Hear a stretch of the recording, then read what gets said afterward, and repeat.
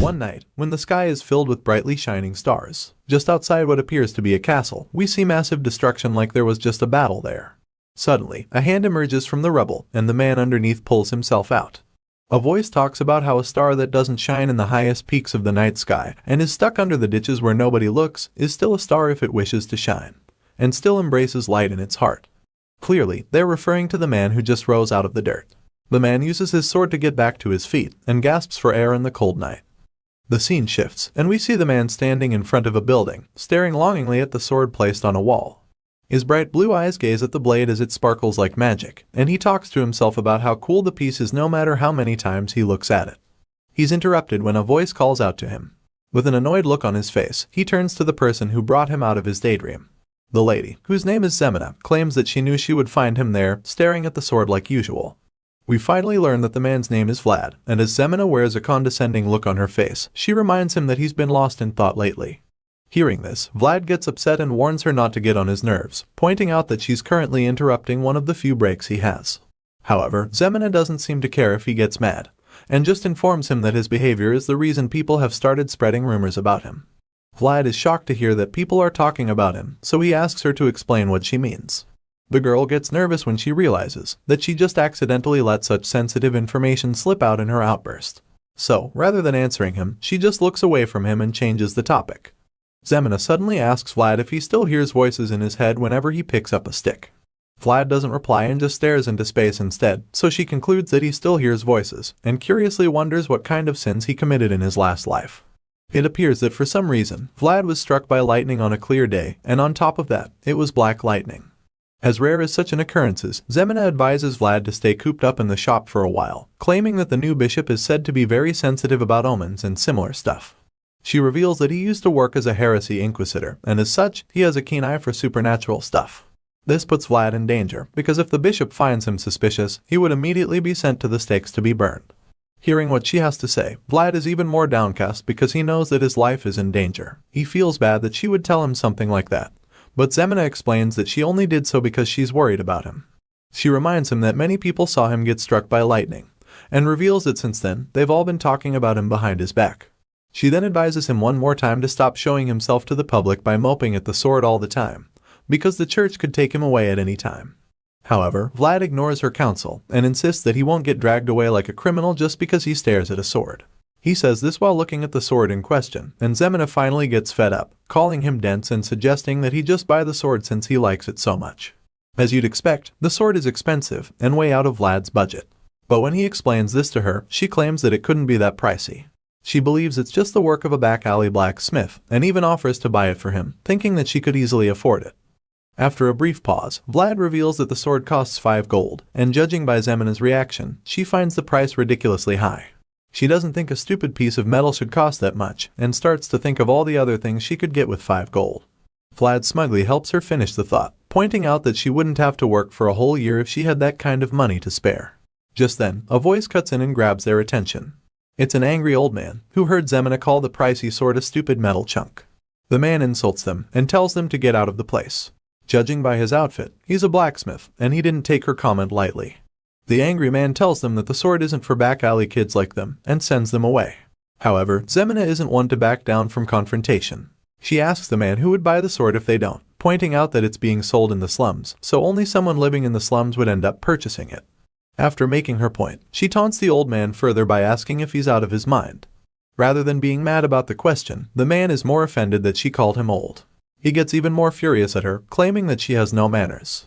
The fearless redhead just makes things worse by suggesting that he only makes swords for knights, because he's old and would probably soon kick the bucket. At this point, there's a giant vein bulging out of the man's head as he sees red.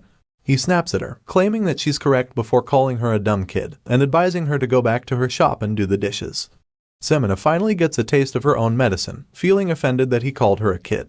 She retorts that she's a grown lady, and as tensions start to rise, Vlad takes her away from the argument before things get out of hand. He pulls her out of there, telling her not to get worked up. But Zemina is fuming, because she doesn't think she said anything wrong. As the two walk away from the old man, he continues to throw insults at them, calling Zemina rotten and full of venom. He thinks back to when she was younger, and blames himself for giving her too much food when they had nothing to eat. The old man notices the footprints Vlad left behind, and surmises that he was standing there for a long time. He thinks about how Vlad should focus more on making ends meet, rather than daydreaming. The blacksmith takes down the sword and decides that he's going to finally let it go and sell it to someone who can make use of it, because he knows that slum kids never grow up to make it out into the world. The blacksmith holds the precious sword, which happens to be his last work, and thinks about how it's just like Vlad, because they both shine even in a place like the slums. Zooming out, we get to see the center of the northern economy. It's a place called Soara, and it's regarded as the lighthouse of the northern region, thanks to the power of the Bayezid family. However, even this place of brilliance harbors dark shadows found in the slums, where all foul things are thrown. Inside a tavern, we see men drinking wine and chatting with women. The fun is interrupted when a shirtless man pulls a lady by her hair, insulting her for trying to scam him. The woman denies trying to scam him, so he reveals that she tried to sell him fake medicine. He claims that he knows it's fake, because he's worked as a mercenary for 20 years. Just then, Vlad arrives at the scene after hearing the noise. The mercenary identifies him as the candle maker and tells him to go get his madam. Vlad blankly tells him that if he wants to see her, he would need to pay gold coins rather than silver. Hearing this, the man is enraged that they would demand gold when their business isn't even run properly. He tells Vlad to bring his mom if the madam isn't available, and accuses him of scamming him with the candle that measures the time, claiming that it burnt down too quickly. Vlad hits back, suggesting that the man should have paid for a longer session if he wanted to have fun, and advises him to climb into his wife's bed instead. The man gets angrier, so the boy decides that he can prove the candles weren't a scam. He even tells the mercenary that he can do whatever he wants with the woman if it turns out that they cheated him. The man is reluctant to accept the terms, claiming he can't trust scammers, but Vlad insists and promises to beat the crap out of him if the candles work fine. His blue eyes begin to glow ominously, and the mercenary gets frightened. He then lights the candle and stands there, waiting to see if it goes out before 5 minutes. Sure enough, the candle goes out at the 5-minute mark, and before the merc can know what's happening, the boy hits him straight in the face with his wooden staff. As the man falls back, Vlad exclaims that the candles are fine after all, and proceeds to kick him in the back and push him into another room. He locks the door behind him and tells the man that he's dead. The terrified mercenary holds his bloody nose and begs Vlad to wait, but the blue-eyed fellow just proceeds to beat the living daylight out of him. He continuously strikes him with the staff for trying to scam the shop, and especially for talking about his mom without respect. The young man beats him so hard that the noises can be heard outside the building. The next morning, at breakfast, Vlad tells a man named George that someone messed with their candles. When the madam hears this, she's outraged and wonders who would dare do such a thing. She then assigns Vlad to find the culprit, but he doesn't know how to. Confused, he asks her how he can do it. And the madam, named Marcella, merrily reveals that she has already found them. It turns out, she was the one who messed with the candles, so she could scam the drunkards and make more money. I have to say, for a woman of the night working in the slums, this woman is a real gem of a beauty. Hearing her confession, Vlad is dumbfounded, thinking about how he beat up the fat mercenary for nothing. As he walks down the stairs, he shrugs off the guilt, believing that he had to do it since he's just an employee. This is when he's approached by a group of men, and the ringleader of the lot commends him for what he did the last night. The guy wraps his arm around Vlad's neck and pulls him closer so he can ask him for some money. He heard that Vlad got some tips from selling candles last night, and claims that they needed some money because they're all broke. Vlad snaps at the guy named Burley, and his eyes start to glow once again. Burley teases him, telling him not to get scary, and explains that he's not just asking for money. He's just here to make a fair trade. Hearing this, Vlad is perplexed, so Burley reveals that he has something to give him in exchange for some money. Suddenly, he pulls out a little boy by the hair and claims that the kid is a stupid and unskilled pickpocket. Vlad recognizes the kid, and Burley offers to give him back in exchange for 40 silver. Vlad immediately asks about the kid's fingers and ankles, so Burley assures him that he didn't cut them off but only taught the thief a lesson.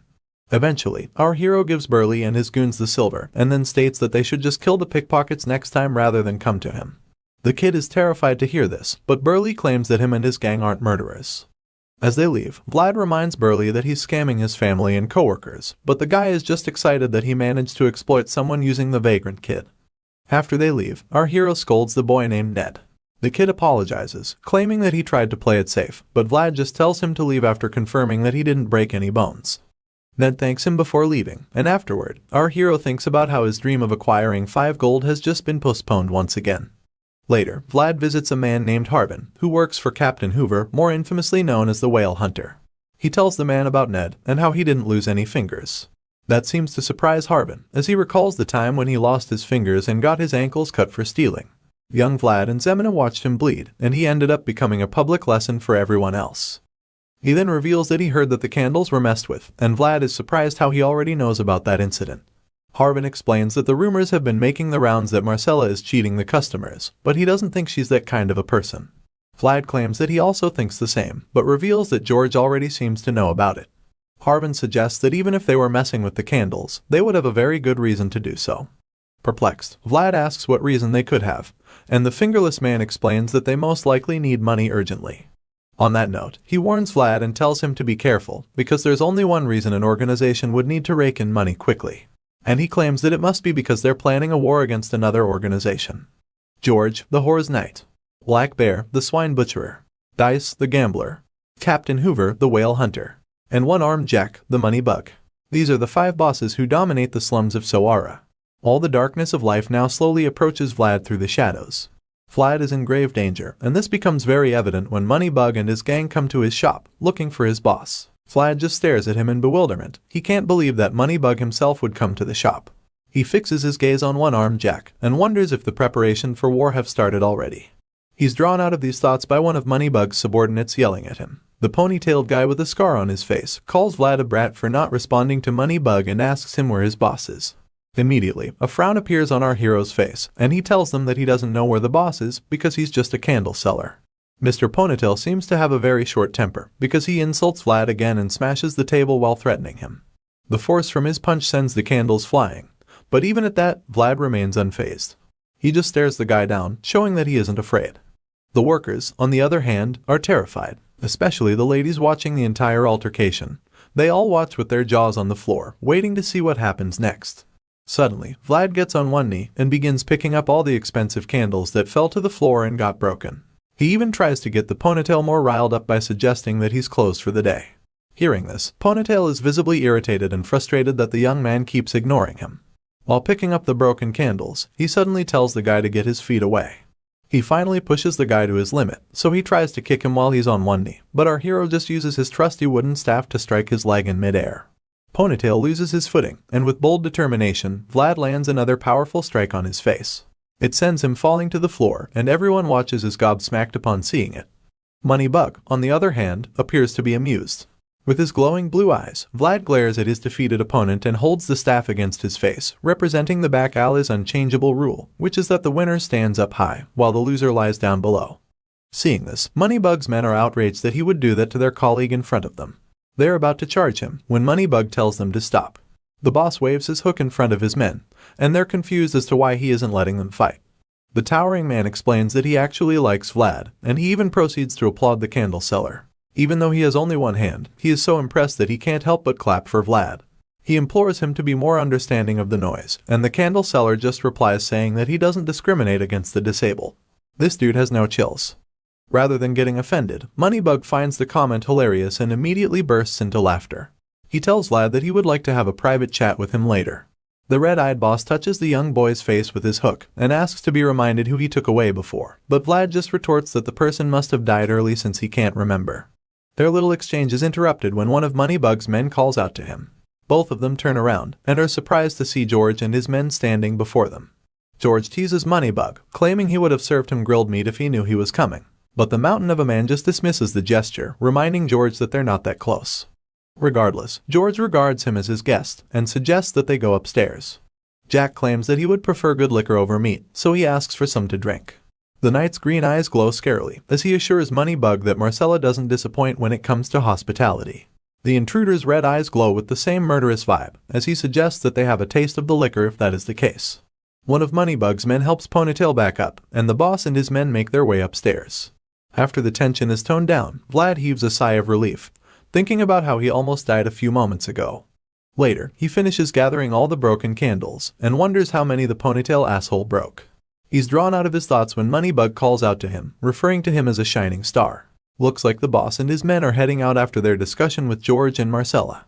The man admits that Marcella and George had only good things to say about Vlad, and while claiming that he has also seen his potential, he asks him to come for him whenever he grows tired of smelling burnt candles. He assures that he would appreciate someone like Vlad working for him, but the loyal candle seller replies that he doesn't mind staying at his current job, especially since they pay him, feed him, and put a roof over his head.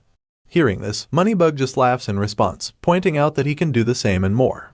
But seeing that Vlad wants to stay there, he tosses him a gold coin as compensation for the broken candles. Our hero is undoubtedly taken aback upon seeing it, and responds that it's too much. The man with the hook still insists, and offers him a lot more of those gold coins if he decides to work for him. After the mouth-watering offer, the man reminds the young man about his title, the Money Bug, and thanks George for the delicious meal before leaving with his men. Our boy notices that the intruder looked extremely cheerful, and wonders if the meeting went well with the rest. That's when Zemina calls out to him from upstairs, and informs him that George wants to see him. Later, we see Vlad, George, and Marcella in the same room. Vlad stares at something speechless, and as we see that it's a precious knife, George reveals that he was planning to give it to him later. However, since the circumstances call for him to pass it over earlier, he's decided to give it to him now. He tells Vlad to keep the dagger with him at all times, and as the blue-eyed boy receives it, he can tell from the mood in the room that George's and Moneybug's conversation was most likely a total disaster. He looks all over the room and sees all the men brooding with low spirits. Even Marcella is in a foul mood, so he knows that some trouble is brewing. This is when George also tells Vlad that he should stop selling candles. Confused, the boy asks what else he should do if he can't sell candles. Sensing his anxiety, George reveals that they got a tip about one-armed Jack bringing in people from the outside into the slums.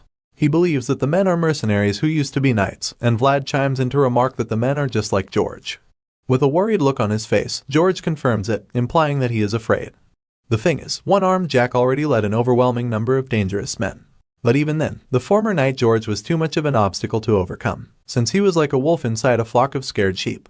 However, since Jack has brought in mercenaries and swordsmen who are individually as skilled as a knight, the balance keeping everything together before has now been destroyed. George admits that they're already at a disadvantage, and explains to Vlad why they need him on their side. Vlad, however, is surprised that they regard him so highly. George informs him that he will be given his first mission soon, and the information takes him so off guard that he's visibly dumbfounded. Overwhelmed by the situation, Vlad thinks about Harbin, a disabled man without fingers, who also lost his ability to walk. But against all odds, he used his clever mind to teach himself language and mathematics. Those were the skills that opened doors for him and allowed him to rise through the ranks and now work under Captain Hoover. Vlad uses Harbin as his role model. He realizes that he can learn through effort and that the knowledge will take him to higher places. While the young man is practicing with his wooden staff, he starts to hear a voice again. The voice suggests that he narrow the angle of his elbow as he swings down, and Vlad gets pissed off that the voice is back. I guess you're now wondering how he started hearing a voice in his head whenever he's trading. Well, it all started 1 month ago, after he was struck by the jet black lightning. Ever since then, the voice, which he considers as demonic whispers, starts echoing in his head whenever he holds a sword or something similar. Frustrated, he tries to block out the voice, claiming that he would first need to buy some holy water before even thinking about getting that sword from the blacksmith. He struggles to ignore it, and decides that he won't reply to it at all. And so, he holds his staff again, and tries his best to focus his mind and strength to strike down. But just when he's about to do it, the voice interrupts his thoughts yet again, telling him to narrow the angle of his elbow. He accidentally listens to the voice, and is surprised to see that the result of the strike is significantly better. In fact, he realizes that the strike followed the path of a sword, a road that can turn him into a master if he walks down on it. He feels as if he's holding a real sword, and finally starts to wonder what the hell has made its way into his mind. The scene shifts to somewhere in the cold snowy mountains, and we see a man cleaning the blood off his sword. He talks about how one can't fool experience, and admits that he can now feel how cold the winter air is in his bones. Judging by his outfit, the man is a knight. He hears noises coming from the bushes and surmises that someone is hiding in there. He smirks as he suggests that the person hiding is either stupid, or being stupid on purpose for trying to fool him. The white-haired knight walks towards the source of the noise, and asks whoever is hiding to come out. There's a brief pause, and after a while, a voice replies to him, asking if he's Sir Stanga. The scar-faced knight sees the person, and immediately identifies him as the one they call Vlad, after seeing his unique blue eyes and blonde hair. Sir Stanga reveals that he's heard about the guy from the slums, especially because people have been talking about him a lot. He comments on his blue eyes and blonde hair, claiming that those who didn't know any better would think he's a noble. Vlad doesn't say anything about that, but just goes straight to the point of his visit. He gives Sir Stanga a sealed letter from his boss, George. The knight opens the letter, and upon reading it, a small smile of amusement appears on his face. Sir Stanga reads that the opposing organization has a mercenary who used to be a knight, and finally understands why George needs his help. Seeing that the knight is on board, Vlad informs him that he will be his guide back to George, and suggests that they should arrive at their destination in 2 nights. Vlad turns around, expecting Sir Stanga to follow him, but the knight just teases him, claiming it wouldn't be a good idea to follow the lead of someone as stupid as him. Hearing this, Vlad explains that he's capable of at least guiding him back to meet George. However, Sir Stanga doesn't think so. He tells the young man that there's no way he can be smart when he's doing something so stupid. Vlad starts to get offended, but the knight just glares back at him with his purple eyes. At this point, our hero doesn't know what to say to change his mind, but Sir Stanga finally agrees to follow him. However, he swears to kill him if he forgets any routes on the way back. Vlad glares at the knight as well, but just tells him to try and keep up, explaining that he wouldn't want to screw up his first mission because of him. The blonde-haired guide turns away for the second time and begins walking, leaving the knight baffled that he didn't even seem intimidated by him, even when he intentionally made himself look threatening. In fact, Vlad blatantly ignores his threats, and it amuses Sir Stanga a bit because he concludes that it's his boldness that makes George like him so much. The knight hasn't spent a lot of time with our hero, but he can already tell that he's a child worthy of being nurtured. Later that night, the duo stops at a small cave to rest for the night. They start a fire and just sit there in awkward silence. After a while, Stanga notices that Vlad keeps looking at him from time to time, so he gets uncomfortable and confronts him about it. He asks the young man why he keeps looking at him like it's his first time seeing a retired knight. The kid sheepishly admits that it is in fact his first time seeing one up close.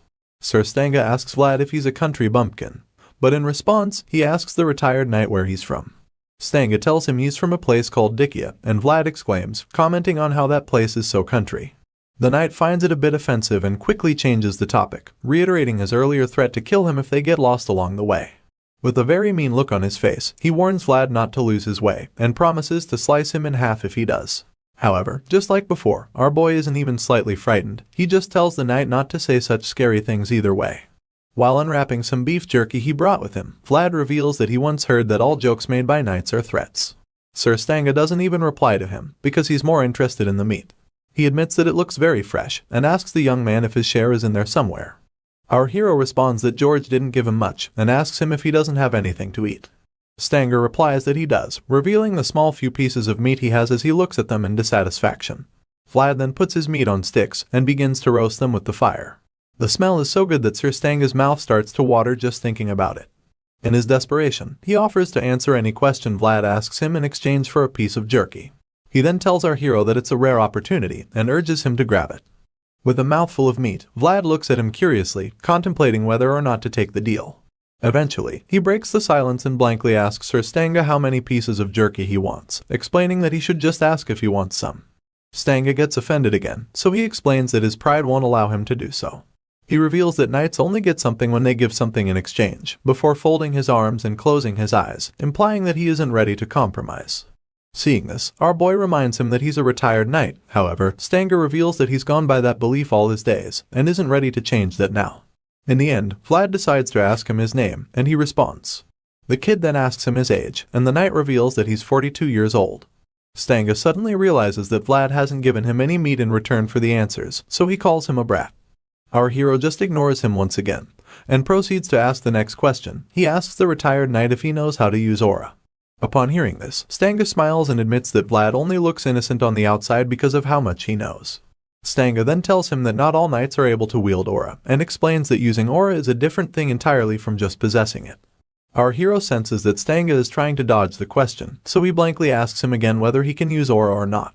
The knight smiles and then hesitates, causing Vlad to become so anxious that he even offers to give him all the beef jerky in exchange for his answer. After wasting a little time, Stanga reminds Vlad that a knight should only take something when he's given something in return. As such, he decided to show him something special. He pulls out his sword and grips it tightly in front of his body. He then closes his left eye, which has a scar on it, and our boy asks him why he's closing it. Stanga responds, telling him that it's because he needs to bring forth his world from deep within his soul. With the eye still closed and beginning to glow with a magical blue color, the knight tells our hero to watch him carefully. Just then, the sword begins to glow as well, and Stanga tells him that this is the essence of knights. The bright blue light starts beaming even more, and the aura shines so much that Vlad is forced to cover his face. Later that night, the both of them make their way to a city. The retired knight complains about feeling gross, but Vlad tells him that it's better if they look dirty and inconspicuous than look like knights and draw attention. However, it turns out Stanga isn't even talking about his appearance. He laments that he's actually talking about his mood, and explains that he has a lot of pride as a knight and doesn't like the idea of them passing through a hole. He asks Vlad why they have to go through there, so the guide explains that he was instructed to escort him back in secret. If they go through the main gate, their arrival won't be much of a secret. But even after Vlad explains this to Stanga, he still grumbles like a 5-year-old. The young man encourages him to keep moving and promises to prepare a bath for him when they arrive at their destination. While walking through the secret passage, Stanga points out how quiet it is and admits that it bothers him. Vlad replies, telling him that the place is dead silent because it's that time of the night. Just then, the two stumble upon something that shocks them. Before them are several dead men. Stanga asks if the place always has things like this, and of course, our boy responds that it doesn't. Looking at the corpses, Vlad figures that the men probably fought each other. He suddenly suggests that they split up, and promises to tell Stanga where the secret back door is, which is used strictly by the members of his organization. Hearing this, the knight looks concerned about him, and asks the kid where he will be going. Vlad then reveals that he would be passing through the main gate, claiming that it would be wiser to split up the attention. As Vlad starts walking away, he tells Stanga that they will meet up later. After some time has passed, our hero arrives at the shop, and is shocked to see the place has been turned upside down. And then, he sees a wounded George with bandages all over his body, and Marcella is standing by his side and tending to him.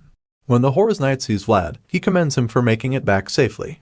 Unfortunately, he also reveals that Moneybug attacked them first. He had already anticipated that, because he knows that those who hold money are usually on another level of strength.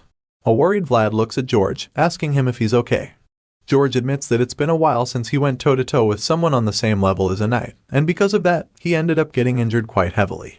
However, the former knight is less concerned about himself, and more interested in whether he was able to bring Stanga with him.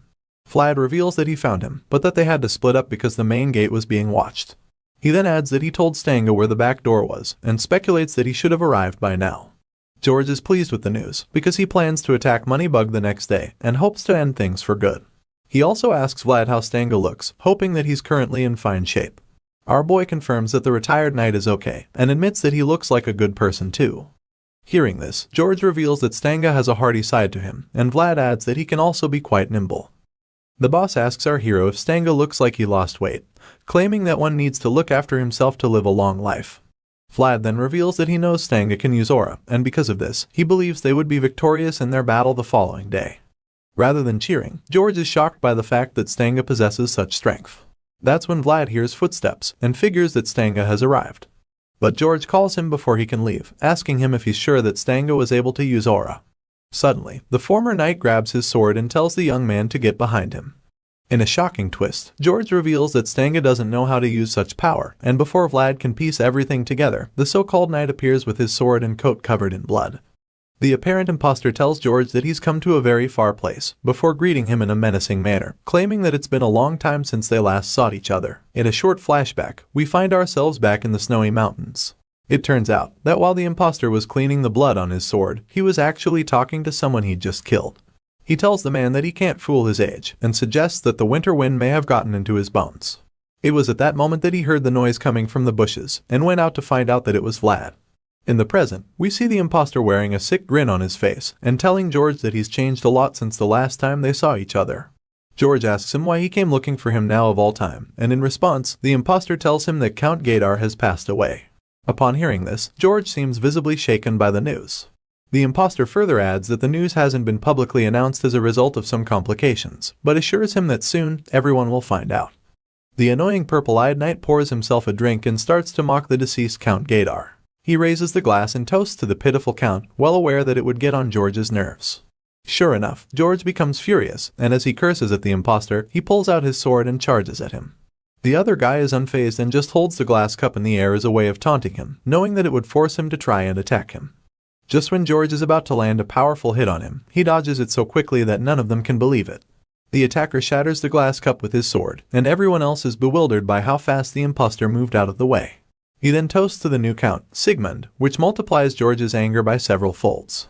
Not only did he mock the former Count, but now he hails the new and most likely corrupt one. The already injured boss turns around and swings his sword at the imposter called Godin, but he blocks it with his own blade. As the two clash swords intensely, Godin reveals that Count Sigmund's first order is that the deserter knight named George should be brought back immediately. George declares that Sigmund isn't his lord, and so he refuses to obey him. Godin admits that the Count didn't expect him to return without a fight, nor did he hope for his safe return. The two powerful sword swingers go back and forth with their duel, but Godin proves to be a lot more agile. He dodges George's attempt to strike his feet, before evading another powerful swing to his torso. As the fight gets even more intense, Vlad tells Marcella that it isn't safe for her to be there. While the heavyweights go at it, Vlad grabs Marcella and quickly leads her outside, helping her escape before she gets hurt. When they get outside, the men who are downstairs suddenly call out to Vlad, asking what all the noise upstairs is all about. Vlad spots Burly and immediately orders him to get all the men upstairs at that moment. He also tries to explain the situation and inform them that their boss is in the middle of a deadly fight, but before he can complete his sentence, George is sent flying downstairs. Vlad and Marcella can do nothing but watch in horror as he plummets down below. The men downstairs are also too stunned to move, and they all watch George fall from the great height. Meanwhile, just when George is about to hit the floor, Godin bursts through the wall, wondering why George is still making the naivest choices ever. Finally, the boss crashes to the ground with great force, and as he lies there in pain, the men surround him, confused at what the hell is going on. Their murmurs are interrupted when poor George starts to cough. Godin watches from above as the former knight struggles to get back up, and his purple eyes glare at the boss as he waits to see what he will do next. Just then, a dagger is sent flying towards Godin's head, and it's not just any dagger, it's the one George gave to Vlad. Godin manages to block it with his sword just in time, causing it to bounce away and sink into the wooden floor. Vlad's blue eyes match Godin's glare, and after a short staring contest, the knight charges at the injured boss with his sword. As he jumps down to deal the finishing blow, Vlad yells for George to get out of the way before it's too late. The boss hears this just in time, and musters the power to leap out of there before Godin can kill him. He manages to dodge the strike, while the silver-haired knight sinks his sword into the floor. Afterward, George falls to his knees again and grabs his weapon. Godin gets back up, and asks him why he didn't just follow the orders he was given in the past. George replies, telling him that he couldn't carry out such terrible orders, because he's a human being with a sense of honor. Hearing this, Godin corrects him, reminding him that he's a knight and not just an ordinary human being. This makes George furious again, and he starts growling in rage. His men join him too, and when Godin sees that he's outnumbered, he decides that the knight has dragged on for too long. The imposter closes his left eye and says that now he just wants to rest. Vlad sees this move and recognizes it, so he knows that Godin is about to use his aura. He runs as fast as he can, trying to stop him from doing it. But before he can get there, Godin's sword and eyes are already glowing, and the aura is activated. Blue lines start to appear on George and his men, implying that they are the targets of the attack. Unfortunately, they can't do anything to stop it, and the bright, powerful energy that is released blows back our hero and kills all of George's men. By the time the dust settles, Godin is gone, and all of George's men are lying lifeless, covered in blood. Vlad groans as he gets back up, and is horrified to see the result of what just happened. Everyone else is dead, and all we can see is George's face dripping blood to the floor. Our boy is broken when he sees his mentor's demise, and thinks back to when he was younger. He remembers how George was the first to offer him a helping hand, when he was just a boy rolling in the back alley dirt. The knight was the first one to acknowledge Vlad, when no one else saw his potential. And as time went on, he became the strongest person Vlad had ever known. But now, that strongest person had been killed, and as the blue moonlight quietly approaches, we see Godin holding George's head in his hand. The imposter had beheaded the only father figure that our hero had ever known. Vlad stares at George's head, probably hoping that it's all a dream. But the more he looks, the more he realizes that his world has been shattered to pieces by this villain that he brought into his home. Devastated, he grabs George's sword and yells in utter distraught. But just when he's about to strike with the sword, he hears the voice in his head, telling him to stop at once. Regardless, he swings the blade with great force, but Godin easily dodges it. Even if the attack wasn't a threat, the knight is shocked to see that Vlad knew how to swing in the sword path. He's perplexed, because a gutter kid from the slums shouldn't know how to do that. I guess he doesn't know that this gutter kid was struck by jet black lightning. Regardless of his curiosity, Godin is impressed, and he admits it. Unfortunately for him, Vlad doesn't care if he's impressed, he only cares about killing him. The enraged kid charges him for the second time, yelling at him to die. Just then, Godin blasts him with an attack, but Vlad manages to quickly twist his body and deflect it. He finally gets a hit in, and it's so powerful that it sends Godin flying, even making him lose his sword.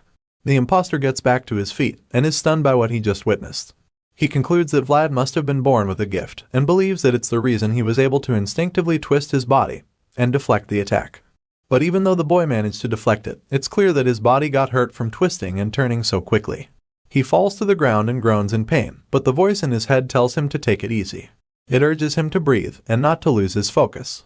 Vlad holds the side of his stomach and continues to groan as he curls up on the floor.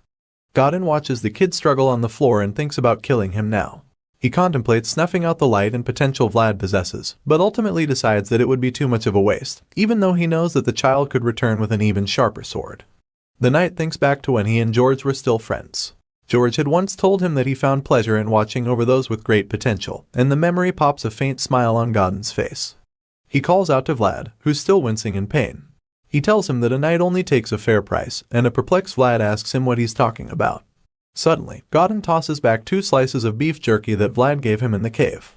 He tells him that his name isn't Stanga, and he's not 42 years old either. He explains that the boy got an unfair price, which is the reason he's tossing back some pieces to even out the exchange. However, he declares that he will still be taking George's head back with him. Vlad stares in horror once again at his master's bloody severed head, and listens as the impostor says that he would be taking it away, because it's a fitting price for him as the victor. He says this with arrogance and pride, staring Vlad down and waiting for his response. The heartbroken kid is filled with rage, and scowls at the impostor before vowing to kill him. Godin just scoffs at the statement, and looks away in disappointment. He tells Vlad that he shouldn't even think about asking for the second price for the beef jerky, especially with the way his life is at the moment. After that, Godin turns and starts walking away, leaving our hero fuming with rage. Vlad stays on his knees and tries to stand up. At this point, he's gnashing his teeth and stuttering as he vows to kill the bastard who beheaded his master. But the impostor just ignores him, and walks out of the shop holding George's head like a trophy. Vlad yells his name, but he's ignored once again as the knight keeps walking away with a straight face. He finally walks through the hole he made in the wall earlier, and our hero warns him of the day he would come back to kill him. After Godin's rampage at the shop, Zemina helps an injured Vlad get out of the place. She holds him up as he limps out and groans in pain continuously. Throughout, he keeps his hand placed on the source of the pain, and at some point, it stings him so much that he falls to his knee. Vlad just stays there, sweating and panting, trying his best to overcome the excruciating pain. The scene shifts back to a few moments prior, and we see that he's now back inside the shop.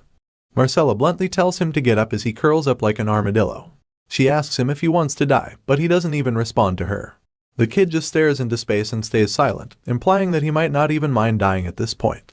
Marcella senses this, and gets so upset that she immediately slaps him hard in the face.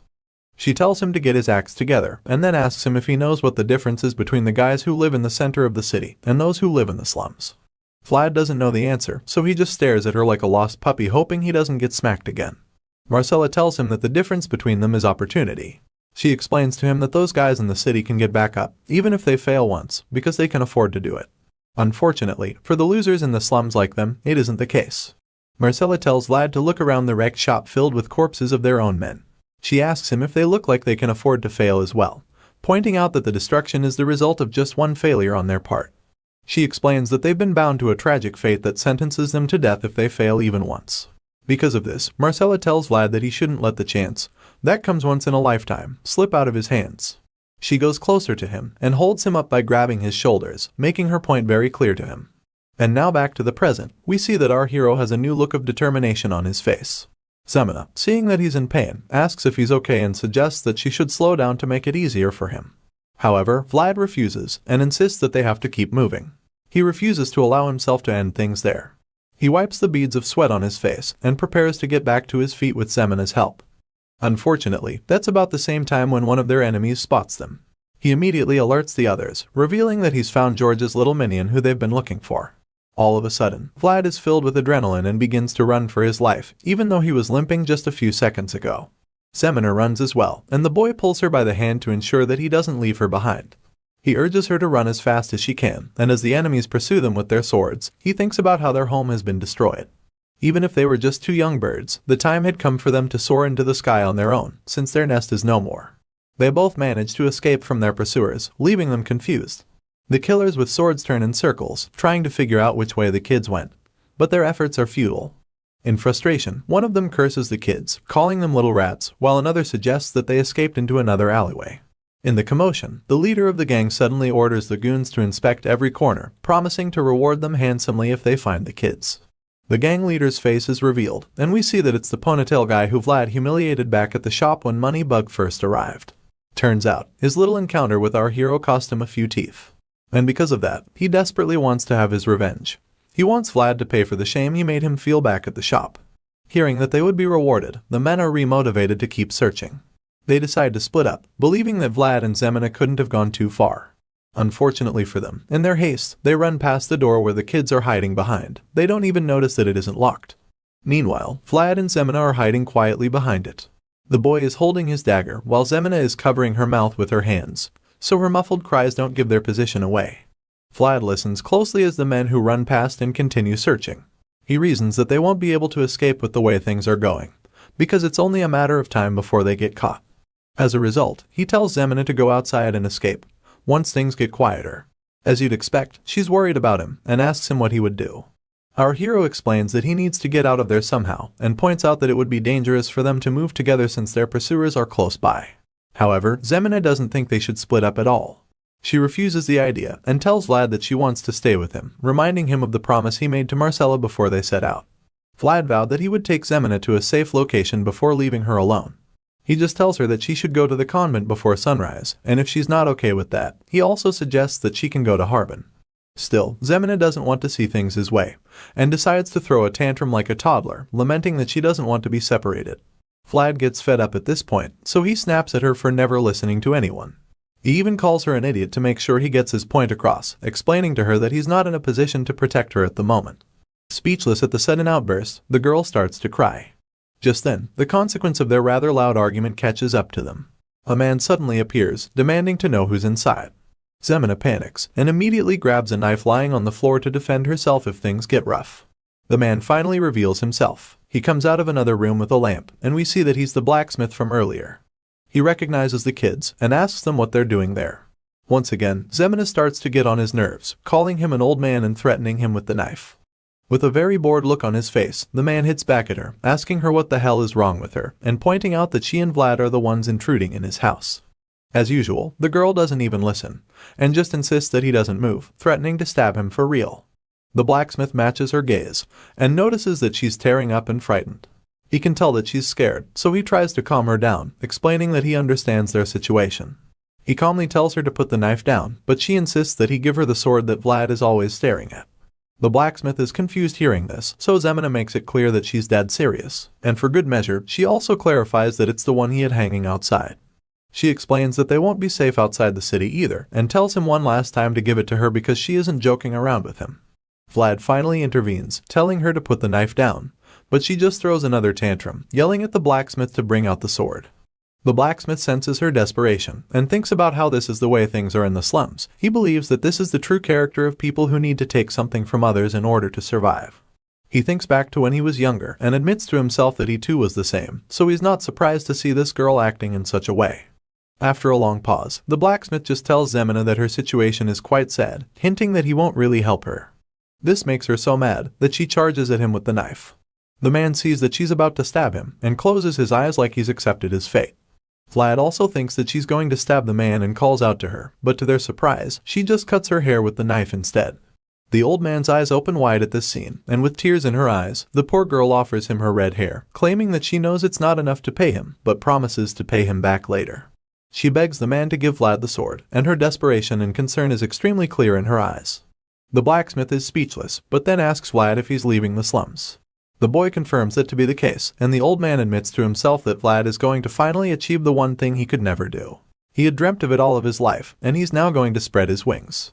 The blacksmith is touched by the kids, and although reluctant, he agrees to help them at the end. The scene shifts, and we see the old man carrying a wagon of dirt and trash, while Zemina wears a hood to disguise herself as she pushes it from behind. He tells her that it's the only way out of the city, even though she complains about the smell. Suddenly, some goons that the blacksmith recognizes confront them, asking him why he's taking out the trash at such a late hour. He immediately snaps at them, cursing them and reminding them that they were the ones who blocked all the alleyways with their stupid fight. He complains that his smithy is about to burst because he couldn't throw out the garbage earlier. The leader of the goons spots the hooded person behind the wagon, and gets suspicious because he knows the old man works alone. The blacksmith quickly explains that he was tired, so he gave the boy some bread to work for him. Of course, the guy doesn't buy the story and goes to investigate the person. He uses his knife to raise the hood, threatening to cut Zemina if she moves. When he raises it, he sees her short ginger hair, and when she also acts like a poor boy trying to make a living, he lets her off the hook. Before they leave, the old man asks what they're looking for, so they reveal that they're searching for George's blonde-haired kid's body. The blacksmith just scoffs and asks if they can be on their way now, but the guy claims that they have to be certain he's not helping the boy. So, he tells his subordinate to check the wagon and asks the blacksmith to move it aside. At this point, the old man starts to wonder if they shouldn't have come this way, but remembers that there was nowhere else for them to go. The goon inspects the trash and admits that it's quite a lot.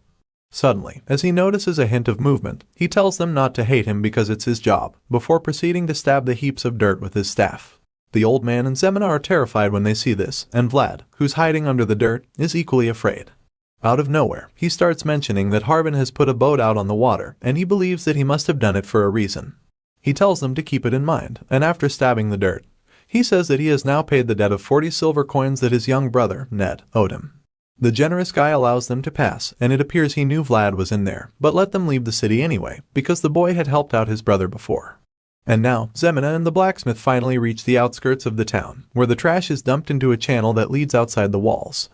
As they toss out the trash with Vlad in it, Zemina says her goodbyes, and the old man thinks about the star sword in the boy's hand. It was something he made with his dreams, and also something that was bought with the girl's tears. And now, it lays in the hands of a single boy, destined for a greater world. Outside the town, Vlad comes out of the dirt with the sword, and starts to speak to the voice in his head. Holding the weapon, he asks if the voice can hear him, and it answers him with a yes. He then asks the voice who they are, but the voice doesn't seem to know. It's a bit baffling to our hero, because the voice knows so much about swords, but doesn't even know about itself.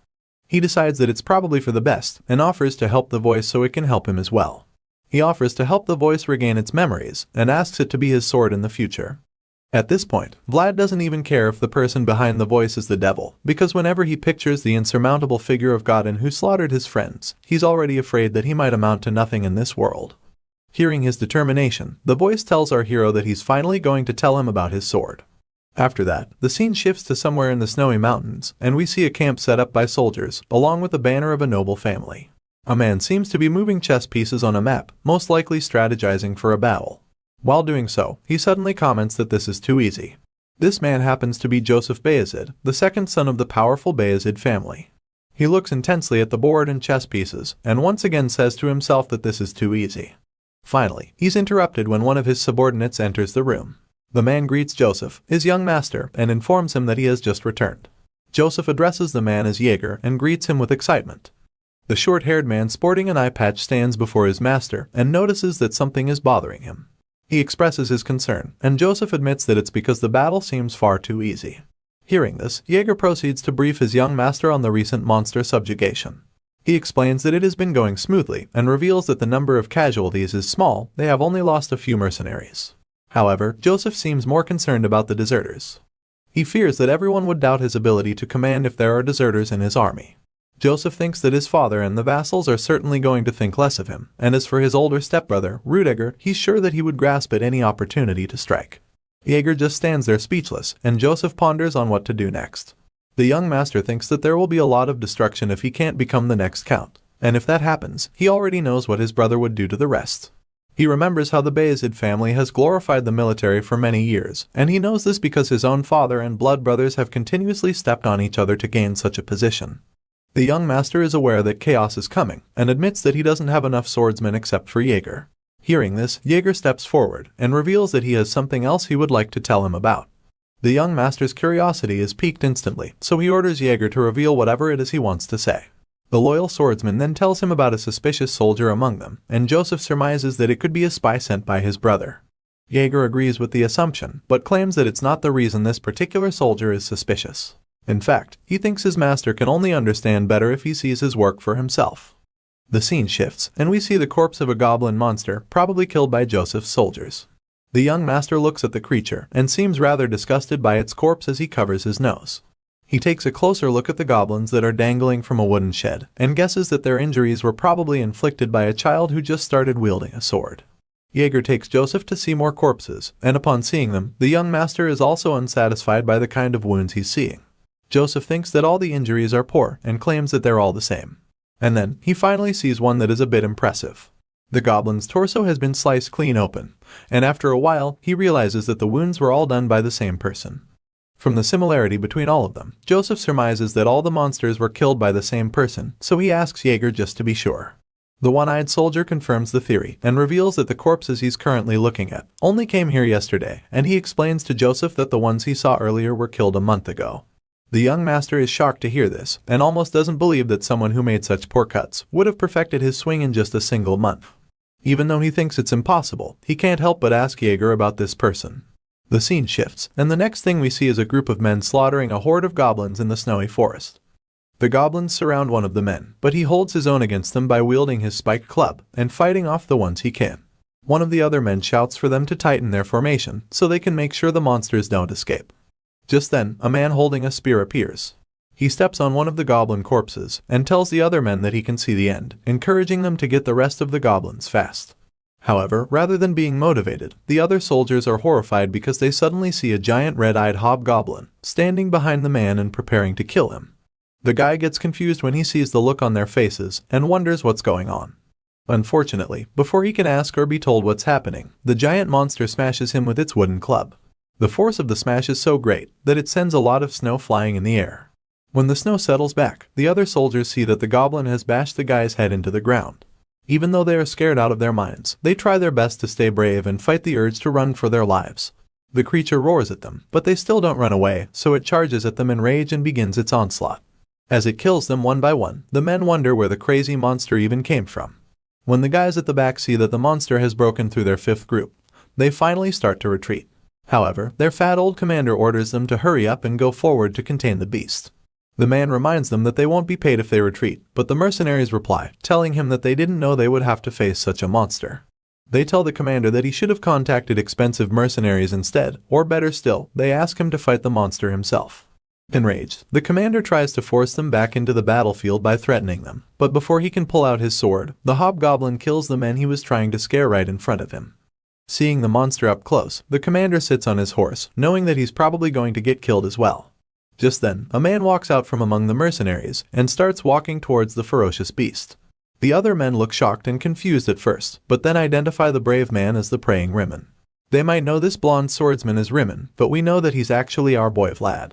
He bravely tells them that he would take on the monster by himself, and as you'd expect, nobody seems to oppose him. The hobgoblin sees Vlad walking toward it and charges at him right away.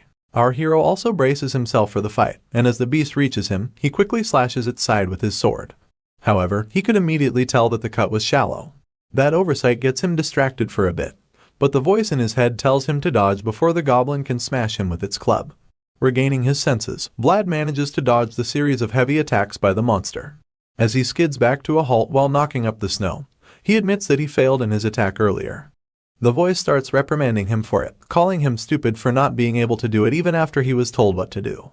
Still, our boy knows better that it's almost impossible to perform a new move after only hearing about it once. Anyway, he gets back to his feet, and as the goblin charges at him again, he explains that he's just taking the long route in the fight.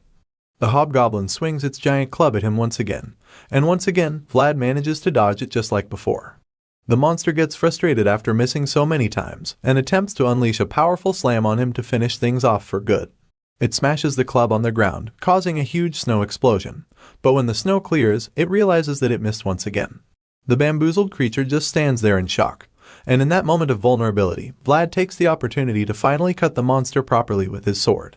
As he stretches his arms, the sword begins to glow, and by the time the monster sees him coming, it's already too late for it to survive. The panel shifts back to Jaeger and Joseph, where Jaeger informs the young master that the person responsible is called the Praying Rimmon. Joseph finds the name intriguing and asks his one-eyed subordinate to investigate this soldier immediately.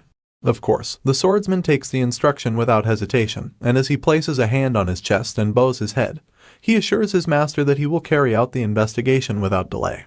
After Jaeger leaves, Joseph remains in one spot. He stares at the goblin corpses that have been cut open, thinking about how they were killed. Because in his mind, it doesn't make any sense at all. From the cuts on the goblin corpses that were brought in 1 month ago, he could tell that the swings were crooked and sloppy.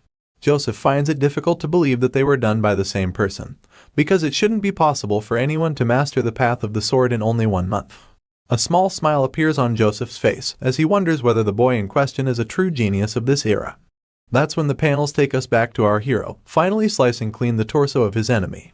His eyes are ice cold, and it's clear that he has already stepped onto the path of a true swordmaster. Elsewhere in the snowy mountains, we see the mercenaries loading up the many hobgoblin corpses on their wagons. One of them talks about how his side of the place is filled with the trash, and another admits that it's the same on his end. Apparently, the mercenaries thought that there would be treasure somewhere around because of the many hobgoblins that were in the forest. One of the men calls out to Vlad, who's now going by the name Rimmon and also happens to be their captain.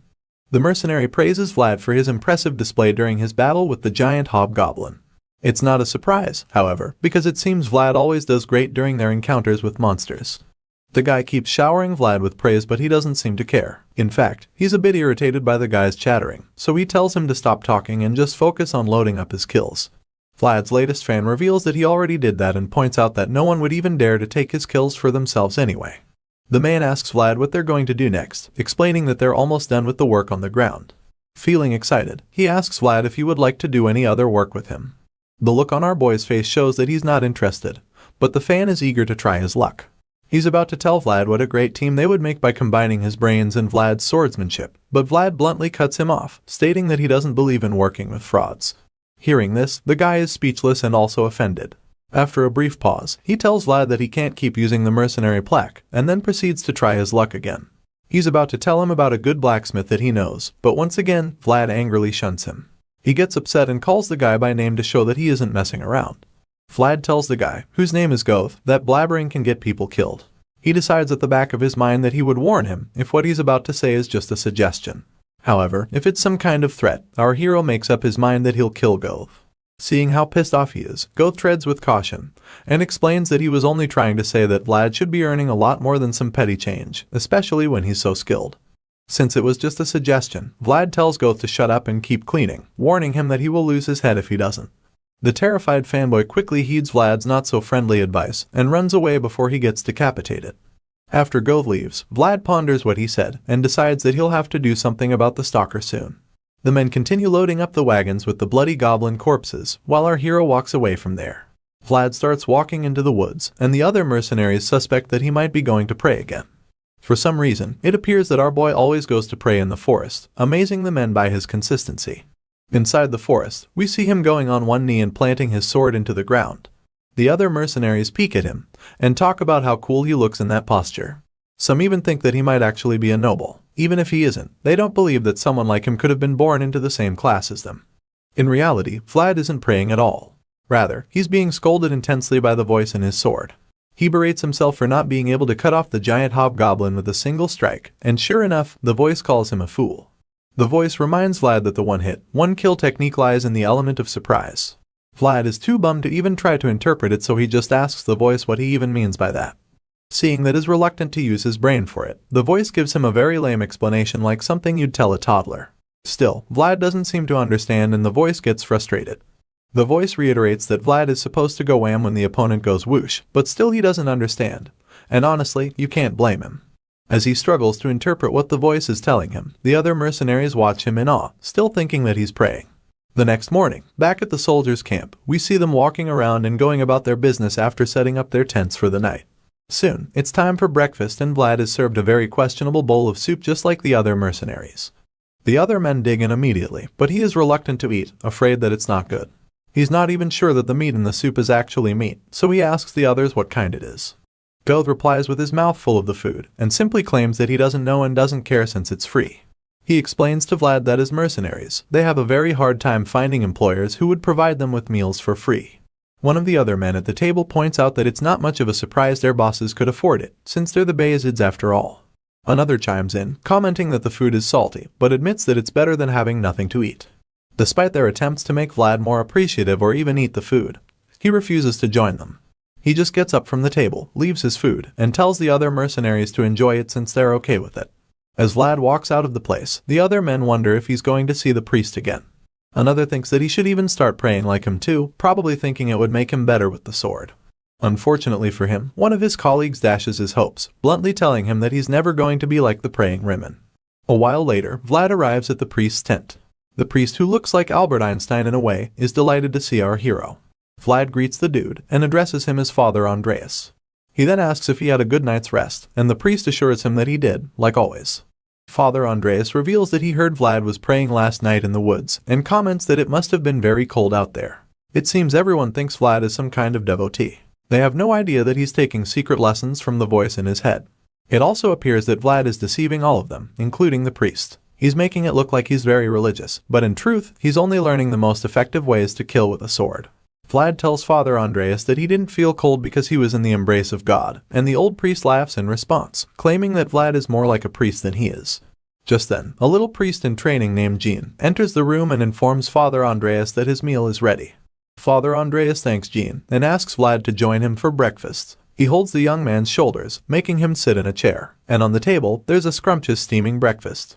Vlad tries to refuse, explaining that he didn't come to eat, but Father Andreas just ignores him and takes his seat. Jean does the same, and when everyone is seated, the priest starts the prayer. Jean closes his eyes like the innocent kid he is, but Vlad has his eyes wide open. Father Andreas sneakily opens one eye to check what he is doing, but when he does, he sees him praying with his eyes closed. Seeing this, he thinks that Vlad is an honest believer who hasn't lost faith even in such a lowly place. Father Andreas believes that he needs to lead the young man, who he knows will always taint his hands with blood during battle. He believes that it's his duty and a fate that God has charged him with. The priest finishes the thought and closes the prayer as well. Then, he says that they can eat, and Vlad thanks him for the prayer. On the table is some rare wheat bread and some soup. Upon seeing this, Vlad is delighted that he can finally eat real food, instead of the strange concoction that the other mercenaries are eating. He is about to take his first bite when Father Andreas interrupts him, asking about his swordsmanship. He claims that he's heard a lot about it, and reveals that Sir Joseph Bayezid might also have heard about it. Father Andreas tells Vlad that Sir Jaeger visited him 2 days ago to ask about the blonde-haired swordsman. Hearing this, our hero gets a bit nervous, so he asks the priest to go on with his story. Andreas smiles sheepishly at Vlad, and tells him that after Sir Jaeger came to see him, he recommended him to the main troops, telling him that he looks forward to seeing how Vlad would grow up. Vlad is less than pleased to hear this. In fact, he even seems worried. The innocent priest goes on to tell him about the Bayezid family. He explains that they're a renowned family in the north, and points out that just being able to work for them will put him in a much better environment than the one he's currently in. After the chat with the priest, Vlad becomes very uncomfortable. He goes back into the snowy forest where he allegedly prays, and laments to the voice in his head. He's afraid that he might have drawn too much attention to himself by being so good with the sword. However, the voice tells him that they didn't have a choice, because his kind of swordsmanship can only be learned through real experience. The voice then tells the boy that the real problem started when he got too close to the priest, but our hero just quietly states that he did it because he had to be sure the voice wasn't an evil spirit. The voice already knows what Vlad is implying, and asks him if he's finally gotten his answer now that everything has gone south. Still, Vlad just thinks back to the reason he befriended the priest in the first place. Father Andreas is said to be someone who is reputable, and also possesses great divine power. So much so that he was offered the title of the bishop. He thinks that if someone as spiritually inclined as the priest couldn't sense anything off about him, then he's probably sure that the voice isn't evil. Either way, that's currently not the main concern at hand. Vlad asks if they should run off before Sir Joseph comes looking for him, and the voice suggests that the Bayezid family might turn a blind eye to his false identity, since he's a very skilled swordsman. Even if that happens by some miracle, Vlad fears that they will eventually find out he killed a mercenary for stealing. When that happens, he'll be charged with faking his identity and murder at the same time. The voice uses this opportunity to taunt Vlad, telling him that he's pretty evil after all. The boy quickly snaps at the voice talking through the sword, and reminds him that he's also an accomplice to those crimes. Seeing that the odds are against them, the voice suggests that running away would be the better option, pointing out that the excuse of self-defense only works when one has a witness. Hearing this, Vlad agrees that they would both run away at night. He also suggests that they take Goth with them so that they can obtain a fake plaque. The plan sounds very difficult to the voice, and he expresses his concern to Vlad. But just then, the voice senses someone approaching from behind. From the aura the person is giving off, the voice confirms that the person is an advanced knight at the very least. Vlad swiftly turns around, grabs his sword, and goes into battle mode at once. However, when he does, we see that the person is actually Sir Jaeger. The green-eyed knight is surprised that Vlad could sense his presence, and admits that the guy is even better than he anticipated. Our hero maintains a fighting stance, while Jaeger informs him that Sir Joseph would like to see him. Hearing this, Vlad thinks that he should have booked the meeting himself while he had the chance, because now he'll be in big trouble if he doesn't act properly before Sir Joseph. Even though he's very nervous, the boy calmly tells Sir Jaeger that he's honored to be summoned by the young master. Vlad decides to play the poker face, knowing it's an undeniable skill in a card game. Sir Jaeger asks Vlad if he was expecting him, and the young swordsman tells him that he found out from Father Andreas, but admits that he didn't think he would come so soon. Seeing the boy's confidence, Sir Jaeger finds it interesting that such a young kid isn't intimidated by him at all. And then, he asks the boy to follow behind him. When he turns his back, Vlad contemplates making a break for it, but the voice tells him not to try it because a knight of Jaeger's level could kill him before he can even take 3 steps. Vlad accepts his fate when he realizes that he has no choice, so he obediently follows the knight. A while later, they arrive at Sir Joseph's tent, and the young master reveals that he's pleased to finally meet the popular praying Rimmon. Vlad bows his head, stating that it's an honor to meet the second son of the Bayezid family. The young master asks Vlad if there are any inconveniences with his work, and he replies that all the mercenaries are thankful for his consideration. Sir Joseph finally addresses the issue of Vlad's blonde hair and blue eyes, claiming that he used to think he was the son of some fallen noble family. So just to be sure, he asks Vlad if his name is actually Rimmon, and without any doubt, our hero confirms. Just then, Joseph closes the blue book he was reading, and tells Vlad that he should have told him the truth. Suddenly, Sir Jaeger lands a mighty slap on our boy's face, and the young master reveals that he hates liars. The blonde swordsman wipes his cheek as Sir Jaeger stares him down, and in a surprising twist, Sir Joseph reveals that he knows our hero is actually someone named Vlad from the city of Soara. Vlad rubs his chin to reduce the pain from the hard slap, and tries to act unfazed by the fact that the young master knows his true identity. Sir Joseph reveals that from his research, it's been confirmed that Vlad's mother was an unmarried woman. However, they couldn't find out anything about his father. The young master then asks Vlad if he knows who his father is by any chance. Naturally, our hero gets offended, and rudely tells Joseph that he's very funny for asking the son of an unmarried woman if he knows who his father is. The next thing we see is Sir Jaeger kicking his leg and sweeping him off the floor. Vlad falls to the floor groaning in pain, and the angry advanced knight tells him not to forget his manners. The boy scowls at Sir Jaeger with anger, but doesn't say anything in response. Sir Joseph suddenly intervenes, saying that there should be no need for violence. He admits that his question was pretty funny, even though it was also insensitive. The young master walks toward Vlad and stands over him. He says that he already knows why Vlad ran away from Soara, and then asks the young swordsman to tell them where he learned to wield a sword. Vlad stays mute and just scowls at Joseph. The young master looks into Vlad's angry blue eyes, and claims that they are hiding way too much. Suddenly, Sir Jaeger pulls out his sword, and attempts to strike our hero from behind. He quickly senses the imminent danger and bites his lip, before reluctantly revealing that he had a teacher who trained him how to use the sword. Vlad, still on one knee, tells Joseph that the mysterious teacher came to him, and then disappeared like lightning. Joseph is surprised to hear this, but Vlad continues to tell him more. He tells Joseph that the teacher didn't disclose his name, and only told him about a lone man's ever-winning secret, never to be disclosed to anyone else. Vlad says this while staring intensely at Joseph, and seeing his face, the young master is taken aback because of how unwavering the kid's gaze is. After a brief pause, Joseph just says okay, and apologizes to Vlad for the rough treatment. Hearing this, Vlad starts to wonder if his clever lie worked. The young master interrupts his thoughts, explaining that he's currently in a very tight spot. As a result of this, he's decided to make Vlad of Soara an offer, and asks the blonde swordsman if he doesn't want to rise to a higher place. He suddenly starts saying things that grab Vlad's attention. From power to freedom, survival, and knighthood, Joseph tells Vlad that he can give him all of these things. Our hero just looks up in awe as the second son of the powerful Bayezid family tells him that he would like to offer his support. The scene shifts, and the next thing we see is two men clashing wooden swords. They're sparring with each other, and we quickly realize that it's the advanced knight training Vlad. Meanwhile, the other mercenaries watch in admiration as two skilled swordsmen spar.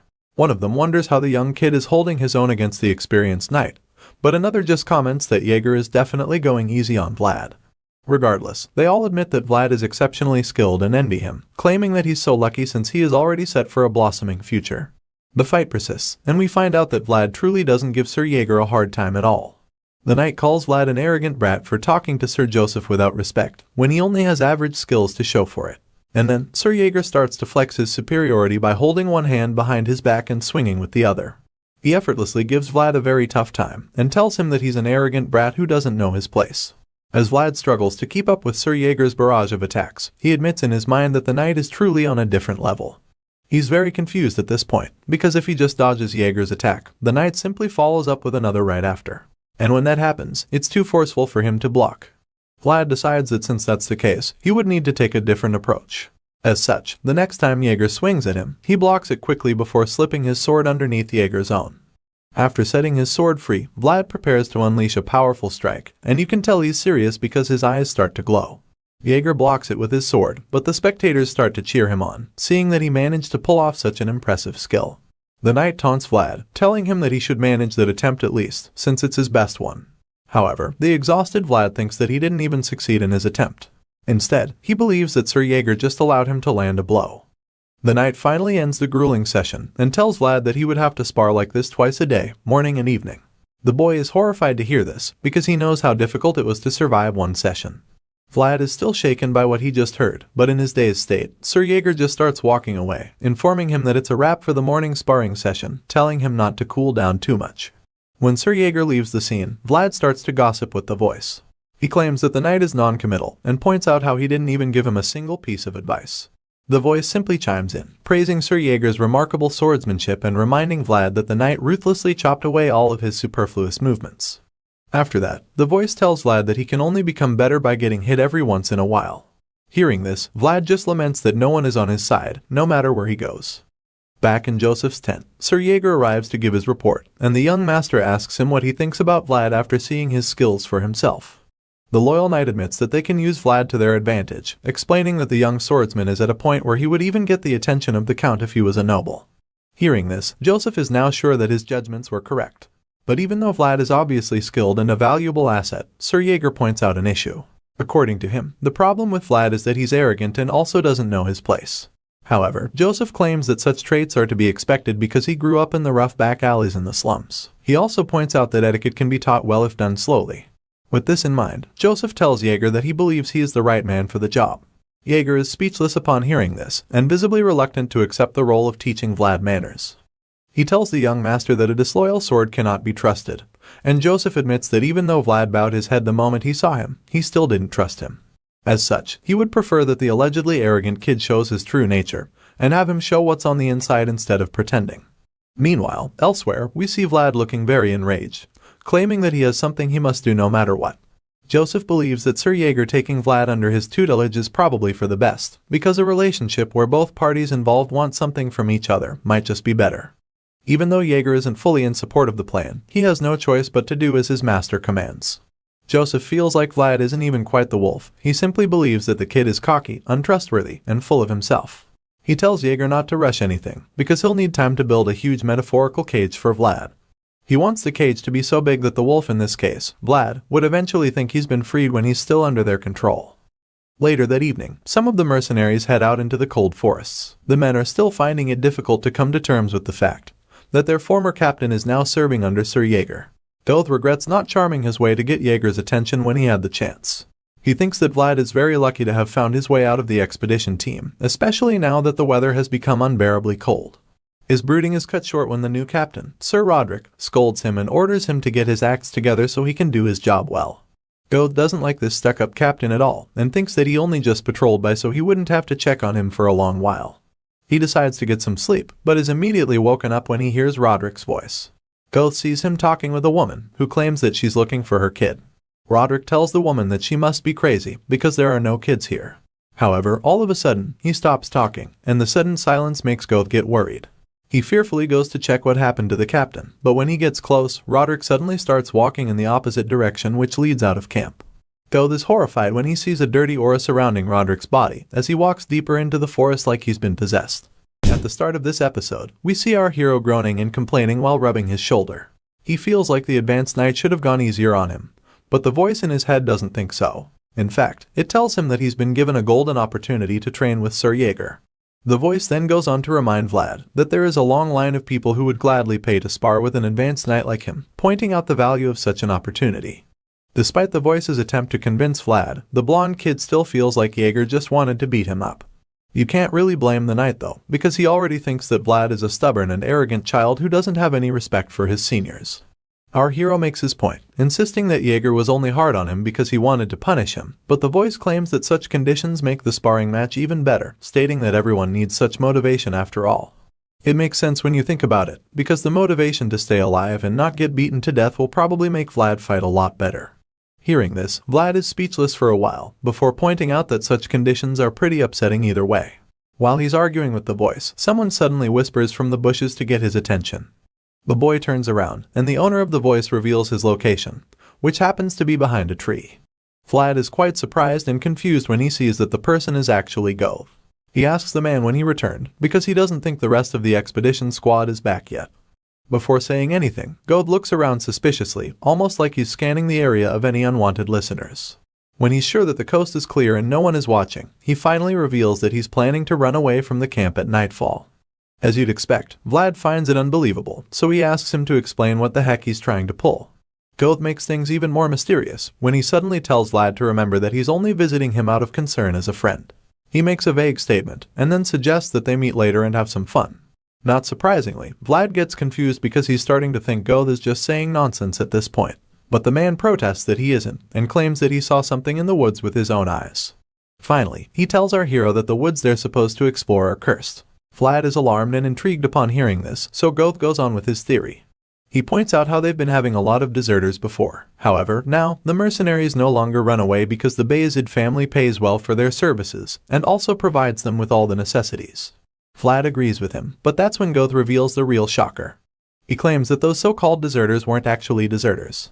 Rather, he believes that they are missing people who were taken away by the cursed woods. At this point, Vlad seems like he's become even more worried. The man claims that he saw it with his own eyes. He saw the ghost that took people into the woods. After a brief moment of silence, Vlad suddenly smacks Goth on the head, calling him a rascal for concocting such unrealistic theories. While receiving a good smacking, Goth tries to convince Vlad that he's telling the truth. Of course, our hero doesn't believe him until he reveals that he saw the knight get taken away the previous night.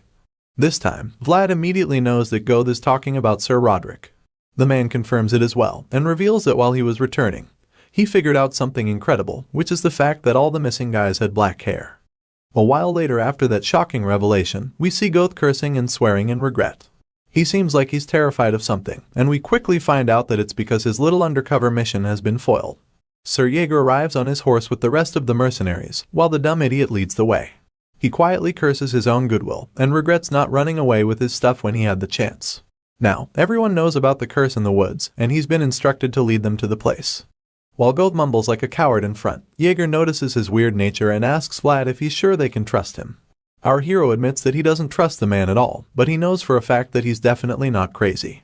Hearing this, the knight just thinks about how young Master Joseph believes that this little mission is an opportunity.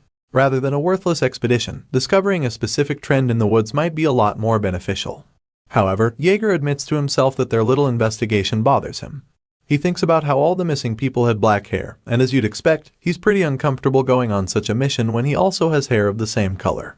Just to confirm, he asks our hero if the information about the hair color is correct. Vlad replies to him, saying that 3 knights are positioned at the post in case something happens. Of course, as an advanced knight himself, Jaeger finds it hard to believe in the abilities of others. Because of this, he realizes that despite his worries about having black hair, he has no choice but to stay in the front as the vanguard. Because Sir Roderick is already missing, it's clear that someone more skilled than him needs to step forward. Jaeger is deep in thought regarding this situation, when Goth brings him back to reality by revealing that they've already reached the expedition camp. There, Jaeger meets a man named Irun, who introduces himself as Sir Roderick's subordinate. The knight asks him if he's sure that their captain is nowhere to be found, and whether they have checked the entire forest. Irun responds, confirming that they haven't even found a single trace of the man. He claims that even with ex-hunter mercenaries taking the lead, they couldn't find a single footprint to follow. Hearing this, Jaeger realizes that he has no choice but to check out the woods himself. Still mounted on his horse, he orders the mercenaries to search the area in groups of 3 and spread out as far as the eye can see. Of course, the mercenaries all adhere to his instructions and begin the search. Sometime later, we see Goth trying to challenge Vlad, and doubting his character for ratting him out when he came to him in good faith. Enraged, he calls our hero a fraud, who takes advantage of people's good nature. In response, Vlad just tells him to stop talking and focus on the search, while also promising to compensate him later. The two come across Jaeger, who asks them if they found anything, but Vlad claims that they didn't. The knight gets upset and calls them useless country bumpkins, but our boy defends himself, pointing out that he's from the city. Hearing this, Jaeger asks the boy how he found missing people in the back alleys. Vlad tells him that it's always been pretty simple, because all you had to do was grab someone, and beat them up till they tell you where the missing person is. After hearing this fucked up strategy, Jaeger becomes even more certain that Vlad is really useless. That's when he suddenly notices that the sun is setting, which means that nightfall will soon be here. Not knowing what else to do, he wonders if he should return to the camp. Jaeger ponders on it for a moment, and suddenly notices the river. He asks Vlad and Goth if the mercenaries searched beyond the river, and Goth claims that he doesn't recall anyone doing so. After all, it wasn't even in the path of the expedition. The advanced knight thinks about how there's no trace in the woods, even though they've searched it twice already. Which means that there's probably no way for them to find Sir Roderick, or the strange woman that Goth mentioned he saw in the woods.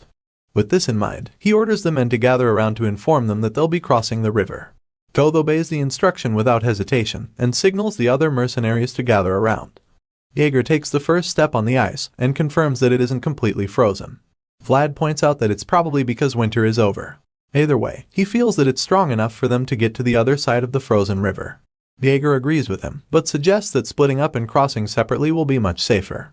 The other mercenaries meet up with Go thinking that he found Sir Roderick. However, he explains that it's not the reason he called them. And this is when Jaeger informs them that they'll have to expand the search area by crossing the river. He admits that it's not completely frozen, and decides that they'll divide themselves into 3 groups before crossing it. Once again, all the mercenaries are on board with the plan and express their agreement.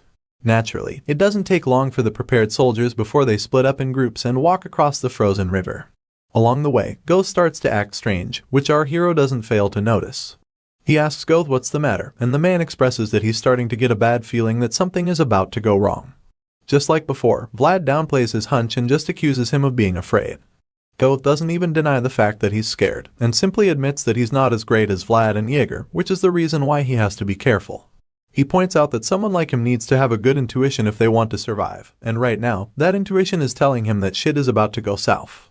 The man knows that they shouldn't be crossing the river, and after he makes his point, Vlad responds by admitting that even though he doesn't know about intuition, he's certain about something else. The terrified mercenary just stares at him with a confused expression as he waits for Vlad to finish his statement. Our hero finally speaks, and reveals that what he knows for sure is that if Goth runs back now, his death won't be pretty. He bluntly threats to kill the mercenary if he tries to escape, because he's their only clue to find the missing people. Goth is terrified after hearing this, and Vlad just tells him to quit talking about his hunch because crossing the river is his only way of survival. Our hero then gets on the ice and asks Goth to follow him, even though the mercenary hasn't changed his mind, but he now realizes that he has no choice but to cross like everyone else. He takes his first steps and starts shaking, thinking that the ice could break any moment.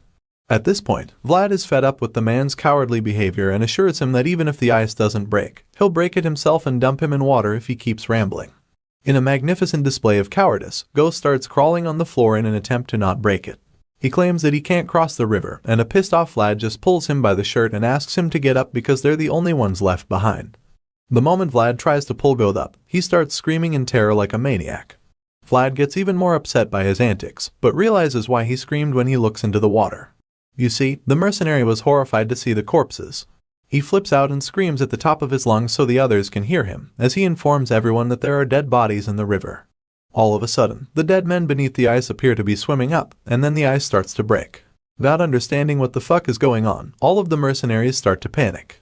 They start running on the ice, hoping they can make it to the banks before it's too late. While the men run to safety, the zombies break through the ice and emerge from the river. Unfortunately for the squad, they don't make it off the ice in time and find themselves surrounded by the dead. The zombies start crawling toward them, and the confused mercs ask Sir Jaeger what they should do. It's at this point that the knight finally realizes that the whole mission was a trap to begin with. After all, it almost as if the zombies were aware of their arrival and laid down an ambush. Unfortunately, they fell right into this trap, and found themselves stuck in night and darkness, the territories that were never meant for the living. While Vlad, Jaeger, and the other mercenaries are confronted by the undead army, the scene shifts back to the main camp. There, we see the priest praying to the Lord and thanking him for looking after his people. With the little priest in training by his side, he prays to the Lord to guide them with his light, so that they can stay on the righteous path. All of a sudden, the priest stops praying, and the boy kneeling beside him becomes worried. He calls out to the priest, and suddenly, the place starts to shake. The water in a chalice starts to rumble as well until it floats out and starts moving in the air, leaving the priest in a state of bewilderment. The dark water continues to move in the air until an ominous woman appears. She emerges from the dark fog that forms around the camp, and starts walking around to look for her child. The fog surrounds this strange woman as she walks around the whole camp. Meanwhile, back on the icy battlefield, we see that a massive fight has blown out between the living and the dead. Unfortunately, the man they came looking for has already been transformed into a zombie, and is now mindlessly fighting against his former men. The undead Sir Roderick roars as he tries to hit the cowardly Goth, and rather than running away or standing up to the enemy before him, Goth just screams like a lady, probably thinking it would make some difference. Thankfully, before his former captain can end his life, Vlad arrives just in time to save him by slashing zombie Roderick with his sword. Unfortunately, the moment he does that, the other agitated zombies charge at him with blistering speed. Our hero quickly sees them coming, and braces himself for another round. As his eyes begin to glow like a white walker once again, Vlad strikes a beautiful sword stance to get ready. With mind-boggling speed, he slashes all the zombies in his path. Meanwhile, the coward just screams in fear as the severed body parts of the zombies fly all around him. Not for the first time, Vlad gets irritated by Goth's behavior, so he calls him a rascal and instructs him to get up and fight with a spear. Of course, the mercenary insists that he can't do it, he's too terrified to fight the dead. Vlad gets angry at this, because the grown-ass man is now practically a liability on the battlefield. He curses in his mind, but the voice in his head tries to calm him down. It tells him not to get worked up, and advises him to pick a direction before making any attempt to escape. Hearing this, Vlad looks forward and sees 3 zombies coming out of the water with their gaze locked on him. Naturally, that makes it clear that he can't go forward. Now he's starting to wonder if Sir Jaeger is safe either, because the both of them got separated during the ambush. Elsewhere on the ice, we see the senior knight effortlessly slicing up the zombies like he's making an undead salad. Unfortunately, even a great knight like him gets tired at some point, and when he sees a zombie take out one of his men right in front of him, he admits that there's no end to the undead men. At this point, he can't help but thinks that whoever thought of the trap had already planned everything out in advance.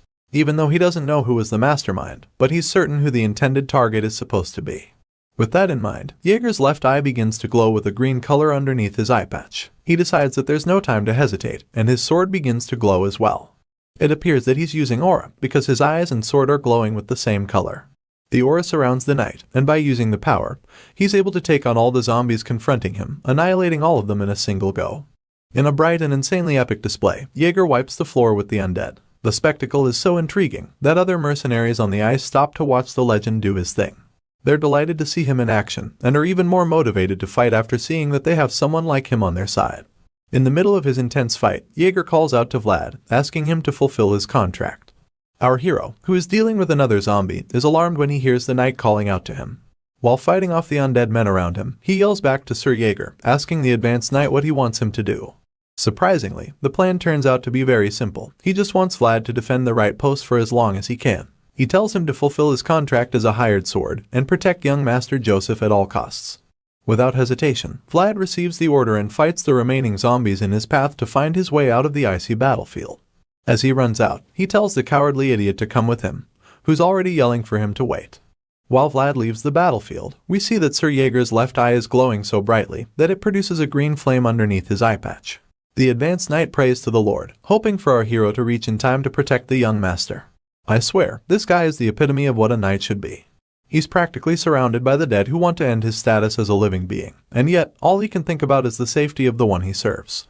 The knight then resumes his battle, slashing the undead creatures one after the other. Eventually, he hears a growl behind his back, and even though he's very occupied while dealing with other undead warriors, Jaeger manages to sense the new presence. He quickly turns around to face the threat, and when he does, he sees that it's the zombified version of Sir Roderick. The knight apologizes to his former comrade for being late in his rescue, but Zombie Roderick and the rest of the undead army are already beyond saving as they aim for his life. Meanwhile, back at the main camp, young Master Joseph is sitting in his tent alone, looking pretty bored as usual. Even though he's reading a book, you can tell that he probably wants to be elsewhere. Suddenly, he's interrupted when he hears someone yelling. So, like any normal person, Joseph is alarmed and wonders who made the noise. He then hears the person telling someone or something to get away from him, and that's when it clicks in his head. He realizes that the camp is being invaded. Joseph gets up from his chair and prepares to leave, but then someone enters the room and calls out to him. The young master turns to the person and sees that it's one of his men, Vorden.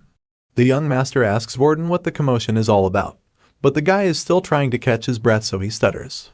It appears that he doesn't even have an explanation, so Joseph gets upset and asks him if he ran into his tent without first finding out what is actually happening. Vorden is guilty as charged, but he pretends like that's not the case and claims that he ran into the master's chambers to check if he's safe. He claims that Joseph's safety is of utmost priority, but the young master knows that he's lying.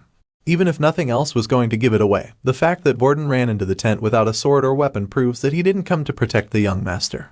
Joseph confronts him for not arming himself before coming, and Vorden's empty sheath is now on full display, finally making him realize that his sword is missing.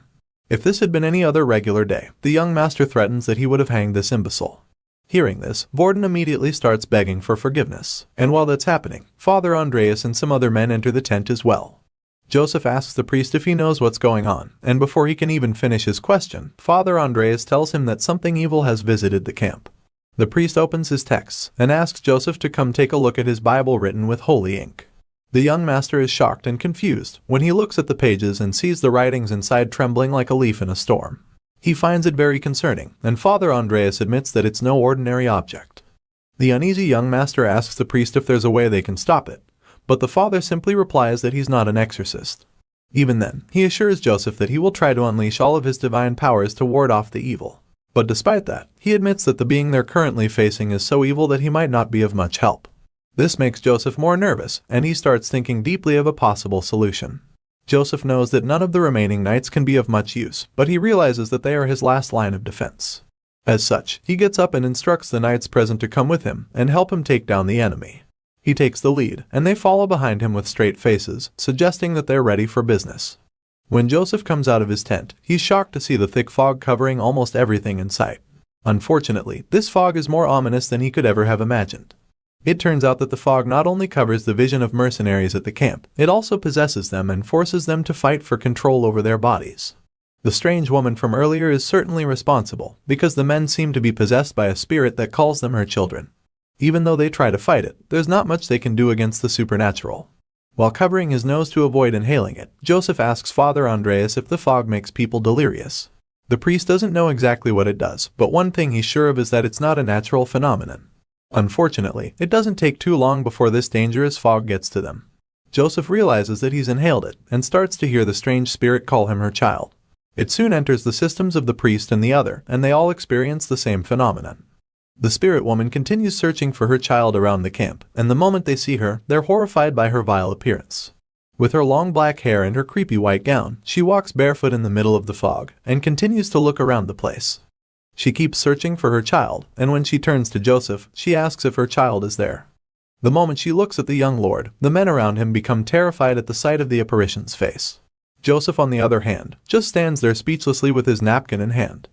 The witch's black mouth and eyes widen as she screams and yells that she's finally found her child, who appears to be none other than the young master himself. The terrifying witch lady stretches out her hands and charges at our hero and the others, while screaming desperately for her boy child. But suddenly, there's a barrier in front of her. We see that Father Andreas is on his knees praying, as a magical shield forms to keep the witch out. But while he's doing that, his horrified little priest in training is screaming and crying the whole time because of how scared he is. The young master just stands within the magic barrier, and wonders if in the end, there's no other way for Sir Jaeger to face the possessed lady trying to attack them. The reason he's so worried is that two of his strongest knights, Cade and Maxim, have already been taken out by the witch because they weren't capable enough to defeat her, even with the outstanding blessings of Father Andreas. While he's deep in thought, the witch continues to slam the magical shield, desperately trying to get in, because for some reason, she believes her child is inside. As she pushes her hand through the shield, her fingers begin to burn away, but it doesn't stop her. And upon seeing how relentless she is, Joseph concludes that this whole situation is a spiteful curse that has been aimed at him by some unknown enemy. Meanwhile, Father Andreas continues to hold the shield, but when he sees the little boy, Jean suddenly coughs out blood, and he gets worried and distracted. He looks back at the boy and tries to comfort him, telling him to hang in there, and assuring him that the sun shall find its way to him. So, the boy summons all the courage to endure the pain, and he joins the priest in prayers by singing hymns so that they can make the barrier stronger. Despite their brave efforts, the young master can't shake off the feeling that it's only a matter of time before Father Andreas gets exhausted, because he's definitely reached his limits. Even worse, the hymns will soon stop, so it makes him even more concerned and fear for his life. As the supernatural battle of wills goes on, Joseph watches closely and begins to come up with a plan because he feels like the night is too long to wait for the sun to rise. But while he's thinking, he's suddenly drawn back to reality when he sees a familiar figure lunging at the witch from behind. Yep, it's none other than our blonde-haired hero, who's literally flying toward the possessed lady with his glowing blue sword in hand. The witch doesn't sense his presence, so she doesn't turn around to face him. But even at that, Vlad is forced to stop his attack when the voice tells him that the witch is animated by the curse, and that a normal sword can't cut through her. As such, our hero stops and hides behind a rock to ask the voice what they should do to defeat her, and the voice asks in return if he can currently use any aura. However, Vlad quickly points out that he can't, so the voice becomes confused. But after a brief pause, it reveals that there's another way to defeat such an enemy, and of course, the blue-eyed kid is curious to find out. That's when the voice suddenly asks Vlad to let him borrow his body for a while. In other words, he's going to possess him and do the job himself. But upon hearing this, our boy becomes concerned and asks if such a thing is even possible. In response, the voice reveals that he's certain he can use auras, but what he doesn't know is if he'll be able to manifest them within the blonde-haired hero's body. And he fears that even if he succeeds at it, he won't be able to move for a while, which is never a good thing in a heated battle against a powerful enemy. The voice honestly tells Vlad that he doesn't recommend such a risky plan, but the young hero knows that if he can't kill the witch, then she'll certainly kill him.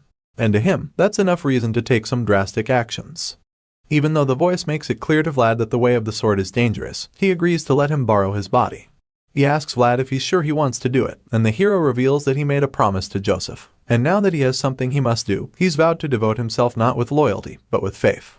After hearing him say this, the voice respects his decision, and then the plan is set in motion with Vlad charging at the enemy once more.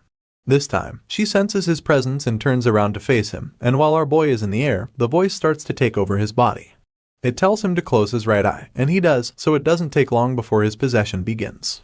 The voice transports Vlad's consciousness to a place he calls the world of voices, and after that happens, our hero's body begins to glow brightly just like his sword, as it becomes filled with aura. Using this power, Vlad suddenly gets close enough to the witch, and with great force, he cuts through her like a piece of bread. Everyone around is shocked to see this, and they all gasp in disbelief. But while they're doing that, Vlad falls to his knees and starts yelling in pain, because the voice is still sending powerful surges of energy into his body. The young master sees this and becomes extremely worried, so he calls out to the hero, hoping to get his attention. But all of a sudden, Vlad's eyes turn white, and he calms down. Even though the blonde-haired kid is no longer screaming in agony, he's certain that what he just saw were traces of aura. And although he doesn't know how he achieved it, he's certain that the young kid must have paid a huge price for it.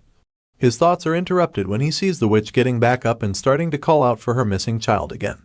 Unfortunately, our hero is still weak and unable to move because of the possession. On top of that, the witch is stretching her hand toward him. Determined to save him, Joseph rushes out and tells Father Andreas not to stop the hymns, but they're so shocked at his sudden decision that they try to call him back. The young master quickly gets to Vlad and helps him to get up, while encouraging him to hold on to him. We see our hero groaning in pain, but he manages to move slowly with Joseph before the witch can get to him. Enraged that he got away, she gets back up and grabs a hold of Joseph's leg before he can run away. The young master tries to free himself from her grip, but he finds it extremely difficult, making him think that he's a weakling who's not even capable of getting out of this situation.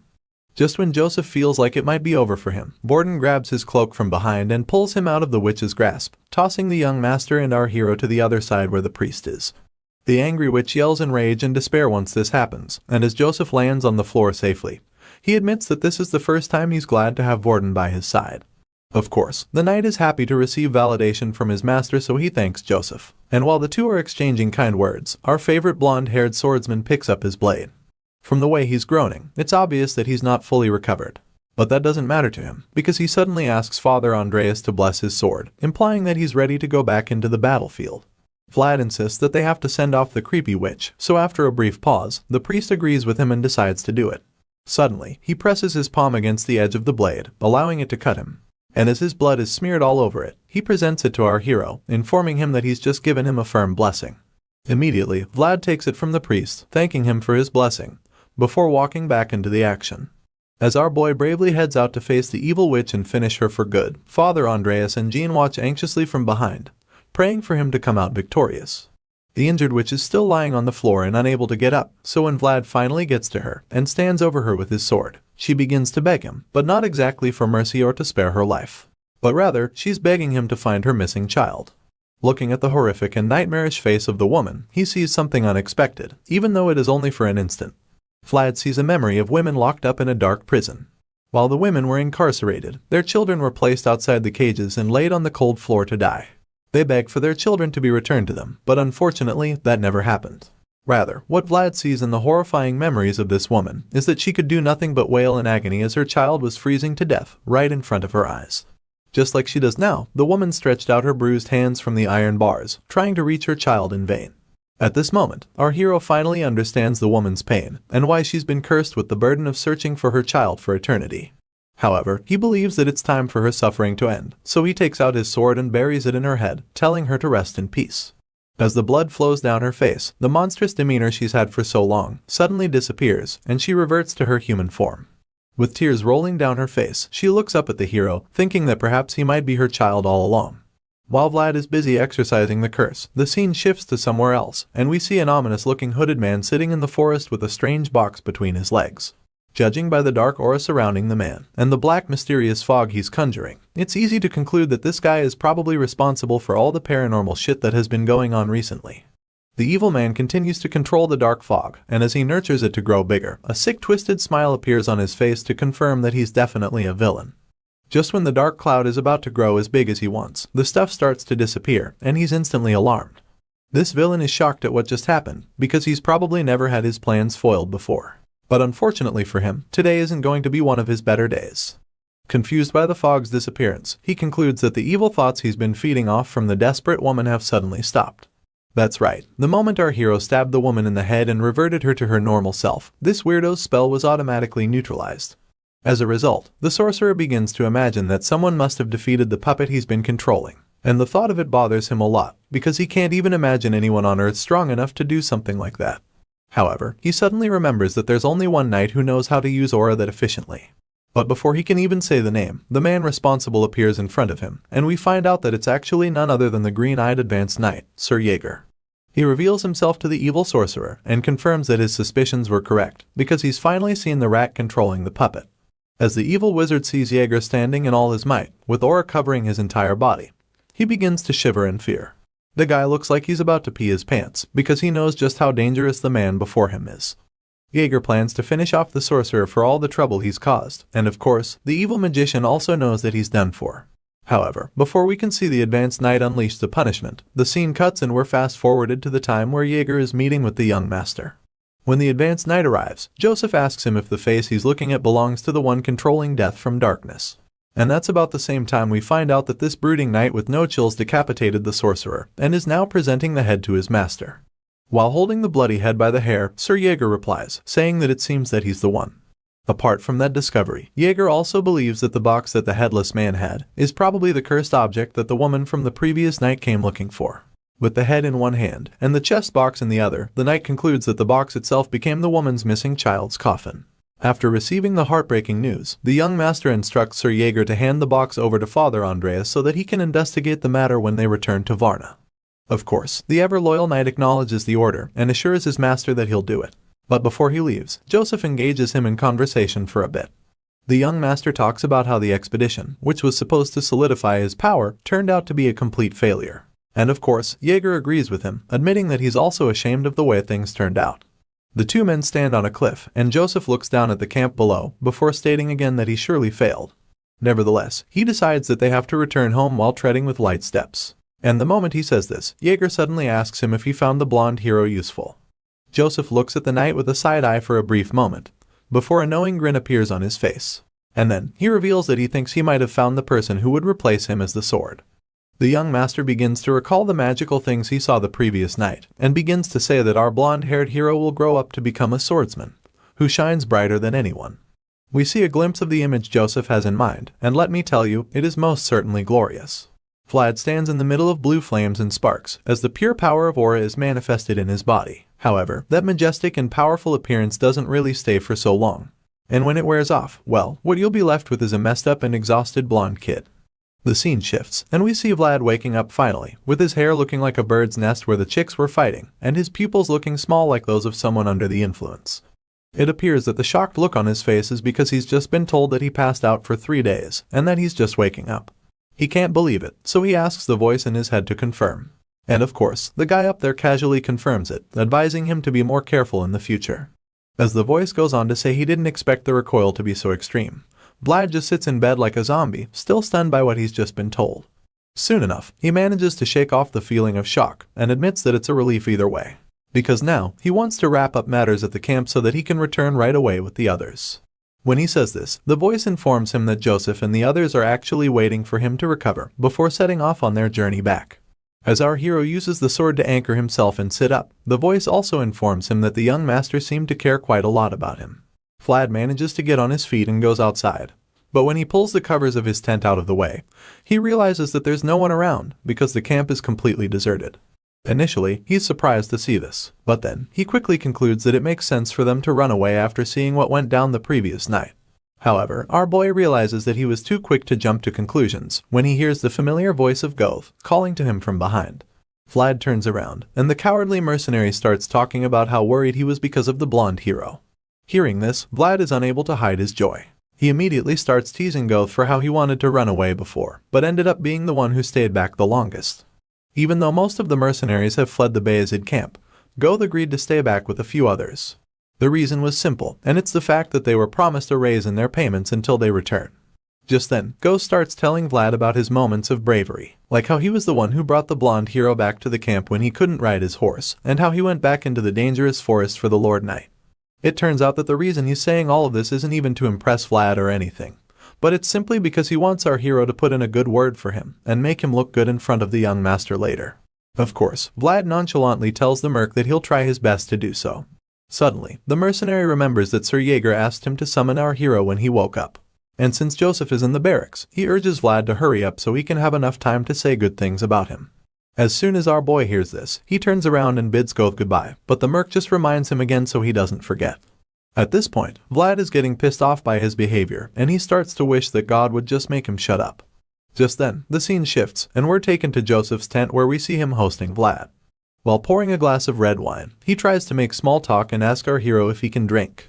I don't really know his real age either, but my man assures the young master that he can hold his liquor, pointing out that he used to work in a brothel and a bar.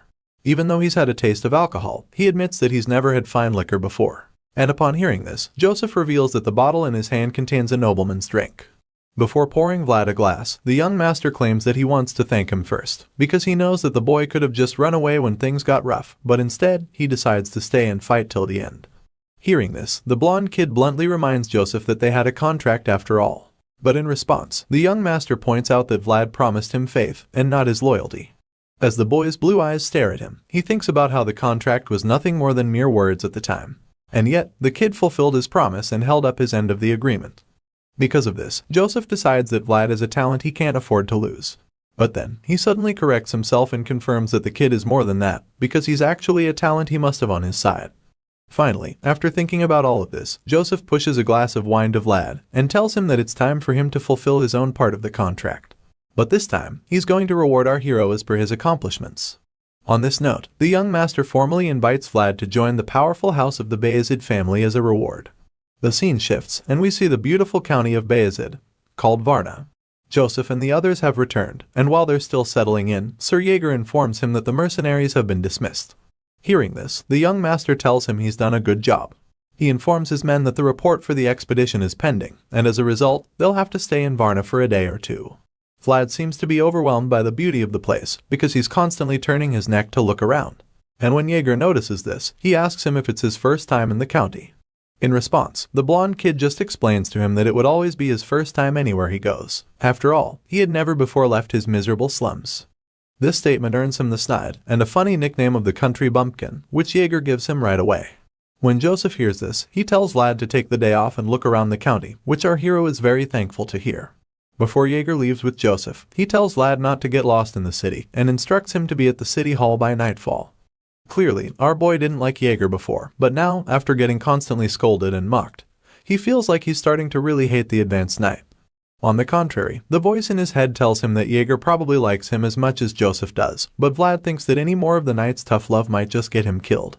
Our hero shakes off the thought and decides to go get a delicious greasy meal with his fat payment after such a long time. While he's wondering what kind of food they have in Varna, someone tugs on his arm, and he's surprised to see Jean when he turns around. The cute kids gleefully say that the priest would like to see him if he doesn't already have any major plans for the day. Soon, we see the two standing in front of a massive church, and Vlad admits that even the churches in Soara weren't as big. Jean informs him that even though Sturma is the capital, Varna is the religious center of the kingdom. Jean then asks him to wait inside while he gets the priest, and the moment our boy walks into the church, his jaw drops to the floor at the sight of the magnificently beautiful structures inside the building. At that moment, Vlad realizes that even though he's been going by the name of Praying Rimmon, he hasn't ever said a proper prayer. And as such, he starts to feel guilty, believing that he's somehow committed a sin. Just then, Father Andreas arrives and apologizes for keeping him waiting, but the good-mannered hero tells him it's no problem and thanks him for the invitation. The priest laughs it off and presents him with an ID token, claiming that even though Joseph would have managed fine on his own, tokens from the church are most effective. After all, the Lord's favor spreads across the continent. Vlad is even more surprised when he looks at the token and sees that his guarantor is Father Andreas himself, but the priest brings him out of his daze by giving him the permission to come find him in the church whenever he needs to, because henceforth, he's our hero's guarantor within the city. The blonde kid is speechless upon hearing this, because he never imagined that a back-alley kid, who couldn't even have his birth registered, would one day have a sincere guarantor who wrote his name down in this vast world. Overwhelmed by the kind gesture, our hero kneels before the priest to show his gratitude. Because from this day forward, he's no longer Vlad from the back alleys, but rather, he's Vlad of Soara. As the story continues, we learn that the country of Bayezid consists of 3 main cities and 12 villages. The first one is Soara, the city near the sea, which is the trade capital of the country. The second is Varnia, the religious capital, and then there's Shatrama, which is the main capital. It also happens to be the place where our hero Vlad is visiting for the first time. As he enters the magnificent city with the young master, he expresses nothing but awe after seeing just the outside of the city. When travelers finally enter the incredible city, the advanced Night Jaeger informs our boy and Go that henceforth, they'll be the guests brought by Sir Joseph. And then he also warns them to be cautious of their actions, because any foolish thing they do will tarnish the image of the young master. Sir Jaeger also tells them to refrain from turning their heads like country bumpkins, and instructs them to just wait patiently while standing still. Vlad, who's been paying attention the whole time, immediately acknowledges the knight's stern warning and advice while the mercenary just mopes around. The knight then informs them that the servants will bring them snacks shortly, and after saying that, he almost makes another statement. But after hesitating for a while, he changes his mind and tells them not to eat the snacks until he returns, because he fears that the two uncultured men would devour the food like savages. Of course, the guests aren't totally comfortable with such an arrangement, so Vlad tries to protest, asking if they could at least have a bit to eat. But before he can even finish talking, Sir Jaeger bluntly tells him to shut up, insisting that they don't touch any of the food. After the knight leaves them alone, the two guests decide to give themselves a little tour of the castle, so they start moving around and quickly find themselves in the luxurious waiting room filled with gold. The place is so breathtaking that Goth can't believe his eyes at first. The mercenary finds the incredible place to be beyond his imagination, and even admits that Bayezid is totally different compared to the place where he's from. He makes the confession, and our boy, who's equally astounded by the beauty of the place, agrees with him completely. While the two gobsmacked guests are still trying to wrap their heads around the sheer elegance of the room, someone interrupts their experience, claiming that he's never seen them around before. Vlad and Goth turn to look at where the voice is coming from, but all they see at first is a shadow standing behind a curtain. The stranger starts walking towards them, revealing that he was just planning to relax in the room for a while before they came in. He finally steps out from behind the curtains, and the moment Vlad sees the face, he somehow recognizes the stranger, but can't remember where he's seen him before. The man stands in front of the guests and plainly asks them who they are, but Vlad is so engrossed in trying to figure out where he saw the face that he didn't even hear the question. He soon realizes that the person's aura is completely different, and it's so strong that it's almost as if he can kill a person with his gaze. Truly, this guy's eyes are practically flaming at this point, and when the terrified mercenary sees this, he nervously introduces himself, stuttering in the process before finally explaining that he accompanied Sir Joseph on his conquest. Before he can ramble about matters that concern nobody else, the unidentified noble cuts him off and confirms his name before moving on to ask our boy who he is. So of course, the blonde-haired kid introduces himself as Vlad of Soara. Hearing this, the noble finds the kid a bit interesting, because he's never heard of him before. But in truth, there's something else that intrigues him. As the stranger takes a close look at Vlad's face, he thinks to himself about how impressive the kid is and notices how his eyes are full of spirit. The most impressive thing he noticed about our boy is the fact that he didn't even flinch when talking to him, which is very strange for him since he has a very scary aura. Overall, he concludes that Joseph has found himself a very useful subordinate. With this in mind, the noble reaches into his pocket and reveals a handful of peanuts to offer to our boy, asking him if he'd like some. Vlad looks at the hand without saying a word at first. After staring at it for a while, he finally reveals that they've been instructed not to eat anything, and upon hearing this, the nobleman is shocked and confused. Seeing his confusion, Vlad gets impatient and blankly explains that they've been told not to eat any food from the place. But while he's saying this, a look of horror appears on Goth's face because he's starting to wonder if Vlad has lost his mind. Dude is shocked to his bones, and quite scared as well because he can't fathom the idea of declining the hospitality of a noble. Meanwhile, the superior nobleman in question just stands there, feeling disappointed and surprised at Vlad's response to his gesture. This little scene ends up confirming that the first thing Vlad of Soara did upon arriving at the Bayezid family estate was to decline the hospitality of Lutger Bayezid, the family's eldest son. Goth literally turns white in embarrassment and fear after our boy's little display, and at the same time, Lutger decides to help himself to the peanuts, admitting that they're tasty. The scene shifts, and the next thing we see is a man writing on a paper, hearing the name Vlad for the first time. It turns out that this man is Joseph's father, who's being informed about the guests that are currently in his home. The focused father doesn't look away from what he's writing, and he then points out how the young master had never brought anyone home aside from Sir Jaeger, who was assigned to him by his mother. Because of this, he suddenly promises to reward Joseph if he succeeds in raising Vlad as a Bayezid family knight. The young master thanks his old man for the offer and bows to him in respect. While he's still in that posture, his father continues talking, and reveals that he's well aware that wielding a blade isn't Joseph's strong suit. But regardless of that, he sternly reminds his son that he's currently inside the Bayezid territory. The young master acknowledges the advice and assures his old man that he won't forget. The father then proceeds to reluctantly ask him about his health, and the son replies that he is fine, earning the pardon to leave the room. As such, he turns around to leave the room and tells his father to take care, but as he walks away, his father watches closely with a very worried look on his face. By the time Joseph is no longer in sight, the man whispers to himself that he better make some tonic for his son. The gray-haired man who's been standing beside him the whole time supports the idea because he thinks that the young master would be very happy with it. On top of that, he also points out that madamada would be pleased too if she finds out that he made the tonic. Hearing this, Joseph's father comments that Joseph's mother, madamada, is definitely particular when it comes to her son. But after pondering on the thought for a while, he shakes it off and returns his focus to his work. He then asks the old man, named Ragmus, what he thinks about Joseph's report. Ragmus advises the Lord not to take it lightly, claiming that strange phenomena have been occurring frequently. Hearing this, Lord Bayezid gets angry instantly and insists that they have to find the person behind these supernatural occurrences because he feels that the perpetrator has no right to use sorcery in his land. While Joseph's father is fuming with rage, Ragmus reveals that they've been getting reports from Varnia that suggest that there might be a connection between the undead and the curses. All of these clues either point to the perpetrator being an exceptional wizard, or that the supernatural phenomena are the results of two wizards working together. The Lord suggests that it could even be the doing of a group or a secret organization, and Ragmus is inclined to entertain that possibility as well. But regardless of all the clues and theories they've come up with, Lord Bayezid states that they don't change anything. The menacing man finally gets up from his chair, and coldly vows that the Bayezid family will continue to reign over the land, eliminating all enemies who stand in their way. With a vigorous mind, the furious Lord instructs that the people responsible for the supernatural phenomena be found at once, including those who dare to inflict harm on his son, and then have the guts to cause chaos in his land. Later that night, we see Joseph finally returning to the waiting room with Sir Jaeger.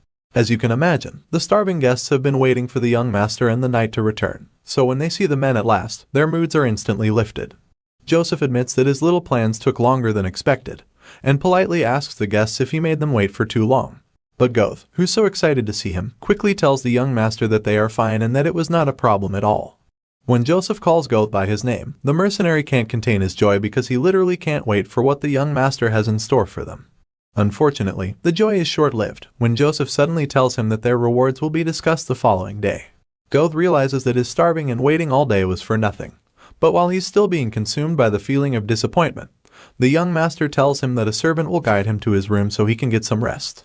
Unable to say a single word in response, the man begrudgingly leaves the room and tells the other three men that he's leaving, probably hoping that they would call him back. Unfortunately, that doesn't happen, and the moment he's out of the room, the remaining men decide to have a chat. Joseph initiates this discussion by sitting in his chair and crossing his legs, while fixing his gaze on our hero. He recalls how Vlad saved him and pledged to become his sword, urging our guy to remember it as well. Vlad confirms his vow, so Joseph reminds the blonde kid about something that he should do. He concludes that from the way he understands it, Vlad only wishes to fulfill his duties after getting his freedom.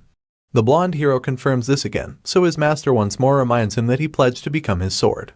The noble son reveals that it makes no sense to him how Vlad would pledge to be his sword, and then wish to have his freedom shortly after. At this point, our boy is starting to understand fully what he's gotten into.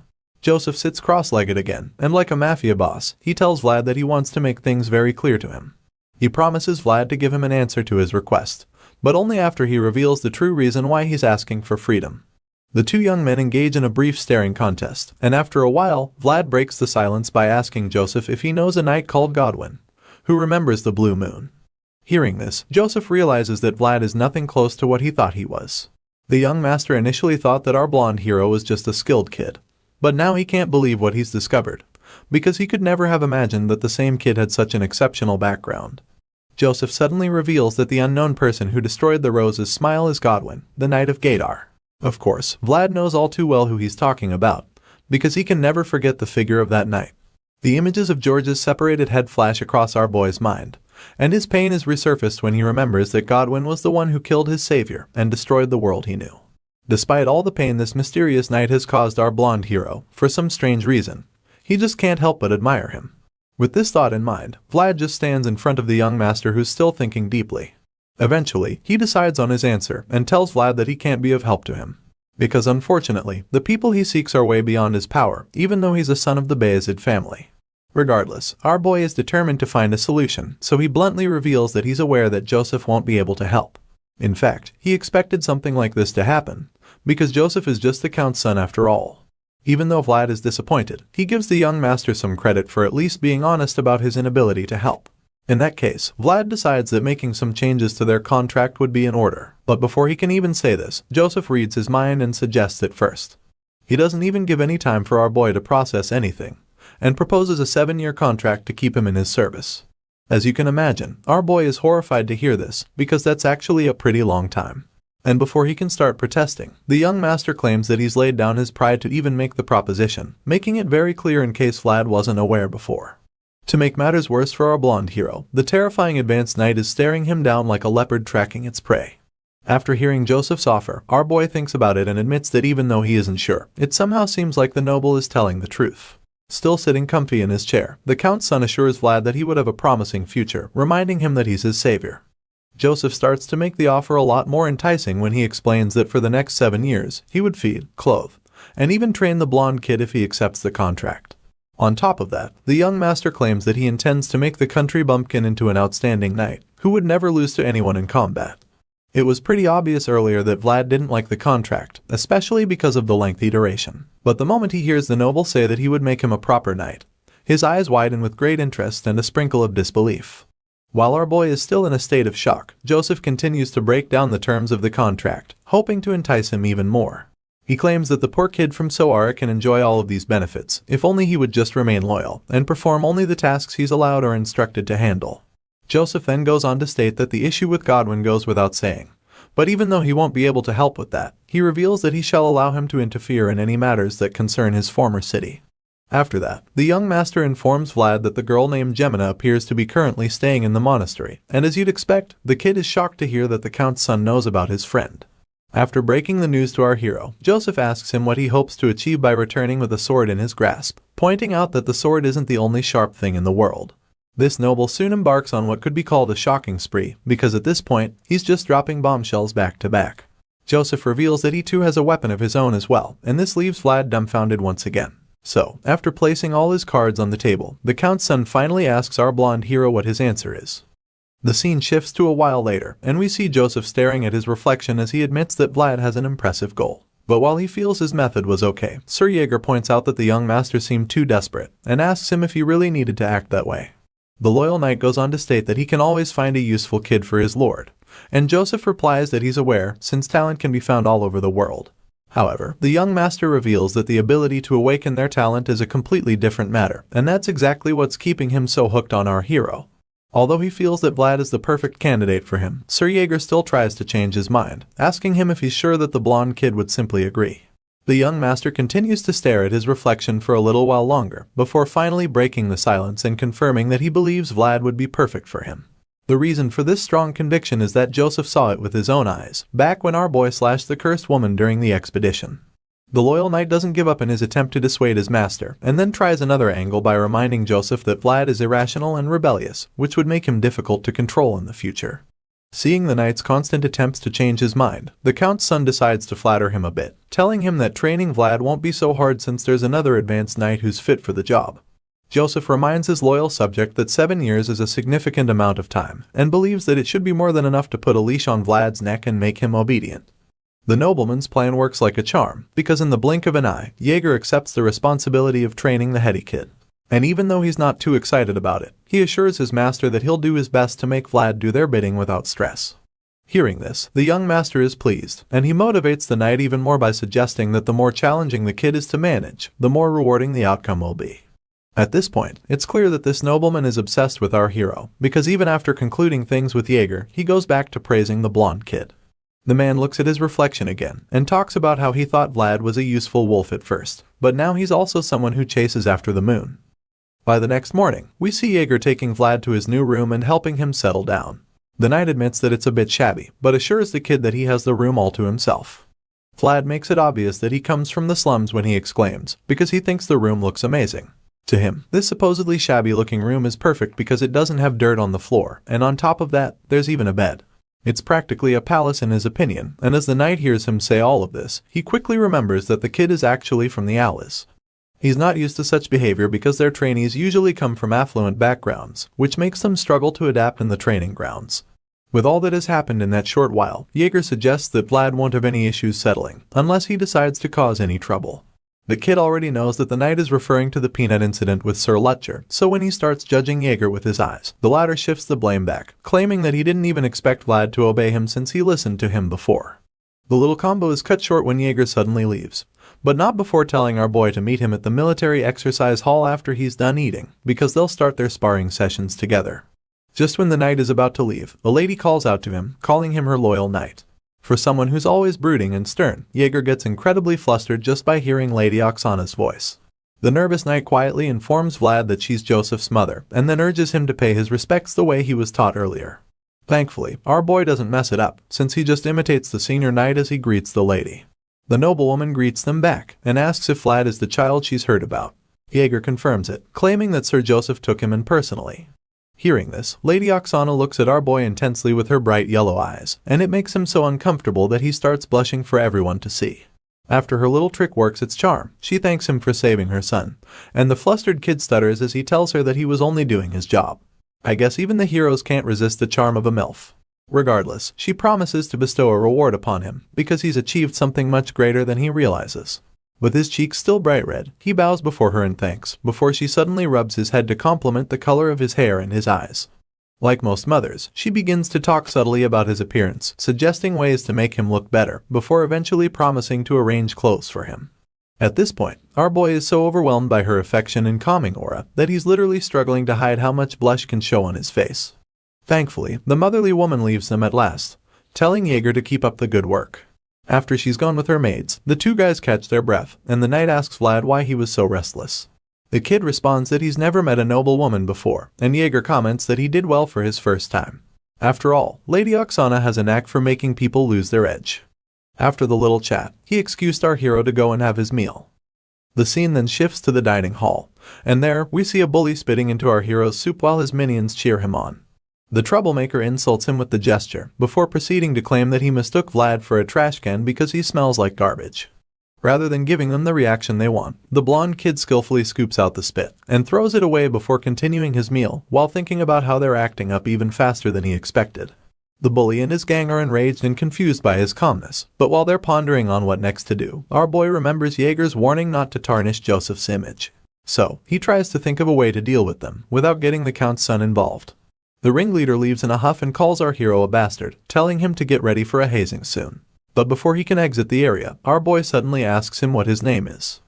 The bully is shocked to hear this, so Vlad repeats the question. This time, sending chills down the guy's spine with the murderous intent laced all over his face. The troublemaker is instantly terrified, so he stammers a bit as he reveals that his name is Sobanin.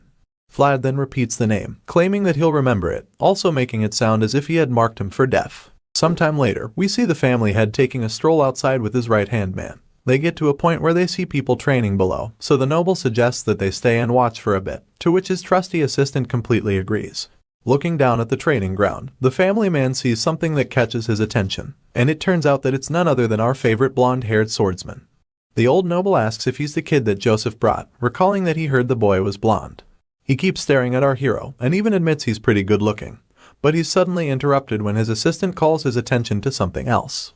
It turns out that someone standing on the other far side is watching the training session in secret. However, this peeper isn't just any stranger because they quickly recognize him as the advanced knight, Jaeger. Apparently, he's a bit anxious to see how the blonde swordsman under his care would perform during his first training session. The king totally understands this, but he's also quite eager to see just how skilled this new guy actually is. Soon enough, an intense sparring session begins, and we see our boy clashing wooden swords with the other knight in training. With a cold and emotionless demeanor, he swings his sword over and over at the opponent, forcing him back with each strike and giving him a terribly hard time. His opponent groans as he's forced to defend himself without any breaks, and it makes the spectators wonder how such a young kid can be so fierce in combat. Vlad's bright blue eyes lock in on his target, as he unleashes an onslaught of sword strikes which shouldn't even be that easy, seeing that his opponent is much taller than him. Despite how impressive his technique looks, the family head just states that our boy is sloppy, which comes as a surprise to the old man standing beside him, who already feels that he's amazing. He asks the king if he really thinks that, so the latter says that something does shine through. The family head feels that it's praiseworthy, because even though Vlad is clumsy, he's still trying his best to use what he has learned. While he's saying this, we catch a glimpse of his scarred fingers and knuckles, suggesting that they were probably acquired from years of training with the sword. Meanwhile, Vlad continues to dominate his opponent on the training ground, and at the same time, he urges himself to always keep in mind that all swordsmanship starts from his footing. The location of his feet plays a very vital role in sword combat, because it turns out that if he's able to deceive his opponents with his shoulders and his gaze, then he can control the opponent with his movements. Our boy uses all of these skills accurately by first controlling the location of his feet, dropping his shoulders, and tricking the opponent with body movements. At the same time, he keeps his blue gaze locked in on the guy, and our boy uses all of these tricks to lure his opponent in. Sure enough, his plan works, and the guy tries to land a powerful down slash on him, but Vlad skillfully dodges by jumping backward. His black-haired opponent is exhausted and frustrated after missing what looked like the perfect chance. But before he can catch his breath or recover from his mistake, Vlad comes in hard with a power-packed counterattack. The kid lands a devastating hit on the black-haired guy's side, and the force is so much that he screams in agony. You can't blame him though, because that hit looks like it probably damaged some of his internal organs. After literally incapacitating him, Vlad grabs him by the hair and identifies him in one of Savanin's henchmen. Now, it becomes a lot clearer why our boy was fighting like he had a personal vendetta against him. Vlad drags him by his hair and balls his fist like he's about to punch him into the future. The blonde kid reminds the guy how he enjoyed laughing at him earlier in the cafeteria, and then dares him to try snickering a bit more now. Bro's eyes are glowing with power and rage at this point, and after making his point, he lands a killer punch on the henchman's face. The single blow breaks his nose and leaves blood all over his face. This terrifying sight leaves the other students in a state of shock as they watch on in horror. While the pummeling goes on below, the king's right hand is equally concerned because he doesn't feel that they should just let Vlad beat the shit out of the other guy. However, the family head doesn't seem bothered by this, so he simply tells the old man to let them be, pointing out that to become a knight, such a level of spirit is required. Besides, he says that Sir Yeager seems to be enjoying the beatdown, and his right-hand man agrees when he sees the advanced knight watching with so much concentration. As Vlad continues to reshape his opponent's face with his fist, one of the other students finally has enough of it, so he yells at the new guy to stop hitting him. However, the blonde swordsman just ignores him, which he doesn't take lightly. He starts yelling even more, trying to intimidate him, but Vlad only stops when he's satisfied with the bloody facial reconstruction he's done. With blood stains on his face, he coldly apologizes to the others, admitting that he got too engrossed. But they're instead more concerned about his terrifying gaze, which they don't understand.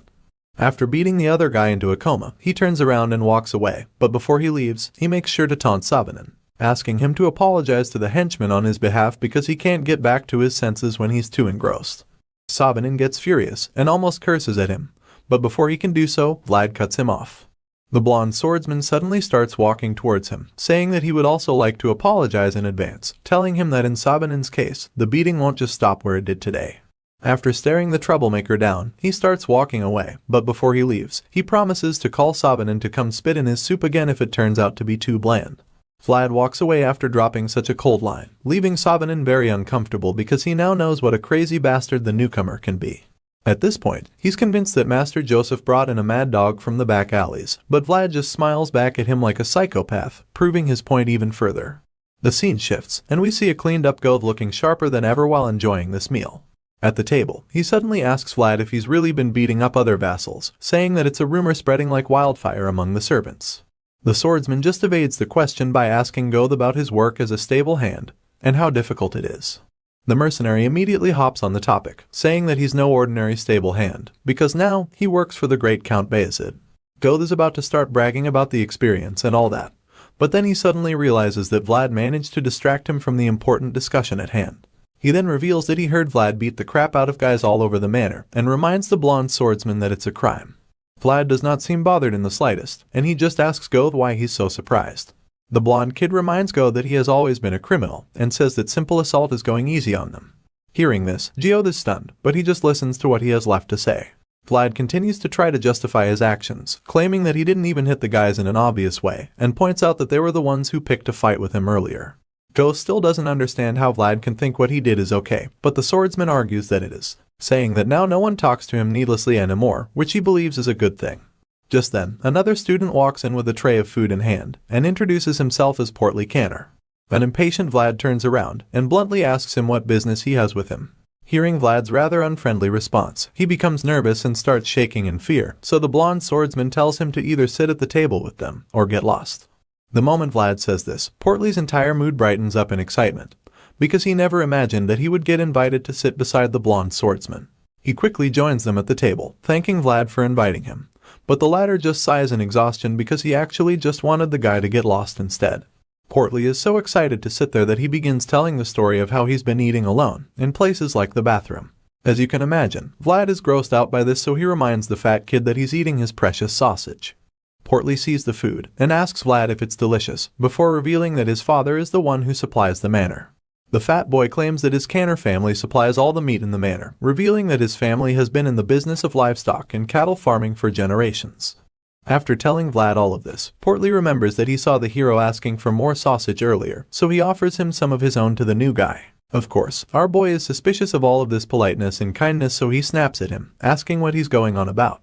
Our boy tries to pretend like he's not moved by the mouth-watering offer, but when the scene changes, we see him standing in a heaven of sausages. Turns out that it's Portly's huge stash, which his father sent for him to eat.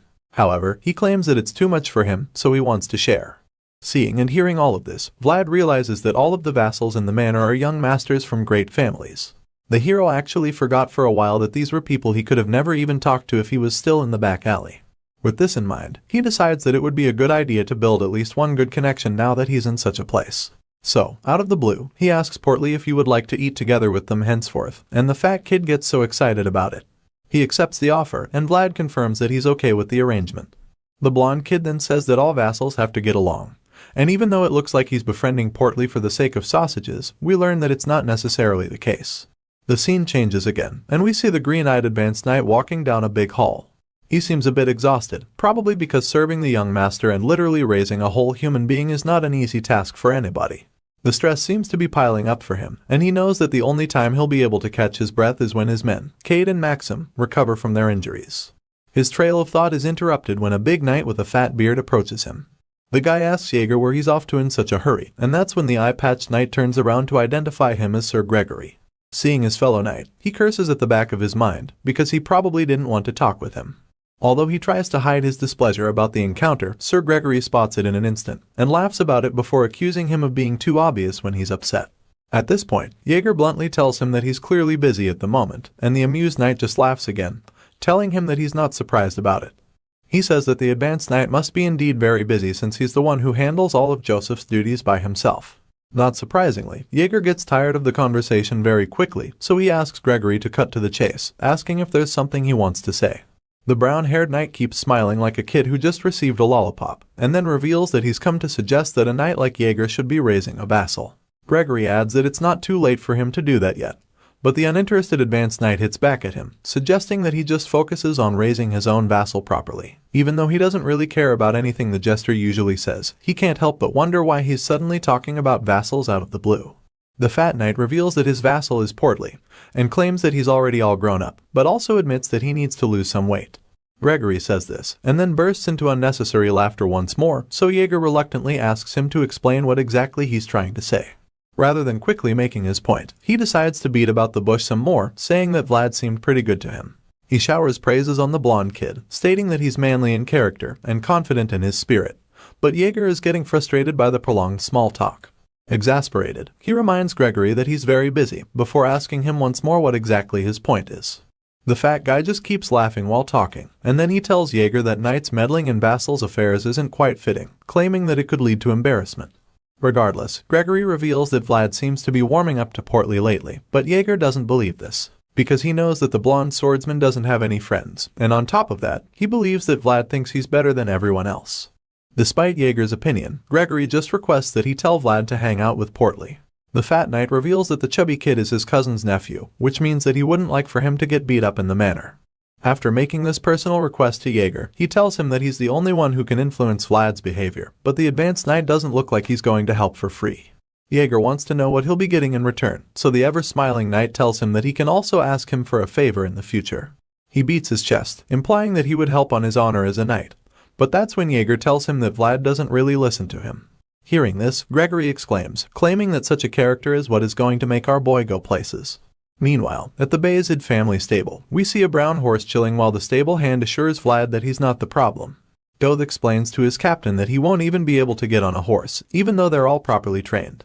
He says that the horses don't usually shy away from people, but wonders why they just freak out whenever Vlad approaches them. Goth says that it's a matter separate from skill, and goes on to reveal that even the other stable hands have complained about the issue. Hearing all of this, Vlad curses in frustration, and he feels like this is how it's always been for him. Right from when he was younger, animals always hated him. Cats and dogs would freak out and run away whenever he went near them, and he has a feeling that it's the same problem he's having with the horses. As he thinks deeply about this, he suddenly remembers that he rode Jaeger's horse that day during the expedition. He reminds Goth of the night they fled the undead, but then he admits that he was at the back while Goth did most of the riding. The mercenary quickly informs him that the advanced knight's horse is very expensive, and Vlad is disappointed when he hears this, because he feels like it would sound stupid if he said he could only ride expensive horses. He begins to get frustrated at this point, recalling how Jaeger insisted he learn horse riding at all costs. While the two are brooding over the failure, someone suddenly walks into the room. It turns out to be a maid sent by Lady Oksana who has summoned Vlad. The blonde kid is beyond surprised to hear that she has called for him, and as the scene changes to a very expensive room, we see the green-haired noblewoman talking with our boy. She says that she wouldn't have imagined he grew up in the back alleys because of how he looks now. It turns out that he's wearing a very amazing outfit for a nobleman, and Lady Oksana feels that it suits him very well. The woman tells the clothmaker not to fit it too much since he's 17 years of age and still growing. She then says that Joseph grew a lot as well when he was Vlad's age, and she also promises to get him other clothes when summer comes. After all, clothes fitting of the season are a must for one to maintain physical performance. Vlad's cheeks turn bright red by the time she's done talking, and all he can do in response is to bow his head and thank her genuinely. However, she waves his thanks off and reminds him that she should be the one thanking him because he saved her son's life. The insanely polite lady then apologizes for calling him when he was probably busy training, and then she gives him permission to leave. Hearing this, Vlad thanks her once again and exits the room. Once he's outside, he sighs in relief, feeling that the lady is just difficult to be around for no particular reason. Taking a look at his new outfit, he starts to wonder how much it's worth. It is so comfortable that it doesn't even feel like it belongs to him. But then he looks at his old clothes in his hand and remembers that they weren't even his in the first place. He walks down the hallway and thinks about how he shouldn't get used to this new life. Vlad begins to feel out of place because even after he tries so hard to get to the Bayezid family, he still feels like he doesn't belong there. The blonde hero even feels like he's gaining weight, and it's like flesh clinging onto his soul. His episode of self-pity is interrupted when he looks out the window and sees something that catches his attention. Vlad is taken aback when he sees Savanen beating one of the other vassals to a pulp. He beats the guy while calling him a pig and asking him if he forgot what it felt like to get bullied. Savanen seems very furious that the kid started having fun, just because they allowed him to live quietly. It's at this point that we learn that the poor kid on the receiving end of this brutality is Portly. Savanen keeps beating him up, asking him if he likes his new best friend, and as he says this, he just gets even more enraged, claiming that they're a flock of filthy fuckers. Vlad watches on from the high window and concludes that people are truly the same everywhere. He feels that there will always be those having the time of their lives, and those who just can't live in peace. In the end, Vlad feels that they're just rascals who prey on those weaker than them. Feeling very pissed off, he decides that he'll have to wear his old clothes again, at least for just the day. Later that night, he knocks on a door, and when the person inside answers the door, we see that it's Portly. Our boy is speechless when he sees the poor kid's messed up face, and when Portly asks him what he's doing at his door so late at night, he says that he needs something from him. The chubby vassal is surprised and confused when he hears this, but Vlad simply looks inside the room and points at the biggest piece of meat in there, asking Portly to give it to him. The kid is reluctant to let go of this piece because he cherishes the ham too, but Vlad insists. Portly agrees to give it to him, but he feels bad because he thought that they would at least smile while greeting each other. Since that's not the case in their relationship, Portly starts to believe that Vlad just wants to leech off him. Even though it's a harsh and heartbreaking thing to accept, the kid ultimately decides that it's still better than eating alone. Portly brings down the fat piece of ham and offers it to our boy, so Vlad tells him not to think of it as an unfair deal, saying that he is taking a fair price. The injured kid doesn't seem to understand what he's talking about, so Vlad tells him that a knight he knows said something like this once. Our boy goes quiet, and he starts to remember the man who said this to him. He recalls that the knight was a man who only takes the price that is rightfully his. And as he thinks about this, the scene slowly changes from the front of Portly's room to where Vlad is standing menacingly with a wooden sword. He's currently standing in front of the other vassals, who have also armed themselves with their sparring weapons. For some weird reason, they're not even scared at all, and they look so confident, as if they can easily defeat our blonde-haired swordsman. Unfortunately, they're not even nearly as confident as Vlad. With an unfazed look in his eyes, he examines the opposition and confirms that he's going up against 14 of them all by himself. Our boy admits that even the thugs in the back alleys didn't go this far to defeat him, but the moment he says this, the ringleader of his opponents angrily tells him to shut his mouth. Savanen is so enraged that a vein is bulging out of his forehead when he's talking. He points at the blonde swordsman and challenges him once again, revealing to him that he wants to see how long Vlad can keep up his unwavering spirit. As you'd expect, the fearless hero accepts the challenge without hesitation, and gestures for them to come at him, and encourages them to do it quickly. In response to Savanin's threats, he reveals that he quietly came all the way out there just because of him, and so he tells him that he expects the same kind of commitment from him. This only makes the bully so much more furious. He grits his teeth in rage, as a very serious scowl stays on his face, and with this kind of anger to fuel him, he shouts for his henchmen to attack Vlad so that they can crush him. Sure enough, they all charge at our boy with their wooden swords, and as they finally come at him, he says to himself that he's glad he changed back to his old clothes, because he's sure that blood is going to splatter tonight. As we resume the story, the first thing we see is the blonde-haired swordsman beating the shit out of the bullies. They all surround our boy, hoping to defeat him, but he just tears through them like they're not even there. Savanin stands behind and yells at his lackeys to fight harder. He tells them not to back off, and instructs them to block Vlad from every side. But all his screaming ends in futility because our boy is just way too strong for them. Seeing just how unstoppable the blonde guy is, Savanin is horrified. He feels that the guy is completely different from the last time they sparred. And he's utterly confused because, as far as he knows, Vlad barely wielded a sword 2 months ago. Even though the current situation makes no sense to him, Savanin urges his boys not to back down from the fight, and threatens to kill anyone who retreats. While he's still making this threat and screaming at the top of his lungs, our boy suddenly advances toward him. Vlad is pissed off to hear the threats, and asks Savanin if he's ever even killed anyone before. Of course, the bully is enraged when he hears the taunts, so he furiously swings his wooden sword in an attempt to shut Vlad up for good. As you can imagine, the blonde-haired swordsman is way faster than him, so he skillfully dodges the attack, and goes in for a counterattack. Before landing the hit, he remembers how he was dealing single blows with all his might during the expedition, and he intends to recreate those attacks now. Vlad strikes at Savanin, but the bully manages to block the attack. However, the onslaught is far from over, because our blonde hero plans to finally make the result of Jaeger's training become very evident. The voice in his head suddenly comes back, and it encourages Vlad to keep trapping his opponent in the gap he's creating. Sure enough, the guy doesn't give Savanin any breathing space.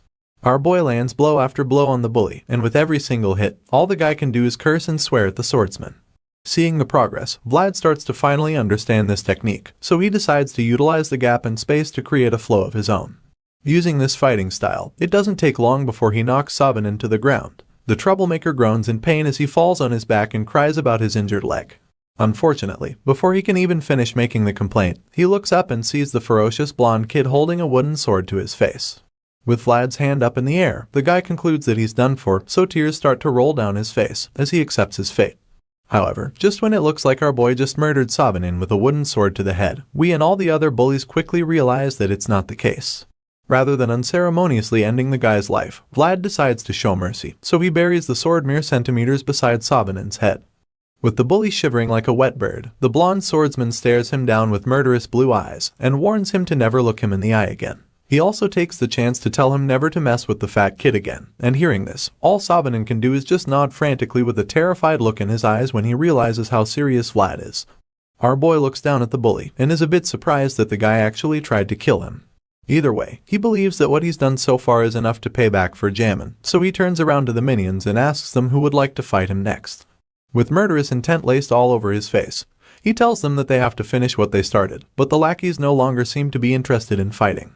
Now, they all look like they'd much rather be anywhere else in the world. Unfortunately for them, Vlad is dead serious about resuming the fight, so he tells them that he's going to attack if they don't come at him. He doesn't charge at them like a raging bull. Instead, he struts down like a confident lion, ready to devour its prey. With every step he takes, these guys get even more terrified. But as afraid as they are, none of them have the balls to even think of running away. They all just stand there shivering in fear until they meet the unsavory fate that Vlad metes out on them. Our boy teaches them a lesson and makes sure to leave some very lasting marks too. As blood splatters all over the place, Count Bayezid looks outside the window to watch it, and he's very impressed by the outstanding display in swordsmanship. Some days after that, we see that the Bayezid family is hosting the regular monthly meeting of the knights. This meeting takes place in the throne room, and by some weird coincidence, the knights who support Rugider and those who support Joseph stand on opposite sides of the room, with some very obvious frowns etched on the faces of the former. As divided as they may seem, there are also those who are neutral. Just then, they're informed that the duty schedule has been reorganized to prepare for the absence of Rudiger and his knights who will soon leave on a mission. This is announced by the Knights Order Captain Anatolis. He reveals that the next agenda for the meeting is the distribution of the holy items sent by the church, and while he's still talking, the Count gets distracted. He thinks how the atmosphere has completely changed today, and notices how Rudiger's knights look like they're about to rip the others apart any moment now. On the other hand, he notices how Joseph's supporters seem more relaxed, and honestly, he can't blame them, because they have cause to be happy. After all, it's no longer a surprise that knights on Joseph's side were the ones dispirited all this while. With this in mind, he mindlessly stares at Jaeger and smiles. Of course, the advanced knight senses that someone is looking, so he sneaks glances at the Count and starts to wonder why he's smiling. Not long after that, the regular meeting is brought to a close, so Captain Anatoly suggests that all the knights take another look at their duties. As the swordsmen start to exit the room, one of them starts to take jabs at Jaeger. He claims that the Bayezid family has brought in a rabid dog who doesn't even know who he should bite, and then he makes a comment about why backgrounds should be prioritized in such matters. The green-eyed swordsman takes offense and turns around to look at Rudiger's knights, but they show no sign of fear and instead scowl back at him. One of them just hisses and suggests that they leave instead of confronting the advanced knight, while another one finally confirms that the new ferocious knight in training is under Jaeger. As they walk away, one of the neutral knights approaches Jaeger and jokes about how the others are boiling with rage. The green-eyed knight turns around and asks Sir Gregory what he's talking about, but the comedian just tells him to stop acting innocent when the word is already out. Seeing that Jaeger is still confused, Sir Gregory finally reveals that he heard Vlad has performed a huge exorcism. He claims that the drill instructor couldn't even handle the blonde kid, because he's beyond the standard. As you can imagine, Jaeger wasn't aware of this before, and hearing it now, he remembers just how much of a pain in the butt Vlad can be. After breaking the news to him, Sir Gregory once again offers his services, claiming that he can help with any task, and that he doesn't mind if it's difficult or tiring. Hearing this, Jaeger just starts walking away, stating that he'll keep the offer in mind. When the advanced knight is by himself again, he quietly thinks about how Vlad made him proud.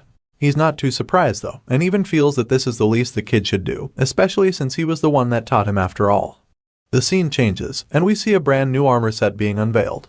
Apparently, it's a gift that the Count sent for Vlad, and Jaeger is a bit surprised to hear that the Count would personally do that. He almost doesn't believe it, and even the other knight believes that it's too nice a gift for a mere vassal.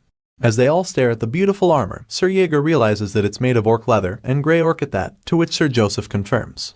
The grey orcs can only be found in the north, so any armor made of grey orc leather basically means that it belongs to a northern warrior. After seeing such a rare gift being given to the blonde kid, Joseph concludes that his father must have already taken a liking to Vlad. He believes that the kid must have already done something to prove himself as a person worthy of such an investment. After all, he did manage to get the great Count Bayezid's approval in just a month. Hearing this, Jaeger agrees with the young master, claiming that, at the very least, there's not even any vassal around who can rival the blonde kid. Sir Joseph responds, admitting that he has also heard about that, and reveals that the rumors are already widespread. Regardless of Vlad's incredible success in such a short while, the young master reminds his knights that they can't sit idly. He suddenly pulls out an envelope with a red seal on it, and when Jaeger asks him what it is, he vaguely states that it's the next step. After breaking the seal, the advanced knight opens the paper to read its contents, only to find out that it's no ordinary invitation. Joseph then asks his trusty knight if he can respond to it. Of course, Jaeger is more than happy to do this for his young master. Besides, he also happens to have been pent up, cleaning after the kid lately. Hearing this, Joseph is delighted, so he confirms that everything has been concluded, and decides that they will be going to a place called Dermer. The scene quickly changes to a sunny field, and we see a horse-driven cart passing by. Inside the moving cart, we see the young master Joseph sitting across from our boy, Vlad. The nobleman seems excited about the journey, and decides to give the young swordsman a little lesson. Joseph reveals that Dermer is famous for its lemons, and says that it's a city that they should be grateful for, and this is because the northerners barely get to taste fruit. Besides that, the city is also one of the gateways to the central regions, and the young master reveals that this is why the place is so important to the northerners.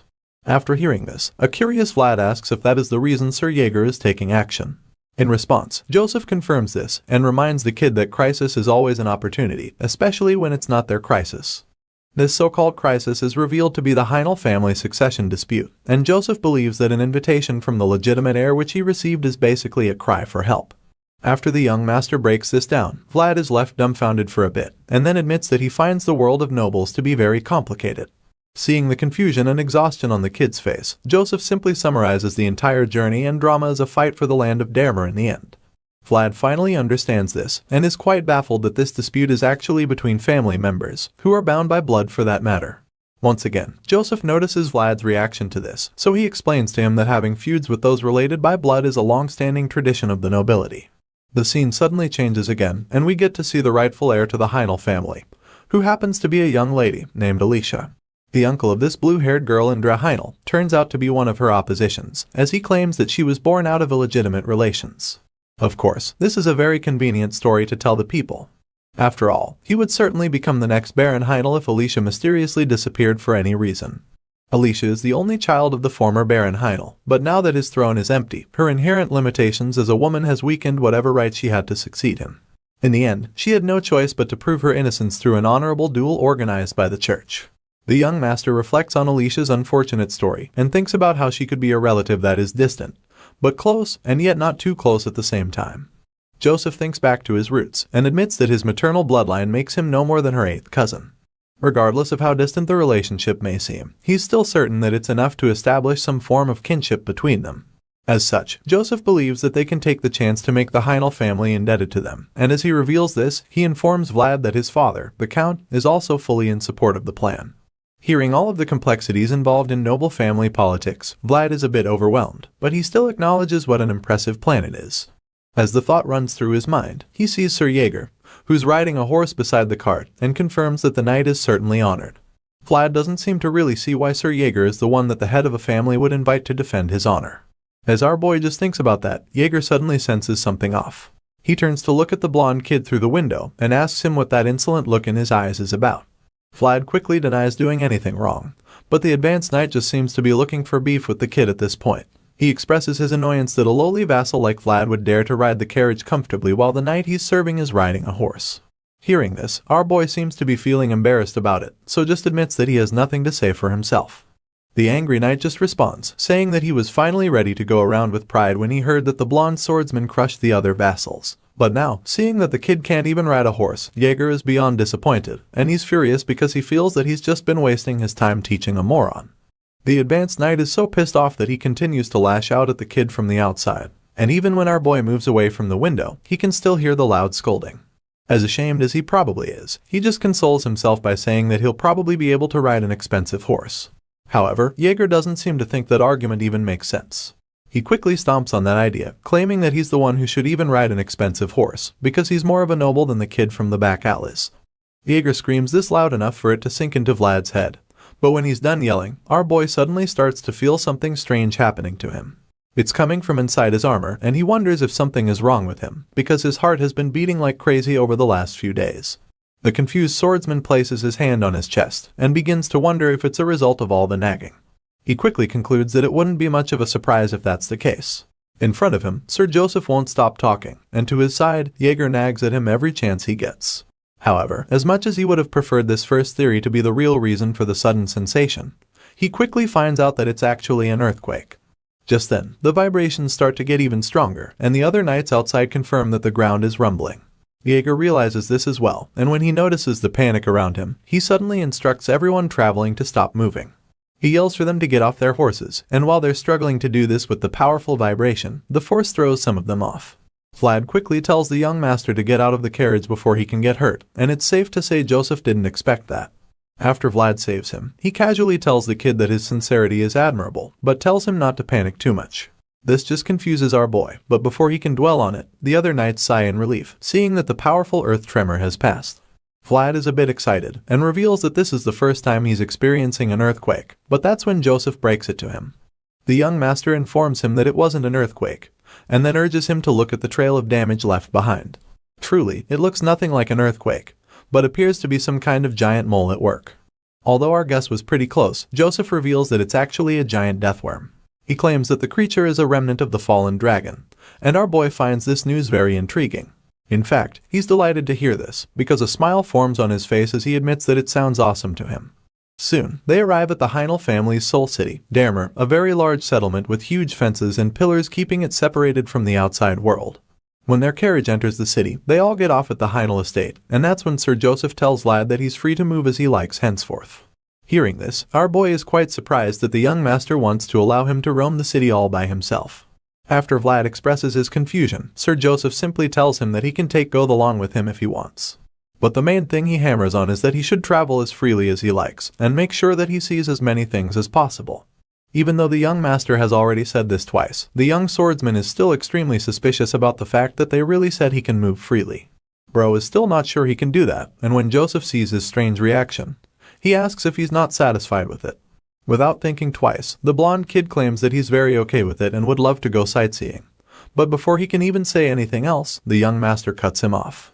Joseph tells Vlad to think about why he brought him to the city with him, and reveals that an honorable duel is a rare event to see. It's even more special this time around because this honorable duel is a team event. Moreover, he explains that there are knights from a vast array of backgrounds in the city of Damer, and so, he finally instructs the young swordsman to watch these knights closely, and observe anything he can. Our boy is taken aback by this instruction, but Joseph has something special planned. He knows that seeing something even once can be more memorable than hearing it 10 times, so he's planning to foster the young knight in training properly with this method. Joseph honestly hopes that Vlad will be able to expand his world through various experiences, but Jaeger just tells our boy to avoid getting beat up in some random alley. The advanced knight also informs Vlad that they have to warm up and spar later in the evening. But while he's still talking, the young swordsman shows some attitude when he tries to make them know he's not stupid.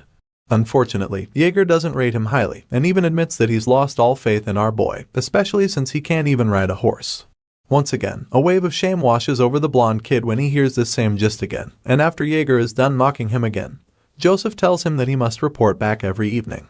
Apart from that, he instructs him to tell him immediately about any unusual movements or behaviors he notices during their stay in the city. When the young master and the knight finally leave, Vlad finally soaks in the fact that he has some free time to himself after so long. So, he decides to have a look around the building, and quickly notices that it's smaller than the Bayezid mansion. The place also looks quite old to him, so he wonders if they even maintain it at all.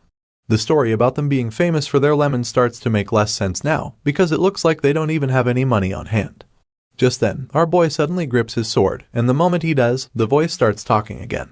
It claims that it has been in the city of Damer before, and reveals that it remembers the tree on the hill which can be seen not too far away. A smile appears on Vlad's face when he sees the tree, and that's when he admits he'll need a place to pray after quite a long time. The scene changes, and we see the mysterious leafless tree standing quite tall in a graveyard.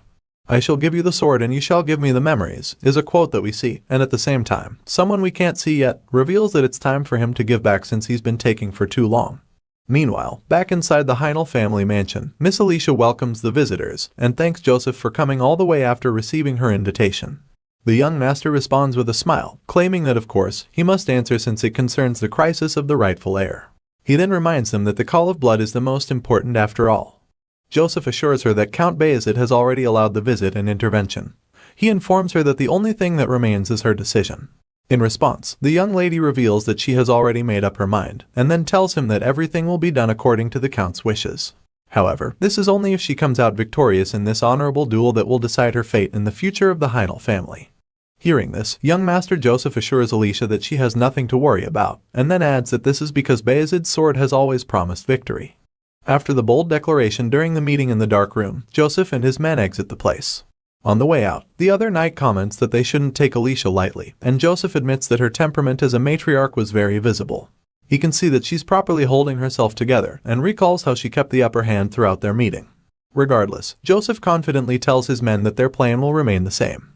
Looks like a team fight tournament is about to start soon, and it has Alicia's future on the line. As we resume the story, and we see our armor-clad hero standing in a graveyard, and staring at some of the headstones there. His thoughts trail off, and he thinks about how all that remains are memories. Maybe that is why humans are so obsessed with leaving traces behind. It makes sense since looking back at these traces as scars can make the memories of that day come to mind. Vlad stares longingly at one of the graves, and wishes that he could do something like this for his mom as well. Seeing some of the wilted leaves that are on it, he starts to think that the place isn't being looked after well enough. So, he decides to clean it a bit, by wiping away the dead leaves on it. He suddenly stops however when he thinks that the sword might want to say something about his action. He reminds the blade that it's just common courtesy to greet the owners of the land, but the voice from the sword denies saying anything. However, Vlad already knows what he has in mind, so he just unsheathes the blade and allows the sword to look at the grave to its heart's content. After all, he didn't even go to see the knights he was supposed to just so he could visit the graveyard. In response, the voice from the sword thanks him, confirming that he wanted to see it all this while. Our boy kneels before the graves, and bows his head with the sword planted in the earth. He stays in this position for a while, and suddenly a spirit appears behind him. It turns out that this ghost is the one inside the sword, and as Vlad maintains his kneeling position, the spirit begins to recall some of his memories. He remembers that the tree in the cemetery was smaller back then, and he starts to wonder when it was that he saw it last. With our boy still kneeling there, more memories come back to the spirit, and he suddenly recalls that he was at the tree with someone the last time he was there. Unfortunately, his recollection is interrupted when he sees something that takes him by surprise. He quickly informs Vlad that something is watching them, and that it recognizes him. The blonde swordsman is shocked to hear this, but before he can fully process everything, the spirit asks to borrow his human body for a while. Even though Vlad is taken aback by this request, he quickly agrees to it, feeling that there is no issue since it's only going to be for a moment. Our boy then closes his eyes and braces himself to be possessed by the blue spirit standing behind him. Sure enough, the ghost enters him, and a surge of energy exudes from his body. Vlad is still adapting to the change when he suddenly sees something that causes his glowing eyes to almost pop out in shock. He even stutters as he asks himself what the creature before him is, and that's when we see the gigantic white snake in the tree. While our boy has no idea what it is, the ghost that possessed him informs him that the snake is a spirit too. This blue-eyed serpent locks its gaze on Vlad, and the blonde swordsman is still perplexed as to how it could be a spirit. It's so weird to him, and it makes him admit that he's been seeing way too many strange things lately. Just then, he notices that the serpent spirit is looking at him, so he informs the spirit inside his body. In response, the sword ghost explains that the snake is actually looking at him, since he's the spirit inside of our boy. All of a sudden, it starts slithering down the tree, and as you can imagine, Vlad becomes restless.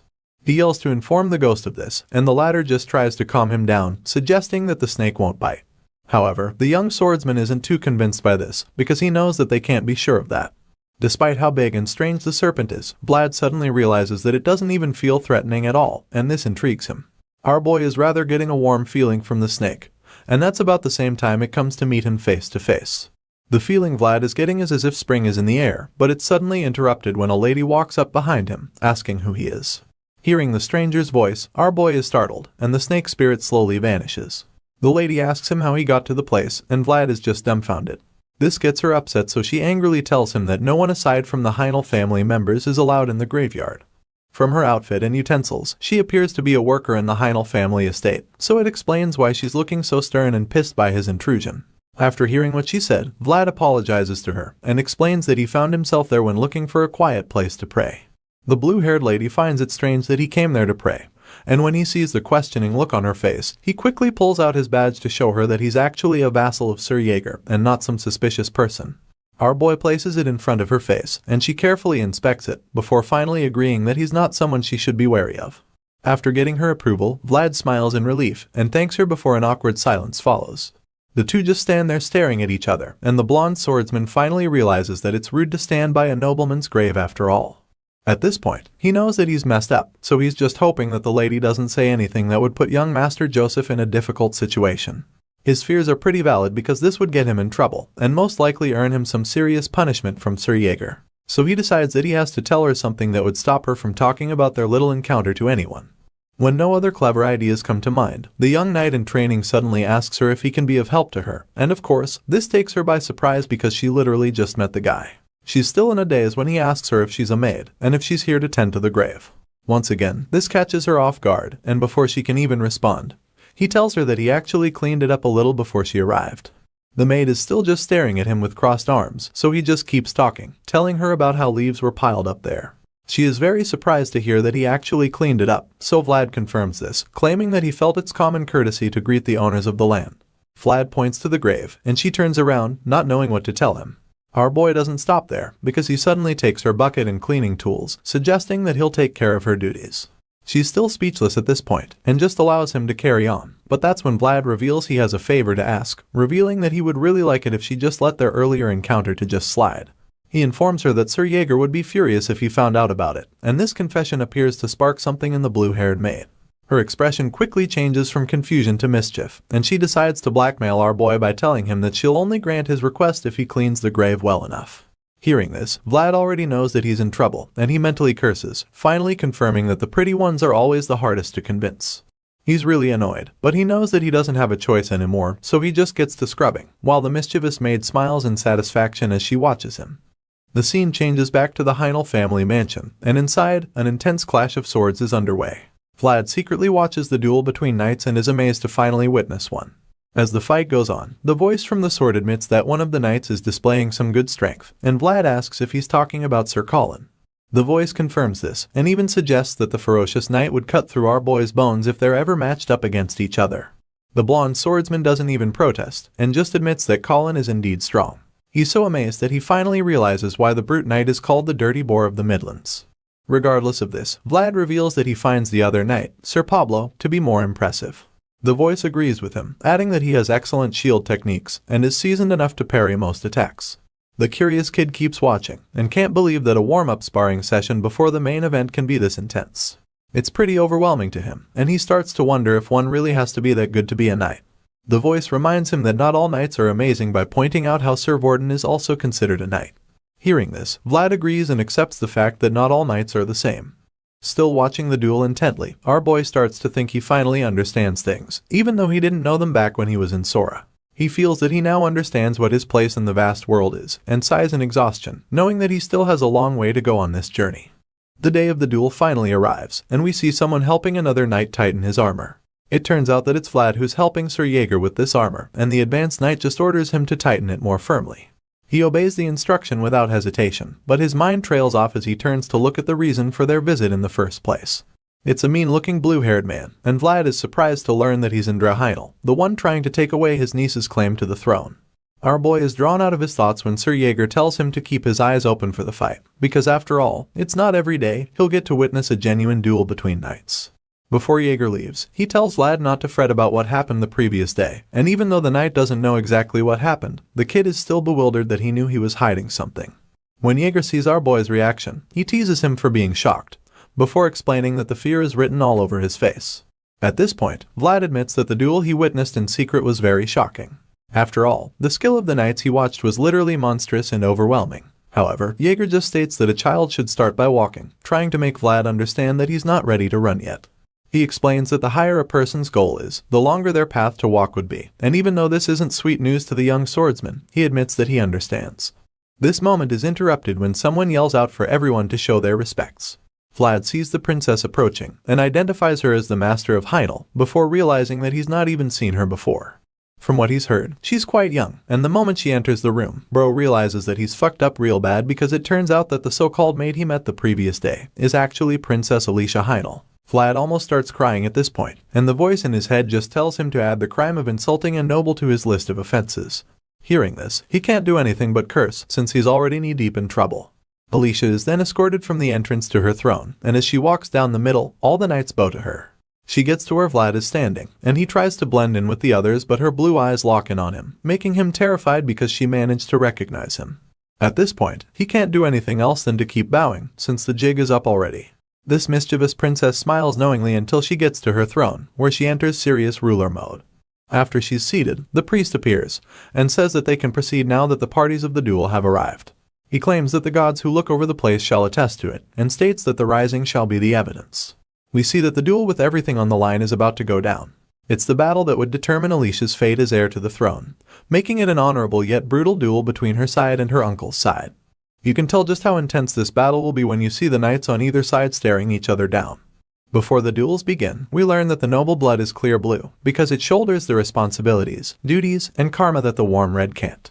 However, Alicia isn't ready to let her blood run cold yet. Soon after, we see the young princess throwing the towel, and yelling in fear to stop a bloody duel between two knights. Alicia stops the fight, claiming that she surrenders just so she can save the older of the two knights, who clearly took most of the hits. However, the injured swordsman just stands there, while still panting heavily, and refuses to give up. He's covered in cuts and losing a lot of blood, but he still refuses to surrender, claiming that it's not over yet. The priest informs this injured knight named Sir Duncan that his master, the princess, has already thrown in the towel, so he urges him to admit defeat. The younger and stronger opponent encourages him to put down his sword, claiming that it was a good fight, and still recognizing him as his captain. Sir Duncan hears this and is speechless, because he didn't expect that the young knight would still call him captain. The old man closes his eyes, feeling defeated, and remembers how he trained his vibrant opponent, and raised him to be the future of the House of Yahello. However, what he didn't expect was that he would return as the sword that would cut his master. As this thought runs through Sir Duncan's mind, he just feels ashamed, and that's about the same time that the priest announces that the victor of the duel is Mr. Andres Knight Sir Chard. Hearing this, Sir Colin, who's also under the uncle, just laughs and commends Sir Chard for providing a good head start. Endre just smiles, revealing that he is impressed as well, and while he's still feeling this confidence, the priest calls for the next two proxies to come forward. At first glance, it's easy to see that this would be an insane duel, because Sir Jaeger will now be going up against the big brute, Sir Colin. The two knights stare each other down, and the priest reminds them for the last time that using aura is forbidden. Of course, this is good news for Colin since he has the advantage of size and strength. The priest once again explains that the fight will end whenever a proxy or his master surrenders. The second thing that can bring the duel to an end is a situation where one of the knights is severely injured to the point that he can't continue the fight. After the rules are announced, Sir Jaeger looks back at his worried vassal who's watching him closely. The green-eyed knight can see the anxiety in Vlad's eyes, but he thinks that the kid should have a good look at the duel instead of trying to run when he can't even walk. Jaeger points to his open eyes, which is basically a way of telling him to watch closely. This is because the green-eyed knight has decided that his duel will be their class for the day. The advanced knight bravely unsheathes his sword, and he prepares to begin the duel, while revealing that our boy's study material today will be none other than Sir Colin, also known as the Warhog of the Central Regions. Not surprisingly, the bigger knight makes the first move, by attempting to land a powerful downward slash, but of course, the calm and confident swordsman effortlessly blocks the strike before retaliating with a similarly devastating hit. However, Sir Colin is up to the task, and when he sees that Jaeger's strike had only one step difference, he becomes very confident that he can win the duel. So, he lifts his blade and prepares to take another mighty swing, this time trying to make it a bit faster and a bit stronger. Unfortunately for him, his skilled opponent casually dodges the first mighty strike, so he tries another one, which just ends with him missing again. Even with one eye, Jaeger can see all of Colin's moves, and it's almost like he can see what the brute is planning to do next. However, this doesn't deter the wild boar of a man because he just keeps swinging as fast as he can. Even though he's yet to land a single blow, Endre is pretty glad to see that Colin is as strong as the stories say he is. The blue-haired uncle isn't too bothered by the lack of hits, because he believes that his brute is overwhelming Jaeger and forcing him into a corner. One of the other knights on Endre's side hears this, and is pretty disappointed that they would even think something like that. He knows that Colin isn't overwhelming shit, and it makes him wonder if he's the only one that can see the strange turn that the momentum of the fight is taking. He's even certain that Colin must be feeling it too right now, and sure enough, the killer boar starts to get frustrated, wondering why he still can't reach Jaeger after several attempts. The guy is sweating at this point, and already getting exhausted, but the green-eyed knight just fans the flames of his fury by playing the role of a matador. With a cold and fearless look in his eyes, Jaeger says "ol" in other words, and this just wakes up the wild boar inside of Colin. The word infuriates him, and he charges at the one-eyed knight, calling him a son of a bitch. Of course, this is all part of Jaeger's plan since he anticipated Colin's uncontrollable outburst, so just when the giant knight tries to land a killing blow on him, he takes a lower position that gives him a perfect opening for the real finishing strike. At this point, the voice tells Vlad to watch carefully, claiming that this is the moment our boy is meant to see very clearly. Colin thinks he's going to finally hit Jaeger, not knowing that he's standing right where the advanced knight wants him to be. Jaeger blocks Colin's strike with blistering speed, and ends up creating a gap between them. The voice takes up the commentary role at this point, and informs the kid that it's an inevitable gap formed when a hit is blocked. He further explains that it's what you call a counterattack technique, and Vlad already knows that it's a technique used to launch a follow-up attack after blocking the first hit. Sure enough, this is exactly what the green-eyed knight had in mind, so the next thing we see is that Colin is on his knees. The brute is terrified and exhausted, because he now realizes that Jaeger is on a totally different level. A level that seems insurmountable to him, so he just accepts his defeat, and the priest announces that Alicia's proxy, Sir Jaeger, has won this round. Hearing this, the princess sighs in relief, while her uncle and his men scowl in rage. Like the champ that he is, Sir Jaeger walks back victoriously to where his vassal is, and when he reaches Vlad, he immediately asks the boy if he had a good look. In response, the blonde swordsman smiles smugly, revealing that he did, and thanks the advanced knight for giving him the opportunity to learn. Despite Sir Jaeger's victory, the contest isn't over, because Alicia and her uncle are currently tied on the number of wins. So, that's why the last duel is required, and for this tiebreaker, the blonde knight from earlier will be going up against the purple-haired one from Alicia's side. The blonde swordsman introduces himself as Sir Pablo of Arnstein, and he expects his opponent to do the same before they duel. Unfortunately, this purple-haired swordsman isn't the type for such, and he just asks the knight why he's so awkward. To him, there's no need for all that formality since they already know each other. Regardless of the mockery, the blonde guy proves that he's one of those uptight knights by insisting on formality, so the purple-haired knight is forced to finally exchange greetings with the guy, introducing himself as Jubert of Shazad. The voice in our boy's head sees Jubert, and admits that Alicia certainly found a good hand. He says that while Pablo and Colin are on the same level, Jubert is way out of their league. In a shocking twist, Jubert suddenly turns to face Joseph and Alicia, which confuses them because he should already be fighting on the princess' behalf. The young master is very worried, because he has no idea why Jubert is bidding them farewell, and before he can even come up with something in his head, the crazy knight just bows before them and ruins everything by announcing his withdrawal from the duel. From Alicia to Jaeger to Vlad and even Sir Duncan, everyone on the princess side is horrified by the news. Especially Joseph, who looks like he's about to chew up this purple-haired traitor, and then spit him out. On the other hand, this is exciting news to Andre, because he knows that Alicia's withdrawal from the duel automatically brings it to a close.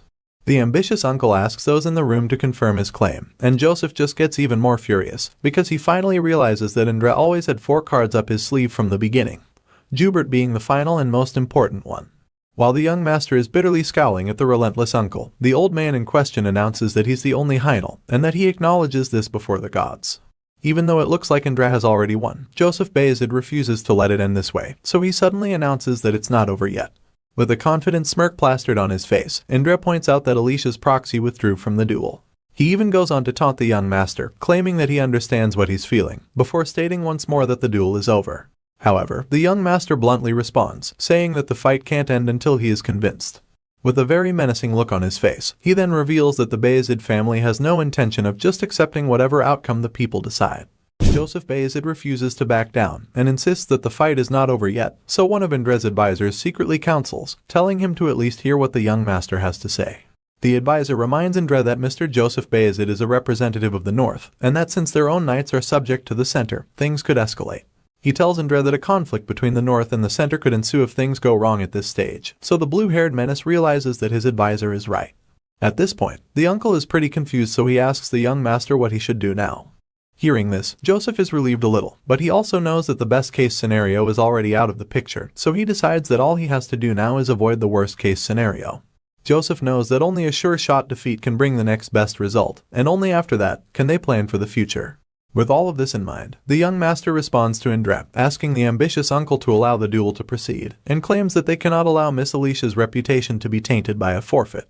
Of course, Andre instantly asks Joseph if he has someone to stand in for Sir Jubert, and feeling confident that there's no alternative, he agrees to accept the request if there's someone to fight. The blue-haired man knows that Sir Duncan is the only one of Alicia's knights remaining, and there's also an unwritten rule that guests can't bring too many knights. As such, Andre is delighted and confident, because he believes that there's no way a duel can even take place anymore. However, the young master just stares the uncle down with a challenging look in his eyes, as he reveals that he actually has someone to fight in Jubert's place. Andre is incredibly shocked and confused to hear this, but Joseph of the House Bayezid suddenly presents to everyone a mighty warrior, in the name of Princess Alicia's honor, and we finally get to see who he's talking about when he suddenly points at our boy, Vlad of Soara. Even though the blonde kid didn't expect this, you have to admit that he sure looks confident and strong. Not surprisingly, Andre refuses to accept this challenge. He fumes in rage, explaining that Vlad isn't a knight, and then claims that he isn't worthy of fighting in a duel.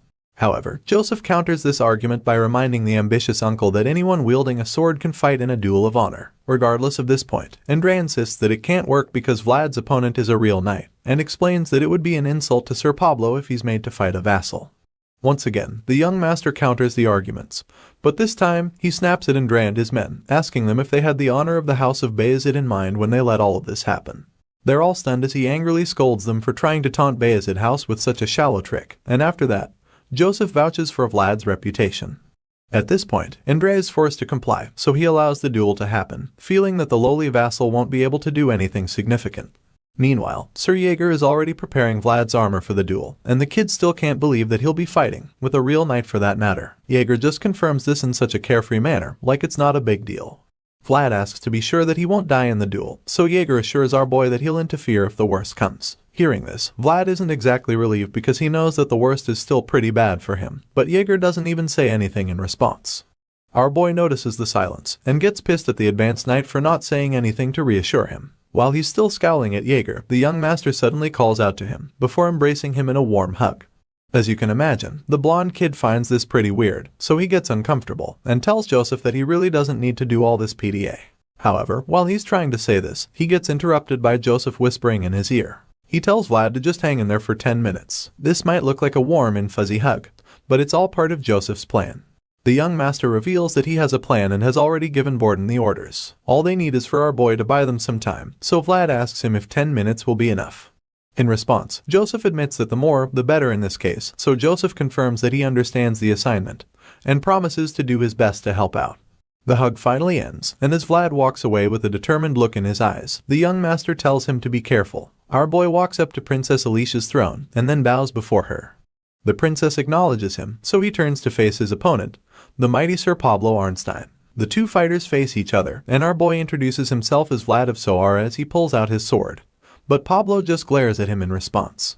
The knight is so furious that he drops his shield immediately, and then tells our blonde swordsman that he's not even worthy of hearing his name. Pablo calls Vlad an unworthy brat, claiming that the duel was no longer one of honor the moment he arrived. The knight might think like he's the only one who feels insulted, but he has no idea how mad he just made our boy, because Vlad hates it when people talk about worth. The blonde swordsman thinks back to his life in Soara and wonders why people always hog beautiful and shiny things. Even though he comes from a place of no worth, it doesn't mean that he has any intention of ending up as a nobody, so with this in mind, he wields his sword and boldly asks Pablo what makes him appear lacking.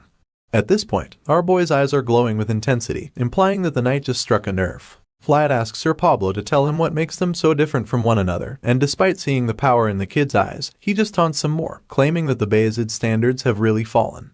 Of course, our boy isn't going to let that one slide, but before he can respond, Sir Pablo tells him that he can ignore the rules of the duel. The knight unsheathes his blade and challenges Vlad to fight with everything he's got, but claims that he'll still nip this fight in the bud.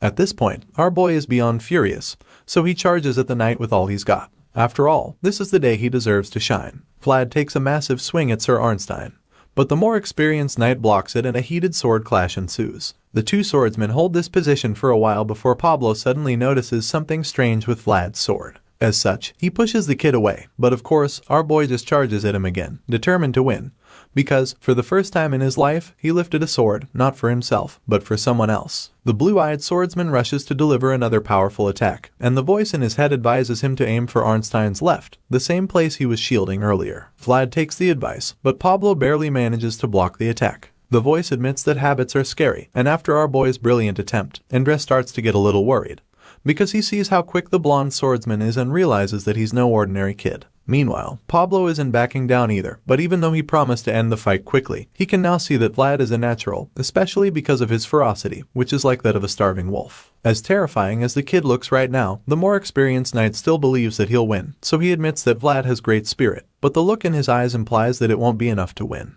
Our boy sees this look on Arnstein's face, and he can already tell that the knight is planning to deliver a powerful strike. Sure enough, Pablo takes a mighty swing at Vlad, who manages to block it, and that's when the knight stares him down and tells him that he can't win because he's not all the way there yet. Arnstein's strike is so powerful that it sends our boy on his knee when he blocks it. The knight doesn't reduce the intensity at this point, as he just pushes down with great force, causing Vlad to shake while struggling to hold on. The boy from Soara musters all the strength he can to keep Pablo from taking him out, groaning in pain as he pushes himself to the limit. He thinks about how this fight is like being beaten with stones at this point. As our boy begins to tire out, Sir Pablo lifts his sword and asks him if he's done playing his tricks, right before attempting to land an even more powerful sword strike on the kid. Even though this strike packs a lot more force than the last one, Vlad still manages to block it somehow. Because of the force generated by Pablo's swing, the kid is forced to block the attack with both hands from below. However, while he's struggling to do this, the voice in his head tells him not to block the opponent's attacks head-on.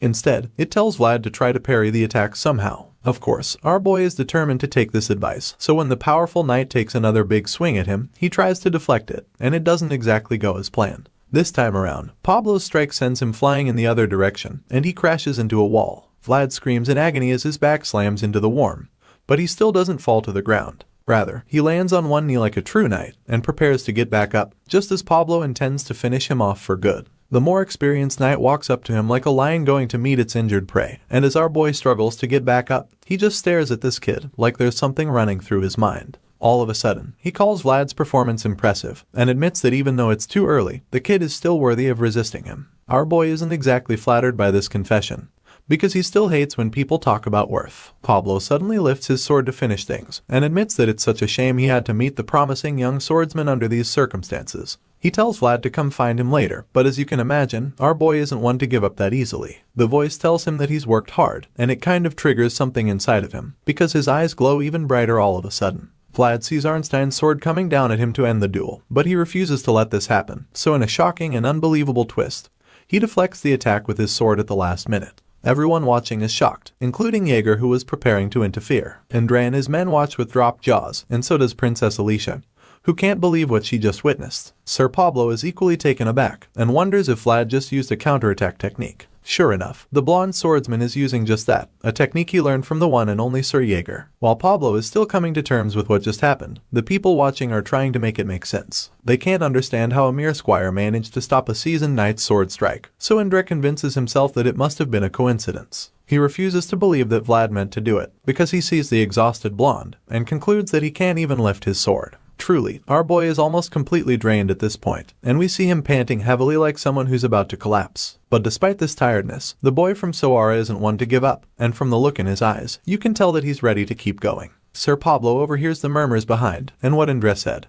But he disagrees in his mind, knowing that there's no way that what Vlad did was a coincidence. The knight believes that it's something outside of the box, and admits that he also has a hard time accepting it. His thoughts are suddenly interrupted when our boy vaguely asks him why. The knight doesn't understand because as far as he knows, Vlad can't read people's minds, so he expresses his confusion. The blonde swordsman just confuses him some more by asking him why it is only him. At this point, Pablo must be thinking that his opponent has gone crazy, wondering if he lost consciousness or something. Just then, Vlad tiredly mumbles some more gibberish, with his blue eyes slowly shutting. So the knight takes a closer look at him, and begins to wonder if the blonde kid is dreaming something inside his memories. We then see how tired the swordsman is, and he indeed looks like someone asleep. We see his dirty shoes in the sand, probably a memory from his childhood in the back alleys of Soara. He'd always been a boy without rights, but he wanted to be something else. He always longed for shiny things. He wanted abilities and craved opportunities. But most of all, he dreamed of possessing rights. In this flashback scene, the poor blonde boy stands with his dirty shoes in the sand and stares at the special sword hanging on the wall outside a blacksmith.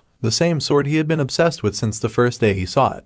But he could never afford such a rare item. It's such things that made Vlad desire the rights to go somewhere that shines, a place where he wasn't the underprivileged child. And as this memory of Soara fades away, our boy wakes up from this trance. His eyes widen with determination and anger as he reveals that he wants to be in this shiny place as well. This sudden activation takes Pablo by surprise, because it almost looks like Vlad just woke up from the dead. The knight can already feel that the fight won't be the same anymore, and the look on his face shows that he's no longer as confident as he was a few seconds ago. At this point, a flower is about to bloom, a brilliant flower that no one has ever seen before, and this is when we see the insane aura surrounding our boy, as he gets back up to continue the duel of honor. The next thing we see is the two opponents clashing swords, and this time, Vlad's isn't shaking. Indra and his men are bewildered when they see this, because he can't even fathom what his eyes are seeing. That's when we see our boy's hands covered in blood as he tightens the grip on his sword. Sir Jaeger is equally shocked to see this because he knows that he didn't show the technique to Vlad so he would use it. Like all he did was show him to help him focus on the basics, but this genius swordsman is out here pulling off unbelievable techniques. The aggressive duel continues as both swordsmen go toe-to-toe, with neither backing down. Meanwhile, Sir Jaeger is still shocked because his vassal is already using the dangerous technique. Our boy takes a mighty swing at Sir Arnstein, who observes closely and concludes that the sharpness at the end of Vlad's sword has already disappeared. This makes him realize that the boy from Soara is now fighting with a blade full of his well-settled resolve, so he finds it interesting. The young swordsman attacks with all the strength and determination that he can muster, but this just makes one wonder where this resolve even points to. Just as our boy is about to deliver the strike, Pablo is already fully ready to take the attack, so they clash swords again. He sees the boy's bloody hands, and is instantly horrified because he fears that his opponent's sword is howling. At this point, he realizes that Vlad's sword is going to bloom any moment now, and while he's busy worrying about that, the young swordsman prepares to take another big swing. Pablo realizes what's about to happen, and decides that he must carry out his duties as a knight. The seasoned knight equally raises his sword to match Vlad's attack, and once again, they clash swords. It turns out that Pablo intends to block all of our boy's strikes so that he can bring out Vlad's world, which is about to bloom all of its flowers. Our boy holds off the experienced knight, and they remain at loggerheads until Vlad's sword begins to exude some kind of power. Everyone around is shocked and confused when they see this. Even Jubert is bewildered, and so is Sir Jaeger, who realizes that what they're witnessing is the premonition. When Sir Pablo sees this too, he desperately calls for his shield, demanding that someone get him one. Hearing this, a young squire rushes to his aid and takes a sword to him. Now having a shield, he beats his sword against it, and finally tells Vald his name, introducing himself as Sir Pablo of Arnstein. He prepares to continue the tough fight, and calls our hero the boy who has rights as he asks for his name. In response, Vlad looks at him with glowing eyes, and reveals that he's the boy born in a place without rights. With this statement, we're once again taken back to his memories in Soara. We see Vlad leaving footprints in the sand as he walks away from the sword on the wall. But he's not walking aimlessly. He's walking toward the place that shines, and as he makes his way to this magnificent place in his mind, he hears a voice telling him that he has proven his own rights. Our boy beholds this place that shines and continues to stare at it until his blue eyes turn golden. However, they quickly turn blue again, because now the young swordsman knows who he is. So, the voice tells him to scream out his identity with pride, and he does. Our boy charges at his opponent with power surging all over his body and reveals that he is Vlad of Soara. The aura around him shines so brightly that it turns into a blinding light which everyone around has a hard time looking at. Even Joseph covers his eyes from the light, but Sir Jaeger anxiously watches on to see what happens, the same way Andra refuses to look away. As menacing as Vlad's aura is, Sir Pablo remains undaunted. Rather than covering his eye to the blinding light, he opens it wide, as it glows with a burning gold color. This power covers him as he challenges the young swordsman to come at him one more time. Sir Pablo of Arnstein urges Vlad of Soara to attack, and of course, our boy goes in to resume the brutal duel. He yells like a warrior, and leaps into the air with the terrifying aura surrounding him as he attempts to deliver a sword strike that would end the fight. However, his opponent is very much prepared to take on the hit, and braces himself for impact by setting his huge shield in place. Sir Pablo's is equally fierce, as the energy around him makes him look like he's been covered by an inferno. The clash ensues and the scene turns white for a while. The next thing we see is our boy's bloody hand holding his sword on the ground. Sir Pablo looks at the young swordsman with a smile on his face like a proud father. He sits with Vlad, who's lying unconscious near him, and admits that our boy did very well. Our hero is out like a light, with bruises on his face from the intense clash, but while he sleeps peacefully, Andre takes the opportunity to make some trouble. The troublesome uncle suddenly starts yelling about how Vlad used aura in a duel, which is forbidden. As such, he clamors for the young swordsman to be disqualified for it, but this statement just infuriates Sir Pablo. He's disgusted by the pathetic bastard called Andre. He fixes his gaze on the blue-haired nuisance, and is surprised that even after seeing such a beautiful flower, Andre only thinks about the fruit that will bear when the flower falls. Just then, Sir Pablo turns to see Joseph Bayezid and Sir Jaeger walking up to him. They're both aware of what Pablo did during the duel, knowing that he facilitated the blooming of Vlad's flower, so they thank him for acting out his duties as a knight. Hearing this, Sir Pablo explains that he only did what he was supposed to, and admits that it was an honorable moment helping Vlad bloom as well. After that little exchange, the young master turns to the priest there, and asks him to confirm if Vlad actually used aura. The priest claims that it's correct, revealing that it was indeed aura. Hearing this, Joseph then asks the priest to pick out which is the higher concept between the divine rules of a duel and the Swordmaster's code. The priest is caught off guard by this question, and almost looks like he just saw a ghost. It turns out that the Swordmaster is a title that has been possessed by only one person in the history of mankind. There is a code attached to this honorable title, and Joseph reveals that code is both honor and duty, adding that it is also related to royal authority. After explaining this, the young master turns to the blue-haired uncle and his men. He addresses Indra Heinel and tells him that rule and code are butting against each other. So, he asks the uncle to choose if honor comes first, or if duty takes priority. He explains that no one there can say either of the two comes first, and as such, he believes that what happened must be reported to the Holy See in the royal palace. After explaining this, the young master concludes that the result of the duel will be postponed until they have a definite answer from there. With that conclusion, we're told that all the young and tender in the world have a deserved right to bloom their flower. We see our boy lying unconscious after his clash with Sir Pablo, and the fact that he has finally bloomed his flower makes one realize how beautiful possibility is. The voice says that all the young who can express themselves as their own world are precious, so he tells all his knights that they must dutifully protect those moments. He tells all those who raise their honorable swords to vow by his name that they will carry out their duties. At this point, we learn that the man speaking is the Swordmaster, the founding king, and as all the knights bow before him, he reveals that this is his first code.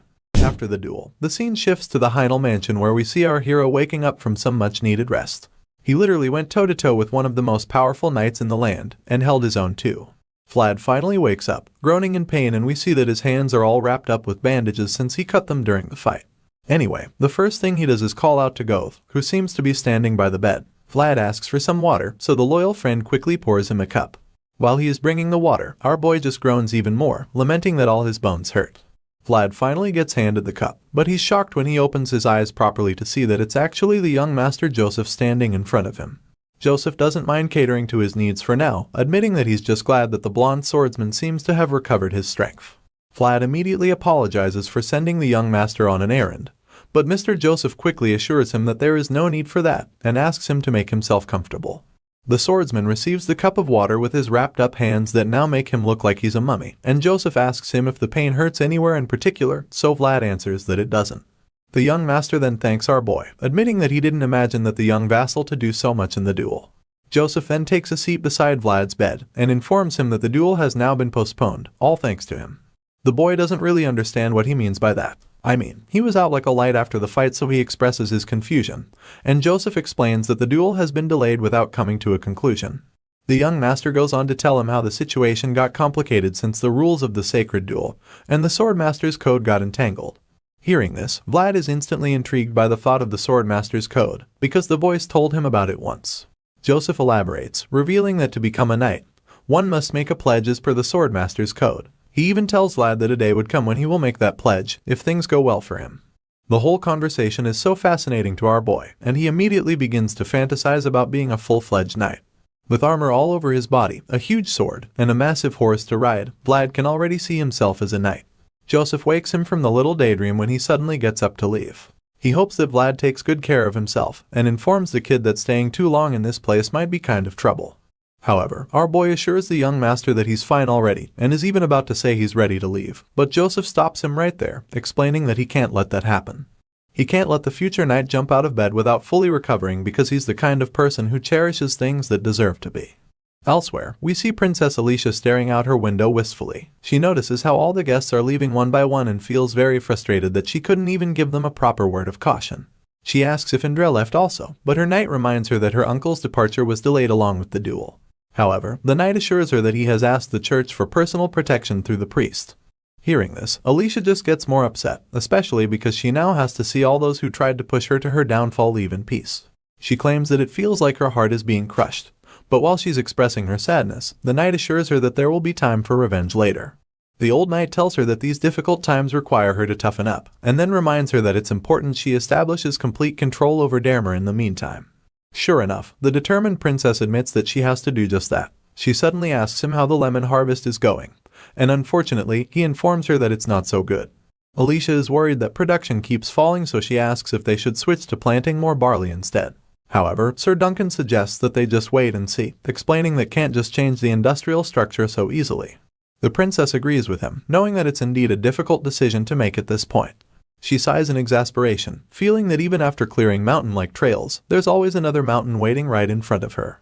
Alicia suddenly spots something outside the window that catches her interest, so she asks Sir Duncan, just to confirm that most knights know how to ride horses. The old knight is taken aback by her question, because as far as he's concerned, all knights should be able to ride horses. To him, you can't call yourself a knight if you can't ride a horse, and that's pretty much the general idea too. After all, horse riding is a virtue as important as the sword, and hearing this, Alicia just keeps gazing out the window, with an amused look on her face. She concludes that the gods don't give you everything after all, so Sir Duncan goes to check what she's staring at, and is immediately stunned. Looking out the window, they can see Vlad struggling to stay on the back of a horse, like he's at one of those bullfighting competitions. Jaeger just watches in the background, feeling very disappointed, so Sir Duncan can already feel the advanced knight's anguish. Our boy eventually gets thrown off the horse and lands on his back. From the look on his face, you can imagine just how much it hurts, and you gotta feel for the kid because he just got out of a brutal duel a while ago. Vlad takes a breather while rubbing his back in agony, but Jaeger just reminds him that he said he could ride an expensive horse. Our boy just hits back, suggesting that maybe the horse needs to be a little more expensive. As you can imagine, the short-tempered knight has had enough of Vlad's annoying remarks, so he lands an insane blow on the back of his vassal's head.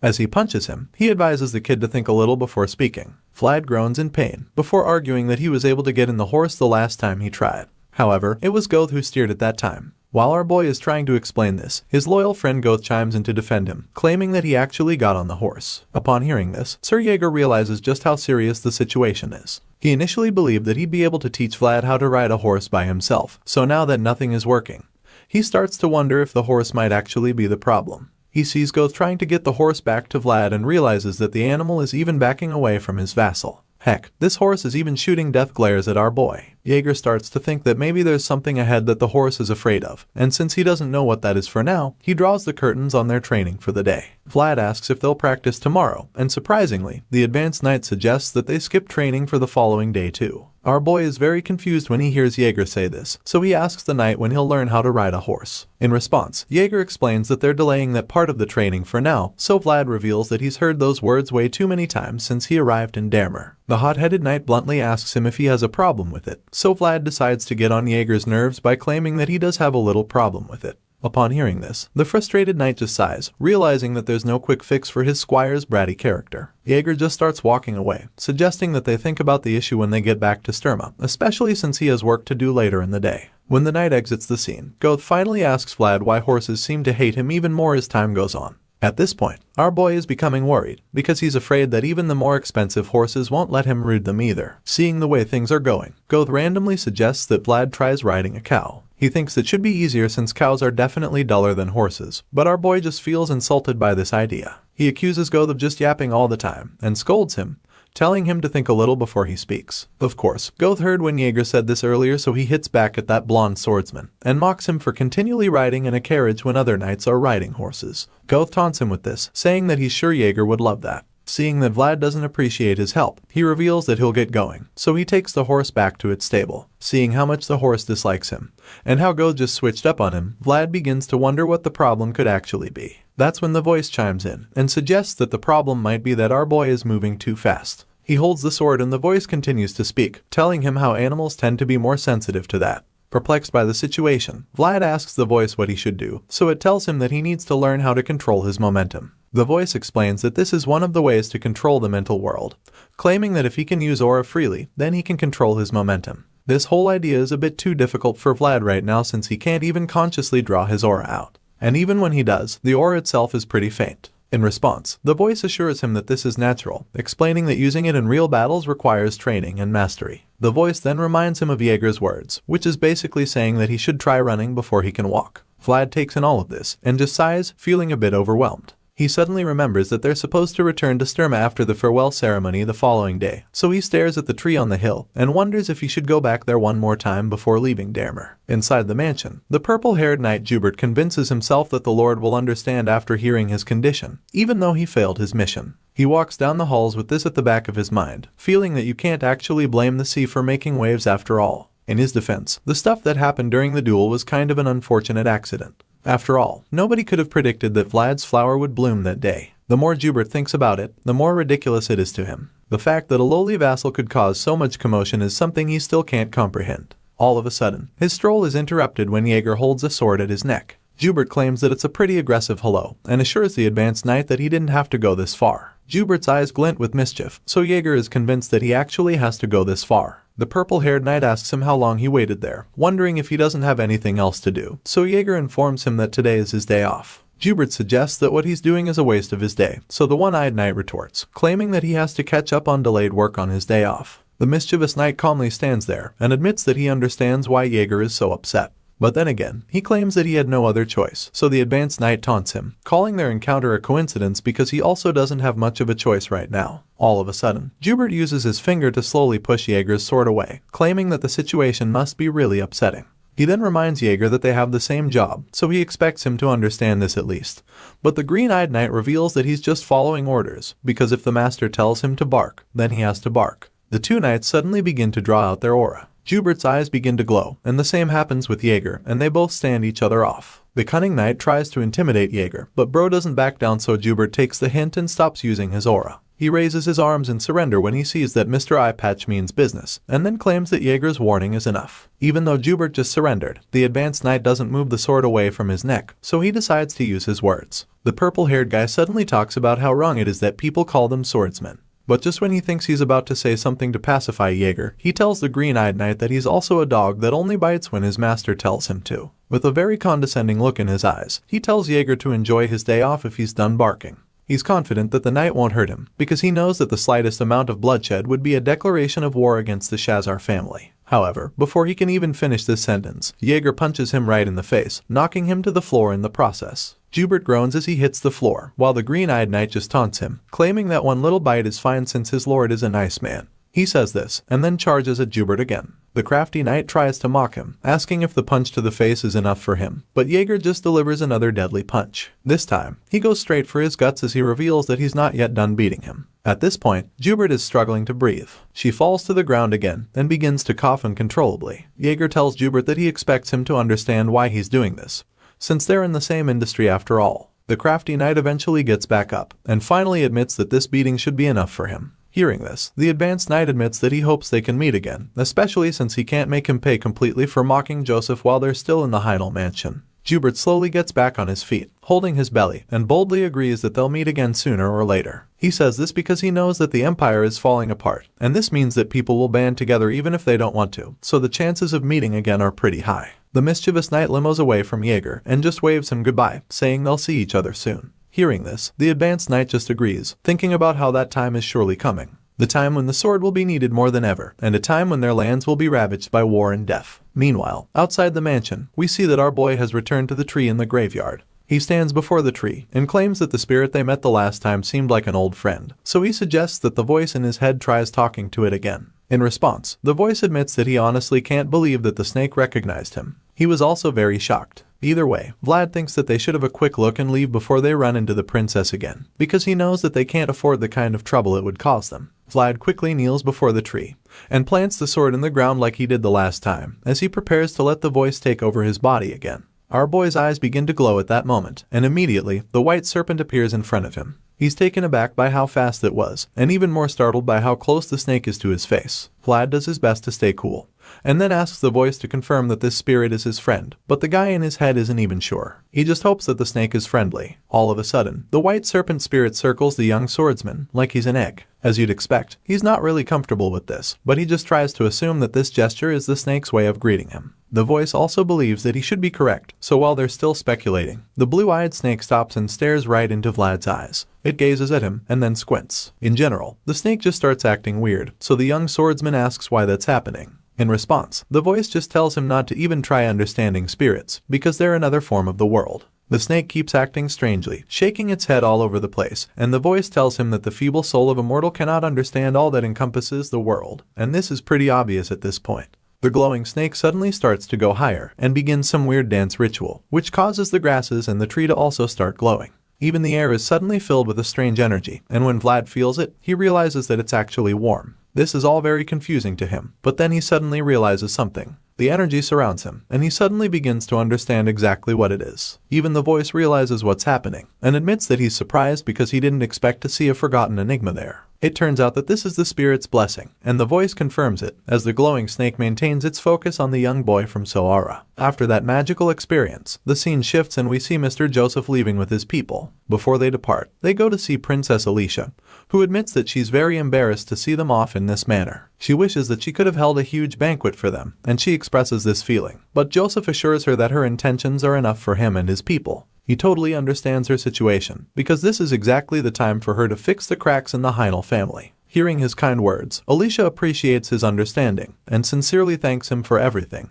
The representatives of the Bayezid family take one last bow, and Joseph reveals that they'll be leaving now. However, just when they're about to walk away, Sir Duncan asks for a minute of their time. He suddenly asks Vlad to come forward, which leaves our blonde hero quite puzzled. He looks at his masters for permission, and Joseph grants it, telling him to go on. As Vlad walks down to meet Sir Duncan, Jaeger suggests that their hosts must have prepared a ceremony. The young master agrees, and reveals that he told them to keep the closing ceremony simple just in case they went forward with it. Sir Duncan tells Vlad to kneel when he gets to them, so the kid does exactly that. That's when Princess Alicia expresses her gratitude to the boy from Soara. She admits that without him, she wouldn't even be standing there, and then praises him for protecting their honor. Alicia also commends him for shining light over a duel that was blotted with fraud. The princess believes that no amount of gratitude could make up for what he has done for her, so she humbly offers him what she can. Alicia stretches out her hands with a purple handkerchief in them, and then informs Vlad that she wants to entrust her name to him even though he's not a knight.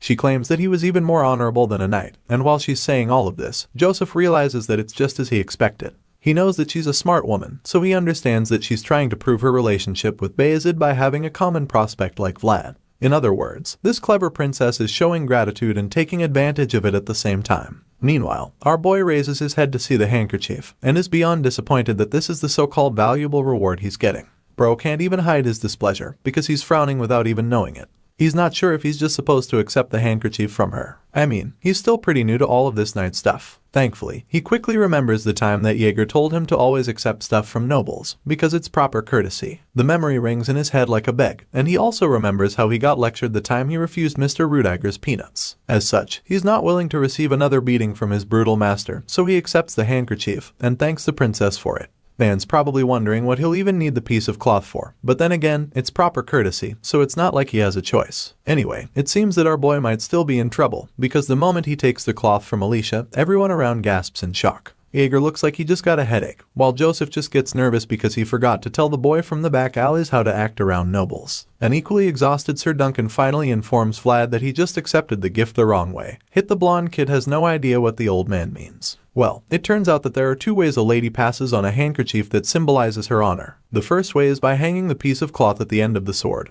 while the second method is by passing it to him from hand to hand. At this point, Vlad realizes that he messed up, and as he turns around to see all the judging eyes, he nervously asks how he's supposed to do it. We also learn that these two methods have different meanings, because while the first one at the sword end is for honor, the second hand-to-hand method is for love. After the awkward moment, Princess Alicia gets flustered as her cheeks flush red, but Vlad is still trying to process everything. Man's so confused right now, because he doesn't know that he basically just confessed love to the princess. Either way, Vlad decides to be Vlad and mischievously claims that he'll use the handkerchief well, wondering why the guys at the back are making such a big deal out of it. On the carriage ride home, the young master admits that he hasn't been that flustered in a long time.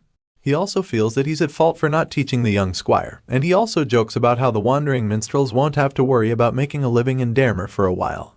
Our boy apologizes for what happened, but Jaeger still scolds him, telling him to always look at him first if he's ever to receive something from a noble in public.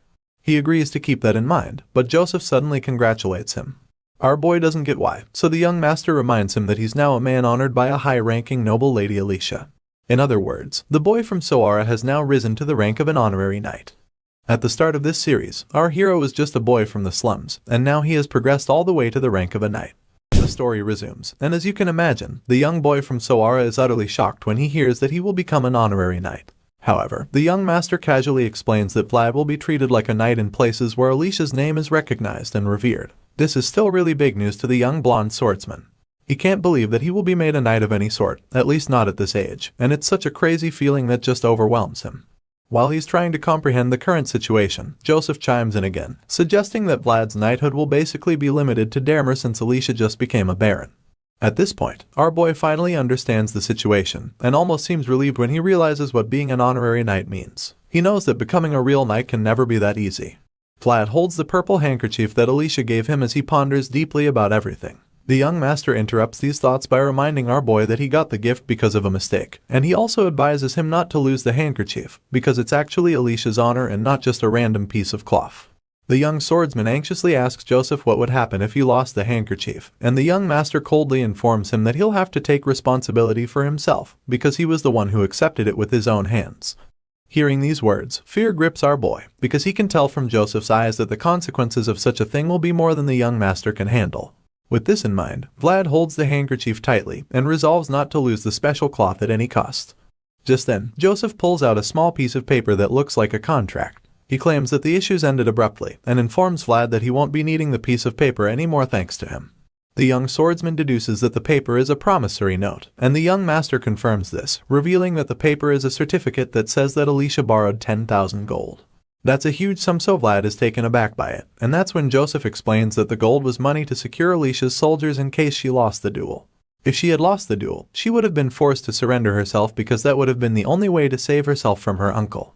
However, the young master also reveals that Alicia didn't actually borrow the gold. Upon hearing this, Vlad asks if there's a reason Joseph brought Miss Alicia, since he already knows that losing the duel means losing the right to succeed.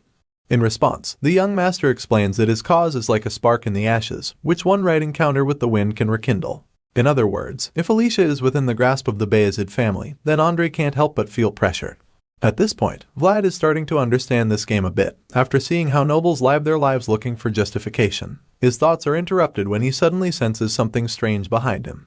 Joseph notices Vlad's expression, so he asks the young swordsman what's wrong, and the blonde kid reveals that he heard something from the woods to the west. Elsewhere in the forest, it all looks so peaceful at one moment, but then all of a sudden, huge dust clouds erupt in the horizon, and that's when we see the army of horse riders coming toward Joseph's convoy. Vlad sees this through the window and is immediately horrified by the army of bandits headed their way. Our boy quickly raises the alarm to inform the others and pulls out his sword as well to prepare for the imminent battle. However, just when he's about to lift his sword for the fight, Joseph stops him and quietly tells him to put his blade away. Vlad is pretty confused, but the young master just wears a smug look on his face and assures the kid that he made preparations for this even before the duel started. In a surprising twist, it turns out that the bandits weren't actually coming to fight or rob the young master's convoy, because the next thing we see is that they're bowing to Joseph. Their white-haired leader of the bandits informs the young master that they ran a bit late because they were trying to collect the fair price for something. The scar-faced dude remains on his knee and presents Joseph with a bloody sack. Seeing this, the young master asks if that sack is what he requested because he knows that he ended up asking for something else. Joseph tells the guy that he did a good job and asks him to stand up. The scar-faced bandit leader gets up and immediately spots Vlad standing near the young master. The man wonders if he's the young vassal who received Lady Alicia's honor by hand. Apparently, word about what happened has already spread all over the land, and when he says this, Joseph simply confirms it. The young master is surprised that the news spread so fast, but he tells the bandit leader that he can adore the blonde swordsman later. Our boy gets nervous just looking at the scary bandit's face, and it gets even more frightening when the white-haired stranger somewhat glares at him. Vlad becomes pretty terrified when he sees this. He realizes that the aura he senses from the guy is nothing like what he felt from other nights. Instead, what he can sense is similar to the smell of danger that the back alleys of Sowara reeked of. With this in mind, Vlad feels like his instincts are telling him that the scar-faced man is not one to be trifled with. Joseph suddenly asks the bandit leader to follow the convoy if he's coming back to Sturma, but the scary guy politely declines, claiming that he and his men have to get back a bit quicker. After all, they're using horses. Joseph is a bit disappointed, but he lets them go, and thanks the leader for his services once again. In response, the guy claims that he was merely loyal to his duty as Bayezid's hidden sword, which is most likely just a fancy name for an assassin. Hearing the strange title for the first time, Vlad is a little confused and quite frightened, so he starts to wonder who the hell these people are, because it's pretty obvious now that they're not your regular bandits. Besides that, he's also really curious about what's in that bloody sack they brought with them. The young master turns around and notices Vlad looking at it, so he asks the kid if he wants to know what the sack is. The young swordsman immediately admits that he is a little, so Joseph vaguely tells him that it contains the world of nobles, which is the world of the cold, brutal, and unforgiving. We get an idea of what's inside even though it was already kind of obvious with the bloodstains on the back. Back at home, Joseph's father reveals that a group of pilgrims is passing through Sturma, so he asks his advisor if he should greet them. In response, the white-bearded old man suggests that the visitors don't seem to want that, especially since they said that they'd just quietly see the dragon's trail and then leave. Hearing this, the head of the Bayezid family thinks that these must be the voices of the gods that desire nothing, because he hasn't seen such sincere pilgrims in a very long time. Even though they don't seem to want any greeting or attention, Joseph's father still thinks that it should be okay to look after the pilgrims without their knowledge. His advisor already knew that he would say something like that, and the Bayezid head just claims that it's only because one has the right to enjoy what they're deserving of. Seeing that the nobleman really wants to do this, the advisor assures his master that he'll make preparations to watch over the pilgrims. Besides that, the master would also like to talk about his second son and Vlad. He heard about the great feat that they accomplished this time around.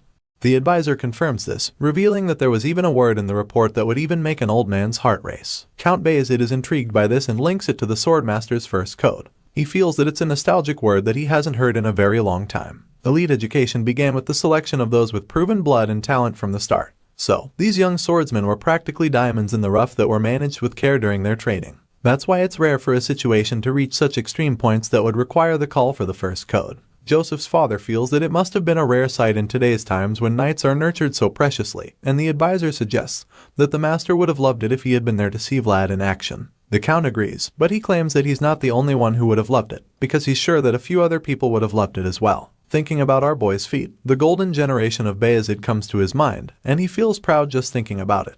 Joseph's father believes that at this rate, the old guys will come with treats in their hands for the newbies, and upon hearing this, the advisor reveals that he's sure Joseph would love that. The head of the Bayezid family closes his eyes and thinks back to the time when his second son was practically gasping for air. He thought that Joseph had given up at that time, but the young master surprised him by crawling through the mud, holding him back until he brought a shining thing into their home. That's right, he's talking about the shining boy from the back alleys of Sowara. Unfortunately, this good feeling quickly changes as a wave of sadness washes over the father's face. He believes that he has a lot to think about indeed, because in the end, he can only choose one of his two sons. Elsewhere in Sturma, the other vassals are having a meal when one of them suddenly informs the others that Vlad is back after completing his mission in Dermer. They all start to discuss the things they've heard so far. One wonders if it's true that the blonde kid actually dueled a knight, and another heard that our boy created his own world as well. As you can imagine, Sobanin, who's still Vlad's biggest hater among the vassals, refuses to believe the rumors. He claims that the stories are ridiculous and impossible, because as far as he's concerned, the kid from the back alleys can't use aura. While they're all gossiping, someone suddenly walks into the hall, and we see that it's the man of the moment.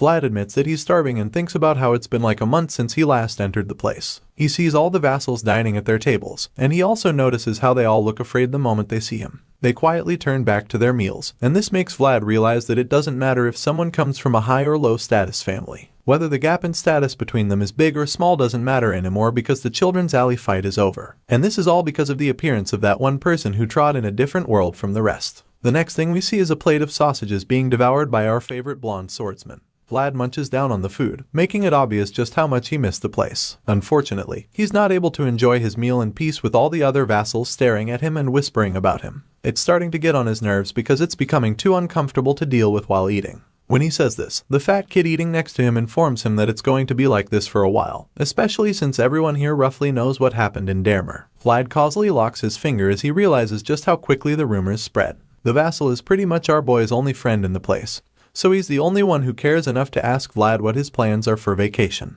The blonde swordsman is taken aback by the talks of a vacation, so his buddy realizes that he didn't know and then informs him that the vassals get a vacation period twice a year. He explains that all the followers have received holidays this week already, so this makes Vlad wonder if he's going to get one too. After all, he's quite new here, and he's not even a disciple from a precious household. On top of that, he doesn't even have anywhere to go for any kind of vacation. Upon hearing this, the chubby kid's face lights up, and he doesn't even hesitate to invite Vlad to his family home for the vacation. It obviously won't be a problem because his dad is the one officially inviting Vlad to the house. The kid nervously admits that he's never actually taken a friend to his place before, and Vlad can already tell that he had no success on previous attempts. At this point, his determination to convince Vlad increases, so he assures our boy that the serving part for guests is done properly at his house. He claims that they even provide unlimited freshly roasted meat. The offer sounds good, but Vlad still has to think about it to know if it's worth coming over. Seeing the hesitation, the chubby vassal suddenly remembers that Vlad once said he was looking for horses. He reminds our boy how he once revealed what his household does. As such, he explains that his family can arrange horses from anywhere near this area, and of course, this finally catches Vlad's attention. He's intrigued, but then the kid reveals that they even have some horses that have better pedigree than Jaeger's horse. In other words, they have more expensive horses, and upon hearing this, our boy immediately agrees to spend the vacation at the guy's place. Vlad is a bit too serious about it, but the fat kid is just happy that he gets to have a friend over at his place for the holidays. Later that afternoon, we see Sir Jaeger beating the shit out of our boy in the name of intense training. The advanced knight casually uses his sword to slap Vlad in the face during their sparring session. But of course, the relentless swordsman doesn't go down that easily. From the look on Vlad's face, you can tell that the pain is taking a toll on him, and Jaeger notices this, so when the kid tries to attack, he counters it and tells Vlad to focus. The green-eyed knight is literally playing right now. The guy holds one hand behind his back, and uses the other to frustrate all of Vlad's attempts to land a hit. Despite being countered over and over again, our boy doesn't give up. He keeps throwing everything he's got at the advanced knight. But Jaeger just seems upset when he sees that the kid is trying to do something beyond his abilities, so he lands a killer strike on Vlad's back. Under normal circumstances, such a blow should paralyze a man, even though they're just using wooden swords. However, our boy survives the brutal hit. He obviously needs some time to recover from it, so he finally falls on his knee to catch a breather. While he's resting, Sir Jaeger reminds him that he told him not to try something if he knows he can't do it. Apparently, Sir Jaeger is mad because he feels that Vlad now thinks he's big enough to try things that are beyond his capacity since he dueled with a knight in Dermer. Our boy is stunned when he hears this, but he doesn't say anything. He's probably still trying to catch his breath. Unfortunately, Jaeger gets even more upset and concludes that the vassal is ignoring him. The blonde swordsman is shocked again when he hears this too, but still, he's too stunned to speak. Jaeger glares at him angrily, and when he realizes that the knight means business, he becomes afraid, so he quickly apologizes to Jaeger. After the apology, Jaeger tells Vlad not to come to the training ground if he feels like he's being forced to do it. Furthermore, the advanced knight also makes it clear that he doesn't want Vlad to come to him anymore if he now feels that he can train without him.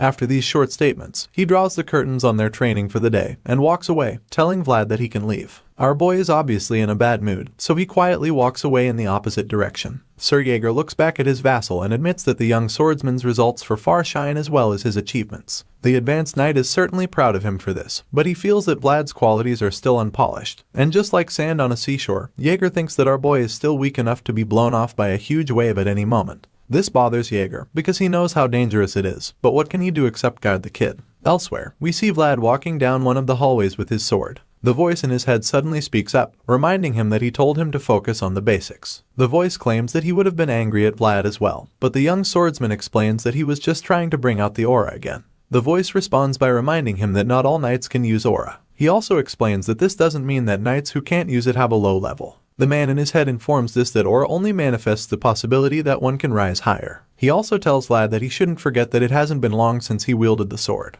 In essence, he's just trying to tell the boy from Soara to be patient with himself, because a great flower only blooms with a solid foundation after all. He goes on to assure our boy that Sir Jaeger wouldn't have scolded him if he wasn't worthy, so he advises Vlad to think over what the advanced knight told him again. After receiving this little pep talk, our boy calms himself down and sighs as he decides to take the advice. Our boy is already used to contempt and ridicule, but he feels really bad about today because what he saw on Jaeger's face was a look of disappointment. He thinks back to the expression he saw on the advanced knight's face, and it feels even worse than being hit in the back with a wooden sword as far as he's concerned. The voice in his head makes the already sad moment even worse for Vlad by reminding him that he couldn't even bring up the vacation thing because of how mad Jaeger was. Our boy is really pissed when he remembers that he didn't get a chance to talk about the vacation.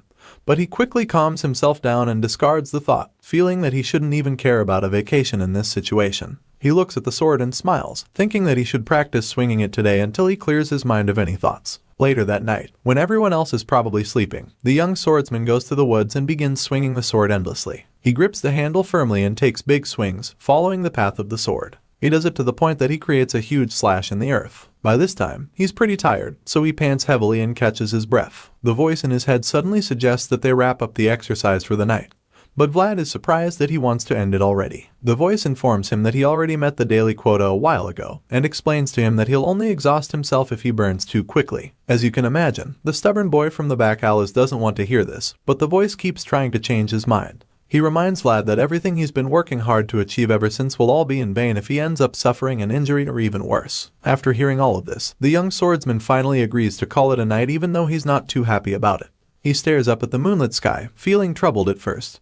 But after a while, he starts to feel something different. It's more like a feeling of confidence that washes over him as he stands outside that night. He finally starts to see reason with the voice in his head as he realizes that he only just obtained something that shines. While he's literally glowing under the night sky, Jaeger comes outside and sees him from the balcony. Seeing the young boy shining so brightly, he can't help but watch him. He sees how Vlad's gaze doesn't shift from the moon shining down on him, and this sight makes that advanced knight feel something inside of him. When Vlad doesn't shift his gaze, Jaeger looks up at the sky as well, and concludes that his vassal is like a wolf that chases the moon. The knight and his disciple just keep staring at the moon that night, and while they're busy stargazing, the scene starts to shift slowly. In a pretty cool transition, the scene changes and the next thing we see is the night sky in a place called Trinova, which is actually a county of another place called Ravnoma. Unlike Sturma, which is currently peaceful enough for Jaeger and Vlad to stare calmly at the moonlit sky, Trinova is presently on fire. The county is burning on the inside and the outside, and as the flames consume all the structures around it, all that can be heard are the screams of the residents and the crackling of the fire. As you might have guessed, this isn't some natural disaster, and the city is actually under attack. Inside the throne room, we see that a massacre is underway. Bloody corpses of knights lie all over the room, and the last living knight is suddenly confronted by the killer. He's already seriously injured, but this mysterious assassin had been wondering where he was just so he could finish the job. With a bloody sword in hand, the unknown killer walks toward the knight and suggests that the wounded warrior was only fulfilling his last duty. The injured knight pants heavily and struggles to talk as he points out how the killer ultimately came all this way to find him. It's at this point that we get to see who this ominous assassin is, and surprisingly, it turns out to be Godin, the same dangerous man who killed Vlad's boss back in Soara. With his dying breath, the injured knight tells Godin that he doesn't need to follow orders blindly just because the saying goes that the Lord's name comes before honor. He reminds Godin that the knights of the former Count Gadar weren't like that, but the ruthless assassin just informs him that it's the reason all those knights are dead now. In response, the injured knight tells Godin that his light will also go out one day, but until then, he wants the killer to pass one last message to Count Gadar, saying that he'll be waiting in hell. The moment he says this, Godin raises his sword for the finishing blow, and assures the dying man that he will pass the message, before sending him to the afterlife. Vlad is surprised when he hears Master Joseph telling him about a vacation. He probably didn't expect this kind of news because he had already made up his mind to focus on his swordsmanship without any breaks. However, the young master informs our boy that he will in fact be going on a vacation because he's been invited by the Canor household. He asks to confirm this, and Vlad is surprised that Joseph even knows about it. He is about to ask the young master how he even found out, but before he can even finish talking, Joseph explains that rumors spread quickly.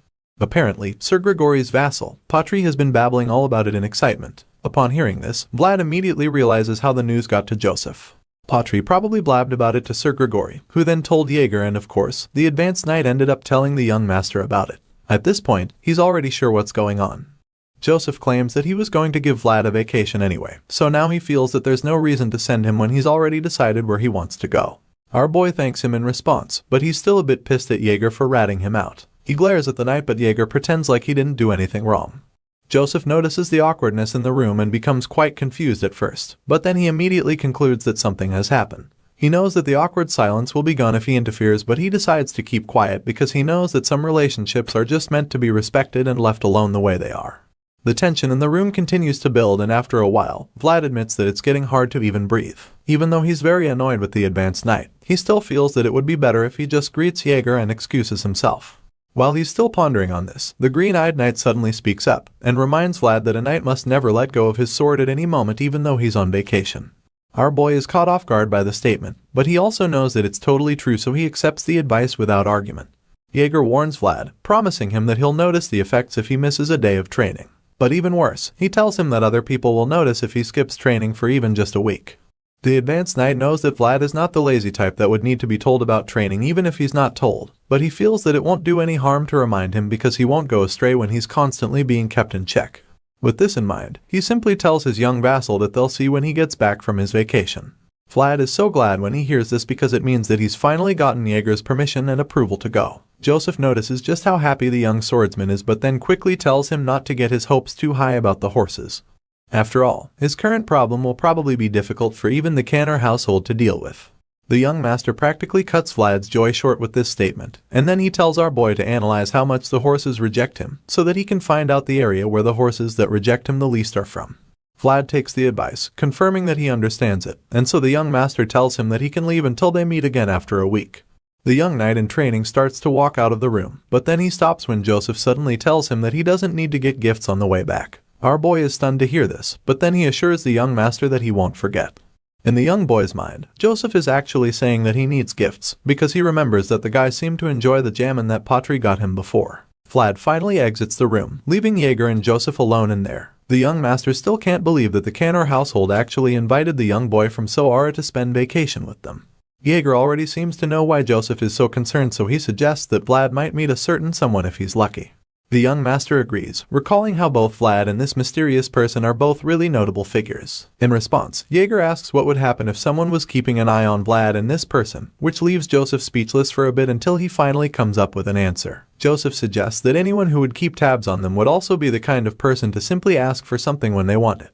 Despite knowing that this is most likely the case, Joseph reveals that he has no plan to give anything that is asked of him if that's the case. Elsewhere, we see our boy being rather perplexed. He doesn't seem to know what's going on, and he certainly has no idea where he is. It turns out that he's just being given a new cloak to test out. Not surprisingly, Joseph's mom is the one responsible for this latest gift shower, and even though our boy is pretty overwhelmed by the whole thing, she seems to think that the color suits him well. As far as she's concerned, he's well suited to leather armor, and even more than that, she feels that everything suits him well because of his strong bones. This is why she doesn't mind making him new clothes, because it's worth her while just seeing him try them on. Despite being very shy and uncomfortable, he's also really grateful, so he thanks Lady Oksana for her kindness. After that, she asks him about his invitation to spend a vacation with the Canner household. Vlad confirms that the rumor is indeed true, so she reminds him that people always need to well-dressed and presented neatly whenever they are invited to someone else's place. She explains that this is just basic manners and a way not to give one's parents a bad name. The young swordsman just feels down and speechless when Lady Oksana says this because he knows she is actually right.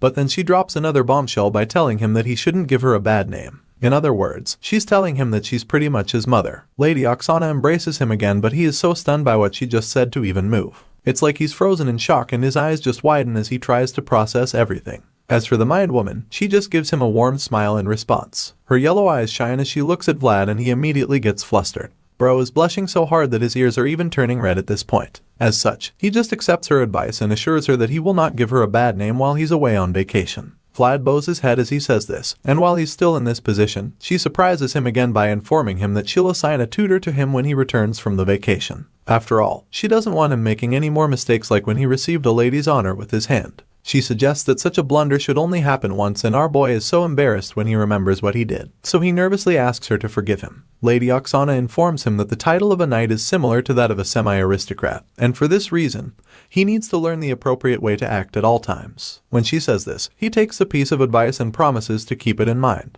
The kind woman then reveals a basket of fruits being carried by a servant and tells Vlad that he can take it along with him. Apparently, Joseph brought the basket because it's not good manners to go to someone's house empty-handed. Once again, the young swordsman bows before Lady Oksana and thanks her for her careful consideration. In response, she just waves it off with another gentle smile and then tells him to have a relaxing time during his vacation. Later, we see our boy making his way out of the place with the basket of lemons in hand. He closes the door, but then suddenly starts to feel suspicious about something. He looks out the window, and then sees his reflection and how different he has become since he left Soara. Looking back to his time in the back alleys, he sees his former self and admits that everything feels very unfamiliar to him. The young swordsman feels that it's like he's now wearing clothes that don't suit him. He keeps staring at the reflections on the glass window and then he even sees his red-haired best friend from the back alleys. Unfortunately, she's scowling at him in this mild hallucination, and even the appearance of his former self doesn't look happy with him. Their judging eyes continue to glare at him, and he starts to feel bad when he remembers that Jemima is allegedly staying in a convent now. At this point, he can't bear to look at the images anymore, so he turns away from the glass window with his eyes closed. Vlad can only hope that she's doing well right now, because he believes that she'll also be wearing clothes that don't suit her since she's in the convent.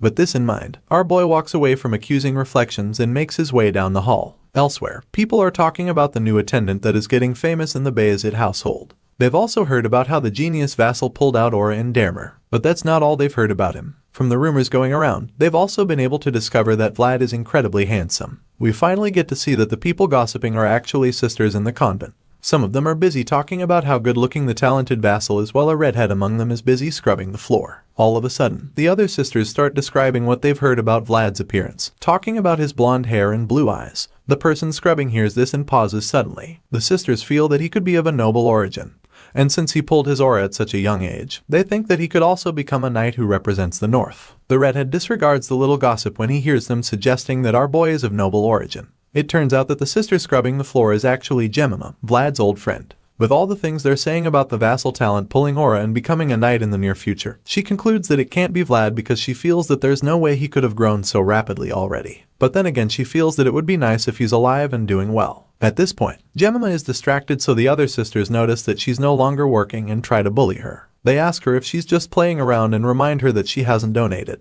They claim that she should think of repaying what she owes by working all her life. As such, they tell her to finish scrubbing the floors and then do the dishes if she doesn't want to get scolded by the head sister. The three bullies keep talking about how Jemima has nowhere to go if she leaves the convent, and how she also doesn't even have anyone to get her out. So, they feel that it wouldn't be such a bad thing for Jemima if she gets used to working there continuously. They leave the room and tell her to keep working and finish everything before it's time for lunch. You'd expect the redhead to be more offended after being treated this way, but surprisingly, she just smiles as she continues to scrub the floor. She feels that it's a good thing she knows all of this from Rose's smile.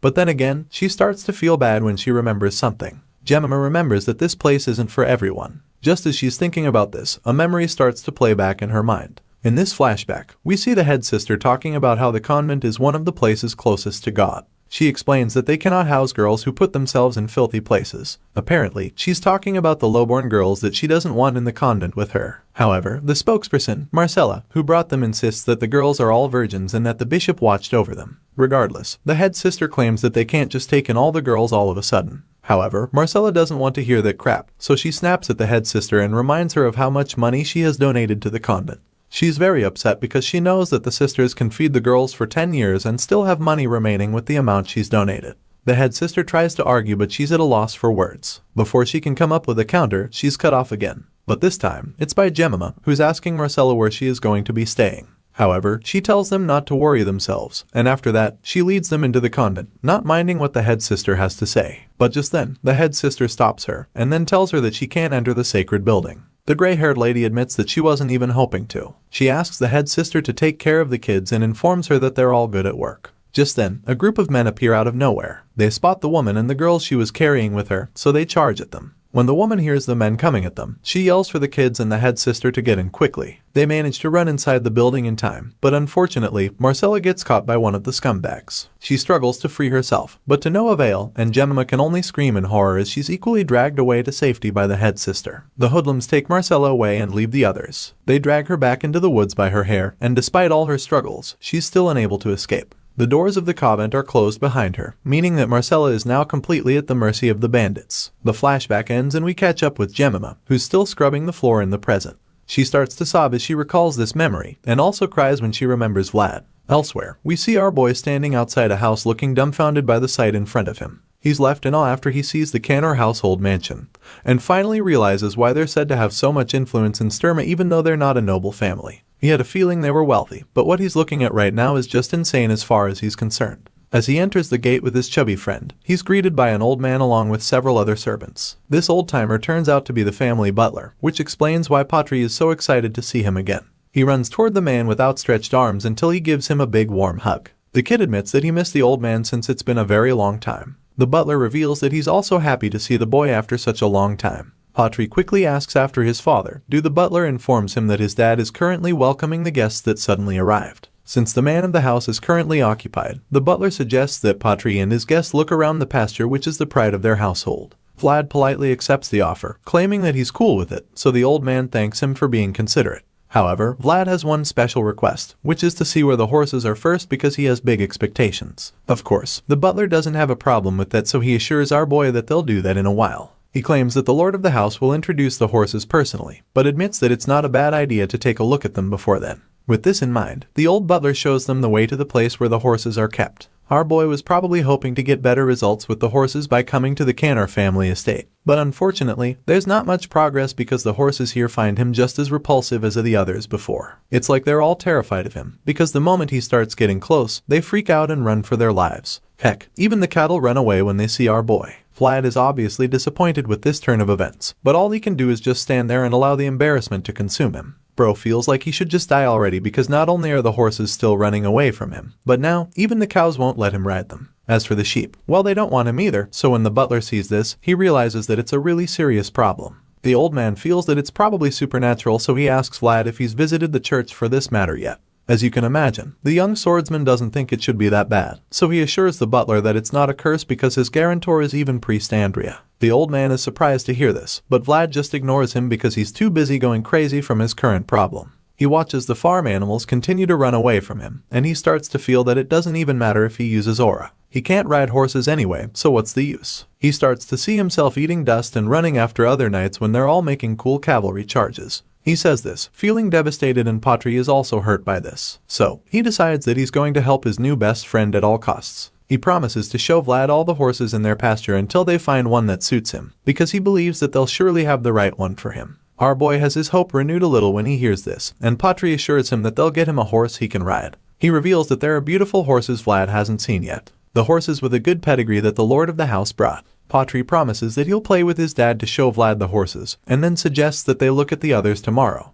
The chubby friend encourages our boy to just enjoy his first dinner in their house, and later that evening, we see that the Canor household welcome feast is being prepared. Patri shows Vlad the kitchen full of people roasting all kinds of meat, and the young swordsman confesses that it's indeed a spectacular sight to behold. There's nothing moderate about the Canor household after all. Just then, Patri notices that his father is back, Lord Orson Canor, and apologizes for not being around to welcome the special guest personally. Our boy greets the Lord as well, and introduces himself as Sir Jaeger's squire. The Lord just laughs excitedly in response, claiming that he already knows since the rumors about the genius vassal have already spread all over Sturma. Lord Orson welcomes him once again, knowing that his guest is the boy who activated the Swordmaster's discipline. As far as he's concerned, Vlad is a new star who has been born in Sturma, and he's glad that Patri has made a great friend. Orson suggests going inside to chat while the meal is being prepared and expresses his delight to be hosting such precious guests. At this point, Vlad remembers that he wasn't the only guest to arrive earlier, so he wonders who the others are and if they're going to sit together. Patri suddenly reveals that all the other guests are Bayezid natives, so this makes our boy a lot more curious. They finally enter the hall, and Vlad is bewildered when he sees a familiar person sitting comfortably inside. He wonders what the man is doing there, and it turns out this guy has also been waiting for Vlad because he suddenly wears a creepy smile, and reveals that it's been a long time since he saw the blonde kid. Realizing that it's Sir Lutcher, Vlad and Patri bow to greet him, and our boy admits that he wasn't expecting to see him. Lutcher invites Vlad to join him for a meal, claiming that the food looks too good to refuse. The swordsman is embarrassed at this point, and immediately regrets rejecting the nuts that Lutcher offered him back then. He looks around and notices everyone glaring at him, so he concludes that they all hate him for insulting the first son of the Bayezid family. Besides that, he also beat up their squires earlier, so they have more than one reason to hate him. However, he feels that he'll gain nothing if he's intimidated by them, so he decides to man up, and accepts Lutcher's offer, claiming that he's been waiting for it. Lutcher is intrigued when he hears this, so he smiles mischievously and then asks if they can see the same time tomorrow, since Vlad is on vacation. Our boy is taken by surprise with this question, and then Lutcher suggests that they go somewhere together when they meet. The next day, Lutcher and his knights ride horses out to a desert-like place for some reason, and Vlad is extremely bored because he's been dragged along. Just then, a beast woman from the Liu family named Dorothea confronts him. She accuses him of staring at her and asks if it's his first time being with a beastman tribe. He bluntly claims that there's always a first time for everything, so she aims that it would have been weirder if he had actually seen them before. She heard he's from Soara, so she wants to know how he became one of the Bayazids. In response, he suggests that him being a Bayazid is just as weird as Lutcher's mage being a beastman. She gets offended by this and then asks him if he's ever really used aura, because she doesn't get how he can't ride a horse. I mean, even chubby Patri can ride one, but Vlad tiredly informs her that things just happen in life. Dorothea insists that his case is too much, but he's already tired of her babbling at this point, and starts to regret coming on vacation. He wonders why it's falconry out of the blue, and the beast girl disturbs him again to see if he's listening to her. Vlad asks her if all beastmen are this talkative, so she accuses him of being racist for asking something like that. He then asks if all mages are talkative, so she claims that he's discriminating against her job. Lutcher finally comes to the rescue when he tells Dorothea to give Vlad a break. However, the beast woman just calls our boy a bastard and accuses him of making shitty expressions whenever he looks at her. Lutcher just blames her for pestering him so much, which leaves her defeated. One of the knights suggests a spot, and Lutcher agrees with it, since they can get a better view on all sides. Patri thinks that they might have come hunting, but the grumpy swordsman doesn't care. Besides, he doesn't think they're here to hunt, because they've not let the falcon out of its cage. Just then, a knight calls Lutcher's attention to something in the distance, and that's when they see that it's a group of pilgrims. He didn't expect to see them, so he tells his men to raise the flags to show the people their intentions. The Bayazid family banner is raised and Lutcher decides that it's now time to start finding prey. Elsewhere in the plains, we see a herd of horses, but while all the others are grazing together, one of them is singled out. The black majestic horse stays on the cliff like the kind of all the others, but while it's just chilling, a bolt of energy hits it from under the earth. Right at the start of this episode, we catch up with Lutcher's army as they track the group of pilgrims from across a cliff. While the pilgrims are walking on foot and pushing their wagons along the wilderness road, Lutcher and his bandits follow them closely, but they don't make any form of contact. It's almost like they're just stalking the travelers, without any intention to actually approach them. Seeing this, Vlad begins to feel bored. As far as he's concerned, this little experience is not hunting, but rather, it's more like an escort for the pilgrims. As such, he concludes that Lutcher didn't even come to this deserted place for the falconry in the first place. However, while he's still grumbling and complaining at the back of his mind, the wagon he's sitting in suddenly bumps into a huge rock, and the impact from the collision is so great that he almost gets thrown off. At this point, the motion sickness starts to set in as the little journey gets even more frustrating, so he decides that it would even be better to walk. Our boy starts to get off the wagon, and when Patri sees this, he asks him if he's okay. He already has an idea what's going on, so he asks Vlad if he feels like puking. But the young hero claims that his condition isn't that bad. But then again, he has no choice but to admit that his heart has been thumping continuously for a while. At this point, Vlad is already even sweating and holding his chest because of this feeling. As our boy continues the journey on foot, Patri asks him if it's because the carriage was shaking so much, but Vlad doesn't even know what he can blame, so he concludes that he'll probably be fine if he just walks for a while instead. As he looks around, he realizes that the view of the place is actually pretty good, and it seems that Patri has already been thinking about this for a while, because he claims that he's been wanting to show it to our young swordsman. The chubby friend reveals that the grassland they're currently on stretches all the way to Varna. He claims that monsters even appear sometimes, but he thinks that it's nothing to worry about this year, and that's all that's to Sir Joseph. As they reach a point on the cliff, Vlad expresses his shock to hear that Sir Joseph is the one to thank for no longer having monster troubles. Our boy doesn't understand how the young master is involved in such a thing, so Patri reveals that the current peace is a result of the subjugation from last winter, which Vlad also participated in. Upon hearing this, a smug look appears on our boy's face because he remembers just how impressive his performance was in it. He decides to get a little cocky too by suggesting that he has a little stake in this beautiful scenery as well. Before the chubby kid can even respond, they're both distracted by a sound coming from the distance, and Vlad gets concerned immediately. He wonders what could be causing the noise and the dust in the air. That's when we see a herd of wild horses running through the plains, right in the direction of Vlad and Porty. The moment our boy sees the danger heading their way, a wave of horror washes over him. But it's not just fear that he's feeling, there's something else. Among all the horses charging at them, there's a distinct black stallion at the forefront, and the whole thing gets Vlad so rattled up because he has no idea what's going on. The horses don't even slow down a bit, and with each passing moment, they inch closer to Lutcher's little band of knights and bandits. From the top of the cliff, Lutcher and his men can see that it's a herd of wild horses speeding below. They notice that the horses are quality ones too, but due to the current circumstance, Lutcher feels that they're unwelcome for their guests traveling as well. But then again, he suddenly notices that they're traveling south, and he doesn't know why. The other men realize this too, and they're also puzzled immediately because it doesn't really make sense. It's strange to them since the horses should actually be heading north by this time, because that's where the new sprouts will grow.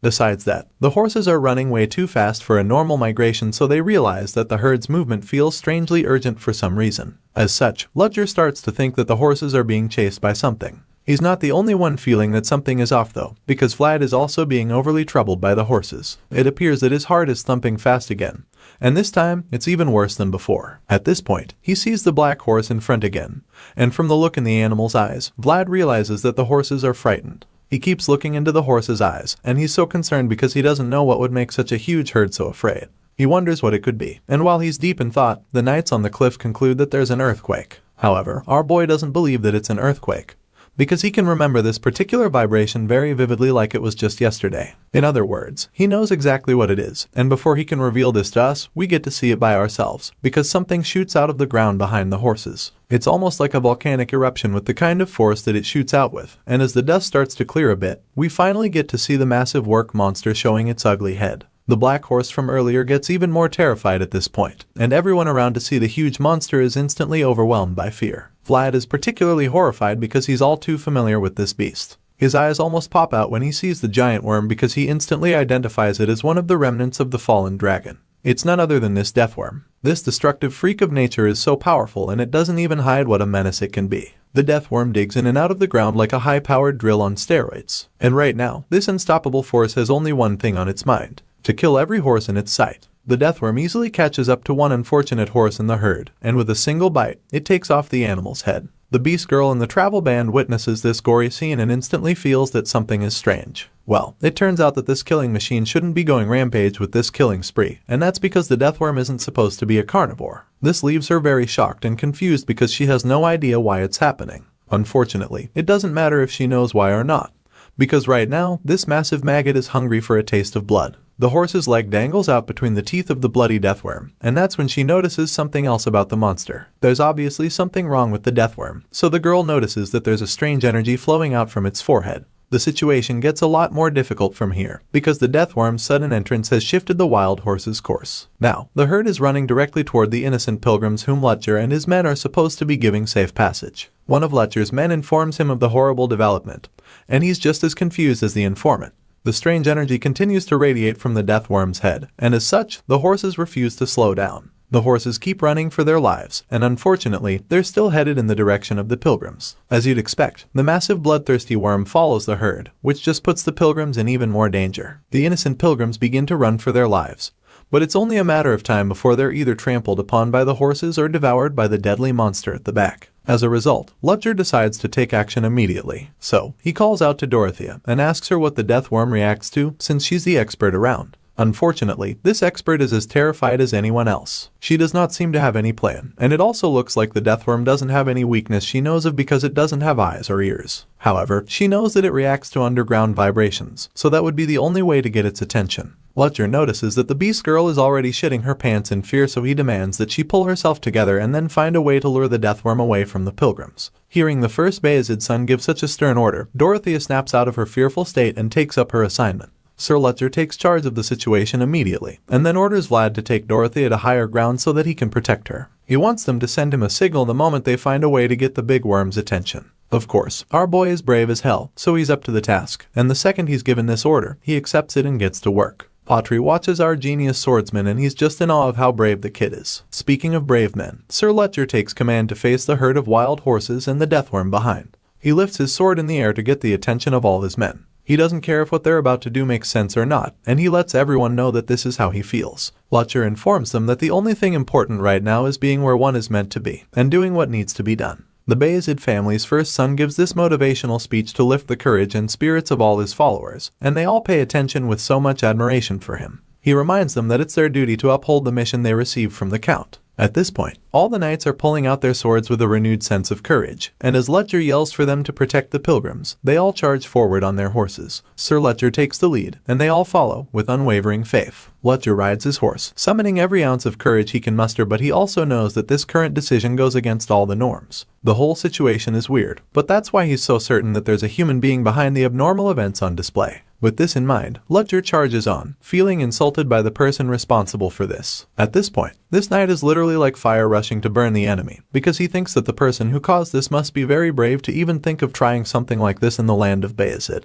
While Letcher and his loyal warriors are going head-to-head with the dangers, we see Vlad, Patri, and Dorothea staying on the higher grounds. The beast girl tosses a bag of mysterious jewels on the ground while the boys are busy watching the action below. She's trying to remember which one of the jewels is the vibration engraving because she's forgotten the color. Vlad doesn't seem familiar with the concept either, but that's when the voice in his head informs him that engraving is a type of mystery with divinity and aura. The voice reveals that mystery fulfills the Trinity, and at this point, things start to make sense, and he realizes that she's Sir Letcher's mage for a reason. After all, she probably wouldn't have access to such magical items if that wasn't the case. Suddenly, a fiery tornado emerges from under the ground, and this makes Vlad and Patri turn around so they can actually see what it is. The moment they look over at the flames, they're horrified, because they quickly realize that it's not just fire, but actually the death worm emerged from under the ground with flames. However, that's not even the craziest thing, because they also see that Sir Letcher is actually fighting off the deadly worm within the flames. It's an unbelievable sight to behold, and this just makes Vlad realize how amazing Sir Letcher is. Our boy is flabbergasted, and concludes that the knight is on a completely different level from anything he's seen before. However, the voice in his head doesn't seem so impressive. He tells Vlad that the attack is shallow, and this starts to make sense when we see that Letcher actually didn't prepare well enough for this face-off. The deathworm makes the knight look so tiny, and even though Letcher has activated his flaming sword, he can also see that he's at a huge disadvantage here. He's like, damn it at this point, because there's almost no way for him to defeat the massive worm now that it's made itself so huge. Regardless, he refuses to give up.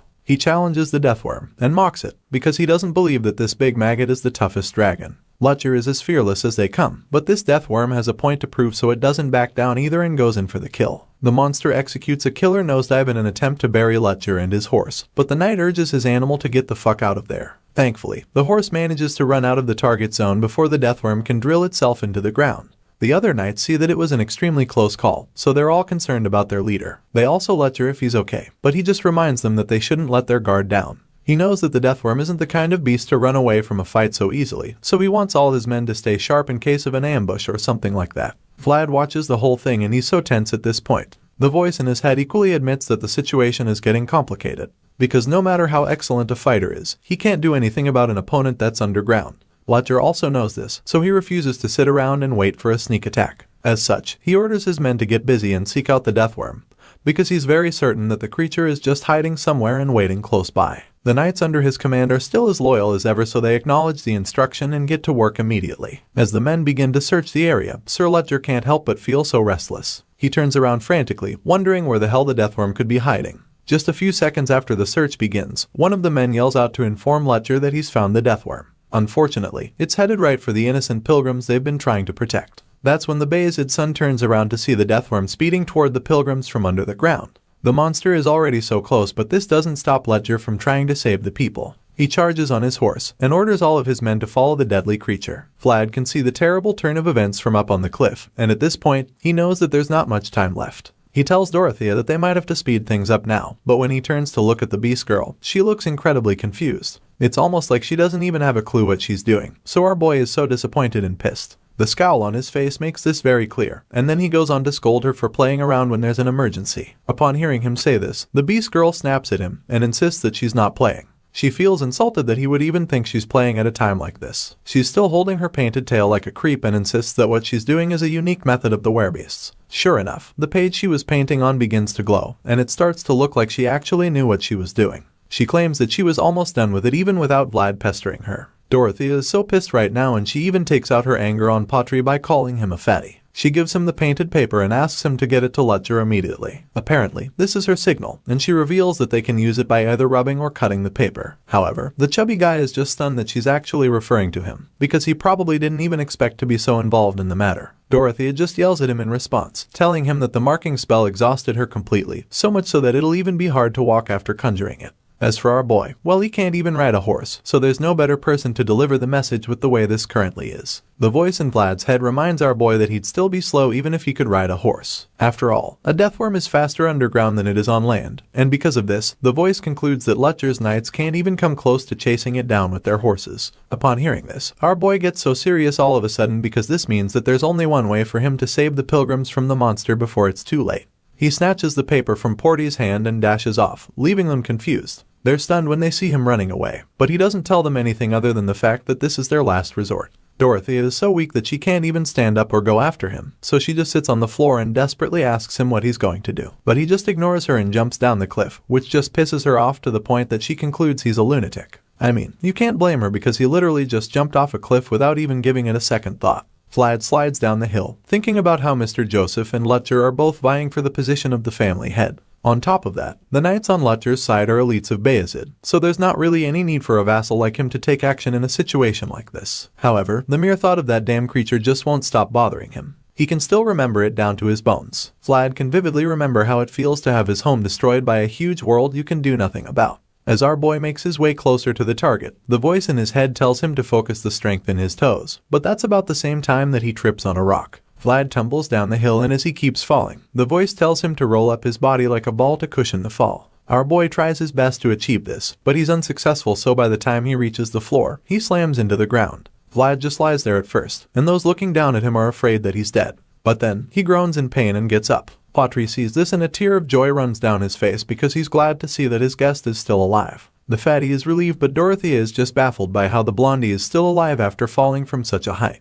Vlad manages to get himself up together and admits that he didn't even expect to feel okay. He wipes the dust off his body and feels like he should have broken a bone or two. At this point, our boy feels a weird feeling again, and that black horse from earlier turns toward him. It's almost like they are connected in a way. The young swordsman starts to glow with a bright blue light, and the horse just keeps staring at him with so much longing in its eyes. The voice in his head then reveals that this is the blessing, and claims that he would have died from the fall if it wasn't for the snake's blessing. Our boy sees his body glowing so brightly, and it's all so awesome to him. The voice in his head admits that it is indeed awesome, and then suggests that they visit that tree later. With renewed energy, Vlad jets toward the target again, assuring the voice that they'll get another chance to go there. But for now, the only important thing is sending the message to Lutcher and then saving the pilgrims. Just then, our boy notices something strange about the pilgrims, and that's when he sees a certain old man pushing the wagons, so he stops right in his tracks. Vlad realizes that this old man is Priest Andreas, and he's shocked that the father is the one leading the pilgrims.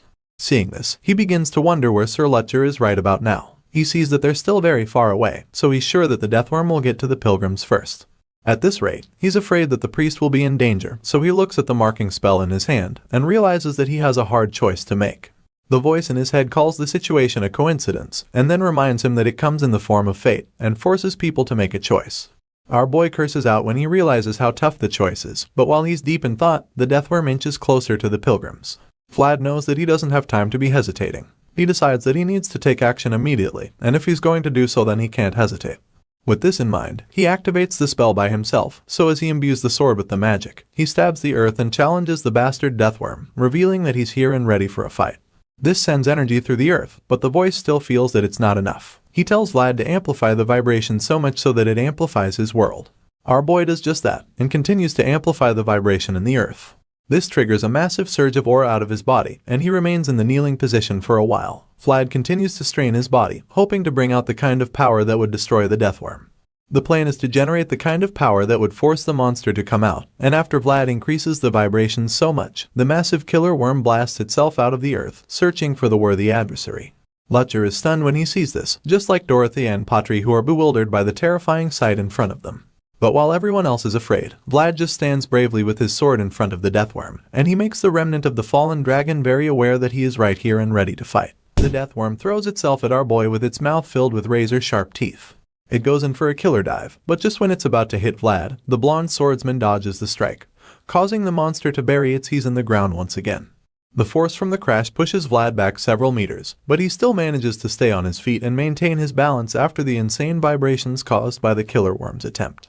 The kid groans in exhaustion, but he doesn't back down. Instead, he holds onto his aura-infused sword and prepares to get back in for another round against the terrifying creature.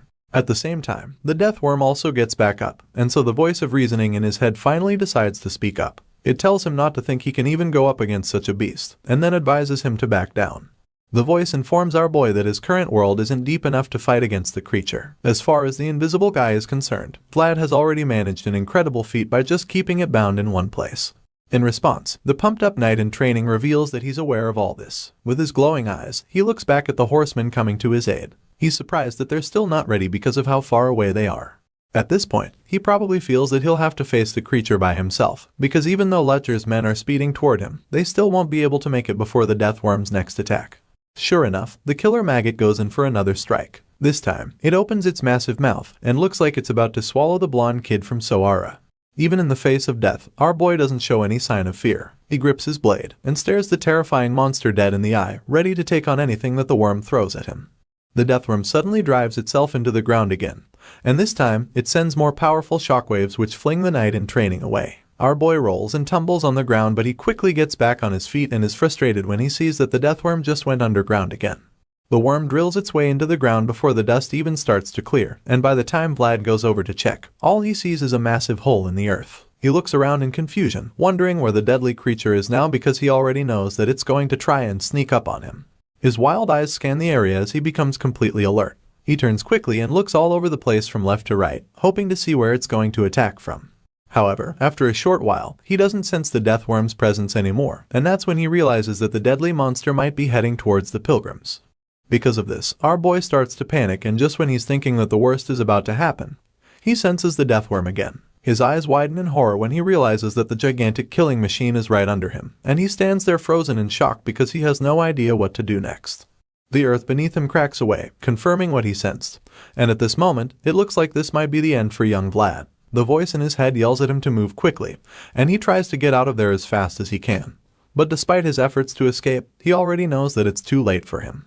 The Deathworm blasts itself from under the earth and swallows our boy in the blink of an eye. Lutcher and his men witness the tragic scene from afar, and the young leader is devastated. Lutcher refuses to let the Deathworm take Vlad from him, so he tries his best to pick-yo the pace on his horse, but it's pretty obvious that he might not make it in time. The Deathworm just sits there after swallowing the young swordsman like it's trying to digest its food or something. It slobbers all over the place and remains still, giving Lutcher enough time to close the distance between them. However, he suddenly sees something blasting through the dust coming towards him. To his surprise, it's Vlad, and what's even more shocking is the fact that the kid is riding a horse. Not just any horse, but that mysterious black horse we saw earlier. Lutcher's eyes almost pop out when he sees this, but it turns out that he's not the only one baffled by this. Apparently, even Vlad can't believe that he's riding an actual horse. It's almost like a dream for the kid, because he probably never imagined he'd find a horse that would let him ride. The voice in his head is also taken aback by this sudden turn of events, so he decides to guide our boy by telling him to look at the horse's forehead through his world. Without hesitation, Vlad does just that, and sees a strange aura radiating from the head. Our boy feels like he knows what it is, and the voice completes the thought by revealing that the horse is actually a spirit. Just then, that strange smoke-like aura turns into some kind of glowing sickle attached to the horse's forehead. This makes it look like a unicorn, and as it charges forward, the voice is surprised to see that Vlad has found himself a horse with one horn blood mixed in it. The scene becomes bright and shiny again all of a sudden, and we see the kid having the time of his life as he rides the magical horse through the fields. Vlad is so excited that he can't even stop himself from laughing out loud. His laughter fills the air, and it's almost like he's in a dream. He starts to imagine what a horse's point of view looks like. The powerful horse springs into the air, and all he can think about is how crazy it feels to be able to ride such a fast animal. His little daydream is interrupted when Sir Lutcher and his men suddenly catch up to him. Lutcher asks our boy if he's alright, feeling pretty concerned, so Vlad assures him that he's good. The knight glances at the sword in Vlad's hand, and he's surprised to see that the boy has already imprinted on it. It's glowing with mysterious symbols on it, and he remembers how the young swordsman threw himself at the ferocious monster without hesitation. Because of this, he's intrigued by the boy's mindset of being ready to risk everything for others. He didn't expect such a trait from a boy this young, and so he concludes that Vlad has thrown himself into action with the discipline of a swordmaster. With this in mind, Sir Lutcher finally commends our boy for his great and courageous decision earlier. He claims that the boy executed his duty more honorably than any of the other knights here. As you'd expect, the young boy from Soara didn't expect that, and he's taken aback by it. However, he manages to shake off the shock, and quickly thanks the first Bayezid's son for the compliment. Sir Lutcher suddenly asks Vlad if he thinks he can maneuver the new horse according to his will. Our boy seems surprised when he hears this, because he honestly doesn't know the answer to that question. Lutcher then reminds him that the pilgrims will only be safe when the death worm has been cut down, so he makes it very clear that they have to place their bets immediately. Vlad seems to be overwhelmed by the monster, and it's almost like he's afraid, because he tries to remind Sir Lutcher that the creature is a fallen dragon's remnant. However, just when the fear tries to speak out, the knight stops him, revealing that he can deal with the big worm. This shocks our boy, but it also gives him renewed strength and courage to fight. The two swordsmen make eye contact, and Vlad can already tell that something crazy is about to happen. The terrifying deathworm comes around for another clash, so Lutcher suggests that Vlad will be able to lure it away since he has the engraving of Dorothea. Besides that, he's riding a great horse, and the knight is confident that our boy can perform the job. Because of this, the young swordsman starts to doubt if he'll be able to ride the horse. He looks at the horse with uncertainty, and the gentle creature stares back at him with a very vulnerable look in its eye. Because of this, he finally realizes what is going on. This makes him understand that the black horse is here to save its herd as well. With this in mind, he gets some extra motivation and courage to keep fighting. So, he springs forward with the horse, feeling that they should give it a go together. The black horse gives him the kind of energy he's expecting, so he's confident enough to tell Sir Lutcher that he can actually lure the giant deathworm away. Upon hearing this, the knight orders the young swordsman to go around the hill and return to him. He claims that he'll be ready on the other side when Vlad gets to him, so our boy blasts himself into action without any form of hesitation. Vlad rides away from the rest of the knights and bandits, so of course, the giant deathworm follows him immediately. He looks back at the monster and sees it following him with incredible speed, so he's glad that the plan is working perfectly. As such, he urges the horse to run even faster, and when the others see how the black stallion blazes through the grass, they're astounded by the incredible acceleration. Sir Lutcher is impressed when he sees it too, and a small smile creeps up on his face because of it. He's glad to see that both Vlad and his new horse are great together. After all, that's going to ensure their victory over the deathworm. Speaking of the deathworm, it's still hot on Vlad's tail, and despite the horse's insane acceleration, it manages to cover the distance in a short while. The voice in his head tells him to put the sword down, and explains to him that he has to let his existence flow through the engraving's vibrations. Vlad looks at his glowing sword and does exactly what his voice tells him. He puts the sword down, and drags it along the ground as the horse speeds along.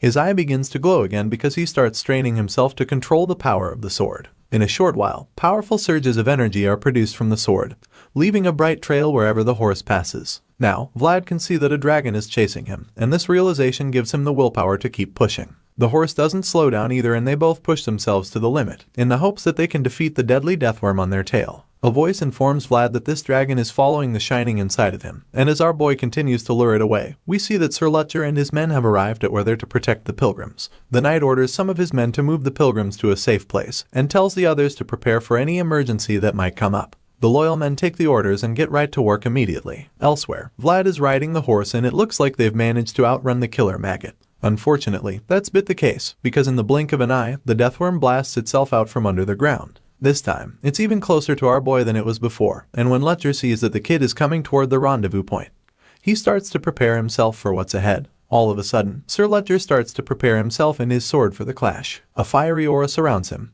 and in the midst of it, he taps the blade of his sword with his finger. The next thing we see is a huge pool of magma, which suggests that this is actually Sir Lutcher's own world. Vlad is still dragging his sword along the grass, and creating a glowing trail for the deathworm to follow when he's suddenly stunned by what Lutcher is doing. He's dumbfounded by it, and when he takes a second look at the flood of molten magma around the knight, the voice in his head confirms that the guy momentarily expanded his world with this move. He informs Vlad that this is a method used by only knights that can deeply observe themselves, and as we can clearly see, Lutcher Bayezid is certainly one of them. The voice admits that the guy actually turned out to be a much greater knight than he thought initially. Now, there can see that the once seemingly gentle leader is in fact ferocious. Vlad listens closely to all of this with his mouth wide open because he's still in awe of Sir Lutcher's power. He probably never imagined that the gentle guy would have so much power inside of him. But now, Vlad realizes that the knight is easily capable of burning down his own world. Anyway, in the real world, we see that Vlad is still being hunted down by the deathworm. It's just a few feet away from catching him at this point, and although the black horse has amazing speed and stamina, it's only a matter of time before the relentless beast gets them. However, the high-speed chase is suddenly interrupted when the killer maggot senses something that distracts it completely. The creature suddenly slows down, allowing Vlad and his horse to extend the gap.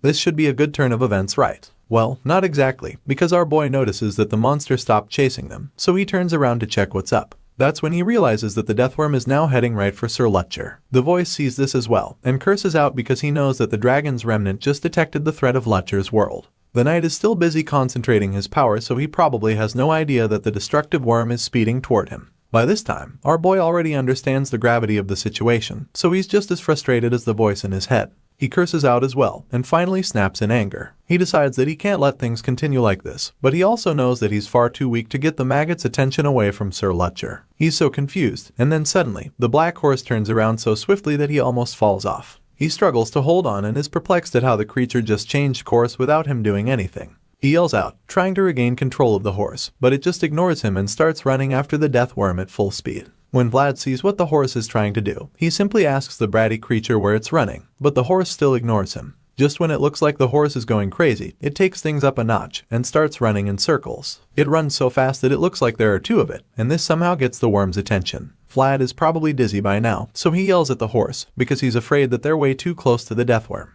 Unfortunately, his little attempt to scold the horse is once again ignored. The horse suddenly starts neighing loudly like something is up, and then even the voice in his head is shocked because he can't believe what's about to happen. The horse starts to glow, and by this time, the blonde swordsman is starting to understand what's actually happened. He's surprised by it, but then it's confirmed when the glowing horn appears on the horse's forehead again. Seeing this, the voice reveals that Vlad's world and the white snake's blessing are resonating with the mysterious animal. Just then, both Vlad and the horse begin to glow, and as the black stallion goes up on its hind legs, the voice also reveals that a long-forgotten divine secret is rising up from the memories of this world. Meanwhile, the deathworm is still watching patiently and waiting for a perfect moment to strike. While that's happening, Vlad and the horse finally merge their powers. They're ready for action, and when the monster sees this, it goes in for the kill without hesitation. The worm lunges at them, so he urges the horse to charge as well. With insane force, the horse takes off, and as it runs, we realize that this duo is made up of a unicorn without a horn and a knight without a horse. It's a funny scenario at first glance, and one would think that they stand no chance against the deadly monster, but the truth is that in the horizon where they both meet, they become one powerful force. As far as this story is concerned, this union of a knight and his horse signifies the appearance of a single white star that just happened to appear in the pitch-black night sky. The horse blazes through the fields, and our boy tightens the grip on his sword as he prepares to strike.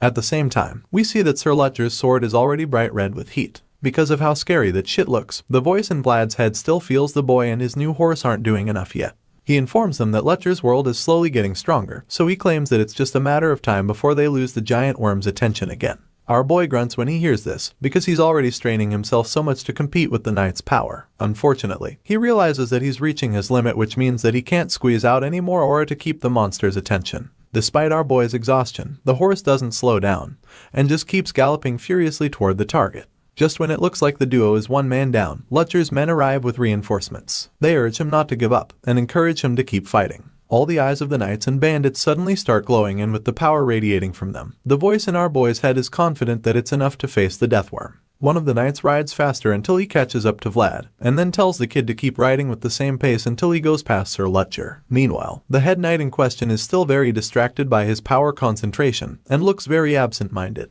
Vlad speeds toward him and calls out to him, hoping to wake him up from the trance. That's when Lutcher finally opens his flaming eyes again, and as the army of knights rides past him, he commends our boy for a job well done. Vlad and the others have successfully lured the deathworm away from the pilgrims. Sir Lutcher feels that it's his turn to take over and take on the deadly creature. With this in mind, he begins to expand his lava world again, and informs the dirty maggot that it's in Bayezid territory now. This is a land where chaos shall not be brought by creatures like it. Lutcher's eye bursts into flames, and with the way the veins in his face bulge out, you can tell just how furious he is. With this insane pent-up rage, the knight creates a flaming tornado and swings it at the deathworm, telling it to be gone for good. A huge concentrated beam of fire comes down from the sky after the tornado disperses, and this transforms the whole place into a terrifying hellscape. With the firepower generated, Lutcher blasts the deathworm. The flames are mighty and extremely terrifying to the point that all the pilgrims watching are horrified by the sight. On the other hand, the knights under Lutcher's command are just excited to see their boss displaying such incredible power. As for Vlad, he's just stunned because he finally realizes that this is the world of a knight that has the ability to contemplate over himself a true world. The deathworm is continually burnt by the unlimited flames, and as our boy witnesses the insane show of power on display, she admits that this is a sight light years away from common sense. Seeing the knight's world is like watching a mountain that goes up to infinity to him. The kid is left in a state of awe, and he begins to wonder if Godin can even do something like this. He thinks about Sir Jaeger and Sir Pablo too, wondering if they're even up to this level. Then finally, he asks himself the big question, will I be able to do this too? The voice hears his thoughts and assures him that he's capable of such insane powers, but that's only if his world is so unspeakable to the point that nothing can ever cause it to waver. After a while, we see that Lutcher has completely vanquished the monster, and as he watches the remaining flames burn wildly, Vlad appears behind him, asking if he's okay. The knight smiles as he welcomes our boy back, before commending him for a job well done. Vlad is worried that the flames will burn down all the grasslands at this rate, but the knight just assures him that everything will be fine because the grasses are pretty moist. He claims that the flames will only last for a while, but more importantly, he reveals that he wants to have a refreshing glass of beer. Ludger tries to get up, but his shaky legs fail him, so he falls back on his butt, and then the voice suggests that the consequences of expanding his world for a limited time have finally caught up with the knight. Ludger teasingly asks if Vlad won't help him up, but the kid just flops down beside him, and claims that he'd rather fall as well. The senior knight finds it amusing, but he doesn't even have a response to Vlad's antics, so he just smiles and changes the topic. From what he saw earlier, Vlad is an excellent writer, but that doesn't tally with all the rumors he heard. In response, our boy explains that he wasn't the problem, so Ludger takes a look at the horse and admits that it's remarkable. Vlad agrees with him, and that's about when the quiet conversation is interrupted by Ludger's men, who've come to celebrate the victory. They praise the kid for an awesome performance, and claims that it's good enough to make them open up their vassal slots. One of them commends Vlad specially, claiming that he hopes they meet again, so the shy boy thanks him nervously. Just then, someone else calls out to our boy, and he's surprised to see that it's Father Andreas. He's so glad that the priest is safe, and the old man just excitedly claims that he finally sees what he didn't earlier. During Vlad's clash, he saw a bright light, and even though he had seen it before, he wasn't sure what it was. It was like a light that pierced through the pitch-black darkness. All of a sudden, the old man goes on his knees and holds the boy's hands, leaving him stunned. He then thanks our boy, calling him Vlad of Soara. The young knight is so confused by this, but the priest goes on to pray to the Lord, claiming that the boy who received God's will has acted solely on it. Still on his knees, Father Andreas prays for the Lord to comfort the young boy who protected his world, and prays that he blesses the shining boy with his pity and compassion. On this day, countless hearts turned into a single light, all because this young boy's world expanded. As the story continues, we catch up with a certain character back in Bayezid on a warm evening. The sun is setting and the lighting is perfectly sitting on the noble family's mansion. Inside, we see a familiar hand with scars holding some kind of letter, and then the owner of these scarred fingers suddenly asks if he's sure that the content of the message is 100% correct. Here, we see that it's Count Bayezid asking his special advisor about a surprising message he just received. The white-haired advisor assures the Count that the letter is correct, and then informs him that Dorothea was the one who sent it through the crystal ball. Upon hearing this, the nobleman grits his teeth in rage, because all he did was send the youngsters out just in case, but now they've gone and done something else. He suddenly snaps and asks the advisor if it was dark magic again, so the old man confesses that some of them have settled in the north. In response, the Count remains furious, because he feels that the Empire is being too lax about the threats, and for this reason, the old cursed beings are slowly sticking their heads out. Count Bayezid thinks deeply about all of this, and looks really bothered by it too. The nobleman stares out the window in rage. But then his advisor reminds him that they also have some relieving news as well. He feels that that should at least count for something, so the master agrees with him. The Bayezid family head admits that his advisor is right, and this is because the name of a certain young prodigy keeps popping up nowadays. He begins to recall all the events that Vlad has proved himself, from the previous year's winter monster hunt to the duel of honor at Yahello. The Count thinks about all these notable moments where the star swordsman shone bright, and then adds our boy's latest feat to the list since he was involved in matters with the pilgrims. At this point, it's pretty obvious just how much attention the kid is getting because of his impressive performances lately, and as a result, the Count admits that the Bayezid might just have had to face disgrace if it wasn't for the boy.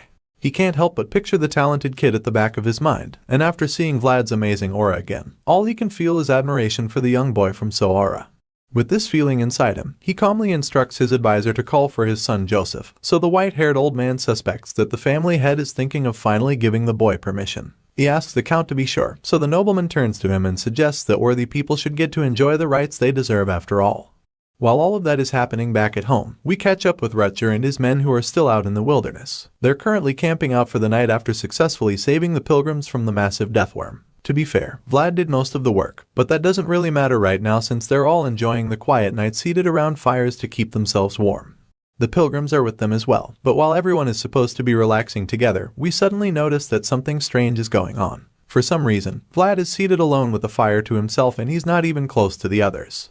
Apparently, he prefers some time to himself, and when we get a closer view, we see that he is cleaning his sword after a hard-fought victory earlier that day. As he tends to the blade, he notices many scratches on it, and realizes that the sword really went through a lot during his fight against the deathworm. He didn't expect that the blade would suffer such damage, and while he's still thinking about this, Sir Ludger appears behind him all of a sudden. The knight straight up asks him why he's acting pitiful all by himself, and the blue-eyed kid is surprised to hear the voice coming from over his shoulders. He turns around to look at the knight, who's casually taking a seat beside him. Lutcher asks Vlad where his fat friend is, so the swordsman reveals that Dorothea took Porty away earlier because she needed him to do something for her. Upon hearing this, he asks Vlad where the priest is, and the blonde swordsman informs him that Father Andreas is currently hanging out with the pilgrims. This explains why he's currently sitting by himself, and of course, the knight gets it immediately. With a bottle of wine in hand, Sir Lutcher concludes that everyone is busy and sighs in pity for the lonely blondie. Feeling bad for the boy, he stretches out his hand and offers Vlad a sip from his bottle of wine. As you can imagine, the underage kid is shocked to see this, and he politely declines the offer by reminding the knight that he's currently polishing his sword. Before he can complete this excuse, Sir Lutcher calls him out on it. He already knows that the boy is trying to refuse his offer, so he reminds Vlad that he's saying no to him again. Lutcher goes for the guilt-tripping technique and reminds Vlad that he didn't take peanuts from him the first time. Besides that, the kid also didn't pull him up when he asked for help to get up, and now he's crowned it all by rejecting his wine. Thinking about it now, the knight concludes that our boy has rejected him each time he's reached out to him, so he feigns sadness and asks Vlad if Joseph told him to do all of that. Of course, the blonde swordsman knows exactly what game the knight is playing, so he's pissed, because it would only lead to Master Joseph getting in trouble if word gets out that he refused the first son of the Bayezid family more than once. With this in mind, he is forced to accept the wine, so he takes the bottle from Sir Lutcher and assures the manipulative knight that Joseph didn't put him up to anything. Upon receiving the bottle, Vlad is surprised to see that it's whiskey, and Lutcher notices the shock in his eyes, so he proudly informs the kind that this is the liquor of nobles. At this point, our boy is a lot more relaxed than before, so it doesn't take him more than a moment to take a sip from the bottle. Vlad gulps it, thinking about how Lutcher and Joseph are certainly related. If he wasn't sure before, now he is certain that they're brothers because even though their personalities are different, they've actually got the same taste in the end. The boy from Soara enjoys the whiskey so much that he downs the whole thing, and while he's busy going bottoms up, the knight stares at his sword for a while. Looking at the blade, Lutcher suggests that Vlad has it checked properly when they get back home. This statement finally forces our boy to drop the bottle. He wipes the excess off his face, feeling a little dumbfounded at first, before informing the Bayezid first son that he actually visited the family's blacksmith a few days ago, who told him that the handle of the sword needs to be taken off.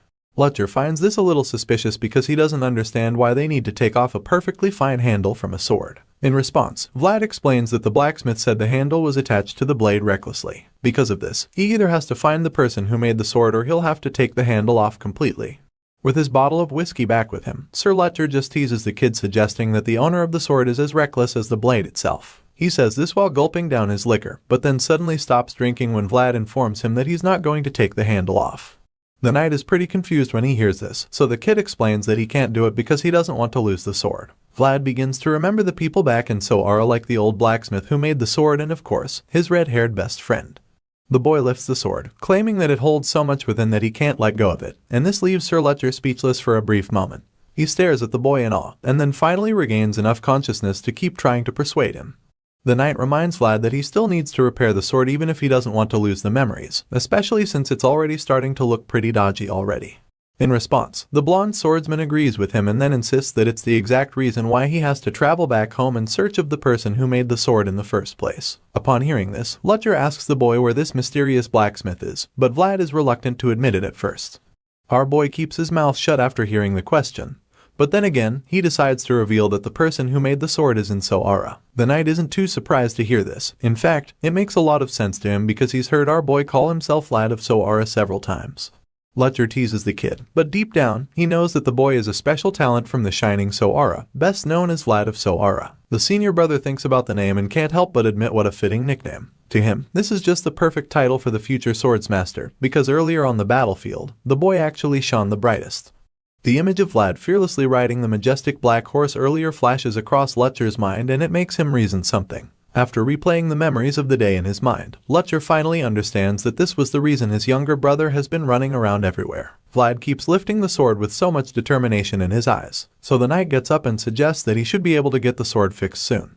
At first, our boy doesn't really understand what the senior knight means by this question, so he expresses his confusion. That's when Lutcher tells him that someone will acknowledge it sooner or later if he hopes for the repair desperately enough. Vlad is once again when he hears this, and this time, he can't even hide the confusion laced on his face. While he's still looking up at the senior brother in a daze, Lutcher pats him on the shoulder and begins to take his leave. However, before he exits the scene, he makes sure to tell Vlad that he's been doing a good job living up until now. The statement catches the boy off guard, so he's surprised and sits there while Sir Lutger finally leaves. The knight tells Vlad to sleep early and informs him that they'll be leaving straight to Sturma the following morning. Our boy watches as Sir Lutger walks away and immediately admits that the leader is right, because he believes that someday he'll actually be able to fix his sword. Vlad thinks deeply about it, knowing that the sword is the reason he has a place to return to, and with this feeling, the memories of his life in Soara begin to play back in his head. He remembers his boss back then, and his life back in the bar, which just leaves him very emotional and almost pushed to tears. From a cliff, we can see him still sitting alone with his fire while the rest of the knights and pilgrims have fun on the other side. Just then, the black horse he rode earlier returns and watches him from the top of the cliff. The animal remains quiet, and the more it stares at him, the more we see how connected they are. They practically have the same kind of energy radiating from their bodies, suggesting that they are probably meant for each other. Back in Sturma that same night, we catch up with Lady Oksana, who's quietly doing some stitching and embroidery to pass the time with one of her maids. She doesn't appear to be an expert just yet because she's still asking the maid if her work is good enough. Of course, the young girl commends her stitching skills, claiming that the Countess's work is identical to the drawing they're trying to replicate. In excitement, she also shows Lady Oksana the book, so the Countess asks if she can move on to the next crest. She picks it up, and the little girl gladly shows her the next drawing she's supposed to work on, but she quickly picks up the needle and thread to start stitching, claiming that she doesn't even need to see the drawing. Apparently, this next symbol is very familiar to her, and vividly engraved into her mind, so she begins effortlessly, even though it's her first time making it. Lady Oksana reveals that she and her siblings only watched their mother do it, and never actually tried it. In response, the maid suggests that the Countess watching her mother makes it even more precious, to which the lady admits. The nobleman claims that it's actually precious and suggests that the art is a tradition that's now gradually being forgotten by the people. She thinks about the knights of these days who were actually raised so preciously, and feels that they're not even worthy to lift up the flag that belongs solely to them and no one else. Speaking of the knights, the scene changes to the next morning when we see that Lutger and his men are already prepared to begin their journey to Sturma. As usual, the red-caped son of the Bayezid family leads the way, and as they set out, one of his men calls his attention to a marvelous sight.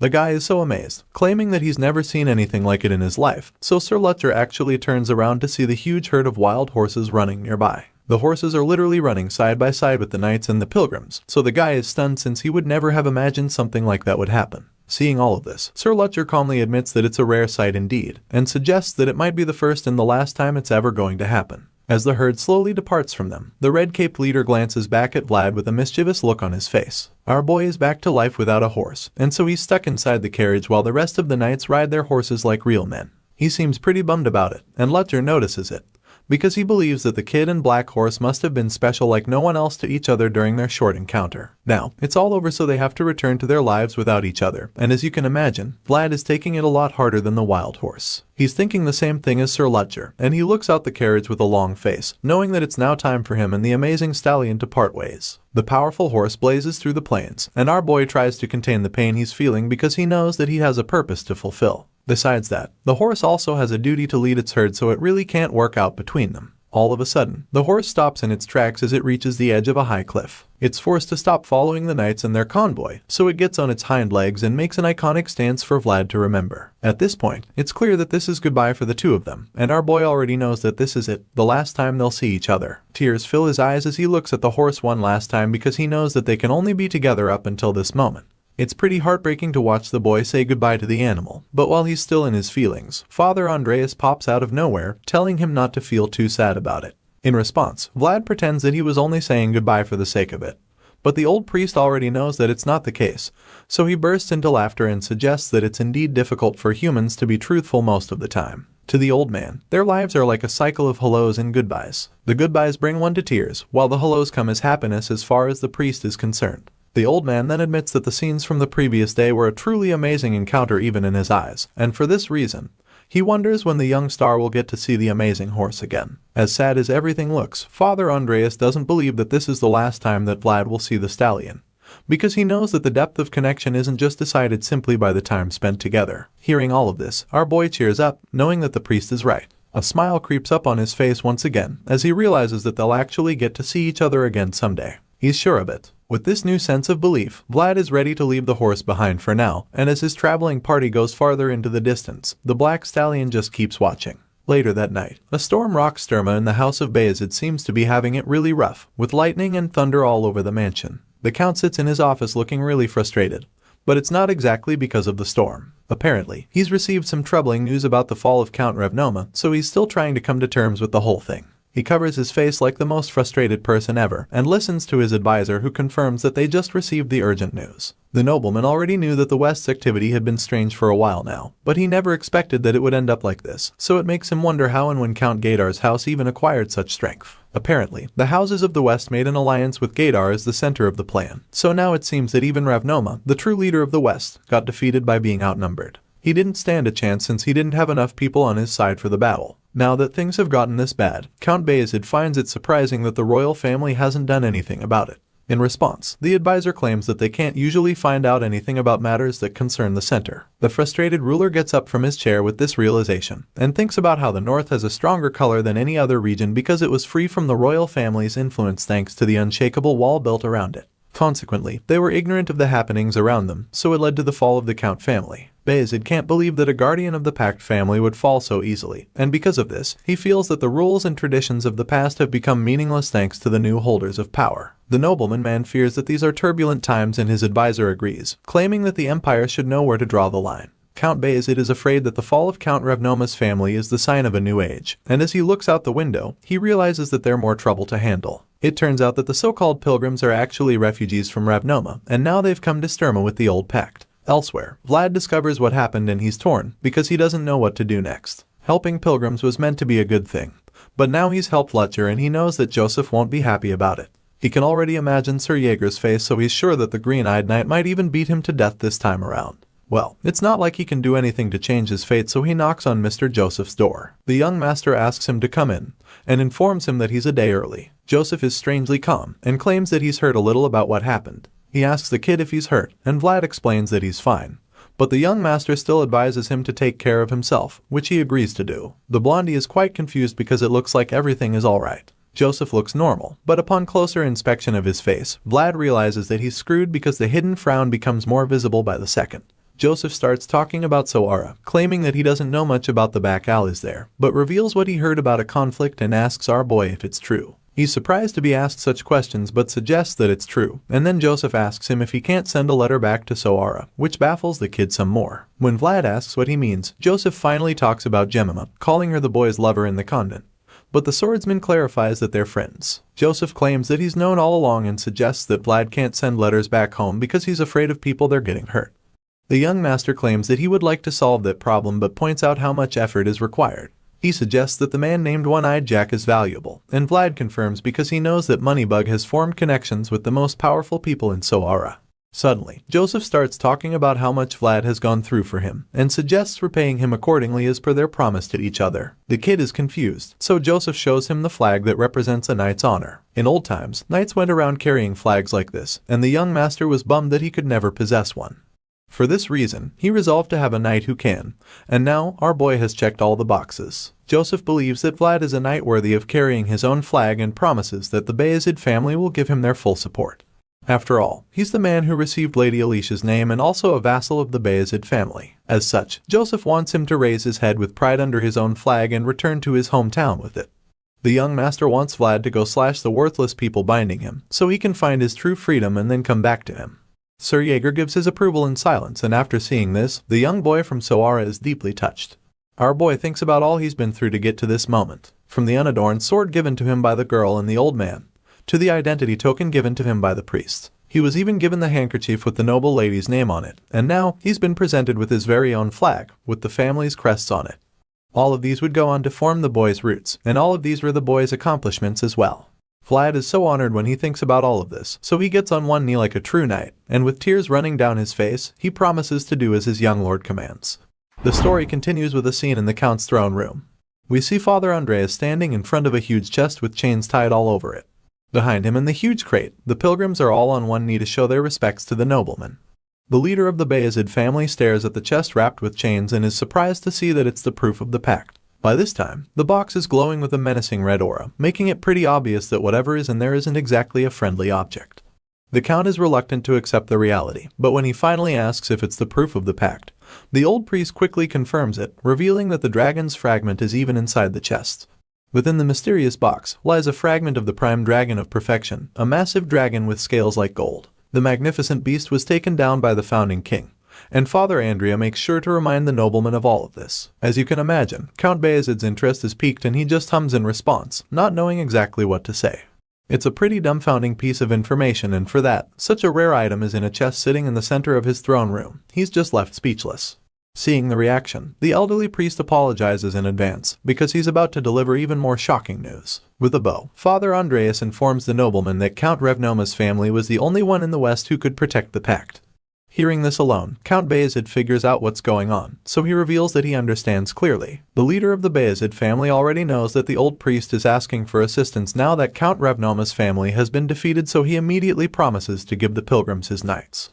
The nobleman is determined to assist them and vows to help them move the proof of the pact as safely as possible to the best of his abilities. He also knows that they're probably really tired after quite a tedious journey, so he kindly asks them to make themselves comfortable in his mansion. The Count claims that he would even like them to stay as his guests until the preparations are done.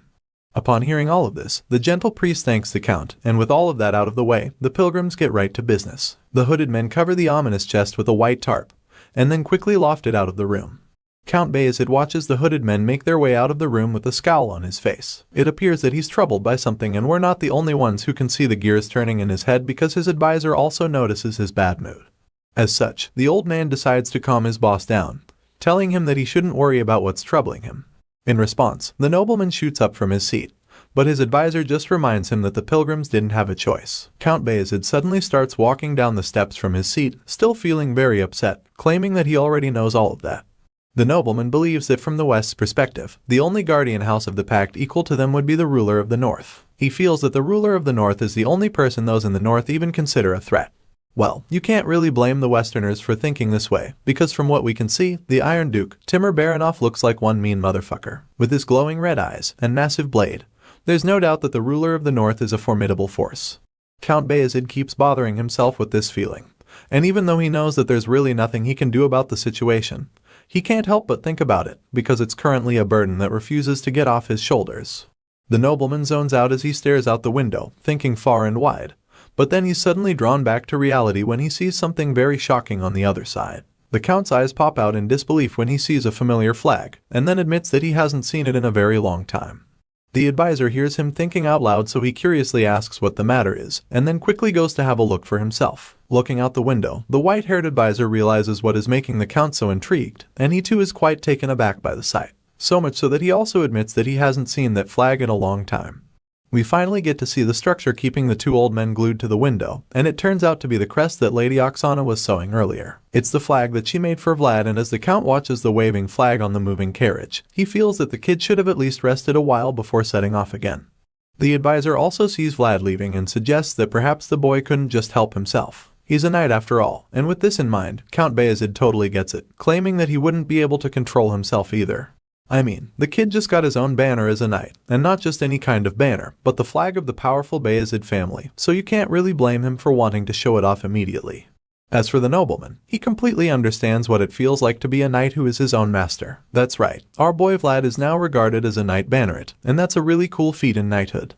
Count Bayezid keeps staring at the kid with admiration, and because of this, he's completely in support of the journey. He's proud to have such a person flying his flag, and so he wants the boy to go all the way back to his hometown. He wants Vlad to do what is his rightful duty, and as we can all see, that's exactly what our boy is off to do. The scene suddenly shifts from the vibrant city of Sturma, and then we're taken all the way back to the dark and terrifying slums in the back alleys of Sora. There, a swarm of lowlifes is outside waiting for a very famous hooker. Apparently, the lady is in high demand because all the men can't wait for her to come out. They yell outside her chamber, shamelessly claiming that it's their turn to get played with by her. Of course, this kind of argument usually gets settled when the highest bidder steps up because they all feel that the person with the most money should have the lady first. One of the men suddenly yells out for the lady to pour him a drink, and we finally get to see that this mysterious hotcake is actually Marcella. She completely ignores the barking scumbags outside and carefully puts on her makeup. While she wears her lipstick slowly, someone else inside her room complains about how the men outside are making a fuss like rutting pigs. Apparently, the mysterious boss is fed up with the noise, so he'd really like Marcella to quickly go out there and entertain them if she's done with her makeup. Just then, we're introduced to the boss, who honestly looks like a mean old witch from a cartoon.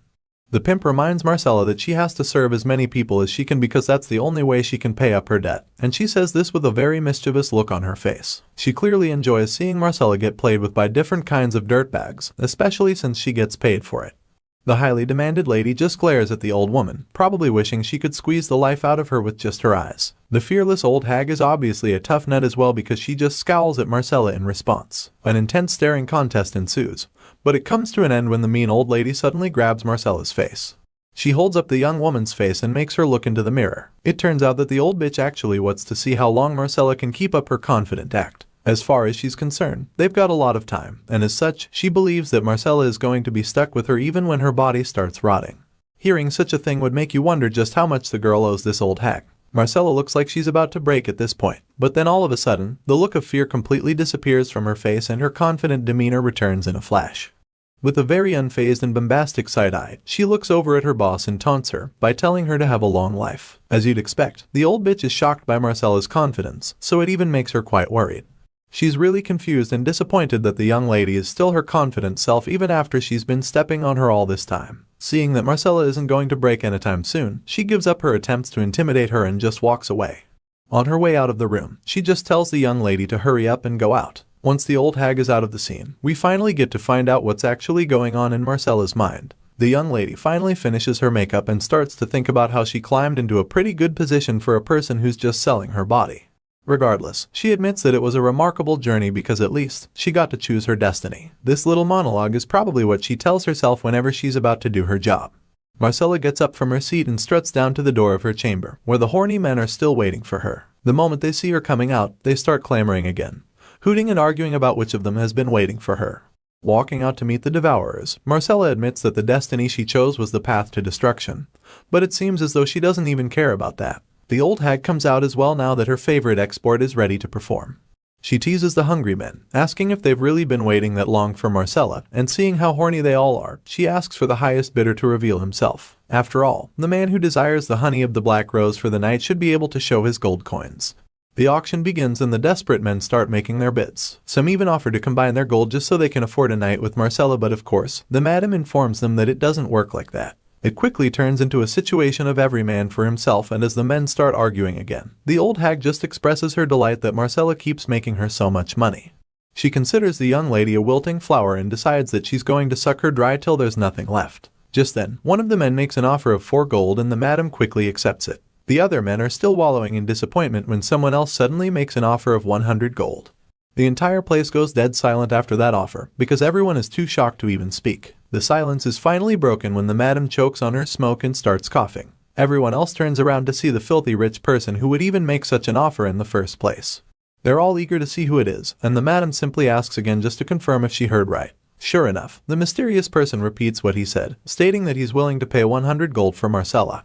The guy was up the creaking stairs to reveal himself, and this sends chills down Marcella's spine because the sound is so familiar to her. She recognizes it all too well, because it's the same sound that brought destruction to her nest a while ago.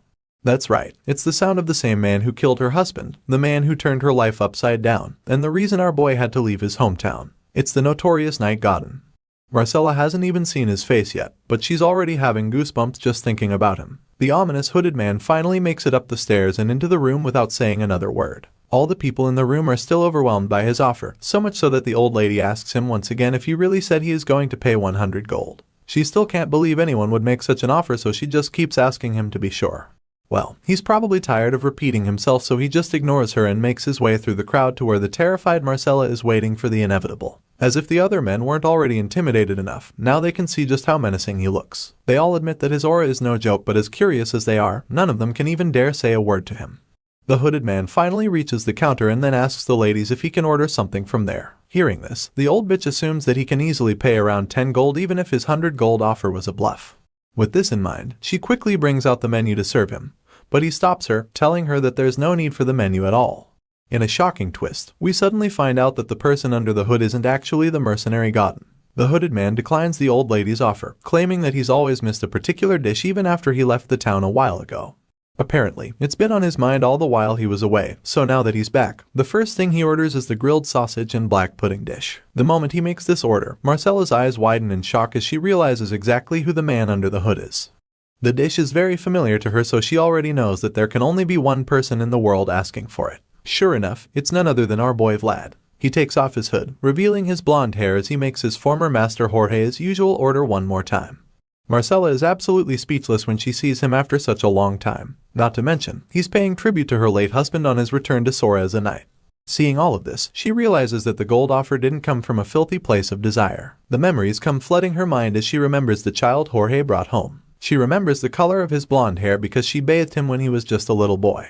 Marcella remembers it clearly, and while she's still finding it difficult to believe, Vlad simply assures her that he is actually back.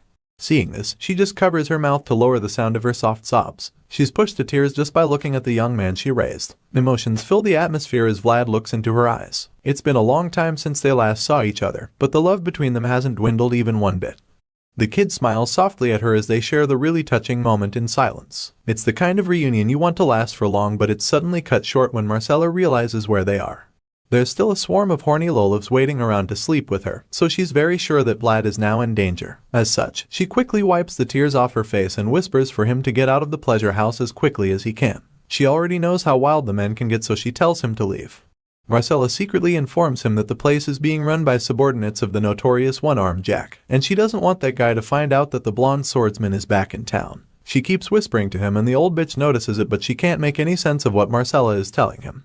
It's all gibberish to her, so she gets quite curious all of a sudden. She's surprised to see that Marcella and the mysterious man already know each other. Besides that, she senses that the atmosphere feels unusual too, now that they are talking secretly.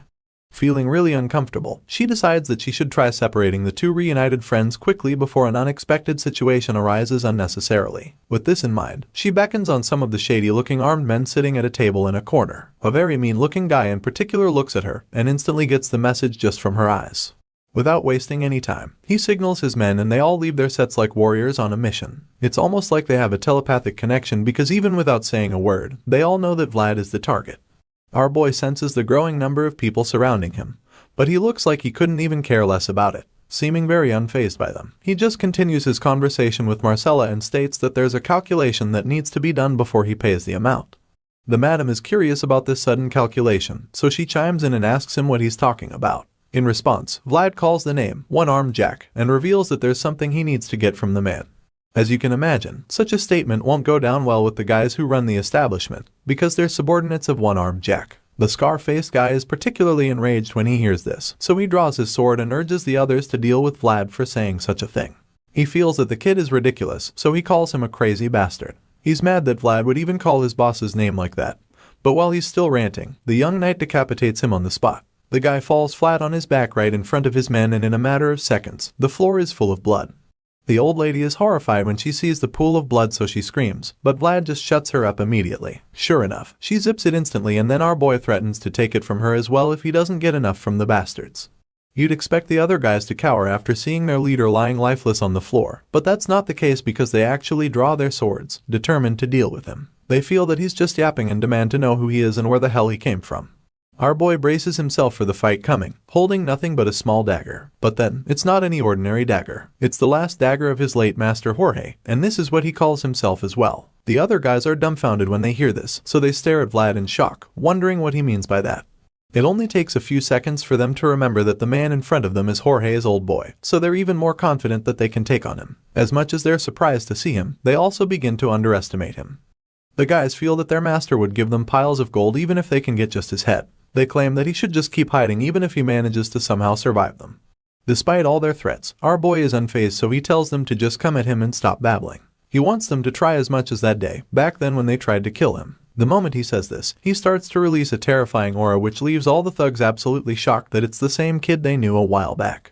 Right now, he doesn't look anything like the boy they once knew, and instead, he takes the form of a bloodthirsty wolf. With such a terrifying demeanor, they're all afraid to even move, so he decides to attack them instead. Vlad takes out all the men who even dare to draw their swords in front of him. At this rate, he's working with one scream per life. Our boy is practically in beast mode at this point because he's not sparing even a single soul.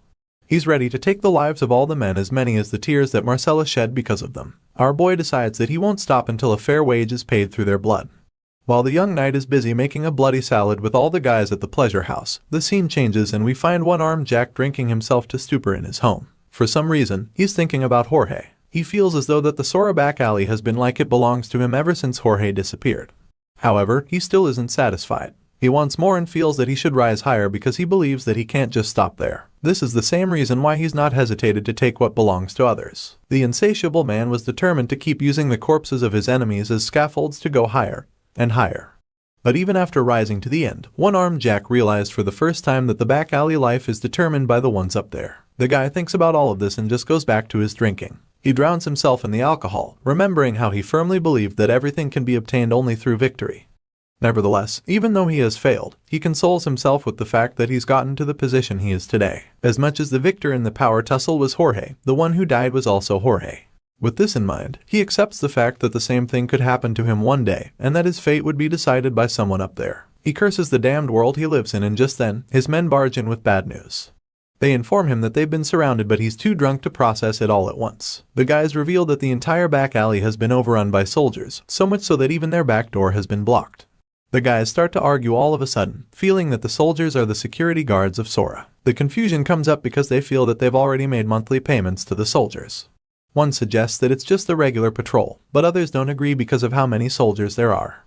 The invaders have clearly come with a plan, and when one-armed Jack hears this, he just starts laughing. He expected such a thing, because he always felt that such a day would come. He just didn't know it would be today. Regardless, he's glad that it's here already, because rather than anxiously waiting for the day, it's better this way, since he feels that destruction right before his eyes is even more relieving. The scene changes from the bar and we see a group of soldiers lined up with their weapons in another side of the small town. One of the high-ranking men in Sora suddenly goes to meet the knight, who happens to be Sir Vorden, and informs him of some news. He reveals that they've received orders, confirming that the garrison's arrangement is complete. In response, the fat commander just asks the guy if the other alley is completely blockaded as well. The terrified man responds by confirming this, and he claims that they did their best to make sure of it. It turns out that this scared-looking man is actually the mayor of Sora. Unfortunately for him, the commander isn't convinced that he and the others actually did their best, because he feels that if they actually did, the matter wouldn't have gotten as big as it did. The mayor is really ashamed of himself, but all he can do is just stand there and hide his face while the soldier scolds him. The commander seems very upset that the count found out about what happened, so he makes it very clear to the mayor. In response, the embarrassed town leader admits that he doesn't have any excuse for what happened, but he also reminds the commander that one-armed Jack is a very talented man. He claimed that he doesn't have any excuse, but all of a sudden, he tries to start making excuses. Unfortunately for him, the knight doesn't even let him start because he quickly cuts him off by clearing his throat. He gives the man a death glare which sends chills down the guy's spine. At this point, the mayor realizes that there's no way he's going to outsmart the knight. He's puzzled by the knight, and it makes him wonder how a mere soldier is so well informed about the activities of the back alleys in Sora. Realizing that he can't lie to the knight, the cunning mayor tries another plan. He suddenly claims that he's glad that the cancerous group of Sora will be eliminated now that the fat knight and his men are here. It turns out that everything this man says just ends up pissing the knight off, because when he hears these words from the mayor's mouth, he just glares at him again. As far as this soldier is concerned, the cunning man is the cancer. He's very angry about the whole situation because he doesn't even believe how a mere back alley boss can be controlling such a huge system. The knight feels that the mayor is the reason why one-armed Jack has so much power. After all, the only way someone else can have so much power over a place is if the mayor is condoning all the activities and hiding them under his title. It's also pretty obvious that the price for the mayor to overlook such criminal activities is if he's receiving some kind of huge compensation. Clearly, these compensations are basically bribes, and the reason why the knight is so sure is because he's someone who's taken bribes in the past. Just like a non-vegetarian can tell when he sees someone like him, the fat commander can easily tell that when he sees a corrupt official at first glance.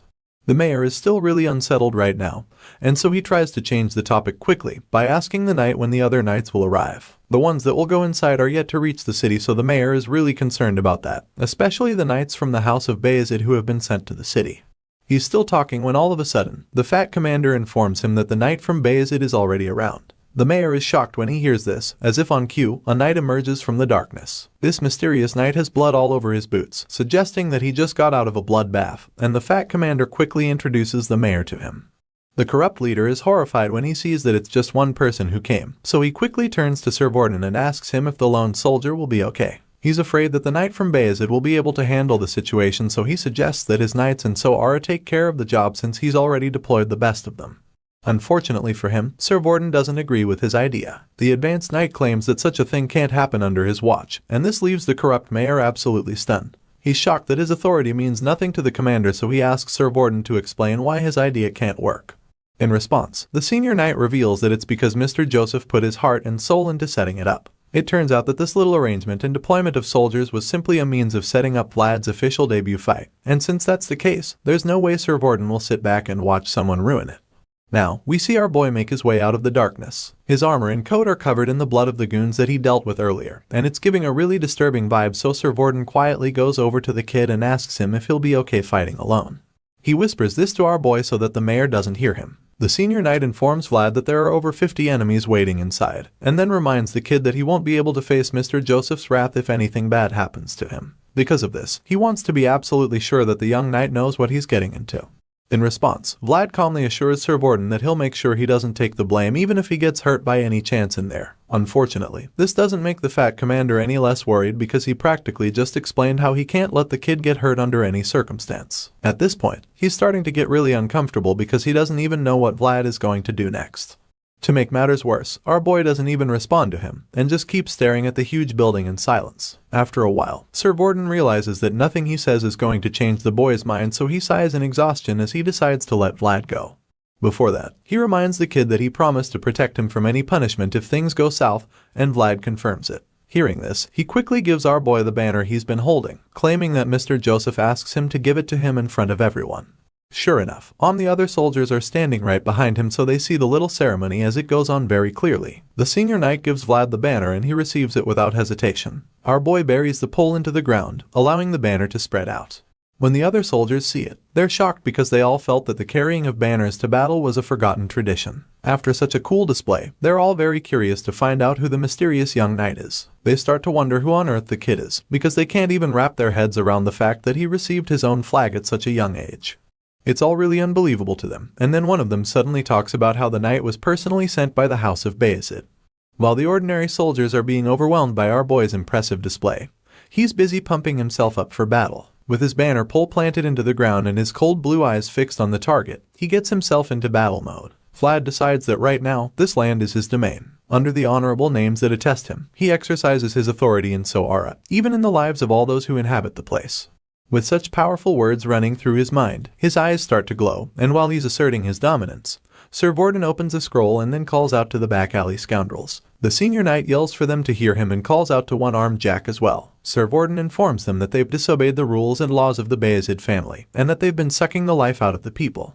Because of this, Peter Bayezid, the rightful owner of Soara and head of the family, has sent this message to the lowlives of the back alleys. Sir Vorden reads the letter from his master, revealing that he has sent a proxy on his behalf because he can no longer stand the wickedness of the people in Soara. From the letter, Bayezid claims that all the rights Sir Vorden exercises are guaranteed by him and by the Church of Faith. As such, the fat commander angrily demands that one-armed Jack and his henchmen come outside immediately. He demands that they open their doors in that instant so that they can allow the rightful proxy inside. With this command, the soldiers behind him start hitting their weapons on the ground to create a loud rumbling just so that they can get the attention of one-armed Jack and his men. They chant the Bayezid family name over and over again until it becomes too annoying for the scoundrels to ignore. The things get mad when they hear all the commotion, but the knights and soldiers don't stop making the noise. They chant about how God protects their proxy and express their confidence, believing that they will kill one-armed Jack. While they're saying all of this outside, the big bad boss sits in his chair and quietly drinks yet another bottle of alcohol. Back outside, the chants continue, and our boy waits patiently for the criminals to reveal themselves. Sir Vorden finishes reading the Count's letter from the scroll and informs our boy that he now has the justification and the people on his side, unlike before when they weren't even sure he could handle the situation. Since that's the case now, the senior knights tells Vlad that he can let it all out without hesitation, and once our boy receives the permission to go into beast mode, he thanks Sir Vorden and gets right down to business. Vlad unsheathes his glowing sword before marching down to the door of the house, and as he makes his way there, the fat commander reminds him to be careful. At this time, the voice in his head comes up again. The voice is sure that one-armed Jack must be preparing already, so he advises our boy to expand his vision, because he knows that the big bad boss is going to come for Vlad's life from all directions.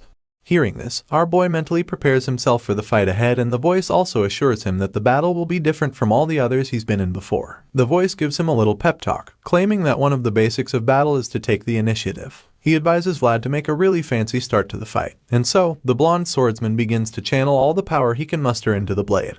Several thoughts rush through Vlad's mind as he prepares to face the notorious one-armed Jack all by himself. He remembers the day that Jorge died and begins to feel that maybe his boss would have still been alive if he never called God. Even before that, he wonders if Jorge would still be alive if one-armed Jack never threatened him in the first place. He feels that he wouldn't have needed to call God in if that never happened. The many ifs and maybes continue to haunt our young hero, so because of this, he feels that there's only one solution in the end. Vlad decides that he must kill one-armed Jack because that's the only way he can be just a little free from the guilt that constantly haunts him. With this in mind, our boy charges at the big bad boss with his glowing eyes and sword.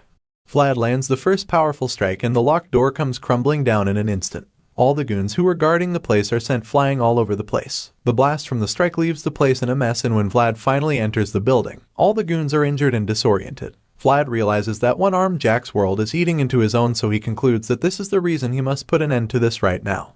This is the only way he can cut off the messy connection and move forward. Our boy marches into the place and then introduces himself to the goons, informing them that he's the one and only Vlad of Soara. The blonde swordsman claims that he's here to end their quarrel. He holds his blade and stands in front of the enemies, waiting to see their next move, but none of them even moves a muscle. They wait in silence, so when Vlad sees this, he points his sword to the big bad boss and calls out to him. Our boy raises his glowing sword, informing one-armed Jack that he's back in Soara, and as you can imagine, he's back for revenge. Vlad yells out several times before the one-armed mafia boss finally decides to respond. He sits in his chair and listens carefully to the voice, only to discover that it's actually really familiar. With this in mind, he finally gets up from his chair and slowly straightens himself up as a sinister laughter erupts from his lungs. Apparently, he's already recognized Vlad's voice, so now that he knows that his opponent is a kid, his confidence goes off the roof. He finds it amusing that the blonde boy from the back alleys is the rightful proxy that has been sent to get his head. Not surprisingly, he's heard a lot about Vlad's amazing feats, but it doesn't make him any less confident that he can defeat our boy. One-armed Jack realizes that the rising star is the one knocking on his door, and so it makes him very excited because he relishes the challenge. While the big bad boss finds the whole situation to be some kind of easy game, our boy is very determined to prove the one-armed villain wrong. He fixes his gaze up into the house and waits patiently for his opponent to reveal himself. It appears that the bad boss's overconfidence rubs off on the goons all of a sudden because they instantly get the courage to fight their adversary. One of them loudly encourages his mates to attack the blonde swordsman, disturbing their peace, so of course, they all rush towards Vlad with their weapons. The men charge at our boy bravely, feeling that they've got the upper hand, and of course, Vlad doesn't hold back either. He equally throws himself at them with his trusty sword in hand. Not surprisingly, the blonde knight overwhelms them with his speed and strength immediately. The thugs are horrified when they see how ferocious he is, but at this point, it's already too late for them to retreat because he rips them apart mercilessly. Our boy slashes through all of them with the speed of light, leaving a bloody trail of dismembered body parts in his wake. One of them tries to sneak up on him from behind, but the insanely quick swordsman senses the attack coming and counters it immediately. Vlad turns around in the blink of an eye and slashes the guy's head clean off in that moment. The severed head flies across the room, splashing blood all over the place before finally landing on the floor. When the other thugs witness this gory display, they finally realize that it's the same ruthless blonde kid that once walked the streets of Soara. They're all very familiar with him, and it appears that they all hold one grudge or the other against him, so this only makes them more determined to bring him down. With this in mind, they charge at our boy with nothing but the intention to surround and defeat him. They refuse to back down from the fight and use their numbers to try to intimidate him. The goons successfully surround the young knight, and once they see that he isn't attacking either, one of them encourages the rest to pounce on Vlad together once they get the chance. As much as they all want to see the blonde swordsman defeated, they're also really afraid of the kid. The thugs are all aware that Vlad is extremely skilled with the sword, so they're very careful about how they fight him. Stepping forward recklessly against such a knight would only get them killed, so they're reluctant to make the first move. After a few moments of keeping the terrifying swordsman at bay, the goons realize that they're not ready for what comes next. None of them is ready to strike, and Vlad just casually waits for the next unfortunate person to try him. It does take long before they start begging each other to step forward. But even then, nobody is willing to sacrifice himself. I mean, that's literally what it is right now, because anyone who's crazy enough to challenge Vlad all alone is practically digging his own grave. The whole thing gets really boring quite quickly, especially since the star swordsman is eager to give one-armed Jack a taste of his blade. Seeing that none of the henchmen are brave enough to step forward, he decides to take matters into his own hands. The blue-eyed killing machine cuts through their murmuring all of a sudden with a cold statement. He calmly tells them that there's no need for them to think so hard about their next move. After all, he's going to cut all of them into pieces anyway. Since that's the case, it doesn't really matter what they decide, because they're only going to end up dying at his blade. Surely, there's no way such a terrifying promise didn't send chills down their spines. Unfortunately for them, our boy is a man of his word, so the moment he says that, he goes in for round 2 of his killing spree, and this time, it's even more incredible. The talented swordsman activates his world as he makes his move, and a bright light fills the sky all of a sudden. The thugs are absolutely stunned when they see the blinding light, and it leaves them frozen in fear. At this point, it's pretty obvious that they don't stand a chance against Vlad. All the hopes they had of being able to take him on are dashed immediately because it becomes clear that they're no longer facing an ordinary human being. Our boy channels the powerful beam of light and uses the energy as a powerful slash that finishes off all the fighters surrounding him. As the beam cuts them to pieces, all they can do is scream in agony, and after a few seconds, we see that all those who were surrounding him are now covered in blood and lying lifeless at his feet. The remaining henchmen left standing are just dumbfounded by what they just witnessed. They have no idea how they can stop someone like Vlad. But then one of them suddenly suggests throwing the iron fishnet on the kid to trap him. They get right to it, and in the blink of an eye, our hero sees that a huge fishnet is being thrown at him. Without wasting a second, he runs out of the way to evade it, so the henchmen decide that they'll just throw everything they can find at him. Unfortunately for them, Vlad is way too fast for their plan to work. He dashes out of sight all of a sudden, but someone finds him hiding behind a pillar. Determined to catch the blonde invader, they work together to block the exits.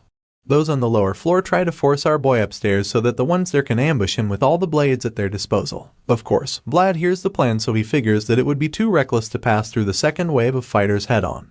Seeing the dangers ahead, he tries to be careful, but they taunt him and challenge him to come at them if he's confident. Thankfully, the young knight is a lot smarter than to fall for that, so he decides to stop using aura against them.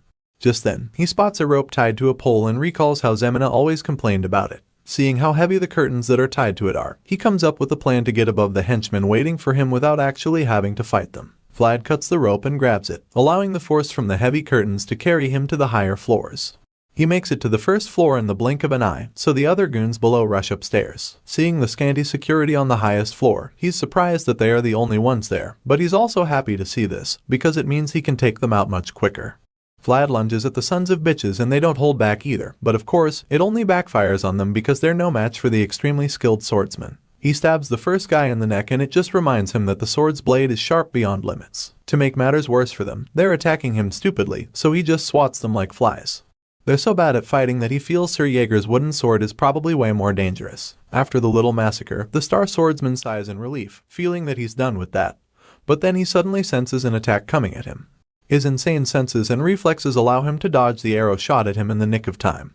But this doesn't stop the archers from shooting at him even more. The other henchmen encourage them to keep shooting, because they want to make sure that the knight doesn't reach the highest floor. The archers shoot everything they've got. Over and over, they release their arrows, but our boy just runs toward them and jumps over the railings to reach them on the other side. While still in the air, he practically breaks some of the arrows shot at him, before killing the archers with deadly slashes as fast as the speed of light. Vlad casually sighs after this, like it's some easy chore. He admits that it was quite a hassle getting up there, and while the other goons are staring at him like some ghost, he just grabs a kettle and gulps down whatever is inside it. The henchmen are too terrified to say a word, so they just watch the bloody knight with their jaws on the floor.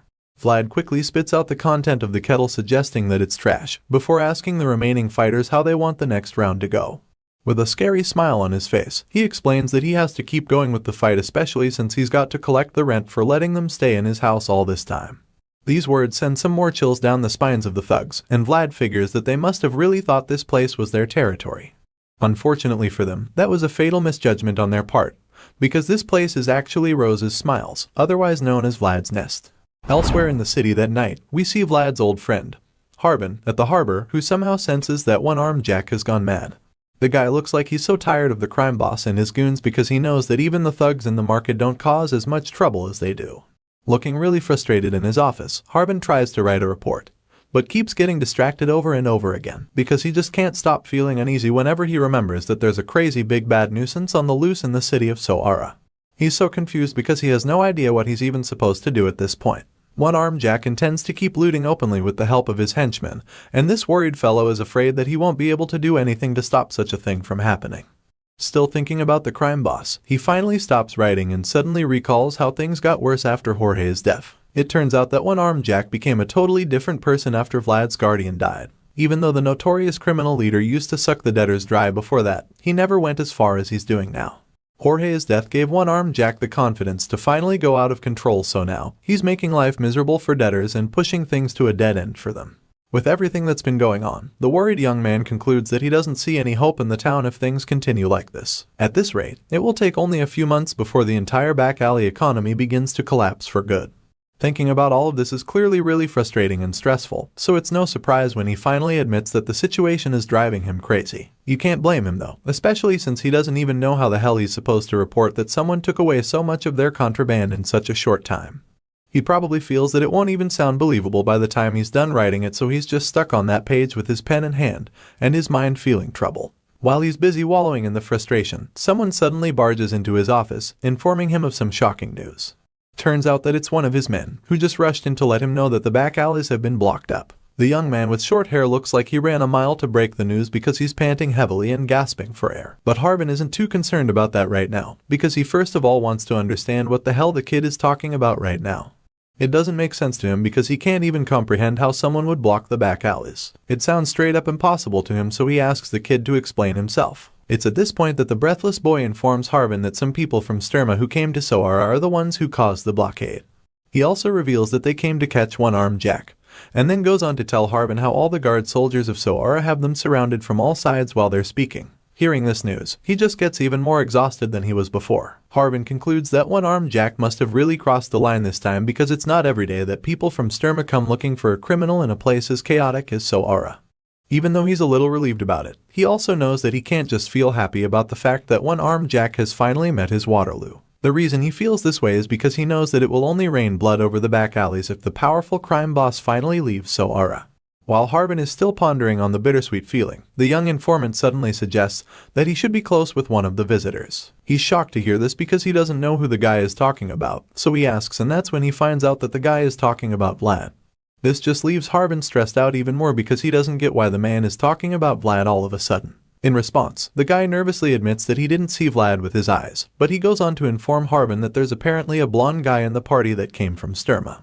As you can imagine, this pisses Harbin off because Vlad is clearly not the only blonde person in this world, so he snaps at the worker and quickly gets back to writing. However, that's when the guy reveals that it's not all, and then reveals that the blonde young man actually called himself Vlad of Soara. Harbin freezes in shock when he hears this, and there's no doubt that goosebumps cover his whole body at that moment. He finally lifts his head from the paper and gives the worker his full attention, so he can confirm that he just heard correctly. His eyes widen in disbelief because it sounds impossible, but the young short-haired worker just confirms his statement without any doubt. The guy even reveals what he heard about Vlad planting his flag in front of Rose's smiles not too long ago. Harbin starts shivering all of a sudden, and when his subordinate notices it, he gets concerned and asks him if he's okay. Harbin doesn't say a word in response, and just zones out completely. He thinks about how he's been hearing countless rumors all this time. It's no surprise that our young hero's exploits reached his ears over the last few months, but Harbin clearly chose not to believe them back then. He heard of how Vlad's aura manifested during Damer's Duel of Honor. Harbin also heard the story of the young vassal of Bayezid who accomplished an amazing feat in the hunt of a deathworm. Clearly, he's aware of the tales of the newest rising star going by the name Vlad of Soara, but he just didn't want to believe them. However, right now, he realizes that everything he heard might actually be true, but he still doesn't want to believe the rumors yet. So he finally gets off his chair and storms out of the office with his walking stick so that he can go and check things out for himself. While Harbin is getting ready to go play detective, we catch up with our blonde hero, who's still in the middle of a bloody battle at the Rose's Smiles. The intense bloodbath goes on and Vlad continues to show no mercy. He uses a deadly strike to slash the foot of one of the henchmen, and right after maiming the guy for life, he swiftly turns around to take care of the thug who bravely tries to sneak up on him from behind.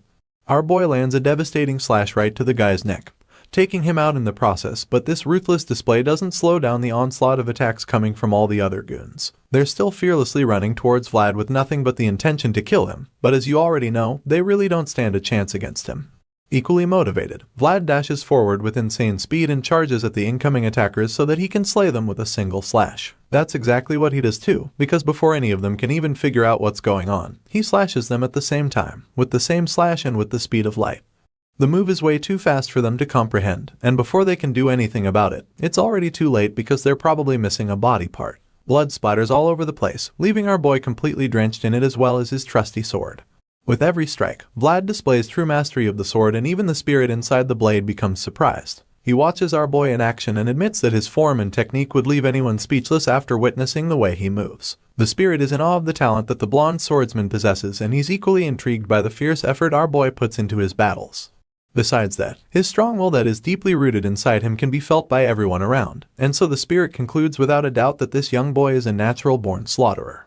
Just as he says this, Vlad confirms his thoughts by driving his sword straight into the heart of the last thug who dared to try him. It seems our boy has gone full beast mode at this point because he stares right into the dying man's eyes like a psycho killer. With a twisted smile on his face, he tells the thug that he had all the time in the world, so he suggests that the guy put his fallen tooth back in his mouth before passing on. But then again, he also reminds the guy that he won't really be needing them anymore, so pulls out the sword from the man's chest to put him out of his misery. Vlad holds the sword to the dying guy's face, and before he can make any other move, the voice in the sword suddenly tells him that he's done enough. Clearly, there's no way the thug is surviving a stab to the heart, so he's pretty much done for at this point. Vlad hears the voice, and that's when he finally snaps out of his kill mode. He looks around him and is a little bit surprised by the number of bloody corpses around him, so he decides to chill and agrees with the voice, feeling that he's actually done enough already. Our boy feels that he couldn't exactly replicate the scene from that day, but he's pretty satisfied with the results so far, so he decides that it's about time they put an end to the whole mess. Vlad's sword sparkles even though it's covered in blood, and after making up his mind to finish off one-armed Jack for good, he closes his eyes and takes a deep breath before making his way up the final flight of stairs to meet the one-handed crime boss. The dark stairway is filled with the noise of the creaking noise from each step Vlad takes, and after a while, he makes it to one-armed Jack's room and quietly walks in.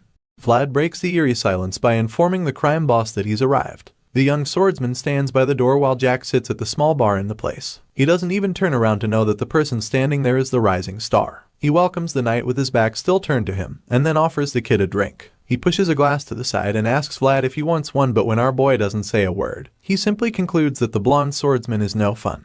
Looking into his own glass, he ponders on the fact that the kid in front of him really is Vlad of Soara. One-armed Jack reveals that he heard the rumors, but he admits that he didn't believe them back then. He gulps down the content of his glass and then wishes that he brought Vlad in way earlier. Seeing the intruder in his place, the bad boss feels that he should tell his manager to beat the shit out of Vlad. But then again, he's well aware that it can't happen because he's very sure that the blonde kid has already killed the manager. One-armed Jack finally gets up and then starts laughing all of a sudden. He's glad that his manager got killed by someone he knows at least, so it's a lot less annoying than it should be. The crime boss admits that he kinda left our boy on the back burner because he didn't want to deal with the kid. However, he's also a man who likes to make things certain, so now he feels that he has to finish the job. One-armed Jack suddenly reaches for his blade and unsheathes it. Now, the big bad boss has got a hook and a blade pointed at our boy, and when he sees this, he senses the messy connection again. Vlad feels that this is the reason why one-armed Jack's world is eating into his own. Right now, he can no longer sense that endless feeling of reverence he used to have for the one-handed crime boss back then. Now, he's certain that the one-armed Jack's world is not capable of holding him, and with this feeling in mind, he lifts his sword and prepares to face his opponent head-on. Right before making the first move, Vlad informs the crime boss that he's about to strike, so of course, the big guy is excited to see what skills the kid has got under his sleeves. Our boy charges into attack, and as he dashes forward he can't help but think about how the one-handed man's existence is like that of an enemy to him. Even though that's the case, he decides that he's going to give his all in this fight just so he can treat the crime boss with respect one last time. Vlad goes in for the kill and makes the first powerful strike, which Jack blocks. He tries to increase the power behind his attack and the big guy keeps resisting it. However, our boy is just too strong for him, so it does take long before he forces the crime boss back. The two warriors are pushed back by the impact generated by their strikes, and just when Jack thinks he's getting a breather, Vlad comes back at him hotter than the first time. Our boy puts everything he's got into the second strike, and shows no mercy to the old man because he knows that this is the way to show respect in the back alleys. It's their way, and so he refuses to hold back in this clash. Once again, Jack blocks the strike, but this time around, it's just way too much for him to push back. The big man's knees begin to shake as he struggles to stay on his feet against the relentless knight. Eventually, his body gives in and so he's forced to go down on his knees because he realizes that the kid is just stronger than him. At the same time, Vlad simply intensifies the strength behind his attack, determined to defeat the big bad boss, because that's just how things work in the back alleys. They're brutal beyond bounds. One-armed Jack grunts and groans as he keeps struggling to hold the ferocious swordsman back. It looks like it's all over for the big crime boss because a look of fear washes over his face.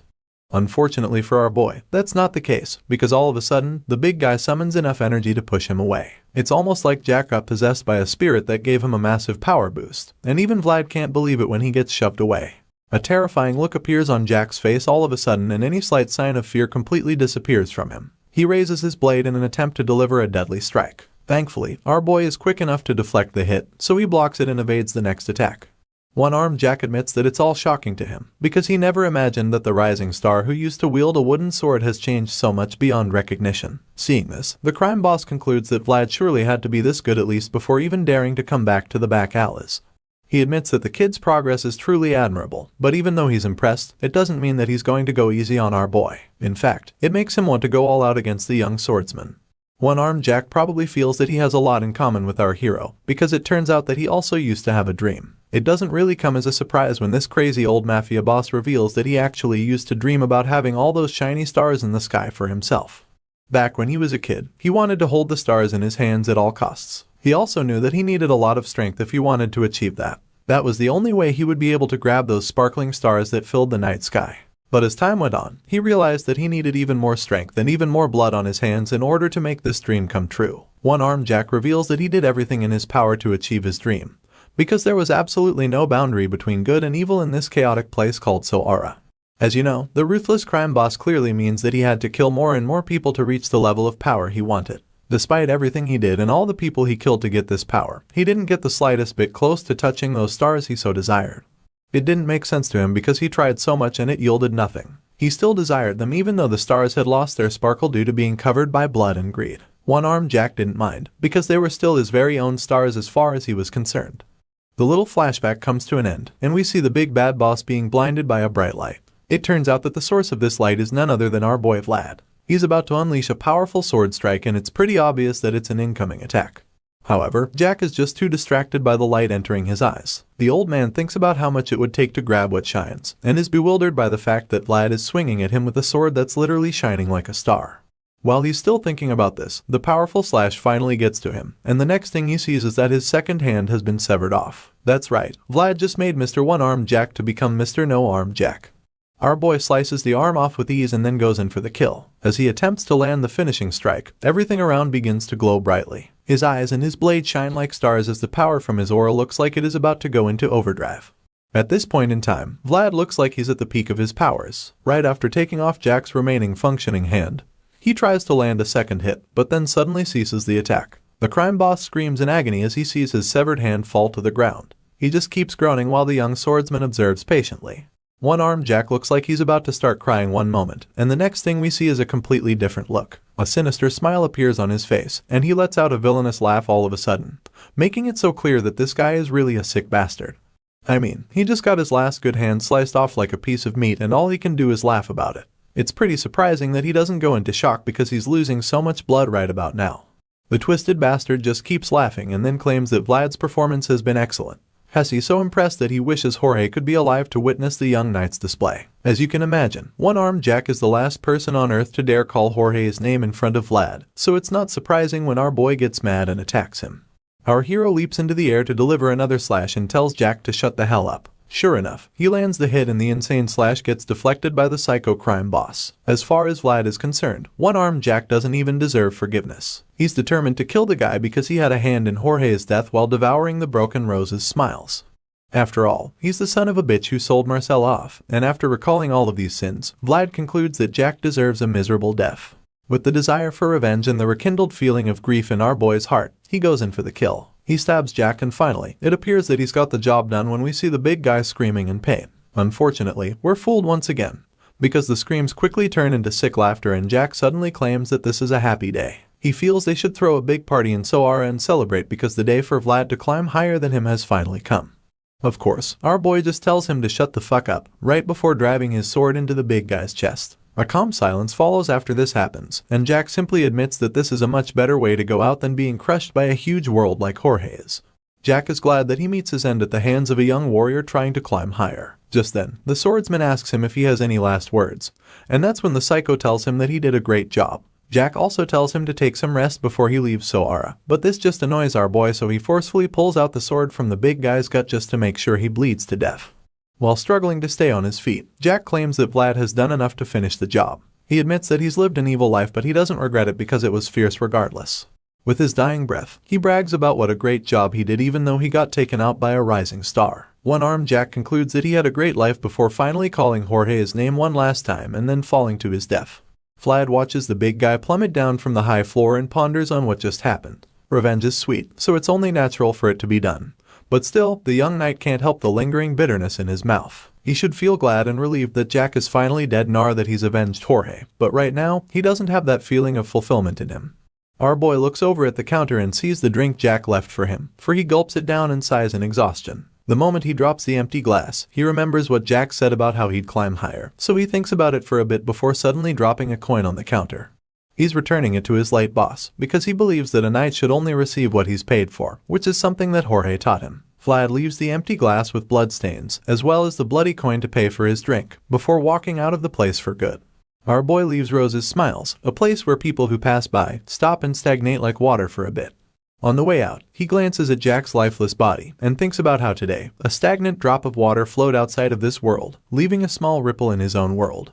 The story continues a few moments after Vlad's epic victory over one-armed Jack. While our boy is still in the building, Sir Vorden becomes a little worried because he notices that it's suddenly ominously silent inside Ether Rose's Smiles. As you'd expect, it makes him really curious too because he has no idea what on earth is going on inside there.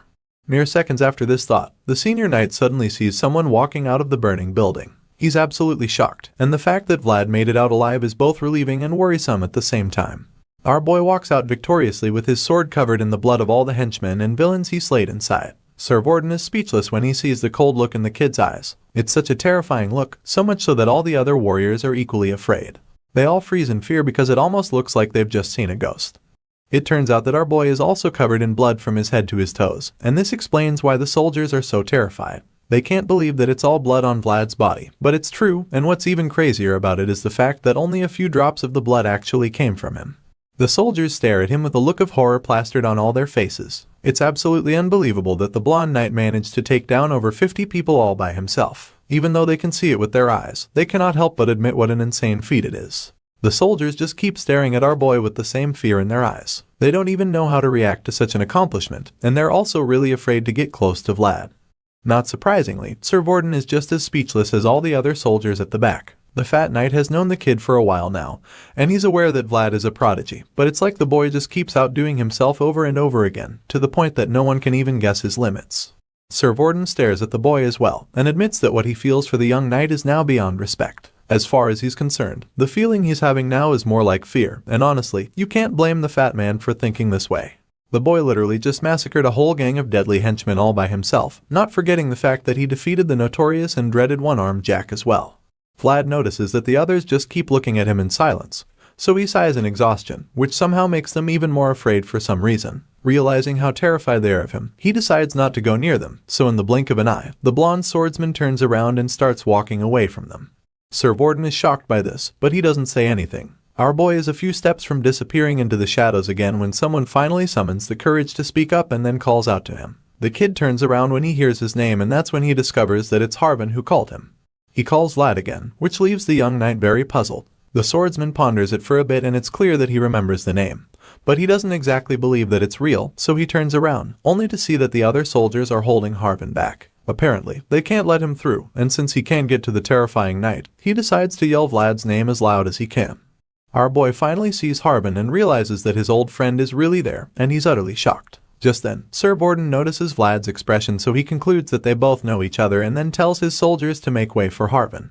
Without wasting a second, the soldiers clear the path and allow Harvin to pass. Vlad's old friend walks toward him with the aid of a walking stick, and our boy just keeps staring at him. It's almost as if he still doesn't believe his eyes, and Harvin is equally left in shock when he sees how much the blonde boy has changed. Right now, Vlad looks like a shadow of his former self because of how dangerous he's become, so Harvin cautiously approaches him and asks him if he's okay. Ever since the kid walked in and out of one-armed Jack's den, he's not been the same. It's been like a part of him died along with the henchmen. But the moment he sees Harvin up close, that changes, and his expression brightens up a bit. He's so relieved to see that it's really his old friend, which makes him let down his guard. Vlad suddenly drops his sword to the floor and smiles, before falling. Thankfully, Harvin catches him in time, and that's when he finally reveals just how much pain he's in. He tells his old friend that he's hurting so much, claiming that he feels the pain all over his body. Of course, Harvin is pretty confused because he knows that Vlad did most of the damage inside the building, so he asks the blonde swordsman what actually happened, and that's when our boy tells him that he finally feels like he's back. The scene changes, and the next morning, Vlad wakes up to a beautiful view of the city. It's almost like he's the Prince of Soara right now because he can see almost everything from his room. As cool as it might be, our boy feels that he just can't get used to it. His bright blue eyes peer out the huge balcony which towers over all the other buildings around, and he concludes that the reason he can't relate to it is because it's not a view of the back alleys where he grew up. While he's still looking out at the rest of the city, Ghost suddenly walks into the room. The guy didn't expect him to be up already, so he thought it was a good time to come in. Seeing that Vlad is awake so early, the guy tells the young captain that he should have slept a bit longer, but our boy explains that it's even harder to lie down, because his whole body still aches from the insane battle he had to fight the previous night. Just then, he notices that the guy is holding a bowl of water, so he asks him what it's for. In response, the guy puts on a big creepy smile and explains that the water is for Vlad to wash up. As you can imagine, our boy isn't a fan of such activities since he's fully capable of bathing himself. As such, he just frowns at Goth and then bluntly asks him what the hell is wrong with him. It's a pretty valid question if you ask me, because why on earth is the guy smiling like a creep when talking about washing up? The guy is being a little extra and it doesn't take too much to notice it. But of course, he denies it and claims that this is how he's always been. With the weird smile still plastered on his face, he nervously pretends not to know what Vlad is talking about. Just as our boy suspects, Goth is actually on a little mission. He's very much aware that Vlad's acquaintances all over the city are starting to show up, and he's afraid that it might be difficult to keep his position if the young captain's old friends keep popping up at this rate. Because of this, Goth is determined to make himself indispensable, even if it means being overly nice and suspiciously creepy. After all, he didn't follow Vlad around just to end up as a stable keeper in Bayezid. Goth keeps trying to pretend like he doesn't have a motive, but the blonde swordsman can see right through him, so he already knows exactly what the guy is actually doing. Vlad knows exactly what's going on inside Goth's mind, and he honestly understands it as well, so he tells the guy not to get anxious. Our boy promises to take care of him, but that's only if he continues to do his job well. Goth is elated when he hears this and can't even contain his joy. Just to confirm, he asks if Vlad is actually promising him. In response, the swordsman tells Goth that if he doesn't trust him, he should go do something about it. From the tone, Goth can tell that the young captain is now pissed, so he nervously assures our boy that he trusts him because he knows that Vlad can actually change his mind if he wants to. Seeing the guy get so rattled just makes our boy feel sorry for him. He sighs in exhaustion because he's already tired of all the ass kissing, and that's about the same time that Goth remembers something he should have told Vlad the moment he saw him. It turns out that Sir Vorden wanted to see our boy as soon as he woke up, and Goth forgot to pass the message because he's been too busy competing for Servant of the Year. Vlad is surprised to hear this, but he also feels that it's just perfect too, especially since he also has something that he'd like to discuss with the senior knight. The scene changes again, and the next thing we see is a big office table filled with all kinds of pastries and sweet treats lined up on it. Apparently, this is Sir Vorden's idea of a normal breakfast, and it explains why the man's so fat when he's supposed to be an active swordsman. Of course, Vlad isn't a fan of such unhealthy foods, so he advises the fat man, explaining that eating this kind of stuff will only get him killed eventually. Unfortunately, it's already too late for this man to take any kind of advice concerning his diet because he's clearly fallen in love with junk food. Sir Vorden responds to the kid's comment by claiming that he'll also die if he doesn't eat the food. He picks up a slice of cake and stares at it like it's the love of his life before taking a big bite. As you can imagine, he didn't summon our boy to give him health advice, so he goes straight to the point and shows Vlad the mountain of documents piled up on a table in the corner. The fat man claims that he needs to go through all of them and admits that he won't be able to see the end of it, so he's invited the young prodigy to help him out with some work. Sir Vorden really doesn't see anything wrong with his diet since his brain needs a lot of sugar to function properly, so this is probably the excuse he's been giving for eating sugary snacks all the time. Sir Vorden reveals that one-armed Jack's shadows enclosed even the deepest parts of the back alleys. The blonde knight isn't too surprised to hear this, and he feels that actually makes sense since the tyrant was born and raised in the back alleys, before going on to dominate everything in the place. In response, the fat knight agrees with him, and then claims that he'll still take some time out to completely pull out the roots of the mystery. After this, he casually asks Vlad what he's planning to do now. Even though Sir Vorden has to stay back and take care of the aftermath of one-armed Jack's defeat, he informs the young knight that his own work in the city is practically done already. Vlad reveals that he really doesn't know what he'll do next, so the fat knight informs him that he'll be on standby until Mr. Joseph officially arrives in the city. Since that's the case, he also asks Vlad to help him out with his work sometimes. Our boy immediately asks if there's actually anything that he can help with, claiming that he doesn't know much about documents and all that kind of paperwork. It turns out that the fat man was way ahead of him. Vorden claims that he already knows all about that, so he picks up a paper and hands it to the kid.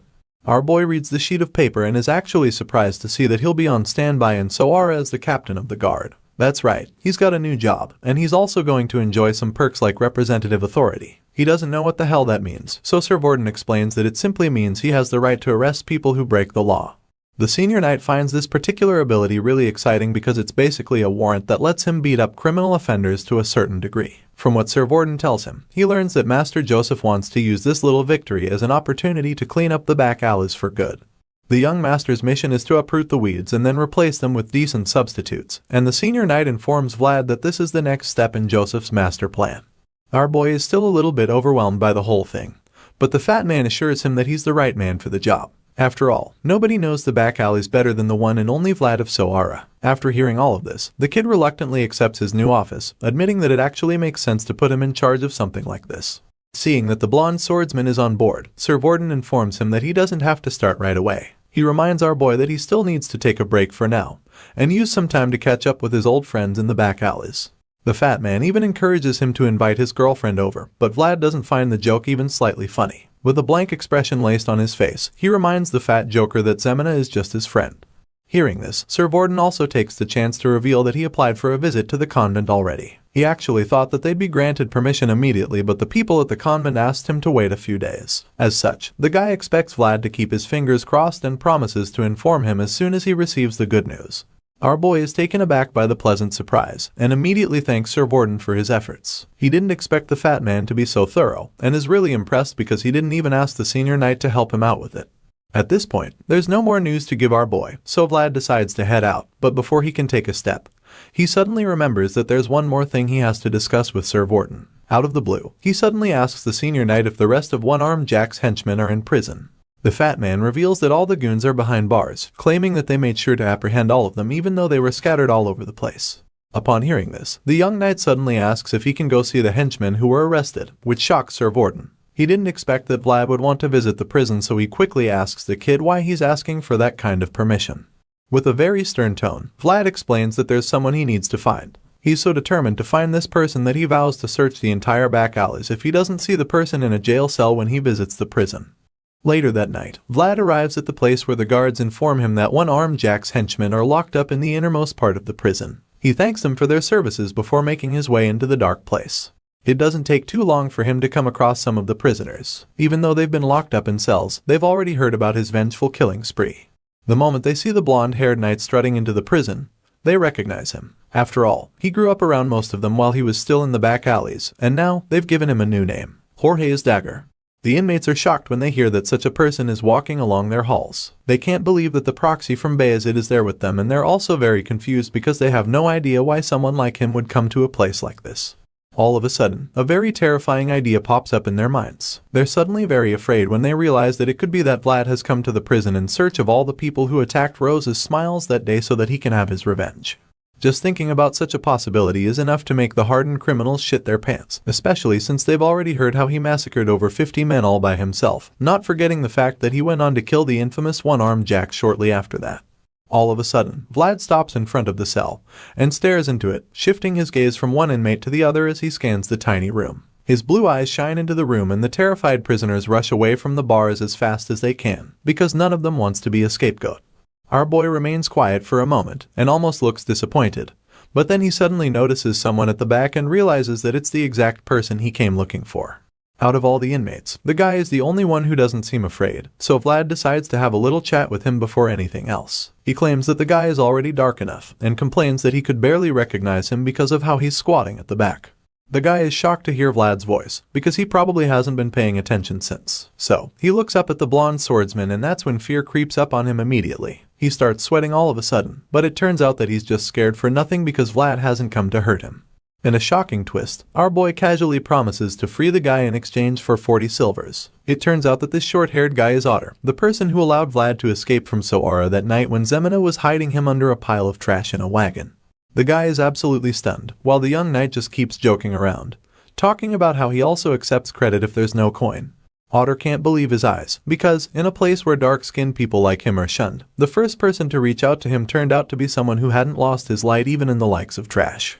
The guy remembers Vlad very well, as the boy from that night who needed to escape from the city. The scene changes and we see our boy arriving at the convent in a carriage. The nuns are excited when they see him, and they all admit that it's so awesome because of how handsome he is. Judging by his blue eyes and blonde hair, they're so sure that he's the vassal from Bayezid.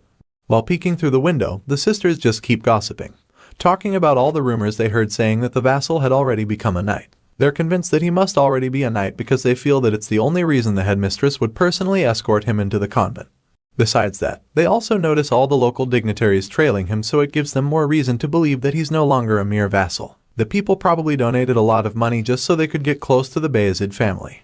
The girls finally realize that this is the reason the headmistress bought so much wine earlier. While most of the girls are busy running their mouths, one of them is quietly washing the dishes all by herself. Just then, one of the matrons barges into the kitchen and scolds them for still dawdling when an esteemed guest is being expected. The girls quickly apologize for their behavior and promise to get their chores done immediately. The mistress reveals that the service is about to start and then storms out of the kitchen, so the other girls start bullying Zemina again, claiming that they got scolded because she's too slow. Of course, the maltreated redhead apologizes to them, so they tell her to hurry up and leave her to finish everything by herself. Zemina doesn't complain about this and the other girls hurry out so they can get to the front row at the chapel. A while later, at the church, the headmistress introduces Vlad to the rest of the sisters. Father Andreas has already vouched for the blonde swordsman, and coupled with the backing of the Bayezid family, the sisters can't help but fall in love with him. As far as they're concerned, he's like a knight from a fairy tale, with his beautiful blue eyes and luscious blonde hair. Just then, Vlad scans the room for a bit, and when the girls notice this, they all begin to assume that he's looking at them. In reality, the handsome visitor is discreetly searching for Zemina, and he's pissed when he doesn't find her because he specifically asked that all the nuns be gathered in the chapel. With the introduction out of the way, the headmistress decides that it's time to pray, so Vlad gets on his knees like the knight he is, and the girls just fall in love with him even more. All of a sudden, we see Zemina running toward the chapel, and it appears that Vlad senses her presence because a small smile creeps up on his face. The redhead reaches the church and is relieved to see that the service isn't over yet. She quickly gets in line and joins the prayer, and at the same time, our boy resumes his search. The moment he sets his eyes on Zemina, his countenance changes. Rage comes upon him and he hisses without caring what they think of him. The headmistress asks him what's wrong and he immediately expresses his annoyance, claiming that Zemina is way too thin. It's so bad that he wonders if they even feed her at all. Enraged, he just keeps grumbling and then walks away from the altar. He speeds towards Zemina, who sees him and almost can't believe that it's her childhood friend. Initially, she sadly accepts that there's no way it's Vlad, but then he stops right in front of her and calls out to her. The redhead looks up at him and nervously asks him what it is. At this point, our boy takes a close look at her, and that's when he sees her bruised hands and filthy clothes. This just makes him even more furious, so much so that he starts inspecting her clothes, scolding her because he can't believe that she lets them starve her and wears dirty clothes. The other girls gasp in shock when they realize that Vlad and Zemina know each other. The angry knight ignores them and keeps examining his old friend's appearance. He almost breaks down into tears, and that's when Zemina touches his blonde hair for the first time in a very long time. Now, she finally believes that it's him, so the tears just flood down her face at that moment. Seeing how much she's suffered in the convent, Vlad decides that it's time to screw the damn procedures so that they can get her out of the hellhole. The girl just keeps sobbing, so he takes her hand and tells her that it's time to go home. And just like that, the girl who had no home heard those words for the first time in her life. Vagrants of the back alleys, with no home, no parents, and no food. To the two of them, the only home they ever knew was the company of each other, and as such, they were both each other's family. The only family they ever knew. The story continues with Vlad and Zemina in a carriage riding home. The red-haired girl still looks really traumatized despite being rescued from the convent, so much so that she doesn't even utter a word on the ride. Instead, she just holds a pillow and clutches it to her chest, feeling really scared, probably because she thinks that the blonde swordsman is still mad at her. After a while, Zemina summons the courage to lift her head and actually look straight at Vlad's face, which is about the same time that he stares back at her. Apparently, he's just been waiting for them to lock eyes, and now he's finally caught her stealing glances at him. The girl looks so nervous to the point that it starts to make our boy feel uncomfortable, so he bluntly asks her why she's acting this way. In his mind, he expected that she would celebrate being rescued from the hellhole where she was abused, but she's just cold. Despite being very nervous, Zemina finally attempts to speak up, so she tries to ask him something. But before she can finish her question, Vlad cuts her off and asks her why she keeps glancing at him. He's clearly exhausted by the awkward silence in the carriage, so he actually wants to know what's going on in the timid girl's mind. In response, Zemina tries to explain why she's been staring at him, but she's still too nervous to actually say what it is, especially since she gets distracted by the blonde swordsman's appearance. It's all so much for her to take in, and she's having a hard time coming to terms with the fact that he's the same boy she grew up in the back alleys with. Vlad notices that she's staring at him again, which leaves him pretty confused, and while he's still trying to figure out what exactly is going on with the girl, she quickly clutches the pillow to her chest again and buries her face into it, thinking about how much Vlad has changed since the last time she knew him. Seeing her acting this way, our boy is quite surprised because he doesn't even understand why she's feeling so awkward when they've only been apart for like 6 months. Sure, it's been a while, but it's not long enough for her to start feeling weird around him, especially since they were so close before he left Sohara. Of course, the shy girl still doesn't say anything even after he asks her this question. She keeps her face buried in the pillow as she sits opposite him. At this point, Vlad is fed up with her behavior, so he decides to just pretend like she's not there, and rather than trying to make her talk, he looks out the window. Once he's finally done trying to make her comfortable with him, Zemina surprisingly lifts her head to stare at him again. It appears that she just can't help herself anymore because he's just so different from what he used to be. For starters, he's now a knight with shiny armor and a huge sword, which is quite unbelievable. Right now, Zemina is pretty convinced that the blonde swordsman is a noble because of the way he looks. She gets so nervous that she clutches the pillow once again, and starts feeling really uncomfortable to the point that it looks like she's about to cry. All of a sudden, Vlad puts something inside her mouth, which leaves her absolutely confused. He pushes the things into her mouth with his finger and looks her in the eyes, before informing her that she's been really out of it for a while. He tells her that she should eat the stuff so that she can snap out of her bad mood, so she agrees, even though she doesn't know what she's actually about to eat. Zemina asks our boy what it is, so he reveals that it's actually caramel and tells her that he got it from a knight that he knows. As you can imagine, the girl is shocked that he just gave her such a delicious treat because she knows how expensive it is. The redhead gets scared because she feels that he must have stolen it, and Vlad just gets exhausted when he hears her say this. The young knight just wants her to feel better, so he simply tells her to think whatever she wants. He clearly doesn't have the strength to explain more things to her, so he just lounges on the seat and relaxes, knowing that the caramel is about to cheer Zemina up.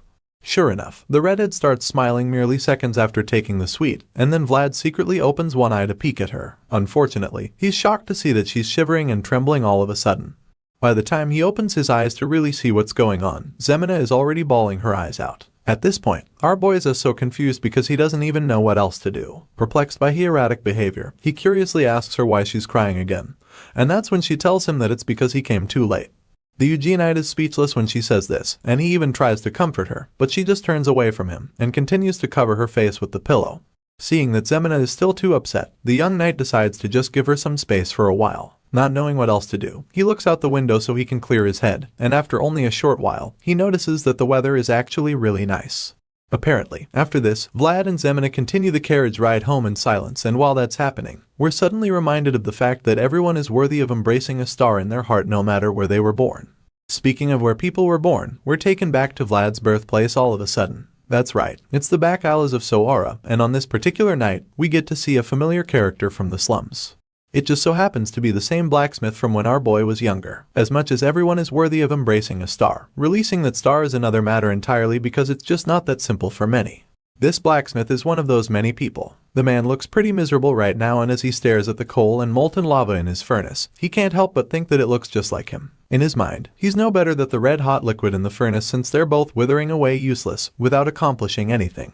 Right about now, that's exactly what the blacksmith thinks of himself, and after wallowing in self-pity for a long time, he finally decides that it's time to call it a day. After all, drifters don't even stop by his shop these days. Before closing up shop for the day, the old man glances at the spot where that special sword used to be hung, and it makes him remember Vlad. It's been a while since he saw the blonde boy, and now he wonders if our boy is doing well, and starts to recall how admirable the young knight was as a kid. As much as this blacksmith felt this way about Vlad, he also used to think that the boy was very pitiful at the same time. It's been 6 months since he heard from the blondie. He has no idea where the kid is, so the man can only hope that Vlad didn't freeze to death or something. While he's thinking about this, a familiar voice interrupts his thoughts. The guy walks up to the blacksmith, seemingly surprised that the old man is closing his shop already. As you must have guessed already, this mysterious character is actually Vlad. But the grumpy blacksmith hasn't figured that out yet because he's too busy feeling sorry for himself.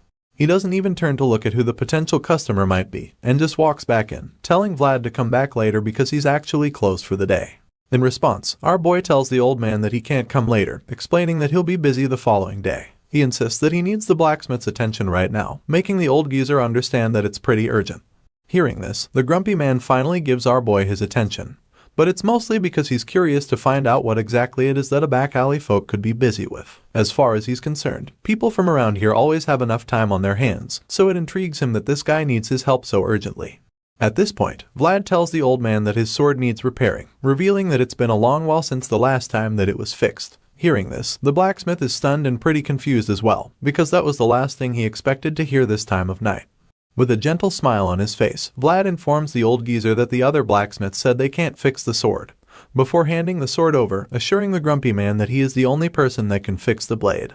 It's at this point that the man turns around to see the young admirable boy he was just thinking about. The only difference this time is that Vlad isn't just a boy anymore. Now, he's a knight and a very respected one at that, so you can't blame the blacksmith for being dumbfounded.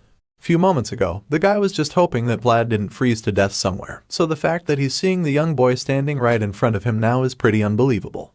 The old man is shocked as hell, but he's also pretty relieved that Vlad is doing alright. He just keeps staring in shock after several seconds, and it becomes obvious that he's still dazed, so our boy decides to help the old man out by asking him if he can repair the sword or not. Sure enough, this question snaps the blacksmith out of his little daze, so he quickly regains his senses and admits that he can actually fix the sword. The unhappy blacksmith hasn't had any work in a long time, so to see such a beautiful gig come his way tonight, he grabs the opportunity with both hands. Excitement fills his heart when he finally realizes that all of this is really happening, so he gladly invites Vlad inside his shop to have a seat. This old man is more than ready to take on the job, so he happily leads the way into his store and then takes the sword from our boy to examine exactly what the problem is. The old geezer takes the sword and begins to observe it. Seeing all the many scratches on the blade, he admits that he's really pleased to see that the young knight has been using it well. The blacksmith notices a striking scar, so he's curious to find out where it came from. He asks Vlad, and our boy reveals that it was from when he was hunting goblins last winter. The blonde knight admits that he wasn't used to the sword back then, so it explains why he chipped the blade. The blacksmith notices another scar which he's equally curious about, so the young swordsman reveals that it happened during the Duel of Honor in Dermer. The curious old man doesn't stop there either, because he just keeps finding one scar after the other. He asks Vlad about another one he just saw, and so the young knight tells him the story of how he recently had to act as bait in order to catch a deathworm.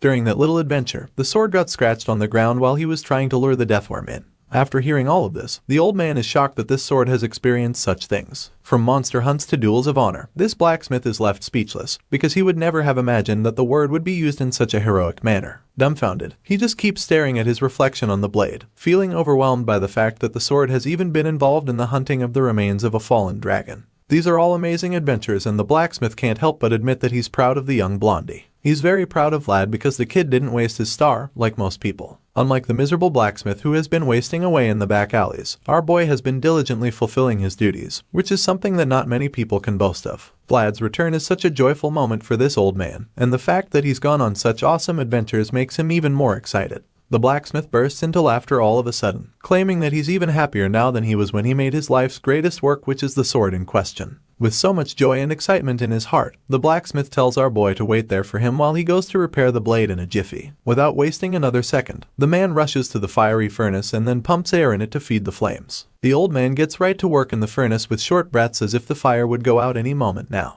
As he places the sword into the fire, his passions flare up once again after a very long time. This blacksmith hasn't felt this kind of passion or fulfillment in his craft for what seems like ages, so it's a really beautiful scene to see him so happy to repair our boy's sword. Just like that, the star that was losing its light was shining once again. The following morning, Vlad goes to have a word with Harbin. It's been a long while since the two friends actually had a chat, so they took the opportunity to catch up. Harbin is surprised when he hears that our boy actually had the loan certificate of Rose's smiles that one-armed Jack had before he died. In response, our boy just smiles cheekily, claiming that it was a fair exchange between him and the crime boss. Of course, Harbin knows exactly what Vlad means by that, so he just laughs in response, before finally asking the young knight if he wants to run Rose's smiles now that he has the deed and other documents. Without skipping a beat, the blonde swordsman denies having any intention to run the place, clarifying that he already gave it back to Marcella. Even though she can't start running the place right away, Vlad is confident that everything at Rose's smiles will be sorted out in no time. In response, Harbin agrees with him, admitting that his decision makes a lot of sense, especially since the entire place is still covered in blood. Since our boy's plan is to leave the business for Marcella, Harbin is pretty curious because he doesn't know what Vlad has planned next.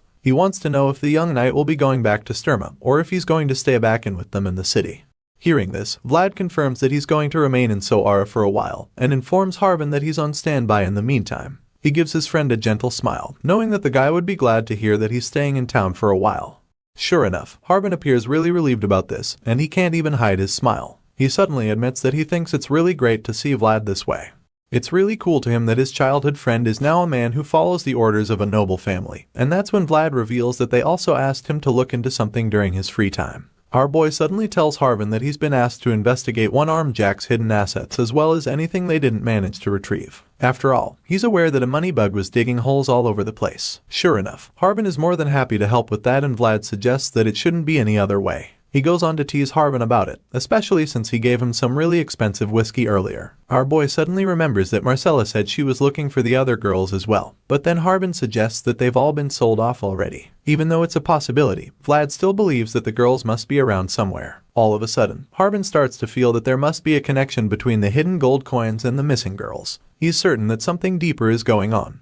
But then Vlad feels that the whole thing sounds like a hassle to him. Our boy reveals that he already searched for a few, but admits that most of them left no trace at all. At this point, Harbin becomes curious, so he asks Blondie who he's talking about. Without hesitation, the young knight reveals that there's one of them whose name is Anna. Besides Anna, there are actually a few more who left no trace at all, and after Vlad explains this, Harbin agrees that it's indeed strange. In his mind, there should actually be some kind of way to trace some of the girls. He recalls that one-armed Jack did a lot of things while he was running the back alleys, but he can clearly see that this is something different. Seeing how mysterious the case is, Harbin offers to help Vlad look into it as well. The guy is aware that his organization has shrunk lately, so he admits that he won't be able to offer much help. Their conversation is brought to an end when the dark-skinned prisoner Vlad Freed arrives. Otter calls out to Vlad and informs him that there's actually a suspicious place just like he said before. Hearing this, our boy gets up and goes to meet Otter, while Harbin promises to update him on any of his findings. Later, Vlad arrives at a shady butcher's shop looking for the missing girls, but the guy insists that he doesn't know anything about them. Despite this, our boy doesn't remember this place being a butcher shop 6 months ago, so the butcher tells him to go ask Black Bear about that.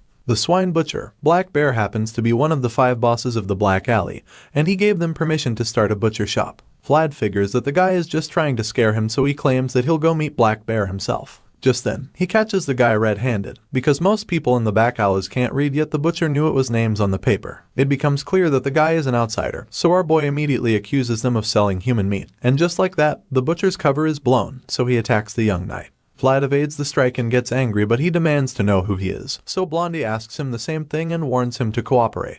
Our boy then tells Otter to close the door, because as far as he's concerned, business is closed for the day. After dealing with the butcher, Vlad goes to have a chat with Otter, wondering how the outsider got in. So the guy suggests that one-armed Jack didn't look after the back alleys properly. Our boy is surprised that the crime boss made such a mess in only 6 months, and Otter admits that one-armed Jack really changed a lot after Jorge died. In a flashback, we see Vlad dealing with the strange butcher. He stabs the guy's hand, forcing him to confess what he knows, so the guy reveals that the slave merchants know about the missing people. In the present, our boy is finding it hard to believe that they're casually trafficking people in the back alleys. He never imagined that the matter's roots would run this deep. Anyway, now that he's got the truth, he feels it would do for now, but Otter suggests that the higher-ups would find out the details soon. Just then, a young boy enters the scene, claiming that he found what Vlad asked him about earlier. Apparently, some kid saw it, and for the boy's service, the knight gave him a treat. As the kid enjoys his skewers, Vlad asks him what the kid saw, so he reveals that they saw the brunette Anna getting on a horse carriage he has never seen before. Hearing this, our boy starts to wonder if she got sold off to some place already. The little boy suddenly adds that the other women on the carriage were pregnant, leaving Vlad shocked. It's so baffling to him since he doesn't know why anyone would buy pregnant women when they can't even work. Otter gets worried when he sees the knight lost in thought all of a sudden. As if Anna being pregnant wasn't shocking enough, now there's someone buying pregnant women.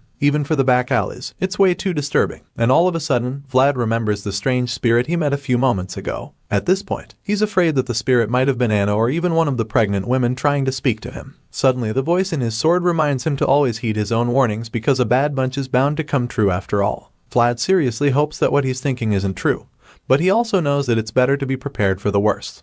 Later, he informs Sir Vorden of the unusual activities he came across, but the fat knight just feels that he should even take a break. Vlad reminds him that he's the one who tasked him to investigate, but the fat knight simply admits that he didn't expect him to find anything this quickly. Sir Vorden just wants to catch a break now that he's done with his paperwork, but he can't do that if Vlad keeps digging up dirt at every opportunity. The fat knight wonders why it's so urgent, and then suggests that there might be a crisis looming.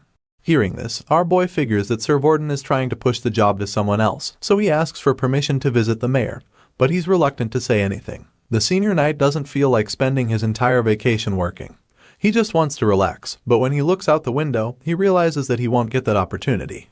This is because he sees that Master Joseph and the rest of his convoy have arrived, and they're 2 days earlier than he expected.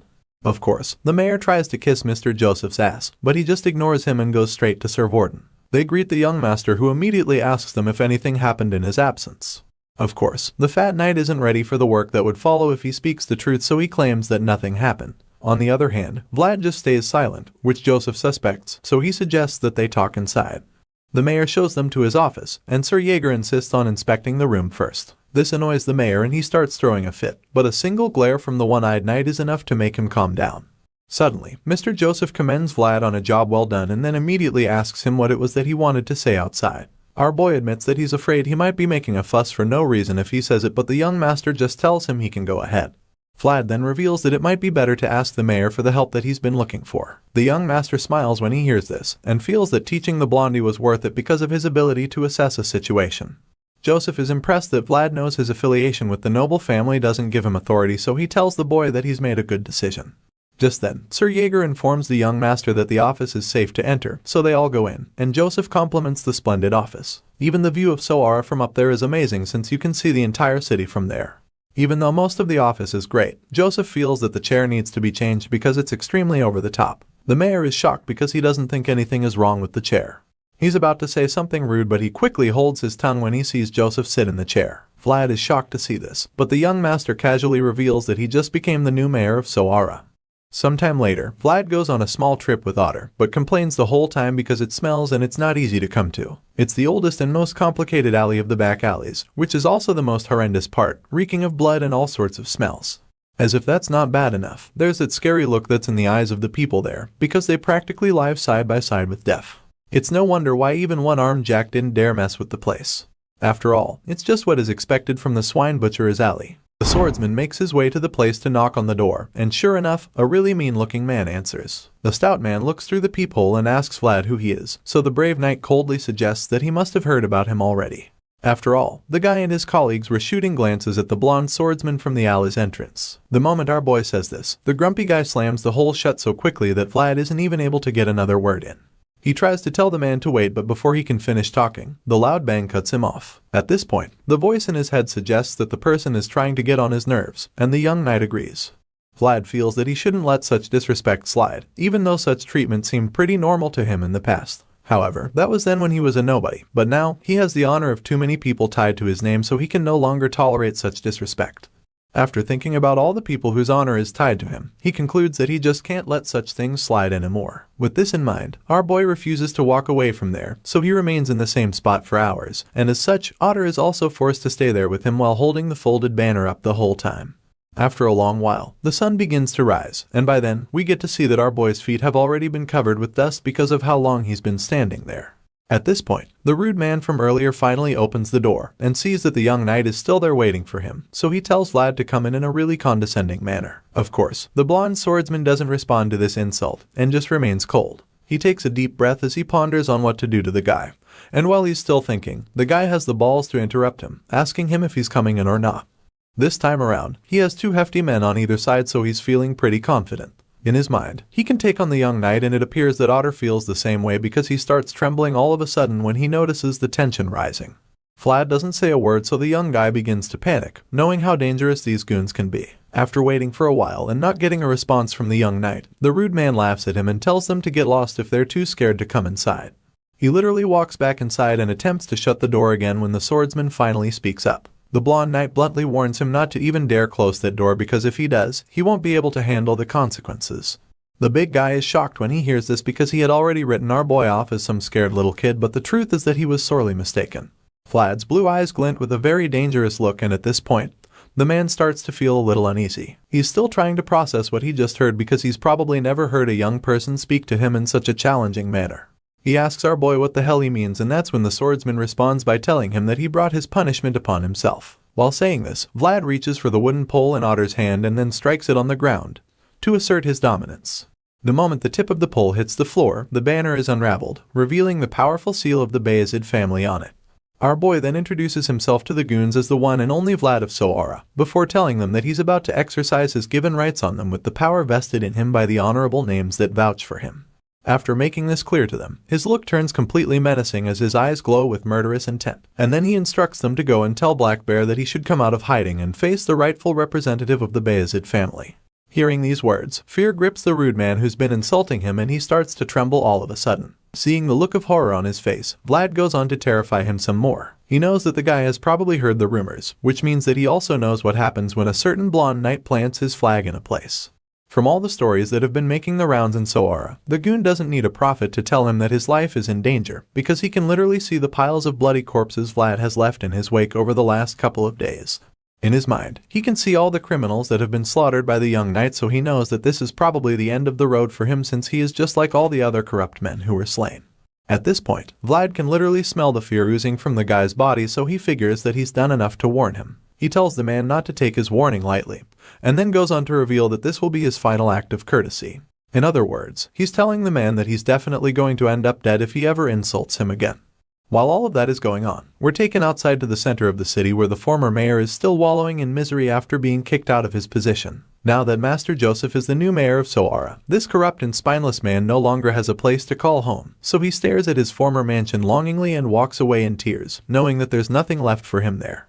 As he takes a final look at the place he once called home, Master Joseph sees him through the window and starts to feel sorry for the man, even though he never intended to feel any form of sympathy for him. Hearing this, the more strong-willed knight in the room chimes in, reminding his master that the man is simply paying for his crimes. Sir Jaeger has no chills and certainly doesn't have any sympathy for the former mayor of Soara. The green-eyed knight goes on to confirm that the man won't be able to escape the punishment waiting for him in Sturma now that all the corruption in his administration has been exposed. In response, the young master agrees, feeling that his right-hand man is right. He knows that the ex-mayor deserves all of this, but he still feels sorry that his actions have pushed forward the punishment waiting for him. Speaking of corrupt men, the young master suddenly remembers that he hasn't gotten any news back about Black Bear. He asks for updates. It's at this point that Vlad answers, revealing that the swine butcher has agreed to comply as best he can. Hearing this, Master Joseph admits that things are going well so far, because he knows that Black Bear must have been pretty stubborn. In response, Vlad just suggests that having a common background helped him to get the message through to the crime boss. However, the young master doubts this, and he feels this way because he knows that Black Bear is a boss ruling over an entire district. Joseph doesn't believe that having a common background was the key factor, but he's still pretty impressed by Vlad's performance so far. He knows that the kid must have had a hard time dealing with an unfamiliar situation, so it's really impressive that he still managed to complete the mission excellently. With this in mind, the young master concludes that his intention of nurturing Vlad into a refined knight is going really well. Seeing that the blondie did a good job, the new mayor commends him and then he steps forward to take the stage so that he can address all the people in the room with him. Right now, Master Joseph has 5 knights, 1 mage, 10 of the administrative staff, 30 elite soldiers, and 1 squire who just happens to be our blue-eyed swordsman. As far as Joseph is concerned, all of these men are his vassals who share his fate, so if he becomes the next head of the Bayezid family, then they would also move up the ranks. On the other hand, if Joseph falls out of contention for the throne, then they fall with him too. To everyone, Soara is the final stepping stone, so he vows to ensure smooth governing of the city henceforth. He promises to do his best, but in the meantime, he'll be too busy to focus on matters. The young master knows that he's not yet prepared to face the darkness that permeated every corner of Soara, but he also knows that it's impossible to be prepared for everything. Joseph decides that everything he does in henceforth will be a stride forward because he knows that it might just be his last chance. With all of this being said, he entrusts Sir Gregory with the task of selecting members for the investigative team on the spot. The hairy knight thanks him for trusting him with such an important task, and that's when we get to see why he was chosen. Apparently, Sir Gregory has always been neutral in the family, so the young master is confident that the knight won't be blinded by the conflict between the Bayezid brothers. Joseph is certain that Gregory is the right man for the task, even though the knight isn't exactly one of his people. Since the mission involves trailing people, Sir Gregory picks Sir Cade first since the man is excellent at tracking people. After that, he turns to our boy, claiming that he'll be counting on the rising star even though Vlad is absolutely surprised to hear his name being called. The scene shifts suddenly and we're taken to a really creepy mansion belonging to the Baron of Uthman, which is located in a place called Mashiam. The house looks like the haunted mansion you usually see in horror movies, and to make matters worse, there's a storm outside. Inside, there's a very sick boy lying in bed while his parents are close by, looking extremely worried and desperate. It seems that they've invited some kind of healer, but the father wants to be sure that whatever ritual they're about to do will really save their little boy's life. The mysterious lady assures the lord of the house that her technique will work, and even though the man is a little skeptical, he's too desperate to say no. After all, it's not like he has a better idea. After much hesitation, the man finally agrees to it, telling the woman that he's willing to pay any price, as long as it will save his son's life. At this point, we see the man's face and the tears running down his cheeks. The hooded healer notices his pain too, but she tells him that he shouldn't be in too much agony, reminding him that God cannot watch over everything. The floating lady finally reveals her face and we see that she's probably a witch with her eyes glowing with a sister purple color. She starts conjuring her spell, spreading the ominous energy all over the room, and then she tells the heartbroken father that people like her exist simply because God cannot watch over everything by himself. Elsewhere, we catch up with Vlad and the rest of the investigative team standing under the rain during their stakeout. Sir Gregory can't help but admit that the weather is terrible, which means that they won't be able to proceed with their mission in such conditions. Hearing this, our boy agrees, claiming that it's too bad, and the man reminds that life never goes as planned. They stand side by side, looking over the rest of the city, and that's when Vlad catches the man popping a pill into his cup. He's speechless when he sees this, not knowing what it is, and then Sir Gregory sees him looking, so he asks the young squire if he wants a sip of the alcohol since he feels that a little bit isn't such a bad idea. Besides, the weather is cool too. But as you'd expect, Vlad declines the offer and simply heads into the bush to gather some branches. Hearing this, the senior knight informs him that all the branches are already drenched, which means that starting a fire will almost be impossible. Despite knowing this, the blonde swordsman still insists that they should give it a try, and this makes Sir Gregory wonder if the kid is really Sir Jaeger's squire. Not surprisingly, Vlad goes into the forest and quickly realizes that the hairy knight was right. All the branches are soaked and useless, so he starts to feel that they'll end up shivering in the rain the whole night. While he's imagining the worst, the other knight arrives with better branches covered in cloth, suggesting that they should work since they're hollow inside. Our boy is relieved to see this, so he thanks Sir Cade and offers to carry the wood from him. As our boy collects the branches from the young knight, an awkward silence follows, and it appears that Sir Cade is reluctant to say something he has in his mind. All of a sudden, he thanks Vlad for something, claiming that he didn't have the chance to say it earlier. Surprisingly, our boy knows exactly what he's talking about since he actually saved Cade's life in the past. As such, he tells the fellow knight that he was just doing his job. He then asks the guy how he is doing now, so Cade reveals how he felt cutting off a limb was the only option he had back when they had the encounter in Chapter 11. Just then, Sir Gregory arrives, and confirms once again that he chose the right men for the job, because he knows that there aren't many knights who would agree to do this kind of work. Hearing this, one man comes to both Vlad and Cade's minds, and you can't blame them since Sir Borden has proven to be the laziest knight they know. Anyway, Sir Gregory is glad that they're willing to work with him, especially since they're no longer knights, but mercenaries. He informs them that they're now in Baron Uthman's territory, and thanks to Black Bear's cooperation, they've been able to trail their targets, but they still don't have any solid evidence. Even though they're still in the north, this place is outside the Bayezid's territory, so Master Joseph can't support them beyond that point. After explaining this to them, he informs Cade and Vlad that their job is to investigate the village undetected. For now, Gregory feels they should head back so that they can rest. But on the way back, our boy can't help but recall the sad wailing he heard on that winter day. Seeing the ominous fog covering the Baron's territory, Vlad really hopes that he never has to hear that sound again. After waiting for a while, the knights mount their horses and begin their search for a place to rest. But the fog is still so thick that Gregory is afraid that an ambush is just around the corner. Even Goth is terrified because there's nobody else there, but our boy just feels that it might be too early. Sir Cade suddenly notices that there should be an inn up ahead, and everyone else is relieved to hear this. The knights make their way to the house, and the innkeeper is surprised to see customers coming in at such an early hour. Greg quickly comes up with a cover story about how the rain didn't let them come into the village the previous night. He then requests bowls of hot soup for each of them, but the innkeeper is extremely cautious, so he asks them if they're mercenaries, explaining that they can't just let in anyone due to the disturbing occurrences in the village recently. While Gregory is still trying to convince the man to let them stay, Vlad notices a little girl hiding behind the counter, so he gives her a friendly wave to make her feel safe, especially since she reminds him of Zemina when she was a little girl. Just then, the voice in his head calls him aside, so he excuses himself for a bit. The voice feels that they're at the right place, so he offers to lend Vlad his world to help him look at the girl using it. Of course, agrees to this plan as he uses the otherworldly eye to look at the little girl, and that's when he sees the ominous purple energy flowing around the cross on her neck. Seeing this, our boy is shocked and quite frankly terrified because he realizes that it's a curse. Using the world, he's able to see the dark energy wrap around the little girl's neck in the form of a demonic hand. It's sad how children are always the first to be sacrificed even though they're pure and innocent. Vlad has seen this happen countless times, especially when he was a young boy who would see adults steal from children. Back then, death was the only choice for children who had nothing left. Either they starve, freeze to death, or die from crying in exhaustion while searching for their parents who abandoned them.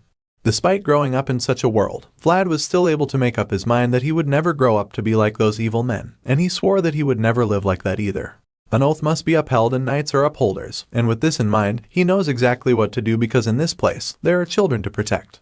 The young knight makes his way to a lonely church with a bell tower, and the voice feels that they're at the right place because the energy from the necklace stops there.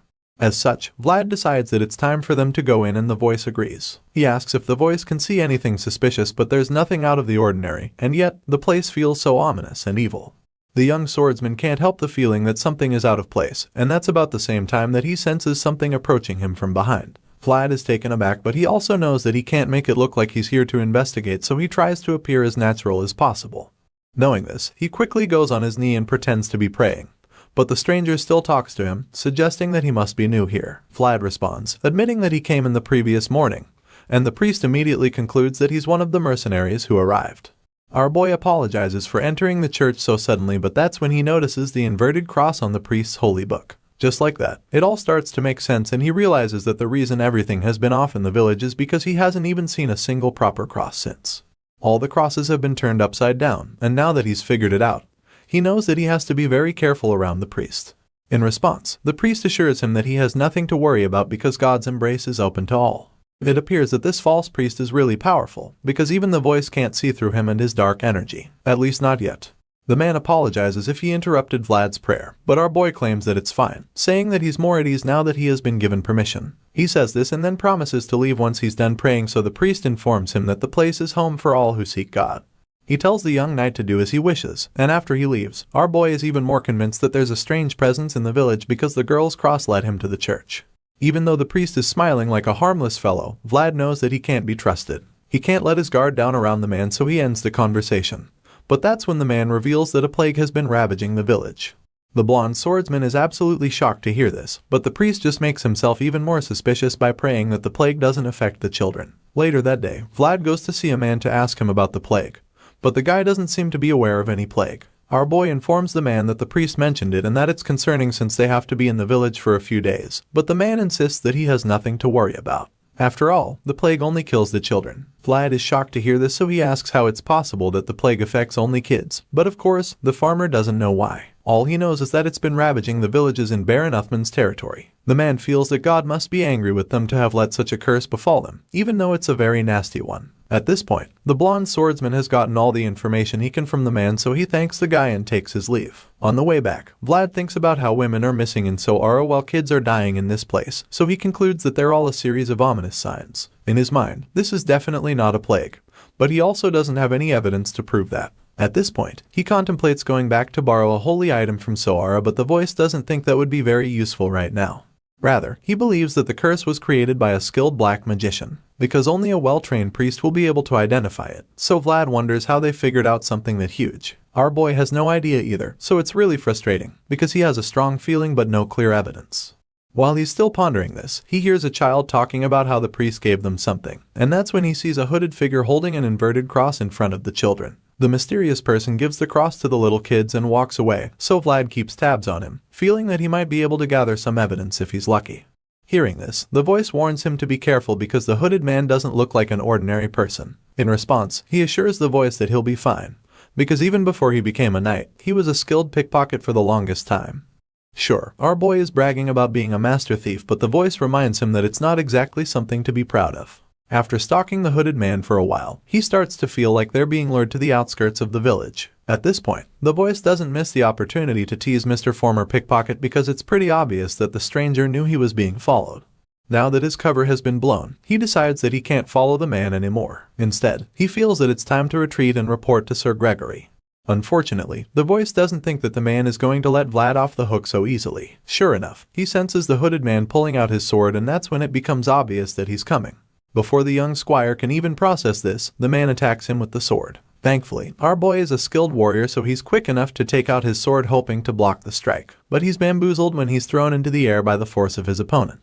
The young knight is taken aback by this, but there's no time to dwell on the shock, so he gets on his feet and runs for his life. While he's running, the voice urges him to keep moving and gives him directions so that he can dodge the assailants' attacks without even seeing them coming. After several attempts to escape, Vlad realizes that he can't outrun the guy, so he's forced to turn around and face him. Just from crossing swords with the hooded man, our boy is convinced that his opponent is also a knight, but he's not some amateur by any means. The knight takes one look at Vlad's sword and notices it glowing. At the same time, the young warrior gets back on his feet to resume the fight, even though he hasn't been able to figure out if his opponent is a former knight or an active one. Since that's the case, he decides to use a rare technique to figure it out. He points his sword at the guy and closes one eye to get a very accurate view. While he's taking this posture, the enemy charges at him once again, but he maintains his stance, knowing that the key to a deadly hit lies in surprise. As such, he stands still and waits for the knight to make the first move so that he can get the perfect chance to land his lethal blow. As he waits, he thinks about how he has only one shot at this. There's only one moment for him to make the right decision, so he locks in completely, with complete focus. His sword begins to glow and he manages to hit the enemy's sword away.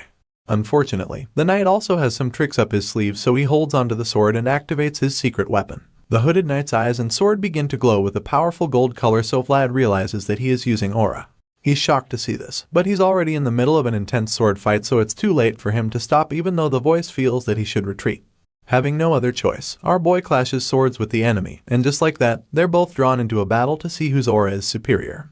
The impact from their clash sends shockwaves throughout the forest so powerful that they blast him back. Thankfully, he isn't hurt, but it's pretty obvious that he's not stronger when he opens his eyes and sees the knight marching toward him with so much energy. Vlad struggles to get on his feet, and the voice admits that this is a really strange situation for them to meet, because this person is actually the Holy Knight. Even more surprisingly, it's not a man under the hood. Realizing who he's been facing all this while, our boy concludes that he needs to clear up the misunderstanding, but the voice isn't sure it will work because dialogue doesn't look like an option anymore. After all, a sword is fast and talking takes time, so he's convinced that the Holy Knight must have made her mind up already, which means that she intends to take him down before talking. Right now, it's obvious that our boy has no choice but to take on this mysterious warrior head-on. It's way too late to back away from the fight now, and talking things out is also no longer an option since the golden-haired Swordmaster wants to bring him down. Having no other choice, Vlad grabs his blade and goes in for another round of intense sword clashing. As he charges at the opponent, the voice in his head predicts the incoming attack and quickly tells him to counter the strike before he gets hit. Fortunately, he's able to deflect the hit with his own sword, which is also surging with aura right about now. As much as he blocked the strike, he couldn't help but notice how heavy the woman's attack was. It really packed a punch, and Vlad admits that it's even very different from Sir Pablo's attacks. And honestly, that's saying something.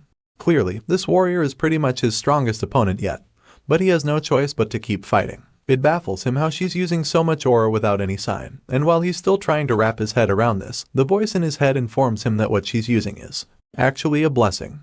In that moment, we get to see the glowing gold cross seal above her, right before she leaps into the air to land another mighty swing at the young swordsman. As she goes in for the killing blow, the voice reveals that she doesn't even need to create her own world thanks to the blessing because the word of God is already upon it.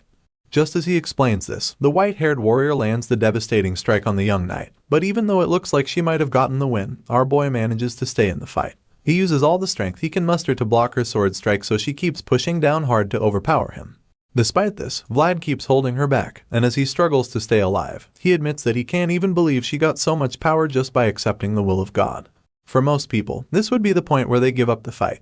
But Vlad of Sora isn't like most people, so he gathers enough strength and determination to push the warrior back and free himself. He creates enough space between them by shoving her away and pumps himself once again. Despite the fact that she's already incredibly powerful thanks to the blessing she acquired, he refuses to be intimidated by her. Sure, the blessing is already pretty overwhelming, but he's very certain that this overpowered knight has a lot of openings he can use to his advantage. In that split moment, he starts to spot several weak points in the warrior's armor. All of these spots are places where he can deal some real damage if he is fast enough, so with this in mind, he braces himself for another clash of swords. He lures her into his trap, and sure enough, she charges at him with her sword, thinking that this is where she'll finally take him out. The white-haired knight raises her sword, attempting to bury the blade into her opponent, but she has no idea that this is all part of Vlad's plan to trick her. Just when she's about to deliver the strike, her weak points are exposed, and our boy picks the perfect moment to take advantage. The skilled young knight pretends like he was going to block her sword, but then swiftly switches his tactics and points his sword straight for the openings in her armor. The older knight is shocked when she realizes that she has been tricked, but by this time it's already way too late to counter the attack. Her eyes widen in shock, but really there's nothing she can do to avoid it. Or so we think. Vlad's plan works, and he manages to get his opponent into a very vulnerable situation. Bro literally has the sharp tip of his sword pointed at her exposed neck. It's centimeters away from ending her life. At this point, one would think that it's game over for the white-haired knight, but the woman just gives him a cold stare, suggesting that she's not even slightly afraid of him. Apparently, this glare manages to distract the young swordsman because all of a sudden, fear creeps up on him, and this allows the more advanced knight to deviate the path of his sword from her face. Vlad can't believe his eyes when she does this, and while he's still in a daze, she initiates a counterattack to finish him off.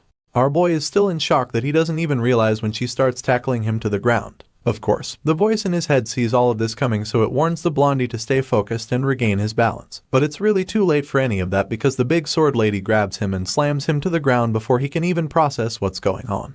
The powerful mountain of a woman uses insane speed and force to slam our boy into the hard rocky ground. With such force, some people would be paralyzed while most would just be dead, and you can see just how much pain the kid is in. His eyes widen in shock as his life flashes before him, but thankfully he isn't paralyzed. Determined to come out of this alive, he quickly pulls himself up and starts crawling away. But of course, the big knight isn't going to let him get away that easily. She immediately stops him in his tracks by taking the tip of her sword to the side of his face. Vlad is still in shock because he still hasn't processed what the hell just happened. He doesn't understand how she managed to counter him so effortlessly, so the voice informs him that she did so using armor magic. This is a technique that is unique to Holy Knights, and it allows them to use plate armor to twist the trajectory of the opponent's sword. This explains how she was able to change the direction of his sword, taking it away from her neck to her armor-plated shoulder. Hearing this, it all starts to make sense to the young knight, and as he sees the scratch on her shoulder plate, he begins to panic. Not only does she have a blessing, but she also has magic armor, so he concludes that this is absolutely cheating. As far as he's concerned, she's a walking cheat code, and you can't blame him for thinking this way because they've been going back and forth in the intense sword fight, and yet, she didn't even break a sweat. There's not even a single drop on her stone-cold face, which just goes to show that she's been toying with him. After everything he just found out, he figures that she probably even showed him those openings on purpose. He thought that he was tricking her, but he didn't even know that she'd been playing him from the start. She wanted him to attack, just so she could show him who's boss, and know that he realizes she totally played with him. He just smiles. Our boy can't even be mad about it because of how impressive it is. While he's taking it all in, the white-haired warrior starts to grow impatient, so she finally asks him who he is. The moment he hears her voice, he quickly raises both hands in surrender, knowing that she can easily end his life now that Hesse in a vulnerable state. Without skipping a beat, he informs her that he is from Sora, and then reveals that he came into the village for an investigation. The knight seems surprised to hear that he's from the city of Sora, so she asks to be sure that she heard him right, and of course, Vlad confirms it. Apparently, she's really familiar with the place, and just like that, the young swordsman is spared. The scene shifts, and the next thing we see is that they're both back at the inn. There, the Holy Knight finally introduces herself to him, revealing that her name is Jestja, from the Northern Archdiocese of San Racino. As far as she's concerned, it must be the will of the heavens that she got to meet the Knight of Sora in the village. It's an honor to her, and so is it to the rest of the knights who came for the investigation. Sir Gregory is around as well, and he feels the same way as Miss Jestja. Now that everyone is on good terms, the bearded knight suggests that they all sit down and chat, to which the white-haired warrior agrees. It turns out that Lady Jestja was also playing detective in the village. She explains how she was investigating strange occurrences happening in the area, and admits that she initially thought it was some kind of plague in the village. It was only after further digging that she realized it was actually a curse. She reveals this to the visitors and claims that she also found traces of something very ancient during her investigation.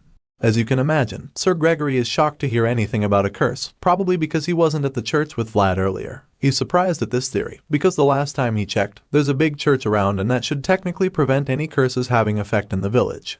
He doesn't expect anything wicked to be rampant in the area since there's a church, but Jestja just responds to him by suggesting that the church itself is the source of the curse. She believes that the so-called holy building gave birth to the curse, and the moment she says this, the knights are left speechless. It's a really bold statement, of course, so they're not sure how to receive it. On the other hand, the voice in Vlad's head agrees with her 100%, and is also very impressed by how sharp she is to have figured it out already. Sir Gregory is horrified to hear this, and realizes that the situation is a lot more serious than he thought. He never expected that a holy knight following the will of God would ever point to the church as the source of an evil curse, so to heed it, he concludes that it calls for alarm. Even though he knows that something needs to be done very quickly, he also knows that this place is not under the jurisdiction of Bayezid. At this point, he's torn because he's not sure what to do since things are increasingly going beyond his authority and capability. The senior knight slams his fists on the table, feeling frustrated, while Lady Jestja just stares at him, not knowing what to say. She finally interrupts his little tantrum by telling him to convey her gratitude to the new mayor of Sora. Sir Gregory is taken aback when she says this, so she just goes on to tell him that the mayor's approach of using hidden information was really impressive. On top of that, the manner in which he addressed the situation is really commendable in her opinion.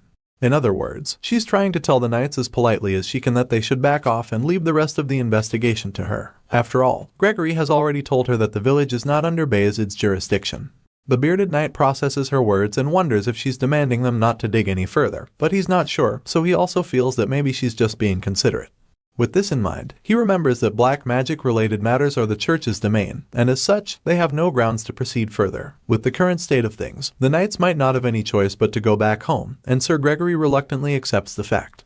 Vlad sees what's going on and just remains silent, because he can tell that a line has just been drawn in the face of the weight held by authority and responsibility. Later that night, Vlad sits by the window as a creepy fills the air and makes it almost impossible to see anything on the outside. He looks disappointed, feeling that it looks like they won't be able to save Anna. All of a sudden, his train of thought is interrupted by the little girl from earlier, asking him if he'd be leaving soon.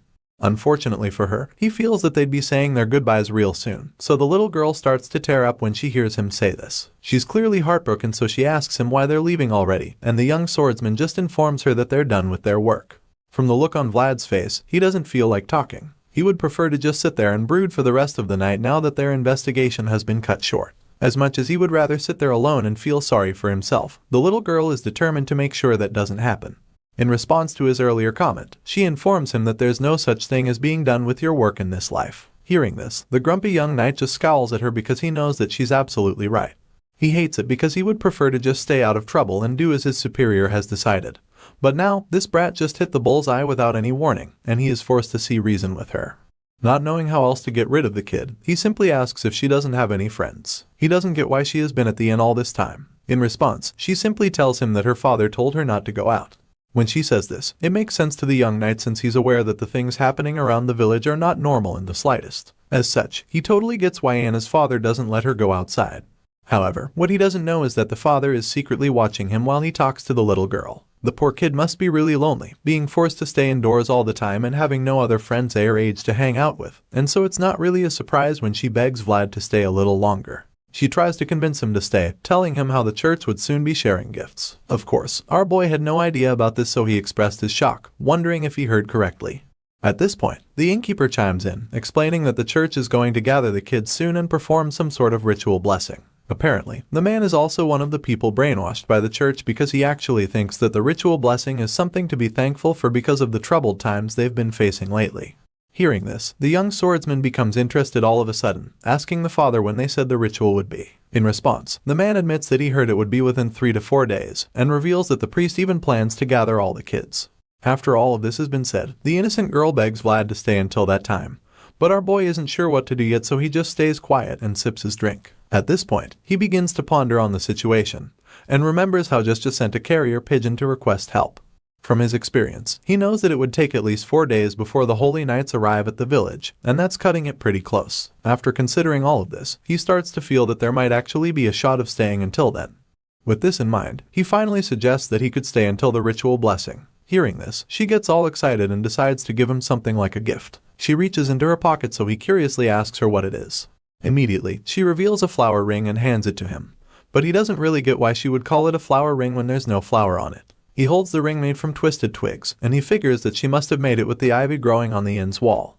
It's actually a big deal when you think about it, since it's a village where not even a single flower is allowed.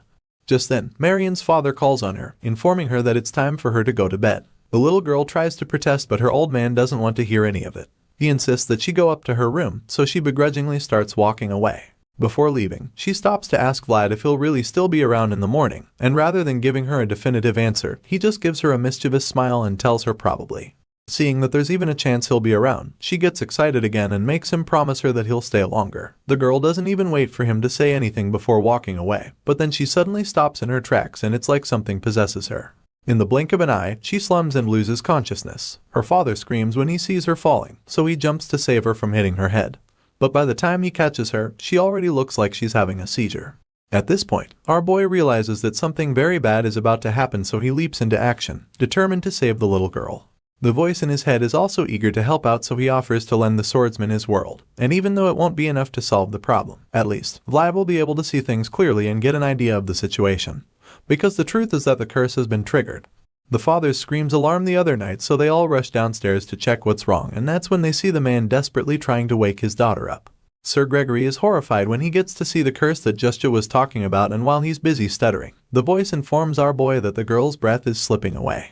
The curse is draining her life force, but only Vlad can see the white smoke coming out of her mouth and flowing straight to the church. He doesn't know how he's supposed to explain this to the others, and while he's still trying to figure this out, Justia suggests that the enemies have sensed her presence. Apparently, the evil ones tracked her to the inn and now the poor girl is suffering for it, so Justia feels responsible and blames herself for being careless. She thought she hid her presence enough and never expected them to sense her level of divine power.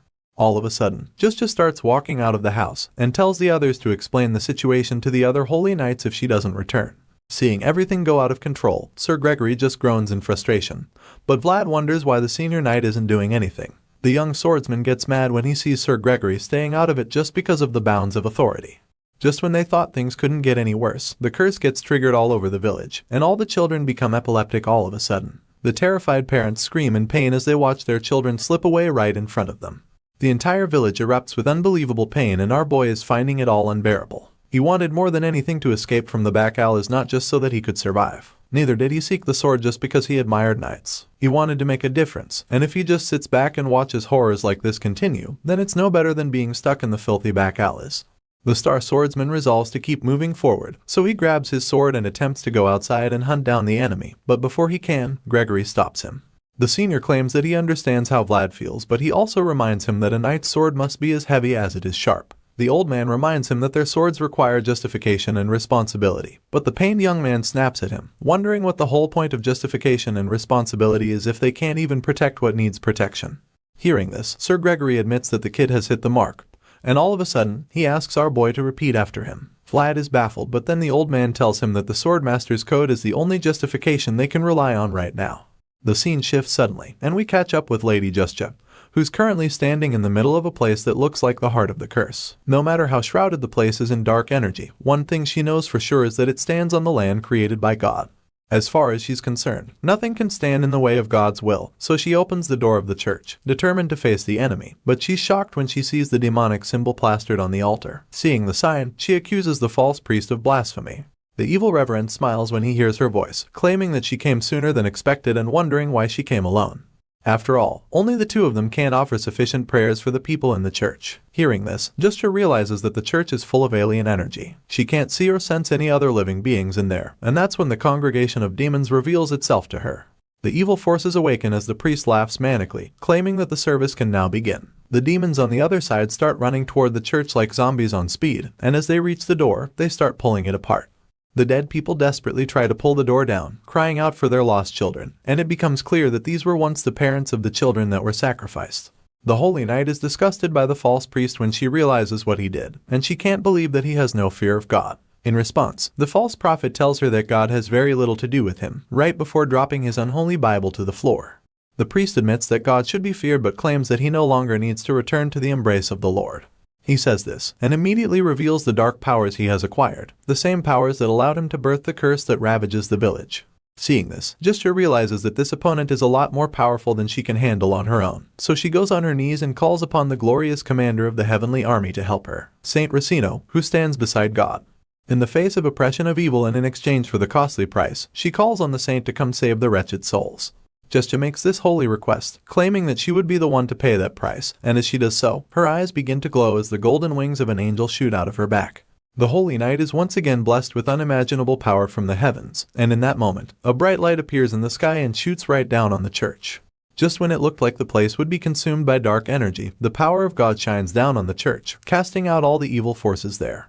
The evil priest sees what's going on and is horrified because he realizes that this is the solemn exorcism. The light can be seen even without eyes and can be found even in utter darkness, but even though this should scare the false prophet, he considers it more like a challenge. The fact that she would call forth such a light without any preparatory ritual is quite impressive to him.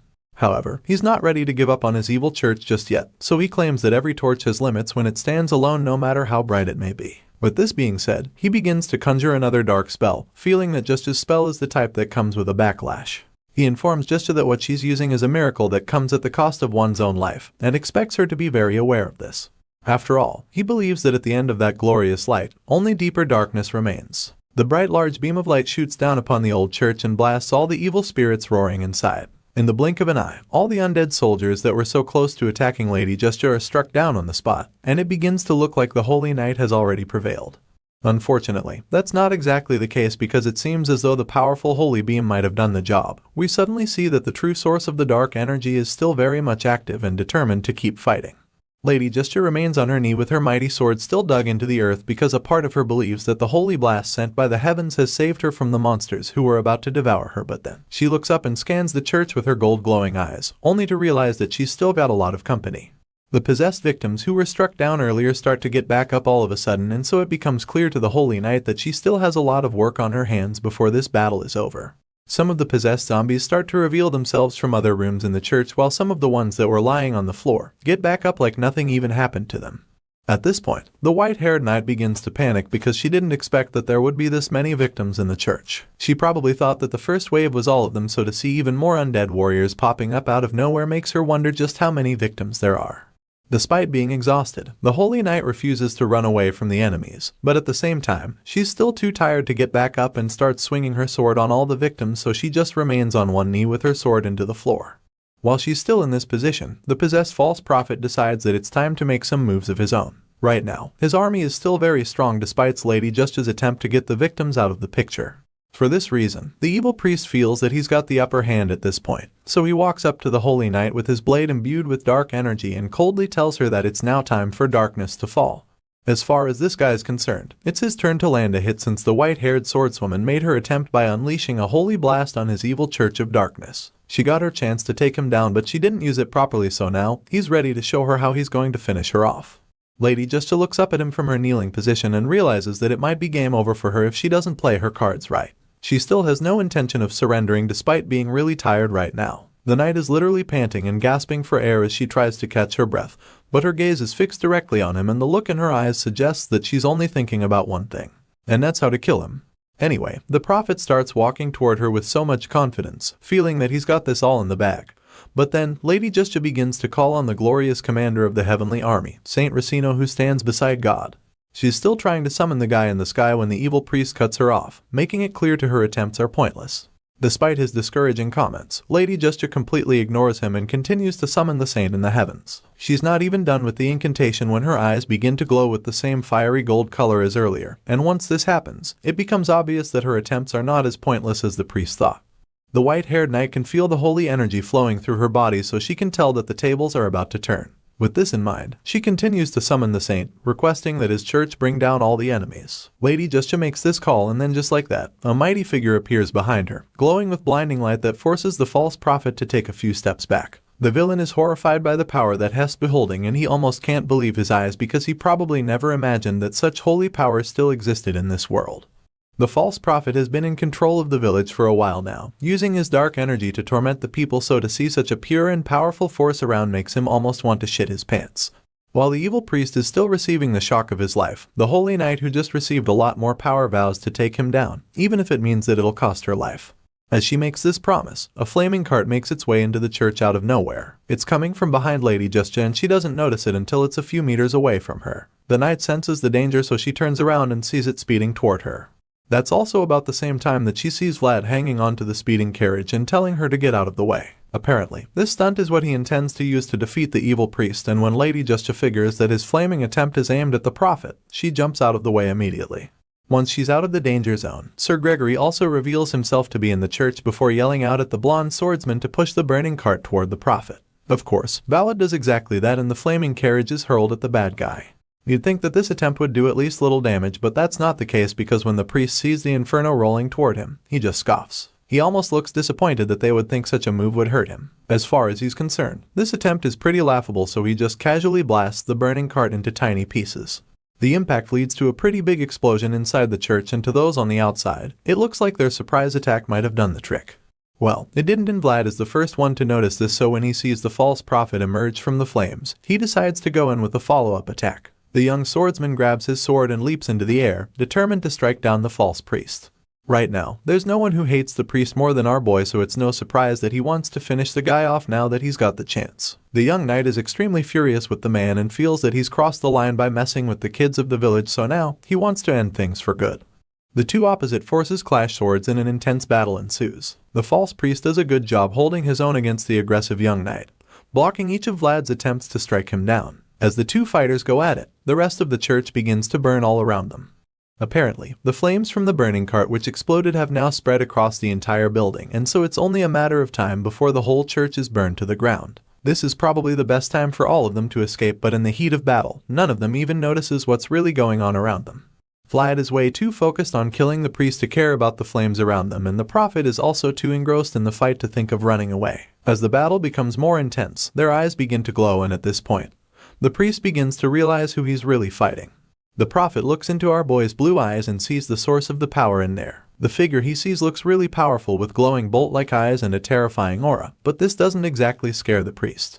Just looking at the shadowy figure, the prophet recognizes the man, and he's amazed by the fact that they actually get to meet again. It excites him because it appears that he has history with the man he saw in our boy's eyes.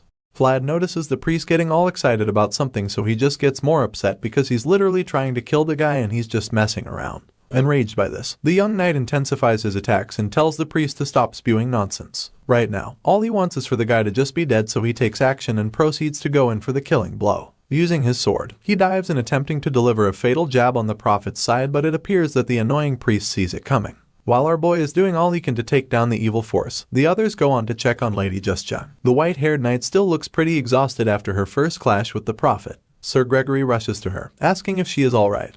And in response, she just reminds him that he's already in a lot of danger just by being in the church. Hearing this, the bearded knight simply admits that they had no choice but to visit the church. The children in the village are dying and they know that this place is the reason for it, so they couldn't just sit back and watch things keep getting worse. However, they never imagined that this is the kind of evil they would discover when they arrived. The place is littered with the walking dead and Sir Gregory is so disturbed because he has no idea what exactly is even going on in the church yet. Seeing his concerns, Lady Justja reveals that they have to go to the bell tower, explaining that it's the source of the curse. Sir Gregory understands this and is determined to help the Holy Knight, but he also knows that they don't have time to clear the way and proceed carefully. Because of this, he believes that they'll have to split the group to find a way to the tower, even though that will be very risky. The bearded knight looks around and starts to come up with a plan. Sir Cade can't use aura, so he feels that they'll have to get that archer out of the church first. Knowing that he needs to create an opening for Sir Cade, Gregory jumps in to join the fight. The big guy stomps his foot into the ground to announce his presence before charging at the evil priest with his aura activated.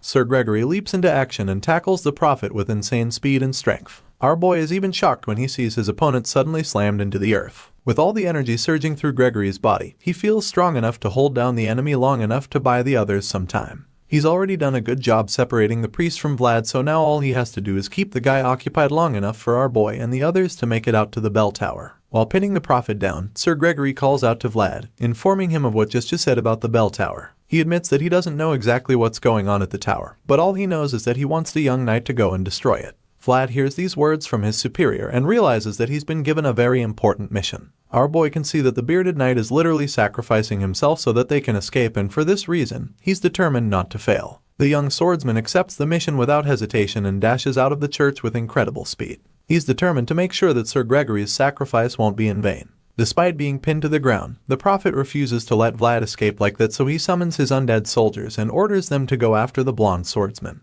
Just like that, the zombie-like victims reawaken and drop everything else to stop Vlad from making it out of the church. Our boy realizes that his task just got a lot more difficult, so he curses out, but this doesn't make him go any slower. The sea of dead people run toward him, so he just charges at them with even more speed, knowing that he doesn't really have an option. It's really the only way for him to make it out, so he forces his way through them, pushing and shoving to clear a path for himself, but he quickly realizes that there's just too many of them. Just when it looks like Hai's about to be overwhelmed by their numbers, a powerful beam of light blasts through the sea of zombies, creating a clear path for him. Our boy is shocked by this because he certainly wasn't the one who released the holy blast of energy. Perplexed by what just happened, he turns around and that's when he sees Sir Cade working alongside Lady Justja. Apparently, she used her holy energy to make his arrowed strike even more powerful in order to blast the dead slaves out of the way in one shot. Sure, they did a good job clearing the path the first time, but the truth is that there's still a lot more victims in the church, which simply means that their work isn't done yet. As you'd expect, more and more of the undead warriors begin to pop out from every corner of the building, so it becomes pretty obvious that the archer isn't done yet. Seeing the sea of victims attempting to swallow his friend, the guy tells Vlad to keep running straight ahead and promises to cover him. Sir Cade continues to launch his golden arrows over and over, taking down one zombie with each shot. From the look of things, you can tell that this guy has a lot of experience with this because he doesn't miss any shots. Not even a single arrow goes to waste. Even with such a perfect kill rate, the enemy forces are just still too many for them to handle. Sir Cade won't be able to cover the young swordsman perfectly, and our boy knows this, so he concludes that he'll have to take matters into his own hands regardless. As such, he keeps charging at them, and as they keep popping up, the voice in his head reminds him that he has to hurry. At this point, he's forced to go full berserk on the victim, blasting his way through them like a steam train. He continues to slaughter the zombies endlessly, and he does this, a thought runs through his mind. All worlds in the universe are precious, but even so, not everyone can protect themselves. Yet, he and his fellow knights are people who have sworn to protect the helpless, so if they're ever in a place where they are needed, they have no choice but to act, especially if they're in the moment. As knights, they're not granted the luxury of hesitation in times of need, so our boy knows that he must burn himself to become the torch that lights up the darkness, and this is the second Swordmaster's code. With this line engraved in our boy's mind, he remains steadfast and continues to fight his way through the sea of enemy forces. At the same time, Sir Gregory is forced to protect himself from other attacks despite having to keep the priest at bay. While holding down the prophet, he suddenly gets attacked from behind by one of the possessed, and when he turns around to defend himself, another one sneaks up on him and strikes him on the back. At this point, he's forced to slam his mighty sword into the ground, hoping to destroy anything in sight. But this doesn't work, and he just gets attacked again. Thankfully, this time around, he is saved by Sir Cade, who sends an arrow into the victim's head. Sir Gregory looks over at his colleague with gratitude, and then Cade just gives him a nod. The archer pants in exhaustion with his fingers dripping blood. At this point, it seems as though they've actually cleared the area a bit, so Gregory decides to take a breather. Seeing how the zombies are all over him, the bearded knight jokes about wishing to be this popular in his normal life because he feels it would be nice. While he's still joking, one of the zombies crawls toward his feet and he just looks down at the creature in disgust, feeling that he's already seen too much messed up shit for one day. A big component of the shit he's talking about is the prophet's face. The knight is enraged by the fact that the priest has been smiling like an idiot the whole time. Sure enough, we get to see the guy's face, and he's indeed wearing a sinister smile on his face. It's a really creepy look, and it's also quite annoying because it just makes you feel like the prophet has got some secret plan he's waiting to unveil. The priest sits on the floor, like someone's shoes given up on life, and tells Sir Gregory to do anything he wants to do to him. After all, the sick man feels that he's not someone who can be finished off by death so easily. The bearded knight grits his teeth in rage when he hears these words because he feels that the prophet is just trying to get him riled up. He's already mad at the guy, so to hear him talk so confidently, he decides that he'll teach the prophet a lesson. Sir Gregory lifts his sword and takes a big swing at the priest, eager to see if the guy can keep babbling after he chops his head off. In response, the prophet just laughs, which infuriates Sir Gregory even more, so he lands the killing strike, telling the priest to keep laughing till he dies. The bearded knight decapitates the priest in one slash, and as the head rolls down a few steps, something shocking happens. All of a sudden, the victims stop moving, and so Lady Gesture reveals that to destroy an army, the commander must be captured. With that being said, the Holy Knight confirms that Sir Gregory's strategy was a success. You'd expect that the big guy would feel glad that he took down the evil priest, but he just seems a bit pissed. He curses and huffs in annoyance as he thinks about how close the whole thing was. Regardless, he's actually relieved that it's over now, so he opens his flask to have a gulp of liquor, feeling that he'll need to drink a lot later that night. Just when it looks like their job is done, the priest's voice cuts through the air, telling Gregory that there was no wine at the mess. The big guy almost chokes on his drink when he hears this, and the other knights are just as shocked as he is. Their eyes almost pop out of their heads because they're horrified by the thought of a head talking after being cut off. The head continues to speak, and asks for a sip of the knight's liquor. Sir Gregory freezes in shock when he turns around to see the talking head, but it appears that things are about to get even worse. All of a sudden, Cade calls out for the bearded knight to look out, and that's when we see that the priest's body is standing right behind him. A strange blue flame shoots out from the neck in that moment, and then Lady Gesture realizes that this evil fellow is actually the headless knight known as Dullahan. While the rest of the group is dealing with the headless knight back in the church, our boy dashes up the stairs of the tower with so much determination in each stride.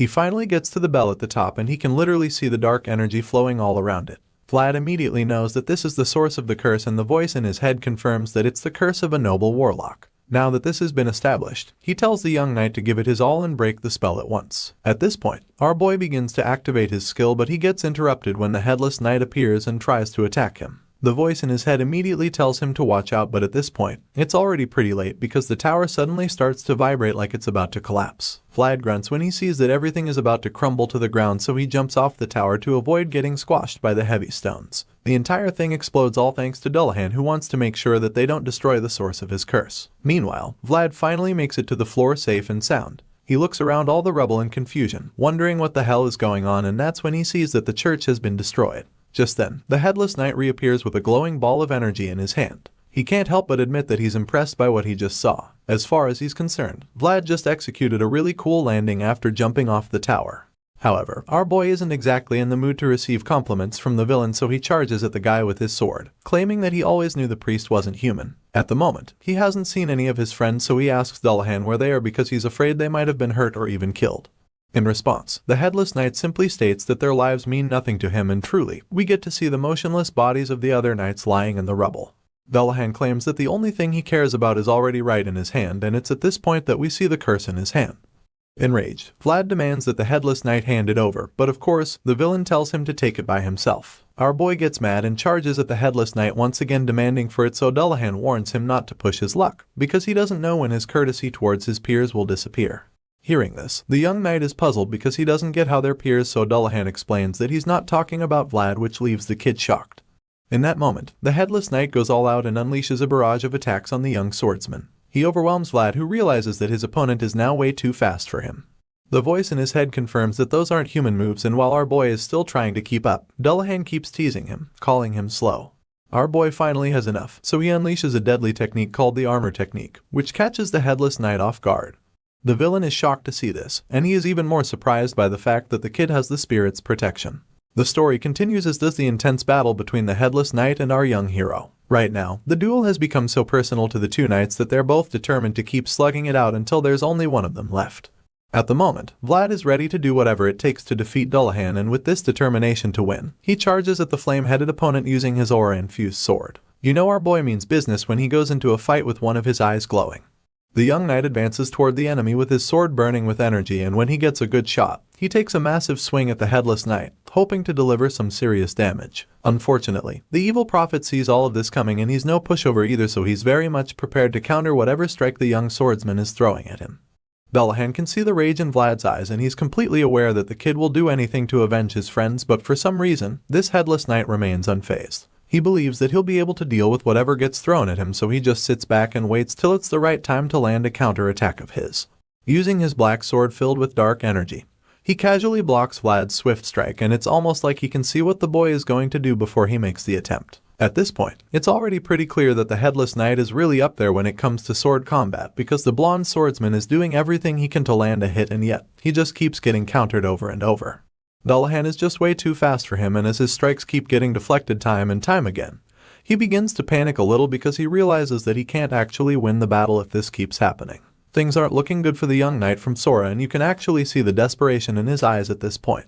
The gears in Vlad's head begin to turn as fast as possible as he ponders on a way out of the sticky situation, because that's really the only way for him to come out alive with the way things are going. The strain on his face suggests that he's in a lot of trouble, so he starts to wish that he could also deeply contemplate his world like Mr. Rudiger.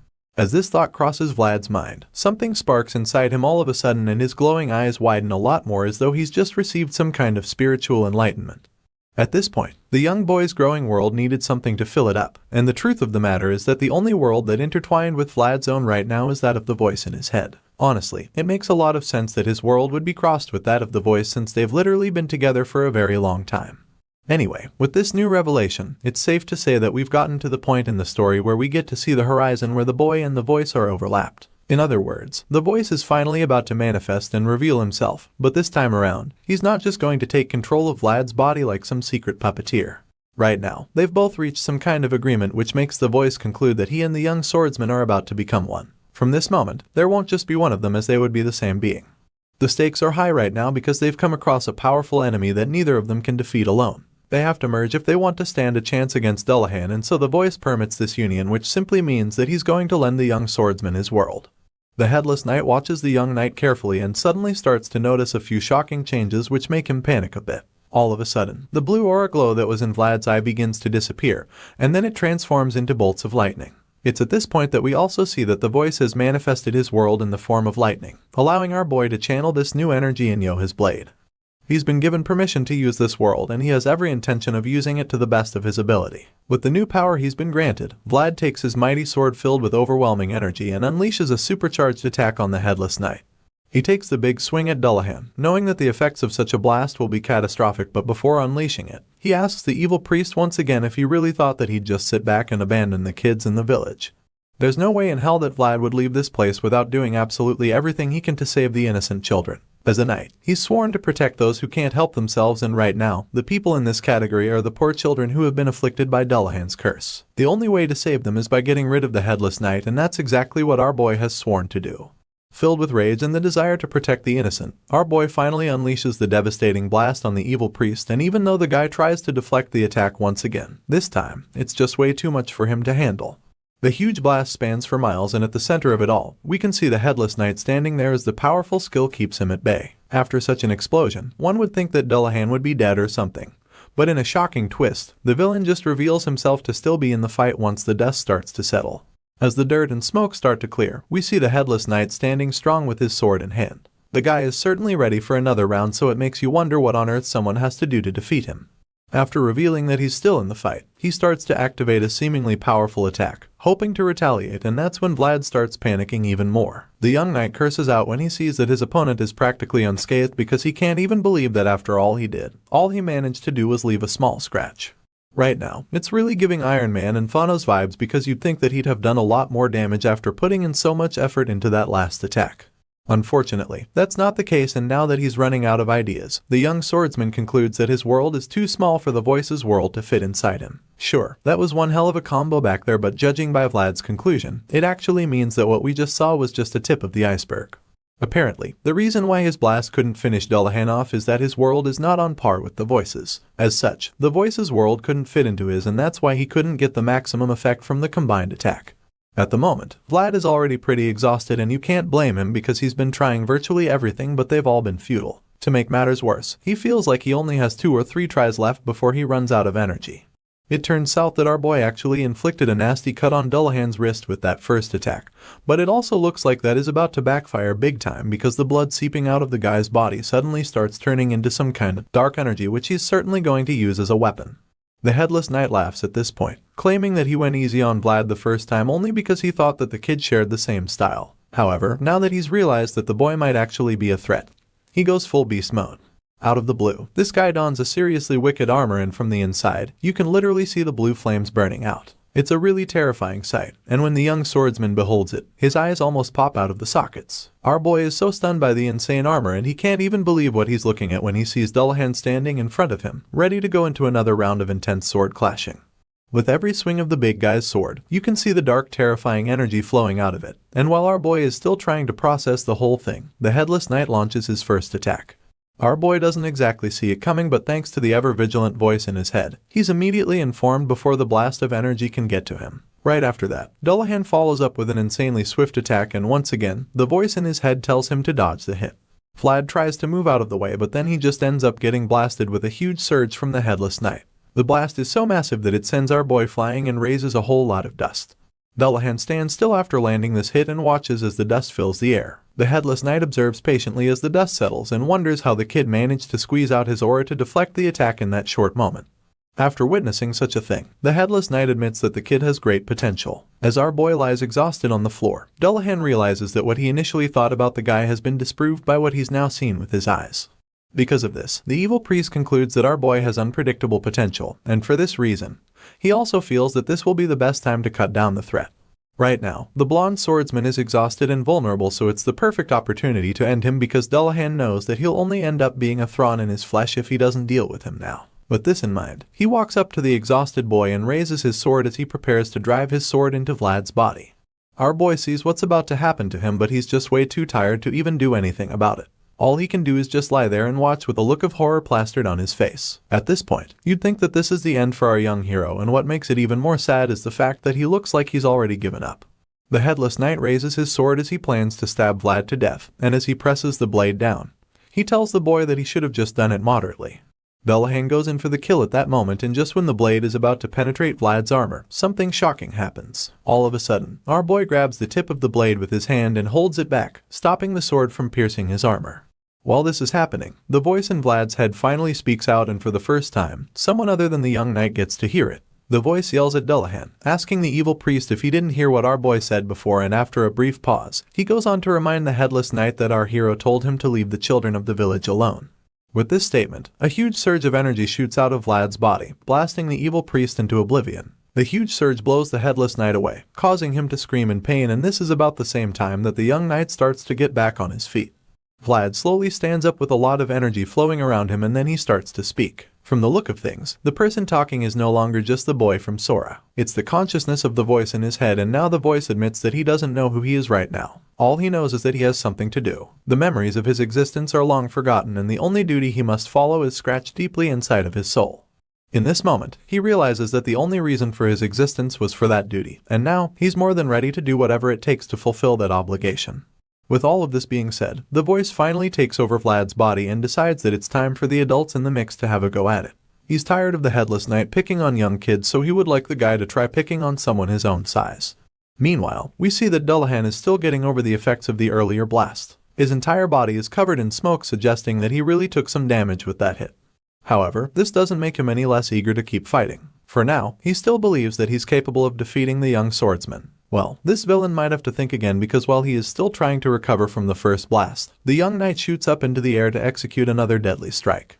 Dullahan is shocked when he sees Vlad charging at him, and even though he tries to counter the attack, he just ends up getting pushed back. Despite being shot back a second time, he still doesn't give up. He tries to get back up so too again, but before he can, Vlad follows up with a supercharged chokehold which he uses to slam the headless knight into the ground. The voice feels insulted by the fact that the evil priest would even dare to make a mess with the pathetic skills he's been putting on display. To the young swordsman from Sora, Dullahan's skills might have been overwhelming, but the voice doesn't find them slightly impressive. At this point, the terrified priest realizes that he's outgunned, so he asks who the voice is. In response, he simply tells the headless knight that he has no words for trash who uses the blood of children to survive. As such, he concludes that Dullahan should die and begins to activate a killer skill to finish the job. Seeing this, the evil priest becomes even more terrified and has no idea why he's so scared. It doesn't make any sense to him, but he admits that the voice's existence is actually worth fearing. At this point, the headless knight senses a savage beast approaching bearing its fangs. He can see the beast taking shape from Vlad's aura, so has afraid that it's coming to devour him. Just when Dullahan feels that it's all over for him, the beast disappears and the guy starts to wonder where the creature went. The evil priest turns around in search of the devourer, and that's when our boy pops up behind him. The voice then teases the villain, asking if he talks so much because of how slow he is. Feeling insulted by this, the headless knight tries to punish his opponent by unleashing a deadly wave, but it really does nothing to affect our boy. After seeing Dullahan's attempt, the voice decides to really show the headless knight what he's capable of. Enraged, he unleashes a barrage of attacks and then expresses how disgusted he is at the fact that someone like him would dare to mock the potential he holds so preciously. Right now, the headless knight is having a hard time comprehending what is going on. He already knows that his body is one that's free from death. Besides that, his body should also reject pain, but now that he's receiving the barrage of attacks the voice has to throw at him, Dullahan is starting to wonder what the hell is going on with him. The evil priest can't understand the kind of vivid pain that seems to be hacking away at his soul. The villain keeps taking all the hits, and from the look of things, Vlad isn't done with him yet. The blonde swordsman is very determined to finish the headless knight once and for all. The intense battle continues and Vlad eventually lands a serious blow on the opponent, sending the guy crashing into the ground. Dullahan groans in pain as he struggles to pick himself up from underneath the rubble, and as he just lies there, he can't help but wonder how someone like Vlad even exists in this world. He probably used to think that he was in a league above all others, but after coming face to face with the young swordsman from Sora, he realizes that he's no match for our hero. The headless knight ponders on this, and while he's still lying there, Vlad follows up with a brutal stab to the chest. Our boy impales him on the spot, and then the voice sternly asks the villain to hand over something. At first, the headless knight doesn't seem to know what he's talking about, so he just stays quiet, but then the voice demands it the second time, and this time, he's a lot more aggressive about it. Vlad raises his fist and prepares to land a supercharged punch on the villain's chest. He lands the blow and it literally sends shockwaves throughout the place. At this point, one would think that the young swordsman would give the guy a breather, but he doesn't stop there. All of a sudden, he goes in for the kill in that instant and digs his fingers into the guy's chest, before slowly ripping it apart. Using this gruesome technique, our boy opens up Dullahan's chest and unveils the same object that he's been asking for. He sees the powerful glowing ball of energy floating within the guy's chest and expresses his satisfaction. The voice is relieved to see the ball, and without wasting another moment, Vlad reaches in and pulls out the curse. As he does this, the voice commands the curse to go back to wherever it's coming from, and this just makes the evil priest yell out in frustration. Dullahan is pretty much helpless while all of this is happening, so all he can do is scream in agony as he watches his precious curse get exorcised. The villain cries out relentlessly, but our boy just ignores it and continues to get rid of the evil curse for good. It's certainly not an easy task, and this is confirmed when we start to see the results of Vlad's actions. As he gets rid of the curse, the energy from the purple glowing balls spreads out across the entire village to all the children who had been afflicted before. The life force that was stolen from the innocent kids is finally returned to them, leaving all the parents very confused and shocked. As the energy gets sucked out of the evil priest, all he can do is sigh in exhaustion, confirming that he's given up already. After this, the voice suddenly admits that there's something he knows for sure, but the problem is that he can't remember what it is exactly. It turns out that he's referring to the method used to kill bastards like Dullahan. In response, the evil priest claims that he wasn't on the same side as the curse, stating that he thought they were both beings that escaped from death. Hearing this, the voice casually responds, stating that there are also other methods to use even though he's forgotten the main one. With that being said, our boy gets back on his feet and stands over the half-dead villain. This is about the point when the voice decides that he'll just rip out all of Dullahan's limbs. The reason he settles on this technique is because he feels that severing all of the guy's limbs is literally the same as killing him. Obviously, the headless knight knows just how terrible such a thing would be for him, so he's not ready to suffer such fate. Not knowing what else to do, he starts crawling, attempting to run away, but it's clearly futile and he just ends up being dismembered by the young knight. By the time there's only one limb left, Vlad prepares to finish the villain off finally, but just when he's about to slice it off like the others, the headless knight raises his remaining arm as if he's about to surrender. The guy screams a strange word Lamishtu, which leaves the young swordsman really baffled. Vlad is still trying to understand what he's seeing when all of a sudden, a barrier of dark energy surrounds the villain. The wave of energy encircles the headless knight, who just keeps crawling like a man on a mission. The barrier prevents our boy from getting any closer to Dullahan, so all he can do is watch in confusion as the villain crawls away. Just then, the headless knight starts calling out to the strange presence called Lamishtu once again, and then many huge hands stretch themselves out as they try to catch Dullahan. Vlad just watches curiously, wondering what Dullahan is doing. Apparently, the headless knight felt that the supreme presence would save him, but he quickly learns that he was wrong because when he gets close enough, Lamishtu begins to devour him. The Dark Master devours the evil priest, and in a matter of seconds, all that's left of Dullahan is nothing but dust. Once that happens, Lamishtu finally reveals herself to our boy, and upon seeing this being, the voice admits that he doesn't have any memories of that name. However, he has a faint feeling about it, so it makes him wonder what kind of existence it is. His thoughts are suddenly interrupted when he realizes that he's still the one controlling Vlad's body, and he's surprised that he actually managed to go overboard with the whole possession thing. Even though he might have taken advantage of the kid a bit, he also admits that our boy's growth is really brilliant.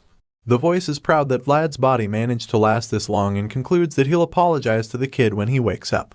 Right after that, he gives back control, and just like that, the unconscious body collapses to the ground. Vlad's body just lies there throughout the night until the sun starts to rise, and that's when we see the ruins that remain of the church. Elsewhere, in Mashium, at the barony of Uthman, we see a dark figure sitting on a chair. It turns out that while our boy's soul was shining, the traces left behind were merciless. The ominous lady can sense that he's using a kind of magic that has been around for a long time, and it really intrigues her.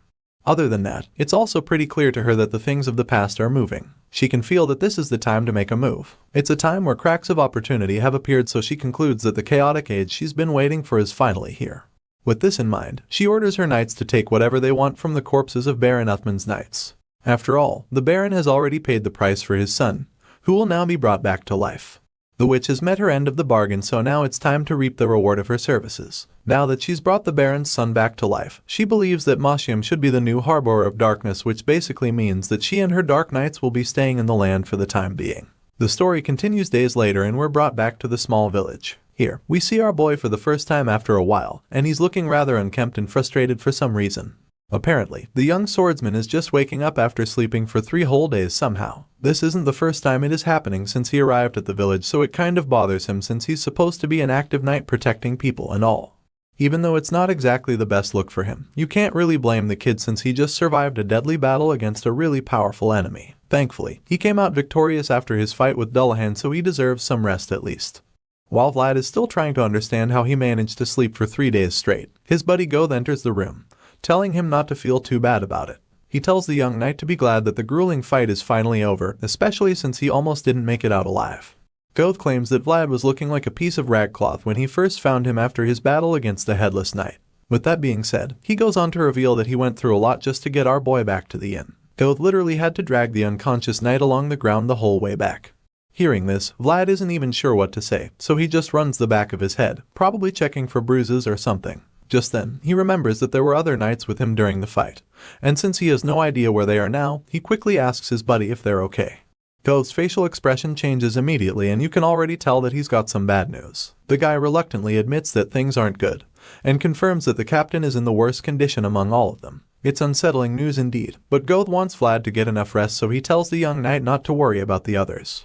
With that being said, he walks to the door on his way to inform the others that Vlad is finally awake. Before leaving the room, he asks the blonde swordsman to call on him if he needs anything, and of course, Vlad acknowledges this, thanking him for his help. Goth exits the room after this, leaving the young swordsman alone with his thoughts. Vlad just sits on the bed in silence as he processes everything that he just heard. Things aren't perfect, but our boy is relieved that everyone is alive at least. He's glad about this, and so is the voice in his head, who admits that it's the most important thing. Now that he's sure none of his friends was killed in the battle, he starts to recall the events of the fight. The voice suggests that the barrier which was deployed by Justia was tough enough to last till the end. This explains why the knights were able to survive even after the whole church was destroyed in the explosion. The fact that her protective shield held out for so long makes the voice conclude that Lady Justia is incredibly powerful. Of course, our boy agrees, and he also suddenly realizes that the current conversation seems quite familiar to him. He seems surprised by it and admits that it's pretty strange for him to be able to talk to the voice without having the sword with him. Before, they could only ever communicate when he had a blade in hand, but that's no longer the case, and the voice explains that this is because the horizons of their words are now connected. Even though it was only for a moment, the truth remains that their worlds were shared at one point during the battle. As a result, Vlad is now able to talk to the voice in his mind whenever he wants, even without a sword. The voice confirms this, leaving the kid taken aback, so he tries it out and realizes that he can now communicate without words and just his thoughts. It's amazing that he no longer needs to whisper around while looking to see if someone is watching him, and he feels really glad that he doesn't have to pretend like he's praying whenever he wants to talk to the voice. Now that he's acquired this cool new skill, he ponders on the whole thing and recalls something that he's never told the voice. Their relationship is a secret that only they know, and this means that nobody else will know that the voice is actually the reason why everyone is safe now. If he hadn't used the voice's world, he wouldn't have been able to defeat Dullahan, and certainly wouldn't have been able to save the other knights or even the children of the village. With this in mind, our boy sincerely thanks the voice for saving all of them, because he's just as much the hero as the young swordsman. After Vlad expresses his gratitude, the voice is left speechless. He's deeply touched, but he doesn't know how to react to this, so he just stays quiet, creating an awkward silence in the room. Before things can get even more awkward, the voice quickly breaks the silence by admitting that Vlad worked really hard as well. Hearing the compliment, a warm smile creeps up on the kid's face and a sense of pride washes over him in that moment. The scene shifts, and the next thing we see is that our boy is already out of bed and off on his next adventure. Right now, he's being halted by a huge knight standing in his way. The big guy tells him not to come any closer, so the young knight introduces himself, explaining that he's actually from Sora. He assures the guard that Miss Justia will know who he is and that she'd want to see him, but the big guy is reluctant to believe him. He clearly doesn't trust Vlad completely, so he stares the kid down, trying to intimidate him, but our boy hits back with a cold stare. At this point, the guard decides to go inform Miss Justia and tells Vlad to wait there. Once the big guy is gone, the young swordsman looks around and admits how glad he is to see that the villagers can finally rest easy. Sure, the holy knights arrive quite late, but he's still happy for their presence nonetheless. His thoughts are interrupted when the big knight returns, telling him that he can now enter the place. Vlad thanks the man and makes his way into the building, but he only takes a few steps inside before he's greeted with a big shock. The moment he looks into the dark hall, he's horrified by the numerous corpses covered on the floor. He didn't realize that there were so many victims earlier because of how chaotic things were, and now that he can see how bad things are, he's almost pushed to tears. His sad moment is interrupted when Miss Justia comes out suddenly, asking what he's doing there. Seeing the white-haired knight, he quickly gets up and asks for permission to search the area for more victims. In response, the holy knight just tells him that Sir Gregory has already confirmed all the missing women. Even though this should be enough for our boy to leave, he insists that he has someone in particular he's searching for, and Miss Justia finds this a little surprising. She doesn't know what to tell him at first, but then admits that there might still be remnants of the curse around. As such, she concludes that it wouldn't hurt to let him check one last time. With this in mind, she gives him permission and tells him to come get her blessing when he's done searching. The young knight thanks her and gets to work immediately. He lifts the tarps one by one to check, and it doesn't take him long to find the lady he was looking for. He's horrified when he sees her face and immediately feels bad because a part of him actually hoped that he wouldn't find her lying there with the other deceased.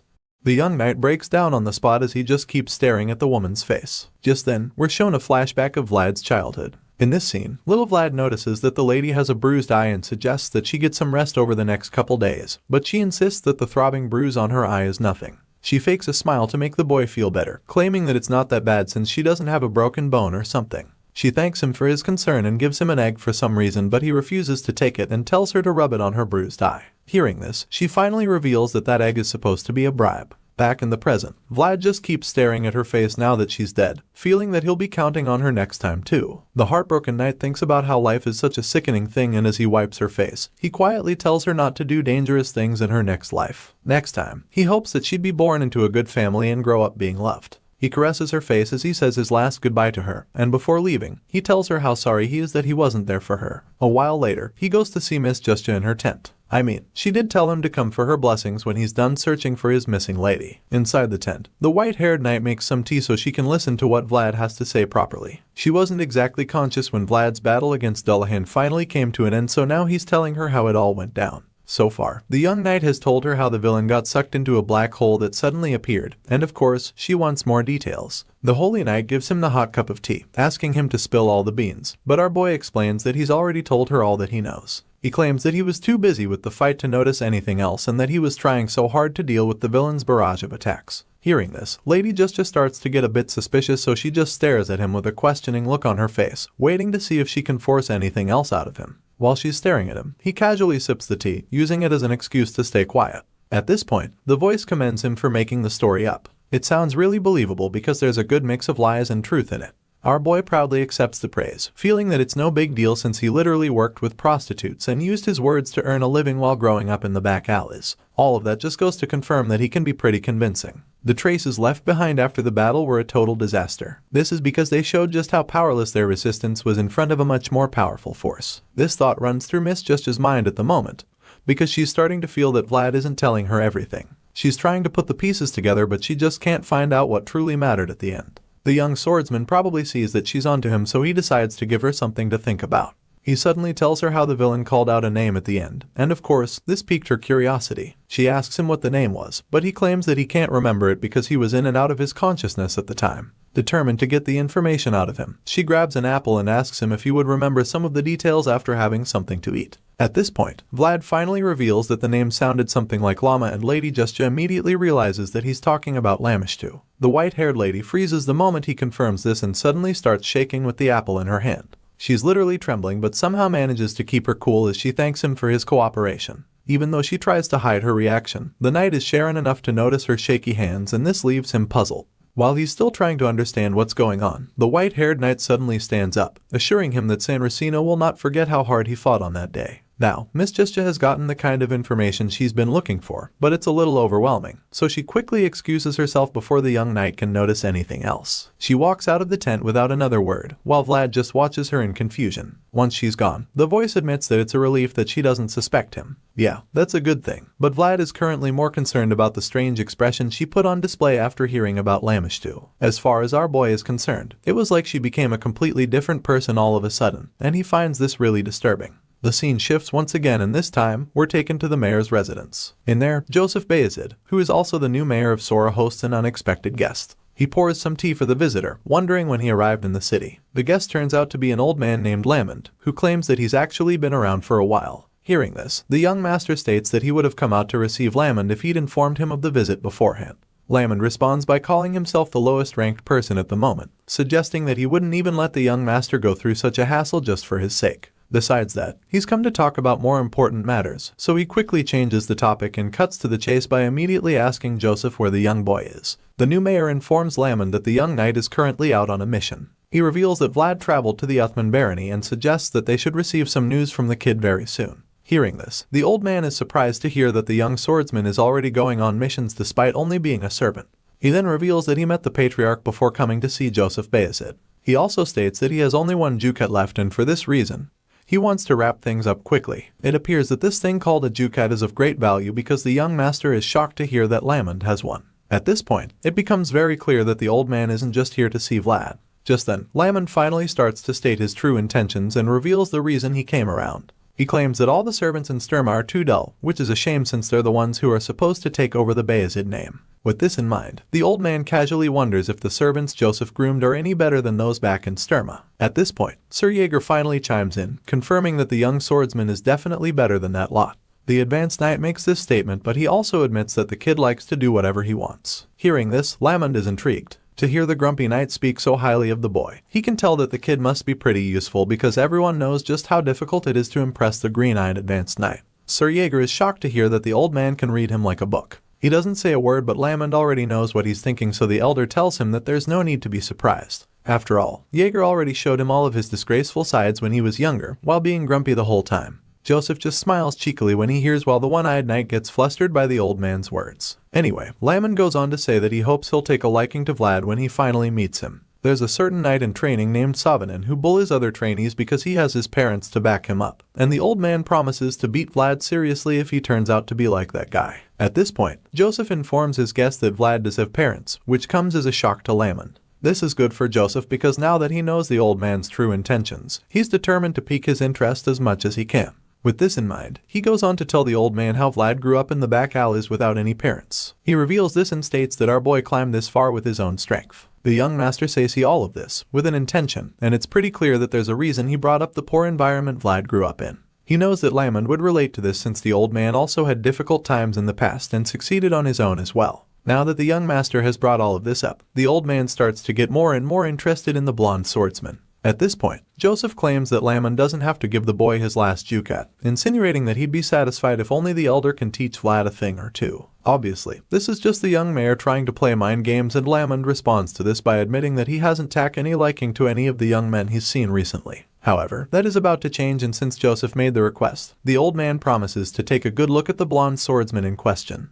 Back in the village, the Holy Knights appear to be saying goodbye to Vlad's party. They're all outside, and Justja, the spokesperson, tells the other knights that the San Racino will not forget their bravery. In response, Sir Gregory just hopes that she puts in a good word for them since their mayor isn't exactly the meticulous kind. The Holy Knight bluntly informs him that she can't lie in reports, but promises to consider his position when talking about this. Of course, Sir Gregory doesn't trust her enough, so he just prefers that she doesn't say anything at all. Just when the Bayezid Knights are about to set off, Justja notices that Vlad has a flag, which takes her by surprise. Sir Gregory is the one that responds to her, revealing that the Bayezid family has finally found someone to keep an eye on, and admits that they're treating the kid well too. While he's saying this, the Holy Knight processes everything about Vlad, from the traces of a fierce battle and his ability to fight Dullahan. All of this just goes to show her that the boy has the potential to be extraordinary after all. At this point, Sir Gregory bids her goodbye and decides to leave, so she prays for the blessing of Saint San Racino to be on all of them. On the way out of the village, Vlad looks back at the people to wave goodbye, and he can't help but notice how much better everything looks now that the ominous fog is gone. At this point, Sir Gregory chimes in, telling the kid how the village was once a peaceful place full of sunlight. All the bad things that happened were because of Dullahan, so now that the villain is gone, our boy is relieved because he knows that Anna would prefer to be buried in this bright, happy village. As he leaves the place, Vlad hopes that she finds warmth in this place of her final rest. Later that night, the travelers set up camp to rest for a while. The others quickly fall asleep under their blankets while our boy stays up with his thoughts. The fire burns brightly while he just sits there and ponders on the events that went down in the village. As far as the swordsman is concerned, the entire mission was a complete defeat because he knows that he would have died if he didn't have the voice on his side. Vlad feels that he's not strong enough yet because he was so close to being killed just like Jorge and Anna. Our boy is so ashamed because he feels that he would have been suppressed so easily by a large world that he couldn't go up against. As he wallows deeper into the realm of self-pity, Gregory pulls him out of his thoughts just in time, asking him what he is thinking about so intently. Of course, Vlad isn't too comfortable talking about it, so he claims that he was pondering on various things. Gregory can tell that he's lying, so an awkward silence follows. Vlad suddenly suggests that there are too many incredible people in the world, and admits that he doesn't think he can last while living among all those people. Hearing this, Sir Gregory assures him that everyone has such thoughts at least once in their lives. There are no defined answers to these thoughts, but the bearded knight reveals that he's already made his own conclusions to them. Vlad asks what it is, and the man simply tells him that he needs to keep burning. There's no method to keep a fire from wavering when the wind blows, but as long as there are flames, then it can always burn again. With that being said, he encourages the kid to hang in there, over and over again, so he can burn endlessly. This makes a lot of sense to our boy, and it reminds him that there's no shortcut to becoming as strong as all those ahead of him. He knows that he needs to keep burning and just focus on the present, because if he's going to face the enormous world approaching him, then he'll also need to have an enormous flame. Sir Gregory and his crew finally return, and young Master Joseph commends them on a job well done. He compliments them for their diligence in carrying out the mission, but he also admits that he can't overlook the fact that swords of the Bayezid family were unsheathed in the land of another local lord. Sir Gregory quickly apologizes and takes full responsibility for everything, ready to accept whatever punishment the mayor has prepared for him. Just then, Lamon chimes in and proceeds to berate the bearded knight for what happened. He scolds Sir Gregory, claiming that the worst part about everything is the fact that he knew the consequences and still went ahead to interfere with issues beyond their jurisdiction. Hearing the old man's voice, Vlad wonders who the man is because the air around him is oddly extraordinary. Meanwhile, Master Joseph agrees with Lamond, stating that Gregory struck a nerve on a sensitive problem in a chaotic time. The empire is starting to fall apart since the imperial family has lost control. Things are getting out of control, so the young master is afraid that it's only a matter of time before such things happen in the north. Sir Gregory continues to apologize, but Joseph just feels that the Iron Duke is paying attention to what happened in the village because it involved curses. Joseph admits that the knights had good intentions, but he feels that the fire Gregory caused is too big, and claims that they should have left the village earlier. This statement upsets our boy because they're practically saying that they should have left the cursed children to keep suffering in the village. Lamon chimes in at this point, revealing that he heard the San Racino were in the village as well. As such, he expected that the issue be handed over to the Holy Knights, and this is where Vlad finally snaps. He gets pissed that they're all scolding Sir Gregory when they weren't even there to see what was going on in the village. At this point, it's starting to look like they're all acting this way to get a reaction from our boy, and from the look of things, it's worked. All of a sudden, the blonde swordsman finally loses his cool. He yells out, informing them that the children would have died if they hadn't gotten involved. This outburst takes everyone else by surprise, and Vlad just turns around to glare at the nosy old man. Lamond is excited to see Vlad's fearless reaction, and it makes him wonder where Joseph found someone like him. Apparently, this old man thought that our boy was some snot-nosed brat, but he was wrong because he can clearly see that this kid is actually a beast. The angry young man continues to defend Sir Gregory, bluntly telling Lamond that the bearded knight did his best for the children, and from the cold glare in his eyes, you can tell that Vlad is not afraid of anything the old man could do to him. Right now, the brave young knight doesn't care if Lamond feels insulted, and all he wants is that they stop scolding Sir Gregory for what happened in the village. Our boy goes on to tell everyone how the San Racino saw what they did back in the village and reveals that the holy knights praised their actions rather than rebuked them. Vlad is extremely pissed at this point, and he doesn't look like he's going to hold anything back. From the look of things, it's only a matter of time before he says something that would actually upset the nosy old man, so before the situation can get to that point, young Master Joseph quickly cuts him off. The mayor looks pissed as he slams his palm on the table and yells at our boy to stop talking. He furiously warns Vlad not to test his patience any more than this, and as his loud voice echoes through the hall, the blonde kid realizes how mad the boss is. His gaze shifts to look at the mayor, and he's a little shaken by the rage in Joseph's eyes. Sir Jaeger and the other knights are also a little intimidated by the young master's current mood, because they rarely get to see him look so upset. Because of this, the entire room goes dead silent in an instant as everyone patiently waits to see what the young master does next. They all turn around to look at Joseph, and after the awkward silence, our boy finally lowers his head and apologizes for his actions. The young master doesn't say anything in response. Instead, he just looks at the boy before shifting his gaze to the old man standing on the other side of the room. Lamond doesn't say a word, so Joseph figures that it's time for him to continue speaking. He ponders on the situation before opening his mouth to say anything. Joseph starts by talking to Sir Gregory, claiming that he expects the bearded knight to understand that the second rule of a swordmaster is an especially sensitive one. In response, Sir Gregory bows his head and reveals that he completely understands that. He then goes on to take the blame, admitting that the stuff that happened was due to an oversight on his end. Hearing this, Joseph informs everyone in the room that sensitive matters have overlapped with each other, and for this reason, he suggests that they as the people of Bayezid must first act and show sincerity before Baron Uthman officially sends his complaints to them. And for them to show that they do not support what happened in the village, the young master believes that a punishment is due. With this in mind, he decides that Sir Gregory must be suspended indefinitely, and of course, this catches most of the knights present off guard, especially our boy Vlad. The blonde swordsman is absolutely gobsmacked when he hears Joseph's verdict, and he's so stunned that he freezes in shock for a moment. The young master goes on to explain the consequences of this suspension, claiming that Sir Gregory would not receive any salary during this time and that he will also not be able to enjoy any of the rights granted to him by the Bayezid household. Just when you think things can't get any worse than this, the mayor suddenly reveals that Knight Cade will receive the same punishment. The two knights are certainly heartbroken when they hear the final verdict, but they're knights at the end of the day, so they accept the punishment like true men, and neither of them utters a single word to complain.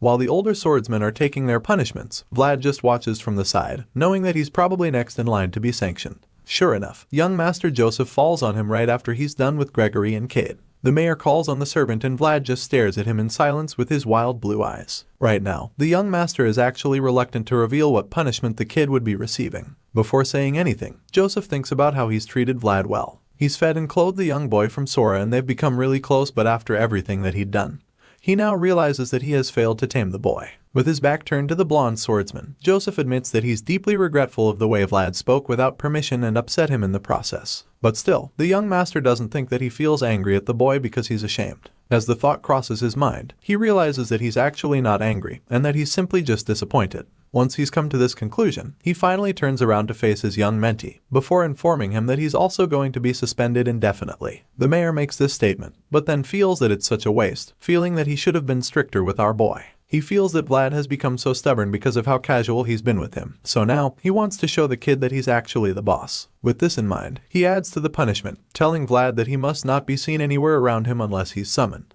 By making such a statement, he's cutting off all access Vlad might have to him afterward, and as you can imagine, the kid is shocked to the core when he hears this. After the verdict is passed, the exiled young servant walks down the halls to get as far from the mayor as he can. As he leaves the place, he has mixed feelings about what just happened, but the fact that he'd have to see the looks of disappointment on Sir Jaeger's face makes his heart sink on the spot. Our boy suddenly gets interrupted by someone standing in the hallway as well. The person expresses his surprise to see that a mere servant managed to upset Master Joseph so much. This mysterious figure hiding in the dark turns out to be none other than Lamond, who is probably the last person our boy wants to see right now. For some reason, the old man thinks that the kid would be interested in talking to him. He asks to confirm if he's speaking with the one they call Vlad, and our boy is just taken aback by the man's audacity. He doesn't say a word, and just stares at the old man, wondering why he would even approach him after what happened in Joseph's office. Seeing that the boy isn't responding to him, Lamon decides to get under his skin a little more by suggesting that he doesn't answer when a grown-up talks to him because he was never taught etiquette. Sure enough, this works well enough to upset the young swordsman. Vlad clenches his fist when he hears these words fly out of the old man's mouth, and even though he wants to beat the shit out of this nosy troublemaker right now, he does everything he can to hold himself from snapping. The reason Vlad feels so pissed at this point is that he feels he's already been taught enough of etiquette. From the madam who looked at him with the eyes of a mother, and when he remembers her loving warm smile, the anger inside him is suddenly calmed. Our boy refuses to prove Lamond right by lashing out at him a second time, so he maintains his composure and calms down. He opens up his fist and places a hand in front of his chest as he lets the anger wash away from him. Once he's calm, he looks up and introduces himself as Vlad in a polite manner before asking Lamond who he is. The kid's tone is extremely calm and respectful, but the look in his cold blue eyes makes the old man a little wary. The gaze is so cold and it almost looks like the eyes of someone asking for an opponent's name before starting a duel. To make things look even worse, Vlad appears to have his hand reaching for his sword, so the old man concludes that the boy is challenging him to a fight. With this thought in mind, a sinister smile cracks wide open on his face as his old blood starts to boil again. Apparently, this is what he's been looking forward to because it's been so long since someone managed to make him feel such energy. Now that our boy has finally started talking to him, Lamond feels that he at least owes the boy a response. Seeing that the kid wants to know his name, he responds to him.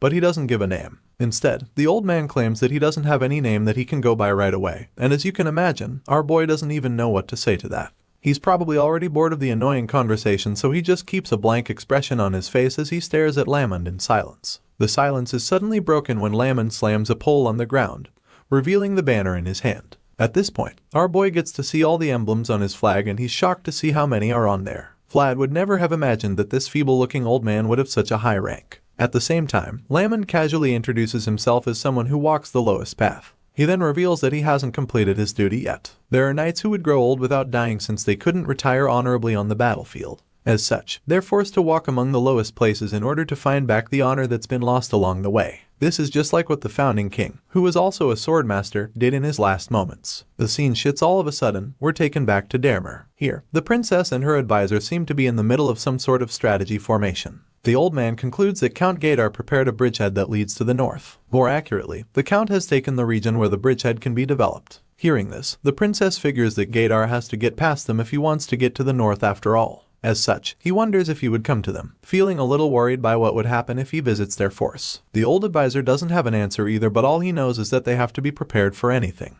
This makes the princess really worried because she knows that the center is blocked and it would only be a matter of time before they see that the west has closed in already. With this in mind, she concludes that she must write a letter to Count Bayezid before it's too late.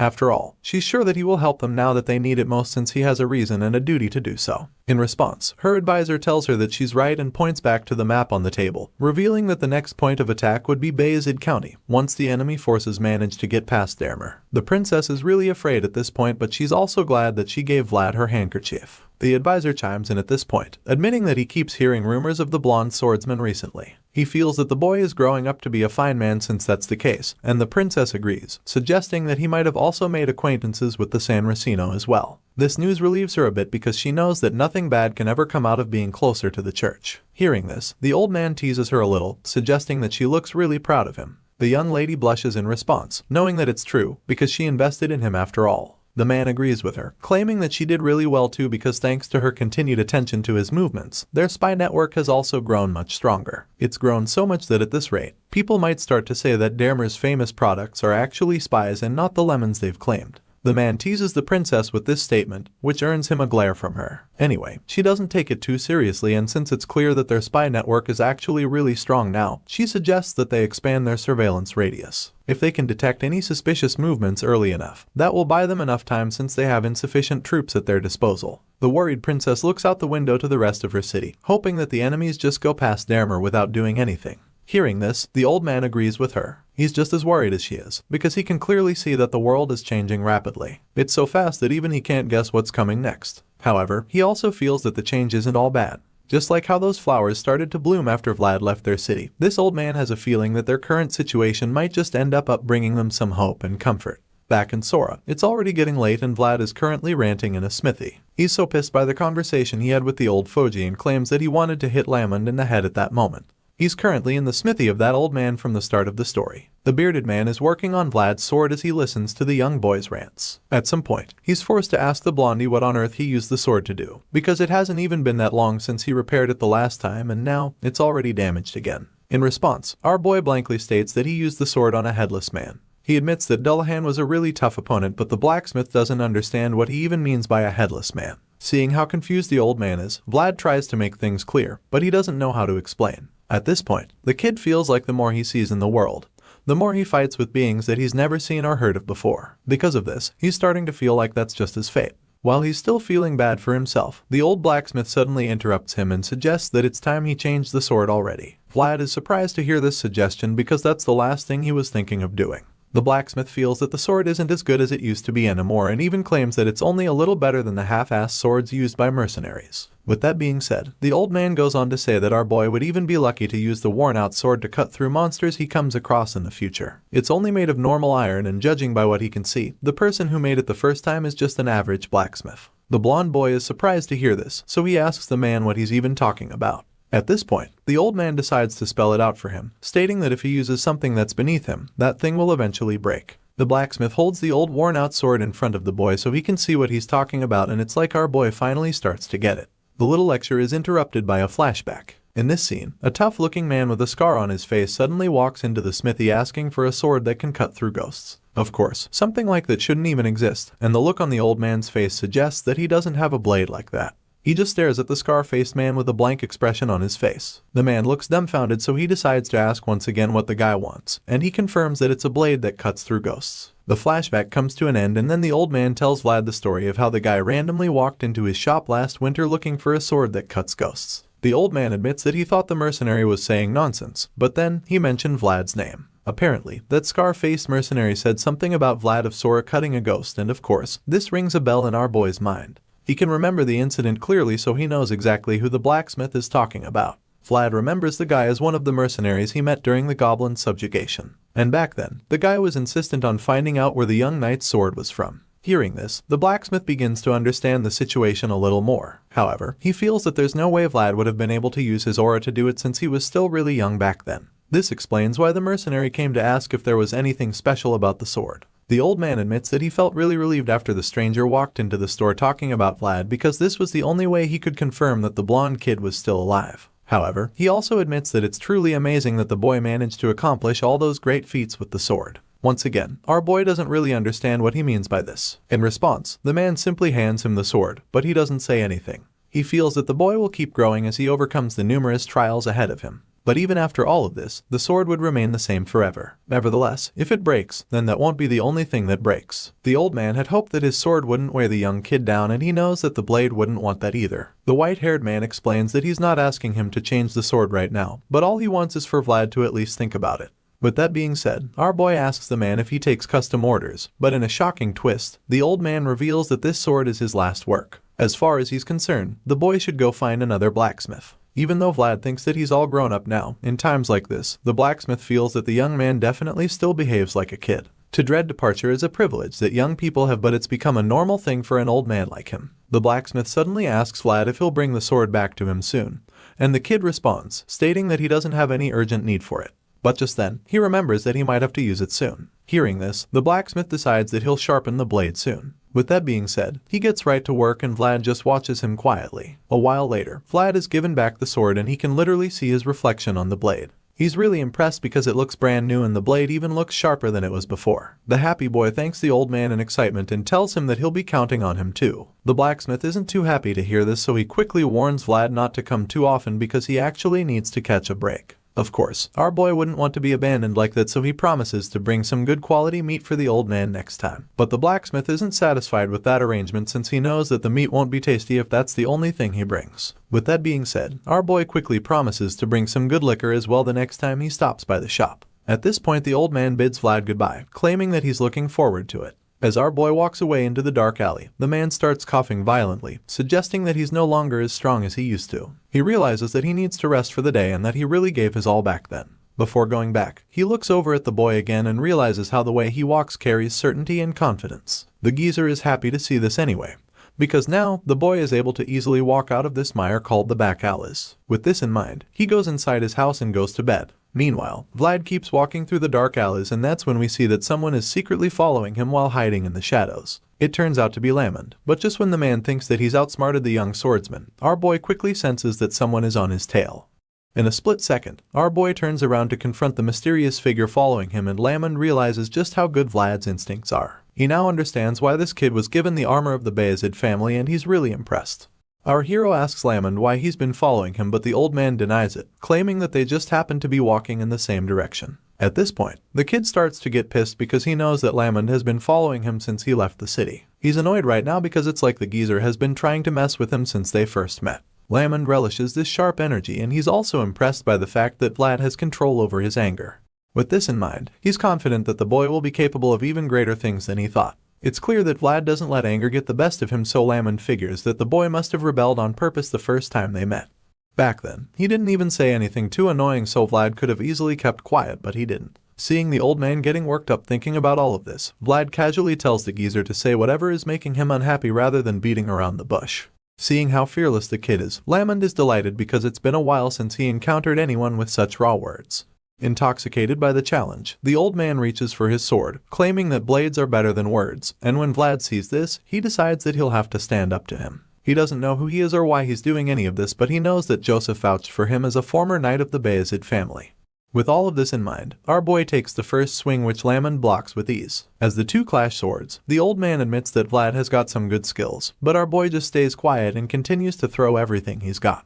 The old man deflects everything over and over again, so Vlad realizes that he's using the tip of his blade to cut off all the attacks. It's not a coincidence, and our boy can tell that the veteran has seen through his movements already. After only a few exchanges, the young swordsman can tell that Lamond has clashed with countless swords. Seeing that he's been read like a book, Vlad ceases the attack for a moment, and the old man teases him, asking if he's tired already. But of course, our boy is not done just yet. In fact, he's just getting started. Vlad grips his sword and charges forward as he activates his aura, and Lamond is taken aback by this because even back in the days of turbulent times, there were only a handful of people who could use aura this vivid at this age. But now, this young boy from Sora is using aura so casually, and the veteran can't help but admit that this is insane. An intense sword fight ensues, and Lamond honestly looks like he's enjoying the whole thing. Vlad goes in for the kill with a sweeping move. He takes a big swing with the aura-infused sword, but the old man casually blocks all of his attacks over and over again. Lamond keeps blocking our boy's slashes time and time again, so Vlad decides to go in for a killing blow, but unfortunately, he's not fast enough because the old-timer effortlessly dodges the strike. The heavy aura-infused sword slams into the ground with so much force, and the old geezer laughs in excitement. He relishes the challenge because it's probably been a while since he had such a good fight. The man ponders how he likes Vlad's spirit, but right after that, our boy manages to land a hit that sends the man flying a few meters back. The impact pushes Lamond a few steps away, and the blonde swordsman wastes no time in capitalizing on the opportunity. Seeing that his opponent has been somewhat destabilized, Vlad attempts to go in for the kill once again. He lunges at the old man with nothing but the intention to finish him off, and in his mind, he decides that he can't afford to let Lamond get away. Sure, his techniques and experience might not be on the same level with that of the veteran, but that doesn't make him any less determined to defeat the old man. In fact, he's confident that he should be able to overwhelm the geezer with his strength since he's a lot younger and technically a lot more vibrant. At least, that's what he thinks. With this in mind, Vlad charges at the sneaky old man and they clash swords once again. The two get locked in this position and a battle of strengths ensues. They stare each other down with their swords clashed together, and at this point, it becomes a test to see which of these two swordsmen is superior when it comes to pure physical strength. Sure enough, our boy appears to have the upper hand since he's younger and probably a bit stronger than Lamond. As they push against one another, Vlad appears to be making some progress by forcing the old man back. He appears to be overwhelming the geezer because Lamond's feet start sliding backwards, suggesting that he's the weaker party in this department. The old man can see this, so he laughs over it, talking about how time is such a cruel thing. On the other hand, our blonde hero can also sense that he's winning this little battle of strength, so he taunts his opponent, claiming that he'd like to see how long the old man can keep that smile on his face. Hearing this, the old man admits that Vlad's strategy was good, but the look on his face suggests that he's more than ready to keep fighting all night. The intense clash of swords continues for a long while, and it becomes really clear that these two opponents are currently at stalemate. Nobody is backing down at the moment, and both swordsmen remain in that same position, neither showing any signs of getting tired. At this point, Lamond teases our boy, suggesting that he's not bad for an old man, and then informs Vlad that this little dance is physical strengthening for him. Unfortunately, the young swordsman appears to be having a tougher time than the old geezer. Judging by the groans on his face, it doesn't look like he's got the kind of stamina that Lamond is armed with. To make matters worse, it seems as though the old man is even getting stronger by the second. He senses the aura coming from Lamond's sword and notices that the strength is unlike what he had a few seconds ago. Seeing the look of shock on our boy's face, the old man taunts Vlad some more, telling him that it's still far too early for him to be surprised. As far as he's concerned, the young swordsman can use the same kind of power if he manages to adapt it quickly enough. Just then, Lamond proves that he really is in a league of his own by using his bare hand to grab Vlad's sword. He holds the blade imbued with aura using nothing but his bare hands, and this should be totally impossible, so the blonde hero is shocked to the core. While he's still taking in the shocking scene in front of him, Lamond uses one hand to push his sword down, and just like that, he's on his way to disarming the young knight. Just when it looks like the fight is about to be over for the blonde warrior, he makes a bold and risky move which turns the tables and leaves the old timer in shock. Sure, Lamond just managed to tie his sword down with one hand, but before he's completely disarmed, he swiftly grabs a small knife from his back and lands a deadly slash on the old man. The geezer is absolutely stunned when he sees what just happened, and he can't help but admit what a smart brat our boy is. He scoffs at the situation, and even though he's pissed, he's also really impressed by what he just witnessed. As far as he's concerned, it was a really smart decision for Vlad to have abandoned his sword, especially since that's not an idea that a knight would be able to come up with after going through proper training. In other words, our boy was extremely bold to have made such a decision, so this veteran is blown away by the balls on this kid. Right now, Lamond is convinced that Vlad must possess the heart of a beast, and this just makes him that more eager to keep fighting. This old man loves a challenge, and right now, our boy is a really worthy opponent. With the excitement filling his mind, he balls his fists and decides to go in with a swift punch now that their sword fight has been put on hold. With the rage inside of him, he generates enough speed and power to land the deadly blow which sends Vlad several meters away. The impact from the punch sent our boy flying like a piece of paper until he crashed into the ground several times. Only a few people would be able to survive such a hit, and by the time Lamond realizes how much force he used, it's already too late. The old-timer becomes worried when he sees how much damage he's done because it's clear that he got serious without realizing it. Scared that he might have killed the young blondie, Lamond rushes to the crash site to check up on our boy, asking him if he's alright. When he gets there, he sees Vlad lying face down in the rubble without moving or responding. At this point, he starts to think that the kid might have fainted, which is pretty disappointing to him because he now feels that Vlad is weak on his defense. While looking at the motionless boy lying in the dirt, the old man recalls what Master Joseph told him about Vlad. Apparently, the young master told Lamond not to hurt our boy too much because the kid is a possibility that he cherishes a lot. Clearly, this old geezer forgot about that conversation when he was landing that life-threatening punch on the young knight. Realizing that he messed up big time, he starts to regret his decisions because the boy in question is still pretty unconscious. It looks like Lamond just knocked our boy out cold, and now he's wondering what he would tell the young master when he's asked what happened. While the old man is busy thinking of a cover story, Vlad opens his eyes, confirming that he's still very conscious. His glowing blue eyes are laced with rage, showing that he's still able to fight. As he lies on the floor, he thinks about what Sir Gregory told him concerning the flames. He remembers that there's always still a chance in any situation as long as the flames don't go out completely. Right now, his flames are still burning, and that means that he's still got a shot at winning this duel. With this in mind, he leaps from the ground with the speed of light and charges at the old knight that just made an attempt on his life. Vlad bolts toward Lamond and grabs his robe before he can realize what's going on. The old geezer is stunned to see that this boy still hasn't given up, but before he can do anything about it, Vlad lands a devastating headbutt on him. Both their heads clash with so much force that little shockwaves appear. It's crazy how neither of them have their skull cracked open, but it seems that our boy took a bit of damage from it. When the dust settles, Vlad is seen on the floor looking extremely dizzy. It's a miracle that he doesn't have a concussion right now, but that doesn't concern him because he feels that he should have won that head jamming contest. Apparently, Lamond cheated just now. The old man sighs in relief, and as he touches his forehead, it's clear that he used some kind of magic to protect himself from getting knocked out at the last second.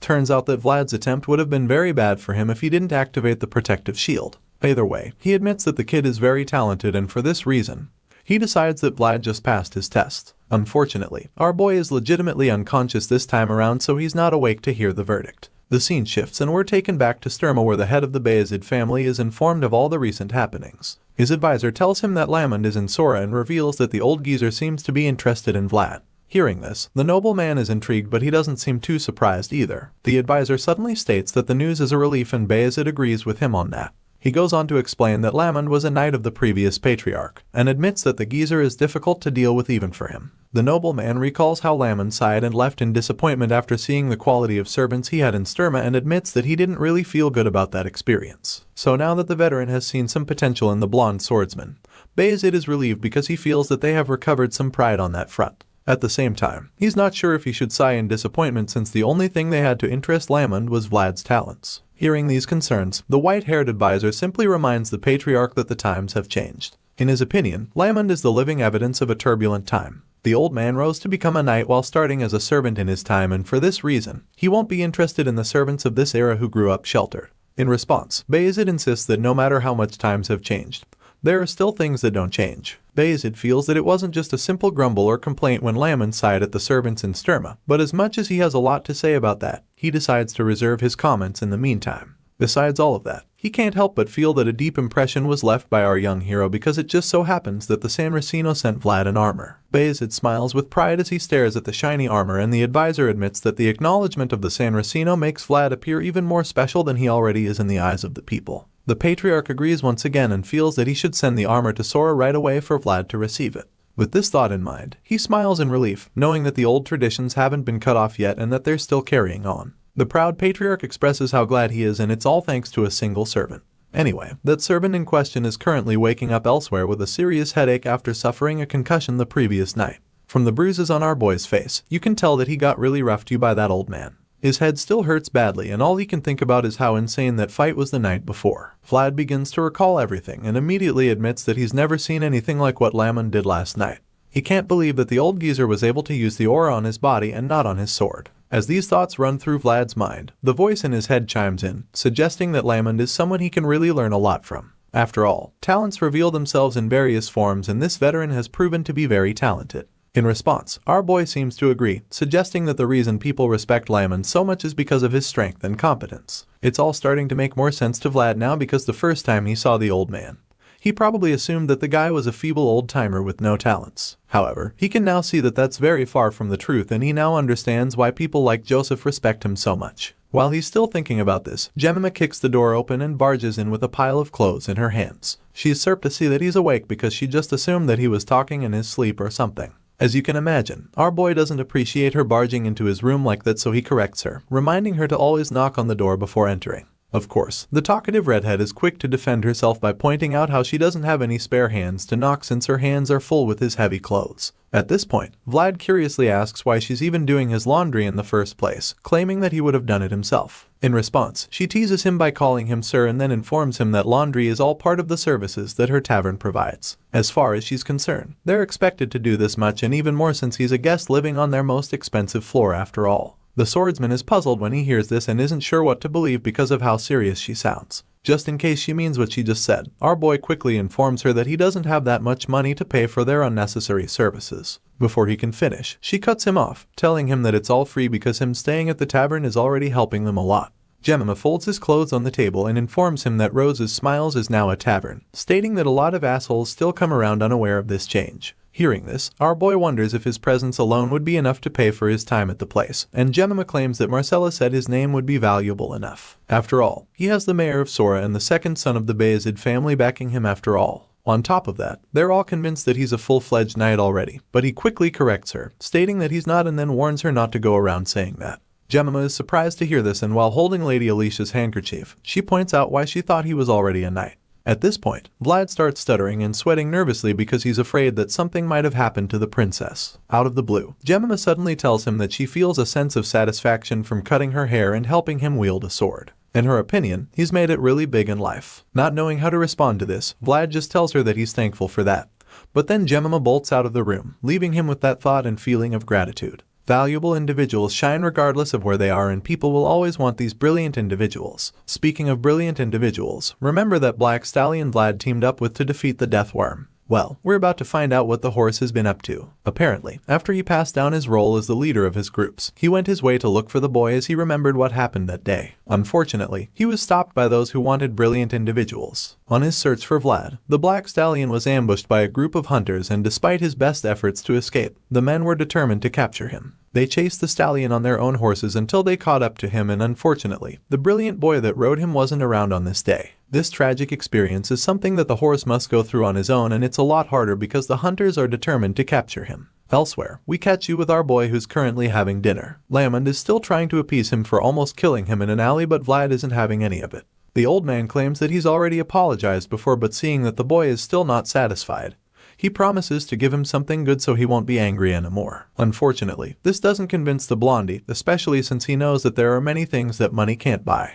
The gloomy kid eats his meal with a frown on his face as he admits how much he liked his old armor. In response, Lamond claims that he understands because he knows that it's an armor that is only given to servants who show promise. He even claims that he hugged his own armor tightly when he first received it. This just pisses Vlad off because the geezer ruined his armor knowing how special it was to him. At this point, Lamond just feels really guilty, so he asks our boy to go somewhere with him. Of course, Vlad asks where they're going, and the old man claims that they need to show Joseph how useful he is. He tells the kid that he'll be seen as nothing more than a troublemaker if he just fools around during his suspension. The veteran is really good with words, so this statement is enough to convince the blonde boy. Even the voice agrees, knowing that Joseph holds Lamond in high regard. Now that they're on the same page, Vlad asks how he is supposed to show his usefulness, so Lamond tells him that they should do something together, claiming that they'll report on it later. Extremely curious, he asks Lamond what they'll be doing together, and the clever old man just responds with a mischievous grin on his face, asking him if he likes horses. The scene shifts once again, and the next thing we see is that the two are on a trip through the wilderness. In the wagon, Lamond talks about the rumor of a black horse that was seen wandering in Sora until it disappeared one day like it was possessed by a ghost.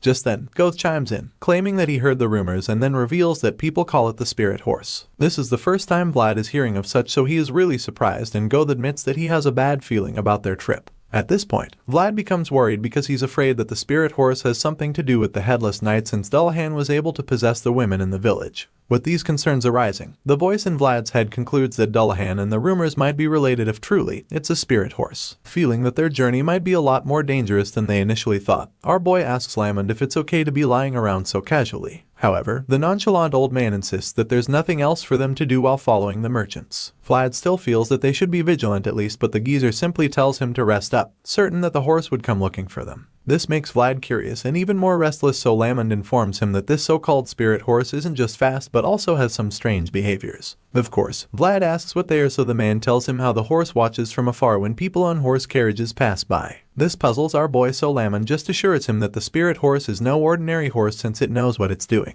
All of this just makes our boy uneasy, and he starts to think that the investigation squad would have come to Sora to check for suspicious trails if it's really a horse controlled by evil people. Knowing how Vlad is, Lamond can literally hear the boy thinking intently, so he reminds him that there's nothing he can do even if he thinks so hard. As far as he's concerned, they'll all know the truth when the time is right. Lamond then shuts his eyes again like he's about to doze off, and then reveals to us that he only brought up the rumor of the horse so that he can observe Vlad up close over the next few days. This is a little test for our boy, and if Lamond likes what he sees, then he'll teach the kid something. All of a sudden, he asks Vald how long it's been since he started using aura, and the swordsman claims it's been about 3 or 4 months. Hearing this, the geezer casually admits that our boy's progress is really fast, even though he finds it interesting that Vlad still hasn't found his own color despite all that. The blonde kid is taken aback by this statement because he's never heard anything about his aura having a specific color. At this point, Lamond reveals that aura is a manifestation of one's heart and explains that he hasn't found his color because his world hasn't been decided yet. With this enlightenment, the eager boy curiously asks what he has to do to find his own color. He almost startles the old man with his anxiety, and Lamond is surprised that he wasn't taught anything about aura. Vlad claims that he was taught only the basics, so Lamond concludes that Sir Jaeger probably has a reason for not telling the kid anything yet. So, he decides not to teach Vlad too much yet. With this in mind, he tells the boy to show more of himself to the world and not to hide it too much, which just confuses Vlad even more. The veteran feels that he should create something to bring out his inner world, claiming that this is what knights call the key. Lamond reminds Vlad that the knights who use aura weren't using it alone. He wants our boy to think carefully and recall if they did a specific action. But he can't really remember anything right now since all of his encounters with such knights were in some urgent situation. He thinks a bit harder and realizes that all the knights made a certain movement while using aura. Sir Pablo put his sword in front of his shield. Sir Gregory would move his sword along with his feet. Rudiger would flick his sword with his finger. Seeing that the kid has remembered something, Lamond explains that it is the key, a tool in the ritual to open his heart's world big and wide. Our boy claims that he uses only aura, so the geezer, confirming why Lamond said he hasn't found his color. The veteran claims that Jaeger will tell our boy when the time is right, even though it doesn't hurt to think about it in advance. Just then, the old man senses something strange, so he quickly tells Vlad to get down right before the voice yells the same thing. An arrow flies past them in that same moment, and Lamond realizes that their journey will not be as smooth as he thought. He quickly informs the rest of the traveling party that they're being ambushed and tells them to be on guard. Before they can understand what's going on, one of them gets shot in the head and commotion ensues as the horses get startled. They don't know where the arrows are coming from, but then one of the knights locates the huge group of bandits on the horizon. Seeing this, Lamon tells Goth to get the horse running quickly and to hold on tightly so it doesn't escape. Vlad is shocked to see bandits in a place like this, so Lamon explains that they're no ordinary group of bandits. In fact, they're way more troublesome than your regular bandits because it just so happens that they're barbarians. That word is quite a throwback for this channel, because we all know and love barbarians thanks to our boy Bjorn. The story resumes on the plains that are about to be turned into a battlefield. All of a sudden, a barrage of arrows is unleashed by the army of barbarians, and as you can imagine, that marks the beginning of an intense bloodbath on the plains. The mercenaries and all the other people traveling are caught off guard by this sudden attack. Heck, they did even expect to come across the deadly heathen army along the way, so they're not exactly prepared enough for such an encounter. However, they do the best they can to defend themselves, using their shields to block the arrows being shot at them. They've already braced themselves and organized themselves to be able to hold back the attacks, but it only takes a few seconds for them to realize that they've been overwhelmed.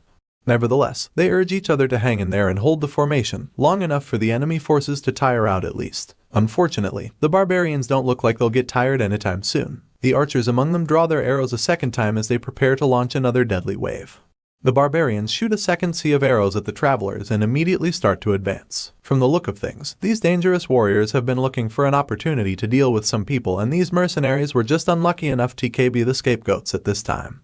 The heathens have gravity on their side at the moment, and they're bent on using it because all of a sudden, they start charging at the stunned mercenaries with blistering speed. Our boy and his little group watch the whole thing unfold from afar. They're at the back of the pack, so they're able to quickly get themselves hidden and safe from the wrath of the barbarians. Lamon seems to have known something would happen because when the heathens start their onslaught, he's not surprised at all. He already knows that they would be the ones to start attacking the mercenaries first. This explains why he decided to travel with the merchants who were at the rear of the traveling convoy. As such, they've bought themselves some time, and so they'll be able to come up with a plan before they're surrounded. Seeing all of this, our hero is pretty confused. He has no idea what the barbarians are doing in this part of the country when everyone knows that they live beyond the northern borders. He can't wrap his head around the whole thing, and the old knight agrees with him, admitting that it's weird indeed. Lamon claims that he's never seen anything like this before, since they barbarians have never been known to cross this far out in the past. This sudden turn of events makes the old knight pretty upset because he was thinking that they'd finally get the chance to enjoy an easy trip. Unfortunately, they've been faced with the opposite, and now they have no choice but to draw their swords and clash blades with ruthless heathen warriors. With this in mind, Lamon takes out his sword as he prepares to go teach some barbarians a lesson.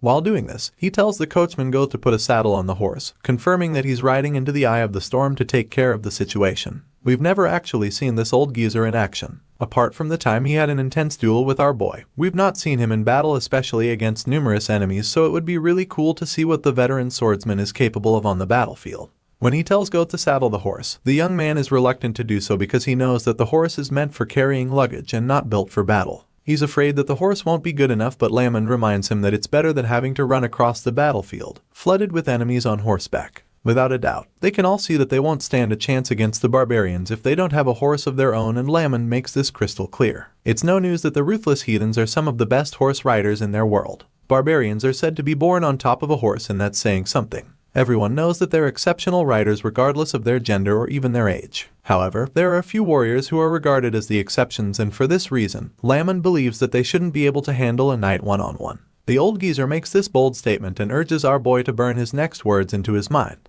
Once he's sure that Vlad is paying complete attention to him, he tells the boy that he needs to destroy barbarians' mobility when dealing with them because that is pretty much their greatest strength and also their biggest weakness. While Lamon is still trying to give our boy a pep talk, their conversation is suddenly interrupted by a loud, intimidating voice which gets their attention immediately. They all listen up, just like all the overpowered mercenaries lying injured on the battlefield. The man appears to be the leader of the barbarians, and he starts his little speech by telling all the mercenaries and merchants that he and his men don't intend to kill any of them. That being said, he promises to let them go if they pay the toll fees being demanded of them. Hearing this, the mercenaries are shocked. They're quite relieved that the onslaught has been halted, but they can't wrap their heads around the fact that the barbarians will really let them go if they just pay the toll fees. While most of them are still trying to understand what's going on, one of the desperate and terrified merchants at the back raises his hand to indicate his compliance. He speaks on behalf of the merchants, claiming that they all agree to pay the toll fees. Right now, he's ready to do whatever it takes to leave this place with his life, so he asks the barbarian leader how much the fee is. In response, the ruthless boss informs them that the toll fees to pass this point is everything they have except their lives. He makes it clear to them that the only way they can satisfy the bandit army is by giving up everything they own, and that means that they're to leave this place with just their bodies and nothing else. These words hit the man like a lightning bolt because he probably thought that the fee would be something he can easily do. He had no idea that he would have to lose everything he owns, and so the look of horror on his face is evident.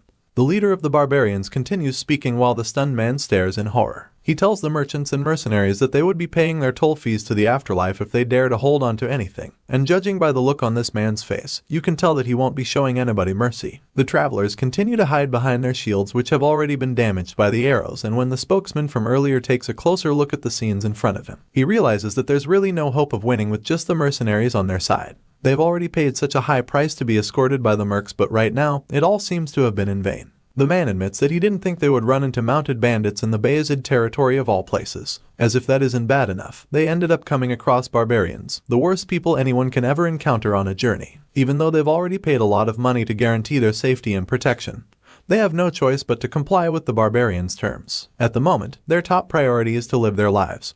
But the spokesman of the merchants still wonders if they can really trust the words of the heathens. He doesn't say anything that suggests he won't obey the instructions, and just like that, the barbarian leader signals his men to take action. All of a sudden, one of the barbarians starts riding forward, and as he gets ahead of the others, he tells them to follow him, so they do. From afar, Vlad can see everything that's going on, so he realizes that the barbarians have started the move and suggests that they're trying to rob the merchants now. Because of this, he states that he doesn't like the heathens, while Lamond and Goat just react to this with the same look on their faces. It's like our boy is the only one who isn't familiar with the mounted bandits, so the whole thing is still so new to him. Anyway, Lamond responds to Vlad, claiming that he tried to like the barbarians for a while, but unfortunately, that didn't work for him. All of a sudden, they notice some of the barbarians coming toward them, and Lamond tells the boys to get ready. The old knight tells Vlad that he'll probably only have one chance against the barbarians because he doesn't know how to ride a horse. The young swordsman just sighs when he hears this because he knows that he's in for a tough fight. Nevertheless, he's confident that he'll come out victorious, so he takes out his sword and braces himself for the enemies approaching them.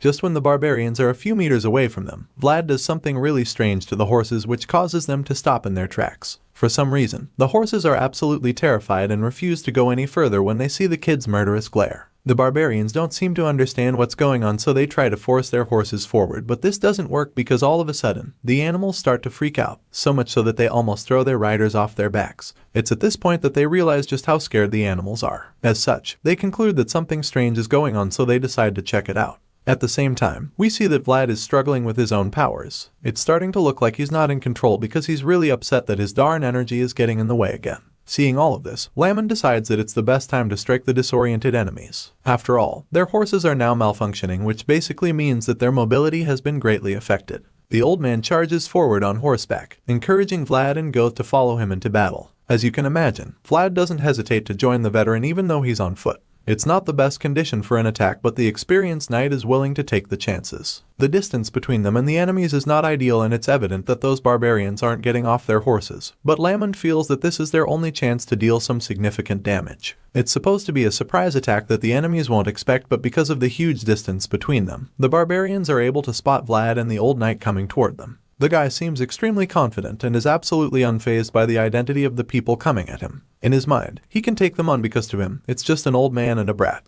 Convinced that the duo will be a piece of cake for them, the barbarians charge forward on their horses, hoping to intimidate Lamond and our boy with their force and speed. The barbarian tells his partners to cut the strangers down, so they all launch their curved blades at Vlad like a boomerang, which means that it would probably come back to them after doing the job. The old knight sees the arrogant enemies charging at him, which pisses him off a lot. He's annoyed that these shitheads would even dare to force him into a fight, so he decides that he'll teach them a lesson. That being said, the veteran knight blasts himself at the barbarians and shoots them off their horses before they can even see him. Lamond moves faster than they can even comprehend, and before they know it, he's already in front of them. Using incredible power, he takes out the first two bandits with deadly slashes of his sword. The others are stunned when they see this because they immediately identify this power as aura. As such, they figure out that the old man is a knight, and so they start to wonder what on earth a knight is doing in a place like this. Judging by the looks on their faces, they're all afraid, and this is confirmed when they start turning their horses around all of a sudden. These barbarians begin to retreat as fast as they can, determined to put some distance between the knights and them.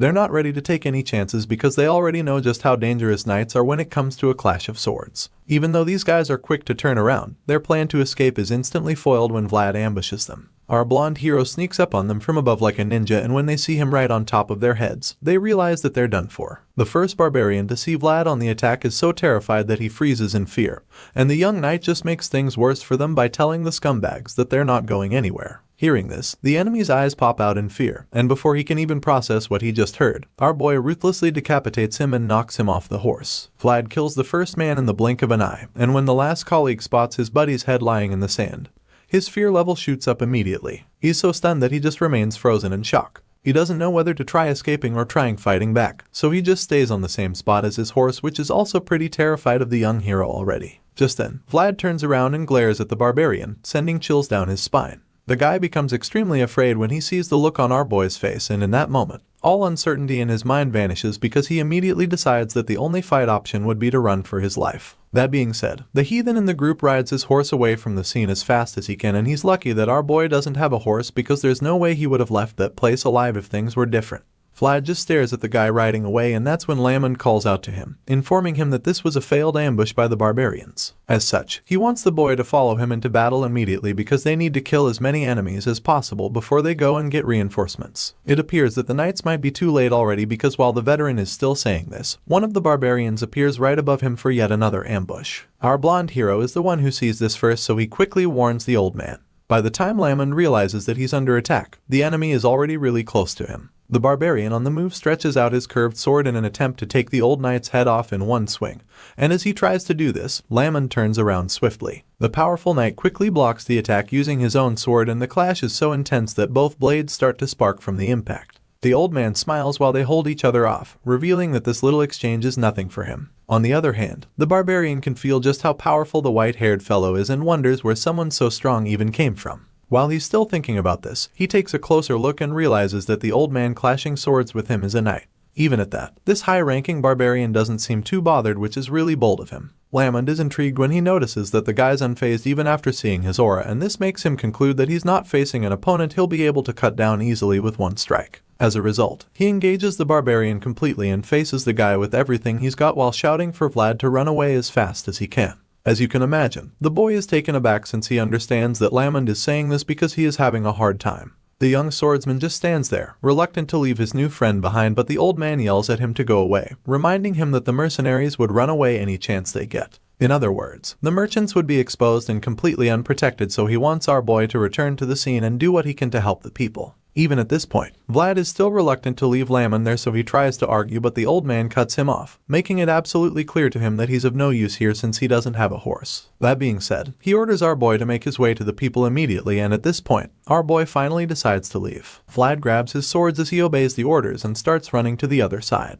Unfortunately, before he can even start moving, another high-ranking barbarian starts riding toward him with murderous intent. The big guy blazes toward our boy with insane speed, and the blonde swordsman is caught off guard for the first time in this battle. Thankfully, his instincts kick in at the very last second and he's able to deflect the sword slash with his own blade. The impact pushes him back a lot as the horse jets past him. He almost falls to the ground but manages to scrape along the sand long enough to regain his balance. As you can imagine, this attack sends dust flying all over the place, making things a lot harder for our boy, who is unfortunately on foot. He groans and admits that the attack was pretty heavy. The impact is even greater because the speed of the horse was added to the attack, and after thinking about this, he realizes that he's in for a really tough duel. Vlad sees the barbarian turning around to come at him for round 2, and the voice finally comes to help him out since he can sense the boy's tension. The voice tells Vlad to calm down and advises the young swordsman to stand his ground against the enemy. But these words of encouragement don't seem to be doing a lot since our boy is already panicking because he doesn't have a horse. He wishes he could ride one because he's at a serious disadvantage right now, and while he's still thinking about this, something strange happens all of a sudden. Vlad's eyes begin to glow as if he just sensed something, and even the barbarians suddenly see dust clouds forming in the distance. They're confused because they have no idea who it could be, and they wonder if the warriors from another group came back. That guess doesn't sound correct to them because from what they can see, it doesn't look like the dust clouds are being formed by more than one person. After pondering for a while, they start to see things more clearly, and that's when they realize that there's only one black horse and it doesn't even have a rider. Our boy hears the sound and a smile creeps up on his face because he already recognizes the black horse running toward the battlefield. The barbarians are also familiar with the horse, but it doesn't look like they have any good memories together. They alarm each other when they see the horse, claiming that it got away from them the last time they tried to capture it. Now, the horse is coming to them by itself and they're determined to catch it this time around. It turns out that this majestic horse is really famous around here and they call it the Son of the Grasslands. All of a sudden, the barbarians change their objective because they're no longer so concerned about robbing the traveling merchants. At the moment, they've seen a much bigger prize, so they organize themselves and prepare to chase the horse with their numbers. They gather themselves, determined to capture the Son of the Grasslands, and as they start going toward the horse, we realize that the powerful creature isn't backing down either. You'd expect the horse to start running the opposite direction when it sees them attacking with their swords and ropes. However, that's not the case because this horse is actually charging fearlessly at the barbarians right now. They attempt to capture it with their ropes, but they all miss for some reason and are unable to make an accurate hit on the target. The Son of the Grasslands runs past this first wave of heathens without stress, and the men are pretty disappointed in themselves when they see how effortlessly the creature got away from them. The horse blazes past and continues to run away from them, but they're determined to win this prize, so they urge each other to go after the horse still rather than just standing around there. Clearly, the Son of the Grasslands is the fastest horse around, so they're unable to close the gap during the chase, and while they're still at it, our boy climbs a platform so that the horse can see him because he knows that his old friend is coming to help him out. Our boy calls out to the horse, giving it his location, and judging by the way his eye is glowing right now, you can see that he is somehow connected to the creature since its eyes are glowing as well. The horse stops in its tracks all of a sudden when it sees the aura radiating from the young swordsman's body high on a cliff, and that's enough for the Son of the Grasslands to start speeding toward our boy. Now, it's evident to everyone that the boy and the horse are teaming up, so when the barbarian sees Vlad running toward the black horse, he gives chase, attempting to foil this little reunion. Our boy runs as fast as he can, but the horse behind him catches up easily, and just when the heathen is about to slash him with his curved sword, the boy jumps off the cliff hoping to escape. The blonde swordsman took a big leap of faith with that one, and once he's in the air, he realizes how dangerous the situation is. At this point, he's probably afraid that he might get hurt, but then all of a sudden, we see that the Son of the Grasslands also took a big leap, and as if on cue, the horse gets in the perfect position for Vlad to land right on top of its back. It's a wild horse, so there's no saddle, and Vlad is forced to stay put by holding onto its mane. The barbarians are stunned when they see what just happened. It's practically impossible for them because they never imagined that the Son of the Grasslands, a horse that possessed divine blood, would actually ever allow someone who's not from the grasslands to ride it.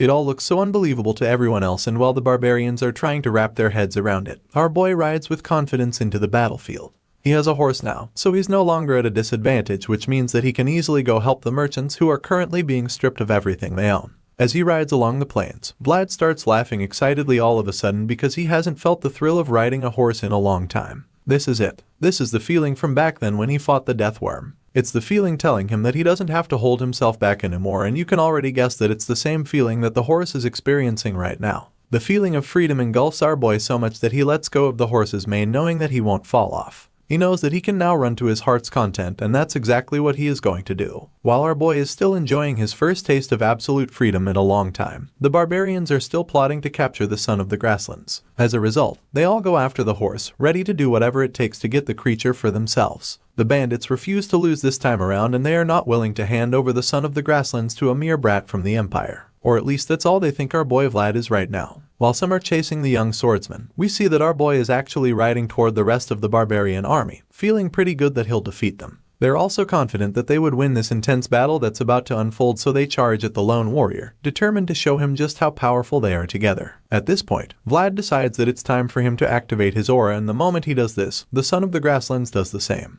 At the moment, both man and horse are practically in sync, and they're an extremely formidable force as well. The power from the both of them shines through the plains, leaving most of the barbarians astounded. It's practically a blinding light that fills the battlefield, and as they charge toward the target, the beam hits all of them like a thunderbolt. They're all left speechless when they see this, and it's pretty obvious that they've never come across such power like that before. It turns out that this aura-powered beam of light that shone through the place was actually what one would call a killer ray. With each beam that hits any of the barbarians, the power of our boy's combined aura kills them on the spot. And just like that, Vlad manages to wipe out an entire wave of heathen warriors without even having to do much. All he does is make one insane slash of his sword, which immediately multiplies in the blink of an eye to kill numerous barbarian enemies. After wiping out the first wave of the heathen army, the remaining barbarians are horrified because they suddenly realize that the kid is a knight too. They thought that he was just some brat from the Empire who wants to steal their prize from them, but now that they know he's a knight, their fear levels increase drastically. The men look back in horror, wondering just how many of their men Vlad killed in the blink of an eye. Seeing just how dangerous the young swordsman is, the barbarians realize that they'll just end up dead if they keep fighting him like that.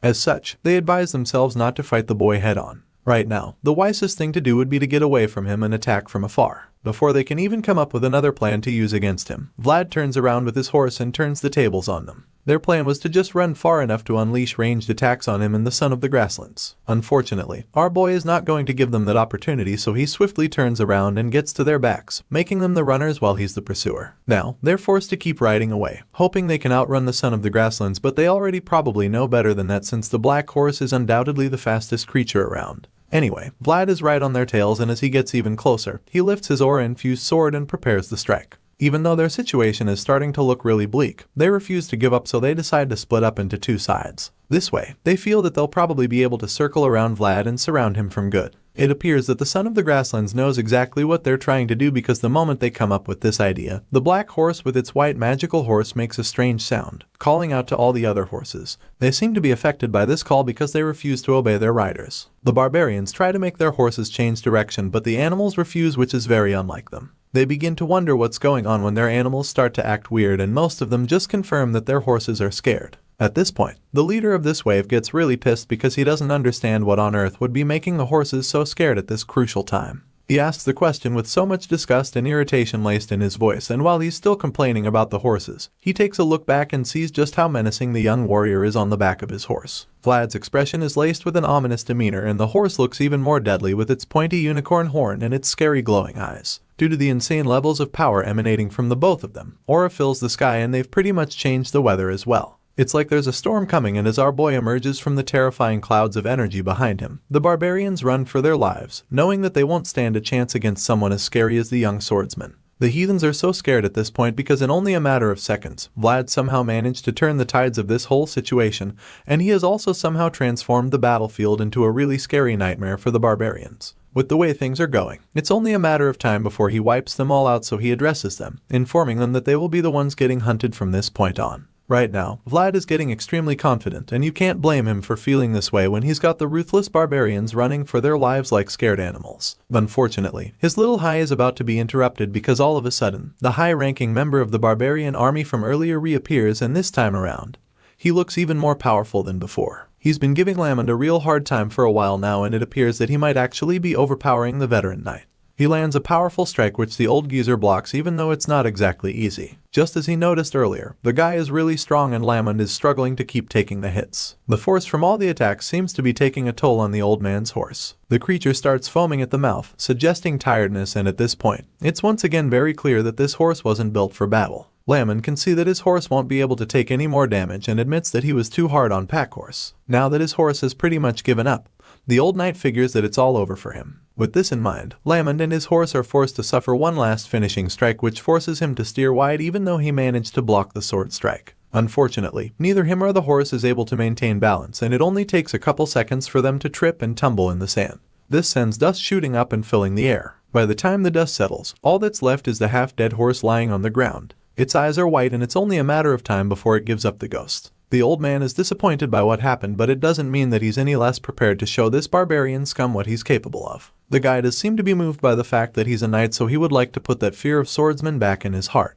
Lamond smiles at the situation, feeling stirred up by the challenge before him because it's been a while since he felt this way, and he didn't expect that there would even be another person that would be able to get his blood boiling again. Anyway, enough of the chit-chat. The old knight takes out his sword, prepared for a duel, and when the barbarian turns around to see that the geezer is back on his feet, he just gets pissed at how persistent Lamond is. Even though the old knight has proven himself to be a tough nut to crack, this pony-tailed barbarian feels that it is over for him now. Just when their duel is about to resume, they both hear a strange noise which gets their attention, and Lamond instantly recognizes it as the sound of the barbarian's horn. He's absolutely spot on with this guess because when he turns around, he sees that the young swordsman is the one pursuing the barbarian army. What's even more shocking is the fact that he's riding a horse too. Our boy rides majestically, forcing the heathens to retreat, and when the leader of the army sees this, he's absolutely furious. To think that a young boy from the Empire would send his best warriors taking to their heels like chickens makes him sick to his stomach, so he rides toward them with rage in his eyes, determined to punish our boy for making a fool out of his army. Just like that, Lamond is no longer forced to pull out the tricks up his sleeves because his opponent now has bigger fish to fry. The leader of the heathen army rides off to challenge Vlad, feeling insulted, and even though the old man calls out for the bastard to stop, the barbarian leader just ignores him. Apparently, the reason why the guy is so mad is the fact that Vlad is riding that particular black horse. The son of the grasslands rejected even the leader of the barbarian army,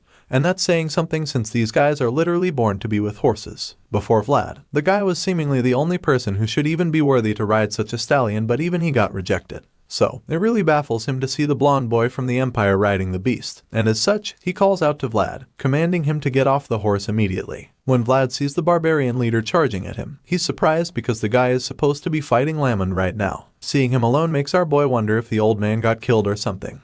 But then he takes a closer look and spots the old geezer at the back. Our boy heaves a sigh of relief at this point, because he was afraid that Lamond might be dead. While he's still mentally celebrating, the barbarian leader yells at him again, ordering him once again to get off the horse, because he believes that the son of the grasslands is not a horse that someone like Vlad can ride. Hearing these words, our boy is really pissed, so he hits back at the guy, warning him not to fuck around with the wrong dude. I mean, who the hell is he to tell our hero what to do? Enraged by Vlad's bold response, the barbarian leader yells furiously for the boy to shut up. He's beyond angry right now, and Vlad can tell because he suddenly sees a huge wave of red magic radiating from the guy's body. It's at this point that the voice in his head reveals that some of the barbarians can use magic to engrave their own world. Hearing this, the young swordsman suggests that this heathen army leader is at least on the level of a knight who can control aura, and that means he's certainly no pushover. While our boy is still busy assessing his opponent, the angry barbarian vows to take his life as the price for sullying a divine horse, and as you can imagine, Vlad accepts the challenge, stating that he'd like to see him try. At this point, both men are boiling with rage and fuming with aura, so the next thing coming is an intense battle which they don't fail to provide because right after all the yelling, they charge at each other like two deadly jousters ready to risk it all.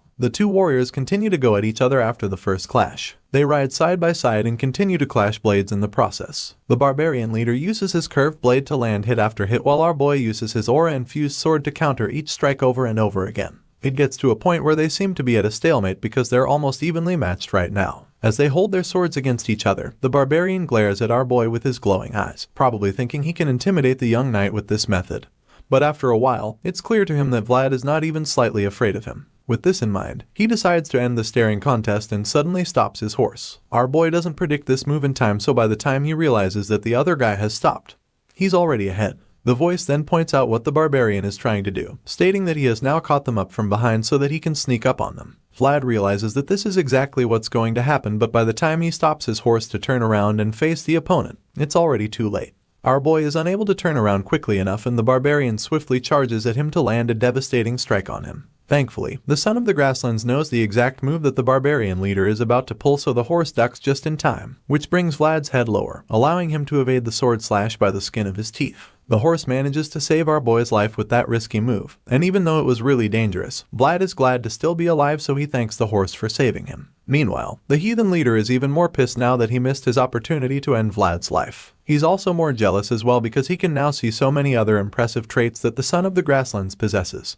It's a horse that was born with divine blood, so he's not too surprised by what just happened since he already knew that it was an extraordinary creature. However, he never imagined that it would be to this extent. At the moment, our young hero feels that he and the horse have already become one in movement. He's faced tons of people who are unbelievably strong so far, and that barbarian is certainly one of them. He knows that he can still deal with any sword attacks the guy throws at him, but he feels that there would still be a problem for him. And just when he's about to think of it, the voice in his head chimes in, telling him that the horse riding technique. The voice points out how our boy doesn't even have a saddle or bridle to ride with. He's basically a newbie to this, and if it wasn't for the special connection he has with the son of the grasslands, he'd probably have fallen off the horse by now. The young knight agrees, claiming that his thighs are even trembling because of how scared he is to keep riding. He's shaking so much that he can't use his legs properly anymore, and the voice informs him that he'll become more disadvantaged the more this drags out. It's clear that Vlad needs a way to flip the situation around. Otherwise he might end up dead. At this point, he suddenly remembers what Lamond told him to engrave into his mind about making sure to kill a barbarian's mobility during a battle. Turns out he actually let that advice stick, and now that he's recalled it, he realizes that this is exactly what he needs to do to flip the situation around. With this in mind, he decides that it's time for him and his heathen opponent to get dirty on the ground. Vlad charges at the barbarian leader, thinking of a way to immobilize the guy, and when the warrior sees them coming at him, he decides that the fight has to end right here and right now since he can't let it carry on. He challenges our boy to bring it on, and the charges at Vlad. The blonde knight sees the guy coming at him with insane speed, so he decides that it's time to take some action. With this in mind, he swiftly turns his horse around, so the son of the grasslands swerves so fast that he throws some dirt in the barbarian's face. This gives Vlad enough time to start running away, and when the other heathens see this, they start to jeer. The leader of the army is surprised to see this and even more upset because now he feels that our boy is nothing more than a dishonorable bastard. This is the impression he has of our boy now, and the thought of someone without honor riding the divine horse makes his blood boil. We thought this guy was angry before, but we're now about to witness what pure undiluted rage looks like. The barbarian warlord gets his horse moving as he chases after the young knight. And for some reason, he catches up rather quickly. So, it's almost like our boy is waiting for him to get closer. He obviously has a plan that we don't know yet, and judging by the cheeky smile that creeps up his face, you can tell that it's going to be a really brilliant trick he's got up his sleeves. Once the heathen leader gets close enough, the blonde swordsman engages him in conversation. He reveals that he heard the barbarians are born on top of horses, and then claims that he's always been living in the mud that's beneath the horses. As you'd expect, the furious warrior doesn't give a shit what Vlad is talking about, so he asks the boy what nonsense he's spouting, or at least that's what he thinks the knight is doing. Anyway, our boy turns to look at the angry guy and suggests that he's actually done a lot for him by agreeing to fight on horseback the whole time. And for this reason, he feels that it's about time the barbarian leader did something for him as well. With that being said, he waits patiently for the guy to be right behind him, and when the time is right, he takes off his cloak, allowing it to fly right into his face. This plan should have worked, but the heathen leader's senses are just too sharp. So, the guy is able to see the cloak coming toward him and is able to push it out of the way with one hand. After dodging this bullet, he yells angrily, telling Vlad that his petty tricks won't work anymore. However, before he can finish saying this, he raises his head and is shocked to see the blonde swordsman coming at him from above. Vlad bravely leaps off his horse and attempts to tackle the barbarian off his horse so that they can take their fight to the floor. Sure, the guy has sharp senses, but this time, even though he sees our boy flying toward him, there's nothing he can do to stop it. It all happens so quickly, and before he can even figure out a countermove, the boy grabs him by the neck and tells him that it's time for them to fight in the mud. The barbarian is horrified when he hears these words because our boy sounds pretty crazy right now. Unfortunately, he doesn't have a choice right now since Vlad tackles him to the ground while holding him in a headlock. And just like that, the barbarian loses his mobility. To make matters worse, their fall isn't just a simple one since our boy makes sure to drag the opponent along the slopey hills. Both men roll around in the dirt as they struggle continuously, and the next thing we see is that they're falling off a cliff. Vlad and the barbarian leader see themselves plummeting down the cliff, and the rest of the bandits are horrified to see their boss suffer such a fate.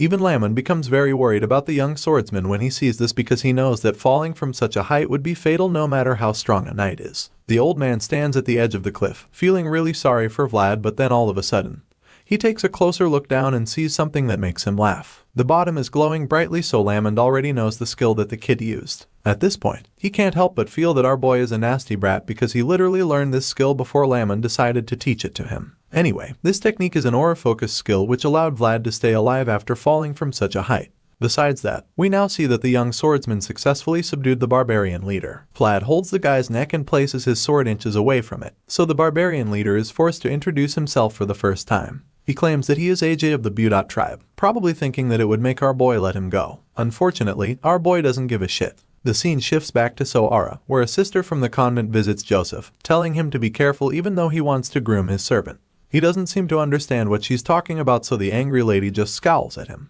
In a flashback scene, we see exactly why she's upset. Apparently, our boy took Jemima away from the convent without going through any procedures when the girl was basically a nun. In this scene, the sister tells Vlad that he has no right to do that even though he's from the Bayezid household. In response to this, he snaps at her, telling her that it's thanks to the Bayezid name that they still have a tomorrow. Vlad's glowing eyes glare at them as his words send chills down their spines. In the present, the sister is certain that Vlad will cause trouble for them in the near future because she feels that he's blasphemous and that he is extremely vicious and impatient. The mayor just stays silent after she's done talking, and then she suggests that Vlad will sully his honor. However, Joseph doesn't agree. He already knew that Vlad disrespected the convent and there was enough time for her to come report him all this while, so he doesn't get why she's only doing that now and warning him about the kid. Now that San Racino has given the boy who was born in the back alleys recognition, the same boy has even been endorsed by the respected priest Andrea. Joseph feels that all of this is intentional since there's only one person who can move the convent head, and that person is Bishop Pierre. Soara is controlled by two people, Mayor Joseph of the Bayezid bloodline, and the bishop who follows the word of God and looks after the people. However, the delicate balance is being swayed. The achievements of Joseph's vassal will definitely give him more influence, so he can now see the opposition's intentions more clearly, because he now realizes that he was their target right from the start. The story continues with Master Joseph having a chat with a visitor in his office. Basically, they're judging the actions of his vassal, Vlad of Soara. While it's true that Vlad gave the opposition a reason to do this, the mayor also believes that certain boundaries ought to be kept. Young Master Joseph feels that they must all know that he's not obliged to do anything just because of his servant's misbehavior.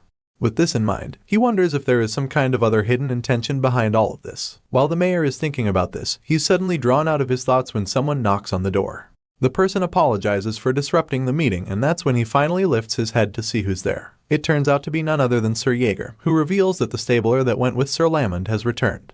The usher goes into the room and the young master just remains speechless for a while as he curiously waits to hear what the stabler has got to say. Seeing the look on Goth's face, Master Joseph immediately figures that the report must not be a good one. Sure enough, the stabler finally opens his mouth to speak, revealing that the barbarians have appeared. The sister from the convent is absolutely horrified, but the mayor just looks pretty unfazed since he was already expecting bad news. He calmly turns to the messenger and asks the guy where the barbarians are right now. In response, Goth reveals that they're on the roads connecting Soara and Varna, claiming that they're already attacking the people there. At this point, the mayor asks the stabler another important question, which is if he ran away to come back all by himself. Hearing this, Goth gets nervous and quickly clarifies that he didn't abandon his companions. He explains that Sir Lamond was the one who gave him the order to go get help. He goes on to state that Vlad has already taken the barbarian captain hostage and that he's holding his ground back there. The mayor is a little relieved to hear this, but he's also pretty curious about what happened to the mercenaries who were supposed to be protecting the merchants. In response, Goth reveals that the mercs retreated the moment they found an opening to do so, stating that they would all be dead if it weren't for Sir Lamond and Vlad. At this point, Master Joseph takes in all the information and figures that only Vlad and the old knight are protecting those who were ambushed. The stabler confirms this, and the sister from the convent just looks pissed that the young swordsman doesn't have the kind of bad reputation she was hoping for. The mayor sees the frustration on her face and it makes him crack a small smile. Anyway, now that his boy has successfully made the nosy lady look a bit stupid, he figures that it's time for him to help the blondie in question. So, he asks Sir Jaeger to personally lead the mounted troops on a rescue mission to go help out Vlad and the others. He tells Goth to guide them as they embark on the mission and also urges them to move swiftly. Both men understand the assignment, so acknowledge the order and get right to business. Once they're gone, the mayor resumes his little chat with the sister, suggesting that his vassal is pretty great. Of course, this is just to piss her off even more, and it works. She doesn't seem to get what he means by this, so he elaborates some more. As far as the mayor is concerned, Vlad is still following God's will and protecting the young lambs despite being of lowly birth and having an impatient personality. At this point, the sister realizes that she can't really disagree with him on that. She begrudgingly admits that he's right, and Master Joseph decides to capitalize on that. He feels that he'll still have to meet Bishop Pierre eventually, but if they're going to, then he wants this sister to pass a message to the man of God first. The lady listens anxiously to hear what he has to say, and he claims that he's truly grateful for the bishop's concern over him. And to conclude his message, he states that he'll visit the man of God soon. A wave of horror washes over the sister when she hears him say this, because she's afraid of what might happen if the two men meet. She has every reason to be worried too, since he intends to face the Bishop Head One when they finally meet, and as you can imagine, that's going to be one hell of an encounter. The scene changes at this point and we catch up with our boy who's back in the wilderness. He's still on a journey with Sir Lamond and the merchants, and it's safe to say that he looks really exhausted. While riding on his horse, he takes a look to the side and notices another small army of horsemen riding together. From what he can see, he's convinced that more of the barbarians are gathering there, and the old man confirms this. He claims that quite a lot of them are heading south, but this is quite unusual to him because if they were normal mounted bandits, then they would have run away the moment their chief got caught. As a result, Sir Lamond concludes that their hostage must be a really highly ranked warrior. The guy's currently tied up in the wagon, looking quite unfazed by anything that's going on. He probably feels that his warriors will soon come to rescue him, and this is a possibility that the old man fears too, since the barbarians are still hanging around. Sir Lamond feels that this is getting bad, and he's afraid that they'll be in big trouble before they even reach Soara if things continue at this rate. They're still trying to hold their ground and make it home safely while the barbarians are waiting for an opportunity to strike. The old man is really worried at the moment, and he's starting to wonder what is taking the stabler so long to return with reinforcements. The barbarians suddenly start dispersing, and he's afraid that they've changed their strategy, which makes him wonder if something happened. Vlad and his horse take a look at the side all of a sudden when they notice something quite shocking. That's when they realize that Goth has finally arrived with backup. Sir Lamond looks over and sees the dust clouds all over the place, so he agrees with the young swordsman. The Bayezid army advances toward them with Sir Jaeger and Goth leading the way. When the old man sees this, he realizes that he was just getting worked up over nothing. The merchants are so relieved when they see the army coming. They recognize them as the mounted troops of Soara, so they immediately conclude that they're saved. While everyone else is jubilating about their arrival, the leader of the barbarians is quite pissed because he didn't expect that the reinforcements would get here that quickly. This explains why the barbarians dispersed earlier. They probably saw the mounted troops of Soara arrive and made a break for it. Anyway, the leader of the barbarian realizes that the jig is up right now, so he commends the old man for sending Goth to get back up, admitting that it was an impressive judgment. If they had tried to stay back there without abandoning the goods, then the situation would have been very different.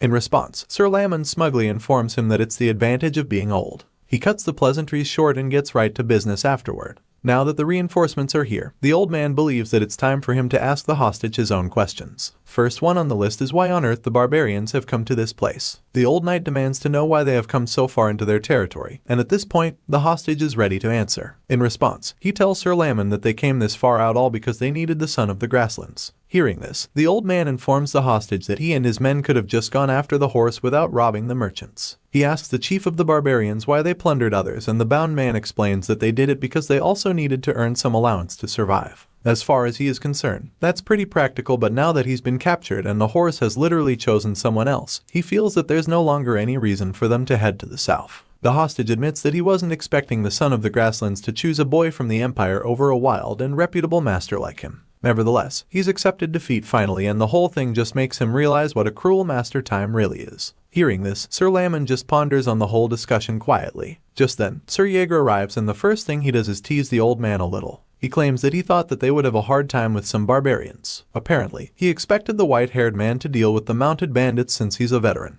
As you can imagine, Sir Lamon takes offense when he hears this, so he snaps at the one-eyed knight, stating that the bastards would have run off to Varna by now if he had a military horse to ride on. At this point, Sir Jaeger can see his point, so he changes the topic and admits that he's just glad they're all safe, whatever the case may be. Now, his job is to take them back to Sawara. Just then, they look to the side once again and notice the barbarians still hanging around. Sir Lamon asks Jaeger what he will do with the mounted bandits now, because it seems that they have their own situations right now. In response, the green-eyed knight reminds the veteran that they're already in chaotic times. That being said, he believes that they need to avoid the anxious barbarians. However, first, he intends to have a chat with them. He suddenly starts riding in another direction, claiming that he'll persuade them to leave the Bayezid territory. Sir Jaeger's eye starts glowing all of a sudden, and you can literally see the aura coming out from under his eye patch. The hostage looks pretty scared when he sees this, and Jaeger just approaches him, claiming that just wants to talk the way any civilized man would. His sword equally starts brimming with energy, which just makes him look even more terrifying. As you can imagine, the other barbarians are just as terrified as their captured leader when they witness the power of this green-eyed knight.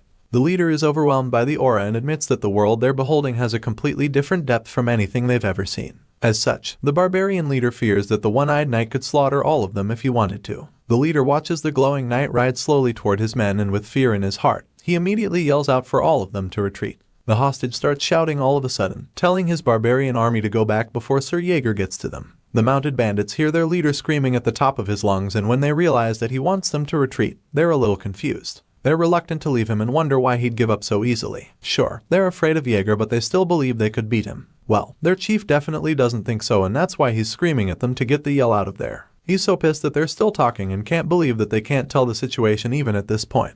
Despite his best attempts to get them out of there immediately, they're still reluctant to leave. They're torn and unsure of what to do, because if they retreat now, then their chieftain would probably end up dead. Even though they want to save him, they also know that they're currently in the front yard of Sawara, which just puts them in a very vulnerable position since they don't even know when more reinforcements will arrive. Besides that, they already know that there's one more knight to face, the one-eyed swordsman with a really terrifying aura that's currently closing on them. They already had their hands full before when it was just Vlad and the old man.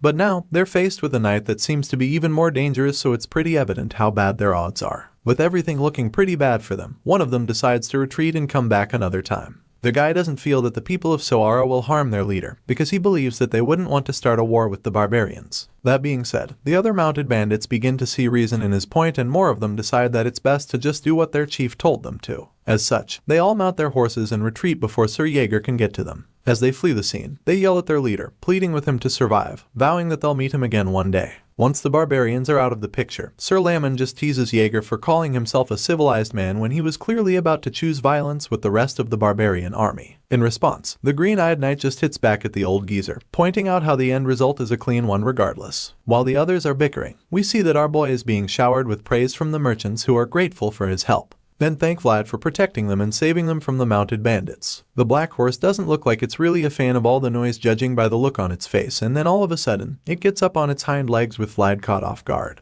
Our boy is shocked by this and tries to regain control. While he's busy with that, the merchants start talking about how dangerous and fierce the black horse is. Some suggest that this is probably because it's a wild horse, and so they decide that it's best to keep their distance from the creature. Vlad keeps trying to call the son of the grasslands down, wondering what the hell triggered the horse all of a sudden. While he's still trying to figure out what made the horse act this way all of a sudden, Sir Jaeger approaches him. The advanced knight asks the kid whose horse he's riding, and Vlad is a little taken aback because he's not exactly sure how to answer that. Either way, he reveals that this is the horse he met while he was fighting the deathworm before. He reveals that the black stallion somehow found its way to him again, and as soon as he says this, Jaeger realizes what he's talking about. The one-eyed knight recalls Vlad saying something about a wild horse he came across on his last adventure, so now that he's gotten a chance to see the creature, and pretty amazed. He observes that the horse is bigger than most and admits that it also seems to be extraordinary even at first glance. Our boy agrees with all of this of course and suggests that he'll have to make a saddle for the son of the grasslands once he gets back to Soara. In response, Jaeger just tells the young swordsman that it looks as though he'll finally earn his keep now.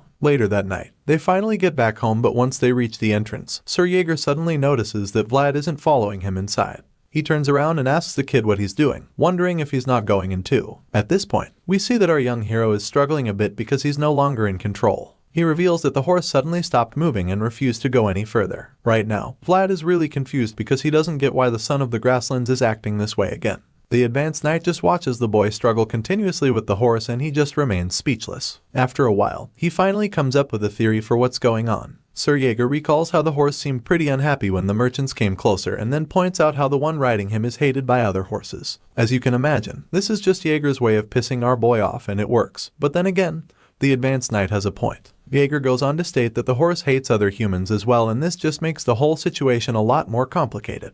The knight has certainly never experienced anything like this before, so he's pretty frustrated, and it just makes him feel that he'll never know how to deal with Vlad. On the bright side, he feels that the stressful vassal finally met his own kind, and that's some sort of consolation at least. Since the son of the grasslands refuses to enter the city, our boy figures that they'll just camp out for the night, at least until he can figure out a way to get his new horse over its phobia for humans. The next morning, we catch up with the grumpy old knight who's having his first drink of the day. He's currently watching Vlad nag and lamenting about the wild black horse. Our boy claims that the horse is so stubborn as he walks around with a bouquet of flowers. Sir Lamond asks him if the plan was effective, and Vlad claims that it was a bit. As such, he figures that the barbarian didn't tell them complete nonsense. Apparently, they consulted the hostage for some advice concerning the son of the grasslands, and the guy told him that the horse likes the color red. He claimed that wild horses move while following where the rose vines are because in the frozen grasslands, nothing would give them anything. The rose vines opening up in reaction to hot energy is a signal that is linked to survival according to the barbarian. Vlad took the advice and tried it out, but it turns out that the rose vines he got might not be enough to do the trick. Hearing all of this, Herr Lamond feels that Vlad should be able to find a solution pretty easily since he knows what the horse likes now. Hearing this, the kid ponders on the whole thing for a moment and then realizes that his plan might work better if he's able to get more red colors. The old man supports this theory, and our boy suggests that he can also make things better by making it bigger too. To this, Sir Lamond admits that these are usually better when they're big, so he also supports this. At this point, Vlad goes on to say that it would be perfect if his little temptation is also moving.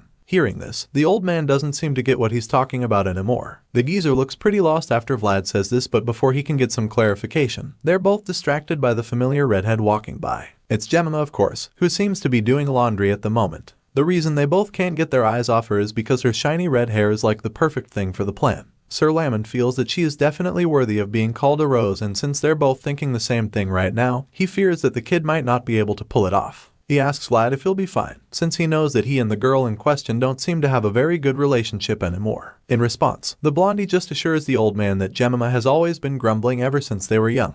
As such, he concludes by saying that their relationship goes beyond what they like or dislike, and he says this with a cheeky smile like he's so sure she'll help him out. Well, we're about to find out how that goes. The scene shifts, and the next thing we see is the redhead bluntly telling Vlad to get lost. The funny part about this is that he hasn't even said anything yet. She didn't even give him a chance to make his request, and while he's still trying to get her attention, she sternly tells him not to get in her way, reminding him that she's working right now. After saying this, she gets back to work, laying the sheets on the bed, but the persistent swordsman keeps trying to make her hear him out. He claims that he only needs a moment of her time, but she just snaps at him, stating that he should go tell them to Lady Alicia. As soon as she says this, you can already see where her rage is coming from. Even though she clearly doesn't feel like talking to Vlad right now, he simply refuses to give up. He tells her that he needs her help, and this just makes her lose it finally. She angrily yells at him, stating that she's busy, and then turns to him like she's about to tear him to pieces. Just when it looks like she's about to rip him apart, she stops in her tracks because she's taken aback by the huge bouquet of roses he presents to her. Jemima calms down in the blink of an eye, and with a really confused look on her face, she asks him what is going on. At this point, he calmly informs her that he wants her to hold the flowers and help him with something. As soon as she realizes that this is just him asking for help again, she bluntly reminds him that she told him to take all his requests for help to Lady Alicia instead of her. She says this a second time and our boy bluntly tells her no. After making it clear that he's not going to meet Lady Alicia for anything, he informs the redhead that this is a task only she can do. Our boy says this while handing her the bouquet a second time, hoping that she collects it from him. Vlad gives a really warm smile and the tone of his voice is definitely soothing because the young lady starts blushing after hearing him say this. Her face is practically burning up already, but she keeps playing hard to get. Even though she's clearly melted for him already, she refuses to take the flowers from him because she wants to know what he wants from her first. At this point, our boy notices that she's feeling hot, and since he's still the clueless young man he's always been, he has no idea that he's the reason her face is getting flushed. He asks to find out if she's okay, looking truly concerned, but the shy girl doesn't want to get any more flustered, so she just tells him to shut the hell up. While that's going on, the scene changes and we catch up with young Master Joseph and his right-hand man Sir Jaeger. They're currently on a little excursion to the underground prison in Soara, and after a long walk down the hallway, they finally reach the end where their target is. Upon reaching there, the young master introduces himself as mayor to the big guy sitting in the cell. Not surprisingly, it's the barbarian leader they captured not too long, and since Joseph is yet to meet the guy, he figures that this visit is necessary. In response, the prisoner introduces himself as AJ of the Budot tribe. The barbarian is bound with some really big chains, and judging by the defeated look on his face, it doesn't seem likely that he'll try to escape. However, this expression quickly turns into a smug look. The guy smiles, claiming that it's an honor to be visited by the mayor of Soara, and then he reveals that he has a few things he would like to ask. In response, the young master sincerely hopes that his trip down here doesn't turn out to be a wasted one. While saying this, Joseph takes a hard look at the prisoner and is moved by what he sees. The young master has seen numerous people trying to act cold-hearted or dignified at a time like things, but he's only seen a rare few who are true like this barbarian leader. Judging by what he just witnessed, he concludes that this man is the real thing, so he's eager to have a chat with him. Master Joseph admits that he initially thought this was something like a traditional ritual of the Budot tribe, but he later realized that it's actually forbidden for him to capture a wild horse. Now that he's realized this, he admits that he finds it really interesting because he believes that all worlds ought to be left alone so that they can shine in their own way. Therefore, what he's trying to say is that wild horses that shine only when they run should stay in the green grasslands and be left alone. He quotes all of this to the barbarian leader, stating that the people of the Budot tribe were apparently the kind who valued such principles, at least before this whole mess started. AJ remains speechless inside his cell with no idea how to defend himself because he's pretty guilty of going against their tradition with all that's been said. Since he has nothing to say, Joseph just continues to berate him, telling him that he broke the law, risked his life to cross the Iron Duke's territory just so he could come to this place. Apparently, the young master doesn't believe that the barbarian clan leader would go to such great lengths to break the law of his people when he's meant to uphold it. As such, he's convinced that the barbarians had another reason for trespassing, so he demands to know what it was. At this point, AJ slowly gets up to look the young master dead in the eye. With his hands chained to the wall, he walks up to the bars and admits that he thought about all this while he was locked here. The barbarian army leader claims that this could be better for him, stating that he's someone who will take charge of the future of the Budot tribe. As such, he goes on to reveal that there's only one reason why he would break the taboo of their tribe and try to capture the son of the grasslands. That being said, he finally drops that bombshell, stating that he did all that because they needed the fastest being they knew. As soon as he says this, he roars at the mayor and attempts to reach him with as much force as he can, but the chains hold him back. He blames the people of Soara for ruining his plan, and that's when he looks up to see the tip of his sword inches away from his forehead. Jaeger stretches the sword into the cell, ready to end the prisoner if he tries anything funny. Meanwhile, Master Joseph is pretty curious about what the barbarian just said, so he asks him what he's talking about. In response, AJ just keeps burning up in rage, and once again, he asks the mayor what the hell the people of Soara have done to cause the dragon to go on a crazed frenzy. Hearing this, Joseph gets a little nervous because he seems to know exactly what the guy is talking about now. Apparently, there's a dragon that has been quiet all this time and now it's going on a rampage. The barbarian keeps losing his shit, angrily asking Jose what he did to the dragon's fragments. The mayor also appears to know what he's talking about. He knows about the dragon's fragments. As far as he knows, the West's evidence of path has been safely transferred over to the Iron Duke. Even though everything should be good on that front, he can't help but wonder if it's related to the rampage of the dragon somehow. While he's still thinking about this, his thoughts get interrupted all of a sudden because AJ sternly demands that the blonde boy who defeated him be brought to him. As you can imagine, the mayor isn't exactly a fan of that arrangement, so he asks the guy why he wants to see Vlad. In response, the barbarian explains that the only being that can catch up to the fastest dragon is the son of the grasslands, which happens to be in our boy's possession right now. AJ is convinced that the black horse must have chosen the young swordsman over him for a very good reason, which means that Vlad has something special in him. Hearing this, Master Joseph begins to understand what the barbarian is trying to say, so he claims that he'll think over the request. Of course, AJ knows how urgent the situation is, so he tells the mayor that he needs to hurry, feeling that he should probably know that as well. The remnants of the fallen dragon have inherited the blood of the most perfect dragon. The barbarian reveals that so far they've lived without realizing that they're dragons, but also states that something has definitely changed which puts everyone at risk. AJ fears that whatever happens will certainly go beyond their territory once the threats realize that they're dragons. After making this clear, the barbarian prisoner asks the young master once again what his people did with the dragon's fragments. He says this with a really desperate look, and it becomes quite clear that this problem is a lot more serious than the mayor could have imagined. The scene shifts to Vastapal, the main city, specifically the Baronoff dukedom. A blue flag is seen high up there, with the symbol of a fist on it which is surrounded by some kind of flames. A white-bearded man stands at the top of one of the towers in the castle and looks out to the snowy mountains. He notices that the fallen dragon is crying and he looks pretty concerned about it. This white-haired old man happens to be the Iron Duke, Timur Baronoff. While he's looking out to the windows, his thoughts are suddenly interrupted when one of his subordinates barges into the room, claiming that something is happening to the dragon's fragments. The old guy says this with a lot of urgency in his voice, and when the Duke hears this, he becomes really worried as well. The old man informs his soldiers that their familiar issue has started again, and in order to deal with it, he needs the mages first. Duke Baronoff asks what the mages are doing, and one of his men informs him that it's not looking great this time around.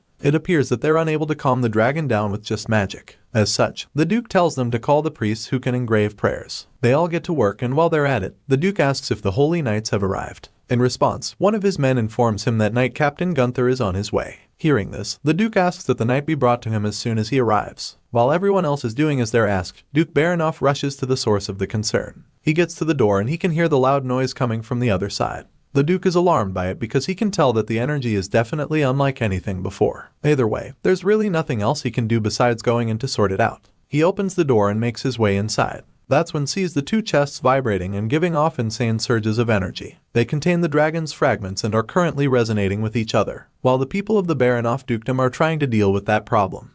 The scene changes and takes us back to Soara, where the people are still going crazy about the young swordsman. The sea of people makes its way to Vlad's residence with all kinds of gifts for him. However, when they arrive, a young lady informs them that he isn't around because he went out on a mission. As you can imagine, the visitors are disappointed to hear that their favorite blondie isn't around. They feel that they're too late and start lamenting about it. One of them talks about how he had to prepare a gift for Vlad because he wasn't able to greet him at the convent.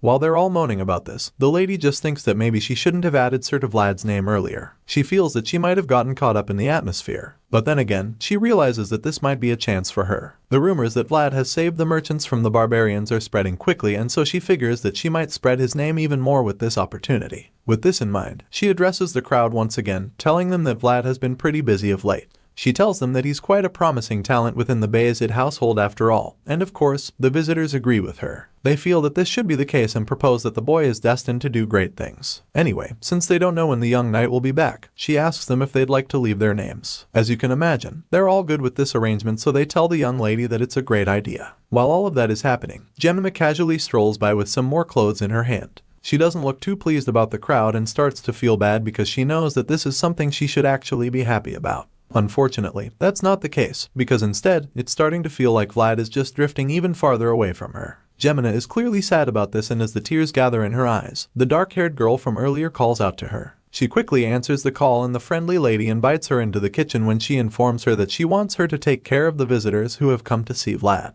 The red-haired girl is pretty taken aback by this assignment, and she's also reluctant to take it up. Gemina expresses her confusion, so the lady tells her that the guests will only be able to interact with Vlad through her from now on. Of course, it's a pretty overwhelming task for the redhead because she feels that the guests are all very important people she shouldn't even be qualified to talk to. That being said, she politely declines the job, telling the young lady that she should be the one to do that. Gemina is afraid to handle this job because she's afraid that she'll put Vlad in a pinch if she makes a mistake in the process. Hearing this, the dark-haired girl is at a loss for words. She truly wants Gemina to do it, and even though the redhead is being reluctant right now, she refuses to give up on her. Since Gemina is now talking about being qualified to receive Vlad's visitors, she makes it clear to her that there's nobody else in Rose's smile that is more qualified than she is. The lady informs Gemina that the Vlad of today might not even be existing if it wasn't for her, and this leaves the redhead speechless. She's shocked to the core when she realizes that she probably played a really pivotal role in the famous young knight's life. Seeing the look of shock on Gemina's face, the lady goes on to tell her that she needs to be confident. She's still pretty shaken up by the fact that the current Vlad wouldn't exist without her, and while she's still taking it in, the dark-haired lady assures her that all she needs to do is be confident. Seeing how much faith the lady has in her, Gemina admits that she's bound to make mistakes. Besides that, she is not even sure how to do it either. Hearing this, the lady just smiles at her, telling her that it shouldn't be such a big deal if she makes a few mistakes. As far as she's concerned, Vlad should take on that much risk for her since she's attending to his guests. The lady suddenly reveals that she heard Vlad asking Gemina to help draw the attention of a horse. She points out how he even still needs her if he's going to ask her to help him with such a thing. After making this clear to her, she invites Gemina to her room and of course, the redhead is taken aback by this. She's reluctant to follow at first, but the lady simply informs her that men aren't the only ones who go to battlefields, telling her that even women have their own battlefields too. At this point, she tells Gemina that she's going to help her wield her own weapon the same way that Jorge gave Vlad the dagger back then. The scene changes at this point, and the next thing we see is that the young Master Joseph is having a chat with Sir Lamond. Both men discuss over tea while Sir Jaeger stands nearby. The old man claims that stability is always required when trying to expand, and on this note, he suggests that Count Gadar won't be able to come to the north right now. In response, Joseph states that the remnants of Ravnoma, the former alliance leader, still exist in various places within the west even though Count Gadar has fierce forces. On top of that, the dwarf movement battlefront is supporting them, so with all the factors in play, the Count will have to first resolve the root of concern behind it before choosing to leave for the north. Hearing this, the young master agrees with him, but then, the old man admits that he's still worried. This makes Joseph curious, so he asks Sir Lamond what's bothering him. In response, the old knight reveals that he's worried about the Jukat that he has. He feels that there's a reason he thinks his last mission should be used on a servant of the Bayezid house. He knows that Joseph might be offended if he thinks that it's a cold-hearted judgment, but he gives his sincere advice regardless, telling the third son of the Bayezid house that the Knights of the West have already surpassed the Knights of the North. It's difficult to hear, but it's the truth, and this old man wants the young master to be aware of it. Hearing this, the mayor of Soara doesn't even know what to say, and the old man goes to blame himself for it. He feels that he's been too complacent because while walking the lowest path and looking at the Knights of the West, all he can think is that he hasn't done what he's supposed to do. Back then, the North was stronger and more honorable than any other region. It was the monster that drove away barbarians without rest. Back then, the only thing colder than the coldness of the northern wind was the discrimination shown by the cold-hearted central region. Lamond claims that the Knights of the North are people who have struggled and fought against everything. But now, that's no longer the case. The strength of the North, which used to be rough, is disappearing as Master Joseph gains stability. On the other hand, the advancement of the West is slowly getting stronger. With all of this being said, the old man tells Joseph that he must not think lightly of Baron Heinel's request. He tells the young master that he needs to prepare before it's too late. After hearing all of this, Joseph agrees with the man completely, even the part where he said that the current North is different from the old North. Even so, he still believes that the North has kept producing strong fruits in recent years. While Sir Lamond is very worried about everything that's been going on, the mayor seems to be very hopeful. This hope seems to be contagious because after a couple of seconds, the look of fear starts to slowly get replaced with a calmer expression. The old knight believes that a new generation will always rise up to take over the old generation's place after all, and while saying this, the one person he thinks about is the young blonde knight. Speaking of the blondie, we finally get to see what our boy has been up to. He's still struggling to get the horse into the city, but when he returns to the entrance, he's taken aback by how many people are out there. He wonders why there are so many of them, and the voice suggests that they all came around because there's something interesting here now. Vlad isn't sure what the voice is referring to by this special something, so the voice tells him to think about everything he's done so far. The voice reminds him how they tried covering the horse's eyes to bring him into the city. They tried dragging it with brute force, right before attempting to lure it with food, which also didn't work. Our boy even had to lower his head and beg the horse, which he doesn't deny. The voice talks more about this young boy whose name is increasing in value greatly, stating how the same boy who has been made helpless by a horse, and concludes by saying that it is definitely interesting enough to have all these people gather here. However, our boy doesn't think that it's interesting enough to create such a crowd in the city. Just then, Gemina calls out to him, wearing a red dress like a bride. Clearly, this wasn't part of the plan, so he asks her why she's wearing that. The voice suddenly informs him that she's wearing the combat uniform of a woman and claims that he's very impressed by how thorough her preparation is. Hearing this, Vlad figures they can go ahead with the operation, so he tells Gemina that it's time. She's clearly been waiting for his signal, so she finally takes off the veil to reveal her beautiful red hair, which leaves all the men around mesmerized. They're all amazed by how beautiful she is and admit that she really hid herself well. Even the horse starts reacting the moment Gemina reveals her face, and while the son of the grasslands is attracted to her, she's not exactly a fan of the situation. Gemina feels that the horse is even scarier in person and admits that it's so pressuring you have so many eyes on her. But then again, she knows that she has to see it through till the end, because if she hesitates because of such an insignificant fear, then it would mean that she doesn't deserve to stand by Vlad's side. She takes out the bouquet of roses vines and lures the horse over. Just as they imagine, the plan works and the horse finally starts walking into the city. The people who gathered there are amazed when they see that the son of the grasslands is finally moving. Our boy is so excited about this, but he keeps his composure and commends Gemina on a job well done, encouraging her to keep reeling the horse in. Seeing how difficult it was to get the horse inside the city, Vlad realizes that the creature is really certain about its preferences.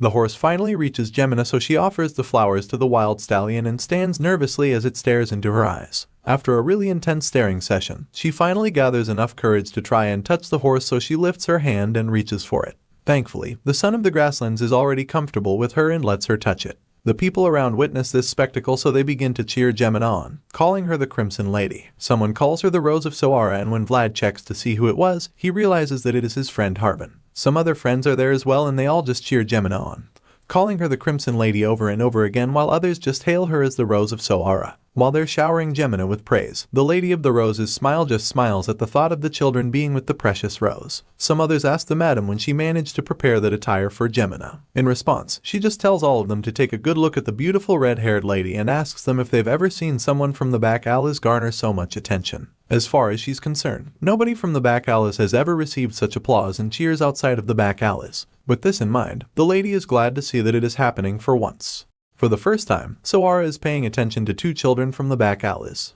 The story continues somewhere high up in the snowy mountains, where we see two people on some kind of investigation. They stumble upon some bloody orc corpses all of a sudden, and the beast girl in the duo immediately concludes that this was a complete wipeout. As far as she's concerned, all the victims were killed in an instant, and from her observation, she can tell that there were over 50 grey orcs who were murdered. Hearing this, the guy with her agrees, feeling that the massacre happened so quickly that the victims probably didn't even realize that they had died. At this point, he concludes that Joseph's report was correct, and the beast girl believes so too. Apparently, everyone now realizes that the most perfect existence was ripped to shreds by a Swordmaster, and as this creature fell to the ground, it just happened to spread its blood all over the world. That was how the remnants of the fallen dragon appeared. Some dragons lost their wings, some lost their scales, while some lost their eyes, and they were split up while having forgotten about their origin. However, the beast girl states that one of the creatures somehow realized that it's actually a dragon unlike the others, to which her partner agrees, claiming that it's the dragons that possesses the most perfect leg. The moment he says this, we get to see the massive footprint in the snow, featuring a complete set of toes, which suggests that this was left behind by the dragon they're talking about. The scene changes at this point and we're taken to a beach. Here, we're reminded that life is an endless cycle of choices. The thing is, no one can make decisions on your behalf, and as such, the instant of that decision is when they truly realize the kind of being they are. In this scene, a stout-looking red-haired man named Sigmund appears and confronts another, asking if he really intends to ignore his orders. The man being questioned turns out to be Jorge, who bluntly hits back, reminding him that he's not Lord. In response, the man insists that he execute all remnants of the dwarf movement battlefront, stating that this order has the stamp of his uncle, Count Gadar. At this point, Jorge tells Sigmund to take a second look at the people around, stating that they're just refugees. Unfortunately, Sigmund isn't even slightly moved. As far as he is concerned, Count Gadar probably decided that these people are not different from the dragons, but Jorge refuses to believe that the Count would make such a decision. Hearing this, Sigmund is pissed and accuses Jorge of being disloyal, so he asks the knight if he has abandoned the oath of loyalty he swore under the flag Gadar. In response, Jorge bluntly states that he is human and cannot follow such a ridiculous order. At this point, it becomes clear that they can't be on the same page, so Sigmund asks Jorge's men if they also intend to disobey the Count. All of a sudden, the men start walking away from Jorge, telling him that they must never defy the orders of their lord no matter how wrong it is. Just like that, Jorge finds himself alone in this one, with only one man left on his side. This last knight is none other than Godin, who also seems to be having second thoughts, so Jorge tells him that he can go on with the others, to a world where he can shine even more. The scene changes after this point, and the next thing we see is Godin seated as the new leader. In a meeting, they talk about how they need to pay attention to the Knights of the Iron Duke and Bayezid since they have information that Baron Uthman has been making suspicious movements. He is given the list of knights with the Iron Duke and the Bayezid and realizes that it's the same from the report years ago. From what they can see, it appears the two houses failed to raise a new generation, excluding the eldest son Rutger, who is the only new knight worth mentioning. That's how it looks for sure, but Godin feels that they shouldn't jump to conclusions because he believes that the true weight of the Bayezid name cannot be estimated by just a simple report. After all, he's convinced that Bayezid must have a hidden sword since he was once Gadar's hidden sword. His subordinates apologize for their hasty conclusion, and then one of them suddenly reveals that he heard someone from his hometown is in the Bayezid household. He claims that the person is unique, and this piques Godin's interest, so he asks the guy to tell him about this person. The guy reveals that a boy servant of the Bayezid household is showing promise, and as soon as he reveals that it's Vlad of Soara, chills run down Godin's spine. The guy goes on and on about how our boy first appeared in the honor fight in Dermer and how he used aura there. At this point, his colleagues are equally shocked because it should be impossible for a servant to be able to use aura. Some of them start laughing because it sounds ridiculous, feeling that the Bayezid house is just making up stories after failing to raise a new generation. While they feel that it's all a lie, Godin quietly ponders on the name he just heard because it's strangely familiar. It doesn't take him too long to put the pieces together and realize that Vlad was the gutsy kid that fought him when he killed Jorge. Godin is pretty amused by this because he remembers how much he wanted to bring Vlad with him after their encounter since the boy shined with potential that day. He's not completely certain that Vlad is the kid making waves in the Bayezid house because he can't say for sure that the kid is still alive. In that moment, the scene shifts and we catch up with the dramatic young knight in question. At the moment, he looks like he's on the verge of death because he's absolutely exhausted. The voice in his head just scolds him, telling him to eat his food and stop whining. Apparently, he feels so tired right now because he had combat guidance with Sir Jaeger in the morning before his aura and body strengthening technique training with Sir Lamond in the afternoon. As if his day isn't already tedious enough, he also has a training progress discussion at night, so judging by his packed schedule, he's afraid that he might end up dead if things continue at this rate. After he's done complaining, the voice simply tells him that he's very lucky and states that he should be thankful that they're even teaching him. In response, he tiredly admits that he knows and explains that it's the whole reason why he's still forcing himself to do everything he's asked. Just then, Goth enters the room with a big bag on his back, asking Vlad if he's been doing okay. Our boy is confused because he doesn't get why Goth is carrying luggage. It turns out that Joseph asked him to stay there henceforth, which Vlad still doesn't understand. Vlad recently got a house for his new horse, and since Goth is the stabler, he's required to be wherever the horse is. Our boy is not so sure about this arrangement because he doesn't know if Goth will be able to handle his horse. In response, the guy just reminds our boy that he's the stabler of the Bayezid house, so Vlad wishes him luck, which gets him a little worried. He asks why he would need luck to take care of the new horse, but the blondie doesn't have energy to even talk. Just then, Goth tells him that Sir Joseph has asked him to come back, which leaves our boy in shock. He wonders why, so his pal figures that the young master wasn't to lift the punishment. A while later, Vlad arrives at Joseph's place and immediately regrets believing what Goth told him because judging by everything in front of him, he can already tell that this isn't an atmosphere where the young master would lift his punishment. If anything, he might even be in more trouble than before because he's been summoned before everyone like as if he's on trial. The young master reminds our boy how he defied orders and saved the children back in one of Baron Uthman's villages. Our boy admits this despite the young master's stern appearance. Joseph suddenly asks the boy if he would still defy his orders if the same thing were to happen again. This question catches Vlad off guard and Joseph just keeps staring at him. Our boy remembers that he swore to be truthful to the young master and not his loyalty, and for this reason,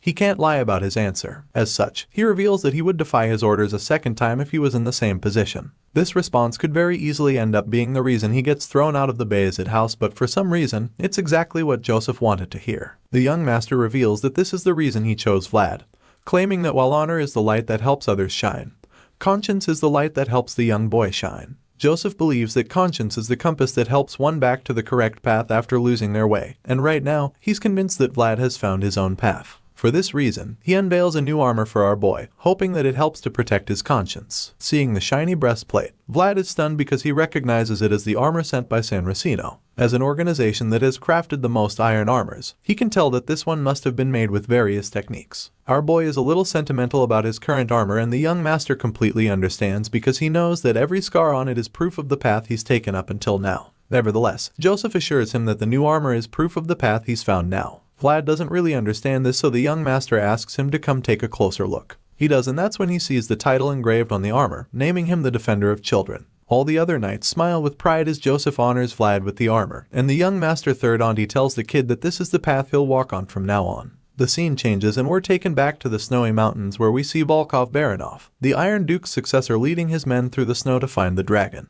Judging by the flames he sees in the distance, he's certain that they're at the right place. He's not the only one who's come after the dragon anyway, because there's also several horsemen riding after the white-scaled beast. They're determined to catch it, but the dragon is also extremely fast, so they decide that they stand a better chance by spreading out. While they're struggling to corner the beast, Volkov Baranov suddenly joins the chase and attempts to end the commotion with a single attack. The guy conjures a massive spear and aims it at the dragon running toward him. When he's finally close enough, he launches the giant arrow, hoping to finish the white dragon, but the beast effortlessly evades the shot, which leaves him stunned. He knew that the dragon was fast, but he definitely wasn't expecting it to be this agile. That was truly a failing on his part, since this creature is Lindblum, the fastest dragon ever. Volkov's solo strike didn't get the beast, but it definitely distracted it long enough for the horsemen to surround it and cut off its escape route. At this point, the dragon realizes that it's been cornered, so it figures that the only way to escape now is by engaging the hunters. With this in mind, the beast prepares to unleash a breath of fire on all of them, and when they see this coming, they spread out, hoping to evade the blast. Volkov, on the other hand, refuses to let the dragon shoot fire at them and instantly launches another massive magical arrow at the beast. This foils the dragon's attack as it's forced to retreat in an attempt to evade the furious man's attack. The dragon starts running away and the pursuers go after it, but it's just too fast for them to catch it. Volkov watches the beast get away from him and his men, and all he can do is curse in frustration as his target escapes again. While all of that is happening, we catch up with young Master Joseph and his older brother who just paid him a visit. The guy enjoys some tea and talks about how no other place has tea this good. Joseph knows that this guy hasn't come to chat over tea, so he bluntly asks his big brother what he has come for. In response, Rutger tries to pretend like he didn't come with an agenda, but Joseph can see right through him, so he admits that he didn't just stop to say hi. That being said, he reveals that it seems that what the barbarian said was correct. Hearing this, Joseph immediately realizes that this means a dragon is indeed coming. Joseph's big brother goes on to explain that if the West has the Deathworm, then the North has the Lindworm. He claims that the coldest and quickest dragon in existence dwells in the coldest place amid the ice-cold northern wind. The mayor is taken aback by this because he feels that it is not the season for the dragon to start migrating, especially since it doesn't always migrate just because of winter. Unfortunately, Rutger explains that there seems to be some kind of change in the pattern since the Deathworm last time was also different from any other time. On top of that, the Lindworm has already tasted the blood of the Grey Orcs, which means that they have to take the dragon out before it rampages even further. With this in mind, he quickly asks his big brother which way the dragon is descending from, but Rutger admits that they can't figure it out because it's way too fast and it's not easy to find its traces. Hearing this, Joseph concludes that they should get right into action. His big brother agrees with him and reveals that it's the reason why he was tasked with the Lindworm conquest. As such, Joseph asks what he can help with, claiming that Soara will provide as much support as possible. At this point, Rutger demands an appointment of knights along with a thorough reconnaissance. Hearing this, the young master figures that it's a logical demand, so he asks his brother how many knights he would need for this mission. Surprisingly, Rutger claims that he needs only one knight, which Joseph finds very suspicious. As far as the young master knows, he should need multiple tenacious swords to be able to face a dragon. But as weird as this request sounds, he also knows that he can't deny it because the situation requires his full support. Joseph asks if one knight will really be enough for his operation, and Rutger simply explains that a skilled sword works well enough since Lindworm is very different from the Deathworms. Hearing this, the mayor asks which knight he would like to assign, and just when Rutger is about to reveal this, our boy enters the room, claiming that Sir Joseph summoned him. The mayor doesn't seem to remember calling on Vlad, but Rutger looks really excited to see the blonde swordsman again. It's been a while and he's glad to see the greatest dragon herder of the north again. Later that night, Vlad has a chat with Jemima about the new task he's been assigned with, and reveals that it will take more than a month. In response, she simply states that it's a good thing he's busy and admits that he's been doing well lately. Just then, a gentle smile creeps up on her face and she tells him that their missus would have liked to see him like this. Vlad doesn't seem too happy to hear this, so he turns to her and asks her why she would suddenly talk about that, to which Jemima claims that it just came to her mind out of the blue. Either way, Vlad doesn't seem pleased at all. It's been way over 10 years since the woman passed away, and even though Jemima doesn't remember her mother, she remembers Vlad's. She remembers how Vlad's mother didn't abandon her child in such a despairing situation, unlike her own mother who left her. Hearing this, Vlad claims that he can't even remember his own mom either. Just then, Jemima pulls the last thread on the crest she's been making. She reveals that she's done with the third crest called San Legino. She shows it to him, feeling really proud of herself, and admits that the Countess's skills were too good, but unlike her, he feels that the crest stands out a bit. Moving on from that, Jemima asks him if the dragons are really dangerous, and he confirms this, stating that the creatures are pretty much living disasters. Since it's going to take at least a month, she figures that he's going to return during winter, which he agrees with. Hearing this, she reluctantly gives him a handkerchief, which catches him off guard. He asks her what it's for and immediately realizes why she just gave it to him. He figures that it has something to do with him taking the princess's handkerchief a while back, and so he teases her for keeping it in mind all this time. As you can imagine, the redhead is pretty embarrassed and refuses to admit it, so she slaps him in the face and insists that she gave him her handkerchief because it's made of pure cotton, unlike the former silk one which he doesn't know how to use. With her cheeks burning red, she tells him to have a safe trip and then storms out of the room before he can say anything to her. Once she's gone, he nurses the bruise on his face with the new handkerchief, and all he can think about is how mannish Jemima is. While wiping his face, he catches a glimpse of something on the handkerchief that makes him smile. It turns out that she actually engraved her name on the piece of cloth, and Vlad is truly touched by the gesture. The story continues as our young hero finally sets off on his latest adventure. Vlad, Rutger, and the rest of the party make their way through the snowy forest in search of the Lindworm. Along the way, Rutger reveals that he doesn't get why Joseph assigned 3 knights to him for the mission when he specifically asked for 1. He wonders why the young master would do that and asks Vlad if he has any idea, to which the blondie simply suggests that it must have been out of consideration for his big brother. However, Rutger immediately dismisses the idea, claiming that he knows his younger brother far too well to believe that. In fact, he's convinced that Joseph isn't happy with him because that's the only logical reason why he would send 2 other knights who clearly hate each other and expect them to be useful. It turns out that the other 2 men that were sent on the mission are Sir Lamond and the barbarian leader, who look like they're going to kill each other anytime soon. Rutger knows that the 2 guys at the back can certainly be a great help if managed properly, but as it stands now, it doesn't look like they'll ever get along with each other. Since he clearly doesn't know what to do with them, he assigns Vlad to manage the both of them in the meantime, and this leaves the kid stunned because he doesn't think he's in a position to do that. In response, Rutger points out how he won't be able to order the knight of the previous patriarch, and that's even if they're able to ignore the barbarian without any problems. Rutger has noticed that the old man has a soft spot for Vlad, so he feels that the kid is the only one who can actually talk to him.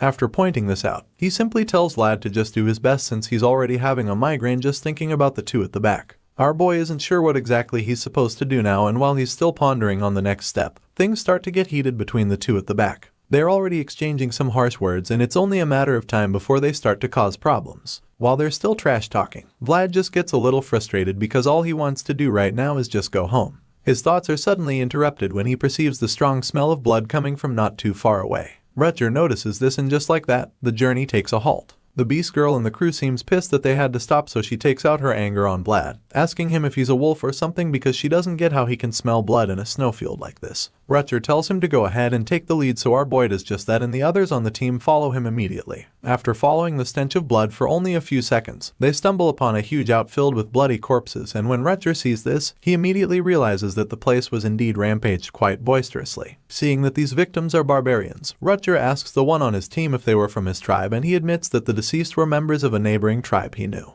Even though it's supposed to be a relief, the guy reveals that his tribe isn't far away too, since this neighboring tribe came all the way to the north. At this point, Lamond admits that it's all strange to him because the massacre looks like it was done with a sword, but then again, he's convinced that it wasn't done by a northerner. Rutger agrees with him on this, feeling that there's no need to commit such an extreme massacre since it's been a long time since they stopped the struggle of washing blood off with more blood. With all of this in mind, he concludes that this strange occurrence can only mean that an uninvited guest has arrived here. As the journey continues, they finally get to their destination, and Rutger is relieved that they were lucky enough to get there before it turned into a snowstorm. He informs Vlad that this place is the northern core of the Bayezid County, which is called the Barenheim Fortress. As they ride over to the fortress, our boy notices something strange, which is the fact that the place has 2 flags. Apparently, Rutger wasn't aware of this new development because he's shocked when the young swordsman points it out. After taking a closer look, he's horrified to see a familiar red flag, and judging by the look on his face, they have some unwanted company waiting for them in the fortress. While Rutger is busy grinding his teeth, Vlad is just pretty confused.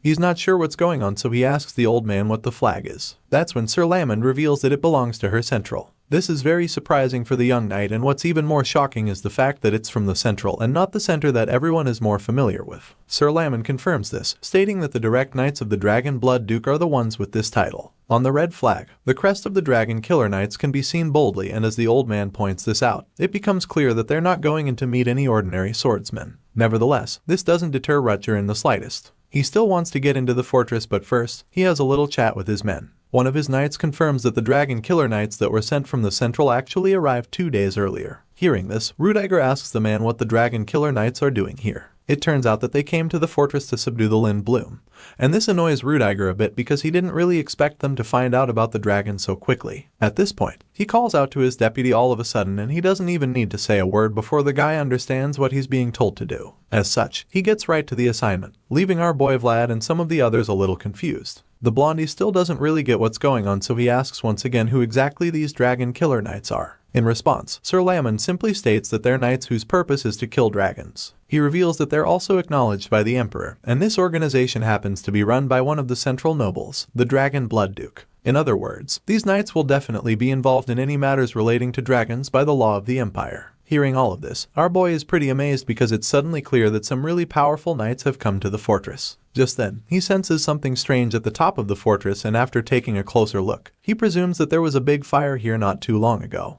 In response, the old man reveals that the Barenheim Fortress itself is a beacon mound of Bayezid. As you can imagine, our boy doesn't know what this means either, so he asks the old knight what he means by that. Sir Lamond simply answers him, saying that the fortress stands to steal and be stolen. It is also a place that needs to be rebuilt after being burnt black. The old man claims that this place is a humongous wall to the barbarians and monsters, but a fortress of indomitable will to Bayezid County. After hearing how passionate the veteran knight is about this place, Vlad is no longer surprised by how angry Rudiger is that the Dragon Killer Knights would just raise their flag without permission on the pride of Bayezid. While Vlad is thinking about this, Rudiger walks up to the main door of the fortress and pushes it open, prepared to face any forces on the other side. As soon as he opens the door, he's greeted by the Dragon Killer Knights who have already made themselves comfortable in the fortress. A loud voice calls out to him, claiming that he's been waiting for Rudiger and his forces. He then introduces himself as Mercia, the captain of the Dragon Killer Knights. This arrogant Chad in a cape is actually the Dragon Blood Duke's eldest son of the primary wife, and he goes by the name Mercia Dragulia. In response to the bold introduction, Rudiger angrily states that someone important came to his tower without him knowing anything.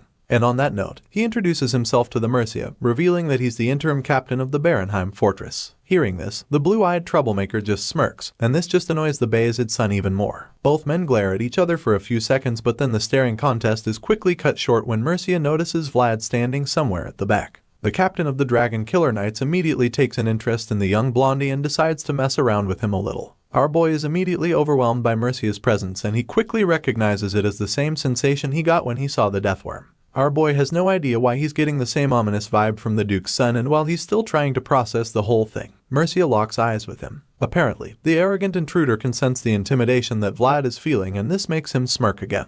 He's interrupted when Rudiger suddenly asks him if the Dragon Killer Knights are behind the attack on the barbarians. Surprisingly, Mercia doesn't even deny it. In fact, he casually admits it, claiming that it was something that needed to be done. He goes on to talk about how the Dragon Killer Knights were formed with the permission of the founding king and how they have accumulated centuries of knowledge and experience. As everyone knows, Lindblum is the fastest among the fallen dragon's remnants, and it's a creature they're desperately after, so since they can't catch up to it, he figured that they'd rather try to lure it with the barbarian corpses as bait. Hearing such disgusting words spew out of Mercia's mouth, Rudiger is absolutely furious, but he's definitely not as upset as the barbarian and their crew, who looks like he's about to lose his shit completely. AJ curses at the arrogant prick and charges at him with murderous intent, but before he can do anything that puts all of them in trouble, Sir Lamon quickly tackles him to the ground and stops him. Despite being pinned to the floor, the barbarian refuses to give up. He yells at the old man to get away from him, but the veteran simply threatens to break his neck if he utters another word. Surprisingly, AJ calms down a little after this, and then Lamond leans over to pacify him even more. The old knight admits that he understands AJ's rage, but also reminds him that it will only be reasonable when he's strong enough to take on the Dragon Killer Knights. That being said, he tells the barbarian to remain calm since he'll just die a meaningless death with nothing but bravado.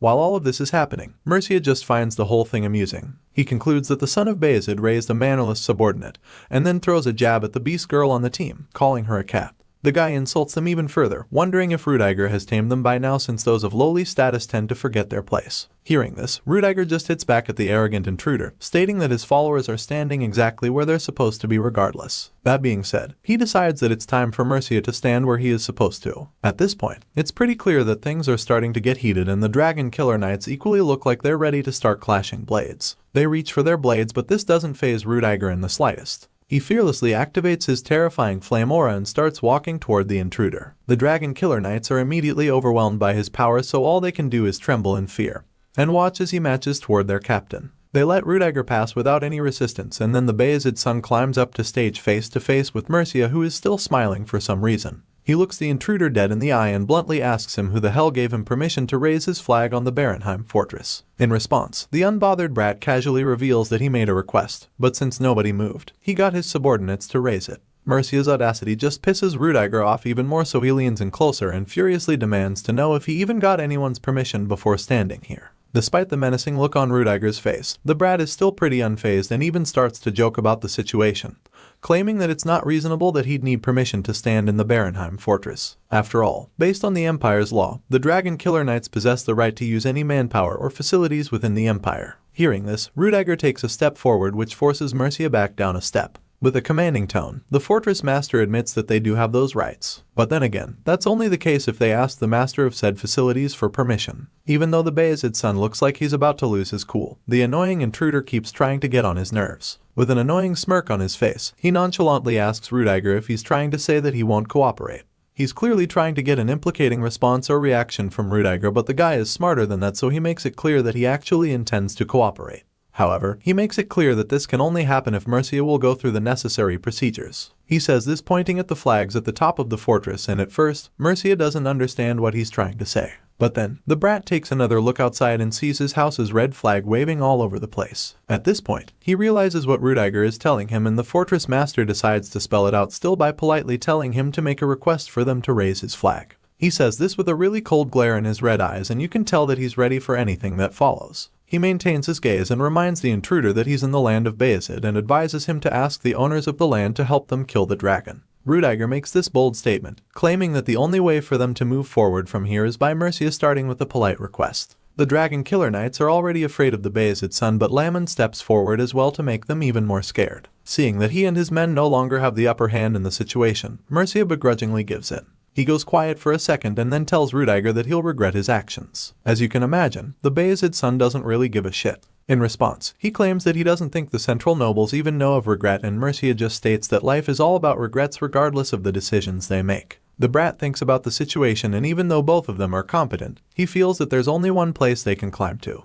With this in mind, he takes up a glass of red wine and decides that this situation is something he could try shaking, so he decides to work with Rudiger and his men. The scene changes, and a while later, we see Sir Lamond addressing the rest of the crew. He reveals that there were no secret plans back in his day, and that while it was not what he intended, they eventually found out who attacked the village. That being said, he feels that if they ignore the method used, then this is no different from the Dragon Killer Knights who used barbarians as bait for the Lindworm. Hearing this, Rudiger agrees with the old man, claiming that they have no choice but to use traps since they can't catch up to the dragon. The Beast Girl chimes in at this point, stating that the Dragon Killer Knights might use it as an excuse to remain in the Barenheim fortress for longer if they're not able to kill the dragon. The Bayezid son knows that the girl is absolutely right about this. He knows that the Dragon Killer Knights will take advantage and try to align the intentions of the Central into the north if they're allowed to take away their opportunity to kill the Lindbloom. With this increased sense of urgency, Rudiger turns to one of the main strategists on the team and asks the guy how long it would take to make the trap that will lure the dragon. In response, the guy points out how there aren't any places that raise livestock in the vicinity, and then suggests that one of their best options would be to get the Portly household to work with them. All things being considered, the guy concludes that they'll need at least half a month to get everything in place for the trap to be completed. Just then, one of the knights in the group suggests that they try capturing some barbarians instead, while the one next to him figures that they could also steal the barbarian hostages that the Dragon Killer Knights captured earlier. As you can imagine, these are both pretty inhumane ideas, so Sir Lamond is quick to dismiss them, sternly warning the two young men not to be crazy. Their little meeting is suddenly interrupted when a group of knights barge into the room, demanding to know why they would dare touch the flag of the Central. It turns out that Mercia wasn't exactly cool with the arrangement earlier, and so now, things are about to get out of hand. Seeing the hostile knights from the Central, Sir Lamond grits his teeth in anger. He's really pissed, so he expresses it, stating that this is why nobody ever wants to associate themselves with the Central. The old man is annoyed for sure, but he remains completely calm, as well as the knights under his command. He knows how quickly things can go south, so he tells his men not to make a move yet because the master of this place hasn't given them permission to draw their swords. After addressing his knights, he turns his focus to Captain Mercia, and Rudiger chimes in as well, suggesting that they should at least do what needs to be done first if they must have a scuffle. The scene shifts after this, and the next thing we see is a crystal ball on a pillow with some kind of seer telling Mercia all about our boy. The hooded figure reveals that Vlad is 17 years old and talks about how he was born in the slums of Soara within the Bayezid County. As soon as Mercia realizes that the blondie was born in Soara, his interest is piqued all of a sudden. He starts pondering on the slums of Soara and connects it to the boy's golden hair and blue eyes. And that's not forgetting the kid's thumping heart, which he could feel in an instant. Just thinking about this makes him confident that he's correct about Vlad. Mercia feels that all the events that revolved around the kid would always go differently than expected. As such, he figures that the young hero is just none too far away, and the seer agrees with him on this one. At this point, the brat is certain that he can predict everything about our boy, so he goes on to guess that the boy was born too lowly. This is his first guess, but then again, he's not so sure about it. They say that a promising seed will bloom anywhere, but now he's starting to think that it could also be that some noble seeds have been sown even in lowly places like the slums of Soara. It's something that leaves him wondering, and he knows that he can't be too sure about what he's just been told by the seer. Mercia is convinced that there's more to the young knight, so he tells the crystal ball reader to go find out more about our boy. Unfortunately, the seer reveals that they couldn't find out what he did within Soara, even though they were able to learn about his life after leaving the city of Soara. Hearing this, the captain of the Dragon Killer Knights is pretty pissed off, so he demands to know why he'd received such a disappointing report. As far as he knows, his family planted the most amount of spies in the north, so he expects to know everything that happens there. It's at this point that the spy talking to him through the crystal ball reveals that all of their eyes within Soara have been shut down. It turns out that Joseph Bayezid is the reason for this setback because immediately after he became mayor of Soara, he practically acquired total control over the city. This is why all of their spy operations have been shut down and why they have no idea what Vlad is like when he's in the city. Mercia isn't happy you hear this at all, but he manages to keep his cool and calms himself down with a sip of wine. From what he knows, Joseph hasn't been mayor of Soara for too long, so he didn't expect the Bayezid son to have absolute control over the city so soon. The spy on the other side of the crystal ball confirms that Joseph hasn't been in power for long, but also makes it clear that the young master somehow managed to establish his influence very quickly by using the recent missing people cases as justification. Hearing this, all that Mercia can think about is how similar swords are to authority. He feels this way because he knows that swords and authority both have to be strong and sharp, yet flexible at the same time. This makes him think about the mayor in question. Apparently, this blonde-haired brat has heard a bit about Joseph Bayezid, so he knows that the guy is someone that allegedly can't lift a sword. Which is ironic because the guy just happens to be able to understand the qualities of the sword better than anyone else. It's a really great quality, and this makes Mercia admit that the Bayezid family has got some really competent sons. While the arrogant captain of the Dragon Killer Knights is busy plotting and scheming, the scene shifts and we catch up with the old knight who's in the middle of scolding his subordinates who suggested using the barbarians as bait. He reminds them that the barbarians who were captured by Central are from AJ's tribe, so he wants them to think twice about provoking the clan leader who just barely got his anger back under control. Sir Lyman makes it clear to them that the Northerners and barbarians have lived together in the north for a long time, and so using them as bait would seriously affect the peace that has been maintained between them for many years. By making such a senseless decision, they could do something that leads to the whole north being engulfed in the flames of war, and it would all be because they were trying to kill a dragon. At this point, the two knights realize how dumb their ideas were, so they immediately apologize to the old man, admitting that they were far too short-sighted to have said such things. In response, Lyman just sighs in disappointment, suggesting that the future looks so bleak if they truly reason this poorly at a time like this. While Lyman is chewing on the two, Rudiger thinks about how the old man is absolutely right. As far as he's concerned, the aftermath of the decision will be grave regardless of what they choose to do right now. But then again, he starts to think that maybe this situation is exactly what the Central wanted all along. Rudiger feels that this whole saga might have been orchestrated from the start. After all, the people from Central are the same ones who would love to see the North destroying itself. With this in mind, Rudiger starts to think deeply, and it does take too long before he comes up with an idea. For some reason, his plan involves Vlad's horse. He heard that the son of the grasslands is extremely fast, and as soon as he says this, Lyman quickly tells him not to even think about riding that creature because literally everyone in Soara knows that the horse doesn't listen to anybody. Rudiger is pretty surprised to hear that the horse is actually that stubborn, and the old man assures him that the creature is even way worse than anything he's imagining.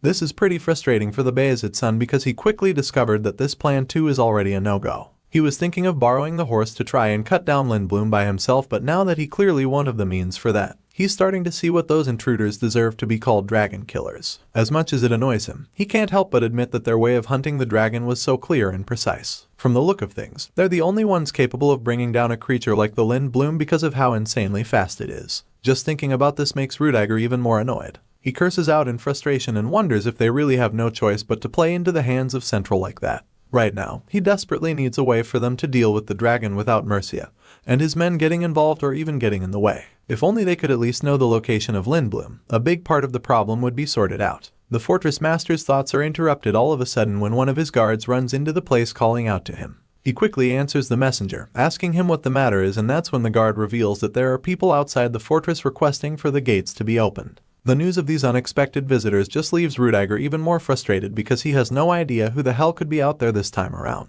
He asks who it is and is absolutely shocked when the guard informs him that the unexpected group of visitors is a gauntlet of iron. Their blue flag with an iron gauntlet on it is being waved outside the fortress, and we learn that these guys are the Knights of the Iron Duke, the Baronoff household. While Rudiger and his team are being forced to deal with the uninvited guests left by Volkov Baronoff waiting outside, the scene changes and we're taken back out to the snowy mountains. Here, we see that the Dragon Killer Knight's plan worked because it turns out that the numerous barbarian corpses that they left scattered all over in the snow attracted the bloodthirsty dragon already. The story continues back in Soara. Here, our boy Vlad talks about how his face doesn't need something. However, the beast girl insists, taking the tip of her tail with red paint on it. She tells him that his face is unguarded, claiming that the imprint on her tail will give him cold resistance. As such, she keeps trying to convince him that he should let her use it on him. Despite all her attempts to make him agree, he just finds it really strange that she's the only one trying to use the paint on him. As far as he's concerned, there's no need for it since everyone else has their face uncovered. In response, she simply informs him that he's the one who needs the imprint because he's definitely going to be on the field for the longest. As soon as she said this, one of the other knights chimes in. joking about how Vlad is the Bayezid family's best dragon repeller. They seriously revere Vlad, and after witnessing how he handled the deathworm back in the wilderness, they encourage him to just run wild once again and do his thing. At this point, our boy realizes that everyone is on the same page, and since they all think that he needs to have the paint mark on his face as some kind of protection, he finally gives in and allows her to imprint his face. Without any hesitation, the Beast Girl turns to Picasso with the red paint and draws the symbol of protection on his face using her tail. Apparently, it's no ordinary paint because right after she uses it on him, the mark vanishes, almost like some magical seal on his body. Vlad just sits there, feeling indifferent about the whole thing, and the young lady just reminds him that he must avoid the dragon's breath attack because the imprint isn't exactly invulnerable. Sure, it's supposed to protect him, but that doesn't mean that he should just expose himself to the flames from the dragon. Thankfully, our boy understands this very well, so he acknowledges the advice, and the Beast Girl informs him that she'll also be imprinting the horse with the mark of protection. Vlad is totally fine with this since he wouldn't want his horse to be vulnerable to attacks either, but he just warns the girl to be careful not to let the son of the grasslands bite her since the black stallion is notorious for its attitude. Apparently, she doesn't know how mean the horse can be, so she shrugs off his warning, feeling that there's no way she can get bit since she's not dealing with a dog or something. Seeing how clueless she is, Vlad casually informs her that the horse actually does bite people, revealing that Goth was trying to put on the saddle when he got bitten. Just then, Sir Lamon comes out and asks the blonde swordsman if he's done with his preparation. He turns to the old man and confirms that he's ready, so the veteran informs him that the scouts have returned, stating that the lindworm thereafter has finally taken the bait laid out by the dragon killer knights, and because of this, the situation has become quite complicated. Sir Lamon reveals that AJ is willing to testify that the slaughter of his tribe wasn't done by the northerners, but even at that, the tension between them and the barbarians will last for a while still. Whatever the case, the old man still believes that they can only do their best right now, and on this note, he asks Vlad if he has the details regarding the mission. Heeding this, a mischievous smile creeps up on our boy's face, and then he claims that his intel is nothing tough. Apparently, he just needs to drive the Lindblum to the designated location to set everything in motion. The old man likes the plan immediately, stating that if Vlad can drive the dragon to the northern canyon, then Rudiger, who must be lying in ambush there, will be able to run out and finish the job. At the same time, the javelin of the Duke Volkov Baranov will probably fly in there as well to make sure the lindworm is absolutely helpless. After concluding on this plan, the old man asks our boy if he has any further questions, and of course, our battle-ready swordsman doesn't have any. He's locked in right now and ready to go after the white dragon, but the veteran still wants him to ask something at least. After all, Vlad is the core of the strategy, so he needs to work perfectly in sync with the rest of them and make sure that he follows the plan. Sir Lamon reminds him that this mission isn't just a dragon hunt, and this statement catches him off guard because that's exactly what he thought they were doing. He expresses his confusion immediately, so the old knight informs him that the future of the North depends on this subjugation. He explains that the unseen war between the North and the Central has already begun, and so he wants Vlad to understand the gravity of the situation at hand.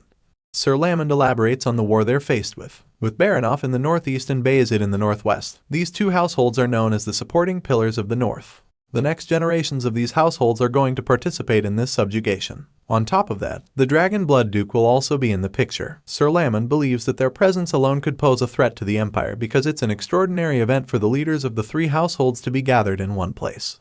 Even though this looks like how things will play out right now. But then again, if the two households work together and still fail the dragon's remnant, while the dragon killer knights slay it, the Central will use the dragon as an excuse to tear apart the North. As such, the veteran reminds Vlad why the Lindblum must be killed by the Sword of the North. At this point, our boy begins to understand the gravity of the mission and why it's not just a dragon hunting exercise that can be gambled with. He now understands that the only way they will be able to rescue AJ's tribe held captive by the Central is if they're the ones who kill the dragon.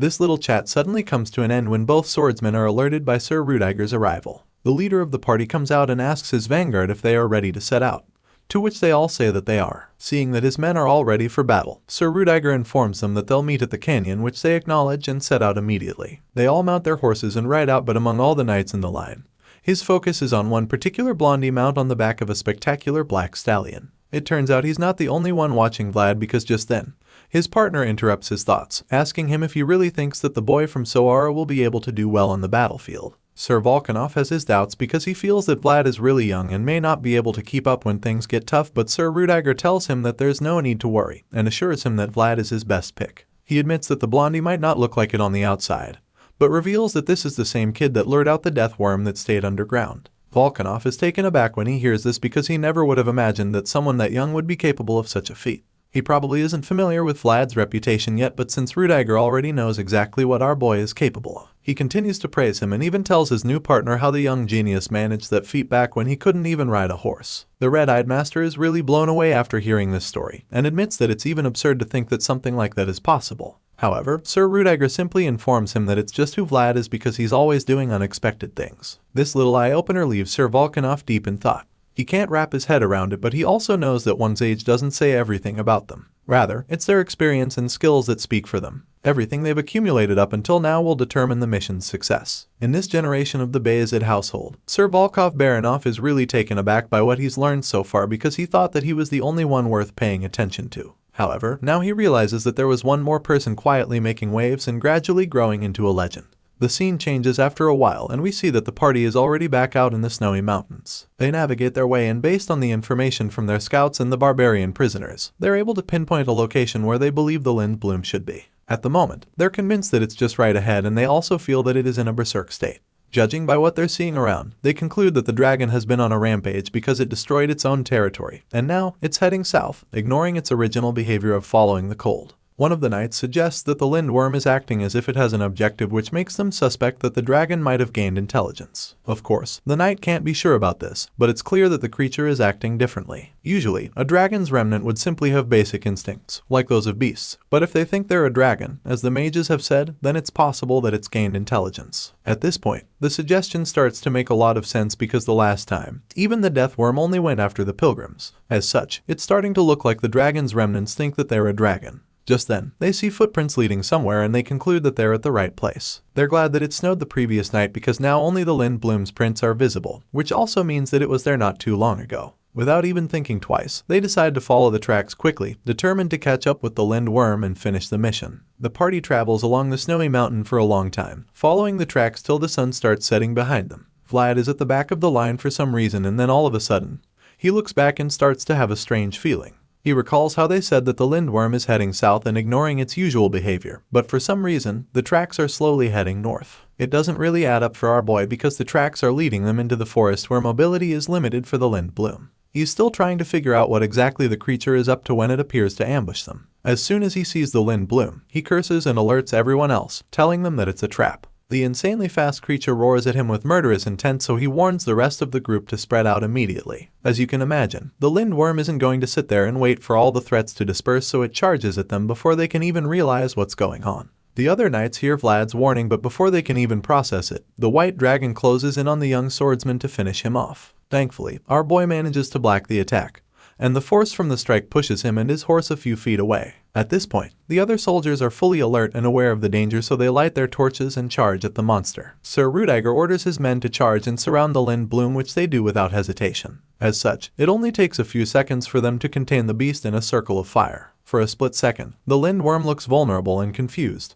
But just as they initially suspected, this creature has developed intelligence, so it quickly looks for a weak spot in the barrier and prepares to take advantage of it. All of a sudden, the Lind Bloom starts charging up a breath attack, determined to escape, so when the soldiers see this, their first thought is to spread out and avoid getting hit by the devastating flames. While they're still trying to break the circle and dodge the blast, the white beast opens its mouth and unleashes the lethal blue flames. As the powerful beast unleashes its blue flames, one would think that the soldiers are about to be fried to crisps, but it turns out that this dragon isn't exactly the type to unleash fire from its mouth because its first attack leaves the victims frozen on their horses rather than being burnt up to charcoal. The remaining soldiers see the fate that their comrades just suffered, so they charge at the beast to avenge them. Before the others can even get to the Lind Bloom, the head knight blasts himself out from behind and unleashes a powerful shot on the dragon. The strike makes contact with the Lind Bloom, of course, but the other soldiers are horrified when they see that the hit didn't even leave a scratch on the monster. They were just charging it with only their swords. While they're still in that shaken state, the head knight yells at them to get away from the beast and then tries to save them from its attack, but they're not fast enough, so it pounces on them and quickly turns them into bloody pieces of flesh. As the lindworm viciously devours them, the knight curses in anger and prepares to avenge them. His eye begins to glow as he activates his magical abilities, and with the lot torch high above his head, he's able to get the creature's attention. Right now, this white monster hates the sight of those flames, so it desperately wants to rip the knight apart for even having the torch with him. This is all part of his plan anyway, since he intends to lure the lindworm away from the others for now. He informs his comrades that he'll lead in the front and orders the rest to maintain their distance while running after the beast.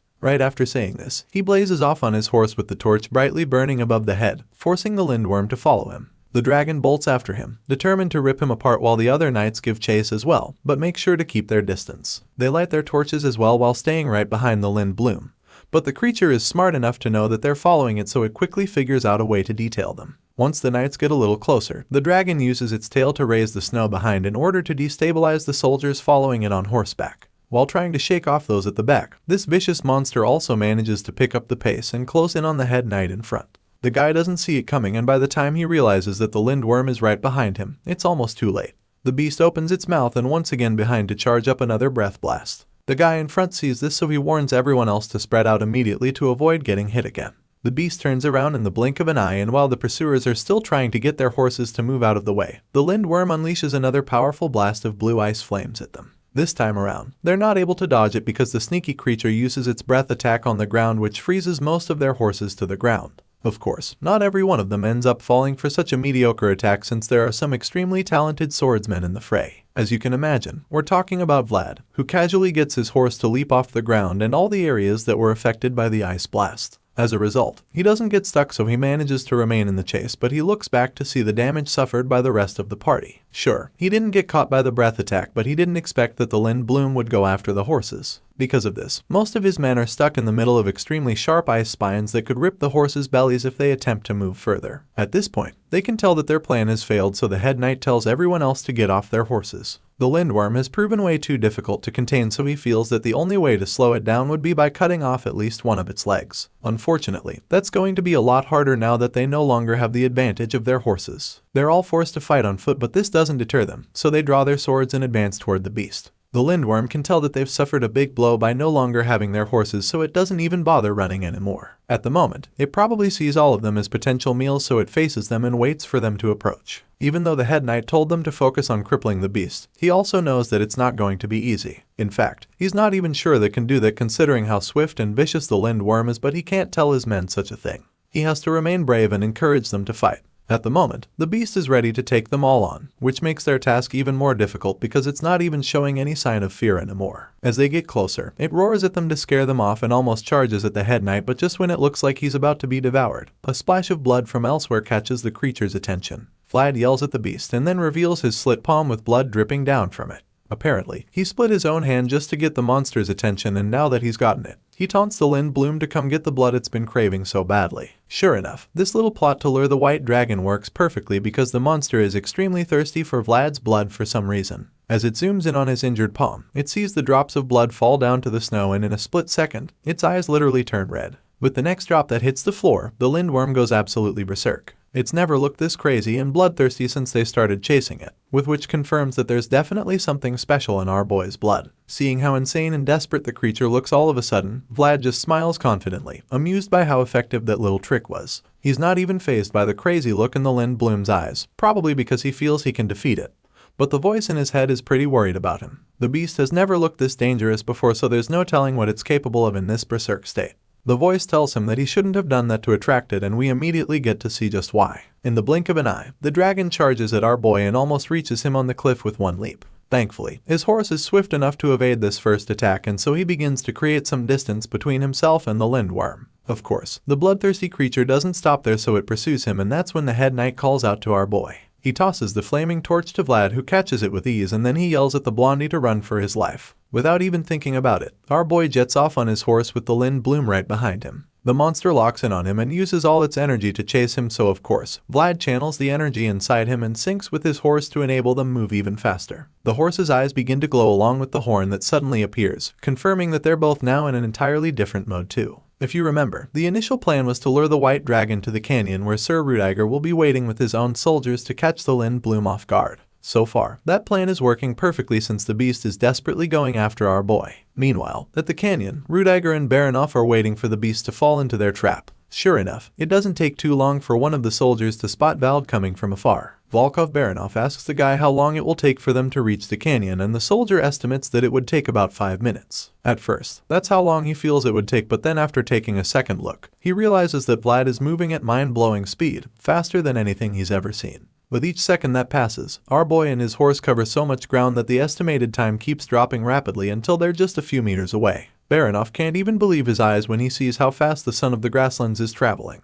He's never seen anything on 4 legs move that fast, so he's in a daze for a moment, but he snaps out of it when the soldier informs him that the young swordsman is right in front of them. Because of how insanely fast our boy was, Baronoff miscalculated, so he wasn't able to fire the signal in time. Anyway, now that Vlad is here, he quickly orders his men to fire the signal. Without wasting a second, the soldier shoots the arrow to fire the signal, which our boy recognizes instantly. Because of this, he realizes that they'll be at the canyon very soon. It's a relief to him because at least he knows that Sir Rudiger and his world are there to help him out when the bloodthirsty dragon finally catches up with him. Right now, they're on the home straight and they just have to keep up this pace to reach the canyon safely. Unfortunately, that's when things start to go south because all of a sudden, our boy suffers a stinging pain inside his chest. It's like a bolt of lightning strikes him at that moment, and even the horse suffers the same grueling pain. The voice in his head has no idea what just happened, so it tries to figure out what is going on. However, Vlad is in way too much pain, so he can't even talk. All he can do is think about the excruciating pain he's feeling in his chest as if something is squeezing his heart.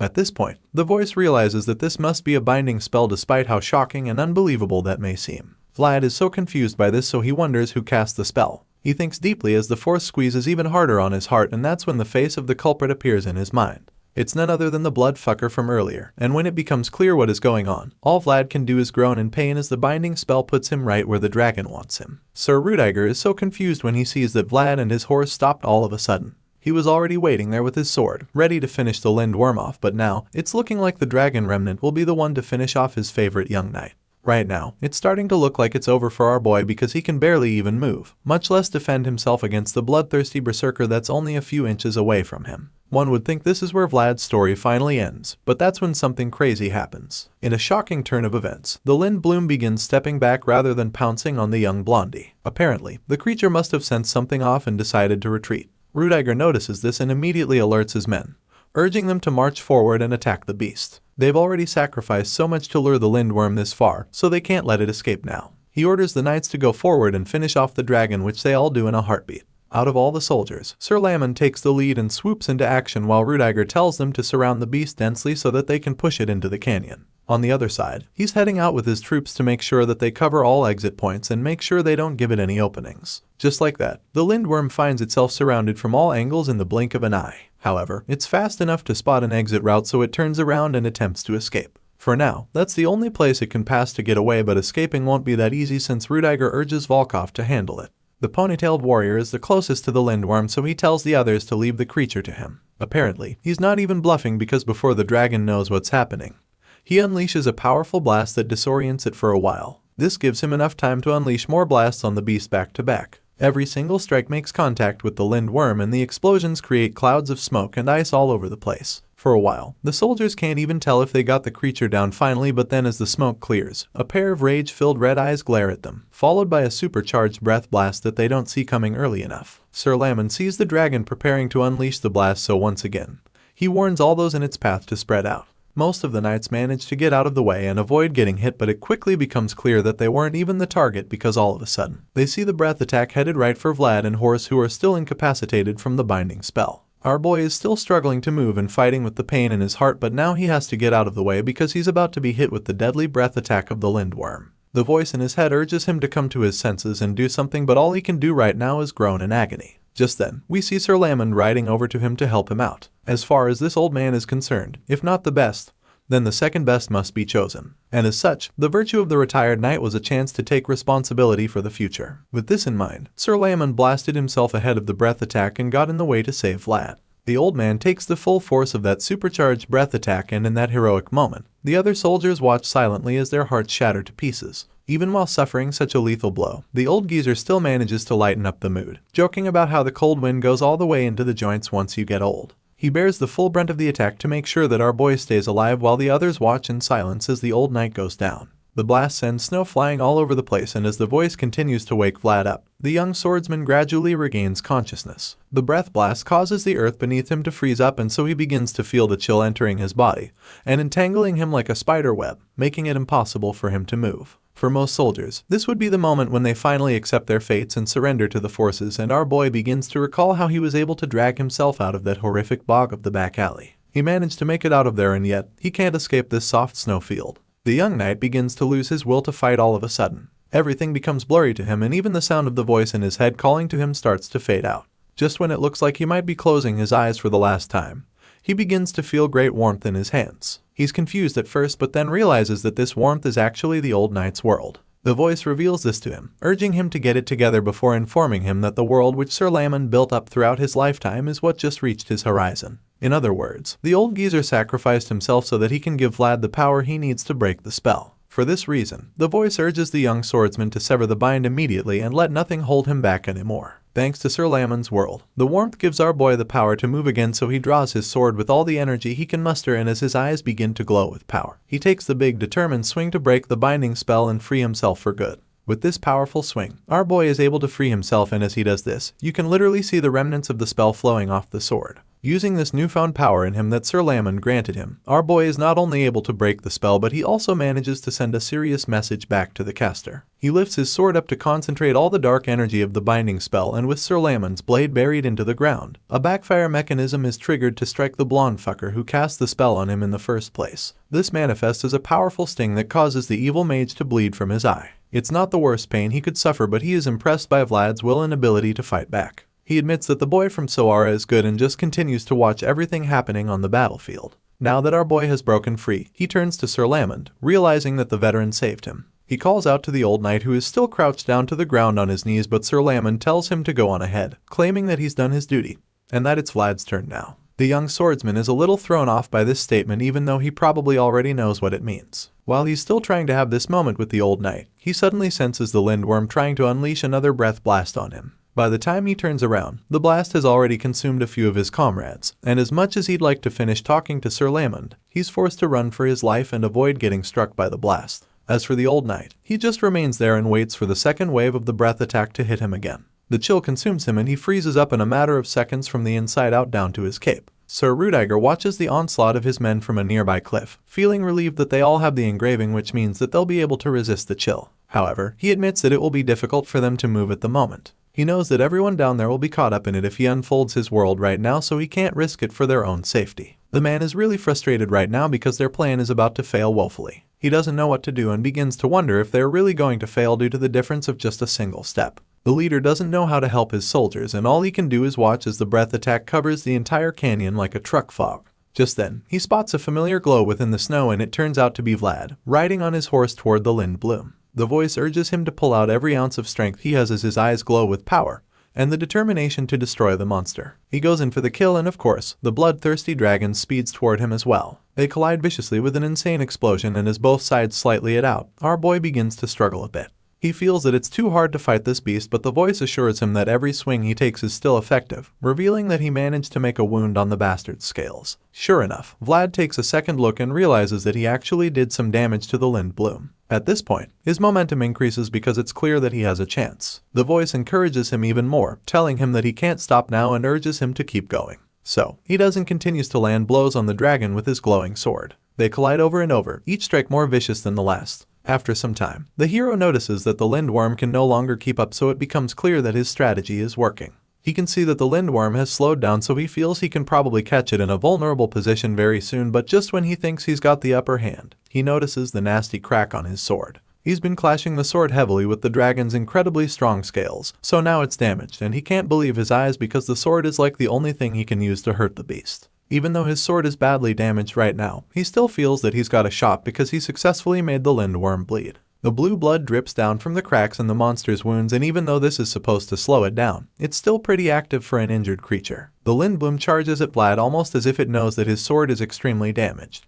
Our boy remains on his horse and waits for the monster to make the first move, knowing that he can't make any careless swings anymore. He has to be more careful and strategic with his strikes because the sword could break any moment from now. His hands begin to shake as he braces himself for impact, and it's almost like he's reluctant to use the sword. The voice senses this and becomes worried, but our boy just still manages to land another critical strike, which opens up the dragon's body even more. After this strike, the voice questions him about what just happened, asking him why he hesitated before reminding him that he should never stop his sword in the middle of a charge like that. Of course, our boy already knows this, but he also knows that his blade is not exactly in the best shape right now, so he tries to protest. Unfortunately, he can't even get a word in because the Lind Bloom doesn't give him a chance to even breathe. He finds himself in the middle of another clash merely seconds after his last strike. This berserk dragon is absolutely out for blood at this point and will stop at nothing to make sure that Vlad is dead. Our boy can see this too, since he's been faced with the murderous glares since their clash started, so he knows that he has to be extremely careful, and avoid mistakes at all costs. The Lindblum pounces on him from above but gets blasted away before it can reach him thanks to Sir Volkov. This vicious warrior joins the fight with a barrage of blasts that he unleashes on the dragon, assuring Vlad that he'll cover him.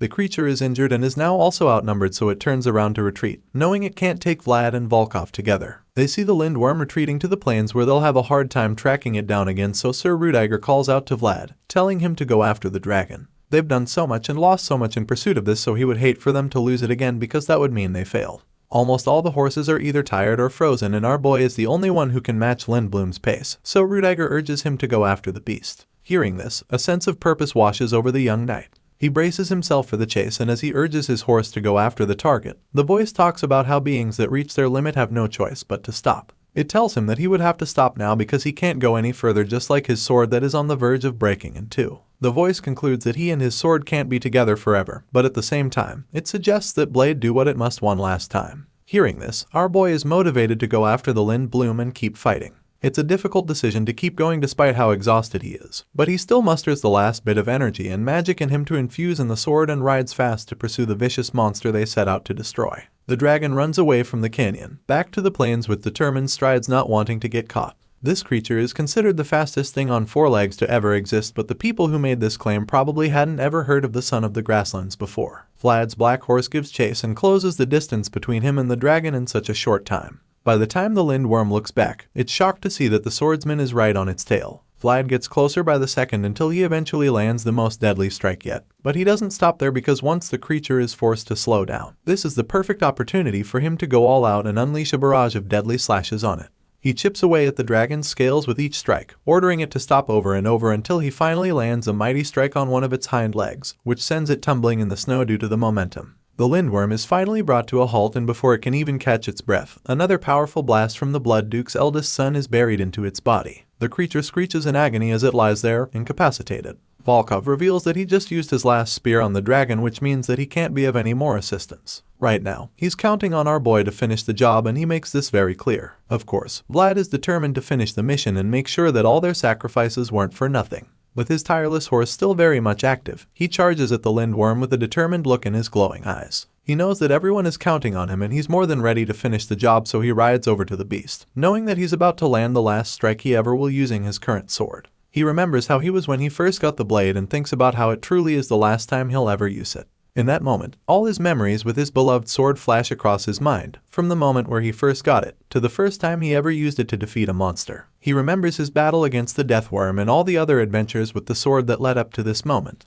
Our boy recalls everything and simply thanks the blade for helping him get to this point. After making peace with the fact that he'll lose his sword, he locks in once again to finish the Lindworm once and for all. His horse blazes across the snow with intense focus, and the dragon in question just remains in one spot as he advances toward it. Of course, this deadly creature isn't going down without a proper fight. Sure, it might not be able to run anymore, but that doesn't mean it can't still shoot breath blasts from its mouth. That's literally its signature move, so once it realizes that Vlad is coming to end its life, it practically goes into self-destruct mode by charging up its most deadly breath attack yet. You can literally see the blue flames of ice swirling around in its mouth one last time, but this doesn't deter our boy. Vlad has already started his charge, so it doesn't matter what the beast does after. He's determined to slay it for good. He tightens the grip on his sword and infuses the cracked blade with the most magic power so far. He knows that it's the last slash, which means that he has to make it count. Eventually, he lands the devastating strike directly on the dragon's head, and the force from the collision is so much that you'd think it came from a small atomic bomb explosion. Vlad kills the Lindworm with this strike, and this is confirmed by the insane amount of blue blood that splashes all over the place. The others watching from the sidelines have their jaws dropped when they witness this, and another incredible sight is the way the sword shatters as it makes contact with the dragon's body for the last time. This is a big victory for the young swordsman, but it's also a huge loss too, because he knows that this is goodbye to his beloved sword. Even after being broken in half upon impact, the sword was still shining. Sure, it was no longer the up and high night sky, but at least it was held by the boy who wished to shine himself. Who would have thought that the sword of the back alley would also have enough qualifications to become a star? Probably nobody. But finally, the name of the star left behind was the Dragon Slayer sword, which is absolutely a big feat for any blade at all. The remaining half of the sword remains in our boy's hand even after the incredible battle against the Lindworm. As for most of the broken pieces, they remain scattered on the battlefield, while the pointy half that did the job is dug in the snow, covered in the blue blood of the fastest dragon that ever existed, reflecting the corpse of the one and only Lindblum. After the incredible battle, we see that the remaining soldiers have caught up with our boy. They tie the limbs of the massive lindworm corpse and attack them to their horses with ropes to drag the trophy back home to the north. While all of that is going on, we see a familiar figure sitting alone in the snow. Today, Vlad is the champion, the victor who got the job done. But he's also the young knight who lost the most. He almost lost a mentor and a veteran that had helped shape him into a better knight even though their time together was short. On top of that, he also lost the first sword he'd ever known as a knight, so you can imagine why he's sitting all alone and mourning while the others celebrate their big trophy. His solitude is interrupted when Sir Rudiger comes over to commend him on a job well done. He's shocked at first, but when he realizes that it's Rudiger, he quickly asks if the old sir is alright. The master is surprised to hear him refer to Sir Lamond as old sir and wonders if the man still didn't tell Vlad his name. In response, our boy claims that the man did not disclose his name, because he had not completed his duties. At this point, Rudiger just sits next to him and assures him that the old sir will reveal his name soon enough. That's when he finally talks about the broken sword in our boy's hand. Vlad quickly defends his blade, stating that it did the best it could and the master agrees with him. It's a sad moment for the young blondie, and even though he's not sure it will comfort him, he tells Vlad that he'll get him his next sword. Our boy doesn't respond at first but then asks Rudiger if he'll be able to find another like this. In response, the master tells him that sharp swords are always bursting at the seams and how countless swords either shine or are too tough. However, he admits that he's not sure he can find a sword that can wholly contain our boy's world. Even for the Emperor, it would be difficult to find a sword that's special, and this just leaves our boy disappointed. Rudiger can see this, so he tells Vlad not to be too sad, reminding him that his old sword can stay by his side forever with the title it left him. Hearing this, the boy is a little confused because he doesn't even know what the title is. The master simply tells him that he can be proud of it because in this generation of Bayezid, only the both of them have the title. He concludes by telling him that his broken sword is the witness of the title itself, and then reveals that it's the title of the Dragon Slayer, Vlad of Soara. Honestly, you just can't help but wonder how our MC has turned out to become such an insane aura farmer. My guy just has the presence of a main character, and it keeps getting heavier with each chapter. As usual, I just can't wait for the next chapters to drop soon, and if you guys feel the same, make sure you're subscribed to stay updated for future uploads. The story continues back in Soara where the new mayor, Joseph Bayezid, receives an unexpected letter from Dermer. He takes the sealed envelope from his green-eyed knight, feeling a little confused, so Sir Jaeger informs him that Baron Heinel was the one who sent it personally. The young master opens up the letter, and as he reads through, he asks Sir Jaeger if he noticed any movements in the west on his way here. In response, the knight reveals that Count Gadar's army still hasn't moved yet, which leaves Master Joseph pondering a bit. He finds the news interesting, and after thinking about what it means for a few seconds, he asks Sir Jaeger when Vlad will return from the dragon hunting mission. And the knight claims that the last thing they heard about the blonde swordsman was his exceptional contribution in the subjugation of the lindworm. Other than that, he admits that they don't have any other information about Vlad's whereabouts or when he will return. Hearing this, the mayor ponders deeply because he already knows that it would take at least 1 month for his favorite young servant to return. Sir Jaeger notices how worried his master is, so he asks the mayor if he needs Vlad for anything. The young master admits that he indeed needs the young boy from Soara, but since he isn't available right now, he figures that they'll have to be short on time. Joseph believes that the subjugation squad probably returned to Sturma after they finished their mission, and Sir Jaeger agrees with him that it's probably the case. Seeing that they're on the same page, the young master reveals that he'll be going to Sturma to meet up with the subjugation and his big brother. And of course, Jaeger already understands what this means, so he claims that he'll go prepare for the journey immediately. The one-eyed knight states this and then takes his leave to go make arrangements for the trip. As he makes his way out of the room, Joseph Bayezid gets lost in thought once again, recalling what he read in the letter and bracing himself for what is to come now that he knows how Count Gadar wants to play this game. Even though the man didn't do anything visibly threatening, Joseph is convinced that the letter was definitely a move with specific intentions in mind. A part of him feels that this whole thing might really be a coincidence because he never thought that hopeful moment would become the silver lining to overcoming this problem. As it turns out, everything going on right now seems to be connected to Vlad's encounter with the Princess of Dermer, because it seems that the mistake that our boy made on that day was the best move that could have been made. The scene changes and we're taken back to the snowy hills of the Blood Duke's domain. There, Volkov returns to his father with news of their victory in the battle against Lindblum. The Blood Duke commends his son for doing a great job, so Volkov informs him that the Bayezid family helped them tremendously to achieve this. He claims that they were lucky enough to have the dragon killed by one of the Northerners, and as a result, the Dragon Killer Knights weren't able to come up with any excuse to interfere. Hearing all of this, the spiky-haired Duke simply asks where their biggest threat is at the moment. In response, Volkov informs his father that Mercia, that blonde fucker from before, has left with the Dragon Killer Knights. He assures his old man that the Knights of Bayezid will monitor those traitors closely until the very last moment. Upon hearing this, the red-eyed Blood Duke begins to piece things together. Since the White Dragon is dead and the Dragon Killer Squad has left, He believes that there are no reasons for them to rampage their lands anymore, which is a very good thing. As much as this is amazing news for them, the old man knows that this is temporary. After all, it will only be a matter of time before another dragon realizes their potential and decides to wreak havoc on the lands. He feels that these kinds of problems only keep coming up because they're safekeeping 2 fragments at the same time. For this reason, the Blood Duke decides that they have to split the dragon fragments up. Unfortunately, he's not sure who he can trust with such an important task.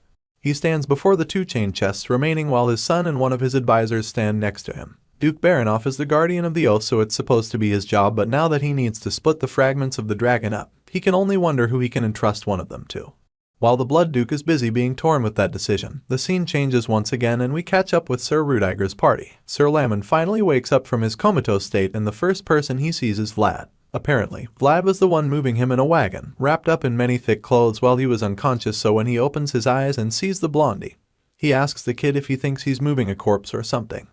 In response, our boy explains that the wind is cold and claims that the veteran is being transported like that because they're still very far away from Sturma. Hearing this, the old geezer just scoffs at Vlad's excuse, informing him that a man is not scared of the cold. This old knight says this with so much confidence even though there are literally still pieces of ice all over his face. Seeing that Lamon wants to act all tough, he reminds the veteran how he literally said that his bones were aching earlier when he was blasted with the Lind Bloom's breath attack.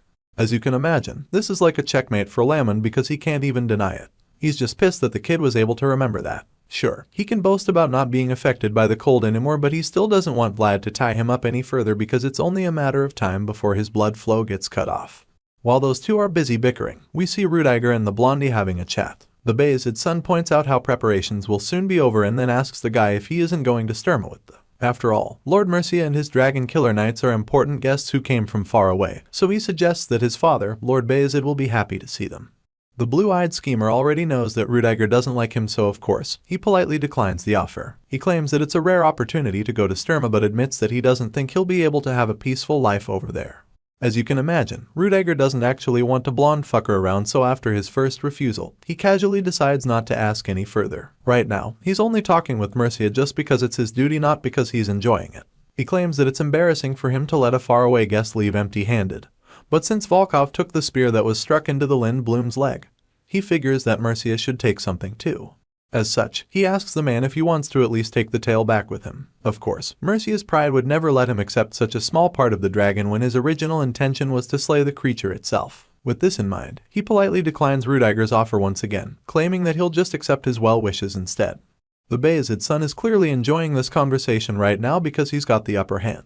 Both men are practically playing mind games with each other at the moment and Rudiger is winning. He teases Mercia one more time, suggesting that it's better not to take anything since it would just be unnecessary luggage for their long journey back home. After making this statement, he goes on to inform the blonde man that Bayezid will deal with the barbarians that were caught as prisoners of war. Then being said, he concludes by telling Mercia to henceforth leave the matters of the North to people of the North, and that he should enjoy his journey back. Mercia knows that he's lost this game already, so he doesn't even protest at all. He simply acknowledges Rudiger's wishes and then before heading out, he requests to say his farewells to the new dragon slayer. This request catches Rudiger off guard and he's uncertain for a second but ultimately decides to allow it, but only if the interaction will be for a moment. Hearing this, Mercia quickly starts walking toward Vlad, but along the way, Rudiger sternly warns him, claiming that he won't let him off the hook a second time if he dares pull any tricks again. In response, the arrogant blondie just pretends like he doesn't know what Rudiger is talking about. He asks the Bayezid's son what he means by that, and the latter just feels insulted that Mercia would think that he wouldn't learn of what he did to Vlad on the battlefield. In that moment, we get to see the flashback of our boy struggling after being struck with the binding spell. In that moment, when our boy was suddenly incapacitated in the middle of an intense fight with the dragon, Mercia was the one responsible and Rudiger somehow managed to find out. Because of this, he now has more than one reason to despise the blonde fucker, so he makes it crystal clear to him that there will not be a second warning. Of course, Mercia gets the message instantly, so he assures Rudiger that he will need that warning. Right after that, he makes his way over to Vlad while thinking about what just happened. He feels that he acted too rashly, unlike his usual self, and he kind of regrets it because he realizes now that the encounter was an opportunity for him to see the world of Rudiger Bayezid. Unfortunately, he wasn't composed enough for that and now he might never get another chance. Either way, he feels that there's no need to be disappointed since he already got to see the most important thing, which just happens to be our boy. While Vlad is busy trying to confirm that all their luggage has been packed properly, he's suddenly interrupted by Mercia, who approaches him. The sneaky bastard commends him for his impressive display on the battlefield. Of course, Vlad is pissed to even hear his voice, and the fact that he even has the balls to come over to talk to him makes it even more annoying. In response, our boy simply tells Mercia that he would have done even better if it wasn't for a certain someone. The arrogant man just keeps trying to piss him off at this point, claiming that he's glad to finally meet the one and only Vlad of Soara. Our boy doesn't even say anything to him this time, and the guy is smart enough to know that the feeling is definitely not mutual. The young swordsman is so irritated by his presence but manages to keep his cool. He tells Mercia that there's no reason for him to be glad to meet him. If anything, he has tons of reasons to never want to meet the blonde bastard that almost killed him. Hearing this, the annoying man just teases him, claiming that their situation is quite sad. He also suggests that his intentions of not wanting to go to a dangerous place weren't conveyed properly. The fact that he's trying to blame Rudiger's team for the risk they faced by going after the dragon almost makes Vlad lose his shit, so he tells Mercia to stop with the bullshit and get lost if he's done talking. This glimpse of rage intrigues Mercia. He is really impressed by Vlad's sharp but calm aura and wonders how the kid managed to mature so much in such a short time. He doesn't know the answer, but he feels that it's how it should be anyway. After all, one must know to hold their head up high wherever they are at, and it's clear that that's the kind of person Vlad was born to be. Seeing that the kid is this close to snapping at him for real, he decides to cut to the chase. Mercia claims that he'll ask a few questions and then disappear from this place, and before Vlad can even give him a go-ahead or not, he suddenly asks our boy if his heart runs wild every time he sees a dragon. This question catches our boy off guard, and it becomes clear that Mercia might know a lot more than he's been letting on. Vlad thinks deeply about this and recalls his battles against the remnants of the dragons. While he's still thinking, Mercia suddenly insinuates that our boy felt thirsty after seeing the blue blood of the Lind bloom. Vlad becomes really nervous at this point because he truly felt something weird after seeing the blood. He begins to panic, and that's when Mercia blatantly asks him if he wanted to drink the dragon's blood. While our boy is stuck in the hot seat, the scene changes and the story continues in Sturma, the Bayezid County main city. There, we see that Vlad and the others have finally arrived, and while everyone else is probably having a good night's rest, our boy can't get any sleep. He's up all night, with so many thoughts running through his mind. He can get Mercia's last question out of his head and all he's been thinking about. After being asked if he wanted to drink the dragon's blood, Vlad was pretty offended, so he wanted to snap at the bastard, but then again, the guy had a point. The young swordsman already knew that his heart would race any time he saw a dragon, but there was even some sort of resonance to his heart when he faced the Lind bloom. He can't understand how Mercia got to know about that, so he can't help but wonder who on earth Mercia actually is. He doesn't get how the guy knows things about him that he doesn't even know about himself yet, and while he's still trying to make sense of everything, he gets drawn out of his thoughts all of a sudden by the knock on his door. As you can imagine, he's not in the mood to talk to anyone, so he angrily tells whoever it is to get lost, stating that he doesn't want to be disturbed. Just then, Rudiger opens the door a bit, feeling unwelcome by Vlad's tone. He knows that the boy must be stressed out but still feels that he shouldn't be that harsh. After all, he's not the only one who's fought dragons in the Bayezid house. Rudiger has also been on the battlefield fighting against a dragon, 2 times for that matter, so he still expects that he will be respected accordingly. Of course, Vlad had no idea that the person at his door was his master's older brother, so he shoots up from his bed and immediately apologizes. He explains that people kept coming to ask him about the subjugation this time around, so he just assumed that he was one of the curious fans. Hearing this, Rudiger is pretty relieved, and jokingly claims that he was afraid Vlad had an unknown grudge towards him or something. He asks if he can come in, and of course, our boy welcomes him right in. Rudiger takes a look around the room and takes it all in because he's never really been in a servant's room before, so he doesn't exactly know what they look like. Our boy already knows that Sir Rudiger didn't leave the comfort of his chambers to come get a tour of the servants' room, so he nervously asks the man what brings him here. In response, Rudiger just reveals the huge case he brought with him, claiming that it contains the sword he promised our boy earlier. He claims that it was personally forged by the top blacksmith in Bayezid, and then opens the huge scabbard to unveil the magnificent sword. Not only is it strong and sharp, but it's also very light and well balanced according to the master. He claims that the sword was forged by a blacksmith who's not only reputable in the north, but throughout the empire. As such, he's confident that the blade will definitely be something that is good enough for our boy to use. Seeing the stunning sword, Vlad is pretty overwhelmed by the whole thing. He can't believe the lengths that Sir Rudiger went to get the sword and claims that the sword is too much for him. However, the master doesn't agree with him, because he doesn't think the sword is too much for the dragon slayer. As far as he's concerned, this is the reward that Vlad deserves. He claims that he would have loved to give him the best artisan sword he could obtain, but he figured that it could have caused a lot of misunderstandings. That being said, he tells Vlad that there's no need to be concerned since he's not doing this with ulterior motives. After all, he knows how much his brother, Joseph, values the young swordsman.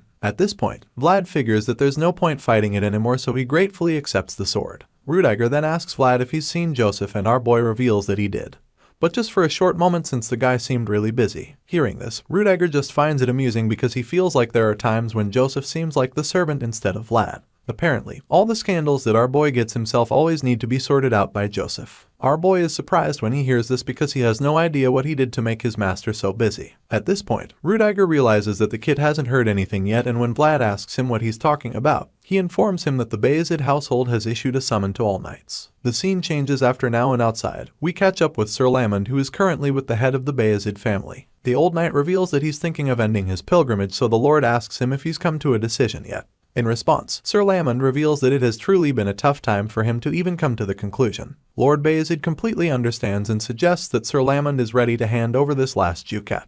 The old geezer just nods in response, and the Lord figures that it would weigh heavily on Vlad's shoulders since he's taking over such a great honor, and Lamond claims that this is exactly why he's giving it to the young swordsman. He's giving it to our boy as a knight and as a vassal of the Bayezid household. The old knight claims that he feels so relieved because it's like he's completed all of his duties finally.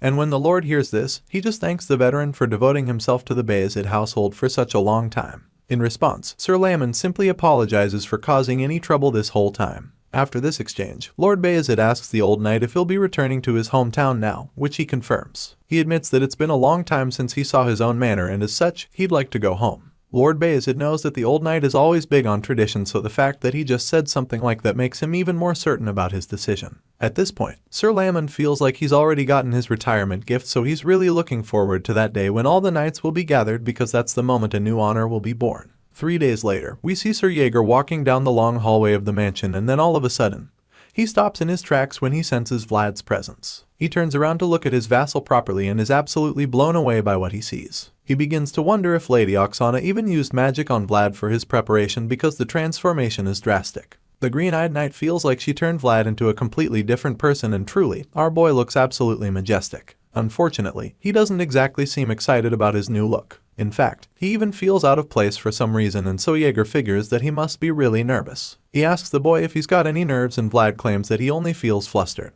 His cheeks are bright red at this point, and he admits that this whole thing feels quite sudden to him. Hearing this, Sir Jaeger calmly assures him that he won't scold him for shaking like a leaf. He tells the boy that he'll let him off even if he trembles, and then reminds him that he's the reason why the door of knights will be opened today. That being said, Sir Jaeger steps up to the door and asks that Vlad be allowed to enter, because he's now standing there on the orders of the Count. At that moment, the huge doors are opened, and our boy is absolutely blown away by the majesty before his eyes, because he has just been allowed into the Hall of Knights. Just as he's about to walk in, he looks back and sees young Master Joseph watching him proudly. Joseph remembers how he could never stand in front of that door because he can't wield a sword. He always thought that it would be a line he'd never cross in his life, but today, it looks like Vlad has become the sword that finally came to him. With tremendous pride in his heart, he encourages Vlad to go on and enter into the Hall of Knights, congratulating him on his fear and calling him his sword. The red path is one path of honor, and the boy had walked that path without even realizing it. Step by step, this was the oath that he had dreamt of beyond the mires of the back alley. He was finally on the path toward the shining star,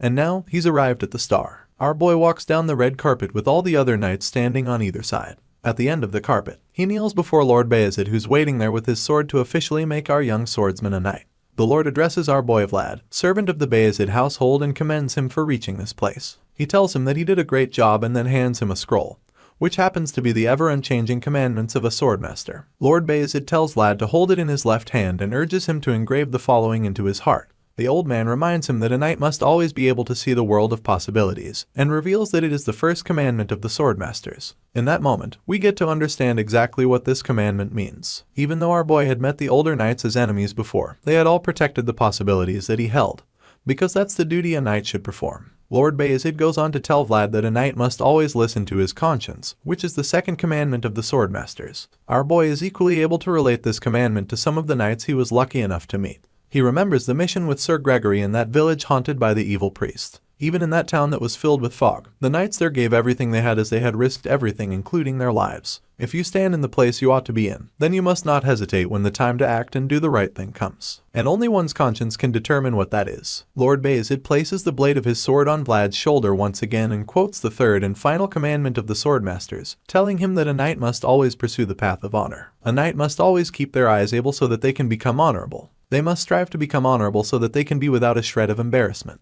Vlad understands these 3 commandments, and he's already been living a life in line with them, so it's not a problem when Lord Bayezid asks him to swear before his sword and before the commandments of the knights. Our boy, Vlad of Soara, had always looked at the possibility of being the sword that has no frills, and the red-haired girl who stands by his side can testify to that. Even though he lives in the mires of the back alley, he had always kept to what was right. Besides Jemima, Jorge, the knight who had protected Rose's smile, will also testify for our boy's conscience, and because the young boy looked up to the stars, he was able to move forward with hopes of holding them. While it was something he has kept to without realizing it, he was someone who did all he could to keep to it. The sword with no frills who had struggled with him will also testify to that. With all this evidence to show that our boy is deserving of this knighthood, he swears before Lord Bayezid, the sword and the commandments, that he will give all he has to observe the commandments of the Swordmasters. In response, the Lord, Peter Bayezid, master of the Bayezid household, commands Vlad, who was a lowly servant when he knelt before him, to arise as a knight. Hearing this, our boy gets back on his feet, and from that moment, he becomes known as the Knight of Lady Alicia, the one who protected the lives of the children who were blessed by San Racino, the dragon slayer who spilled the blood of the Lind Bloom, and a knight recognized by the Bayezid household, the one and only Vlad of Soara. This young man was once the boy who came from nothing, and now he had made something out of himself by his own will. All the other knights in the room smile with pride, including Sir Rudiger and Sir Jaeger, who are especially delighted on this day. But the truth is, none of them is as proud as the man who took him into his home, young Master Joseph, who's currently watching everything just outside the Hall of Knights. Our boy's rise from the bottom is something that all the stars gathered in this place will testify to. It's a great moment in the history of the Bayezid household, and as they all honor the newest addition to the Knights, the voice in our boy's head tells him that he's done great before addressing him as Sir Vlad, for the first time ever. The scene changes and we're suddenly taken to Trinova, the current Gator County. The notorious Count Gator sits on his throne while one of his advisors suggests that this is a time to advance forward without hesitation. However, the dwarves behind them are making the situation unpleasant. For this reason, the Count has decided to slowly make his moves like the other nobles did. He points out how the only Heinel member left, Alicia, remains unmarried. The ruler of the West, Sigmund Gaidar, makes this point with a sinister look on his face, and when his subject confirms that the lady still isn't married, he explains that this must not be the case. After all, he doesn't think that there's any way a frail woman like her can survive in such a dangerous world all by herself. It's at this moment that we see that he's talking to Godin, because he suddenly tells the rogue knight that he needs him to get involved this time around. Hearing this, Godin simply asks Count Gaidar to tell him what he has to do, so the massive villainous ruler of the West tells him to go to Damer with his son. He wants Godin to get a good justification in that place, which leaves the rogue knight taken aback. He's surprised that Count Gaidar wants justification instead of violence and war, but while he's still pondering on this, the ruler of the West simply praises him, knowing that he won't disappoint. In response, the white-haired mercenary vows to do his very best on this assignment. After this interaction, the story takes us back to Sturma, where we catch up with Peter Bayezid and his household. During the little meeting, he points out how he has put the young boy Vlad in the position that his son Joseph wished for. In response, the young master just thanks his father, and the Lord goes on to reveal that the Lord of the North will host a meeting where everyone will gather very soon. This news catches Joseph off guard because he didn't expect that the Great Assembly would take place. His father confirms this, and the young master is left stunned for a few seconds. The Great Assembly that hasn't been held in over 10 years is suddenly taking place, so he's really shocked. There was no sign of that happening at all, so he wonders if this is just how secretive the preparation was. But then again, he feels that maybe it was rushed so that no one would be able to see it coming. Joseph is really bothered about the meeting, and while he's busy panicking, his father reveals that he wants to sit next to Alicia Heinel, the Lord of Damer, during the Great Assembly. This shocks Joseph even more, but before he can process it properly or even try to protest, Peter Bayezid starts talking about how the Heinel household has benefited from the North and Central keeping each other in check for a long time. He opens a bottle of wine as he says this, and then concludes by suggesting that it's time for Heinel to make a decision. The man wants Damer to decide if they will become a Great of the North or an abandoned land of the Central. The wise lord wants to apply pressure now because he knows that the Heinel household will become food for the Eagle of the West if they don't make a choice quickly. Peter Bayezid reveals that the era of peace is over and claims that now is the time for the people to come together and fight for survival. Damer has maintained neutrality for long enough, and Lord Bayezid believes that they have no choice but to make a very tough decision soon. Joseph is really worried about Lady Alicia and wonders if she'll choose the North, but his father just smiles mischievously upon hearing this. He already knows that Joseph has gone to great lengths to ensure that she makes that decision, and even though the son is surprised, his old man promises to support him fully, because in matters concerning Damer, Joseph represents the entire Bayezid household. Hearing this, Joseph is just overwhelmed, but he eventually pulls himself together and makes his way out. As he walks away, his father watches him and thinks about how the young master has had to struggle all his life because he was born without sharp fangs. However, he's ready to support him this time because he's really stuck on this issue. After all, the Heinel household isn't the only thing that will affect them. Peter Bayezid knows that the longer he takes to make his decision, the higher the probability that his household's blood will be spilled. For this reason, he decides that he must put an end to this in his generation. The cycle of this endless fight is like a curse that has taken a toll on him, so he's determined to break it once and for all. Later that evening, as the sun sets, Sir Lamon takes Vlad up to the top of the manor to show him something. There, our boy is blown away by the view, claiming that he never knew this was how the scenery up here was. In response, the old knight reveals that he wanted to show him this place at least once. He points out how the castle walls look redder now than any other time of the day, claiming that the walls of Sturma have endured time by feeding off of the blood of their enemies. But sadly, he also mentions how they've been fed by the blood of the Bayezid household. Vlad can tell from the tone of his voice that he's heartbroken about this. The old man admits that blood is necessary in order to protect something and then explains that knights are the people who have sworn to offer up their blood gladly when the time that blood is needed comes. The tone gets really serious all of a sudden as the old knight informs our boy that he will have to offer up his blood once that day comes. In response, Vlad just gives him a warm smile and assures him that he already knows this. Hearing this, the old geezer finally decides that it's time to tell Vlad his name, so he reveals that it's Lamon. Our boy is taken aback because that confession came out of nowhere. He expresses his confusion, so the old knight tells him to call him Sir Lamon henceforth. While Vlad is still trying to understand what's going on, the old man hands him his last ducat, telling him to take it. Our boy is reluctant because he doesn't know what it is, so Sir Lamon tells him that it's payment for breaking his armor. Vlad takes it from him but scrutinizes it, because he doesn't get how the old geezer intends to pay for his armor with the rusty old copper coin. While the kid is busy examining the coin with disappointment in his eyes, Sir Lamon informs him that the coin is worth a lot more than the Grey Orc's leather armor he had. He knows that Vlad probably won't get it now, so he simply assured him that he'll realize the value of the coin when the time is right. Sir Lamon figures that Vlad must have received his mission when he was knighted, and our boy confirms this, revealing that he's departing in the morning. Hearing this, the old knight realizes that this is the last time they'll see each other in a while. With this in mind, he tells Vlad to come visit his manor if the chaotic situation somehow settles sometime in the near future. In response, the young knight assures his favorite old man that he'll do just that. He even jokes about how he'll collect the rest of his insufficient payment when he visits. It's a sad moment for sure to see them having to go their separate ways, but they manage to make it funny since they're both comedians when they want to be. The two share a wholesome moment, and Lamon tells Vlad that he can visit anytime he wants. He stretches out his hand for a farewell handshake, and instead of calling out boy a brat like he usually does, he finally addresses him as Sir Vlad. Our boy is taken aback by this, but the retired knight simply gives him a warm smile, stating that their time together has been fun. It's time to say goodbye, and even though our boy is sad to let this old man go, a smile creeps up on his face too as he shakes the man's hand. He thanks the old knight for everything he's taught him, and that's where they finally part ways. The story continues in Dermer, where a familiar blue-haired princess is currently frustrated that no one has come to see her even though it's been a month since she sent that letter. Her advisor calms her down, urging her to be more patient and reminding her that they always have to be prepared for the worst situation, because only then will they be prepared for whatever they must do. The clock is ticking for the Heinel household, and Alicia is starting to fear that the worst situation is already upon her. She contemplates following what Count Gaedar said in his letter and marrying his eldest son, but she doesn't even know what to think anymore. She asks her advisor if she should just marry into the Gaedar household, and the old man is absolutely shocked. That's definitely not what he was trying to suggest, so he feels that he may have chosen his words wrongly the first time. Despite his attempts to calm the lady down, she's still shaking in anger from receiving the wedding invitation, which was more like a one-sided notice. Count Gaedar probably didn't give her much of a choice with that offer, and she knows that the West completely disrespected her. Even though they sugarcoated their intentions, she knows that it can't be good for her because there was no promise to what the future of Heinel would be like. All she saw was their own greed. At the moment, Lady Alicia is even more confused because she doesn't trust anyone around her. From the north, to central, to even Count Gaedar, she feels that they're all desperate for her land. As far as she's concerned, everyone around her is a thief, so she's extremely careful about her decision. Seeing how frustrated she is, her advisor tells her not to worry too much, assuring her that their opportunity to rise again will come again with time. Hearing this, she agrees with him and decides that they'll just keep trying until then. Even though she's claimed not to trust those around her, she can't help but wonder why she hasn't heard back from Bayezid. It's like she's anticipating their pitch because she doesn't get why it's so difficult for them to send a servant.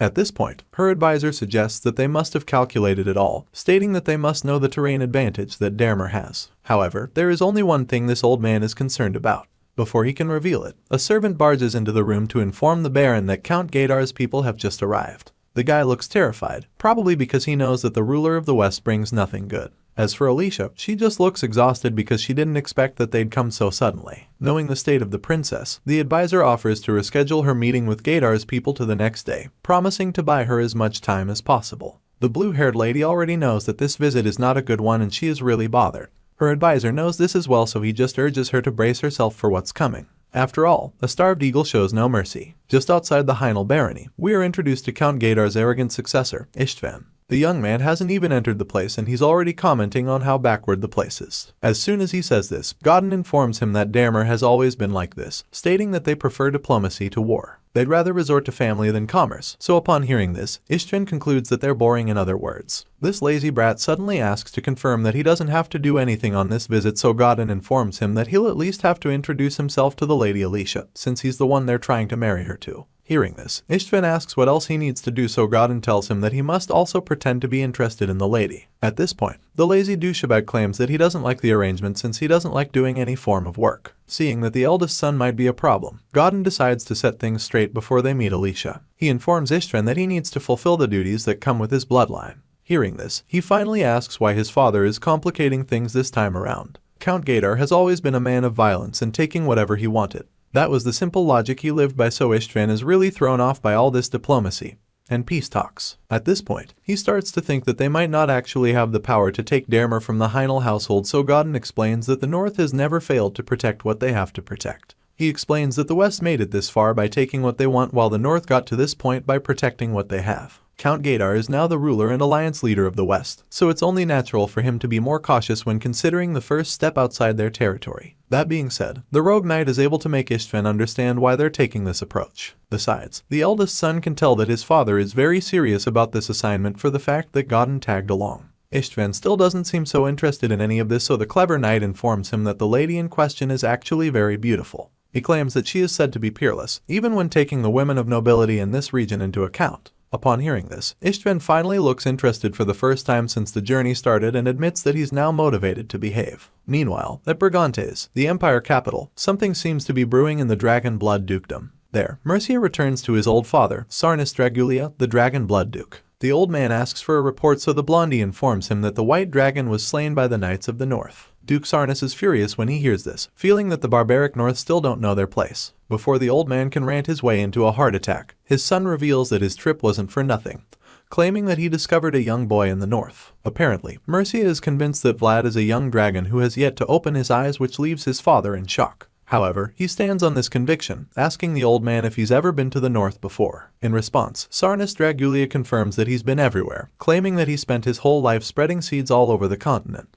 A seed is a being of possibility, and no one knows what it could become, so to hear that there's a human who might be a dragon, the Duke feels that it was worth dedicating his life spreading those seeds. He asks Mercia if his heart resonated after seeing the child in question, and the blondie confirms this. The old man then asks what Vlad looked like, so Mercia reveals that the child has gold hair and blue eyes, just like them. Those colors aren't a coincidence. They're the colors that have been passed down through the blood of the Dragulia household. Hearing this, the old blood Duke becomes even more intrigued. Seeing that the boy hasn't called forth the dragon's fragments, Duke Sarnis Dragulia figures that Vlad still has not opened his eyes, just like Mercia suggested. Now that this insane discovery has been made, Sarnis once again admits that the work of waiting for seeds to grow is always tough, just like spreading them. However, he's been in this world long enough to know that humans do the same thing over and over again. That's how he lived as well after all, so he reveals that he deeply wishes to meet this special child that his son discovered. The story continues with Ishtvan looking absolutely gobsmacked when he finally sets his eyes on the princess. All of a sudden, it's starting to look like the rumors he heard about Dermer being trash were all just rumors after all. Apparently, his mind has changed because he sees an indescribable feature before him all of a sudden. With this feeling, he finally greets Alicia, claiming that it's a pleasure to meet her. For the first time in the story, he looks like a decent young man, and with this demeanor, he introduces himself to her, revealing that he's from the Gaydar household. As much as she probably hates him, she politely welcomes him into Dermer with a very stern look on her face. Not surprisingly, Alicia isn't the only one with a mean look on her face, because even her advisor is absolutely furious. After hearing Ishtvan introduce himself, he realizes that it's just as he thought and concludes that the ruler of the West has impure intentions, because that's the only reason why his successor would dare address Alicia as lady, even though she holds the title of Baroness in Dermer. It doesn't take long for Ishtvan to notice the old man shooting death glares at him, and so he's quite confused because he probably doesn't know what he's done to offend the man. Either way, he doesn't really give a shit, since his main concern now is the beautiful blue-haired lady that he plans to make his wife. At this point, Alicia finally responds to the uninvited guest. She thanks him for coming such a long way and then informs him that it would have been better if he had told them of his visit earlier. Hearing this, Ishtvan tries to cut in and say something, but before he can even get a word in, the Baroness cuts him off again. She goes on to point out how necessary it would have been to coordinate the details of his proposal in advance instead of just shoving it in her face. At this point, it's almost like she's scolding the young man and the knight who escorted him. Alicia admits how disappointed she is with the attitude that House Gaydar has shown toward her. At first, Istvan is taken aback by her strong outlook, but then a smile creeps up on his face because he's actually impressed. Before meeting her, he had assumed that she was just a harmless young lady, but after this little exchange, he can tell that her words are as cold as ice. It's just the kind of atmosphere he likes, so he's looking forward to his time in Dahmer already. Before Istvan can respond with some rude comment, Sir Godin quickly chimes in to speak on his behalf. The white-haired knight quotes what Count Gaydar told him, claiming that fateful relationships born from a meeting are always precious. Unfortunately, Alicia doesn't really agree with him in this situation because she can't think of any noble family that would rush through meetings between households the way they've done.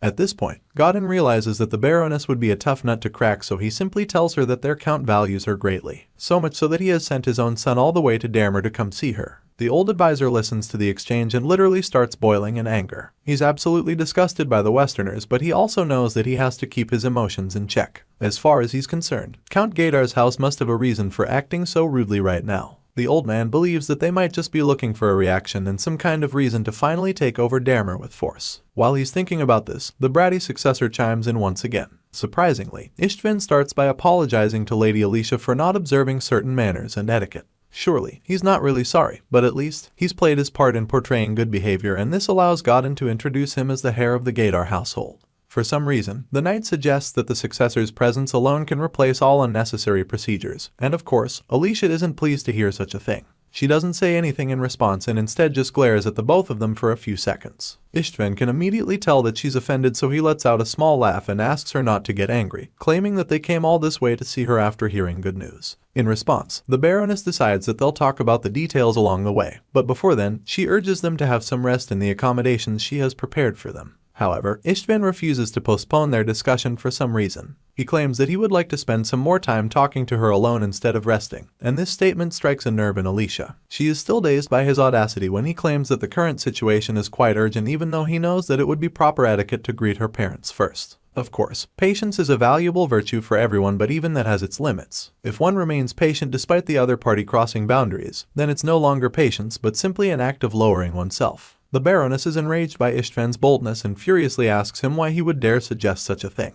Seeing the look on her face, the arrogant heir is delighted because his little scheme to get her man worked perfectly. This is the reaction he's been looking for, and he can't believe it was that easy to get it out of her. And as such, his personal aim for coming here has been achieved because they've obtained their justification. Just before the Westerners can show their true colors, something unexpected happens. All of a sudden, someone announces that the Knights of Bayezid have arrived, and this leaves everyone in the room absolutely shocked. Without any hesitation, Alicia's advisor tells for the knights to be led inside. Sure enough, the massive doors are opened immediately for the powerful Knights of Bayezid to enter. Of course, Sir Jaeger leads the way, while our boy and the other skilled swordsmen advance to greet the blue-haired lady. Jaeger is the first to greet the Baroness, admitting that it's been a while since they saw each other. With so much humility, they all greet the Master of Dahmer, revealing that they've come to pay their respects. For the first time since the Westerners arrived, Alicia has a smile on her face. She welcomes the knights gladly, and that's when our boy chimes in to apologize for being late. Istvan is immediately irritated by Vlad's presence and wastes no time in shooting death glares at him. The youngest knight steps forward to address Lady Alicia, revealing that he has come to answer her call. At this point, the smile on her face widens even more because she's so happy to see him. After all, Vlad is the only one who has the right to address her as lady, since he's the only one she permitted to do so the moment she gave him her handkerchief. Our blue-eyed hero reveals that he has come to Dahmer to pay the price in return for receiving her handkerchief. When the arrogant heir to the west hears this, he's pretty confused because he has no idea what handkerchief they're talking about. At this point, Vlad finally turns his gaze to Istvan, who he'll have to deal with very soon. He claims that this price he's come to pay will be his name, which is guaranteed by the Bayezid household in the honor of a knight. Our boy thinks about how he's climbed and struggled through the mires to get here. He's come a long way from the slums of Soara, and now that he's come face to face with the rogue knight Godin once again, he's glad to know that his shadow is now finally touching the traitor. Godin is shocked when he realizes that the young knight standing before him now is the same boy he fucked over a long time ago. He's quite bothered, but our boy wants the traitor to look him in the eye. Godin always seemed so elusive to Vlad, but now, he's delighted that he's finally obtained the right to stand before the Knights of the Blue Moonlight.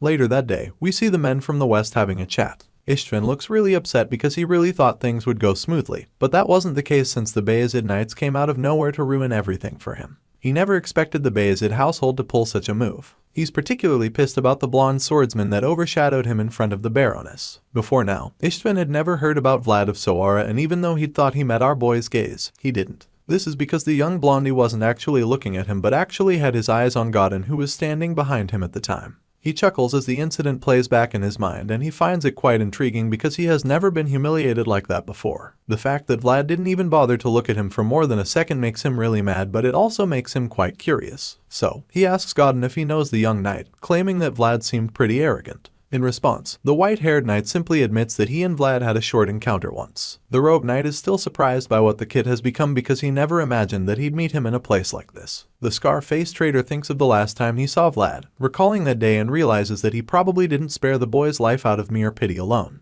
Godin realizes that he probably let Vlad live because the shining possibilities that he carried within him had attracted him to want to support the boy. Even though it's clear now that Vlad might turn out to be a thorn in his flesh, Godin still amdots that the young knight is truly admirable. This rogue knight can't believe he's the person that he received a report about a while back. His thoughts are suddenly interrupted when the bratty son he's babysitting asks him what they're going to do now. Istvan reminds him that his father asks them to create a reason to take over Dermer, and that's no longer looking likely since the Bayezid household has gotten involved. With this in mind, Godin ponders for a few seconds until he eventually comes up with an idea. After a brief moment of silence, he suddenly assures Istvan that there is still a way to finish their assignment, claiming that it would have to be a case of winner takes all. The knight is certain that this is a law that works everywhere, and since the Bayezid knights are in the picture, he's convinced that this is the only way to go about things. The scene shifts at this point and we catch up with the Baroness, who is currently in a small meeting with Sir Jaeger and Vlad.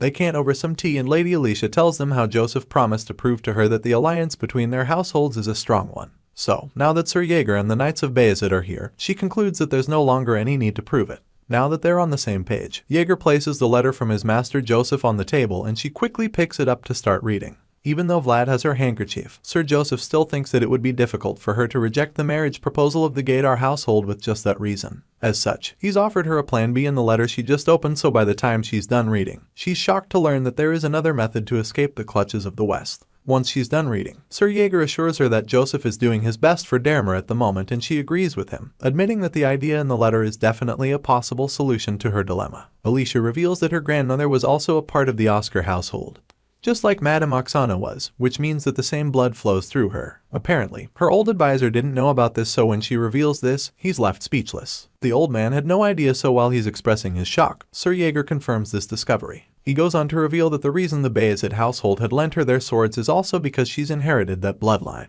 Hearing this, Alicia begins to process the possibilities of what she just learned. She realizes that if the Countess of Bayezid becomes her godmother, then it would mean that she can easily reject the marriage proposal from the Gaidar household. Because if the eldest son of the Gaidar household wants to marry her, then he'll have to get permission from the Countess first. Of course, there's no way that Lady Oksana would let Alicia get married into the family of a tyrant. But the blue-haired lady is still worried that she's inconveniencing the Countess unnecessarily. Seeing her concerns, Sir Jaeger quickly informs her that Madame Oksana has already promised to always welcome her. This gives the Baroness a sense of relief, but her advisor still isn't convinced that this is the best plan. As much as the knights have revealed their good intentions, he also knows that this proposition would mean that the Bayezid household will have a justified reason to interfere in the matters of Heidel. And the fact that this would be the outcome makes the old man conclude that even Bayezid doesn't have completely pure intentions. It bothers him a whole lot, but at the same time, he knows that there's literally no other solution right now. It makes him wonder if the Bayezid household foresaw all of this and decided to delay so they could arrive later than the Westerners. If that's the case, then he concludes that Joseph Bayezid must be a truly fearsome man to have masterminded this whole operation. The old man feels that this must be a game of chess to Joseph and realizes that Dermer is already on top of the chessboard he set up by himself. Due to all the forces at play and the complexities involved in any choice she makes, Alicia is immediately under a lot of pressure. She's not sure what to do and wonders if she really has to decide right now. Of course, Sir Jaeger understands that she's currently on the hot seat, so he assures her that she doesn't have to make any choice right away. He claims that they understand she might be stressed out from having to decide and lets her know that she can take her time. Hearing this, the Baroness is pleased and thanks them for their consideration. Her advisor equally knows that it's a tough decision for her because between the Gaidar household, who approached with the excuse of a marriage proposal, and the Bayezid household that's using protection as bait, it's starting to look like there's really no one that Alicia can trust completely. The young lady zones out for a second until she matches Vlad's gaze. She calls him sir, knowing that he's now a full-fledged knight, and then asks him how he's feeling. She asks him if the work he's been entrusted with is alright for him. In response, he simply assures her that he'll do his best for her. After all, those are his orders and he even wants to follow them too. As soon as he says this, the lady is pretty taken aback and a wave of realization hits her advisor as well. The man concludes that there's actually one person that the Baroness can actually trust completely, and that's Vlad, because the young knight is willing to do what Lady Alicia needs without any conditions or schemes. Once our boy makes it clear that he's ready to fight for her no matter what, she thanks him sincerely and then asks him to show her the handkerchief she gave him before. She believes that it will need some mending since he's been carrying it around this whole time, so Vlad quickly reaches into his breastplate to search for it. Seeing this, Alicia figures that he always keeps the cloth deep within his armor, so it feels good to know that he treasures it. After a few seconds, our boy reveals that purple handkerchief and hands it over to her, but this is where Vlad messes up for the first time. Apparently, he forgot that Jemima also gave him a white handkerchief, so he doesn't remember to hide that one and takes it out with the purple one. Lady Alicia is bewildered when she sees Jemima's own above hers, and before Vlad can even realize what's going on, she snatches the white one from him in a flash. At this point, Vlad is dazed and so is the voice in his head. The voice claims that he didn't even see Alicia's hand coming because of how fast she was, and our boy admits the same. Once she has the white one, she takes a closer look and confirms that it's definitely not the one she gave to him, so she expresses her displeasure. Knowing that she is probably unhappy about this, Vlad tries to lighten the mood by laughing about it and explaining that it's nothing much since a friend gave it to him. He admits that he's been using both handkerchiefs, and Alicia concludes that this friend must be a girl too. Vlad doesn't even bother lying about this. He innocently confirms that Gemina is a young lady that he grew up with. All of a sudden, the Baroness starts to look like she's no longer mad, but the clueless boy who still knows nothing about women starts laughing too, feeling that Alicia is all good now. He even starts complimenting Gemina's handkerchief, talking about how it's pure cotton and really nice to use. Of course, the older men in the room are already feeling sorry for Vlad because they know he's just making the Baroness even more upset. Her advisor gets so nervous on his behalf, wishing that he wouldn't say any more dumb shit, while Jaeger just prays to God that Vlad would shut the hell up already. He finally opens his eyes to read the room, and that's when he sees how worried the other men are for him. He can also sense that Alicia is struggling not to hit him in the head, so he realizes that he must have caused trouble again. The voice in his head instantly agrees with him, assuring him that it's pretty serious too. Eventually, Sir Jaeger can no longer hide his annoyance, so he scolds Vlad severely. The advanced knight talks about how much he hates fools and how Vlad has managed to become the most foolish person he's ever met. Sir Joseph prepared everything for the young knight, so Jaeger can't understand how he managed to ruin everything all over a handkerchief. The one-eyed knight is so incredibly disappointed that he concludes that Vlad must have a talent for being foolish. Our boy is equally very ashamed of himself, so all he can do is accept the scolding and apologize for his carelessness. He admits that he wasn't expecting things to turn out the way they did, but just hearing him speak only makes Jaeger want to punch his face in. However, this advanced knight knows better than to beat the shit out of his vassal, so he holds his rage in. After all, Vlad will turn 18 after this winter, so he ought to start treating him as an adult from now. Besides, he's now also a knight, so he can no longer deal with him the way he would when he was still a young swordsman in training. With all of this in mind, Jaeger finally calms down and tells Vlad to leave the room. Our boy is shocked to hear this, so the green-eyed knight repeats himself only once and tells him to get the hell out already. Jaeger is extremely pissed right now, so he doesn't even want to see Vlad for the meantime. He threatens to beat him up like he used to, and our boy surprisingly claims that he'd like to see Jaeger try. He challenges the advanced knight to beat him, feeling confident that he can't lay a hand on him. Of course, this just upsets Jaeger even more, so he warns Vlad to get out of his sight for the last time. The advanced knight starts cracking his knuckles, claiming that he might not be able to hold himself back anymore, and just when it looks like the big guy is about to reach his limit, our boy runs off like a coward. It's quite funny the way he flees after talking big, and Jaeger just begins to wonder what he's going to do with that kid. Vlad escapes and finds himself in another room where the other Bayezid knights are having some wine. As soon as he enters, they all start staring at him, so he asks them what's up, and they immediately start mocking him for his little handkerchief incident. As far as they're concerned, the young swordsman is a flirt who is juggling the hearts of two ladies. They tease him for making such a terrible mistake before the Baroness, and once they're all laughing at him, it starts to get to him. It's no longer funny, so Vlad claims that he'll like to be alone, which just makes them mock him anymore, for even thinking that they'll leave the room for him. Once it's clear that they won't stop teasing him, he walks out the door to go elsewhere, and they mock him even more, suggesting that they warn the maids of Heinel now that a stallion is roaming the mansion. That little accident really blew up into a really big problem for Vlad, and now he's wondering how things turned out like this. All he had to do was take out Alicia's handkerchief, but he somehow managed to screw up big time back there, and he doesn't even know how it happened. Our boy walks along the hallway all alone while thinking deeply about everything that's going on. He really wants to do well for his first mission as a knight, so it's sad that he already fucked up so badly. But what's even more baffling is how the other knights simply mocked him instead of comforting him. At this point, the voice in his head chimes in, claiming that it was nice to see them tease him like that. Apparently, the voice believes that they weren't even mocking him for real because that's their own way of showing affection. Those guys are hard men who were trained by Rudiger, so seeing them laugh and joke about Vlad like that makes the voice feel that they must have acknowledged our boy as one of theirs. In response, Vlad claims that he can believe it because something like this has happened in the past too. Regardless of whether they're back alley thugs or knights of high standing, our boy realizes that people are just similar everywhere. He had the same experience back in Soara while working under Jorge and his men. Once that thought is out of the way, he thinks back to the main issue at hand. Now that he's messed up, he doesn't think his situation can be helped, and he really doesn't have anywhere to go right now because the other knights will chew him up while Jaeger will probably murder him if he catches him. With this in mind, he looks out the window and spots a lonely tree sitting in the middle of the field all alone just like him. He suddenly realizes that it's been a while since he prayed, so he figures that it wouldn't be a bad idea to go out and do that right now. Meanwhile, Lady Alicia is still pretty upset. She sits at her table trying to make sense of what Vlad did, but the more she thinks about it, the more absurd it is to her. She begins to feel that maybe the young knight really is that senseless, but still she doesn't get how he managed to keep her handkerchief together with another woman's. While she is no longer a fan of our boy, her advisor keeps trying to help Vlad.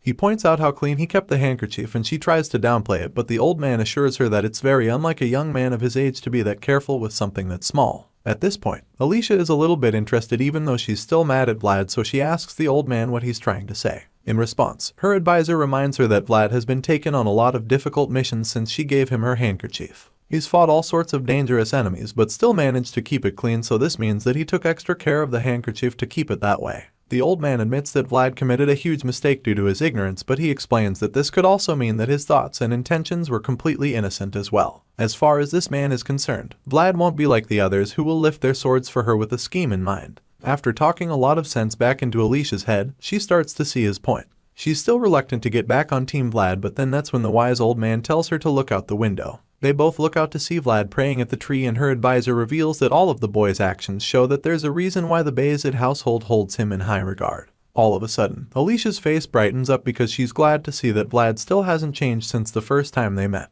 The smile quickly gets wiped off her face when she sees someone marching over to go meet Vlad. This figure turns out to be none other than Istvan, who is currently closing the gap between him and the unsuspecting knight. They're too far away so they can't help him, so the old man begins to panic and asks if there's anyone outside that can warn Vlad because as far as he's concerned, it's an emergency. While all that's going on, our boy is deep in his mind space where he's trying to trigger all the memories he has of this lonely tree. He asks the voice to search for them, but there's not much luck with it. Vlad remembers that he got some memories back after seeing Noir, and the voice suggests that there's some relationship between him and this serpent spirit. Their little meditation is interrupted when the voice suddenly senses someone approaching. Hearing this, Aur immediately regains his alertness and quietly listens to hear who it is. Once Istvan gets close enough, he expresses how surprised he is when he learns that there's a grave in a place like this. As such, he concludes that someone dear to Vlad must be buried here to make him come this far out to pray. At this point, our boy gets back on his feet, and before even turning around, he informs the arrogant Westerner that this is a place one can only enter if they've been permitted by its master. He's furious that Istvan would desecrate the place with his vile presence, so he turns around and reaches for his sword. Seeing this, the brat feels challenged, so he wonders why Vlad can come here and he can't. In response, our boy reveals that he has received permission to be there, but Istvan doesn't really care about that because he's just glad that the young knight is finally looking at him now. Istvan is excited to finally be seen by the young knight that came to ruin his assignment in Dermer. He admits that he started to feel like he was transparent back when the Bayezid knights first came because Vlad was only staring at God. As you can imagine, this doesn't really concern our boy, who is currently pissed by the brat's audacity. He quietly waits for the guy to finish saying whatever he has to say just so that he can send him away. Istvan keeps spewing garbage and then suddenly reveals something that the rogue knight told him to disclose to Vlad. Apparently, if Vlad gives up on Baron Heinel's handkerchief, then Godin will consider that as the price for the second jerky. Clearly, that's all gibberish to literally anyone else, but our boy has had an encounter with Godin before, so he knows exactly what it means, and judging by the look on his face, it's a really disturbing statement. Of course, Istvan has no idea what it means. He's just passing the message, so he asks Vlad to tell him what the knight is supposed to mean by it. After a while, our boy is still pretty dazed and shaken by the message, and Istvan can see this. He wants Vlad to tell him what this cryptic message means and admits that he's not that curious about the relationship that they had in the past. Right now, his only priority is the handkerchief, so he boldly tells Vlad to hand it over. As you would expect, there's no way in hell that this young knight is letting it go, so he challenges Istvan to come and take it if he has the balls. The arrogant successor of the West is shocked that a kid from Soara would even dare talk to him like that. He can't believe that Vlad would doubt that he's capable of overpowering him, so this makes him even more desperate to get the handkerchief. It's no news that the West does not hide what they want, since it is a world where only the greedy can survive, but at the same time, the North does not ever fall back, since it is a world that you can only survive by not letting things get taken away from you. Seeing that the blonde knight has no intentions of giving up the handkerchief, Istvan isn't too surprised, because Godin did tell him that Vlad wouldn't listen, and since that's the case now, he figures that he doesn't have any other choice left. Both men already know what's coming next and they're both ready for it. As you would expect, Istvan is the challenger, so he is the first to draw his sword, and boy is it massive. It shouldn't even be physically possible to hold such a gigantic sword with one hand, but the successor of the West is one crazy brute. He points his blade at Vlad's face, with the extremely sharp tip of the sword mere inches away from our boy's face. With his eyes glowing red with desperation, he calls Vlad the rookie from the North, and in that moment, he challenges him to a duel for Alicia's handkerchief. Our boy is absolutely unfazed despite having a huge sword shoved in his face. After a brief moment of silence, he tells Istvan to do it again, and this leaves the brute a little confused because he doesn't get what the kid is talking about.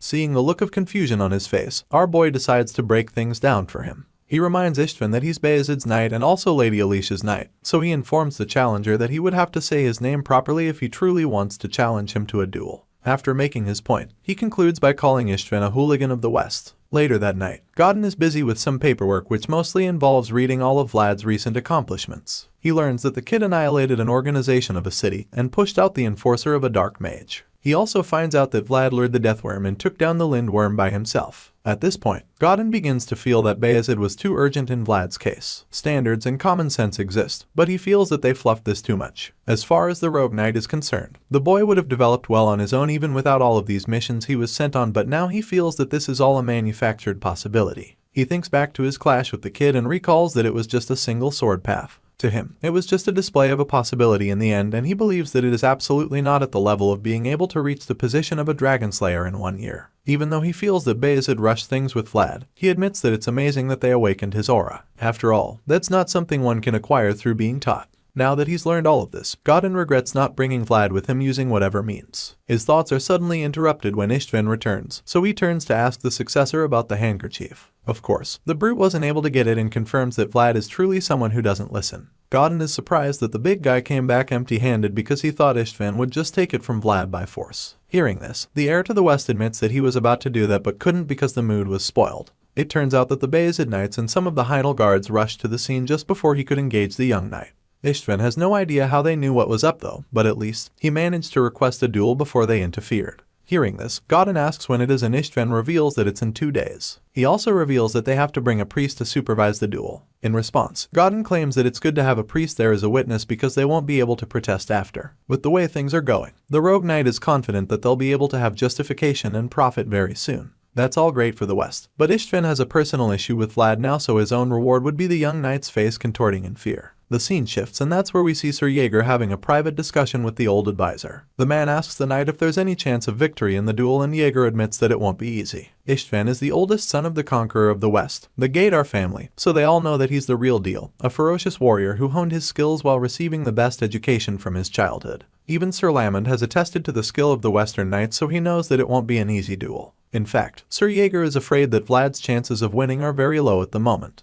Hearing this, the old advisor is just grateful for Jaeger's honesty, but at the same time, he's worried about what would happen if Lady Alicia's handkerchief falls into the Istvan's hands. However, Sir Jaeger tells him not to worry too much, reminding him that Vlad fought a knight while being a squire. Besides, he assures him that Master Joseph didn't send them to Daremer without plans. Hearing this, the old man curiously asks if they have a good plan, so Jaeger quietly informs him that this duel is just a process. Seeing the confidence in the knight's eyes, the old counselor is relieved because he had no idea that Bayezid had made many preparations, so he offers to support them with anything they need now that he knows they came with backup. Hearing this, Jaeger doesn't hesitate to make his first request, and once he's asked what it is, he reveals that they would like to suggest a location for the duel to Lady Alicia. Fast forward to the day of the duel, and Istvan is really baffled by the location chosen for the duel. They're in an open field, so he's really confused because he knows that duels usually happen in a lobby or a hall. At this point, Godin informs him that there was a special request from the Baroness. As it relates to a proposal, she requested that her dead parents buried in the ground be there to watch over the duel as well. Hence, that's why they're currently in the open field outside the mansion waiting for the fight to start. Hearing this, Istvan admits that it's a reasonable excuse, but that doesn't change the fact that he finds it to be an eerie plain.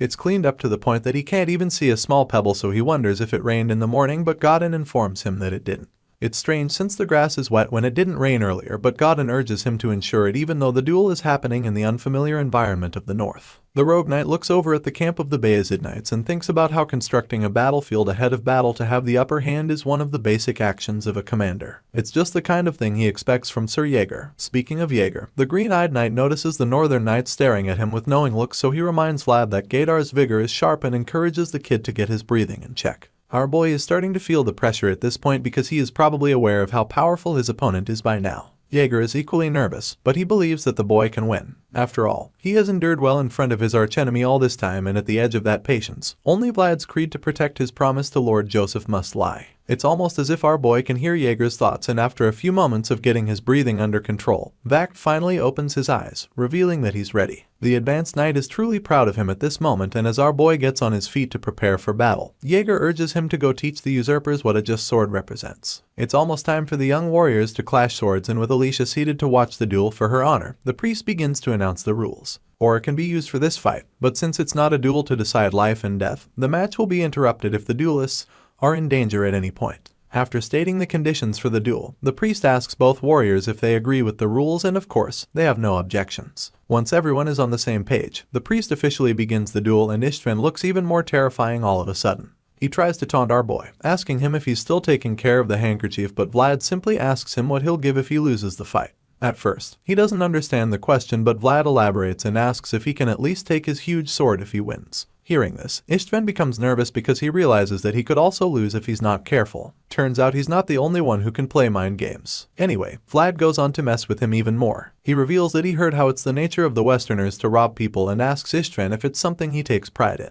Before he can even process this, our boy informs him that there is a place where robbing is part of life, but there, getting things stolen would result in death. He makes this point, referring to the back alleys of Soara where he grew up, and concludes his little chat wondering who is greedier between the both of them, since one of them robs out of desire, and the other had to rob for survival. At this point, our boy finally draws his sword and takes his battle stance, which Ishtvan finds weird. Just then, the Bayezid knights reveal their great swords, and when Godin sees this, he realizes that the northerners expected a duel from the very beginning.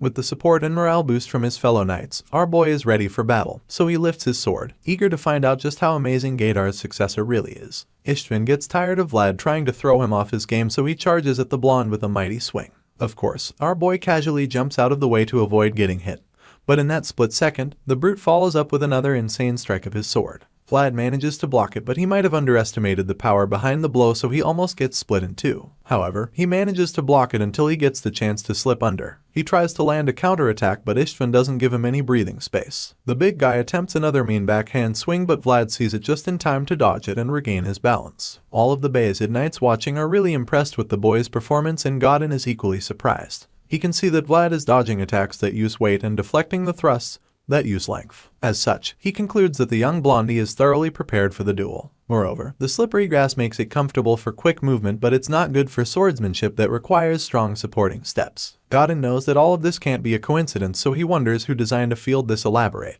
Young Master Joseph might have never been able to wield a sword, but he's one hell of a mastermind. Back in the duel, Ishtvan keeps trying to land a bit on our boy, using all the aggression and power he can muster, but Vlad remains just one step ahead of him. He starts to get really pissed that he can't get a single blow, and so he uses even more power and attempts a deadly downward drive of his sword, hoping to bury the young knight right there, but once again the slippery swordsman manages to block the strike. The force from the attack almost pushes him down, but he manages to stand his ground and stay on his feet. He blocks it just long enough for him to slip away once again, and at this point, it becomes really baffling for Ishtvan. The big brute can't understand how Vlad keeps getting away each time, especially since he was told that the boy is just a rookie who has only held a sword for a year. As far as he's concerned, that's not enough time to be this good in a duel, so he is absolutely taken aback by the fact that Vlad is able to take his sword. While he's still trying to wrap his head around it, the slippery knight in question charges at him with blistering speed. Our boy has been playing defense since the battle started, so now he wants to see what Ishtvan is really capable of. The brute sees him coming at him and quickly takes another big swing. Thankfully, our hero sees it coming, so he stops in his tracks and quickly dodges the strike. The Westerner goes all out at this point, desperate to land even one hit at least, so he tries another downward drive, but our boy just jumps out of the way like it's a sparring session. Vlad's technique begins to irritate Ishtvan, so he angrily tells him to fight properly, wondering how long he's just going to keep running away. In response, our boy just taunts him even more, suggesting that he's not done running. As if that's not frustrating enough, the wet ground makes Ishtvan feel like he's fighting on a mud field. He's afraid that he'll end up giving Vlad an opening to defeat him if he drags this on for long. Just thinking about it makes him furious because it would be an utter humiliation, losing to an unnamed knight. With this in mind, he figures that he'll need to trigger Vlad to attack, and what better way to do that than with some severe trash talking. Ishtvan accuses Vlad of crawling from a lowly place and having a disgusting fighting style.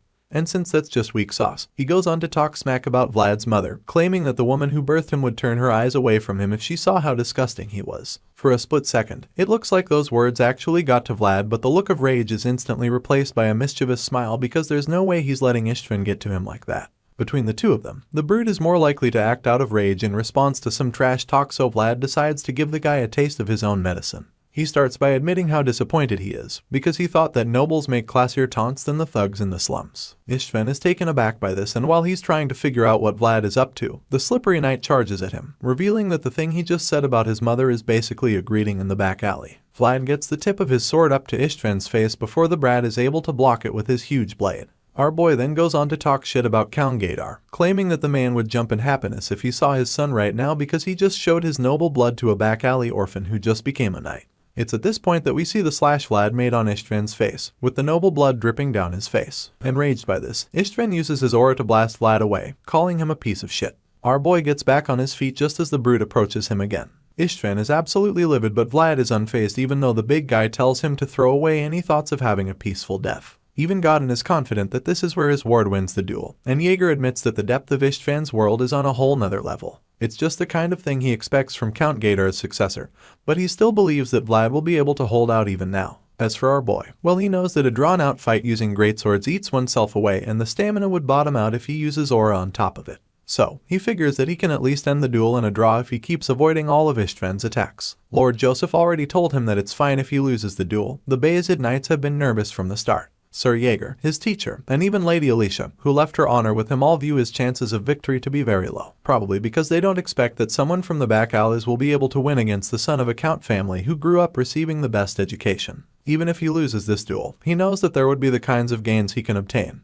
But instead, he wants to escape now. Our boy doesn't want to lose. He wants to escape from running, from avoiding, and from promising for the next time. At the very least, he wants to be able to win in front of the knight who destroyed his nest. With this in mind, he activates his aura and summons his world, telling Godin to take a good look at it, and see that he now has the proud qualification, the very thing he needed to be able to approach the Knight of the Blue Moon. These are the fruits of his struggles. Ishtvan activates his aura and imbues the powerful energy into his blade as he takes yet another mighty swing, hoping to end the duel once and for all. As Ishtvan swings his massive sword to decapitate him, he swiftly leans back with blistering speed, allowing him to dodge it. But of course, he knows that this isn't the only attack coming his way, since several follow-up blows are instantly unleashed by the ruthless warrior from the west. Ishtvan throws blow after blow, viciously trying to land a hit, but our boy continues to block each attempt just in the nick of time. Of course, the redhead is the one throwing all the blows now, so Vlad is forced back over and over again, with no hope of even trying to attack. Our boy is stuck playing defense at the moment since the big guy isn't holding back anymore. Not even a little bit. He's throwing everything he's got, proving just why he's such a formidable warrior. Clearly, he has the upper hand in the duel now, and it's almost starting to look like the blondie doesn't stand a chance since all he can do is block insanely powerful strikes or risk getting smashed into the ground. Ishtvan doesn't even make things easier since he keeps up his aggressive streak and then finally lands his mightiest blow yet, which almost sends Vlad sinking into the muddy ground.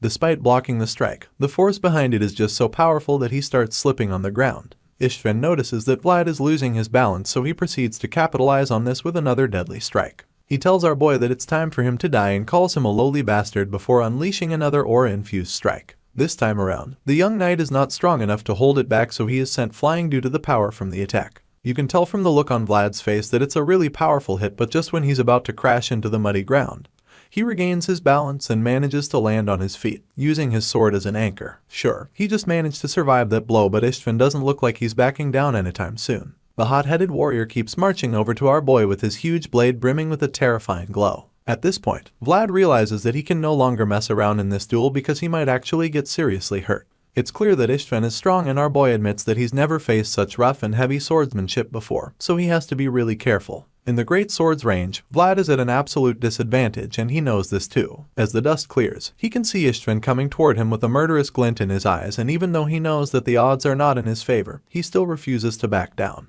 Our boy prepares to charge as well, feeling that there's only one way out of this situation. He activates his aura and blasts himself toward his opponent, determined not to lose. Both warriors go in once again to resume the slugfest, and Vlad swiftly dodges Istvan's first strike. He slips under to create an opening, but the brute follows up with another powerful strike. Despite being severely outgunned, our boy remains focused on going forward beyond the boundary of death. Vlad is prepared to keep slugging it out even though he might get hurt, because his goal right now is to get into his enemy's space, and it doesn't take too long for him to do this. The young swordsman dodges all of Istvan's strikes and then creates enough space for himself to unleash a devastating counter-attacking blow. This allows him to change the dynamics of the fight in the blink of an eye, and the big brute who had the upper hand for so long suddenly finds himself pushed back several feet by our boy. Istvan blocks Vlad's attack and manages to stay on his feet despite being pushed back, but before he can even think of his next move, the young knight charges at him once again with a follow-up attack. Vlad blasts himself toward the Westerner, determined to not let him escape, and when Gaidar's successor sees this coming,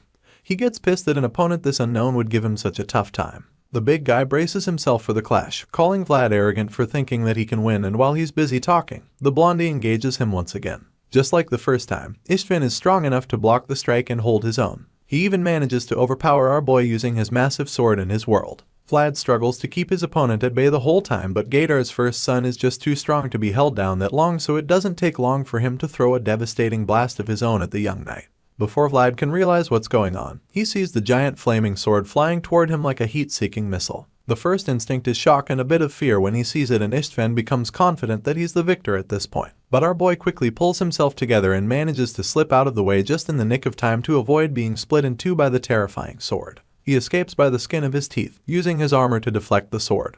And the Westerner is dumbfounded when he sees this. Istvan can't believe his eyes because he thought he had it in the bag just 1 second ago. The big brute is dumbfounded, but he's not the only one left speechless, because even Godin can't believe what he just witnessed. It turns out that our boy just used something called armor art. This happens to be the Holy Knight's exclusive technique, which is not something that rookies should be able to use, so he didn't know Vlad is so familiar with the skill. While the rogue knight is trying to wrap his head around what Vlad just did, we catch up with the young blondie in question, who is still feeling the effects of the skill he just used. As you can imagine, such a tough move took a toll on him since he's still not experienced enough. On top of that, the sword attack that Istvan sent his way was just way too heavy, to the point that he couldn't even deflect it fully. He's overwhelmed by the brute's power, and while he's still trying to recover from the last one, Istvan appears right in front of him with his fists clenched. The big guy is about to unload a devastating punch, but Vlad sees it coming early enough, so he grabs his sword and charges forward as well, ready for another round. As far as our boy is concerned, there's no way Istvan's punch would be enough to do any damage to him, and this is confirmed when the big guy actually makes contact with his face. Istvan punches Vlad right in the face, and the force is so much that a small explosion follows. However, the outcome is not what you'd expect, because all of a sudden, we see that the big guy's fingers are all dislocated.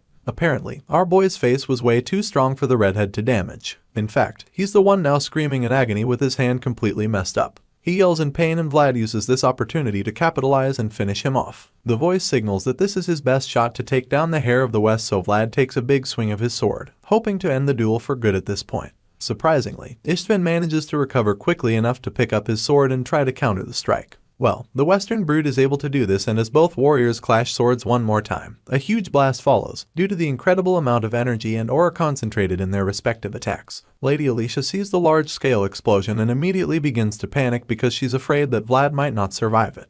Even her advisor is deeply worried, so they all wait anxiously for the smoke and dust to clear so that they can see who came out on top. As the smoke starts to clear up, they're shocked to see that both fighters are still on their feet. In fact, they're still clashing swords and desperately trying to cancel each other out. Vlad holds Istvan back, knowing that the Westerner didn't expect such a difficult fight. The smoke finally clears up completely, and that's when we see that Godin is the one who stepped in to save Istvan.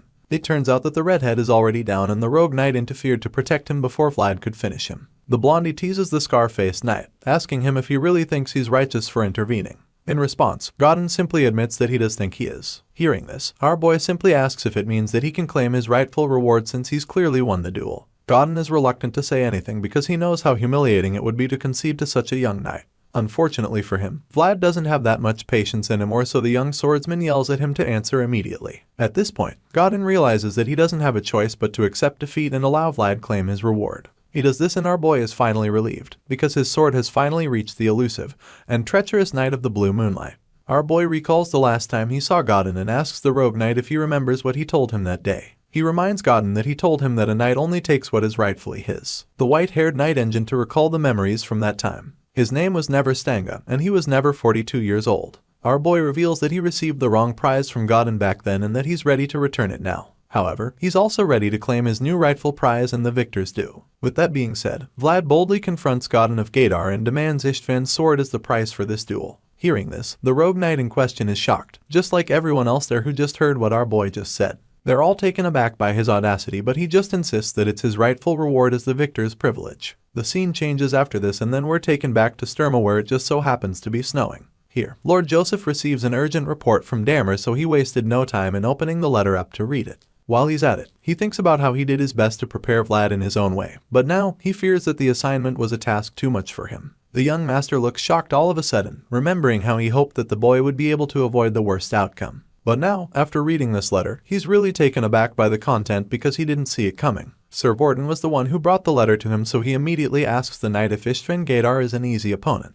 The chubby man is a bit surprised to be asked such a question because everyone already knows that the heir of the West is a formidable warrior. The guy is only in his mid-20s, but even at that, none of the new knights in the West stand out as much as he does. He's already so good that some even expect him to become the best knight in the West. After confirming from Sir Vorden that Istvan is definitely not an easy opponent, he goes on to reveal that he made his plans based on that assumption. The guy is the eldest son of Count Gadar, the current ruler of the West, so Joseph felt that there was no better choice for Vlad's debut opponent besides him. After all, if it was a well-known strong opponent, then no one would blame Vlad if he ended up losing the duel. And then again, if Blondie managed to push Istvan back even once during their clash, then his reputation would rise significantly even if he didn't end up winning. On top of that, Joseph also knew that Alicia would have no choice but to side with the Bayazids if Vlad lost the handkerchief to Istvan during the duel. It turns out that this dark-haired mastermind from Sturma had already foreseen most of the outcomes of their envoy to Damer. Now that he's received news from Damer, Joseph is so delighted that a mischievous grin appears on his face. He's pretty proud of himself for being so consistent with his excellent strategies, so he figures that it's time for the next phase of his master plan. He suddenly calls out to Sir Vorden about the task he ordered earlier and assures the fat man that he's prepared it without a single gap. It's literally the definition of a foolproof plan because he can't lose. The knight is amazed when he hears this and also pretty impressed by his master. While he's still in a daze, Joseph suddenly instructs him to scrap everything that was prepared earlier. And at first, he doesn't really process it before answering, but then after a few seconds, the wave of realization hits him because he can already tell that there's going to be a lot of work required. He expresses his confusion, so the young master informs him that they'll need to start the plan over from scratch. Sir Vorden is really reluctant to do that because it wasn't even easy to prepare the first one. He doesn't want to believe that they're about to scrap everything that they worked for over the last 10 days without any sleep. Unfortunately, Joseph's mind is made, so he simply informs the knight that the situation has changed and so that, apparently, the clever mayor prepared more for the worst and not for the best. He had put a lot of countermeasures in place in case Vlad lost to Istvan, but now that he knows that his youngest knight made him proud by defeating the Westerner, he's got mixed feelings. He doesn't even know whether to laugh or cry, but Vorden seems to have chosen already because he's already in tears just from thinking about the work he's got ahead of him. Back in Damer, the story continues after Vlad defeats his opponent to win the duel. At the moment, the knights of the two houses from the north and west are having a little meeting in a hall. Count Gadar's knights look absolutely furious while the Bayezid knights can't still wipe the smiles off their faces, knowing that they won. At the same time, Godin and Jaeger are seated at the table having a very serious discussion. The white-haired knight claims that he'd like to get Istvan's sword back even though Vlad won it as his prize after the duel. Hearing this, Jaeger simply informs his counterpart that his request seems to have a procedural issue. Of course, Godin knows this, but he's just desperate to get it back because he knows how humiliating it is for Istvan to lose his sword. He suggests that Vlad is asking for too much, so at this point, Sir Jaeger informs the Westerners that the Bayezid knights will be the ones to decide if that's the case or not. As you can already tell, the Northern Knights are not likely to give the sword up, so Godin becomes really desperate, and a lot less patient. He insists that they're going too far for demanding an opponent's sword after a mere duel. Hearing this, Jaeger quickly corrects the rogue knight, reminding him that what happened out there in the field wasn't a mere duel by any means. After all, Istvan was the one who challenged Vlad, and the West were the ones who crossed the line without thinking ahead by supporting him. At this point, the Blue Moonlight Knight can no longer argue because he knows that Jaeger is absolutely right, so he just sighs as he accepts defeat and then asks the one-eyed man to state what he wants in exchange for the sword. In response, the advanced knight tells Godin that he's not the one that should answer that question. He expects that the scar-faced man knows exactly who that question should be directed to. Yep, Vlad was the one who won the duel, so he's the one that will decide what he wants in order to let it go. It's also pretty obvious that the boy has his reasons for taking the sword, and Godin is well aware of this as well. After hearing Jaeger's response, the white-haired knight realizes that the negotiation has failed, and the green-eyed swordsman advises him and his men to leave if they understand what that means. As much as Godin would love to take it all with force, he is also aware of how powerful and protective the Northerners are. He also knows what a formidable knight Sir Jaeger is, so he shoots up from the table in a huff to take his leave. Before walking out, he suggests that they'll see each other again one day in the end, so Jaeger boldly tells him to pick a date for that, offering to come greet the Blue Moonlight Knight personally. After this little exchange, Godin gets ready to exit the room, but before he leaves, he tells Jaeger to say goodbye to Vlad for him, and of course, the green-eyed man is more than happy to. As the Westerners finally leave, Jaeger can only feel sorry for Vlad. He is really surprised that the young boy from Soara somehow managed to get tangled up with a dangerous man like Godin.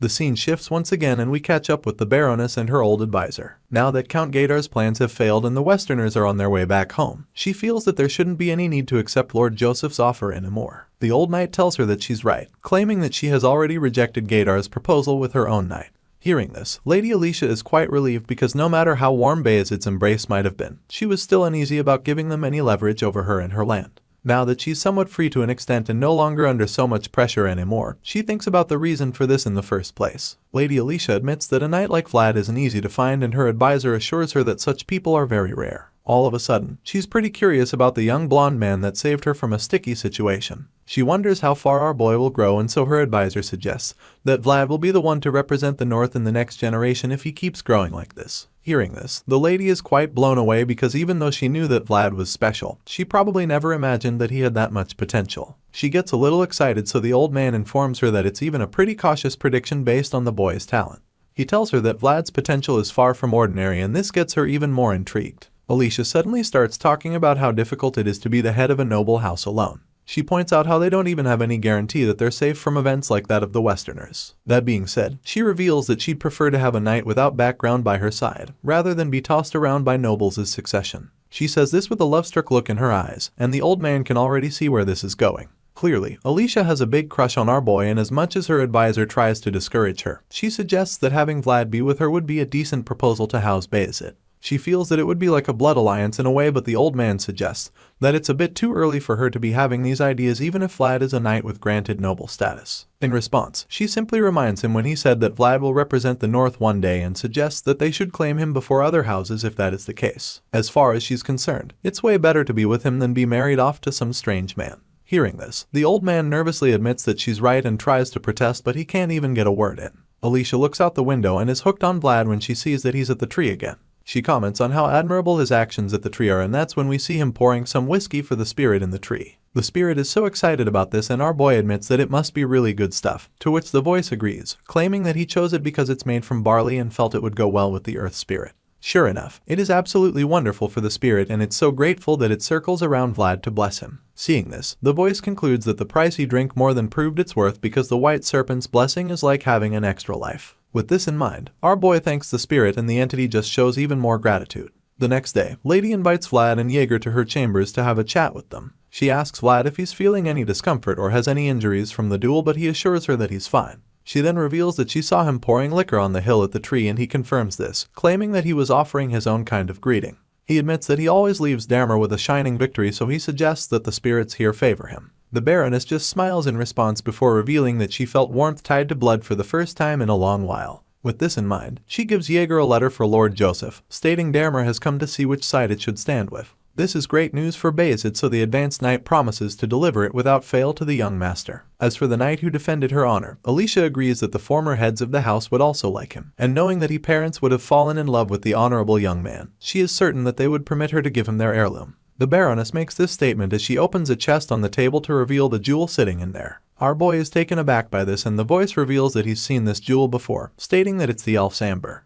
The story continues with a little backstory about the elves. In this world, the elves are the other species that live in the Empire's outskirts in the east. Because the god they believe in is different, the exchange they have with the Empire is only partial. But then again, Alicia reveals that it's said that their first patriarch was acquainted with the elves. That being said, she presents the gold-colored gem to Vlad, revealing that the precious stone was earned through that connection between their patriarch and the elves. Apparently, it's an amberatone made with the resin of a very precious tree. Lady Alicia tells our boy how her father even adorned the pommel of his sword with this very amberstone. However, since she has no reason to carry a sword around, she figured that it would be best to pass it down to her personal knight, who just happens to be Vlad. Even though she's not a swordsman, she still isn't going to let the amber stone rot away like this. That being said, she suggests that it would fit perfectly on Vlad's sword, and then finally stretches her hands out to him with the gem in it. Our boy is taken aback when she does this, and for a second, he can't believe his eyes. When it finally becomes clear that she's very serious about giving him the Amber Stone, he begins to think about what it means. He feels that he has to pay an expensive price for an expensive item like this, and the thought just makes him more reluctant. He's a little confused as to why she'd give him the Amber Stone, because she literally just told him that it's a family treasure that was supposedly passed down from their first patriarch. Since that's the case, he admits that he probably can't accept the gift. He keeps trying to make her keep the Amber Stone, but Lady Alicia simply informs him that he's even more qualified to receive it than anyone else. Since he doesn't seem to understand, she proceeds to remind him that he's protected the Heidel clan 2 times already. The Baroness keeps insisting and shoving the gem in his face, which makes it a bit overwhelming.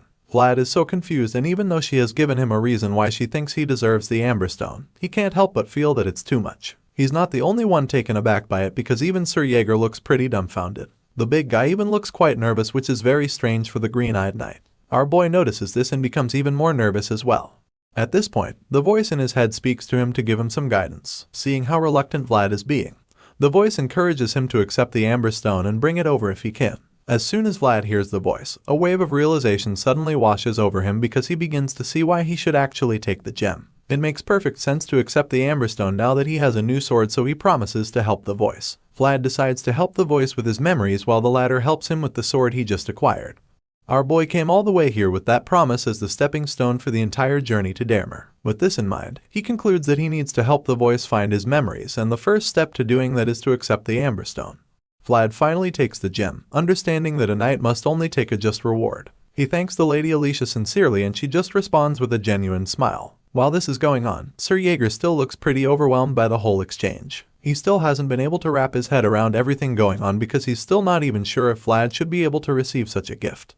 On the other hand, our boy begins to feel a lot less nervous. Now that he has a purpose for the gem, he's confident that everything is going to work out. The voice thanks him, knowing that it must have been overbearing to just receive it because of the expectations and responsibilities attached to accepting such gifts. Hearing this, Vlad just feels hopeful rather than overwhelmed, because he believes that this may just end up being a clue to the voice's memories.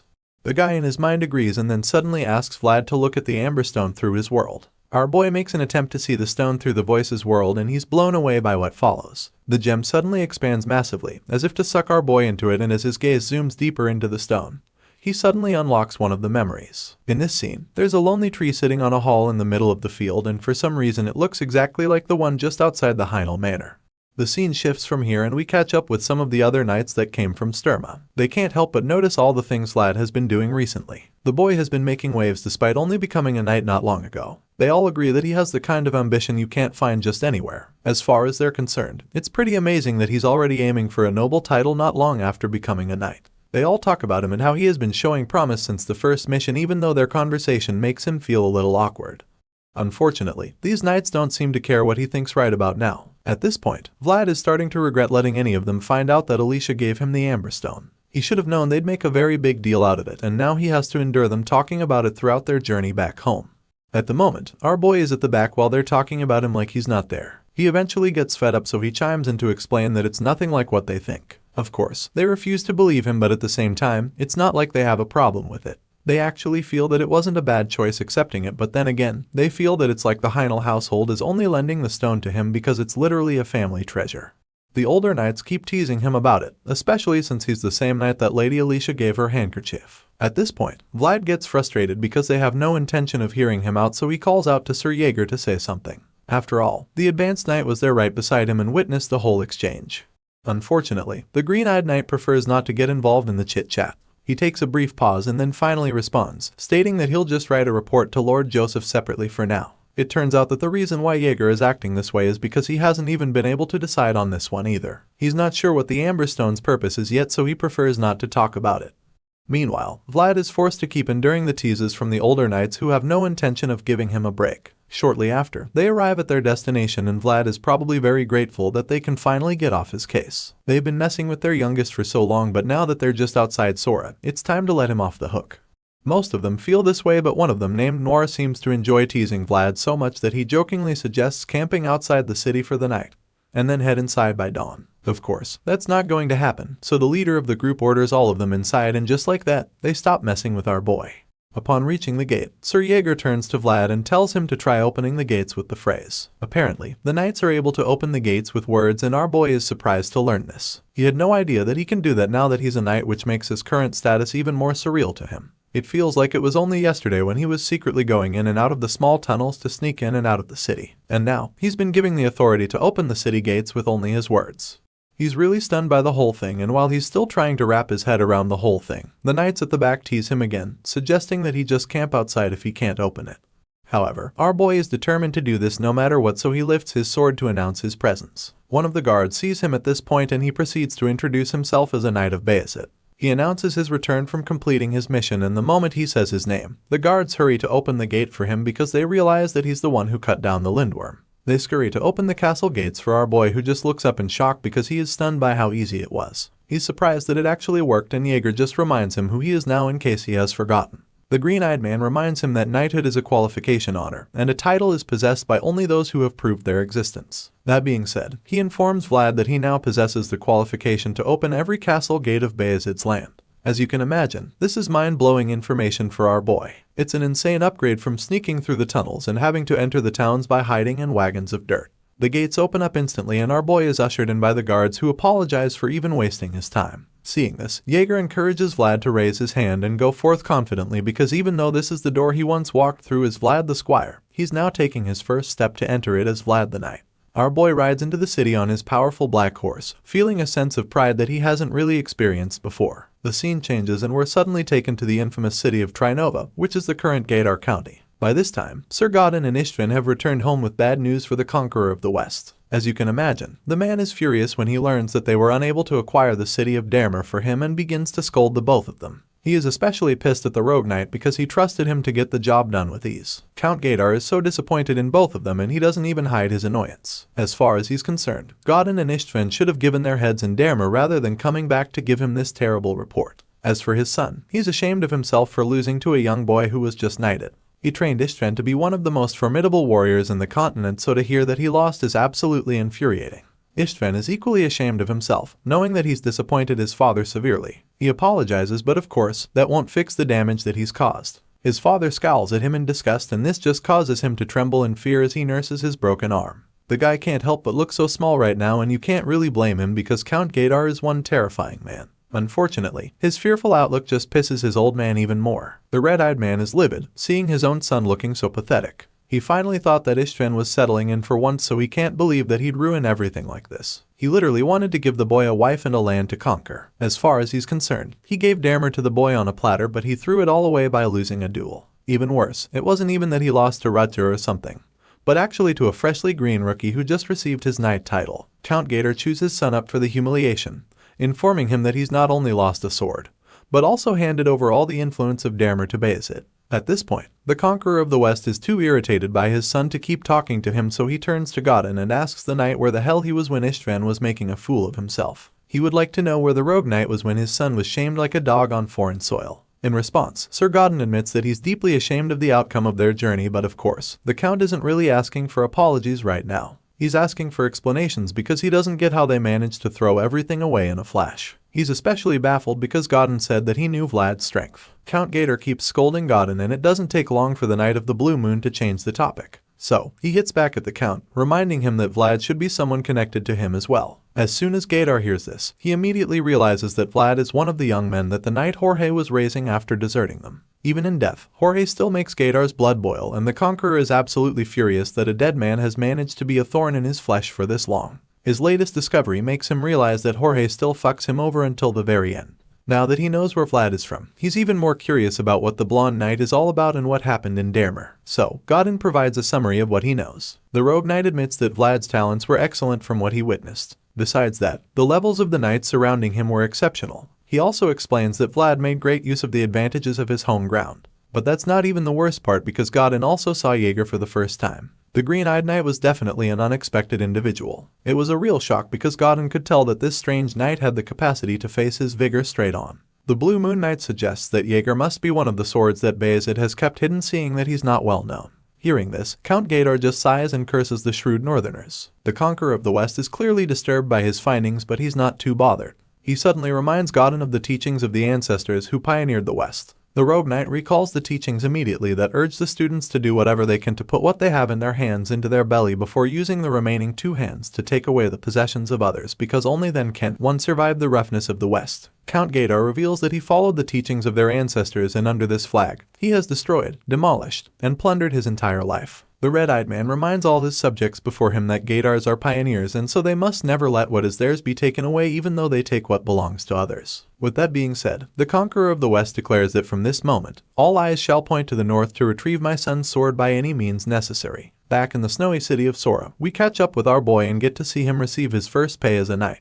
Sir Vorden is the one in charge of giving Vlad his wage, and the chubby knight is more than happy to congratulate our boy on receiving his first salary. The man takes out 4 gold coins, and as soon as our boy sees them, his eyes widen in shock. He seems shocked at the amount, and the man is also taken aback by his reaction. Sir Vorden immediately figures that Vlad might be disappointed that the pay is too little, and our boy admits that he actually anticipated something more. He's a bit disappointed because he thought that knights get more than just 4 gold as pay, but then Sir Vorden simply reminds him that he's still a rookie. He scoffs, claiming that he even knows about how Sir Jaeger still carried Vlad at his side like a vassal. Either way, the fat knight suddenly tells Vlad that knights don't collect money through salaries, and as you can imagine, this gets our boy pretty curious. He is anxious to hear the rest, and that's when Sir Vorden informs him that knights must follow duty, owe duties, and take responsibility for befitting them. Vlad listens as the older knight says all of this, but he's still pretty confused because he doesn't still get what that has to do with money. Before he can even finish asking this, Sir Vorden cuts him off, explaining that all that duty and responsibility he's talking about is actually the money of knights. He tells Vlad that a full cat doesn't hunt mice, and then concludes by telling him that he must achieve as many accomplishments as possible if he wants to obtain money and honor. Vorden claims that the price for honor will be provided at the end of the year under the so-called name of special pay for knights. He tells Leo to expect a bit more than 4 gold coins by that time because he's made quite a lot of accomplishments in this 1 year already. Hearing this, our boy gets interested, so he curiously asks what the price for duty and responsibility will be for him. In response, Sir Vorden casually suggests that it's not something Vlad should ask since he's literally the one who brought over the treasure of the Hynel clan.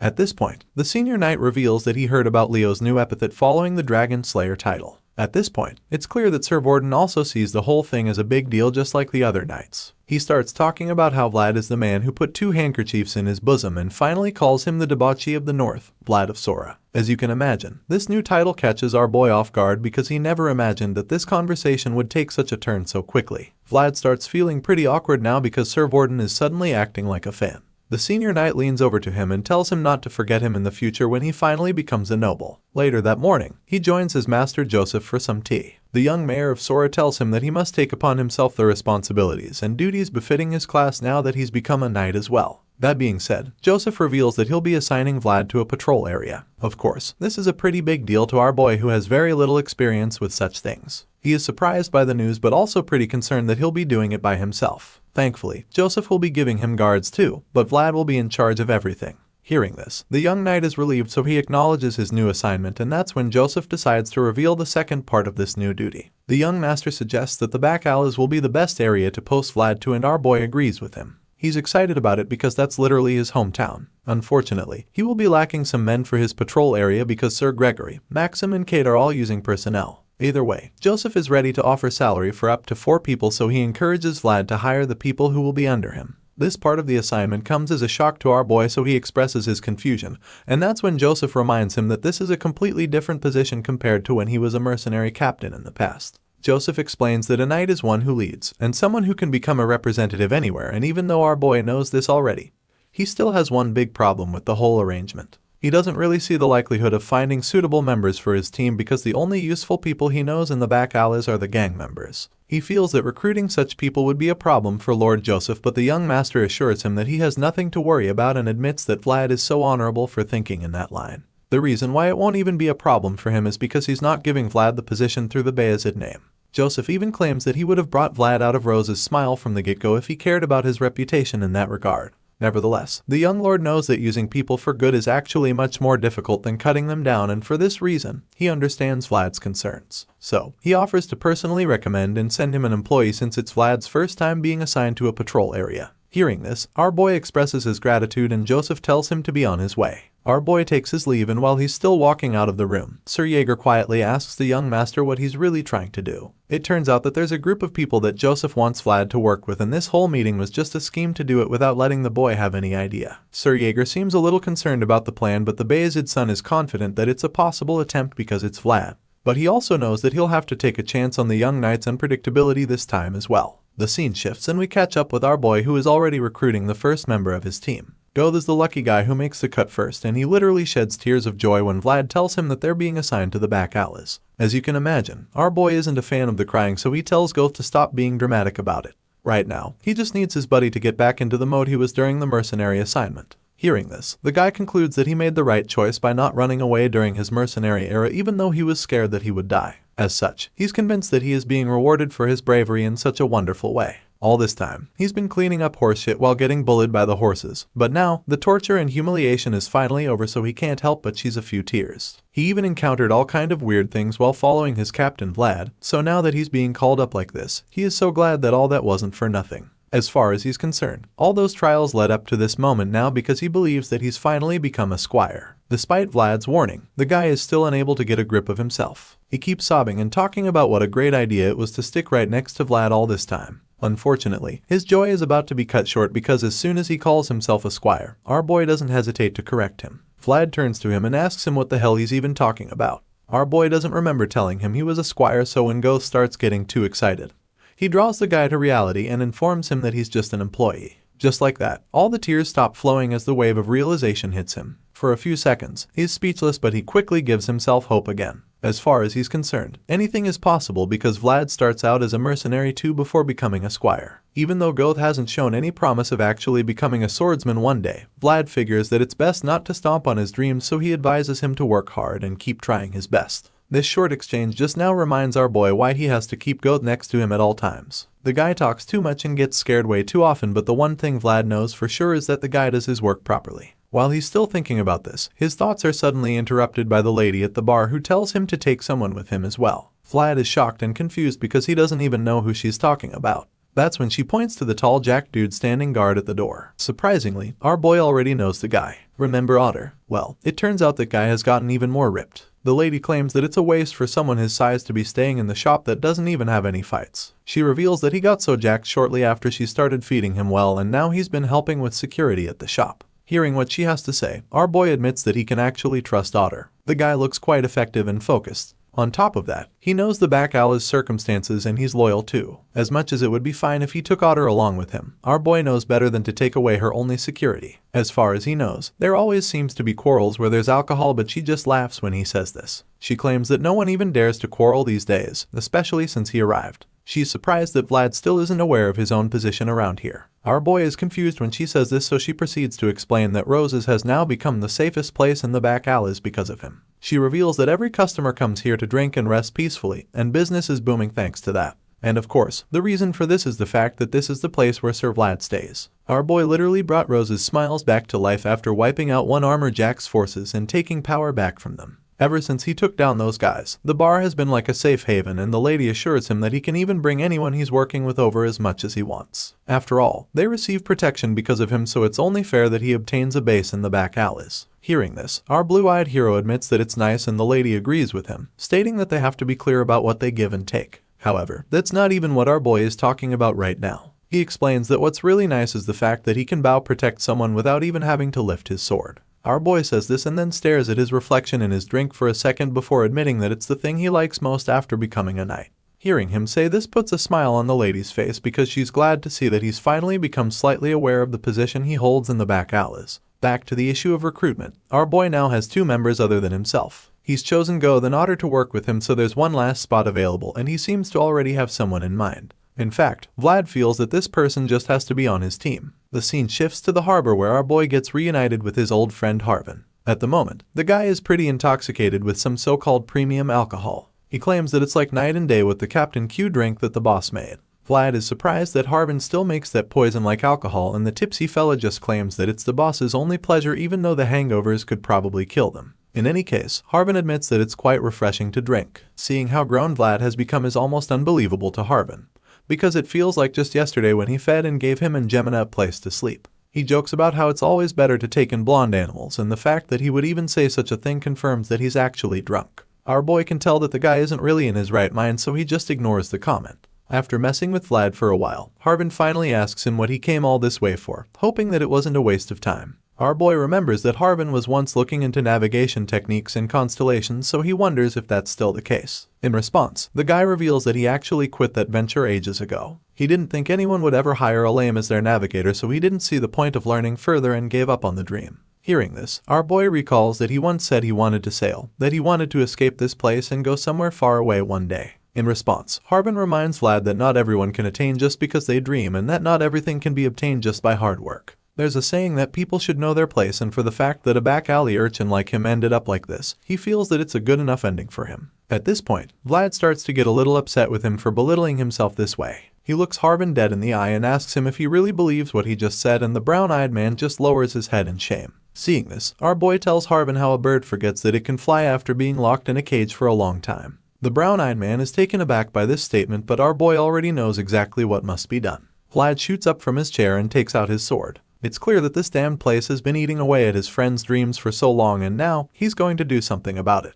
Vlad looks pretty upset too and concludes that it's the fault of these bastards at the harbor. Our boy looks like he's about to go on a rampage, and Harbin tries to stop him when he realizes what's about to happen. Meanwhile, outside, we see some of the workers going about their day, carrying several bags all around the port, but their activities are suddenly interrupted by a loud explosion. They scamper around, and as the dust settles, they're able to see that the explosion came from Captain Hoover's hideout. Just then, one of the guys in charge comes out to see what's going on. He forces his way through, telling the men gathered around to stop bumbling around and make way for him. He eventually gets to the source of the commotion, and upon seeing the damage, he orders them to inform the boss right away and call the rest of the gang too. They get right to it while the guy stays back to examine the attack. He thought that his gang was finally getting some breathing room after the money grubber died, so he has no idea who these attackers could be. Back inside Harbin's office, we see all the damage that our boy did. He practically split the building in two with one slash of his sword, and Harbin is horrified by the whole thing. He yells at Vlad, wondering what the hell he thinks he's doing, and in response, our boy just curses the damn dogs that have been eating away at his friend's dream. Vlad feels that these ridiculous walls have been cutting Harbin and the river off, the thing that has had him locked up for a long time. The main thing that made him forget the possibility is right in front of him. And so our boy decides to help his friend take out all these obstacles holding him back, since he can't do it for himself. At this point, the brown-eyed man is terrified because he doesn't know what exactly Vlad is going to do. He sits on the floor trying to get him to stop, but our boy has made his mind up. Harbin was the one who took him in and saved him so that he wouldn't get consumed by tech darkness of the back alleys. He saved him and Jemima back when they were kids. Harbin was the one who enlightened Vlad with the fact that he can still have goals, and for this reason, our boy is ready to do the same for his old friend. With this in mind, the young knight rips through the building with his sword, leaving all the men outside horrified as they watch him display incredible levels of power. After watching the place get torn up for a while, the men are finally able to see the blonde swordsman responsible for the damage. Our boy reveals himself to them in a really terrifying light. His eyes glow with ruthlessness laced all over his face for all to see. After tearing down the walls of the room, our boy looks out to the water and tells Harbin to come take a look as well. He makes it clear to Harbin that his dream still flows, and that's when the brown-eyed man takes a look for himself. The water sparkles like magic as the light from the sun bounces off it, and Harbin is mesmerized by the sight because it's like the water never looked this beautiful before. With the magical sight in front of him, Harbin admits that he can finally see now what he had been separated from for the longest time. It had been so long since he saw the water in this light, and now that the young knight has reminded him of what he's been missing, he's deeply grateful. Later that evening, our boy leaves with his three-legged friend who is still basking in the feeling of his newly rediscovered passion. As the two walk together, Harbin talks about how nice it must be to be a knight now because it's like he can get away with literally anything now. It turns out that Vlad already successfully recruited Harbin into his team. Our boy busted the shit out of the hideout and left with a gang member, but rather than hunting him down like usual, the gang gave him a parting gift instead. Harbin can only imagine how it must feel to have this level of authority and immunity to so many things, but Vlad is just taken aback by what he said because he doesn't know what gift his brown-eyed buddy is talking about. All he was given was the horrible Captain Q alcohol, and Vlad is pretty convinced that they only gave it to him so he would drink it and die. The comic relief is cut short when Harbin suddenly admits how strange it feels now that he's actually about to leave. Even if his boss's alcohol brewing skills are terrible, the man took Harbin in as well despite his disability. He kinda feels guilty about leaving like this after he was given a home here for so long. Hearing this, our boy tells him that he has nothing to worry about and even assures him that Lord Joseph won't touch his captain. Vlad explains that the young master is someone who precisely differentiates between beneficial and harmful pests. When Vlad makes this known, Harbin is quite relieved because he wouldn't like anything to happen to the captain, especially when 3/10 of the back alley's economy was literally created through the captain's smuggling. The fact that Lord Joseph has no intention of coming for the gang makes Harbin realize just how different the new mayor is. He's never met the young master, but he can already tell that he is meticulous and smart. That being said, he suggests that Vlad being put in charge of the back alleys is meant to be a test as well. Our boy is taken aback when he hears this because he hadn't thought of it this way before. Now that Harbin has pointed it out, Vlad realizes that he's probably right about this. It makes a lot of sense because Lord Joseph didn't give him a detailed order, and this leaves him stumped for now. He's not sure what he's supposed to do now because there wasn't any specific instruction. He asks Harbin what he should do now, and his old friend just finds it amusing that he's asking because he already knew the answer. Hearing this, Vlad is confused because he had no idea that he knew the answer already. Seeing the confusion, Harbin proceeds to remind him of what he did today. He reminds Vlad that he managed to make Captain Hoover surrender without having to cut down a single person. Our boy didn't even realize how effective he was, but Harbin did, and now the guy thinks that the next course of action should be to show the other bosses in the back alleys who's in charge now as well. Harbin suggests that it's time to show the other gangs the new order of the back alleys. The scene shifts, and the next thing we see is Goth trembling like a leaf in the middle of a dark street in the back alleys. As you can imagine, the guy is absolutely terrified because he's heard all the stories about how rough the place is. Apparently, he was supposed to meet up with Vlad here, but it's been a while, and the young knight still hasn't shown up. His worries are cut short when our boy suddenly appears in an alley nearby. The moment he sees Vlad, he runs over to the captain and Harbin, asking him where he was for the whole day. He claims that he's been waiting for him to return for so long, but our boy can only wonder what all the fuss is about right now. At this point, Goth reveals that there's someone inside who came looking for the young knight. Hearing this, our boy doesn't seem too interested, so he tells Goth that the visitor should be sent to Gemina because she's the one handling his guests. Even though Vlad doesn't feel like seeing anyone right now, Goth nervously tells him that it would be better to see this guest personally instead. Elsewhere, we see Vlad's black horse looking murderous for some reason. Apparently, this visitor is in the horse's bad books, and it's no wonder why when we see AJ, the barbarian, standing in front of the stable. The guy stares at the horse, looking really impressed because he can tell that the horse is still as excellent as the first time he saw it. His moment with the horse is interrupted all of a sudden when Vlad and the others arrive at the stable. Before even getting there, our boy keeps asking Goth who this guest is and why he took him to the backyard. The stable should be off limits to guests because his horse Noir might bite someone. By the time our boy enters the yard, he's stunned for a second because he never imagined that the guest would be AJ. He asks the barbarian what he came here for, and the guy instantly responds, telling him that it was the mayor's recommendation. Remember when Lord Joseph said he was going to find someone for Vlad to work with? Well, if it turns out he was talking about barbarians. Speaking of the mayor, the scene shifts back to Sora, where we catch up with the scheming son of Bayezid. Currently, he's sitting in his room having a conversation with Sir Jaeger as he watches the wood burning in the fireplace. Sir Jaeger still has his concerns regarding the plan because he's not sure that AJ will properly bow down to Vlad. The guy was literally the leader of his clan before his encounter with the Bayezid, so he's not the type to bow to anyone or even take orders for that matter. Lord Joseph knows this already, and he also knows that the barbarian won't bow because they're making him. However, the mayor feels that AJ should know his circumstances at the very least. He also expects that the barbarian should know that his offer contains the highest sincerity possible as well. Hearing this, the green-eyed knight begins to understand where the master is coming from. So, he can already predict what the next move should be from here. Lord Joseph confirms his assumptions immediately, stating that they have to resolve the danger beyond the northern boundaries, now that they have gained a firm control over Damer through Vlad. The young master involved the barbarian because he heard that AJ's Badat tribe has quite the influence. As such, he's planning to use his former prisoner to control the barbarians for his cause. For a long time, many clans have challenged Bayezid's authority, but now that Lord Joseph is around, he feels that the time has come for them to answer the contenders with action as well. If the source of anxiety behind their backs disappears, he believes that Bayezid can fight against any challenge without faltering. As sweet as this plan sounds on paper, Sir Jaeger still feels pretty concerned about the arrangement because he's not sure that a freshly knighted guy can handle the pressure. Sure, Vlad was his vassal and he knows very well what a special talent the boy has been to the Bayezid household, but this advanced knight is not sure that the young blondie should be made to handle the heavy obligation of reclaiming the North's prestige. On the other hand, Lord Joseph is confident that the possibility of Vlad doing this for them is more than enough. He has so much faith in the young knight, and for good reason. This is the same young man who rode the horse that the barbarians deify and went on to save the barbarians by hunting down the dragon of the north. That being said, the Bayezid son claims without a doubt that only Vlad can sever this ever-long chain of hatred that exists among the different houses. As always, I know you guys have been waiting long, but I hope the wait was worth it for the incredible story that continues in this manhwa. I've recently received a strike on the channel which took down a bunch of my videos on a particular manhwa, so I decided to continue that series on my Patreon. All videos on my Patreon are always free for anyone to watch, so I'd greatly appreciate it if you guys would follow me there to stay updated on any news related to the channel. Of course, if you'd like to become a member, the cheapest membership option is only $1. These small numbers can add up quickly, and really help me continue my work even in the worst case scenarios. Thank you all for your incredible support as always, your kind comments on all my videos, and just being such an amazing community overall. Have an amazing day, and I'll see you guys in future uploads. The story continues with Jemima walking down the halls after doing some laundry. While walking over to Vlad's room, she starts hearing voices all of a sudden. She doesn't get what's going on, so she enters the room to go have a look for herself. The redhead knocks on the door, and our boy answers pretty quickly, looking shocked to see her standing there.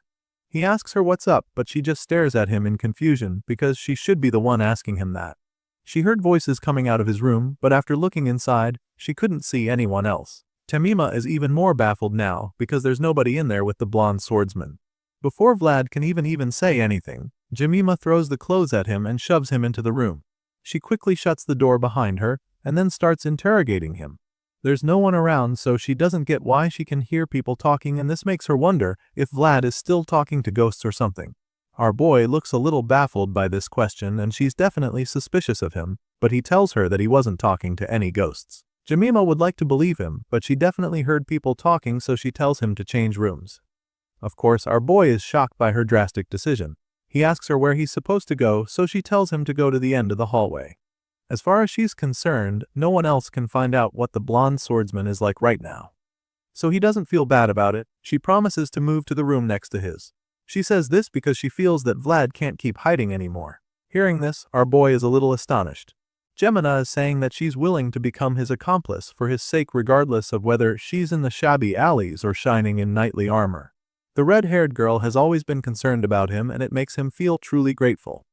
After telling him the new course of action, she gets off the bed and takes the clothes from him, but not before reminding him to go to church. Vlad is hesitant for a while, but then before she leaves the room, he calls her and asks her if there's something she wants him to get for her. He promises to buy it for her, and as soon as he says this, the redhead is taken aback by the offer. She hadn't even thought about it before, so when he asks her, she stops to ponder on it for a bit. And just when Vlad thinks she's about to come up with a request, she teases him instead, telling him that he should take care of himself first.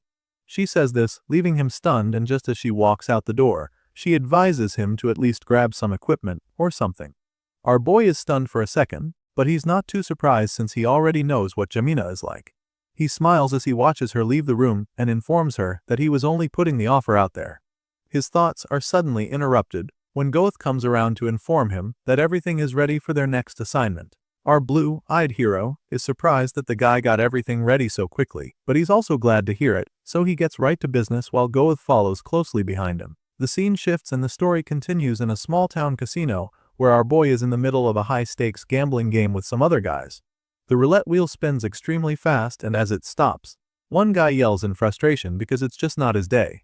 Vlad stares intently at the wheel as his thoughts trail off. The voice in his head feels that they should have come here sooner because there's no better place to train dynamic vision or reflexes.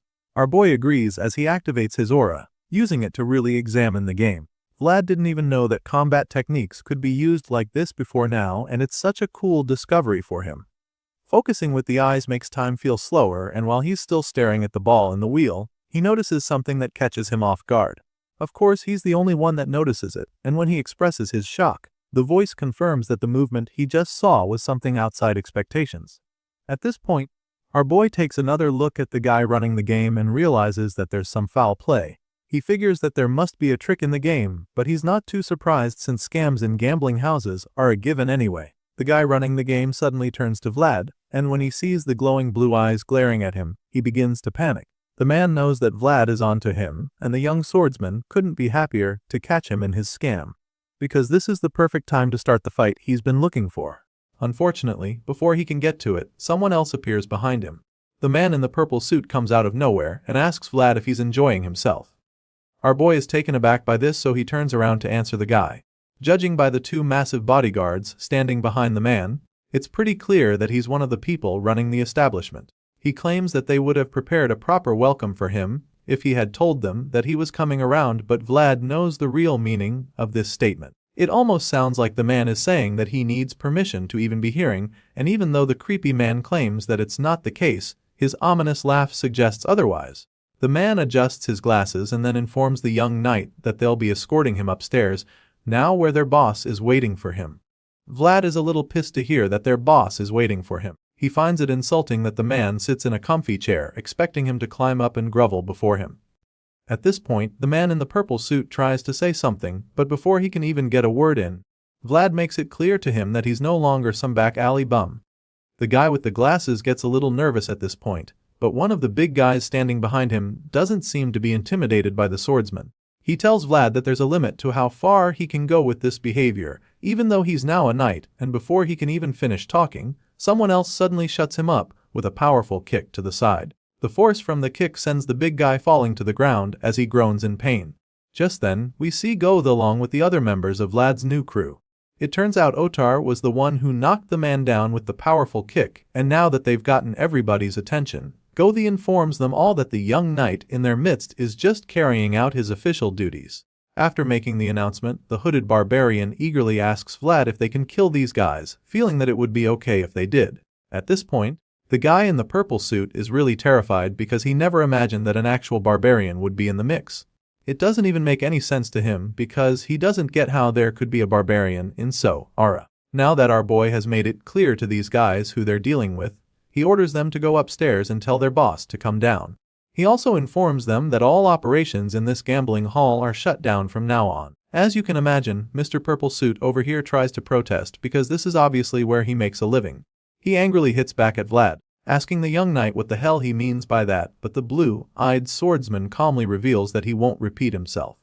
And then, for the last time, with a terrifying look in his eyes, he tells the thugs to bring their leader to him.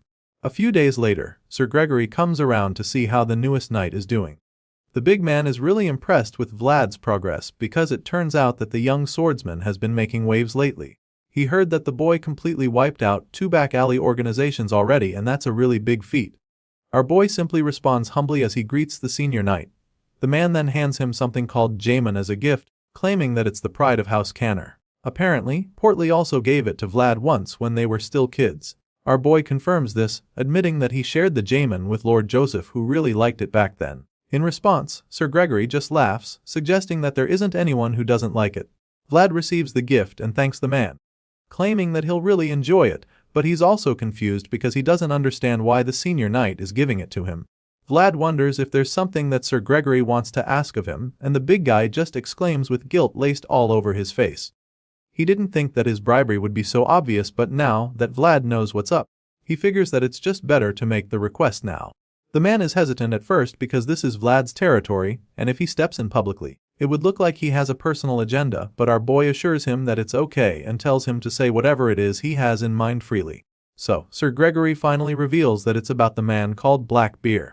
He's the boss who runs the meat trade in the back alleys, and our boy confirms that it's indeed him, wondering what the matter is. The senior knight reveals that Black Bear was involved in a kidnapping incident a while back and points out that the boss has got quite the shady background. That being said, Sir Gregory finally asks Vlad if he'll be willing to take down Black Bear together with him. Hearing this, our boy is taken aback. A wave of realization hits him as it becomes clear to him that this is what Gregory meant by a personal agenda. It only takes Vlad a few seconds to put the pieces of the puzzle together to see what's really going on here. While the young knight wants order in the back alleys, Sir Gregory is more concerned with expanding Portly's influence in the meat industry. What they both want can be obtained from Black Bear, so our hero doesn't mind going along with the plan. He's down for it, but first he'd like to know if it will be a warning or a subjugation. In response, Gregory claims that giving a man like Black Bear a warning will be acting too soft. Hearing this, our boy is really glad. He thinks that it's perfect that they're on the same page, and he is eager to come up with a plan for this new assignment, because he was planning to deal with Black Bear anyway. At this point, Sir Gregory is equally ready to get started, so he assures Vlad that he'll coordinate with the forces under his command, stating that they'll begin within 2 to 3 days. The young knight is okay with this arrangement, so he acknowledges the senior's plan. In the meantime, Sir Gregory asks if there's anything he can help Vlad with, and our boy simply requests a bottle of whiskey. The big man is surprised by this, so our boy explains that there's someone he needs to bribe with it. Later that night, our boy goes to pay that certain someone a visit in one of the darkest parts of the alley. He's surprised that the door to the shop is closed and wonders if the man is resting today or something. Vlad's come a long way, so he's not very keen on going back without getting what he came for, so he starts banging on the door, calling out to the old man, hoping to get him out if he's actually inside. Vlad bangs only a couple times and the door suddenly opens from the force. As soon as he enters the place, he's surprised to see that it's actually empty. At first, he's a little worried that something might have happened to the old blacksmith, but he decides to investigate a little first. He makes his way around the workshop and eventually reaches another room where he finds the old man lying down. Vlad came all this way with the good liquor and meat he promised the last time, but now, as he stares at the old man's lifeless body, he realizes that he came too late. Our boy takes a moment to honor the blacksmith and then tells him a bit about where he's been. He tells the man that he was at the northern border all this time. He admits that it's a beautiful place where the snowy mountains rise up to touch the skies, and endless fields stretch before them. Our boy tells the man how he fought a dragon as white as snow there too, and how this sword he forged stayed by his side until the very end. Vlad takes out the broken sword and stares at his reflection on it for a while. There's so much the young knight wants to say, but in the end, he knows that there's only one sentence that's needed. So he says it, placing the sword in the man's hands to rest and telling the old blacksmith thank you for saving his life. A plain sword, born from the dream of an old man, was completed by the hands of a boy. And just like that, the blade that once hung toward the heavens had finally returned to the old man's embrace, shining brighter than anyone else. The scene changes and the story continues at the old blacksmith's funeral. Our boy made sure to give the man a proper burial and a suitable funeral. It's the least he could do for the man who saved him in the back alleys. As you can imagine, it's not exactly a big funeral, but at least, the most important people are present for it. Vlad, Jamina and Harvin stand there in silence to honor the old man one last time before leaving. Harvin is surprised to learn that Vlad spent his first paycheck to buy a gravestone and a tomb marker for the old man's final resting place. On top of that, he did this in one of the expensive cemeteries near the monastery. As you can imagine, our boy doesn't mind doing any of this. All he wanted to do was help the blacksmith to finally get out of that back alley in the end, even if he isn't alive to see it. On the tombstone, our boy had them write that it belongs to the best blacksmith in Asura. It's pretty valid since the old man was the one who forged the sword that cut down a ghost and pierced a dragon. Unfortunately, this old man left behind no name for the world to know. Harvin reveals that he asked around the back alleys for the man's name, but nobody knew his name. As sad as that might be, our boy figures that it doesn't even matter. As far as he's concerned, all that matters is that he remembers him as the best blacksmith in Asura and the one who saved him. After the funeral, Vlad and the others make their way home, and along the way, they come across a group of kids hiding under a bridge. Harvin can't help but notice them, so he asks Vlad what's up with them. Our boy admits that the kids have been like that lately. Obviously, the kids are starving and probably have no homes, so the young knight knows that they probably want to beg. With this in mind, he feels that they should go ahead and ask for alms if they want to, but instead, they always just peek from after wherever he goes. Hearing this, Harvin finds it funny that Vlad really doesn't know why they're acting like that. Of course, our boy still doesn't get it, and his old friend concludes that he must have forgotten what his childhood was like. That being said, Harvin just smiles and reminds Vlad that there was a time when they used to have wild, fearful eyes, just like those kids too. His brown-eyed friend reveals that this winter is even colder than the last, so he can understand what the poor children are going through. Harvin claims that many of them will freeze to death in the end, and Vlad agrees with him. With this in mind, the young knight figures that even one blanket might be enough to get them through the night, so he starts thinking of how to help them out. Before he can do anything, Harvin quickly reminds him that he only has 1 gold left from this month's wages, since he spent the rest on the old man's funeral. In response, our boy admits that he wasn't planning to save much this month anyway. With the last gold on him, he feels that he can get blankets for the children, and their friends too, to help them get through the winter. Hearing this, Harvin figures that he can't argue with the decision, but he tells Vlad that he should tell the children to say a prayer for the old man while handing out the blankets. As far as he's concerned, 1 prayer per blanket isn't a bad deal at all, since he'll be broke after. Hearing this, Jamina claims that she'll talk to her madam about the children too. After all, a full belly helps one beat the cold, so it wouldn't hurt to get the kids a good meal. Vlad smiles, feeling good about what they're about to do. They can't do much yet, but at least they can change things little by little. To see them like this proves that though the plain sword was buried with the old blacksmith, the star he forged still lights up the back alleys even if its name and form have changed. After burying the old man and helping the starving kids with food and some warmth, Vlad sets out on his mission to take down Black Bear with Sir Gregory's forces and the rest of his crew. As they advance into the domain of the meat trade boss, it becomes more evident why they have to take the man down. The senior knight is overwhelmed by the state of the place. It's filled with blood, bones and rotting meat, which makes it far more horrific than he'd heard. It's so bad that he's convinced that a place will likely spread across every corner of the back alleys when the weather gets warmer. Before now, Sir Gregory was only planning to shut down the site, but after seeing what Black Bear has turned the place into, he realizes that they'll need a more decisive solution. In response, Vlad assures him that he doesn't need to worry, which leaves the senior knight taken aback. Seeing the man's confusion, the young knight assures him that Black Bear will give them the justification they need to wipe it all out.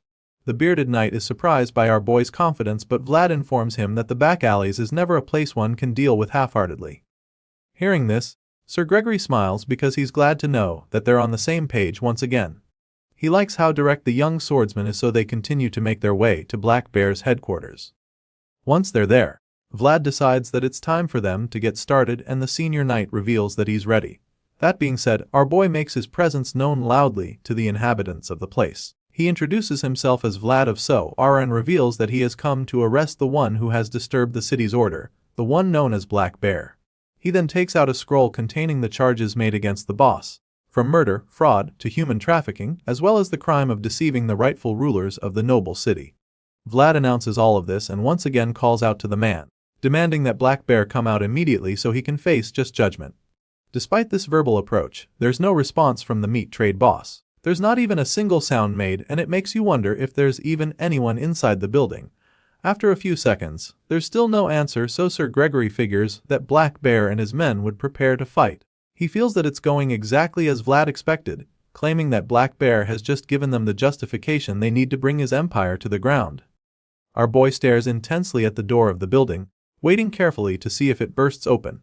At the same time, Sir Gregory informs him that Black Bear's men will be heavily armed and ready for a fight the moment that door opens. The criminals all know that getting captured would mean execution, so they would rather fight to the death than let themselves be arrested. Our boy processes everything the senior knight just told him, and after a few seconds of pondering, he calls on Otar and Age to come with him. They're kinda the strongest in the force besides Gregory, who is an experienced knight. For this reason, he decides that he will take the lead along with Otar and Age. As you can imagine, the barbarian is more than happy to get his blades covered in blood, so he steps up quickly and follows Vlad to the door. He eagerly asks Vlad how it's going to be this time, wondering if they're just here to scare off the bad guys again like they did in the gambling den. He hopes that's not the case and suggests that they might actually get to warm up a bit, judging from the charges. In response, the blonde swordsman simply asks him what he thinks they're here to do. Our boy reveals that these guys are the ones who sold a pregnant woman and her unborn child as materials for black magic. Hearing this, Age's blood begins to boil. His eyes turn red as the veins in his head bulge immensely. At the same time, our boy harnesses that inner rage he's feeling, and his blue eyes begin to glint with murderous intent. Now it's clear that they didn't come here to just scare off Black Bear and his men. These are the kinds of criminals who are killed on sight, and since the boss refused to surrender himself when he had the chance, Vlad and his forces now have all the justification they need to wipe them out for good. That being said, Aja and Vlad burst into the house with full force and proceed with their massacre before the thugs can even know what's going on. Once they're in, the bloodthirsty barbarian decides that just killing these men won't be enough.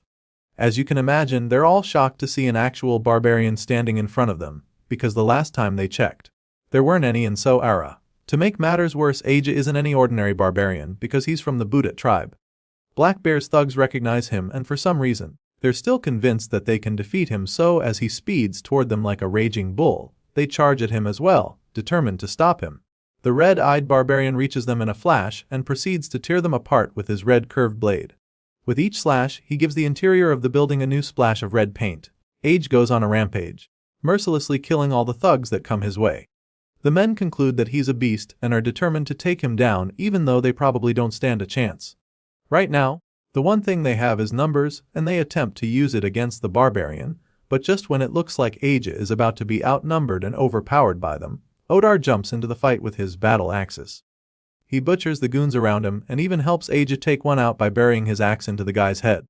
The barbarian is a little surprised when he sees this because he probably didn't think the quiet bouncer was this skilled in battle. He commends Otar for his display, and the man of few words just hums in response. After only a few seconds, Odar and Ag wipe out the first wave of Black Bear's forces, and all that's left around them is a pile of bloody corpses.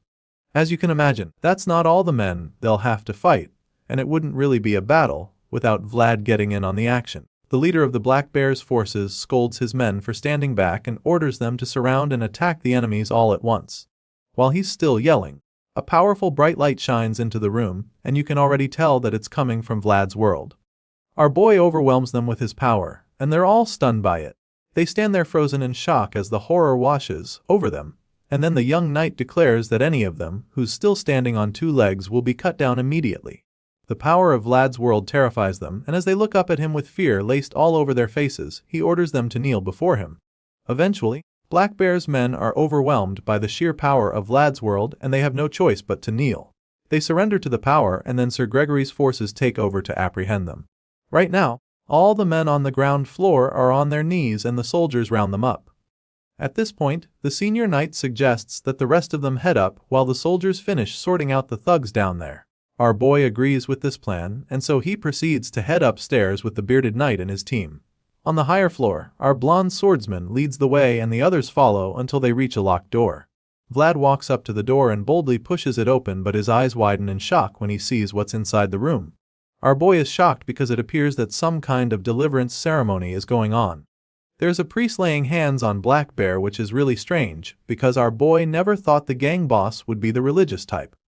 The priest welcomes Vlad into the room, and even though the young knight is stunned, he quickly wraps his head around it and asks the man who he is. The priest then turns around and reveals that he was sent by the bishop, claiming that he came from the church by the bishop's command. As you can imagine, Vlad isn't too pleased by this shocking twist, but he keeps his cool. He informs the priest that he came all the way here by the order of the mayor. He informs the priest that the man he's praying for is Black Bear, an obvious criminal, but before he can finish making his point, the priest cuts him off, disagreeing with him. The man tells him that there are no criminals here anymore, claiming that the sins of Black Bear have been absolved in the name of the Lord. The shady-looking priest then proceeds to show Vlad a scroll, revealing that it's the sacred pardon through which the crime boss was forgiven. Indeed, God is everywhere, but now, it's clear that that light doesn't shine equally on everyone. It descends first upon those at the top and grants more to those who already have much. That is the God and church that those at the bottom have always seen, and as sad as it may seem, it's the harsh reality. Of course, the young knight is left speechless when he sees the pardon. He finds it hard to believe that they'd even consider something like that for a man like Black Bear, and it's absolutely ridiculous to imagine that this might mean that the man is now innocent. As crazy as it all sounds, the priest insists that this is the case. He claims that Black Bear is now innocent and that the bishop issued it himself. Sir Gregory finds it hard to believe that Bishop Pierre issued it personally. The senior knight is horrified by the information, wondering how it could be. He wonders why someone like the bishop would help some back alley boss.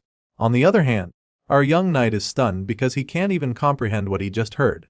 It's crazy that they even think a single piece of paper can wipe away the tears of countless women who died in that false church. He doesn't want to accept it, and while he's still thinking about it, the man in question speaks up all of a sudden. Black Bear declares that he's now innocent and rubs it in Vlad's face. He claims he's been forgiven and claims that it should be enough for the young knight. The fact that he even has the audacity to say this makes Vlad furious. The man just bragged about being forgiven, and it's really infuriating to our boy. He snaps at Black Bear, but the priest chimes in to defend the crime boss.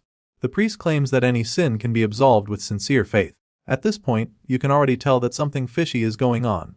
Black Bear speaks up once again, supporting the priest on what he said. He starts gloating as well, claiming that this must be a wasted trip for the young knight and his crew.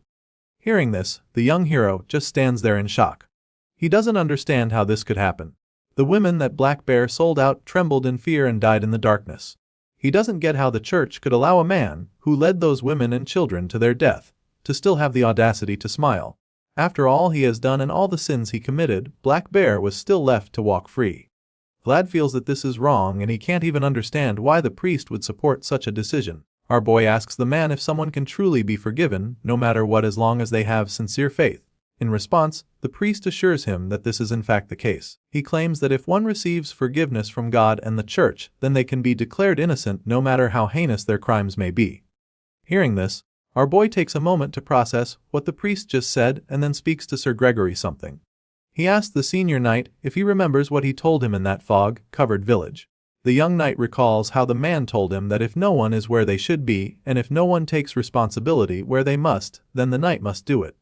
Hearing this, the senior knight is shocked to the bone when Vlad says this because he immediately knows that the zealous blondie is about to do something pretty drastic. The knight prepares to do exactly what's on his mind, and Sir Gregory can see this, so he tries to stop Vlad, but by this time, it's already too late. Our boy remembers that what Sir Gregory told him is exactly right by the Swordmaster's code, so without any hesitation, he uses a single powerful strike to take off Black Bear's head. The priest is horrified when he sees this, and Sir Gregory just seems disappointed, but Aja is actually pleased by what he just witnessed. As for Otar, he just looks shaken. Black Bear's head rolls on the wooden floor, leaving a trail of blood while his headless body remains erect with blood spewing out of it. As you can imagine, the shady priest is furious about this. He angrily scolds the young knight for killing the allegedly repentant crime boss, and before he can scream some more, the boy quickly goes down on his knees with his bloody sword and accepts that he's a sinner. Vlad doesn't argue or protest the scoldings from the priest. He quietly and humbly surrenders himself to the holy man and asks to be granted the chance to be forgiven too. After all, it doesn't matter the gravity of the crime. All sinners can be forgiven as long as they throw themselves at the mercy of the Lord. The fact that Vlad casually used the priest's own words against him leaves the man a little terrified of the kid. He just stands there in shock, staring at the ruthless knight, and he's not even able to complain. The scene changes after the dramatic series of events, and we're taken back to the mayor's house. News of what happened has reached the young master, and at the moment, Joseph just looks exhausted. He's taking some time to process the information because it's a lot to take in. He's still taken aback by the fact that Vlad really killed someone who had received a pardon, and right now, the person who has to deal with his reaction is Sir Gregory. The bearded knight was the one who suggested the whole mission in the first place, and he was supposed to supervise everything, but he wasn't able to control the entire situation. So, he takes full responsibility for what happened and blames himself for it, feeling that he should have stopped Vlad. He apologizes for what happened, admitting that he never imagined that the crime boss would come back with a pardon from the bishop. At this point, the young master explains that Black Bear didn't actually even obtain the pardon. Joseph reveals that the pardon was just given to the crime boss, and this leaves the knights in the room pretty confused. They're perplexed because they can't even imagine what would make the bishop give such a thing to a back alley boss for no reason. Just thinking about it makes the mayor's blood boil because he knows exactly why. Joseph feels that they must think that the Bayezid house is a joke, since that's why they would boldly take actions to undermine his authority as the mayor. With this in mind, Joseph simply asks the men where exactly Vlad is right now because clearly, he has a few words to say to the young knight. Sir Vorden is pretty nervous at this point because he's scared that the boy might receive some serious punishment. Either way, he reveals that Vlad is waiting in his office. The man figured that it would be best to keep the boy out of Joseph's sight, for the meantime at least.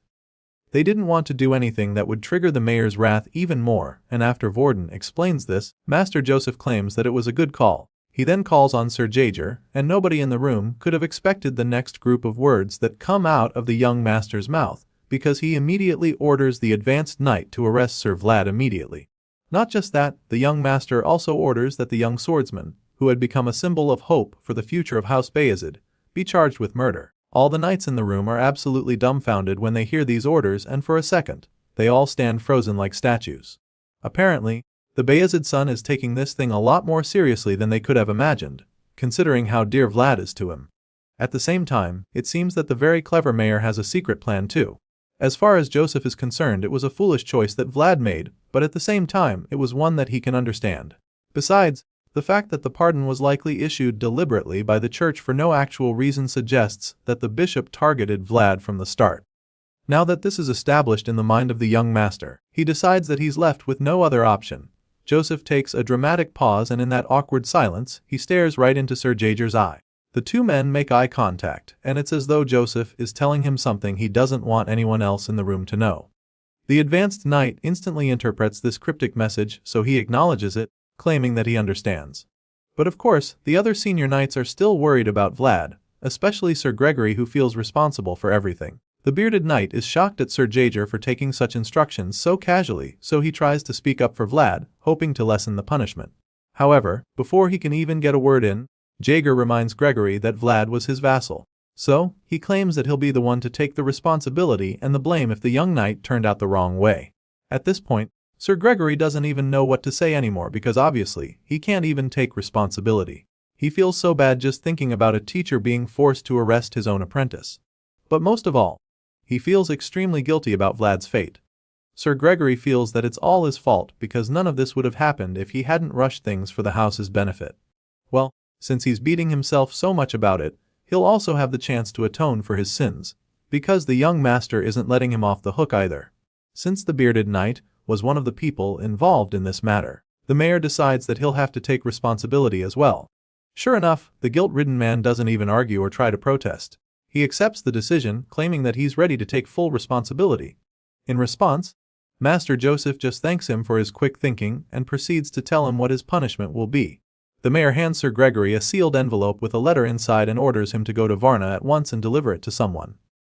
Apparently, he expects the senior knight to know who he's talking about, but Sir Gregory is a little taken aback by the order. Joseph tells him to hurry up with the assignment because the sooner he delivers the letter, the better. However, he's still not sure who exactly he's supposed to deliver it to, but then after taking a look at the envelope, a wave of realization hits him. It becomes instantly clear to him what he's supposed to do, so he promises to go there as quickly as he can. Once that is out of the way, Joseph orders Sir Vorden to summon the mage, claiming that he needs to contact his father, as well as San Rosino. As for Maxim and Cade, he instructs them to cancel all missions they've got planned immediately. He also asks them to assemble only the most capable soldiers for him, and with this final order, all his knights get right to business. The young master had expected a day like to come, but he never thought that the enemies would move so brazenly. It's clear now that Bishop Pierre used Vlad as bait to effectively declare war on him and the rest of the Bayezid household. So, if that's the case, the mayor of Ara figures that he has no other choice but to respond as a true Bayezid. He can tell that a storm is coming, but he feels that it's for the best, because the time has finally come to reclaim a city free from all bindings. A city that truly belongs to Bayezid. The story continues with the shady priest from earlier reporting the news to Bishop Pierre, who is now seemingly the Bayezid family's biggest opposition. The bishop is surprised to learn that the young knight actually cut down Black Bear without hesitation, and when he asks if that's truly the case, the priest confirms it. As you can imagine, the priest is pretty terrified because he knows that the bishop will be upset, but rather than lashing out, His Grace is actually very calm about the situation. He admits that the young knight is even more intense than he had heard. With this in mind, he asks to confirm if Father Andreas is actually the one who vouched for the young Sir Vlad. The terrified priest confirms this at this point, claiming that it's what he was told as well. Hearing this, the bishop concludes that they made the right call by shaking the kid up after all. Just as Joseph thought, the bishop actually came up with this scheme just so he could set Vlad up and get him to fall into a trap. Now that Bishop Pierre has successfully done that, he hopes that the rest of his plan goes well, because then he'll finally be able to eliminate the rising star from Ara in one go. As far as the bishop is concerned, the second son of Bayezid has just dared to challenge him by relying solely on bloodline. Besides Joseph, Bishop Pierre also considers Father Andreas an enemy as well, because he feels that the man is a thorn in his side who pretends to be a devout clergyman. This is what he thinks of the two men, so you can imagine how pissed he was to find out that there's now a knight from the lowest gutters who's backed by the both of them. With this in mind, the bishop decides that there's no reason to stand by idly any longer. As far as he's concerned, his will is the will of the papacy, and the will of the papacy is the will of God. This is the bishop's conviction, so he orders the shady priest to send word to the mayor of Ara. He demands that Joseph Bayezid must show guidance to the foolish knight, who dared to ignore his pardon.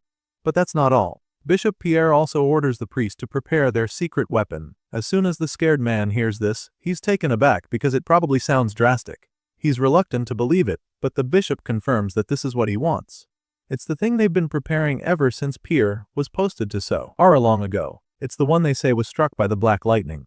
The bishop insists that it's unthinkable for Vlad to emit aura and become a knight, and he doesn't care how gifted they say the young blondie is.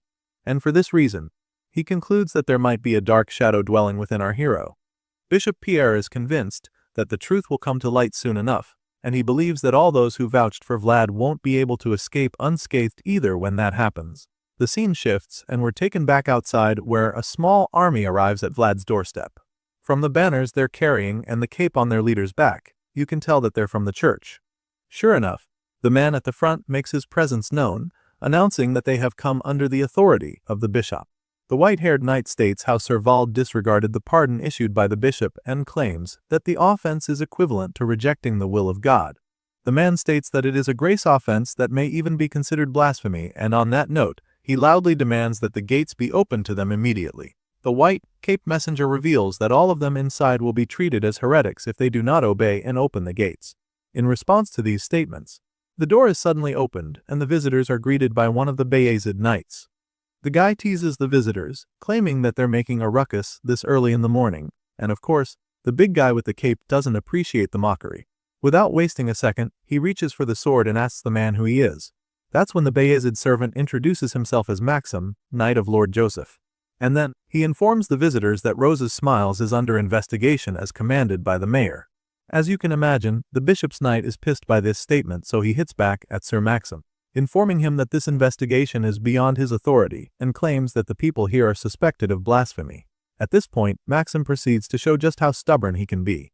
He responds to the guy in the cape, suggesting that they're going too far with their allegations because as far as he's concerned, it doesn't make sense to say that someone is guilty of blasphemy for staying in the same place as Sir Vlad. The bishop's knight is starting to lose his patience but manages to keep his cool and informs Maxim that the church made the judgment, which makes it final. He then reminds the Bayezid knights to know that there's an inviolable line between nobles and the church, however. Sir Maxim also reminds him that they're not the ones who crossed the line. Now, things start to get pretty heated, and that's when Sir Maxim's soldiers reveal themselves.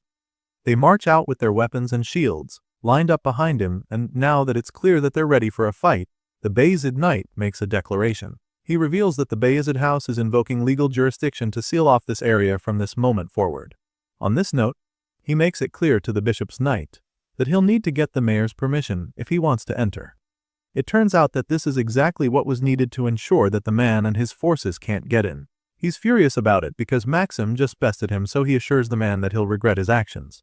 As far as this visitor is concerned, a mere knight cannot bear the weight of defying the church, but Maxim just hits back at him with a cheeky grin, claiming that he'll just have to try to bear that weight. Besides, he's also in debt, so he doesn't have much of a choice than to go against the bishop right now, because that's the least he can do to repay the cost of his life. The scene shifts at this point, and the story continues later that morning. We finally catch up with our boy who's currently behind bars. As usual, Sir Jaeger doesn't hesitate to scold him for messing up. He is especially pissed at Vlad because he's told him several times to always be ready for what's next. Unfortunately, our boy didn't think things through this last time, and now Lord Joseph is the one who has to clean up all his messes. The green-eyed knight is really mad on this occasion because this is like the biggest mess Vlad has ever found himself in. In his mind, the kid's actions have made him no better than a servant even after becoming a knight. Sure, Sir Jaeger has every right to be mad and Vlad knows this too. So he just apologizes, knowing that there are no excuses this time. Seeing how downcast the young knight is, Jaeger starts to feel sorry for him. It's sad that he's in this position because he's actually very smart. The senior knight feels that Vlad wouldn't have even fallen for such a sly trap if only he had just widened his vision. But just as this thought crosses his mind, he suddenly realizes that it's actually wrong. Sir Jaeger is well aware that this same kid has been running around so much on different missions, and as a result, he lacked the experience to understand the delicate balance between nobles and the church. Maybe if Vlad wasn't so busy with missions, he'd have had the time to learn about all the politics. Unfortunately, that was not the case, and Bishop Pierre took advantage to pick his target perfectly. Now that he's done berating the kid, Sir Jaeger informs him that Lord Joseph is buying him some time. However, the young master can't do so much, so the best they can hope for is a well at most. He informs Vlad that he'll soon have to testify at the church and tells him to get ready for that. Our boy acknowledges the instructions, feeling pretty shitty about everything going on, and Jaeger feels the same way. Sadly, this green-eyed knight isn't good with expressing his emotions or being soft with his words, so he just stays quiet for a while before offering to go get the boy a thicker blanket to help him through the cold night in his cell. As the advanced knight walks away, the voice speaks to Vlad, telling him that he shouldn't blame himself. The voice assures him that he did what had to be done, but after seeing where the action landed him, Vlad doesn't even know what to think. He just stays silent for a while before finally getting his words together. Our boy also believes that it was clearly the right thing to do, and even now, he still doesn't think it was wrong. But at the same time, he can't believe that it wasn't his fault. Seeing where it landed him makes him finally understand just how different the world of the back alleys is different from the world of knights after all. Hearing these words from the incarcerated young knight, even the voice is at a loss for words. Just then, Vlad begins to recall some of the lessons that Sir Jaeger taught him. He remembers when the advanced knight told him to always remember that a knight's sword must be heavy because it is sharp. Back then, He didn't get what his one-eyed teacher was trying to tell him, but now, he thinks that he finally understands what that phrase means. Our boy sits alone in the cold cell as the snowflakes start to pour down on the town, and that's where the scene fades out. Days later, we see the cunning bishop looking out his window with disgust laced all over his face. The sight before him makes him finally understand why the Bayezid house insisted on holding out for a whole week. Apparently, there's currently a protest going on outside his residence, with many people of the city clamoring about how unjust Vlad's trial is. The people protest furiously, insisting that Black Bear deserved death because he was literally a crime boss who allegedly sold off pregnant women. The protesters believe that Vlad did what had to be done, and they're furious that the knight is being treated like a criminal. As far as they're concerned, this bishop grants pardons to murderers, and so they urge him to stop insulting their knight, Sir Vlad, the pride of Ara. As if that's not enough, the protesters start talking about how they can't accept a bishop sent by the Paypak. This is the north, and so the people of Ara make it clear that they want a bishop who carries northern blood. As you can imagine, Bishop Pierre is irritated by this uprising. This development is clearly against his interests, and his true ideology of Ara becomes a lot harder to hide. In his mind, the behavior they just showed simply proves why people say that northerners are no different from savages. As annoying as the protest is, he also finds it amusing that the Bayezid house thought they could shake him using public sentiment. With this in mind, he concludes that all these displays are just cheap tricks, destined to fail, no matter how much effort they put into them. As far as the bishop is concerned, this trial will be a stage to represent the will of the papacy. Sure enough, the protests truly aren't enough to change the outcome, and shortly after, we see our favorite young knight standing before a judge and jury. It's the day of the trial, and all those involved in the incident are present for it. At first, most of them are seated, except for our boy who is about to have his fate decided pretty soon. Just then, the bishop arrives and his presence is announced for everyone to rise. Initially, Joseph was pretty relaxed, but as soon as Bishop Pierre enters, he's shocked by what he sees. Apparently, the secret weapon he mentioned earlier is actually an inquisitor. A heretic inquisitor for that matter, and after seeing it, the young master is afraid that the bishop is going too far. Even in the worst of witch hunts, the church doesn't ever go this far. After seeing this, the Bayezid son is just stunned by how ruthless the bishop is, and now, there's no doubt in his mind that they planned this deliberately. If he wasn't sure before, now, he is certain that they intended to steer the trail in this direction from the start. While all of these thoughts are running through his mind, he suddenly realizes that Sir Gregory isn't even here yet, and he begins to wonder why the bearded knight hasn't arrived at the trial. It's pretty sad to think about because now, it's like they're being held back by lack of time in the end. Soon enough, the trial officially begins. The bishop takes his seat and calls on Vlad to kick things off.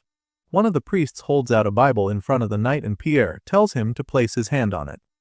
The bishop tells Vlad to swear by the Bible that he'll answer with only the truth, and our boy does just that, swearing to speak only the truth. The moment his hands make contact with the Bible, a bright golden light begins to shine from there, and then, the floor begins to glow as well. The bright light shines throughout the hall and even reaches the crystal balls that the inquisitors are holding.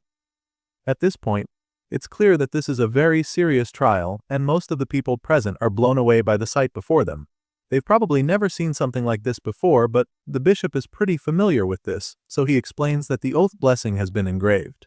That being said, he informs Vlad that the light in the orbs will vanish if he tells a lie at any point, and as soon as he says this, he spots Joseph Bayezid staring at him from across the hall. The mayor is extremely focused on everything going on, and as he locks eyes with the bishop, he reminds himself that he has to prepare for the worst. Clearly, this old trickster is up to something, so the Bayezid son knows that he has to be ready for anything at any time. As for the bishop, well, he's convinced that he's got all his enemies right where he wants them. He's so confident that he wants Joseph to watch closely and feel it for himself just how powerless the proud blood of the North truly is before the truth. After making Vlad swear to speak nothing but the truth, Bishop Pierre officially begins the trial, determined to humiliate the nobles and all those who challenged his authority.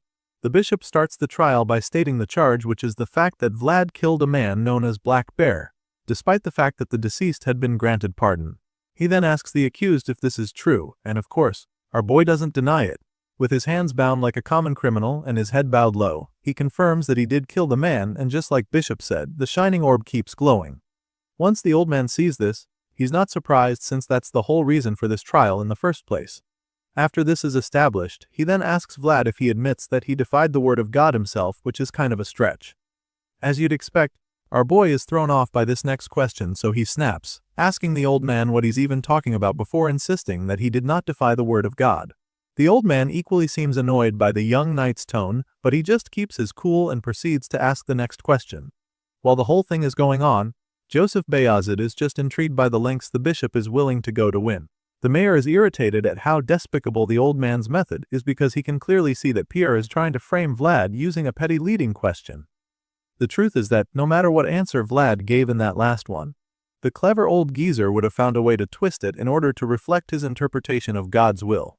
Right now, the bishop is shamelessly playing a very dirty game, and from the look of things, he's just getting started. A sinister smile creeps up on the man's face as he proceeds to the next question. He asks Vlad if he believes that he has always made just and righteous decisions every time he killed someone similar to this chase. Of course, this is another trap, but our boy probably doesn't realize it quickly enough. He takes a brief pause and then answers the question with a yes, but then all of a sudden, the light in the orb goes out, leaving the kid perplexed. As soon as this happens, the blondie doesn't even know what to think at first, and before he can process anything, the bishop concludes that what he just said was a lie.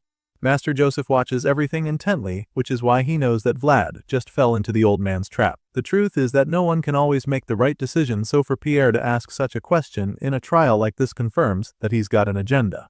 Always just righteous. These are 3 words hidden in the question to force out a lie from the kid. Of course, our boy doesn't intend to lie, so he tries to defend himself, protesting that he did not tell a lie. However, the cunning bishop has already moved on from that, and he simply tells Vlad that it's time for the next question.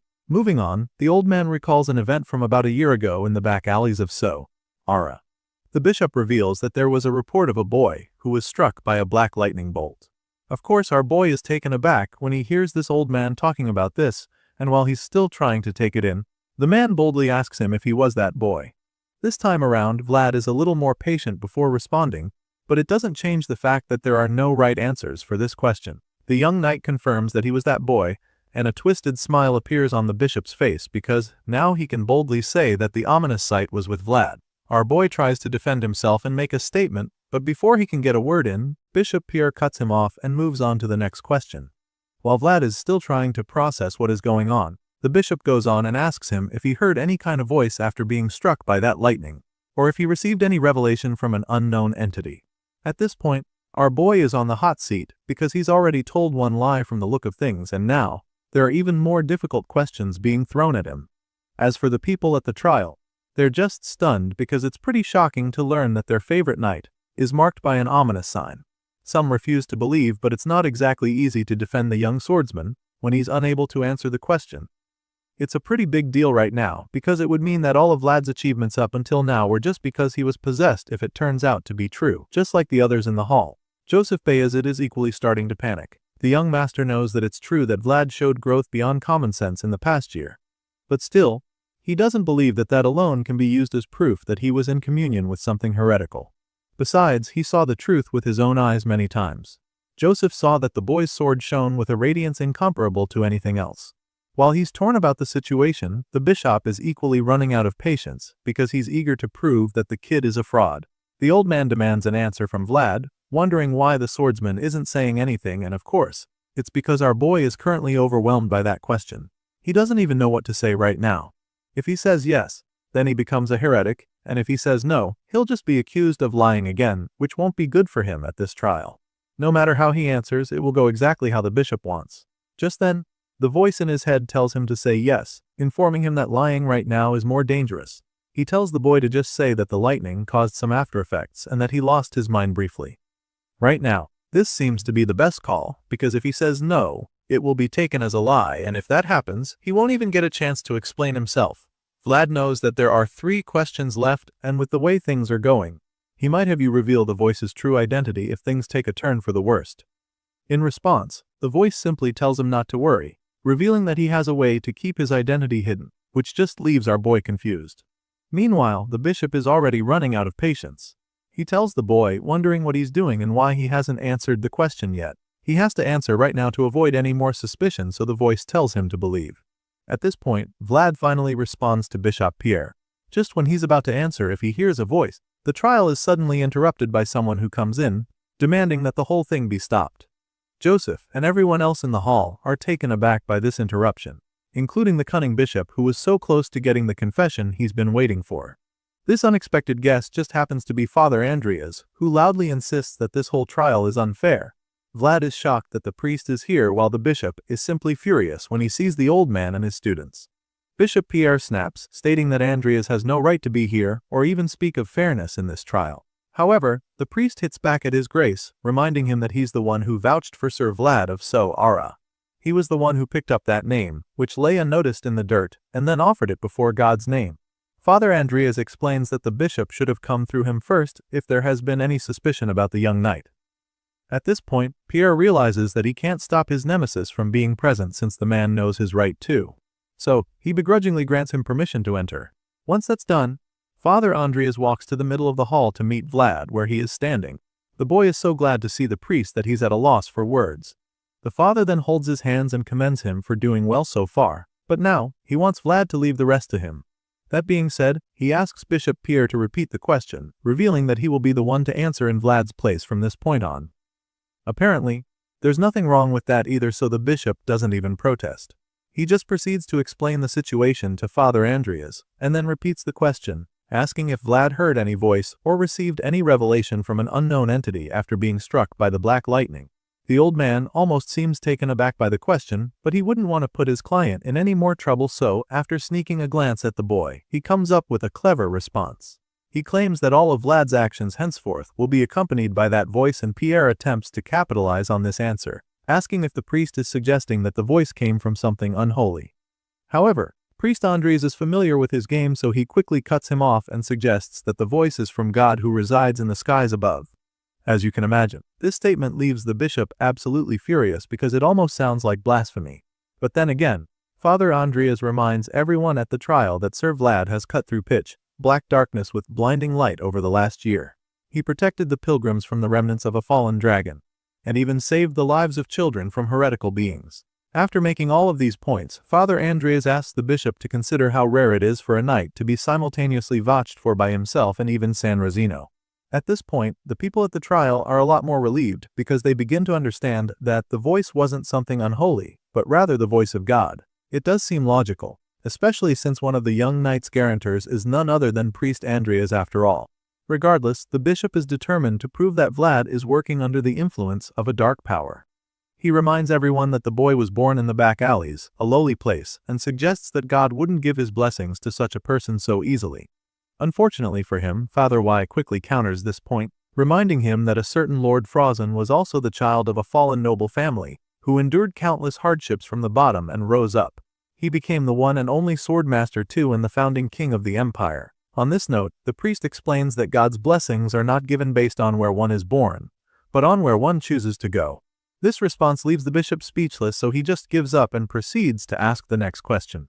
Now, he tries to bring up Vlad's past, stating that the boy has committed countless crimes in the back alleys of Ara, and then asks if it's true. In response, the priest simply states that that was more akin to emergency relief. The bishop almost loses his mind when he hears this because he doesn't get how a crime can be called emergency relief. Unfortunately for him, Priest Andreas has an answer for all his questions today. He asks the bishop if he has ever laid his eyes on the reality of the back alleys filled with stealing, robbing, and sometimes even killing. It's a place where tragedy is the only option to survive. But he also makes it clear that this isn't just Vlad's story, because it's the daily life for everyone in those alleys. If the church regards them with compassion and offers warm support, that endless chain of tragedy could be broken, and the priest makes this very clear to the bishop. At this point, His Grace is starting to get frustrated because he's getting countered over and over again. Still, he insists that the knight's rate of growth is simply unbelievable. It's baffling to him that someone who only recently picked up a sword has already awakened aura, fought knights, and even killed a dragon. Once again, Father Andres calmly responds to this, revealing that on that day, a mere mercenary who ran through the pitch-black night to fulfill his duty tore open the night sky with a miraculous, pure white light. The priest is confident that he's not the only one who saw the radiant world of Sir Vlad, so the bishop asks if there is any witness present, because it's just a claim if there's no witness to back it up. This is Joseph's cue to weigh in on the trial, so he presents the evidence he's got, claiming that it's a testimonial written by honorable knights themselves. Knight Duncan of Heinel, Holy Knight Justia of San Rosino, and even Volkov Baranov, the heir of the Baranov family, rulers of the north. Joseph reveals that all of them have testified to Sir Vlad's achievements. However, the bishop is reluctant to accept all of Vlad's defense. This bishop went through a lot of trouble to weave a tight net of accusations, like doubts about the boy's faith, his lowly origins, his questionable past crimes, even suspicions about whether his talents were fabricated. But now, it's clear that he will have to reveal his true secret weapon. So, he orders for the seal of binding to be brought forth. Just then, a group of knights make their way into the hall with the seal, and the people are shocked because these men are paladins of the Vatican. They're stunned because they can't imagine what would require paladins to be involved. Once the seal is brought out, the bishop reveals that he has one question remaining and claims that he won't ask it with words but rather reveal the truth of this matter through direct action. Then, the huge case is opened and even Fader Andreas is shocked to see that the mirror of Saint Muriello is in there. It's a holy relic of the Vatican that reflects all truths of a person who gazes into it. And on this note, Bishop Pierre reveals that the exorcism ritual is about to begin. Father Andreas feels that it's absurd to engage in an exorcism ritual because as far as he's concerned, Sir Vlad's innocence can be proven through truthful testimony. Unfortunately, this bishop is no longer interested in anything they have to say, stating that he's someone who has the duty to clear up even the slightest doubt. Seeing the state of things, Joseph Bayezid just gets frustrated because it's clear that the bishop is spinning the situation in his favor. The old man is determined not to lose, and he doesn't mind taking drastic measures. The main problem now is the fact that it becomes a mark of disgrace once an exorcism ritual is performed on someone. It's a stigma that will follow him for the rest of his life, and now that Joseph knows this is a possibility, he realizes that the purpose of this trial has changed. The truth no longer matters to the bishop, and all that remains is the intent to burden everyone who stands as a witness for Vlad. From the very beginning, this trial was just a pretext to seize control of the north, and now Bishop Pierre is inching closer to that goal. The old man tells the inquisitors to prepare the sacred prayer, and it becomes very clear that things are getting out of hand, so Father Andreas tries to suggest something else. The priest reminds the bishop that there is still one holy relic left that can reveal the truth, feeling that they shouldn't treat the sacred artifact of the Vatican so lightly. Unfortunately, the bishop is already sick and tired of Andreas, so he snaps at the priest, warning him to mind his words. To him, seeking out the presence of evil is a trivial matter to the priest, and he doesn't appreciate that. On this note, Bishop Pierre explains that Vlad only needs to stand before the relic without deceit if his soul is truly clean. At this point, our boy's guarantor realizes that there's nothing else he can do to stop the bishop. If one uses the existence of evil as justification, then refusal itself becomes a confession that evil resides within, so he breaks the news to Vlad. He admits that he can't stop the exorcism, but tells the young knight not to worry, because the relic merely reveals the impure presence within. He assures Vlad that his faith in him is unwavering because he has seen our boy's true self. On the other hand, the knight doesn't look too confident. The bishop starts losing his patience again, wondering why Vlad is hesitating to stand before the relic. Now it's clear that there's no going back, so our boy steps forward and the voice assures him that it's going to be okay. As you can imagine, the boy is scared, but the voice tells him to step forward proudly, just as he has always walked toward the light. Our boy finally summons the courage to do it, and after taking a deep breath, he steps forward. As soon as he stands before the relic, the world around him changes and a powerful knight with a white cape appears. The boy is shocked, and it's even more mysterious because he still can't see the knight's face. But that's when the voice speaks to him again and the face is revealed. The voice claims that at last, he finally understands what that emotion was in the blacksmith's eyes. He feels that the old man must have wished that his humble sword wouldn't hold Vlad back. For the first time, the voice is no longer just a voice because our boy can finally see the face behind it. The immortal knight knows that he has thought Vlad all that he could, but he wishes that he could have watched the pride of so. Aura grow a little more. To avoid being detected by that mirror, he explains that he must descend into an even deeper realm. Vlad is still stunned right now because everything going on is just so surreal to him. He asks the voice what he's talking about, and the entity explains that the world of knights is vast and deep like an ocean. The world that Vlad has shown him until now was merely him dipping one foot in. But now, the time has come for the young knight to delve into deeper waters. Our boy already knows that this is pretty much goodbye, and he's not ready for that. He reminds the voice that he's still too lacking to reach that deep world on his own, but the immortal knight just smiles at him and assures him that he'll reach it someday. However, now it is time for him to go alone. The voice tells him that he's the only one who can forge his own complete world. Still, Vlad isn't ready to part ways because he knows that it will take a really long time by himself, and he's afraid that he may never even make it.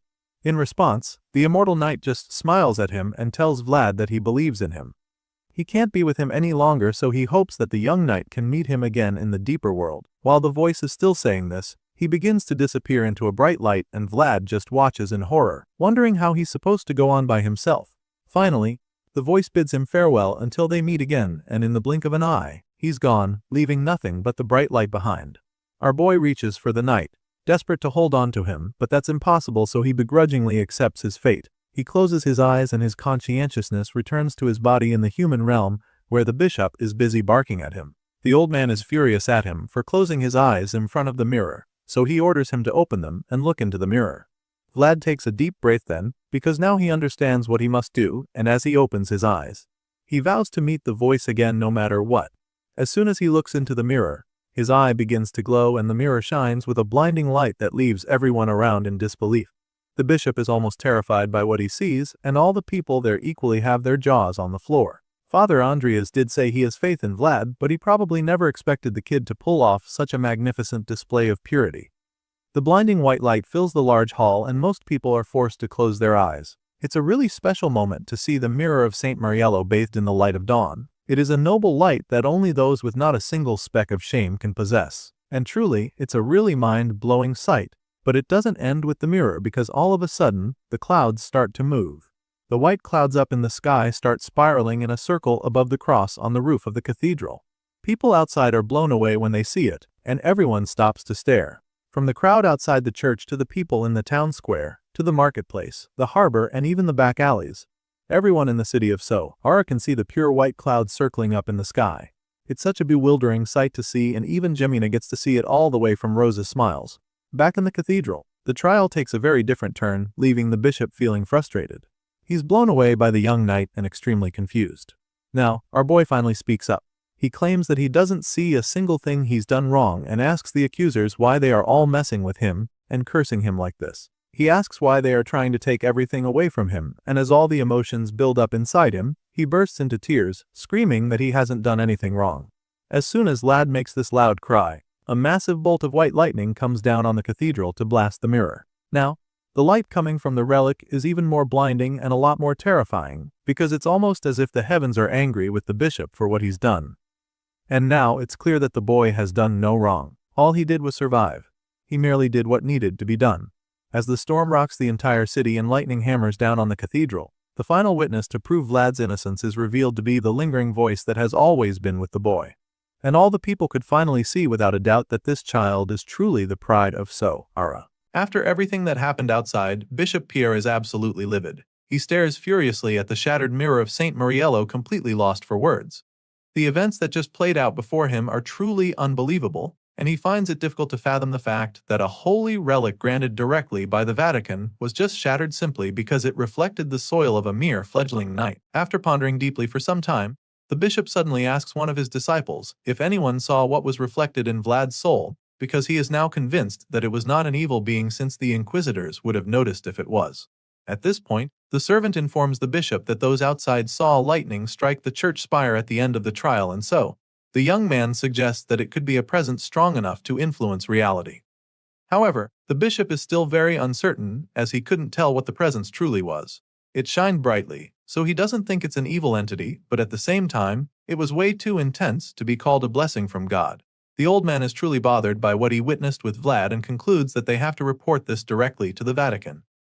Even if it's not of evil origin, the bishop still feels that an anomaly of this magnitude will surely be of interest to them.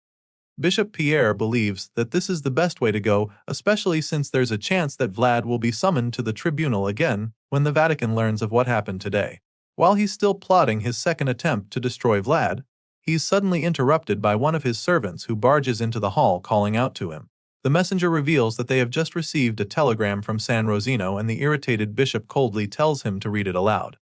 Without hesitation, the terrified messenger reads the letter, revealing that San Rosino demands the bishop to explain the connection between Black Bear, who received the pardon, and the Black Mage. But that's not all, because they also made it very clear in their message that they will carry out an investigation on the bishop if he refuses. As you can imagine, Pierre is even more furious when he learns that he now has more problems to deal with. He curses the Northerners, feeling insulted by the fact that their lowly diocese would even speak that way to him, even when he's a representative of the Vatican. The bishop bowls in rage just thinking about it, and concludes that they're only this bold because they have the northern houses backing them. As much as he hates to admit it, he knows that even the Vatican's authority won't be able to stop San Rosino from ruining his life if the northern houses unite. Now, it's pretty clear that he has a big problem, so he instantly begins phase 1 of his countermeasures by ordering his servants to summon a mage for him so that they can send a telegram to Dragon Blood Duke. Back in Sora, we catch up with Lord Joseph and his men.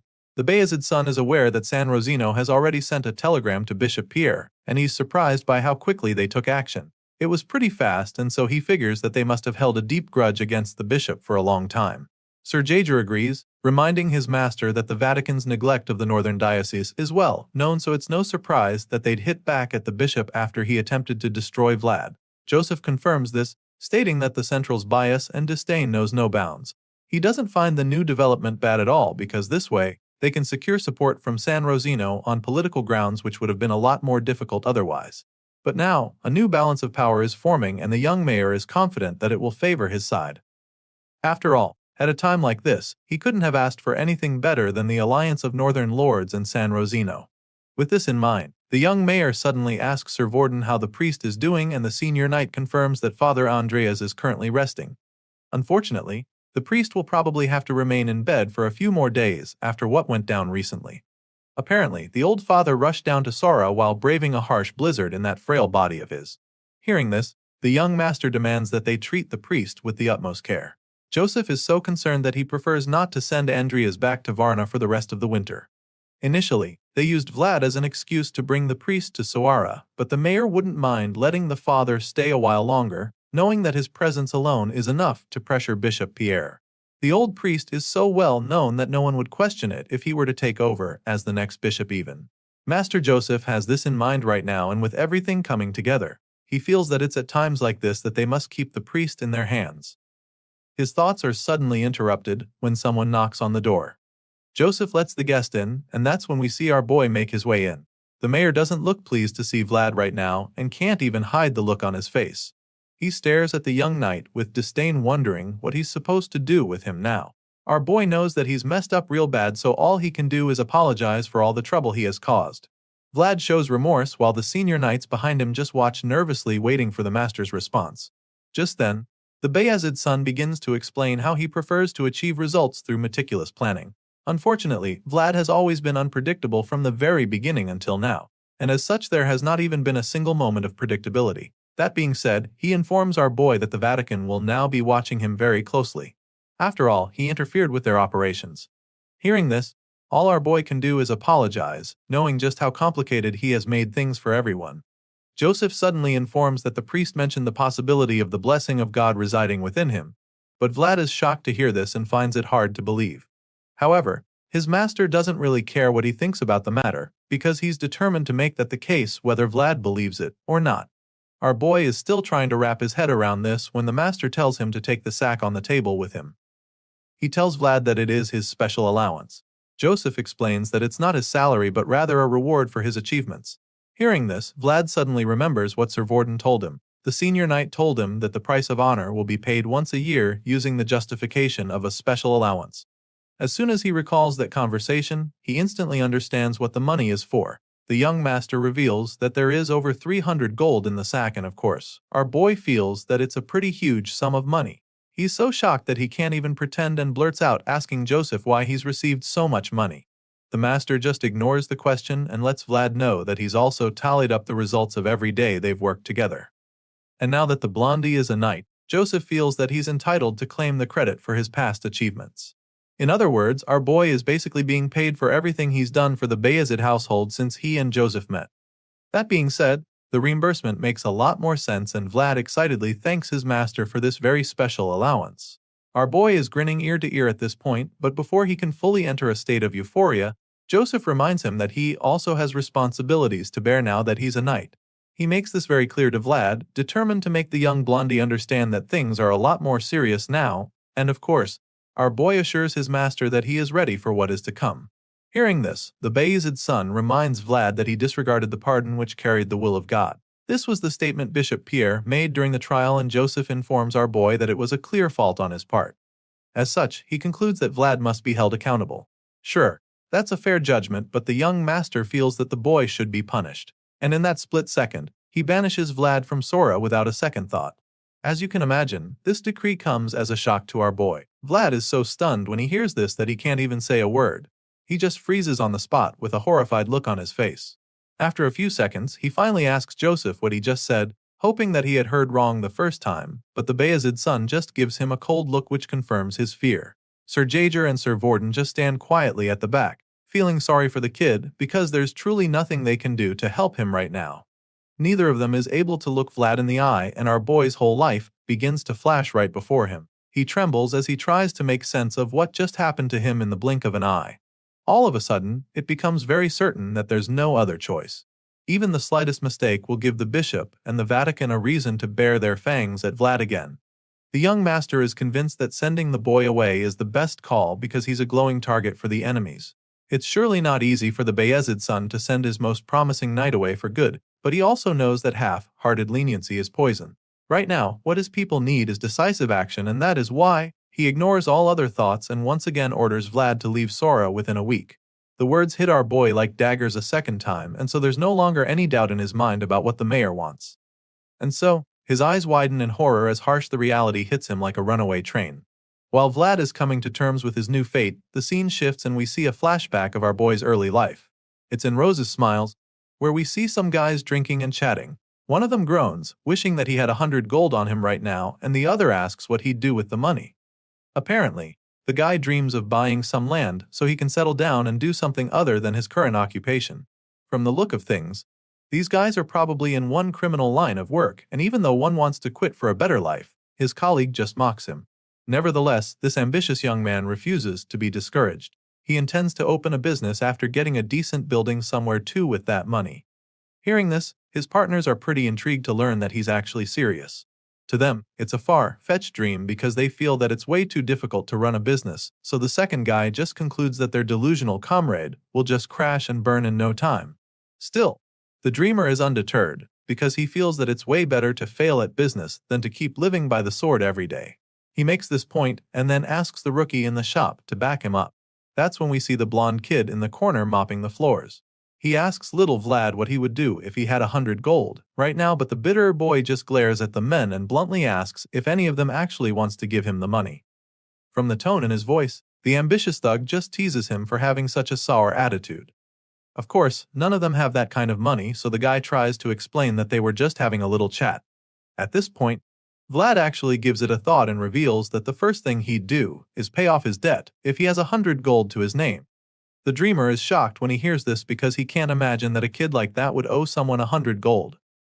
He teases little Vlad about it, suggesting that the kid is looking pretty shady and asks him if he's into gambling or something. In response, the boy explains that it's not debt from gambling and states that it's just a few things he needs to pay back. At this point, the thugs are very curious, so they all turn to the kid and ask what kind of things he's talking about.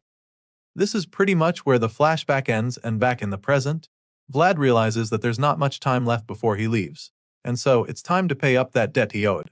Vlad visits Rose's Smiles and presents a couple stacks of good coins to the madam there. She's taken aback by it, and then reminds him that he doesn't need to worry about the inn fee he owes her for the time she harbored him. However, the young knight insists that she accept the payment, pointing out how she's been spending so much to take care of the street kids lately. He's convinced that she probably poured all her savings into converting the place into an inn. That being said, he urges her to take the money and assures her that Rose's Smiles will flourish again once they're able to get through these tough times. The madam finally gives in and accepts his offer, but she still feels that he would need at least 50 gold out of the money. However, Vlad insists that she takes everything so that she can really improve the quality of service at the inn. She's reluctant at this point, so the young knight tells her to think of it as an investment on his part, claiming that she can give him a cut of the profits in the future. Hearing this, she promises that she'll work really hard then because she wouldn't want her investor to take a loss because of her. The lady is grateful for his huge assistance, but also really exhausted just thinking about the work she'll have to put in now. She was previously thinking about leaving the whole place to Jemima and take a break, but now she has to remain there. Vlad is surprised to hear this and tells her that he can't bear to see Rose's Smiles go under while he's still around. Madame Marcella can see how much he cares, so she urges him to take better care of himself if he's really that worried about them. To her, it's baffling that he's already leaving again when he only recently just got back from his last mission. Apparently, our boy hasn't told her that he's been banished. He probably doesn't want her to feel sorry for him, so he just assures her that he'll return safely this time too, and she's confident that he will be fine. All of a sudden, the young knight thanks her and she's taken aback, because she doesn't get what he could be thanking her for. Just then, we get to see another flashback of when Madame Marcella took our boy in. And so, he thanks her for bringing color back into his gray lifeless world, and basically for everything she's ever done for him. After stopping by at Rose's Smiles to say goodbye, Vlad returns to the mansion in Suara where he pays a visit to Father Andreas and his young disciple. Vlad sees the kid struggling with a heavy bucket of water, so he gives him a hand to prevent him from spilling the water all over the place. The little guy is shocked to see the famous lad of Suara standing next to him. It's like a dream. Our boy takes the bucket of water from him, and as they both walk down the hall, Vlad asks the kid if the priest is all right. In response, the little guy admits that Father Andreas probably needs more bed rest. It was hard enough for him to move in the cold weather. But he even had to get into it with the bishop as soon as he arrived. Vlad feels really guilty when he hears this, knowing that it's all because of him, so he asks if there's anything they need to help the father. He offers to help any way he can, but the kid admits that there's really nothing else to be done since Lord Joseph has already done a lot for them. At this point, our boy doesn't know what to say, so they just keep walking together until the kid asks him if it's true what they say about him. The knight isn't sure what the boy is talking about, so he asks to confirm, and that's when the kid asks if it's true that he received the blessing of God. Vlad isn't too pleased by the question, because the more the rumors spread, the more exaggerated they become. So, he quickly clears the air and makes the boy understand that the situation isn't what he thinks. The wide-eyed boy is intrigued when he hears this, but either way, he informs Vlad that Father Andres really liked the fact that he had finally become a full-fledged knight. Of course, our boy feels a sense of pride after this revelation, even though it comes as a surprise.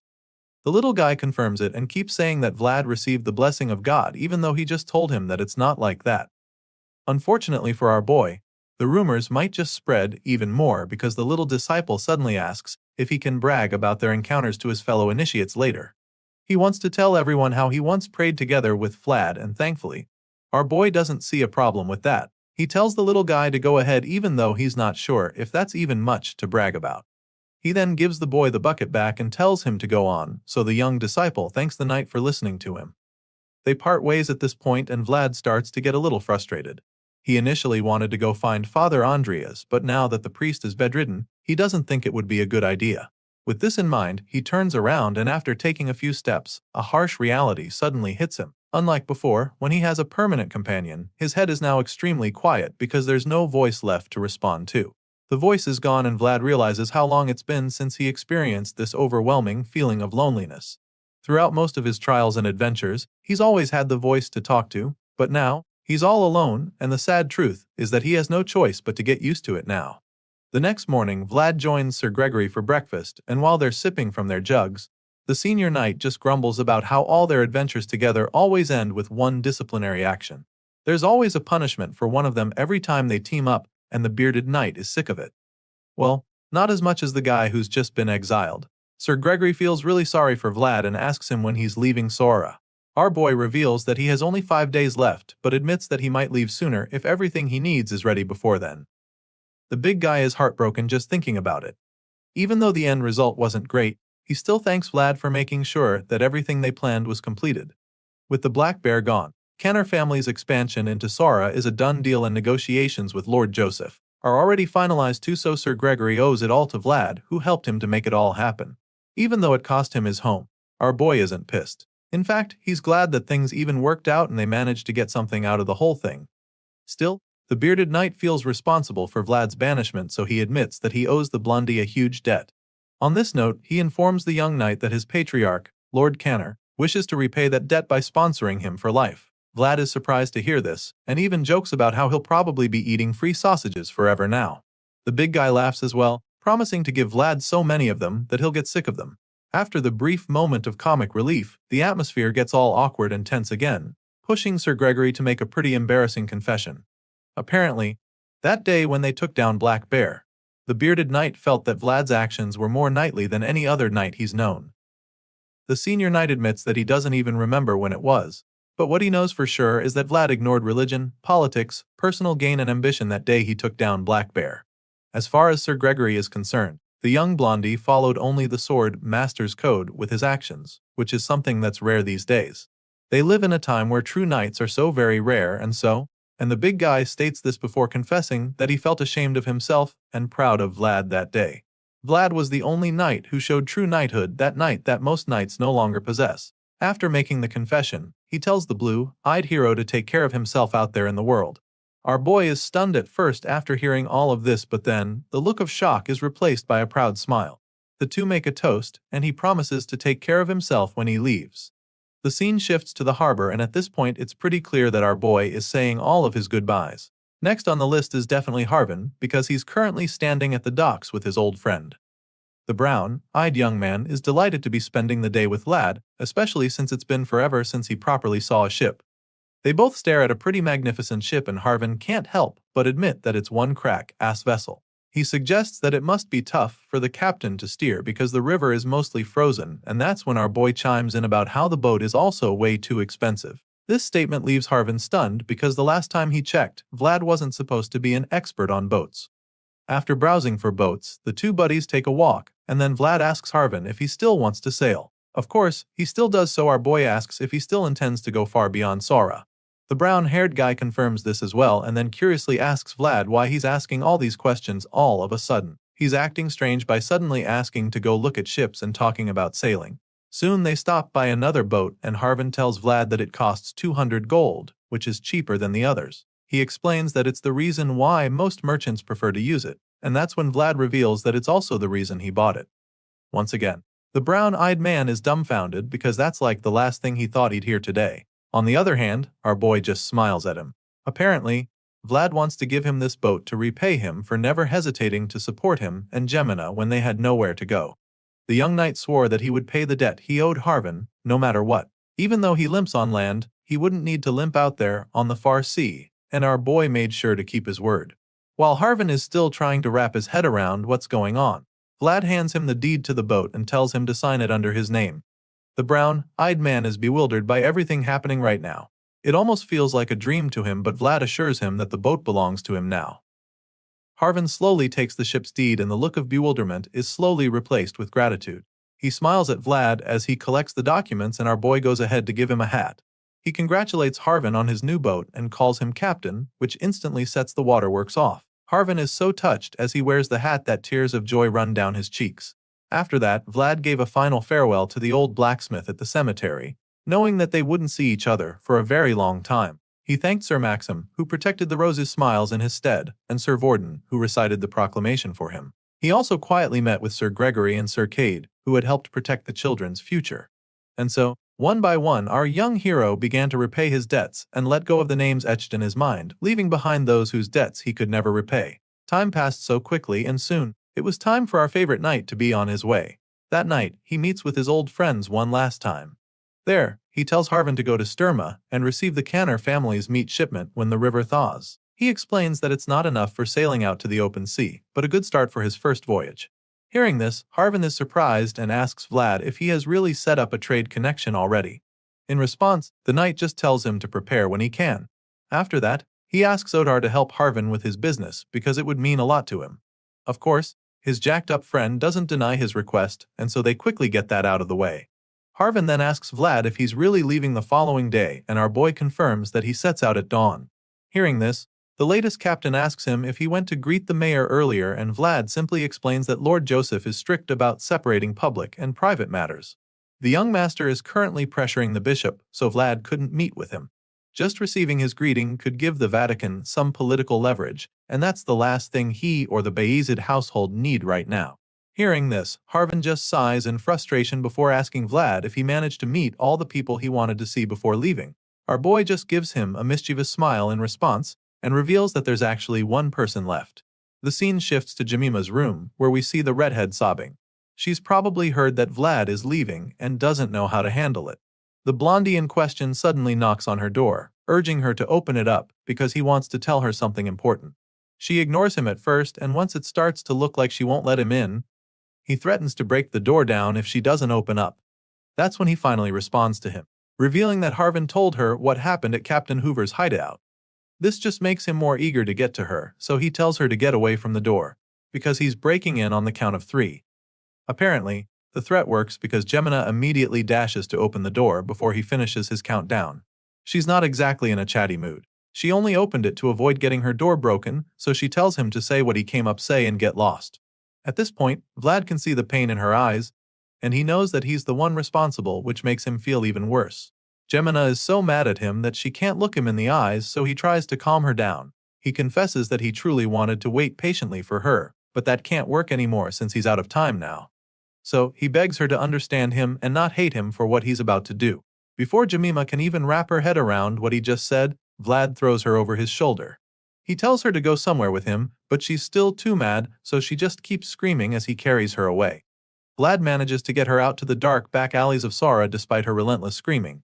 She keeps yelling for him to let her go, but he refuses, claiming that she forced him to do this because she locked herself in her room for a whole week. At this point, she asks him once again where he's even taking her this late at night, because she can't understand what the hell he's doing. Vlad suddenly reveals that he's leaving the following day, and the redhead finally calms down. She's taken aback by the news, and then informs him that he should have just stayed out of trouble rather than kidnapping her. In response, our boy tells her how he used to run away in the past, which is very different from his life now, where he's being chased away. As you can imagine, Jemima feels very sad about the whole thing and just calls him an idiot for messing things up like this. He doesn't deny it, but he feels that it's better this way, since he's only getting chased and not getting killed. Just then, they both hear the bells ring and realize that it's curfew already. Vlad had no idea that it was so late, so he decides that he'll need to do some running to meet up. He gives Jemima a heads up, but before she can even process it, the young knight gets into sports mode. He blasts off like a rocket, sprinting through the back alleys while the redhead screams in horror. Her hair is all over the place, and since she can't come down right now, all she can do is yell at him, calling him crazy bastard for spiking her blood pressure for nothing. Unfortunately, nothing she says is enough to make Vlad slow down. He just keeps dashing at mind-blowing speed, ignoring all her cries and pleas to put her down. Eventually, they arrive at the destination, and we get to see where Vlad wanted to take her. The redhead is in awe as she stands in front of a gorgeous dress in the store. She's blown away by it, and while she's frozen on the spot, the young knight proceeds to talk with the shop owner. The man is extremely delighted to see that the famous Vlad of Sora actually returned to his shop. Our boy apologizes for coming late, and then asks the man if he completed the order he made earlier. The excited designer immediately confirms that the order is ready. He even claims that he was intending to take it to Vlad the following day since he didn't show throughout the day. Hearing this, Vlad suddenly tells Jemima to try the dress on, and she's just taken aback by it at first. The scene shifts after that little trip to the back alleys, and on the way back, it starts snowing. This time around, he doesn't carry her on his back, since they're finally on the same page. As they both walk back, Vlad tells her that she looked really good in that dress he got her when she tried it on. She doesn't say anything in response, so he turns around to look at her and notices her acting strange, so he gives her a warm smile and curiously asks why she's acting awkward all of a sudden. It's at the point that we get to see that she's still wearing the gorgeous red dress Vlad got her. She's extremely flustered, of course, and even though she tries to pretend like she's not blushing, the redness of her cheeks blows her cover very quickly. She claims that she doesn't know what he's talking about, but he just lets her off the hook. He's more concerned with how good she looks in the dress, and he's just glad that he got it tailored to fit exactly. After all, he doubts that she'll get any taller after now. As you can imagine, the hothead doesn't take this joke lightly as she asks Vlad if he has a death wish. Our boy did this for her because from now on, he wants her to wear her own clothes and stop borrowing from Madame Marcella. Gemina can't even pretend that she's not touched by what he's done for her. He got her a necklace, earrings, shoes, cosmetics, and even a fan, which makes her wonder how much all of it costs. In response, Vlad tells her that it's about the same price of a sword hanging in the forge. But still, she doesn't believe him because only the shoes he got her alone are worth more than 5 gold. Gemina already feels that he's done a lot for her, but Vlad wishes he could have done more. If there was more time, he'd have paid to get her hair done too, and he just feels bad that he couldn't. He's been so busy lately, and before he can say anything else, Gemina tells him that he's going through all this because he's getting kicked out like an idiot. It's pretty clear that she's feeling really sad about it, but she's also pretty hopeful because she asks him when he's coming back this time around. Sadly, our boy doesn't even know when he'll be allowed to come back. The young master didn't tell him anything else other than the fact he's being banished. At this point, Jemina starts to hope that it's not a case of him never returning. She asks if that's the case, and Vlad just teases her, asking her if she's planning to tag along if he says he's never coming back. Of course, she quickly dismisses the idea just to make sure he doesn't start getting too cocky. She assures him that she would never leave Rose's smiles behind, and speaking of which, Vlad remembers that Madam was considering leaving the place to Jemima. He tells the redhead about it and she's taken aback by the news. He then throws another jab at her, claiming that he'll have to come back before the place goes bankrupt with her in charge. After all, he invested a lot of money into it. That being said, he promises to come back, if not for anything, then to recover the returns of his investment. After making a few jokes, he finally tells Jemima to take good care of their home. The girl is just stunned when he says this, and then he gives her the handkerchief she made for him a while back. Vlad claims that he didn't know this was how nobles do it, but she doesn't get what he's talking about. She's still trying to figure out what he's saying when he suddenly goes on one knee and asks her to grant her his handkerchief. As you'd expect, Jemima's cheeks flush red when our boy does this.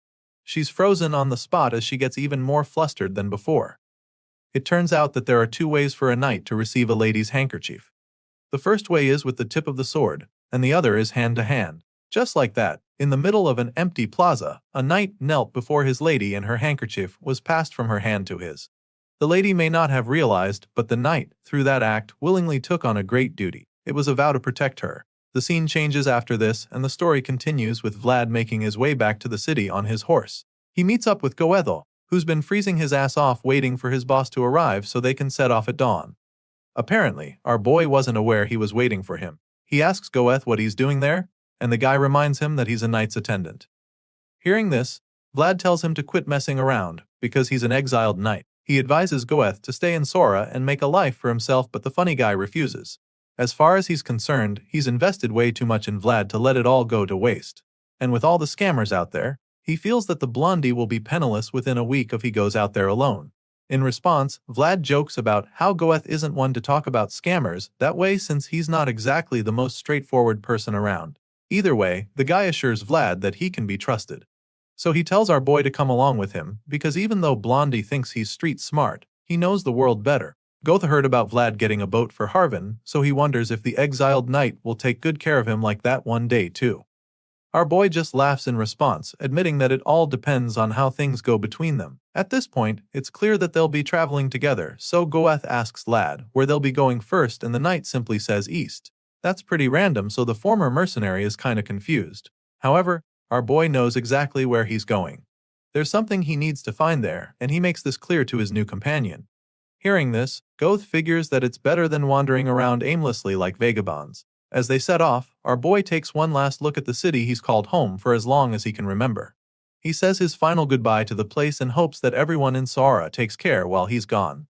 Just like that, he begins the journey with Goeth, and the two ride out of the city before the sun even rises. As they make their way out, the young master watches from his chambers. He never really got a chance to say a proper goodbye to his most promising knight, and this is probably the last time he will see the one known as the Pride of Sora on his side for a very long time. As he watches the two men ride east, Sir Jaeger joins him and points out how cold the air is. In response, Joseph reveals that his heart feels even colder. In fact, it's not just cold, it's so bad that it aches. He's especially heartbroken by the fact that Vlad didn't even look back. To him, that can only mean that the young knight must have a goal in his mind. That being said, he informs Sir Jaeger that things are going to get busier from here on. The second son of Bayezid has a very strong feeling that Vlad will return, but not as an ally. So, he tells the green-eyed knight that they'll need to gather strength as soon as possible. They need to get stronger so that they never have to lose what is theirs again. Hearing this, Sir Jaeger offers to follow Lord Joseph on his quest to strengthen their army. But at the same time, he wonders if his master is sure about banishing their most promising knight. From what he knows, Vlad is already unpredictable enough. He feels that Joseph could have just sent the boy on a mission or a set destination rather than exiling him. In response, Joseph claims that he couldn't rob someone who's lived his whole life following orders of the precious experience of finally acting on his own thoughts. As far as he's concerned, he's done Vlad a huge favor, and even more so, he feels that this is also a historic moment for the Bayezid house. A knight who sets off on a journey carrying only his own honor. His actions have revived a long-lost tradition. A tradition they last saw in their grandfather's generation. Sora fostered the young knight, and Bayezid raised him. This knight carrying his own banner has not been seen in ages, but now, our favorite blonde swordsman is walking that same path. The scene shifted to Dobrekity, the northernmost edge of the Empire's central region. Dalmatia, the Baron of Dobrikity, slammed his hand onto the table in fury, repeatedly demanding to know whether the incident had happened yet again and expressing disbelief that it had occurred once more. He harshly questioned what his subordinates thought they were doing, complaining that every time barley seeds were sown, someone inevitably came and dug up the entire field as if they had been waiting for it. The two soldiers hesitated and attempted to explain that despite having posted guards throughout the night, by morning the fields had already been disturbed. Before they could finish, Dalmatia cut them off angrily, refusing to accept any excuses. The soldiers immediately lowered their heads and apologized. Clutching his head in frustration, Dalmatia lamented that there was nothing useful about the territory at all. He complained that the land lacked fertile soil and a mild climate, and that the only resources they could rely on were the dense forests and barley farming. He grimly stated that if they could not even sow crops at this time of year, they would inevitably starve to death. Another man hesitantly pointed out that they only had soldiers stationed within the domain. Losing his temper completely, Dalmatia hurled the half-finished glass of wine at the man's head. He then barked orders that if they were short on troops, they should shackle the domain's people in iron and force them to work, declaring that starvation was imminent and that he did not care about the commoners. He insisted that the sabotage was undoubtedly the work of monsters from the forest and commanded that every available soldier be gathered to protect the barley fields. The two men respectfully acknowledged his orders and withdrew. Dalmatia did not respond further. He massaged his temples and complained that his head was aching, wondering aloud whether he should hire mercenaries. He then lifted his gaze toward the forest, remarking that the cursed woods felt especially eerie that day. The scene shifted to the gloomy forest. Various supplies, pepper, salt, jerky, and more, were laid out on the ground. Gurgi asked what all of it was supposed to be, and Vlad explained that it was a pilgrim's certificate written for him by Father Andreas. Gurgi frowned and remarked sarcastically that Vlad had remembered to pack all the rare and expensive items, yet somehow had not thought to bring even a single flint. Avoiding Gurgi's gaze, Vlad retorted that Gurgi was hardly one to talk, pointing out that he had only brought a useless flint anyway. Gurgi protested that he had indeed brought one, insisting that Vlad had smashed it to pieces and demanding that he look at the result. Vlad blankly replied that the flint had been defective. Enraged, Gurgi cursed the excuse and accused Vlad of deliberately breaking it. Vlad ignored him entirely.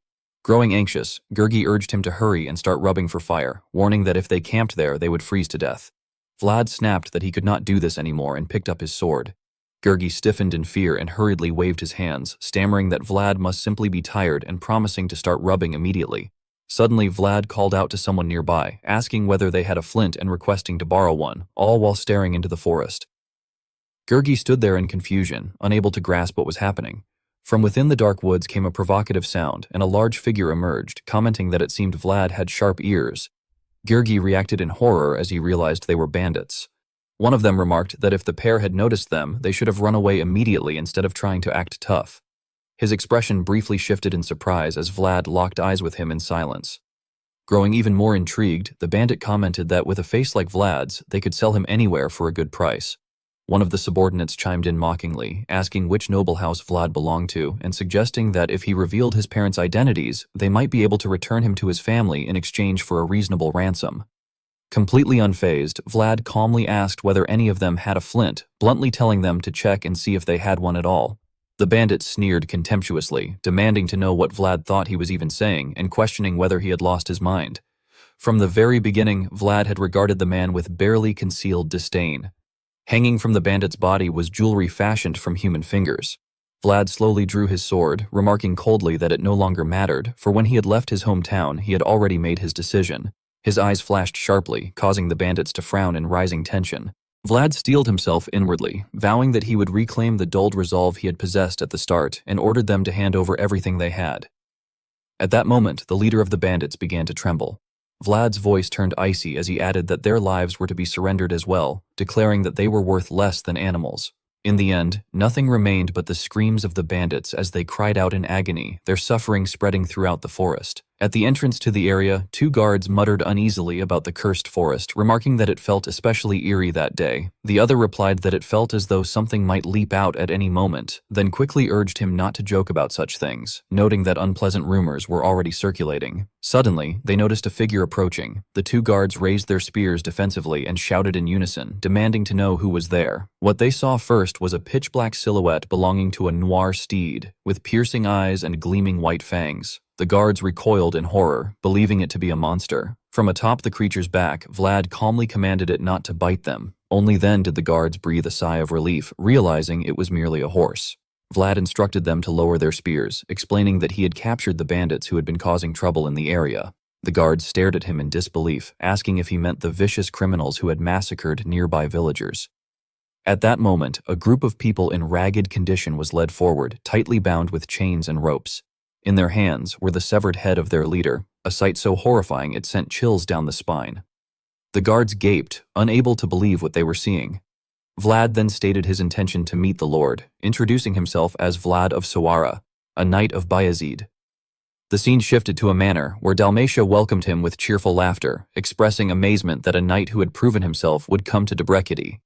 Vlad bowed respectfully and conveyed his gratitude for the hospitality. Dalmatia praised him for capturing the men who had been plaguing the territory, remarking that as the lord of the land, he could hardly refuse to welcome such a guest. He then suggested setting formalities aside and invited Vlad to take a seat and make himself comfortable.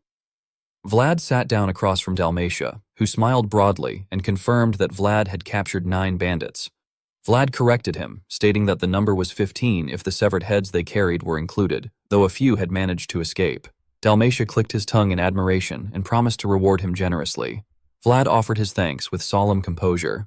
As Dalmatia poured him a drink, he observed that since Vlad was a knight who carried a banner, he assumed Vlad sought to prove himself. Vlad affirmed that this was indeed the case. Dalmatia went on to say that there was something he wished to request of him, emphasizing that it concerned a true knight who pursued honor. Vlad, however, already understood the man's intentions. Internally, he concluded that Dalmatia merely planned to use him without proper compensation. He decided that he would accept the reward for capturing the bandits and leave at an appropriate time, as his immediate priority was to focus on finding traces of the mysterious voice. Dalmatia then explained that strange things had been occurring in the domain. Although it was the season for sowing barley, the seeds vanished the moment they were scattered across the fields. Even when soldiers were posted to guard the fields throughout the night, the seeds disappeared without a trace.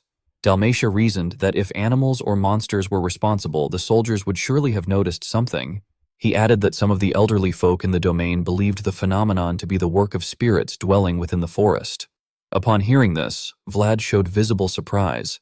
The scene shifted once more to the forest, where an innocent young girl wandered while softly humming to herself about wild berries. She delighted in the taste, thinking happily that they were delicious and that her mother would like them as well. She suddenly sensed that something was wrong. In confusion, she turned around, only to find herself being stared down by a massive shadow with 2 glaring, luminous eyes. Gurgi remarked that something about the place felt wrong. He observed that the area was clearly impoverished, to the point where the people likely did not even have enough money to eat, let alone pay a bounty. He suggested that they should forget about any reward altogether. Vlad replied that the man had promised to reward them generously. Gurgi scoffed at that, saying that anyone could make such claims. He added that he could tell at a glance when someone was not the type to pay, and that the Lord fit that description perfectly. According to him, when the time came to open his purse, the man would surely be busy making excuses instead. He concluded that they should have demanded an advance payment. Vlad calmly told him that such matters were for Gurgi to handle. Taken aback, Gurgi asked what Vlad meant. Vlad then questioned why Sir Joseph would keep a knight around who could not even wield a sword properly. He went on to ask whether Gurgi knew Sir Vorden's nickname. Gurgi froze, admitting that he had no idea. Lowering his voice, Vlad revealed that Sir Vorden was known as Vorden the Swindler. Gurgi reacted in shock, asking if Vlad was referring to that shabby-looking lord. Vlad smirked slightly and remarked that perhaps the man's face worked to his advantage. In any case, he explained that Sir Joseph valued that particular trait of Vorden's, believing that everyone had their own use. Vlad then stated that whether it was an advance or a bounty, Gurgi would be responsible for handling such matters from now on. Gurgi pointed to himself in disbelief, asking if Vlad truly meant him. Raising an eyebrow, Vlad told him to go and show that baron from the central region the northern tongue he possessed, one that had been tempered through countless scams. At first, Gurgi was startled by the idea, but once he understood Vlad's intention, he responded with an equally sinister expression. Later that night, in a deserted field, Vlad listened with a serious expression as a knight spoke at length. The knight explained that the forest of Debrecity was ancient and, because of that, riddled with countless legends and strange tales. He then mentioned that a child had gone missing that very morning, and that the incident was said to have occurred in the forest nearby. According to the villagers, a deep pit had been dug near a patch of wild strawberries. As the knight continued talking, Vlad inwardly complained that the man talked far too much. He thought that the basics of an ambush relied on discretion, and that even for a knight of some insignificant domain, this level of chatter was excessive. He wondered whether the man lacked common sense altogether. Meanwhile, the knight went on lamenting the tragedy, saying that the child had been a good and well-behaved girl, just as he began to mention that the girl's mother had been crying and wailing in the Lord's manor all day and awkwardly started to ask for their assistance in finding the child. Vlad abruptly raised a hand and covered the knight's mouth, signaling for silence. Startled, the knight wondered in confusion what was happening and questioned the strange look on Vlad's face. Not far away stood a dark, foreboding forest. Vlad keenly sensed that something was off and immediately dashed forward. The knight hurriedly ordered everyone to run and follow Sir Vlad, calling out to him in alarm. Vlad landed in the field ahead, and the others rushed over in a panic, demanding to know what he was suddenly doing. With a grim expression, Vlad stared at the ground and stated that they had been robbed. The knight, unable to believe his ears, asked him to repeat himself. Moments later, he realized the situation in horror, exclaiming how such a thing could be possible when the seeds they had scattered as bait had vanished without a trace. Vlad turned to one of the soldiers and asked whether he had brought a shovel. The soldier confirmed that he had and handed it over. Taking the shovel, Vlad began digging, convinced that he had definitely heard something earlier despite seeing no movement and finding no footprints. He then asked how far the place where the child had gone missing was from their current location. The knight replied that it was very close and asked why Vlad wanted to know. After digging for a while, the ground suddenly collapsed, revealing a hollow space beneath. The knight exclaimed in shock, wondering what it was. Vlad looked down into the opening and muttered thoughtfully that he could not even begin to guess how deep it was, adding that it could not have been dug by a human. He then addressed the knight captain, asking him to lead the way and stating that they would need to go to the location where the child had disappeared. Later, back in the village, Dalmatia asked what Sir Vlad was doing at that moment. A man reported that after visiting the site where the child had vanished, Sir Vlad was now gathering the village elders. Dalmatia frowned as he asked why the elders were involved. The knight replied that it seemed the man was trying to inquire about the past, specifically the traditions that had been passed down in that region. Hearing this, Dalmatia spoke in a sharp tone, expressing his concern over whether those old people might start spouting some bizarre nonsense. The knight countered by wondering whether they should not have grown wiser with age. Clearly dissatisfied, Dalmatia ran a hand through his hair and stated that the elders would not say anything that could be used against them in front of an unknown knight. He added that the banner bore the emblem of San Rosino, which meant the knight must have deep ties with the Vatican. Dalmatia reflected that he could not tell the man to stop now, since he himself had made the request, yet he felt the knight was digging too deeply. In the end, Dalmatia made a decision and ordered that someone be assigned to tail the knight and ensure that he did not pry into anything strange. The scene then shifted to outside the village, where Gurgi asked the elders whether there was truly nothing that came to mind. He said that even now, the child was probably trapped in some pit, desperately seeking a helping hand. With tears welling in his eyes, he spoke of a small, fragile child left in pitch-black darkness, imagining her sobbing as her tears dried up and she cried in silence. As he cried, Gurgi carefully observed the elders and insisted that surely something had to come to mind. He went on to say that this was not the first time such an incident had occurred, reminding them that Barley had disappeared before as well. Only then did one of the elders finally speak, recalling that when they were young, they used to hold certain rites, but after the Vatican came and forbade them, they stopped performing them, cursing the Vatican under his breath. Vlad then spoke up, pointing out that no child had ever been sucked into a pit back then, though some had been taken by wolves, and he asked what those rites had been for. The elders lifted their heads to look at him, but soon afterward, as if by unspoken agreement, they all lowered their heads and fell silent. Gurgi pressed them again, asking what kind of rites they had been, warning that if they did not speak, they would not be able to save the child. He emphasized that this winter was unusually cold and implied that if the little one froze to death, the consequences would be dire. After much hesitation, one old man finally admitted that the rites were for an earth spirit. Vlad probed further, asking him to explain in more detail. At that moment, Gurgi turned to Vlad and whispered that he should step outside for now, explaining that no matter how young he was still a knight, one who bore the Vatican's emblem. He cautioned that the elders were closely watching how Vlad reacted, and that if things continued this way, even those willing to share would shut their mouths. Vlad reluctantly agreed and stepped outside, telling Gurgi to find out everything he could. Outside, someone was already waiting for Vlad and politely asked if he might have a word with him, claiming that the rites were nothing strange. Vlad replied that he was aware the rites were considered idolatry forbidden by the Vatican, and that if they were discovered, it could bring serious punishment. The man reacted with surprise, but Vlad calmly stated that he understood, acknowledging that there were rules people had upheld for a long time.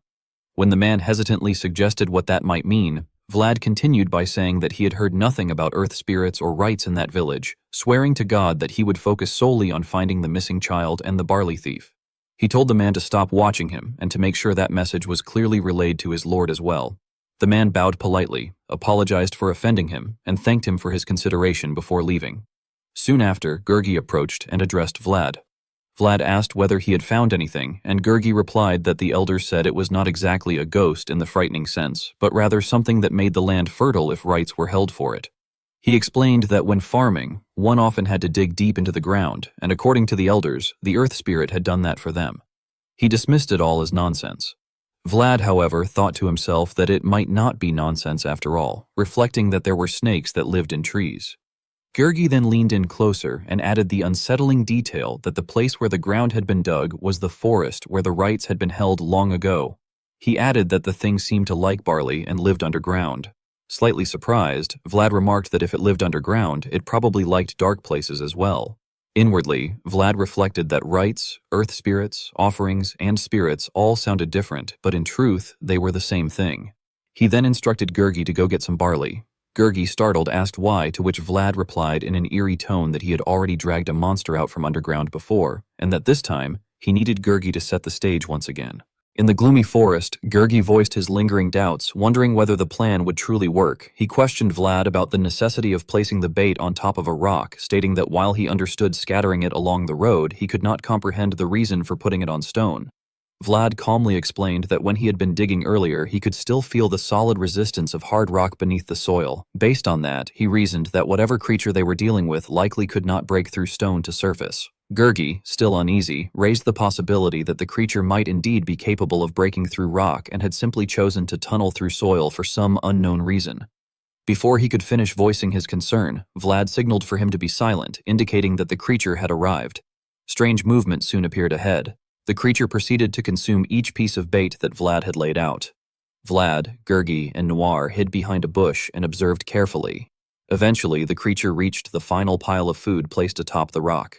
Vlad narrowed his eyes as he watched, remarking internally that his assumption had been correct. The creature was unable to break through rock. A clawed hand slowly emerged. Vlad drew his sword in caution as the creature reached out and grabbed the food. At that moment, Vlad realized that he could finally see it clearly. To everyone's astonishment, it turned out to be nothing more than a small, adorable mole. The group froze in disbelief. Gurgi exploded in outrage, accusing the elders of having completely lost their senses and angrily mocking the idea of an earth spirit, insisting that it was nothing more than an ordinary mole.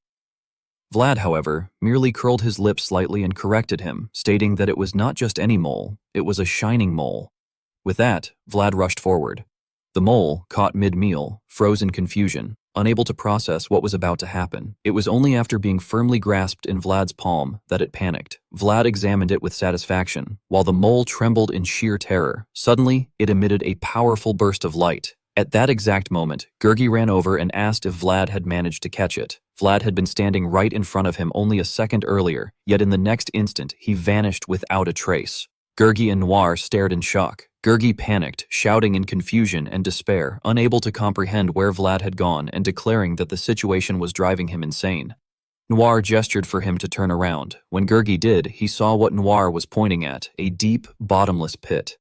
Gurgi was stunned and muttered once again that the situation was driving him insane, wondering what madness awaited them next.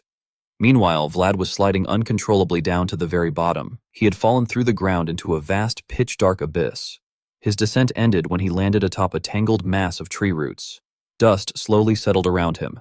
Vlad let out a breath of relief, thinking that he had survived and that he had truly believed he would fall forever into a bottomless pit. He questioned where he had ended up, realizing that there was an underground passage beneath the earth.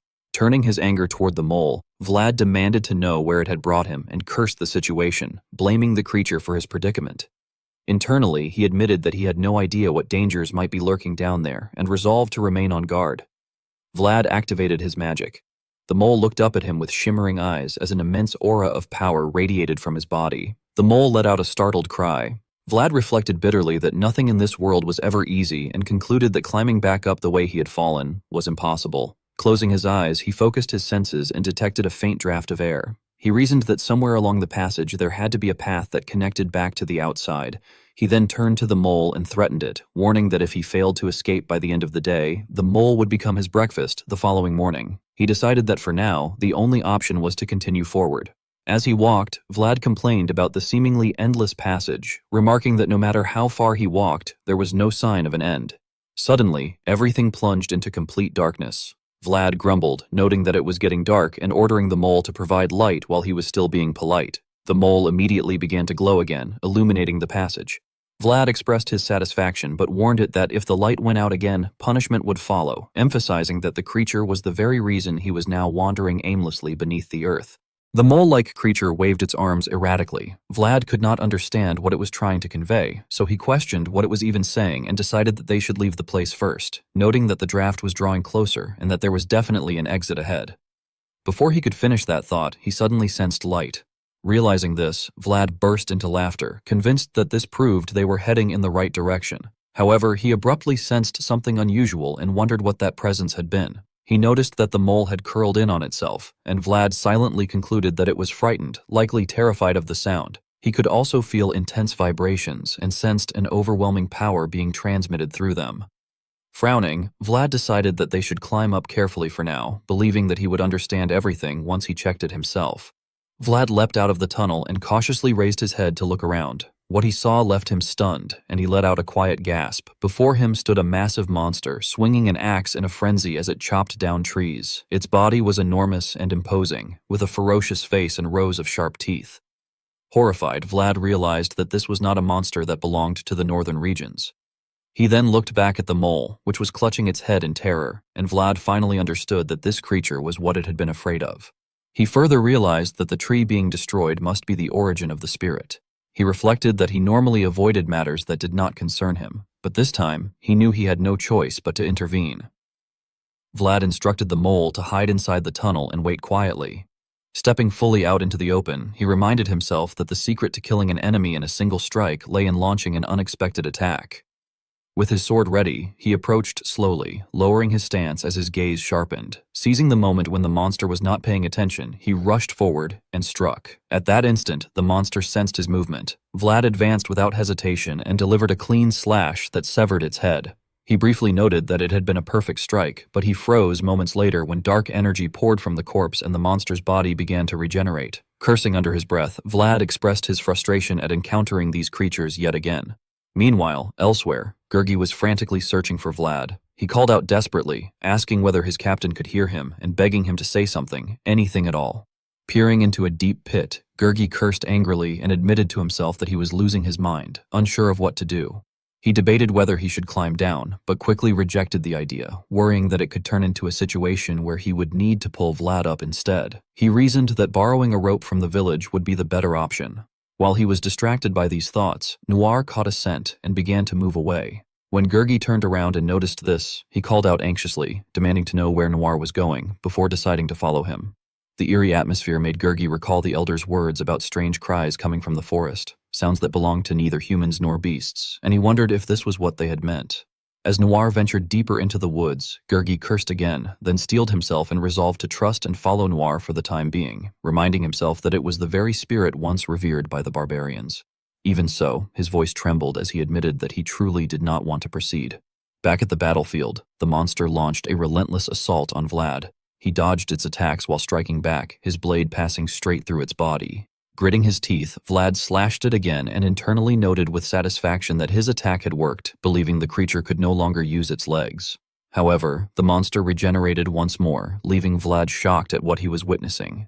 The creature retaliated with a powerful kick that sent Vlad flying backward. He forced himself to regain his balance and realized that the attack had been imbued with a sticky, malevolent aura, identical to that of a foe he had encountered before. Though the monster's head was severed once again, its still intact body calmly picked it up and reattached it as if it were a cruel joke. Dark power spread throughout the forest, and Vlad concluded grimly that this monster also possessed immortality, meaning that half-hearted attacks would never be enough. Contemplating his next move, Vlad realized that he had no choice but to recall it. His thoughts returned to the moment when the voice had permitted him to enter that world, and to the sensation he had felt when his world and that other world had briefly touched. An extraordinary light radiated around Vlad as he advanced toward the monster, then suddenly lunged forward with lightning speed. He observed its movements carefully, deftly evading its attacks. His sword slashed across the creature's body as he dug his feet into the ground to steady himself, following up with a relentless chain of strikes. He steeled his resolve, vowing inwardly that he would keep cutting the monster down until it finally died. Beneath the quiet, oppressive night sky, the battle showed no sign of ending. The monster was chopped into countless pieces, yet it still possessed the ability to regenerate and restore itself. It launched a counterattack, but Vlad narrowly dodged. Sweat soaked his face as dust and smoke filled the air. He panted heavily while the monster's eyes glowed as it fixed its gaze on him. Vlad felt his sanity being pushed to the brink. He reflected in frustration that he had already severed its arms and legs, sliced open its back, pierced its heart, burst its lungs, split its belly, torn out its intestines, and ripped those apart as well, yet it still refused to die. He recalled the voice that had once spoken of cutting down a headless knight and wondered bitterly whether his world was still too shallow. Realizing there was no time for self-reproach, he forced himself to focus solely on how to swing his sword. If the creature truly could not die no matter how many times it was cut or stabbed, then he resolved to tear off all 4 of its limbs and rip it to pieces. The monster's face was smeared with blood. Vlad warned it inwardly not to dare laugh when he suddenly noticed a strange light in the distance. Alarmed, he wondered what it was and feared that there might be another monster in the forest. He froze and stared in that direction, only to see Noir's silhouette gradually emerge. Shock washed over him as he realized it was Noir. Noir charged straight into the monster, catching it completely off guard, then quickly ran off, crying out in excitement. Vlad rushed over, demanding to know how Noir had found this place, and anxiously checked Noir's body, hoping it had not been hurt anywhere. He then looked back at the monster. Despite its earlier resilience, it had clearly been injured by Noir's attack, which took Vlad by surprise. He realized that its wounds were not healing and began to suspect that the spiritual power Noir possessed was effective against it. Watching the monster struggle with its injuries, Vlad concluded that his guess had been correct. It had raised its guard. He climbed onto Noir, regaining his composure, and urged Noir to move. He reflected that no matter how precious or brilliant something was, if one lacked the strength to protect it, it could only be taken away. He believed that the world was filled with people who stood atop tears stolen from others, and that raising a sword in place of those who had no means to protect themselves was what the Swordmaster's code defined as a knight. Vlad charged forward once more. The monster swung its blade downward, this time targeting Noir. Vlad intercepted the attack instantly, refusing to let it proceed. Blood sprayed from the monster as Vlad continued his assault, knocking it flying backward. The tremendous force shattered massive trees, sending dust and debris swirling everywhere. Through the haze, Vlad remained standing tall. The monster slowly crawled back to its feet, its body severely damaged. Vlad sensed that their strategy was working, realizing that Noir's attacks were finally breaking through. He shouted for another assault and surged forward to deliver what he intended to be the finishing blow. The monster gasped for breath as it forced itself upright, leaning against a tree. Surprised by its persistence, Vlad ordered Noir to stop. The monster struggled to support its heavy body, its hand moving sluggishly before it suddenly lunged toward both of them. Vlad questioned whether it was trying to grab them because it could no longer attack properly. He acknowledged that he had known it would not be easy to deal with such a foe, but he had not expected it to be this intelligent. He realized that it understood Noir was the only real threat. Worse still, if they charged in recklessly, the origin of the spirit within Noir could be caught in the crossfire. Faced with this dilemma, Vlad hesitated, torn over whether they should charge forward or hold back. Suddenly, Vlad sensed that something was different. When he turned around, he realized that the mole had somehow climbed onto his sword without him noticing. Vlad reacted in a cold tone, wondering how it had managed to get there and when it had arrived, then warned it that the situation was dangerous and told it to hide inside a hole. At that moment, the mole clung tightly to the blade and began channeling spiritual energy into it. Vlad was taken aback by the sight unfolding before his eyes. In his thoughts, he realized that the elf's amber was resonating, and he sensed that something extraordinary was happening. The radiant light terrified the monster, causing it to turn around and stare at the ancient tree behind it, which was emitting a gentle yet brilliant golden glow. Vlad raised his sword, and through these phenomena, he came to the realization that this was the spirit's blessing. Filled with confidence, he believed that with this power, he would be able to cut the creature down. After finishing its task, the mole quickly slipped inside Vlad's clothes to hide. It peeked its head out and pointed forward. Amused, Vlad curled his lips into a grin, indicating that he understood and declaring that they should move out together with Noir. With that, they charged into battle against the monster. The creature let out a ferocious roar, while a resolute light flashed in Vlad's eyes. This caused the monster to freeze for a brief moment. Vlad brought his sword down in a single strike, and the monster screamed in agony. Noir lunged forward, and Vlad, riding on its back, raised his sword high. The monster stared in horror, its mouth wide open. The scene then shifted to another location, where a gloomy and chilling atmosphere permeated the surroundings. A candle suddenly went out. Lamashtu sat silently on her throne, deep in thought. In a cold voice, she stated that the light of Debrecity had gone out and ordered that it be confirmed. The man kneeling below respectfully acknowledged her command. Inwardly, Lamashtu reflected that only a soul that had surpassed its limits could break her curse. She found it puzzling, however, since such a remote and insignificant domain should not have anyone of that level, leaving her to wonder who it could possibly be. The scene returned to the forest near the village. The missing girl was hiding behind a large tree. She wiped away her tears and questioned whether this was truly the place, noting that it was supposedly indicated as such, and expressing surprise that communication with something like that was now possible. Suddenly, a voice echoed, harshly telling her to be quiet and follow, reminding her that it was the one who had found her crying uncontrollably in the forest. She immediately protested in her thoughts, insisting that she had not been bawling back then. Peeking out cautiously, the girl noticed figures approaching and realized that the villagers seemed to have come looking for her. Her voice trembled as she almost called out, but she stopped herself midway. She reconsidered, worrying that she did not recognize their voices and that they might be bandits rather than villagers. She also feared that the monster could still be nearby. As the unfamiliar footsteps drew closer, she covered her mouth tightly in fear. Vlad suddenly leaned in and announced that he had found her. Startled, the girl screamed loudly, causing Vlad's group to stare in confusion. After calming herself, the girl took a closer look at Vlad and realized that he was the one who had saved her before. Meanwhile, the mole turned around and rummaged through something before handing her a handful of fresh, ripe raspberries. The girl stared at them in disbelief, tears welling up in her eyes as she was deeply moved. Vlad gently told her that they should take her back home. At that, the girl ran toward him and hugged him tightly. A narration followed, stating that anyone who possessed something that shined had to know how to protect it. Those who failed were left with nothing but miserable ruin, and in order to survive, they were forced to begin a never-ending wandering journey. In another scene, a young man stepped forward and remarked that the fire there had not yet gone out. An old man replied that someone needed to see it through to the very end. Relieved, the young man expressed that he had not arrived too late and stated that he had come to place a commission. The old man reacted with surprise, questioning whether it had to be done right now.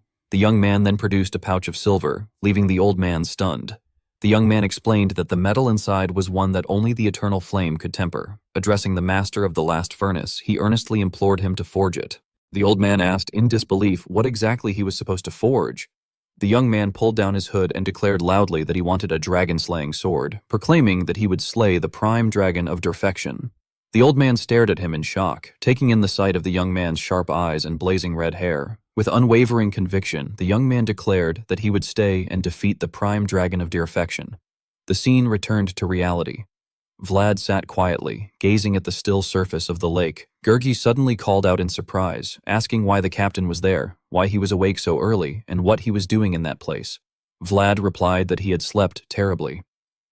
Shivering from the cold, Gurgi remarked that no one could have expected them to encounter such a sinister monster in the central region.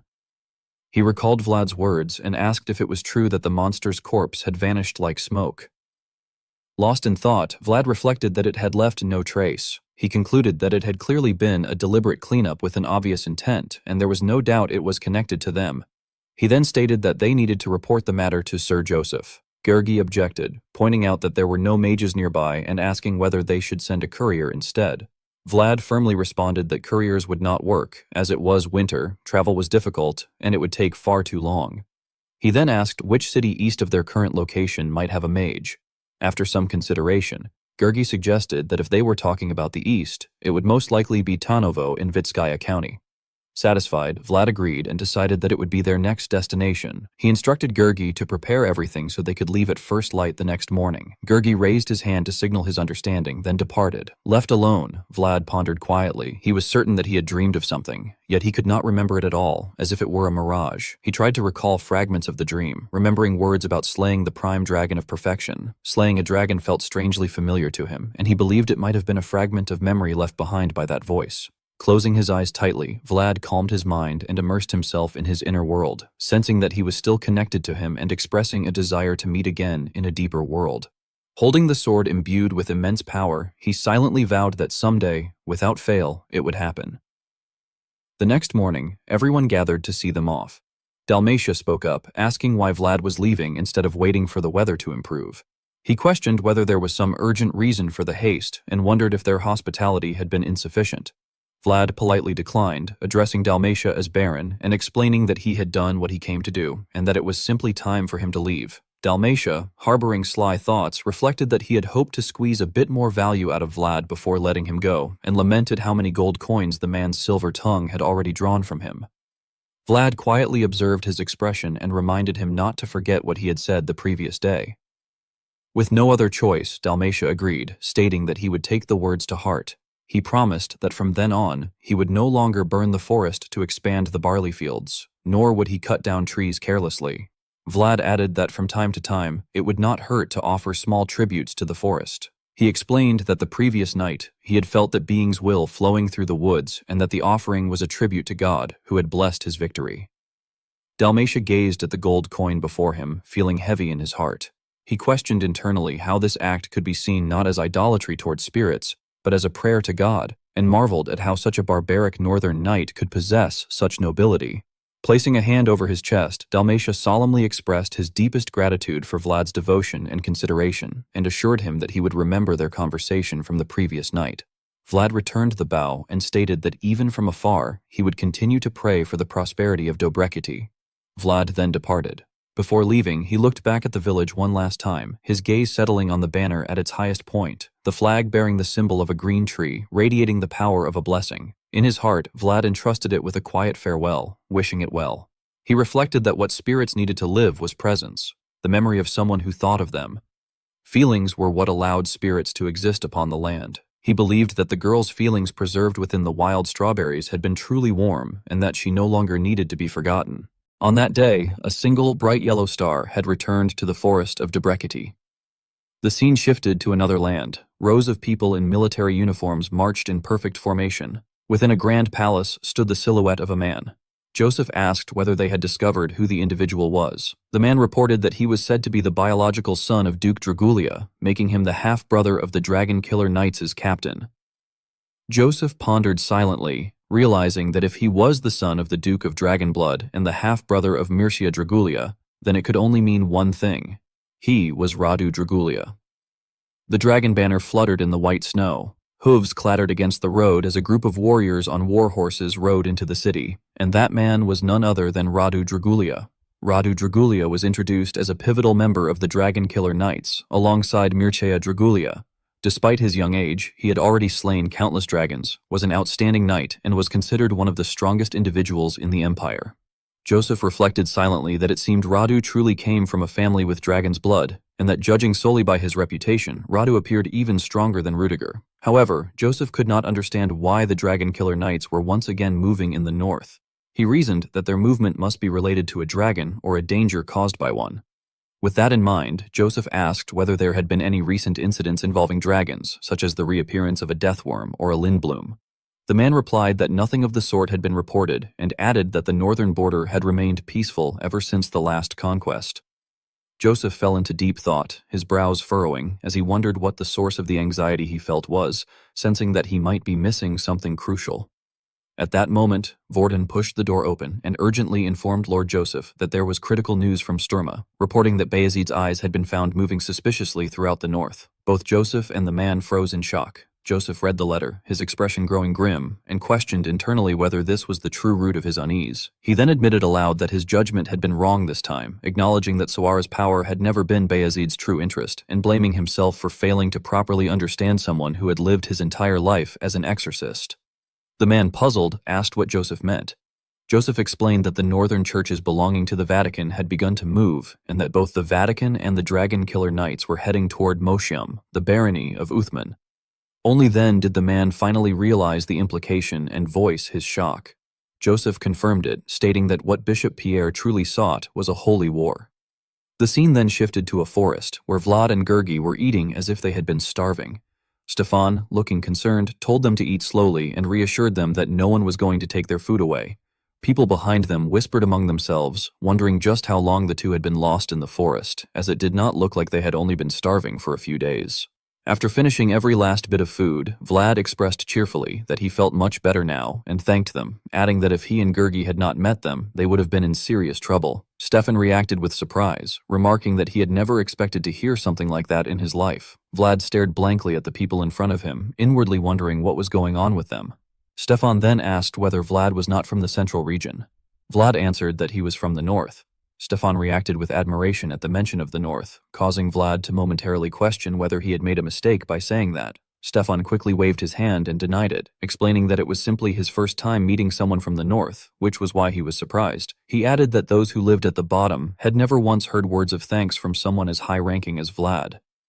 Vlad reflected inwardly on whether he had been too polite, concluding that the central region must place more emphasis on strict hierarchical relationships than the north.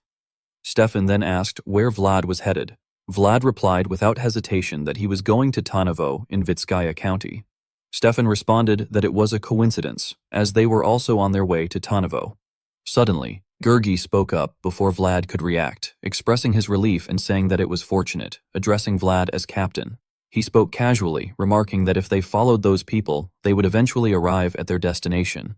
He admitted that he had thought they would get lost and starve to death in the forest.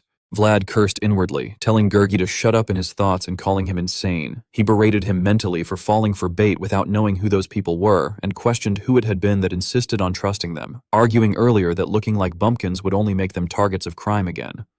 Gergi noticed the unpleasant expression on Vlad's face but did not understand the reason behind it. At that moment, Stefan stood up and introduced himself as Stefan of the Thorn Tree Mercenaries. Vlad politely returned the greeting, initially beginning to say his full affiliation before correcting himself and stating that his name was Vlad.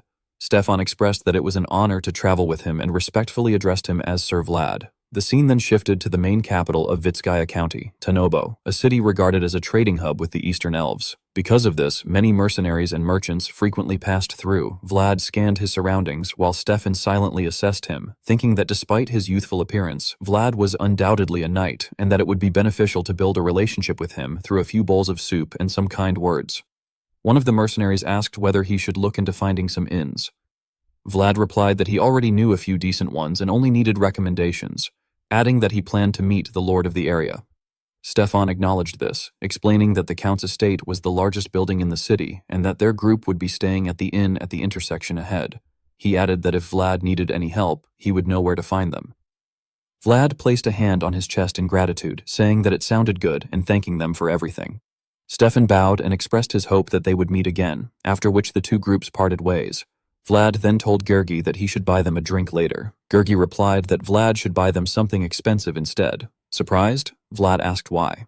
Gergi explained that judging by their equipment and how quickly the inspection at the castle gates had ended, they appeared to hold a fairly high position in the central region, at least to some extent. Vlad glanced in their direction and acknowledged that it made sense, adding that it would not hurt to get to know them before suggesting they move on toward the largest building.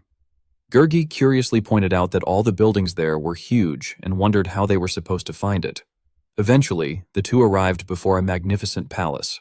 Both of them stared in astonishment, concluding that it was obviously the place they were looking for. They stood before the gate awaiting inspection, when a guard demanded that they state who they were. Vlad introduced himself as Vlad, a knight of Bayezid, and said that he had come because he had a request for the Lord. The guard asked what message should be delivered. Vlad explained that he urgently needed to relay something to his master and wished to borrow a mage telegram, asking the guard to inform the Count that a knight in trouble was seeking his kindness. The guard turned away, saying that he understood and asked them to wait for a moment. Gergi suggested that they might want to find an inn later, since they could be invited inside. Vlad agreed. Time passed steadily, from morning to late afternoon, and even after night fell, there was still no news. The two continued waiting patiently. Vlad felt a strange sense of déjà vu, thinking that he had experienced a similar situation recently. He asked the guard when they would receive a reply. The guard said he was not sure. Vlad coldly stated that it was a simple request and that he only wished to hear a response. The guard replied that they would need to wait. Vlad, growing irritated, demanded to know until when. The guard answered that they would wait until the Count decided to look for them. Other guards began whispering among themselves, wondering who Vlad was. One of them said he did not know but had heard that Vlad was from the north, adding mockingly that it explained the musty smell lingering since earlier, calling it the stench of a barbarian. Another guard warned him to be careful because Vlad could hear them. The first guard scoffed, saying it did not matter and questioning what a northern vagabond could possibly do there. Vlad's patience finally reached its limit, and he wondered if this was what the elder had meant. He recalled the elder's words, which claimed that people from the central region, especially city elites and their subordinates, were all the same. They believed the center of the continent was the center of the world and considered themselves inherently noble, looking down on Westerners and Northerners whom they believed carried barbarian blood. The elder had warned that the central region's discrimination was colder than northern snow. Vlad angrily spoke up, demanding to know whether he was being treated as a joke. A guard responded disdainfully, asking for pardon and insisting that was not what he had said. Gurgi spoke in a low voice, calling out to his captain. Vlad took the item Gurgi handed him and declared firmly that he was waiting for a reply, not permission. The guards were startled as Vlad unfolded a flag. They shouted in alarm, accusing him of daring to plant a flag before the Count's estate and declaring that such disrespect would not be tolerated, until they suddenly noticed something. One guard stammered in shock upon recognizing the banner as that of the heavenly dragon lineage. Vlad spoke sternly, stating that even if he was merely a knight, he was still entitled to hear the Count's response, and he reiterated that he was waiting. Lord Tanobo, Count Vitskaya, asked while continuing his meal how old Vlad was. Vlad looked straight at him and replied that he was 18 years old that year. Hearing this, Count Vitskaya expressed his disbelief and questioned whether Vlad, at only 18, had already slain a dragon. Vlad calmly confirmed that he had been 17 at the time of the dragon's death. Without lifting his head from his food, Count Vitskaya then pressed further, stating that he had heard Vlad had hung the insignia of the Dragon Killer Knights on his banner. Vlad answered without emotion that this was indeed true. Narrowing his eyes and studying him with a dark expression, the Count demanded to know who had given him permission to use that insignia. Thinking of his half-brother, Vlad answered resolutely that the permission had come from the captain of the Dragon Killer Knights, Sir Mircea Dragulia. At those words, Count Vitskaya froze, his fork stopping just short of his lips. He slowly set the utensil down onto the plate in silence. Interlacing his fingers and resting his chin upon them, he fixed Vlad with a murderous gaze, inwardly thinking that this filthy northern barbarian dared to utter the name of a noble he had no right to impersonate. Aloud, he warned that if Vlad's statement proved false, he would meet his demise on the spot. At the same time, the two knights beside the Count placed their hands on their swords, awaiting his command. Count Vitskaya continued to stare at Vlad. However, Vlad showed no fear and firmly asserted that he had personally slain Lindblom and that Sir Mircea had witnessed the act. He then added coldly, emphasizing each word, that there were no lies in his testimony. The knights standing behind Vlad also kept their hands on their swords, not daring to relax without an order. Meanwhile, Count Vitskaya slightly curled his lips into a smile, thinking that the young man did not flinch at all. After a moment, he looked at Vlad and asked whether he wished to borrow a mage. Vlad answered affirmatively, explaining that he carried urgent news that he needed to deliver to his lord. Count Vitskaya frowned and let out a low grunt, silently calculating that there was no precedent for a northern knight borrowing a magical telegram in his territory and that he would normally refuse such a request. However, he admitted to himself that curiosity had gotten the better of him. He then asked Vlad what he needed the telegram for, remarking that he seemed to be in great haste. Meeting the Count's gaze, Vlad explained that a few days earlier, in the forest of Debrecity, he had encountered a wicked existence. Recalling the monster he had stumbled upon, he stated that it was a creature unknown in the north, but that the locals had called it a troll based on his description. As if remembering something troubling, he continued that the creature was afflicted by a curse that prevented it from dying no matter how many times it was killed. Upon hearing this, Count Vitskaya began to sweat, his eyes filled with wary suspicion, and questioned what Vlad meant by saying it would not die even after being killed. Images of undead hordes flashed through Vlad's mind as he explained that a similar incident had occurred in the north in the past, leading him to suspect that something unknown was slowly beginning to stir. The surrounding knights broke into cold sweat and whispered among themselves that it made no sense and questioned what Vlad could possibly mean. At that moment, Count Vitskaya lifted his wine cup and asked where this incident had taken place. With a cold gaze, Vlad replied that it had occurred in Debrecity of House Dalmatia and added that since it was the closest city to the location, he had traveled without stopping to reach it. Count Vitskaya maintained a composed expression as he casually took a sip of wine, yet countless doubts were already swirling in his mind. He wondered why Vlad, who clearly had his own matters to attend to, would still come here merely to warn him. As he observed Vlad more closely, the Count silently reflected that the look in the man's eyes made him feel as though Vlad was reproaching him for having treated him poorly. After a moment, Count Vitskaya waved his hand toward the captain of the guard beside him and instructed him to lend the crystal ball to their guest from the north. Upon hearing this, Vlad slightly bowed his head and expressed his gratitude. The Count then spoke again, stating that he apologized for having kept Vlad waiting outside. He explained that many knights had recently come seeking an audience, so he had assumed Vlad was simply one of them. When he told Vlad to proceed and make his report, Vlad stood up, placed a hand over his chest, bowed, and replied that he understood and would take his leave. With that, he turned around and departed from the Count's reception hall.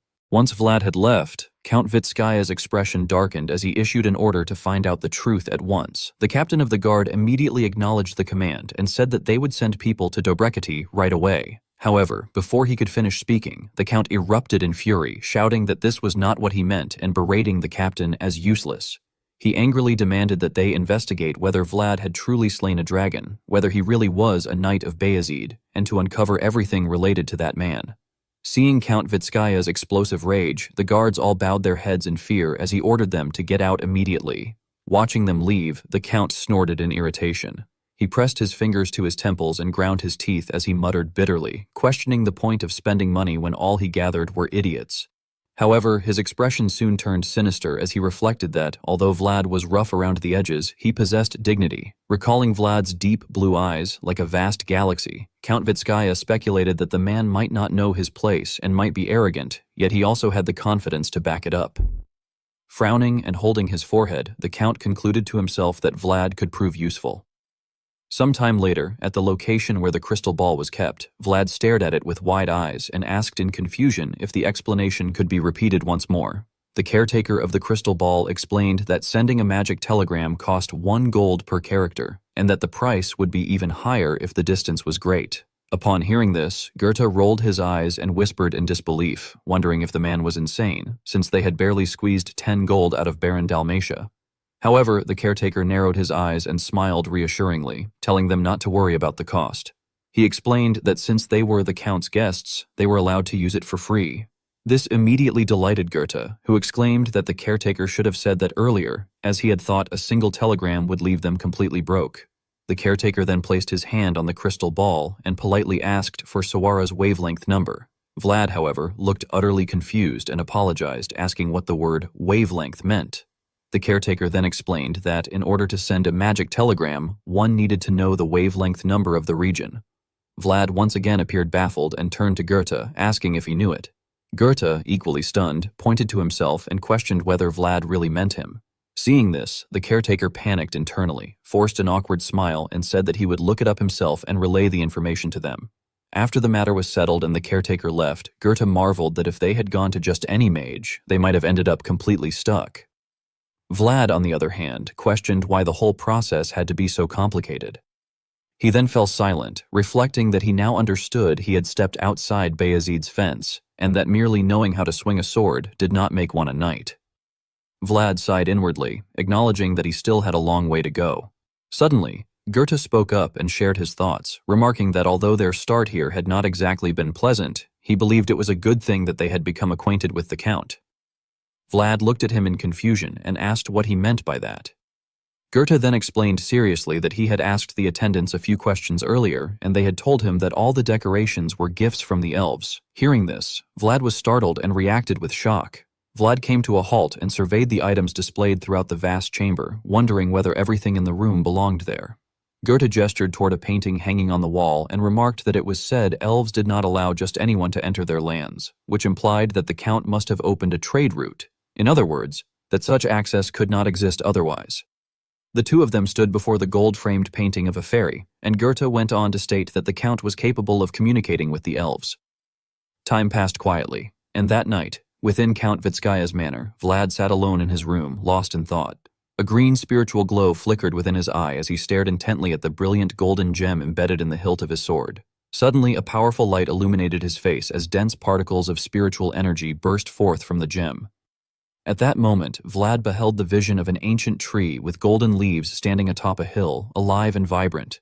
He questioned inwardly what kind of place it was, sensing that it was both powerful and beautiful, yet somehow tinged with sadness. Raising his sword, he reflected to himself that, as expected, it was still difficult to maintain that world for long, though at least he was able to glimpse it little by little. He noted that the vision was far hazier than when he had perceived it through the world of voices. After some time, sweat dripped down his face and Vlad let out a heavy breath. Sitting cross-legged on the bed while still holding his sword, he thought that if his own world were to grow deeper, he would eventually be able to see that place clearly.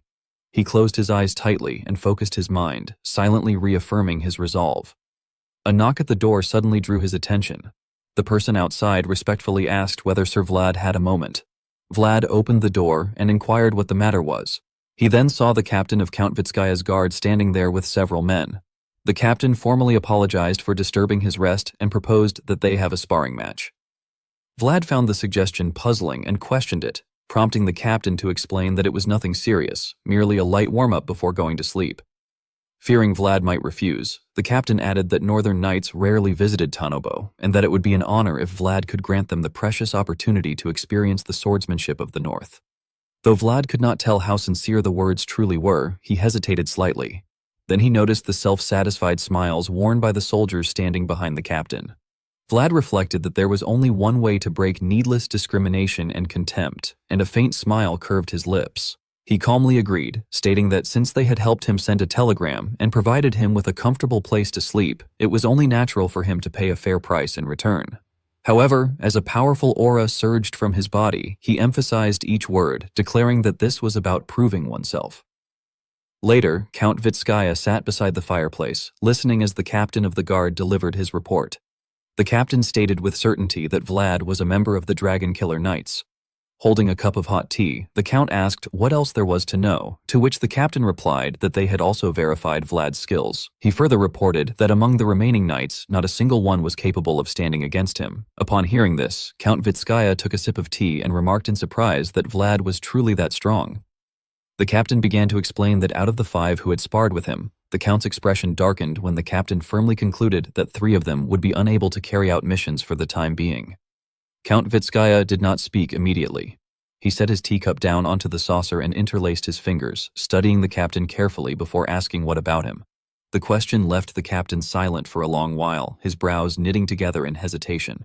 At the same time, his mind returned to Vlad's gaze, cold and sharp like a falling star. He recalled standing across from Vlad in the training arena, arms folded, his own eyes sternly fixed on him. Vlad's pupils had then flashed with silver-blue aura as he held his sword, standing amid several soldiers who had already been defeated without anyone noticing when it had happened. Snapping back to the present, the captain released a surge of blazing red aura mixed with killing intent and stated in a low voice that 9 times out of 10, he would win. Hearing this, Count Vitskaya rested his chin on his hand and pondered deeply, questioning inwardly whether Tanobo's greatest sword truly could not guarantee a perfect victory against a mere 18-year-old. After letting out a contemplative hum, the Count spoke aloud, wondering whether he should hang Vlad by the neck as a warning to the guards. This caused the captain to react in confusion, asking him to pardon the remark. Count Vitskaya then recalled the image of Vlad forcefully planting the knightly banner into the ground before the gates of his estate, and sighed inwardly, acknowledging that Vlad was the real deal and that he himself had failed to recognize him. He admitted that Vlad's first impression had been so atrocious that he had left him standing outside in the cold to prevent him from moving freely.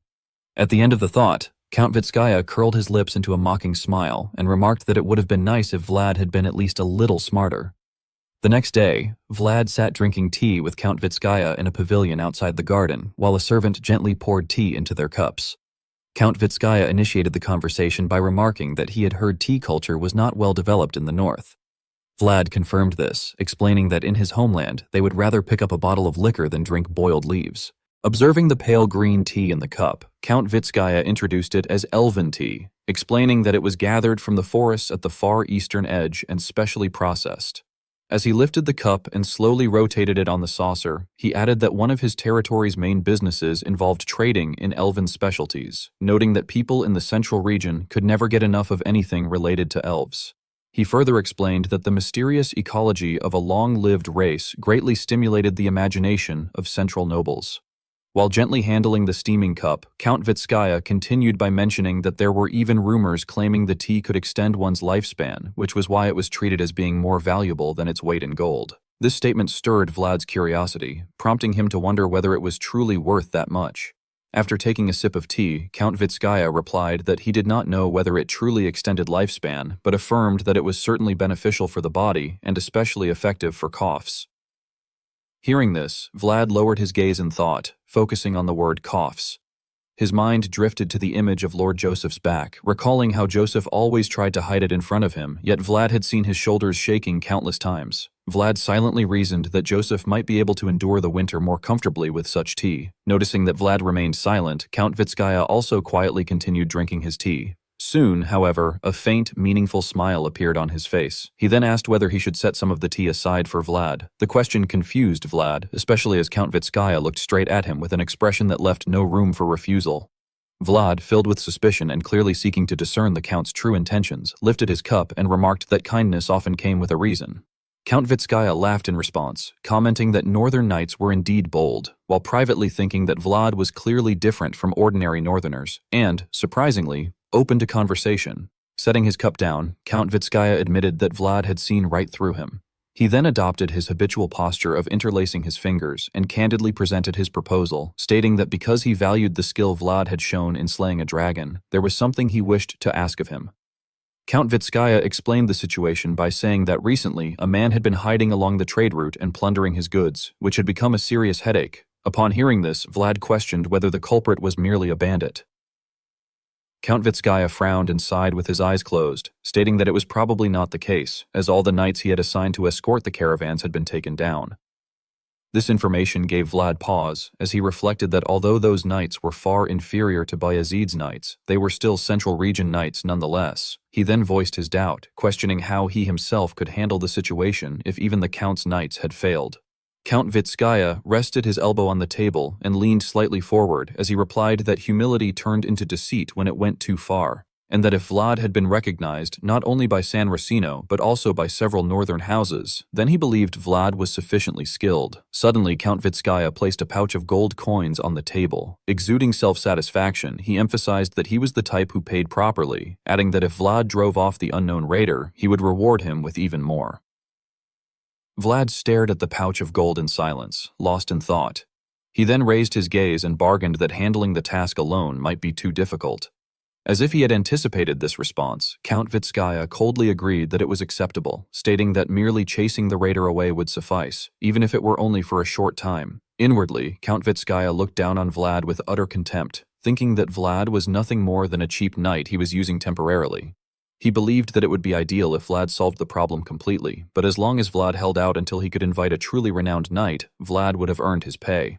Vlad lowered his eyes slightly and calmly indicated that he understood, before adding that he had another request. Meeting Count Vitskaya's gaze, he stated that he wanted something other than gold coins. This puzzled the Count, who asked what Vlad could possibly want from him. Vlad then explained that as a wandering knight, he wished to see more of the wider world, and that since he had already come this far, he should at least be allowed to enter the elves' forest. He further added, quite seriously, that he would also like a box of the tea known to be effective against coughs.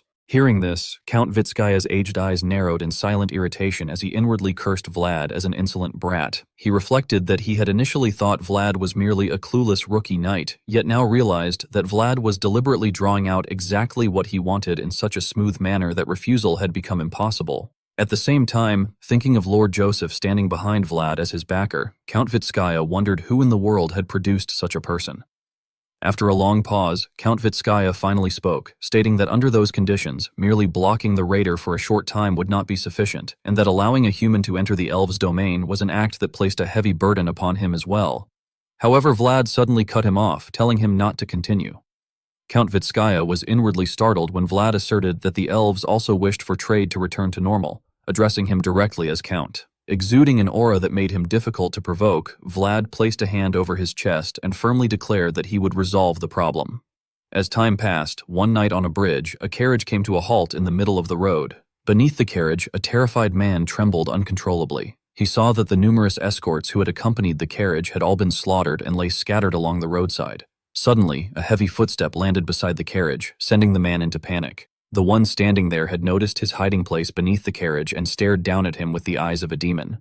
Standing against the light, the murderer demanded to know whether the carriage contained the elves' goods. The man crawled out from his hiding place, knelt on the ground, and desperately confirmed that it did, begging for his life to be spared. Having obtained the answer he wanted, the murderer moved to the rear of the carriage. Peering inside, he saw goods piled high, and his pupils flashed with a satisfied blue gleam. Not long after, the carriage plunged straight down into the abyss below. With the dawn of a new day, Vlad's group traveled along the road in a long line. Stefan rolled his eyes, sweat running down his cheeks, and complained that this was precisely why Vlad had brought him along. Riding his horse beside him, Vlad explained that it was something along those lines. Upon hearing this, Stefan sighed in realization, remarking that it was no wonder, since Vlad had even lent him a horse and offered such a large commission fee. Stefan suddenly sensed a surge of dark aura behind him and shuddered, muttering to himself that their glares were so intense he felt as though they could pierce straight through the back of his head. At the same time, the guards behind them were staring at the group with unmistakable displeasure. Stefan glanced back before turning to Vlad and asked just how badly he must have beaten them for them to glare so viciously. Vlad calmly reassured him that there was no need to worry, explaining that their spars had been fair. Unable to believe it, Stefan complained that Vlad had only been stationed in Tanobo for a single month, yet thanks to him, they were now thoroughly hated as well. Vlad, however, remained unconcerned and proposed that they should score a major payoff and then move elsewhere. Narrowing his eyes, he remarked that this was simply the nature of a mercenary's life. Stefan broke into a cold sweat and, somewhat awkwardly, admitted that although their current situation was terrible, Vlad was right, and there was nothing more he could say. Vlad turned to him again and reassured him that he would also give Stefan a cut of his own share, insisting that they should do this properly and emphasizing that opportunities of this scale did not come often. With a weary sigh, Stefan responded that it did not matter and that he would trust him, addressing Vlad as his dear employer. Seeing Stefan's expression, Vlad felt secretly pleased, thinking to himself that it had been a good decision to bring him along. He reasoned that dealing with a seasoned mercenary was far preferable to dealing with the Count's knights, who were clearly going to be uncooperative.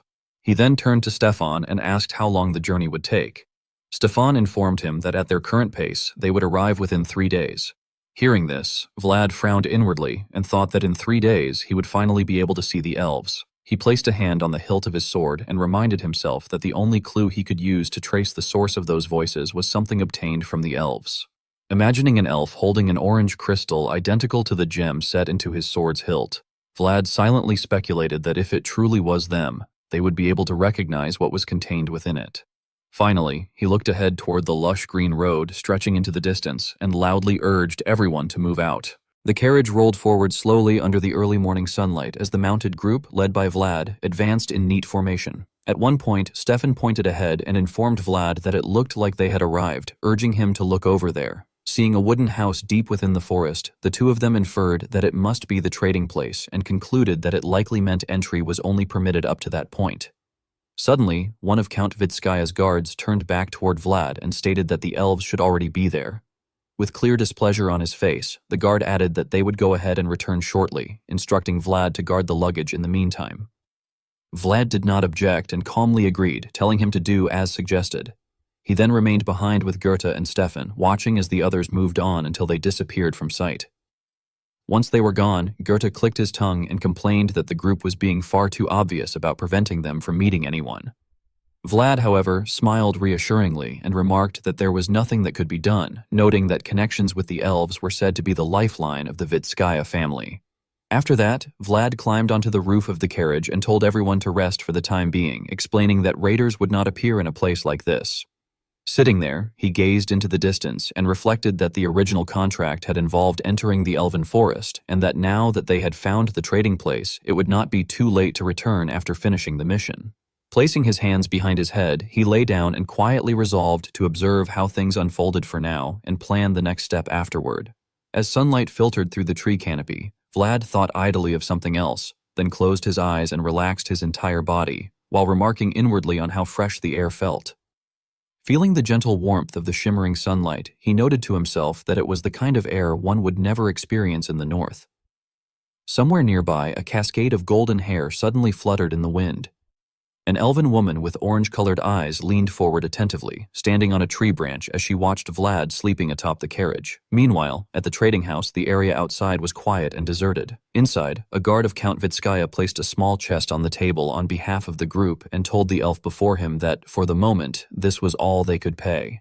The elven representative's eyes flashed with cold hostility as he stared at the chest, then replied sharply that this was not what had been promised.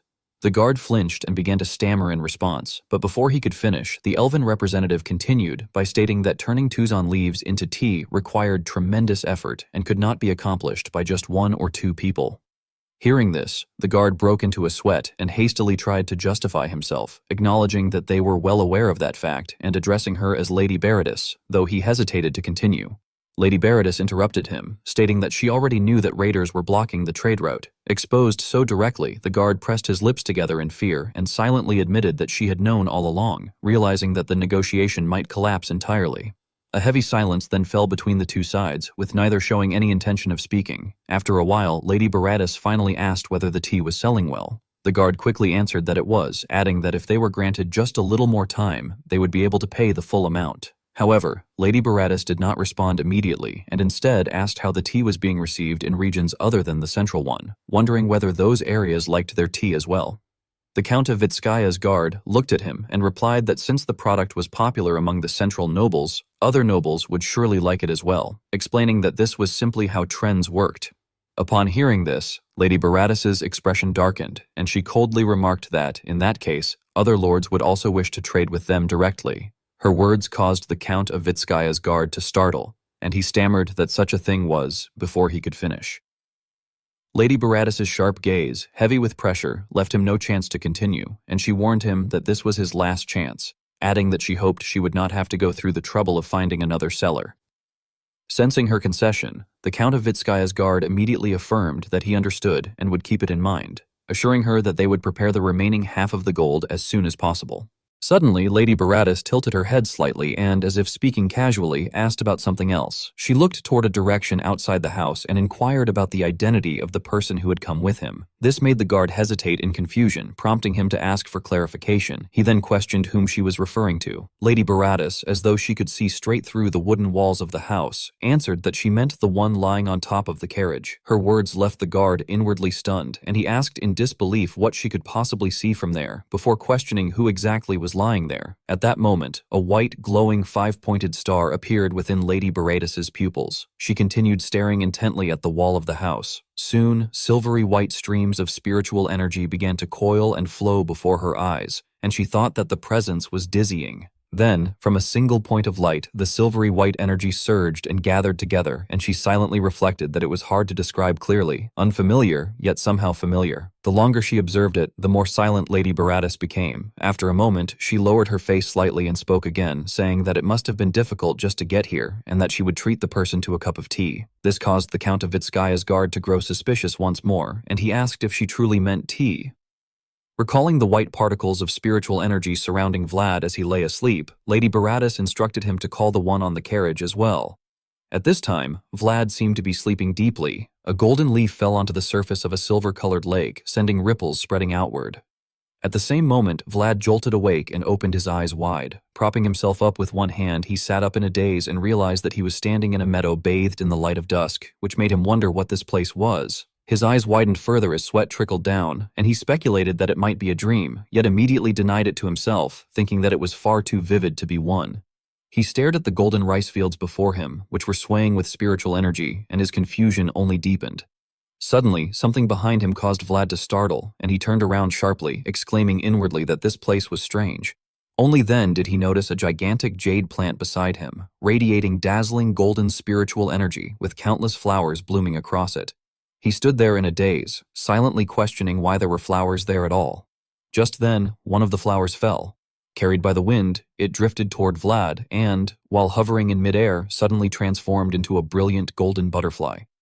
Watching it flutter to a stop before his face, Vlad muttered to himself that this truly had to be a dream. All of a sudden, the butterfly landed on the tip of his nose, leaving him completely frozen. Afraid to move even an inch, he clenched his teeth and let out a muffled cry of astonishment in his mind. Vlad saw a butterfly resting on the bridge of his nose, radiating a dazzling golden light. His eyes widened as he realized that this was the world the mysterious voice remembered.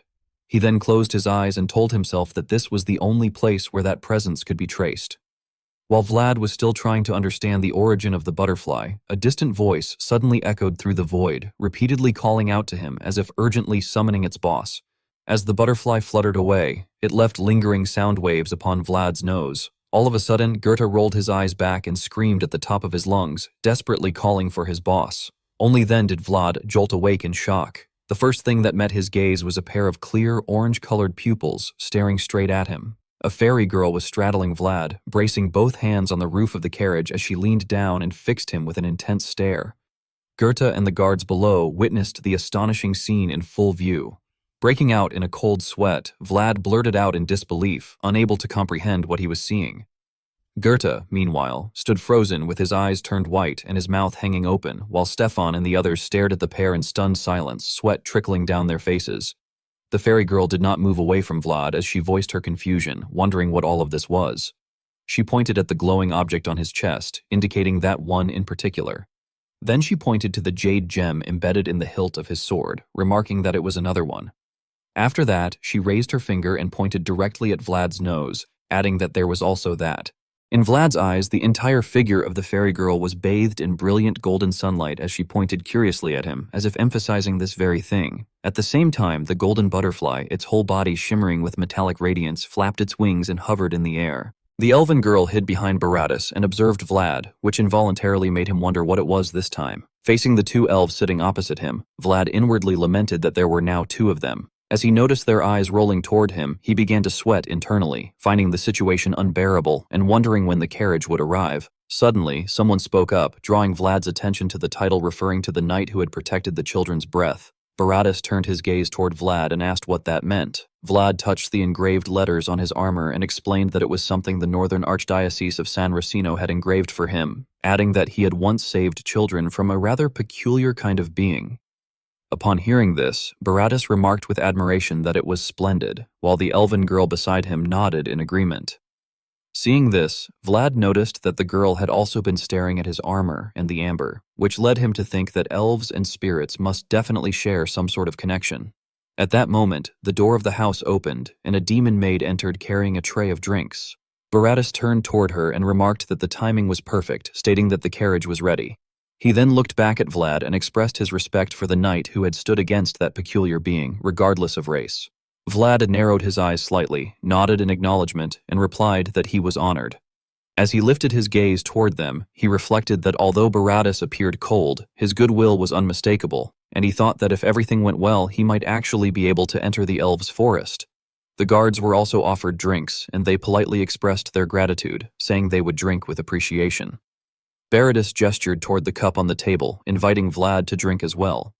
Seeing the steam still rising, Vlad picked up the teacup and thought that although it did not suit his taste, he needed to leave a good impression. Before drinking, he brought the cup closer to smell it and praised the fragrance. Suddenly, the elven girl covered the mouth of the cup with both hands, startling Vlad. She leaned across the table, looked up at him with her golden eyes, and firmly refused. This scene left the Count of Vitskaya's guards gaping in shock, and even the elven soldiers began to sweat nervously. Baratus seemed to gain an extra crease beneath his eyes as he glanced at her without being able to say a word. At this point, the elven girl drew her legs up resolutely and declared that Vlad was not allowed to drink. Not knowing what to do, Vlad hesitantly asked why. She stared straight at him without offering any explanation, then suddenly lowered her head with a sorrowful expression. While her feet swung lightly, she continued gripping the teacup in Vlad's hands and emphasized that he simply could not. However, the cute movement of her feet betrayed her resolve, which only made Vlad more confused. He forced a stiff smile and thought that no matter how much he considered it, he could not think of anything he had done wrong. After some time, once they were outside, Goethe leaned closer to Vlad and whispered that he should watch his expressions because the elves were still staring at him. Indeed, the elves were standing in a line in front of the house, looking directly at them. Noticing the elven girl clinging tightly to Baratus's arm behind him, Goethe stated with certainty that the girl was of high status, explaining that when they had entered the trading post earlier, the other elves had treated her with formal courtesy. Hearing this, Vlad turned his head slightly and replied that either way, it seemed that entering the elves' forest was now a lost cause, and he cursed his own mistake, wondering what he had done wrong. Suddenly, the captain of Count Vitskaya's guard mounted his horse and urged everyone to depart. saying that they needed to cross the cliff before sunset. Vlad immediately agreed. However, before he could mount his horse, someone called out for him to wait. Vlad turned back and saw the elven girl whispering something to Baratus, while Baratus leaned slightly forward and listened intently. As she continued speaking, Baratus nodded as if confirming her words. After clearing his throat, Baratus said that he felt bad sending Vlad off like this. The elven girl hid behind him again as he continued, earnestly imploring Vlad to forgive the mistake she had made. Vlad responded indifferently that it was fine. However, Baratus added that he had heard something had also happened earlier in the carriage, which caused Vlad to feel suspicious. Baratus suddenly glanced toward the elven girl. Seeing that she remained silent and continued clinging tightly to his arm without saying a word, he let out a sigh as if he understood her intention. Then, on his own, he stepped forward to face Vlad and extended his hand with confidence, stating that he wished to see Vlad again sometime soon and that, if nothing else, he hoped this would serve to make up for their earlier discourtesy. Vlad looked at the outstretched hand with unease and wondered internally whether a handshake carried the same meaning for elves as it did for humans. Sensing his hesitation, Baratus explained that this gesture was their way of inviting someone, adding that, unlike humans, elves did not readily offer handshakes. Hearing this, the guards nearby broke into nervous whispers, asking among themselves what exactly was happening, remarking that they had worked for so long just to reach this point, and questioning how Baratus had managed to accomplish everything in a single day, while also noting in disbelief that an elf had been the one to extend an invitation first. Vlad then grasped Baratus's hand and expressed that he gladly accepted the invitation. With sharp, gleaming eyes, he added that this would be a valuable opportunity to broaden his knowledge. Baratus met his gaze and replied that he truly hoped Vlad would come at least once. Suddenly, Baratus looked down at the orange crystal embedded in the hilt of Vlad's sword and told him to be sure to bring that amber along. This left Vlad confused, prompting him to ask for clarification. Baratus then glanced toward the elven girl behind him and explained that she had taken a strong interest in it. After that, his gaze shifted once more, and he added that he was also interested in Vlad himself, specifically in the silver spiritual energy surrounding him, which caused Vlad to flinch in surprise. Immediately afterward, Vlad looked back toward the girl, who was waving goodbye to him. At that moment, he could see countless clusters of radiant golden light surrounding her. Much later, while riding along the road, Vlad belatedly realized that he had not even asked what her name was. Goethe questioned him suspiciously about why that mattered, and Vlad replied that he wanted to know what to call her when they met again. Goethe laughed foolishly and remarked that she had been truly beautiful in a very elvish way, adding that if she grew a bit more, even looking at her would become a challenge. This comment made Vlad frown, as he questioned whether Goethe was seriously thinking that way when she appeared to be a child. Goethe responded with disdain, asking what Vlad was talking about and suggesting that she might already be over 100 years old. He emphasized that one could never guess an elf's age. Hearing this, Vlad darkened slightly and wondered how someone with such a face could already be 100 years old, before conceding that Goethe had a fair point. At that moment, the captain of the guard stepped forward and warned Vlad that he must stay alert from that point onward. He explained seriously that starting with the forest, past the cliff, and all the way to the bridge they would cross, everything ahead was considered a danger zone, adding that raiders usually appeared in that area. This information caught Vlad's attention, prompting him to remark that the stone bridge they had seen on the way in had looked the most dangerous. The captain confirmed this, stating that they had actually lost many carriages there. After observing the sun, Vlad noted that it would set soon and suggested that they spend the night there. The captain rejected the idea, saying it was not an option, as the forest was far too cold compared to the elven domain, and if they did not return quickly, the tea leaves would freeze solid. He then proposed that from that moment on, they would keep moving constantly, even at the cost of reducing their sleeping time. Hearing this, Vlad agreed and said that he understood. He then gave orders, stating that he would take the lead and instructing the others to cover the sides of the carriage. The captain immediately placed a hand on his chest and bowed, acknowledging the order. Goethe watched him turn and head toward the carriage with a faint smile, then covered his mouth and whispered to Vlad that they had been dismissed as northern drifters just moments ago, yet had suddenly become polite simply because Vlad had received an invitation from an elf. Vlad scolded him sharply, telling him to shut up and ordering him to move to the side of the pack carriage. He then turned and commanded Stefan to take position at the rear, to which Stefan responded promptly in affirmation. Only then did Vlad sink into his own thoughts, calculating that there were 6 knights including himself, and reasoning that no ordinary bandit would have the nerve to provoke such a group. He concluded that if an enemy still chose to appear, then that person must have a different objective altogether. Watching the sun gradually sink behind the mountains, Vlad silently assessed the situation and felt, for reasons he could not explain, that they were walking straight into a lion's den. As night fell, thick fog spread throughout the forest, yet the group continued onward. Vlad led the procession with vigilant eyes scanning the surroundings, while the captain of the guard and his men also carefully observed every direction. Goethe and Stefan walked on while scanning their surroundings. Suddenly, Vlad noticed a flash of light erupting from the slope of a distant mountain, which made him wonder inwardly whether it was starlight. However, the light continued to grow larger and soon produced a thunderous roar. Sensing imminent danger, Vlad reached for his sword, but the blinding radiance streaked past him before he could draw it. The light shot straight behind him, so fast that he had not even managed to pull the blade from its sheath. A soldier in the group let out a pained groan as an object was driven deep into the center of his chest, and in the blink of an eye, he tumbled from his horse. When they saw the soldier lying motionless with a smoking object embedded in his chest, someone cried out in shock, demanding to know what it was and what was happening.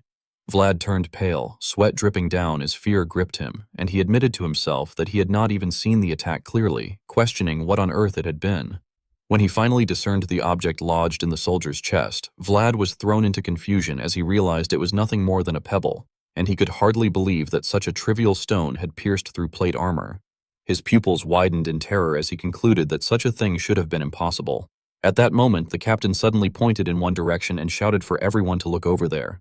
In the direction indicated, a lone figure stood atop a distant mountain peak, prompting the captain to loudly speculate that the raider had appeared. Hearing this, Vlad clenched his teeth in disagreement, thinking that calling the man a raider was ridiculous and that such a person was no mere petty thief. Fixing his gaze on the figure, whose eyes gleamed with a strange light and whose hand was still wreathed in silver energy, Vlad inwardly affirmed that the man was a knight. The mysterious man standing atop the mountain raised another stone infused with energy. He then bent forward and hurled it downward like a home run. One of Vlad's men was struck directly in the chest and slammed onto his back, sending dust rising into the air. The captain of the guard, who was still supporting the previously injured soldier and had no way to help him, ground his teeth and cursed in frustration. At the same time, he turned toward the two soldiers behind him and demanded to know what they were doing, ordering everyone to dismount and form a defensive formation. However, Vlad angrily shouted for them not to get off their horses. As the group was currently in the middle of a bridge, the captain attempted to object by addressing Vlad, but Vlad scolded him, pointing out that they were on a bridge with no cover in any direction. The captain, still supporting his comrade, pressed his lips together as Vlad continued, asking if he did not understand that stopping there would only turn them into targets. Vlad then looked up at the man on the mountain and thought that their enemy had never intended to kill them in the first place. He reasoned that if killing them had been the goal, they would have thrown something sharp instead of rocks. Frowning with a cold gaze, Vlad internally concluded that it was merely a warning. Observing the confidence of the sword-bearing man, Vlad told himself that it was a predator's warning, meant to show that they could be taken down whenever the attacker wished.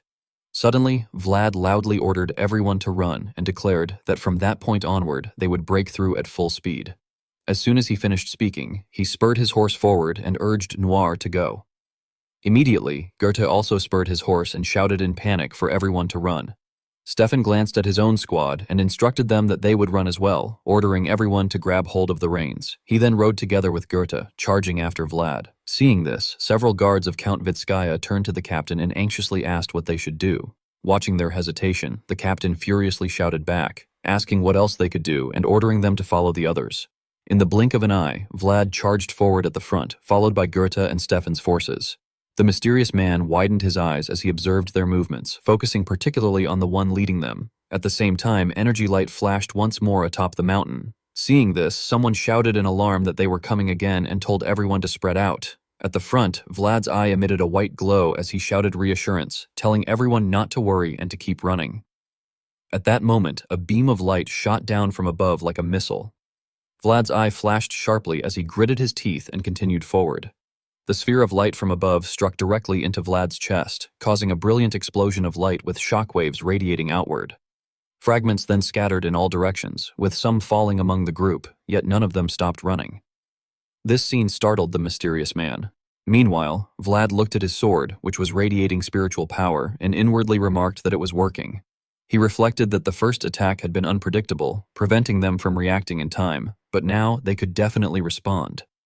The captain of the guard cheered in delight, exclaiming that they had blocked the attack. He immediately turned around and urged those behind him to run and follow Sir Vlad. Suddenly, atop the mountain, the mysterious man leaped down along the mountainside, heading straight toward Vlad. Vlad gritted his teeth as he spurred his horse and thought that they had done it and had crossed the bridge, believing that if they pushed through the forest like that, they would succeed. However, before he could finish the thought, Vlad suddenly flinched in shock. Before his eyes appeared an overwhelming surge of white spiritual power. The mysterious man materialized, raising his brilliantly glowing sword and blocking Vlad's path. The captain of the guards stared wide-eyed in stunned disbelief, while Goethe and Stefan broke into cold sweat, astonished by the man's immense energy. Vlad hurriedly glanced back and shouted for everyone to scatter, while he himself continued charging toward the blazing beam of light. A moment later, a cataclysmic explosion erupted, blasting trees into the air as thick white smoke billowed everywhere. Vlad collapsed onto the ground, groaning while still clutching his sword. Through the dusty haze, he stared in shock at the tree line, which had been completely sheared off at the top. The cavalry formation had fallen into disarray, with horses and riders crushed beneath fallen trees, crying out in pain. Suddenly, a mysterious man approached from behind Vlad and remarked that Vlad had shown fast judgment, bold decisions, and decisive, relentless execution to top it all off. Walking through the smoke, without a single speck of dirt on him, the man commented that Vlad's performance was not bad. With his head wrapped in cloth and his hair and beard silvered, the man cast a sharp, cold gaze downward and admitted that he was honestly impressed, explaining that he had believed Vitskaya County was filled with nothing but dead weight and had not expected them to have a knight like Vlad. In response, Vlad immediately sprang to his feet and pointed his sword at the man in vigilance. Seeing this, the man expressed surprise at Vlad. At that moment, Vlad leapt forward and vanished from sight, reappearing close to the man and thrusting his sword toward the man's throat. However, the man stepped back to evade the strike, then tilted his body and raised his sword to block Vlad's attack. Ignoring the sparks flying as their blades collided, the man glanced at Vlad once more. The two then withdrew their swords simultaneously, tracing symmetrical arcs through the air. Vlad gritted his teeth and launched another attack, but every strike he delivered was effortlessly neutralized by the man. Suddenly, a sharp glint flashed in Vlad's eyes as he shouted, and a blinding white light illuminated the man's face. The man twisted his wrist backward to intercept Vlad's slash, electricity crackling between their clashing blades. The force of the blow pushed the man backward, his feet sliding across the ground, while Vlad remained rooted in place, his sword emitting arcs of lightning. He raised it beside his ear and fixed his gaze intently on the man. At that point, the man furrowed his brow seriously and demanded to know who Vlad was. Observing Vlad's stance, he also questioned how Vlad had learned that swordsmanship. This caused Vlad to freeze in shock as he wondered in confusion how the man knew about the swordsmanship of the voice. Abruptly, the man's sword began to tremble and release spiritual energy, and he stated that depending on Vlad's answer, Vlad might have to offer up his head. The energy surrounding the man's blade flared violently as he spoke with cold, threatening eyes. Both men then assumed identical stances, facing each other in preparation to attack. This sight horrified Vlad, prompting him to question what the man was, while the man, his gaze filled with icy intensity, remarked that it seemed they had both developed the same curiosity. Maintaining his stance with the sword held beside his ear, the man continued by explaining that the sword path must extend straight and true without hesitation. Vlad, sweating heavily and not daring to lose focus, listened as the man further stated that the only thing that opened that path was a singular decisive strike founded on the unexpected. The old man's eyes flashed sharply as he emphasized that this principle was the essence of the one-strike kill. Suddenly, the man's figure blurred and vanished. In an instant, he delivered a slash at Vlad's side while internally affirming the essence of the one-strike kill. At the same time, a violent explosion of five-colored spiritual energy erupted. Vlad's sword was knocked high into the air as the man completed his lightning-fast technique and watched Vlad's cloak flutter. A second later, as the cloak settled, Vlad's sword stabbed into the ground behind him. Vlad stood frozen as the man's sword pressed against his neck. The man straightened his posture and declared that he would ask one last time. With killing intent burning in his eyes, he hissed through clenched teeth, demanding to know who Vlad was. Recalling the image of a sword king appearing behind Vlad, the man pressed further, demanding to know who Vlad was to be using imperial swordsmanship, which left Vlad utterly terrified. Sunlight shone into Count Vitskaya's reception room as he praised the young man before him, saying that he had done good work and had handled a difficult matter well. After taking a sip of tea, he added that he had heard the duel had not been easy and that it was a shame Vlad had not been able to find his opponent's corpse. Hearing this, Vlad remained silent and contemplative as he recalled the night he had been ambushed, during which he had asked the mysterious swordsman about the imperial style. The man, noticing Vlad's astonishment, had asked whether Vlad had never heard of it before, and whether he had not even known what swordsmanship he had been using. At that moment, the captain of Count Vitskaya's guard had regained consciousness nearby. The mysterious man had lowered his sword and told Vlad that it seemed they would need a long conversation. As he turned to leave, he had told Vlad to wait for him in Tanobo. As he gradually disappeared into the darkness, he had reminded Vlad that it would be a matter of honor or his life, and that the choice was his. Returning to the present, Vlad responded to Count Vitskaya's praise by closing his eyes and stating that he had merely been lucky. The Count laughed and replied that luck had certainly played a part, and that Vlad would not know how much trouble that bastard had caused. After thinking briefly, Vlad remarked that the opponent had been extremely skilled. Count Vitskaya narrowed his eyes as Vlad continued, stating that even with the Count's knights accompanying him, there had been no way they could match the man. Vlad then coldly mocked that this must have been why the Count had not dispatched a knight captain, as he had known that even the finest sword he possessed would not have been enough against that unknown raider. Irritated, Count Vitskaya set down his teacup and diverted the topic, stating that anyone who bore responsibility must always think about what came afterward. Vlad did not relent and questioned whom the Count had been planning to call if he had failed. The Count pondered for a moment before answering that he had intended to summon the Dragon Killer Knights. As he thought about Mirsha Dragulia leading his forces with his sword, Count Vitskaya explained that to obtain their cooperation, one needed justification such as the appearance of a dragon or an enemy of similar caliber. He further stated that Vlad's failure would have served as perfect justification, since Vlad was a dragon slayer permitted to bear the emblem of the Dragon Killer Knights. Hearing this, Vlad gripped the cloth on his thigh and thought to himself that the Count had intended to make full use of him, the knights who followed him, and even his death.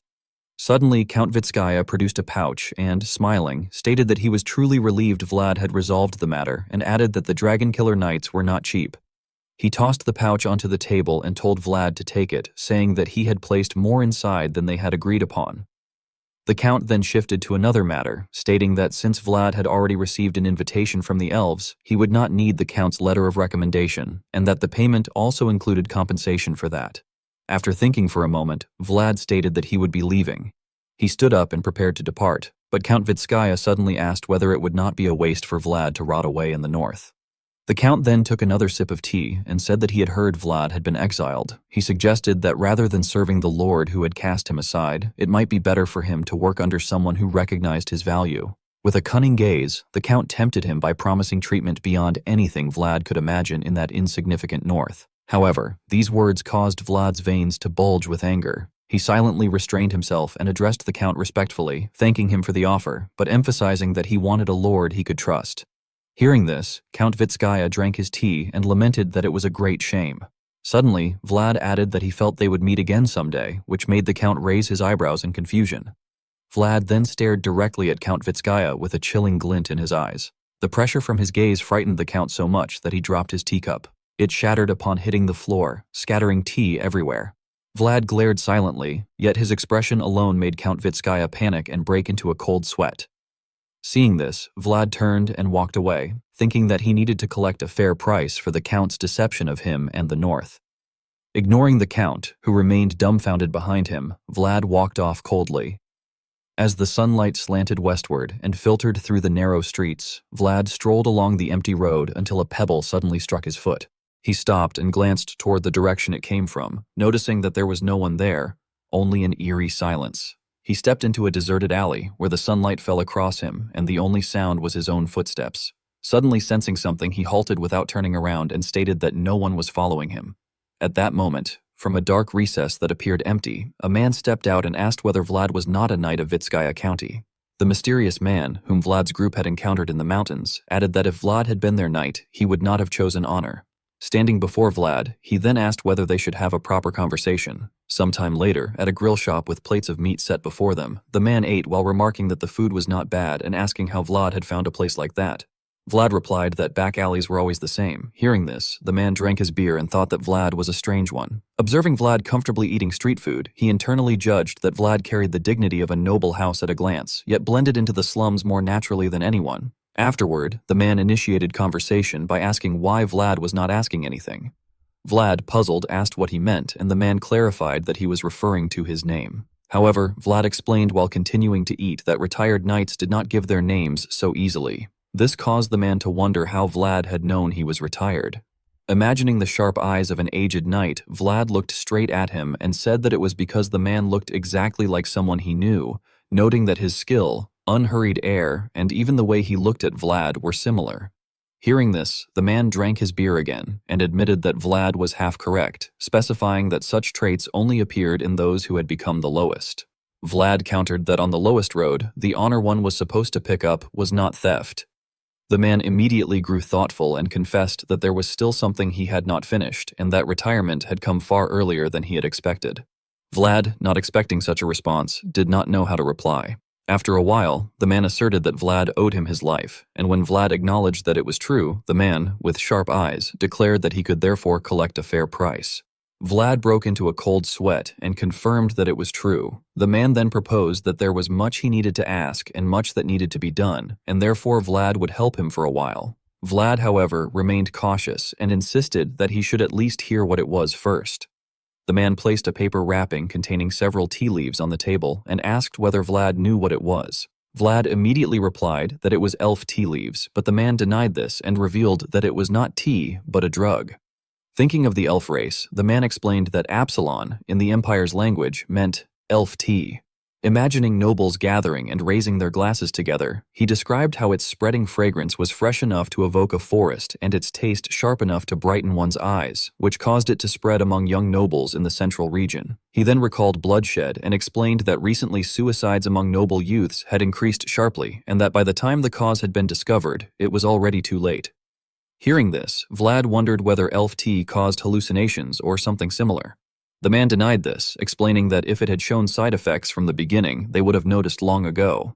Suddenly darkening and growing cold, he stated that it caused extremely high dependency, an absurdly strong awakening effect, and a crushing depression powerful enough to drive one to self-harm, adding that young people these days were already depressed to begin with.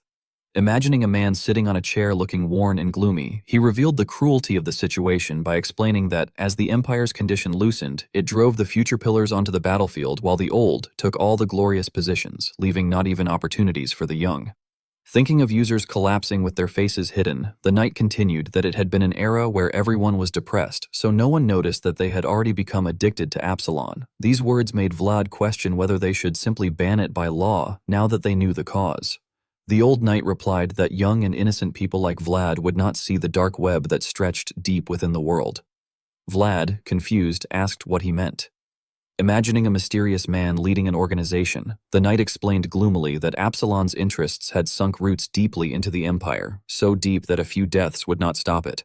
Thinking of heaps of treasure, he emphasized that Absalon generated money, money became power, and old power holders were gaining shining gold from the deaths of young people. Radiating killing intent, the old knight declared that someone's misery was someone else's happiness, and that he was going to put an end to that. Vlad looked at the town in the distance, where the boundary between light and darkness was clearly divided, and said that Goethe had been right. After observing more closely and noticing that the dark residential area had no lights and only columns of black smoke rising into the air, he continued that the slum had not been there for long. Farther beyond it, beside the gloom, brightly illuminated high-rise buildings stood in splendor, and he remarked that Tanobo would only grow richer as time passed, and that the county of Vitskaya was establishing itself as the new power of the central region. The old knight frowned and said in a low voice that the people of the domain did not receive a share of those benefits. As smoke continued to billow from the rooftops of the slum, he explained that more and more of the people were being pushed to the edge of the city and mobilized there to produce Absalon. Hearing this, Vlad reflected that that was why the man had been conducting raids, reasoning that the more tea he stole, the more lives he could save. A blue light flickered in his eyes as he thought how noble it was. Recalling the old knight's technique that radiated five-colored energy, he silently affirmed that it was just as noble as the world he had seen that day. He then lifted his gaze into the distance and declared that he ought to do it. As time passed, 2 stacks of gold coins were placed on the table. Folding his arms and looking at them, Vlad thought that 20 gold was an ambiguous price for a life, presumed to be the payment given by the count, and decided that he would simply record what the count still owed him as a debt. Suddenly, Vlad called out to Goethe, prompting him to turn around in confusion while packing his belongings. Vlad spread out 3 gold coins and told him that it was his pay. Upon receiving them, Goethe gaped in shock and exclaimed that Vlad was giving him 3 gold. Vlad then handed him another coin and said that it was for security, which made Goethe even more surprised. Vlad further instructed him to use the money to pay for their inn and also to cover the old man in the room next door. This time, Goethe was no longer pleased. He stiffened and questioned why they had to pay him, wondering if they were traveling with that old man. Seeing his attitude, Vlad cast him a glance and explained that it would be so, at least for a while. Goethe then asked whether the old man had a horse to ride, leaving Vlad sweating and momentarily speechless. Afterward, Vlad handed him 3 more coins and instructed him to find a decent horse, saying that it did not have to be fancy but must not be a complete wreck. Holding his now empty pouch, Vlad lamented that the lowest one was always broke and remarked that he had heard Lord Lamond had once wandered without a single coin to his name as well. He then put on his cloak and announced that he was going to see Stefan, which confused Goethe, who pointed out that Vlad had already paid the remainder when he returned. Vlad glanced at him with a faint smile and explained that because of him, Stefan had probably ended up on the wrong side of the Count of Vitskaya, so he should compensate them for that. He added that not a single person had fled during the mission and that a mercenary band like that was rare and worth maintaining a connection with. Hearing this, Goethe widened his eyes and agreed that it was true. As he stepped out the door, Vlad told Goethe that they would leave as soon as he returned, and Goethe waved goodbye, assuring him that he would get everything ready. After Vlad left, Goethe suddenly became aware of something. Looking at Vlad's back, he wondered whether the captain's shoulders had always been that broad. He recalled how, when he first met him, Vlad had been merely a vicious punk who did not understand how the world worked, and now, seeing the sturdy and mature figure before him, Goethe reflected that he truly looked like a knight. Sometime later, 3 men were sitting by a fire in the forest while a pot of food simmered and sent up thick steam. The old knight raised his brows and asked whether Vlad was saying that he did not know who his master was. Vlad answered seriously that if he had known, he would have told him long ago, explaining that at that time, the sword had already been at his throat. Vlad looked straight at the old knight and firmly stated that he had come all the way there because he had wanted to know as well. The old knight observed him carefully and internally assessed that he was not lying, noting that his eyes had not wavered at all. He then crossed his arms and sighed that it was a headache, wondering who in the world it could be and insisting that it must never be allowed to leak.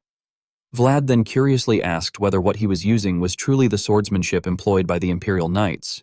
The old knight, imagining the glorious figures of the Imperial Knights, explained more precisely that it was the Imperial swordsmanship, and that the one-strike kill principle was passed down only to a select few even within the Imperial Knights.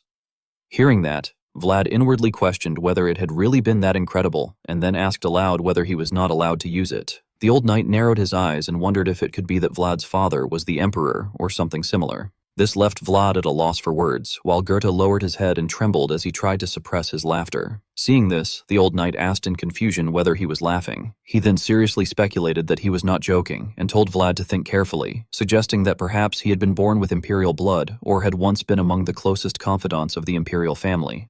As Goethe continued shaking with laughter, Vlad helplessly replied that it was not the case at all. With that confirmation, the old knight cleared his throat and remarked that if it were true, it could become troublesome, since the one-strike kill principle ultimately belonged to the Empire. In the quiet atmosphere, he went on to explain that people in the north might not recognize it, but the closer one got to the central region, the more people there would be who knew of it. Vlad and Goethe were stunned when the old knight added that if things went wrong, Vlad could be dragged away for insulting the imperial family. Vlad hurriedly asked what he should do then, and the old knight calmly responded that it was not as though there were no way out at all. As Goethe began cooking, the old knight cautiously revealed that first of all, the one-strike kill principle Vlad used seemed to have been leaked a long time ago. Shocked, Vlad asked how it was different. The old knight then stated something even more astonishing, saying that Vlad's swordsmanship was closer to the original form. Looking at the bland stew they were eating, he compared it by saying that if that stew represented the one-strike kill principle Vlad was using, then the version currently used by the Empire would be like adding fresh meat to it. When Goethe suddenly saw him pick up a piece of fresh meat, he shouted in alarm that it had been meant for tomorrow, but the old knight ignored him, sliced the meat, and put it into the pot, explaining that this was like the one-strike kill principle the Empire currently used. As he stirred the pot, he elaborated that as time passed, anything with form was bound to change, and since it had been 300 years since the Empire was founded, the imperial swordsmanship had evolved again and again into what it was today. When the stew looked richer, he scooped up a spoonful and remarked that it had become tastier as well. While Goethe drooled at the sight, Vlad calmly prompted him to continue. The old knight then explained that the one-strike kill principle stemmed from surprise, and that surprise did not arise from polished rules but from unfathomable ideas. He suggested that Vlad should now try adding ingredients of his own into his swordsmanship, ingredients that would make even imperial people tilt their heads in confusion. As Vlad listened in growing astonishment and imagined himself standing at the center of circles of light, the old knight declared that it was time for him to do it on his own, that only he could create his complete world. Handing him a bowl of stew, he emphasized that even if he had sprouted from the same root, he should make his own flower bloom, because the one-strike-kill principle was a sword art that pursued exactly that ideal. At the same time, in the elf forest of Aushrina, where the world tree stood prominently among the woodland, the elf village beneath its roots had fallen into deep sleep. On the stairway leading into the tree's base, several figures appeared. Baratus frowned and ordered the guards to open up, and they nodded in acknowledgement. He stepped inside the world tree, where countless glowing spirit lights filled the air. Suddenly, Baratus caught sight of something and froze in astonishment. The holy maiden was floating in mid-air, her sleeves fluttering gently as she hovered above the ground. The aged elf Grand Elder, holding his staff, looked toward Baratus and told him that he had arrived. Standing behind him, Baratus wondered whether it was a revelation, and the Grand Elder confirmed that it was indeed so, adding that it had truly been a long time since they had last received a revelation. The holy maiden kept her eyes tightly shut, her body trembling as she groaned in pain. Baratus anxiously asked whether it was really all right. The elf Grand Elder stared intently at the holy maiden and explained that no matter what, it was bound to be a burden, since it was the first revelation from the world tree since she had been appointed as priestess. Suddenly, the holy maiden's eyes flew open, and at the same moment her entire body radiated a brilliant golden energy. The elders gasped in astonishment. The holy maiden declared that it was coming. Within the darkness, she saw the indistinct form of a dragon, and behind it were additional red eyes. Gritting her teeth, she said that a dragon was coming. Abruptly, a crimson dragon's eye appeared right before her. Throwing her head back with her mouth agape in terror, she cried out, asking what they should do, saying that she had seen a dragon and urging them to show it. Then she panicked and insisted that they must not, because the dragon was watching. Baratus shouted in alarm, calling out to the Grand Elder, but the Grand Elder glared at him and ordered him not to intervene. At that moment, a 1,000-petaled flower appeared within the Grand Elder's pupil, and he thought to himself that she was still a young priestess who lacked experience, and that he would gladly offer up his world. Simultaneously, a 1,000-petaled floral magic circle flared to life beneath his feet, and spiritual power surged upward. Gripping his staff so tightly that veins bulged across his forehead, he muttered, asking what he should show it. Still arching her neck back in agony, the holy maiden screamed that it was the sword. At that time, the energy radiating from the Grand Elder formed only a small circle beside the holy maiden's vast and radiant one. Suddenly, she let out another cry of pain. Twisted roots intertwined together, and specks of spirit light enveloped them. The Grand Elder's sharp eyes widened, and he uttered that it was that. Then he perceived a flash of light deep within the base of the tree. When he focused more closely, he saw a sword embedded upon a mound of earth. As the three members of Vlad's group rode their horses through the forest, Vlad asked the old knight how he intended to stop them, pointing out that merely looting caravans would not prevent the tea from being sold, especially since he had heard that it was insanely popular in the central region. The old knight closed his eyes and replied helplessly that, as Vlad had said, he could not stop it from being sold, which was why he had chosen to smash the matter head-on instead. Hearing that, Vlad asked what exactly he had smashed. The old knight raised one finger and answered that it was the beehive. He then explained that if one could not dig out what was hidden deep inside, one had to lure it out, which was why he had used himself as bait to draw out what the Count was hiding. His explanation made Vlad finally understand. After a moment, the old knight asked whether the Count had requested help from the Dragon Killer Knights, and Vlad confirmed that he had heard that was the case. Vlad's straightforward answer made the old knight ponder. He remarked that the Count had asked Dragulia for help directly without going through the Empire, even though everything had its proper order and procedures. He also questioned whether House Vitskaya had ever possessed that kind of influence. A little later, Vlad asked why he had inquired about the Dragon Killer Knights. The old knight evasively replied that it was nothing and told him not to dig too deeply. His aged eyes gleamed with caution as he reflected that sometimes merely knowing something was enough to put one's life on the line. Suddenly, Goethe pointed in a certain direction in confusion and asked whether it was over there, and if that was the place, Captain. Vlad smiled and confirmed that it was indeed the place, adding with a sense of accomplishment that they had found it as he looked at the trading house connected to the elves. The next morning, bright sunlight streamed through the window into the house. The holy maiden, sitting at the table, turned and called out to her brother. Baratus, continuing his work, responded respectfully, addressing her as Holy Maiden. His formality displeased her greatly, and she asked whether he truly intended to call her Holy Maiden even when it was just the two of them. Baratus only smiled at her indulgently without replying, which left her feeling helpless as she turned her face away. Glancing at the basket of fruit by the window, she told him to take it along when he went out. Baratus looked puzzled and asked where. Without looking at him, she remarked vaguely that he had looked as though he were hungry. This only confused Baratus further, prompting him to ask who she meant. At that moment, a subordinate called out to Lord Baratus from the doorway and reported that they had found humans loitering at the forest boundary. Baratus immediately ordered him to drive them out. However, the subordinate hesitated and added that the intruders were looking for Lord Baratus and, more precisely, claimed that they had been invited by him. Confused, Baratus asked whether he had invited them. The subordinate then explained that one of them had introduced himself as Vlad of Sawara. Hearing that, Baratus glanced at the Holy Maiden as though he had realized something. He then turned back to the subordinate and asked whether the man had said that he was hungry. The bewildered subordinate asked him to repeat himself. At the same time, Vlad rubbed his growling stomach. Seeing this, the old knight let out a brief exclamation of surprise, while Goethe mockingly asked whether he was seriously hungry at a time like that. Faced with the reality that they had been locked in a jail cell, Goethe angrily reminded Vlad that he had said they were invited. He then recalled how arrows had been fired at their feet as a warning the previous night, and demanded to know whether it was elven etiquette to shoot arrows at someone who had been invited without a word.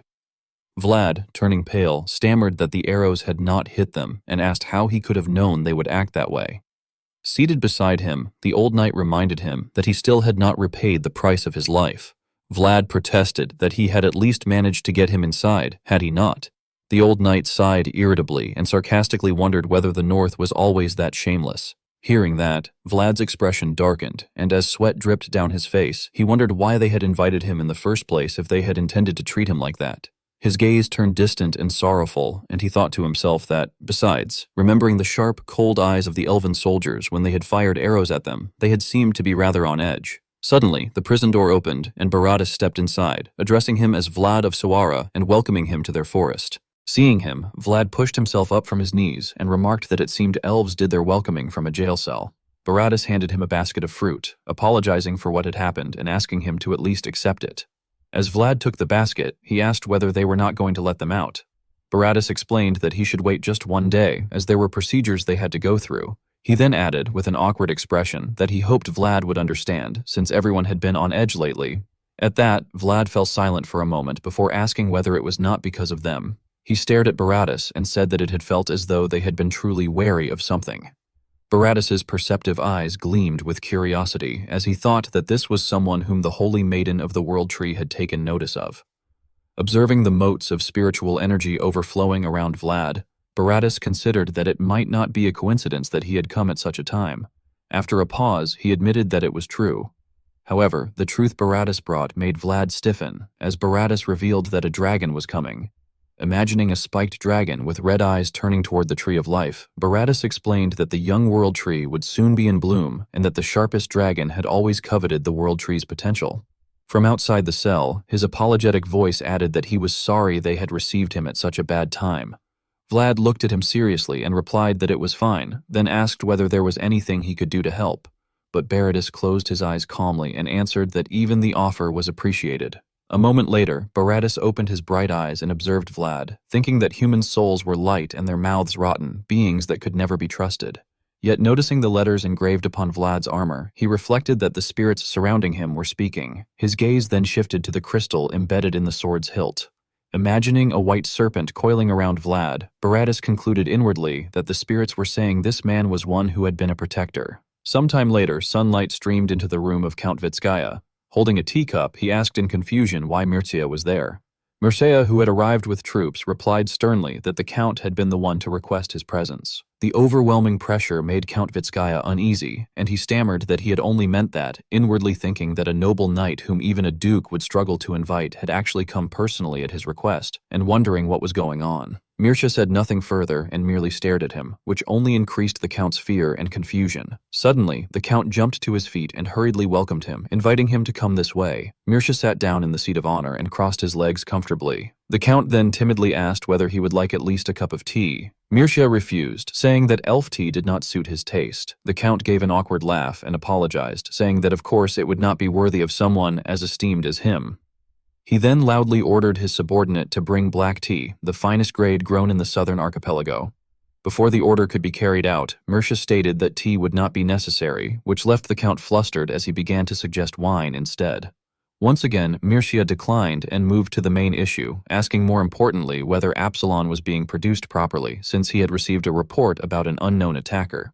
Understanding the matter, Count Vitskaya smiled and replied that it had been resolved, so production was continuing without any issues. Mircha repeated the phrase, "without any issues," in displeasure, and pointed out that it had been said there was a skilled fighter whom even the knights there could not handle on their own. The Count quickly explained that this had been true. However, by good fortune, they had received help from an outsider. Mircha echoed the word outsider suspiciously. The Count then informed him that a knight from the north had come. Mircea questioned with a hint of curiosity whether he meant the north. When the Count mentioned the familiar name Vlad, Mircea's eyes widened and a dense killing intent emanated from him. Unaware of the change in his demeanor, the Count continued by saying that he had been a dog abandoned by Bayezid, though the brat had possessed real skill. He then sighed with a laugh and added that, still, he had been a northerner, so his manners had been terrible, and he had spoken without knowing his place. Mircea even had to listen as the Count disparaged Vlad further, claiming that a barbarian's blood could never hide itself and that lowly blood always revealed itself wherever it was. Suddenly, Mircea asked whether he had truly looked that way to him, leaving the Count confused as he asked for pardon. With a chilling expression, Mircea emphasized the words, "blood that shows no matter where you look," then fixed the Count with a murderous glare and hissed through his teeth about the bloodline he claimed to have recognized. The overwhelming killing intent terrified Count Vitskaya, and sweat poured down his face as Mircea's dragon-like eyes bore into him and demanded to know whether it had truly looked lowly to him. The great elder of the elf tribe was astonished when he saw that the golden amber set into the hilt of Vlad's sword emitted a light identical to that of the tree of life behind him. Filled with curiosity, he remarked that Vlad was truly a rare guest and asked where he had obtained that amber. Vlad replied that he had been told it was an heirloom of the Heinel family. The great elder closed his eyes and murmured the name Heinel thoughtfully, repeating it as if confirming what he had heard. Then, to Vlad's surprise, he affirmed that it referred to the Swordmaster. He went on to recall that one of the knights who had followed that man bore the same surname. Remembering the figure of that young knight, the great elder said that he recalled clear eyes and sorrowful, water-colored hair. Hearing this, Vlad asked doubtfully whether the elder knew where the maple tree inside the amber was located. The great elder opened his aged eyes wide and questioned how Vlad had known that the scene inside was a maple tree. Vlad, confused, asked for clarification. Narrowing his eyes and scrutinizing Vlad, the great elder observed the tiny specks of light surrounding him and thought that they sparkled like starlight. Yet regardless of how they shone, he wondered how Vlad had managed to glimpse a world not permitted to humans. Sensing the unspoken tension among the elf elders beside him, Vlad fell silent and broke into a sweat, wondering how much he should reveal and feeling that it would somehow be wrong to lie. After a pause, the great elder said that it did not matter. He then informed Vlad that the maple tree engraved within the amber had once stood in the west, in the greenest forest on the continent. Vlad was bewildered and questioned how that could be, since the west was nothing but wasteland. The great elder closed his eyes and replied that it had once existed. Recalling the radiant two-tiered golden tree of life standing out amidst the lush green forest, he thought of their forest, Elvenheim, before the dragon had burned it down. Night descended upon the elf settlement. Sitting on his bed with his chin resting on his hand, Vlad pondered uneasily, sighing and wondering what they should do now and how they were supposed to find something that no longer existed. Suddenly, the old knight entered and declared that he would go examine the Tuzon leaves. Vlad reminded him that he had been told to stay in his room, but the old knight casually replied that Vlad should simply say he had been there. Vlad glanced at him and remarked that the atmosphere was already chaotic because of the dragon. Climbing onto the window of Vlad's room, the old knight reassured him that he would not get caught and that there was no need to worry, adding that he had done such things often in his younger days. He then paused with a soft exclamation and, while leaning halfway out the window, mentioned that Vlad's master seemed, after all, to be connected to the imperial family. Startled, Vlad asked if that was truly the case. The old knight glanced back and affirmed that, from what he had seen, it was certain. Recalling the throne positioned at the highest place in the castle, the old knight explained that the founding king, Prausen, had stepped down from the throne and become the lowest one. Imagining a silver-haired man turning his back on a sword and shield planted in the ground, he recounted that the king's glorious first step had continued for hundreds of years, and that, befitting the beginning of a legend, his end had also been mysteriously concealed. He further suggested that Vlad might be connected to Prausen's unknown final chapter. This left Vlad troubled. He then asked what that meant, saying that the trail ended there. The old knight, gazing outside, denied that it ended at all and stated that, from his perspective, this was merely the beginning. Puzzled, Vlad repeated that it was only the beginning. The old knight then turned fully toward him and said that if Vlad's master had inherited Prowson's will, it meant that Vlad himself ought to follow the traces he had left behind. However, Vlad raised another concern, saying that he had been told no one knew Lord Prowson's final moments. The old knight replied seriously that humans did not, then added that the elves might. With that, he gave Vlad a meaningful smile. A moment later, before leaping away, he said that he would be back. The old knight then shot off like an arrow and disappeared into the dense forest. Watching his figure vanish, Vlad muttered that he had disappeared in an instant and wondered whether he was a cat. He then fell into thought, reasoning that if the elves might know, that would make sense, and recalling that the old knight had recognized the scene inside the amber. Suddenly, Vlad's eyes widened as a startling thought crossed his mind. He wondered what if the voice had not seen that place directly either, and whether it had seen it through the amber just as he had. Yet he quickly let out a long sigh, scratching his head in frustration and wondering what kind of person the old knight really was. Just then, there was a knock at the door, and Vlad responded by telling whoever it was to come in. The elven saintess peeked in with a curious look, and upon seeing her, Vlad was taken aback. She asked whether he had a moment. After some time, the two of them made their way to the base of the world tree. Vlad felt dizzy and regretfully thought that he should have ignored it and stayed inside. Following behind the saintess, with two soldiers guarding them from the rear, he felt awkward and hesitated. With little enthusiasm, he asked where exactly they were going, but sensing the cold stares from the two guards behind him, he added the final word cautiously. Without turning back, the saintess replied that there was something she wanted to show him. Vlad asked what it was, and she answered that it was the amber. She then turned around with a mysterious smile and said that she truly wanted to show it. Despite this, Vlad remained unconvinced and wondered to himself why it was so sudden and who she intended to show it to. The saintess suddenly turned and explained that the world tree wished to see its mother at least once, as it had never seen its mother since it was born. Hearing this, Vlad speculated inwardly whether the maple tree inside the amber had been the world tree's mother. Standing along a path glowing with golden motes of light, she continued that the world tree would bloom with the coming spring, that this would be its first bloom, that it had been very anxious, and that Vlad had happened to arrive carrying its mother's memory. Her words left Vlad deeply shaken. She then walked deeper inside, explaining as they went that only a few of them could enter the interior of the world tree, that it was a secret place, and that without the world tree's invitation, no one could enter. After saying this, she placed her hand on the trunk and a brilliant light gradually appeared, opening into a space. The light grew larger and formed a radiant doorway. Witnessing this, Vlad stared in astonishment, beginning to say that this was... By then, the saintess was already standing within the lush green space inside the tree, welcoming Vlad of Shawara and telling him that he was the first human to come that far. Hearing this, Vlad turned to look at the guards, who merely gazed back at him without expression before closing their eyes and giving slight nods. The two soldiers remained where they were, while Vlad stepped forward. He passed through the doorway and walked onto the verdant grass. The moment his foot touched it, he thought he heard a faint rustling sound. He froze, clearly sensing the changes in the air around him. The saintess turned back with a smile and said that it seemed happy he had come. Vlad's eyes widened as he felt the wind brush through his hair, realizing what this place was. As he watched brilliant golden streams of energy weaving through every leaf and branch, he inwardly exclaimed that it was the world tree.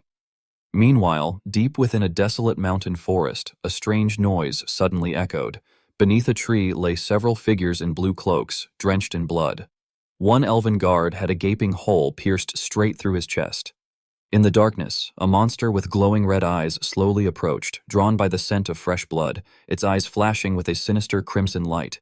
Inside the Tree of Life, countless butterflies suddenly rose into the air, their pure white light glowing as they formed a swarm. Staring at the shimmering radiance they released, Vlad gaped in astonishment, wondering just what was happening. Beside him, the elf saintess unexpectedly asked whether he could show it to the tree. She then interlaced her 10 fingers and clasped her hands together like a prayer, telling him that he had to become the passage connecting the two worlds. Her golden eyes looked straight at Vlad as if they could see through him, which filled him with suspicion and caution. After a moment, Vlad placed a hand on the hilt of the sword at his waist and said that it was all right. He then bent down and knelt on the ground. Raising the sword high above his head, Vlad held the blade in a posture of reverence like a knight paying homage, keeping the hilt upright before him. At once, the light of the butterflies suddenly changed into dazzling multicolored hues. They swooped down from above and gathered between the two of them. In the end, the butterflies touched the sword's hilt, where an amber crystal was embedded. Suddenly, a transparent hand appeared and rested upon the amber. At the same time, a girl made of light emerged among the colorful swarm of butterflies. Immediately afterward, the amber crystal flashed with a blinding brilliance, and the energy within it seemed to merge with the tree of life itself. The girl of light stood observing the butterflies circling around the roots of the tree before they flew upward into the dense canopy. Vlad remained kneeling on one knee, his head lowered without looking up. After a while, the girl of light suddenly transformed into hundreds of butterflies that flew upward and blended with the energy of the tree of life. At that moment, the sword in Vlad's hand reacted, and he thought to himself that he could feel it, the countless possibilities the world tree had been holding. On the tree of life, buds suddenly began to multiply. Vlad reflected that the little ones who had once been forgotten under a single name were now appearing again. One bud began to glow brightly when a butterfly lightly touched it. Soon after, it burst open into a radiant flower. At the same time, the girl of light appeared once more, blooming amid the aura of the tree of life's energy. Meanwhile, a little girl opened her shining eyes and looked upward. At the same moment, the girl who had appeared from the tree of life looked down with a gentle smile on her lips and spread her arms to welcome the child flying toward her. Feeling the happiness of the two embracing each other, Vlad thought that they were blooming. Elsewhere, several elf elders saw the brilliant light shining out and exclaimed to the Grand Elder that this was something extraordinary. The clan leader also looked up in amazement and sighed softly before standing by the window and remarking that he had waited so long for this moment. In another place, Baratus's ears twitched as he sensed the disturbance in the air. He glanced toward the light with a doubtful grunt before turning to look out the window. The elf villagers working in the fields raised their eyes toward the glow. Forest guards stared in astonishment with their mouths open. Goeth, who had been grooming a horse, was startled by the sudden phenomenon. Even the old knight inspecting a tea leaf could not help but be drawn to the light of life. Vlad then thought that if a young world was being born, then someone had to protect it.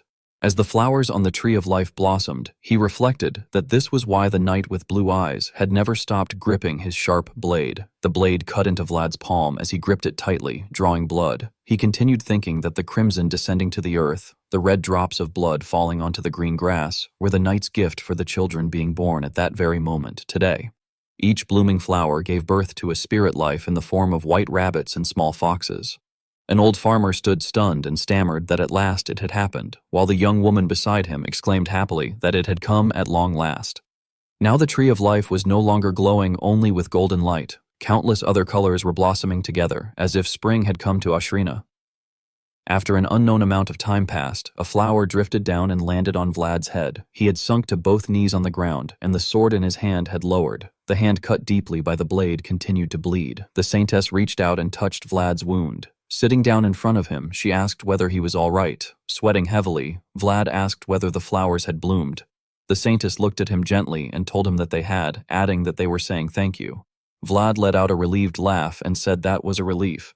Suddenly, the saintess sadly apologized. However, Vlad refused, saying that it was all right and that it had been his choice. He then frowned and looked down at the long wound across his hand. Thinking about the image of the mother and child embracing, Vlad quietly admitted that he had not wanted to interrupt that moment. Hearing this, the saintess widened her eyes in astonishment. Vlad looked at the amber crystal that had disappeared and remarked that, well, although he had not expected the amber to disappear, he had heard that it was a treasure of House Hainal. Suddenly, some kind of noise caught his attention. He and the saintess both turned to look toward the source of the sound. After a moment, the saintess said that she guessed it thought it was okay to show itself to him. At the same time, a cluster of light shone within the darkness. There, a sword embedded in the ground was glowing. When Vlad saw it, he froze. His pupils widened as he inwardly marveled that it had a lofty light to it, but that it also gave him the creeps. In that moment, it seemed to him as if the sword had grown gigantic and was pointing its edge toward him, and he thought that it was like it was raising its edge toward him. Blood from Vlad's injured hand dripped down onto the surface of the magical lake. Suddenly, Vlad panicked. He saw the sword lowering its point straight toward the lake. Then a bluish energy spread from the sword's hilt and warned him not to come any closer. The energy shot toward Vlad, forcing him to raise his arm to shield himself. At the same time, a man appeared and scolded him, calling him a little thing that could not even open his eyes yet. Vlad stared at the man in shock. The man then grasped the hilt of the holy sword and continued, ordering him to disappear from his sight before he cut him down, while pointing the blade forward in a threatening manner. Instantly, Vlad felt as if an invisible pressure was crushing down upon his body. From behind him, the saintess asked anxiously whether he was okay and what was wrong. Vlad immediately turned his head toward her in confusion and asked what in the world that sword was. The Saintess casually pointed in its direction and replied with mild indifference that it was the Swordmaster's sword. As soon as she said this, Vlad turned pale and broke into a cold sweat, unable to believe it. In shock, he exclaimed in disbelief that it was the Swordmaster's sword and demanded to know why it was there. The Saintess answered that she had heard the Swordmaster himself had been the one who gave it. She then continued to explain that although the Empire was bad, the Swordmaster had been kind. This left Vlad even more stunned as he began to ask what she meant. Imagining the holy sword surrounded by many other swords planted across a dense land, the Saintess went on to tell him that the sword was a guardian sword that had once protected someone, and also a sword of blood that had massacred countless enemies. She explained that it was the dragon-slaying sword that had pierced the heart of the prime dragon of perfection. Then she stood beside Vlad and looked toward the sword, adding that now it was a talisman guarding the world tree. Hearing this, Vlad raised his eyebrow and asked what it was guarding the world tree from. The Saintess did not answer immediately, but stared at Vlad for a moment. Looking at the spirits upon the Tree of Life, she finally said that it was guarding against those who sought to pry into the world tree's possibilities. Somewhere far away, a dragon's eye suddenly opened wide. As the creature slithered out with murderous intent surrounding it, it growled that it meant every dragon in this world. In the middle of the night, as moonlight streamed into Vlad's room while he lay asleep on his bed, a divine sword of the holy race suddenly appeared from the darkness, emitting a soft blue glow. As Vlad slightly opened his eyes and looked up, he saw a man holding the holy sword pointed down at him, whose eyes shone eerily like ghostly flames, and who declared that he had told him to disappear from in front of him. Vlad broke out in a cold sweat in fear, and the holy sword, without hesitation, stabbed straight into his chest, causing blood to splatter. Startled, Vlad jolted awake, gasping for breath, then sat on the bed and clutched his chest, struggling to breathe. With his brows tightly furrowed, he fearfully thought that the strange feeling had not been his imagination, but rather a clear warning sent to him. Recalling the man's deadly gaze, he thought that it had been sharp, unsettling, and filled with endless hatred. With panic written across his face and sweat dripping down, Vlad clenched his fist and wondered why it had been directed at him.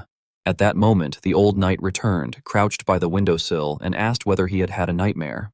Noticing something else, he asked what was going on with Vlad's hand, then muttered to himself whether Vlad could even move it, and wondered what kind of crazy person had wrapped the bandage like that, while Vlad remained silent. After a while, Vlad turned around, placed his feet on the floor, and asked how the investigation had gone, and the old knight replied that the fields had been divided. Stepping further into the room with his arms crossed, he explained that tea leaves meant for selling to humans and those meant for their own consumption had been separated. Hearing this, Vlad speculated that perhaps they had simply been separated for selling purposes. However, the old knight responded that he had thought the same at first, but the two types of tea leaves had been slightly different, which meant there had been intent from the beginning. This made Vlad question what kind of intent it had been, and the old knight looked at him intently and stated that it had been malice toward humans. This information left Vlad stunned. The old knight then asserted that, in a way, it was the Empire's original sin, explaining that the elves' hostility toward humans had entirely begun because of the Empire. Vlad, sweating, asked what he meant, and the knight, imagining a brilliantly shining golden castle, explained that beneath the Empire's dazzling glory lay the blood and tears of many. Then, envisioning a place shrouded in darkness and bathed in red, he added that this included the elves as well. Thinking of a dragon that had once spewed fire everywhere, he went on to say that, to the elves, humans were no different from the dragon that had burned their forest. With eyes widened and mouth agape, Vlad listened as the old knight emphasized that, in the past, it had been the most perfect dragon that burned the world tree, but it had been the Empire that drove the elves out of the forest. After saying this, the knight turned his head toward the window and thought that the situation was complicated. Glancing toward the Tree of Life, he reflected on a fading empire and a newly blooming world tree. Then, with a worried expression, stated that someday the Empire would have to reap the seeds of sin it had sown, whether it wanted to or not. On another day, as the Saintess changed Vlad's bandage, she wondered why it would not come off, while Vlad asked her to tie it a bit more gently that time because the blood was not flowing and his fingers were changing color. Hearing this, the Saintess asked why he had held the sword backwards, and Vlad replied that he could not have known things would turn out like that. This made the Saintess displeased, and she reproached that people who made excuses were not trustworthy. The old knight, Goethe, and two elf soldiers standing nearby became uneasy, while the Saintess continued that he should have told her beforehand, adding that it had also been her first time performing the awakening ceremony. After finishing removing the bandage, she casually said that it was all done, ignoring the fact that Vlad was trembling in pain. She then searched through the medical kit and asked him to wait a moment, explaining that the elders had told her to use certain items. Seeing this, Vlad blankly remarked that it looked like she had never actually done it before, but the saintess remained silent and continued working. Suddenly, she turned and smiled reassuringly, saying that it was fine because she had seen it from the side before, though Vlad inwardly thought that it was not fine at all. A moment later, the saintess held out her hand and asked for his hand, and Vlad presented both of his injured hands for her to examine. The saintess observed him for a while and remarked that it must have hurt. However, Vlad denied it, saying that it did not really hurt and that it was only a bit embarrassing to be a knight who had been cut by his own sword. The saintess then touched his hand and commented that it was something to be proud of, adding that it was a mark from helping the world tree bloom. After that, she took out a small vial containing a purple liquid and told him that the elders had prepared it for him to use and that it should work well. Suddenly, the hand holding the vial began to tremble uncontrollably. Seeing her lower her head, Vlad called out to her in confusion, addressing her as priestess. At the same time, lightning energy burst from both of his hands, leaving him shocked. He inwardly exclaimed in astonishment, wondering what that was. In that instant, he saw the image of a red dragon roaring with its mouth wide open, followed by a furious silver dragon, and finally the face of his older brother, Mircea. Meanwhile, the saintess, with her eyes glowing gold, spoke in the voice of a divine being, saying that it had arrived.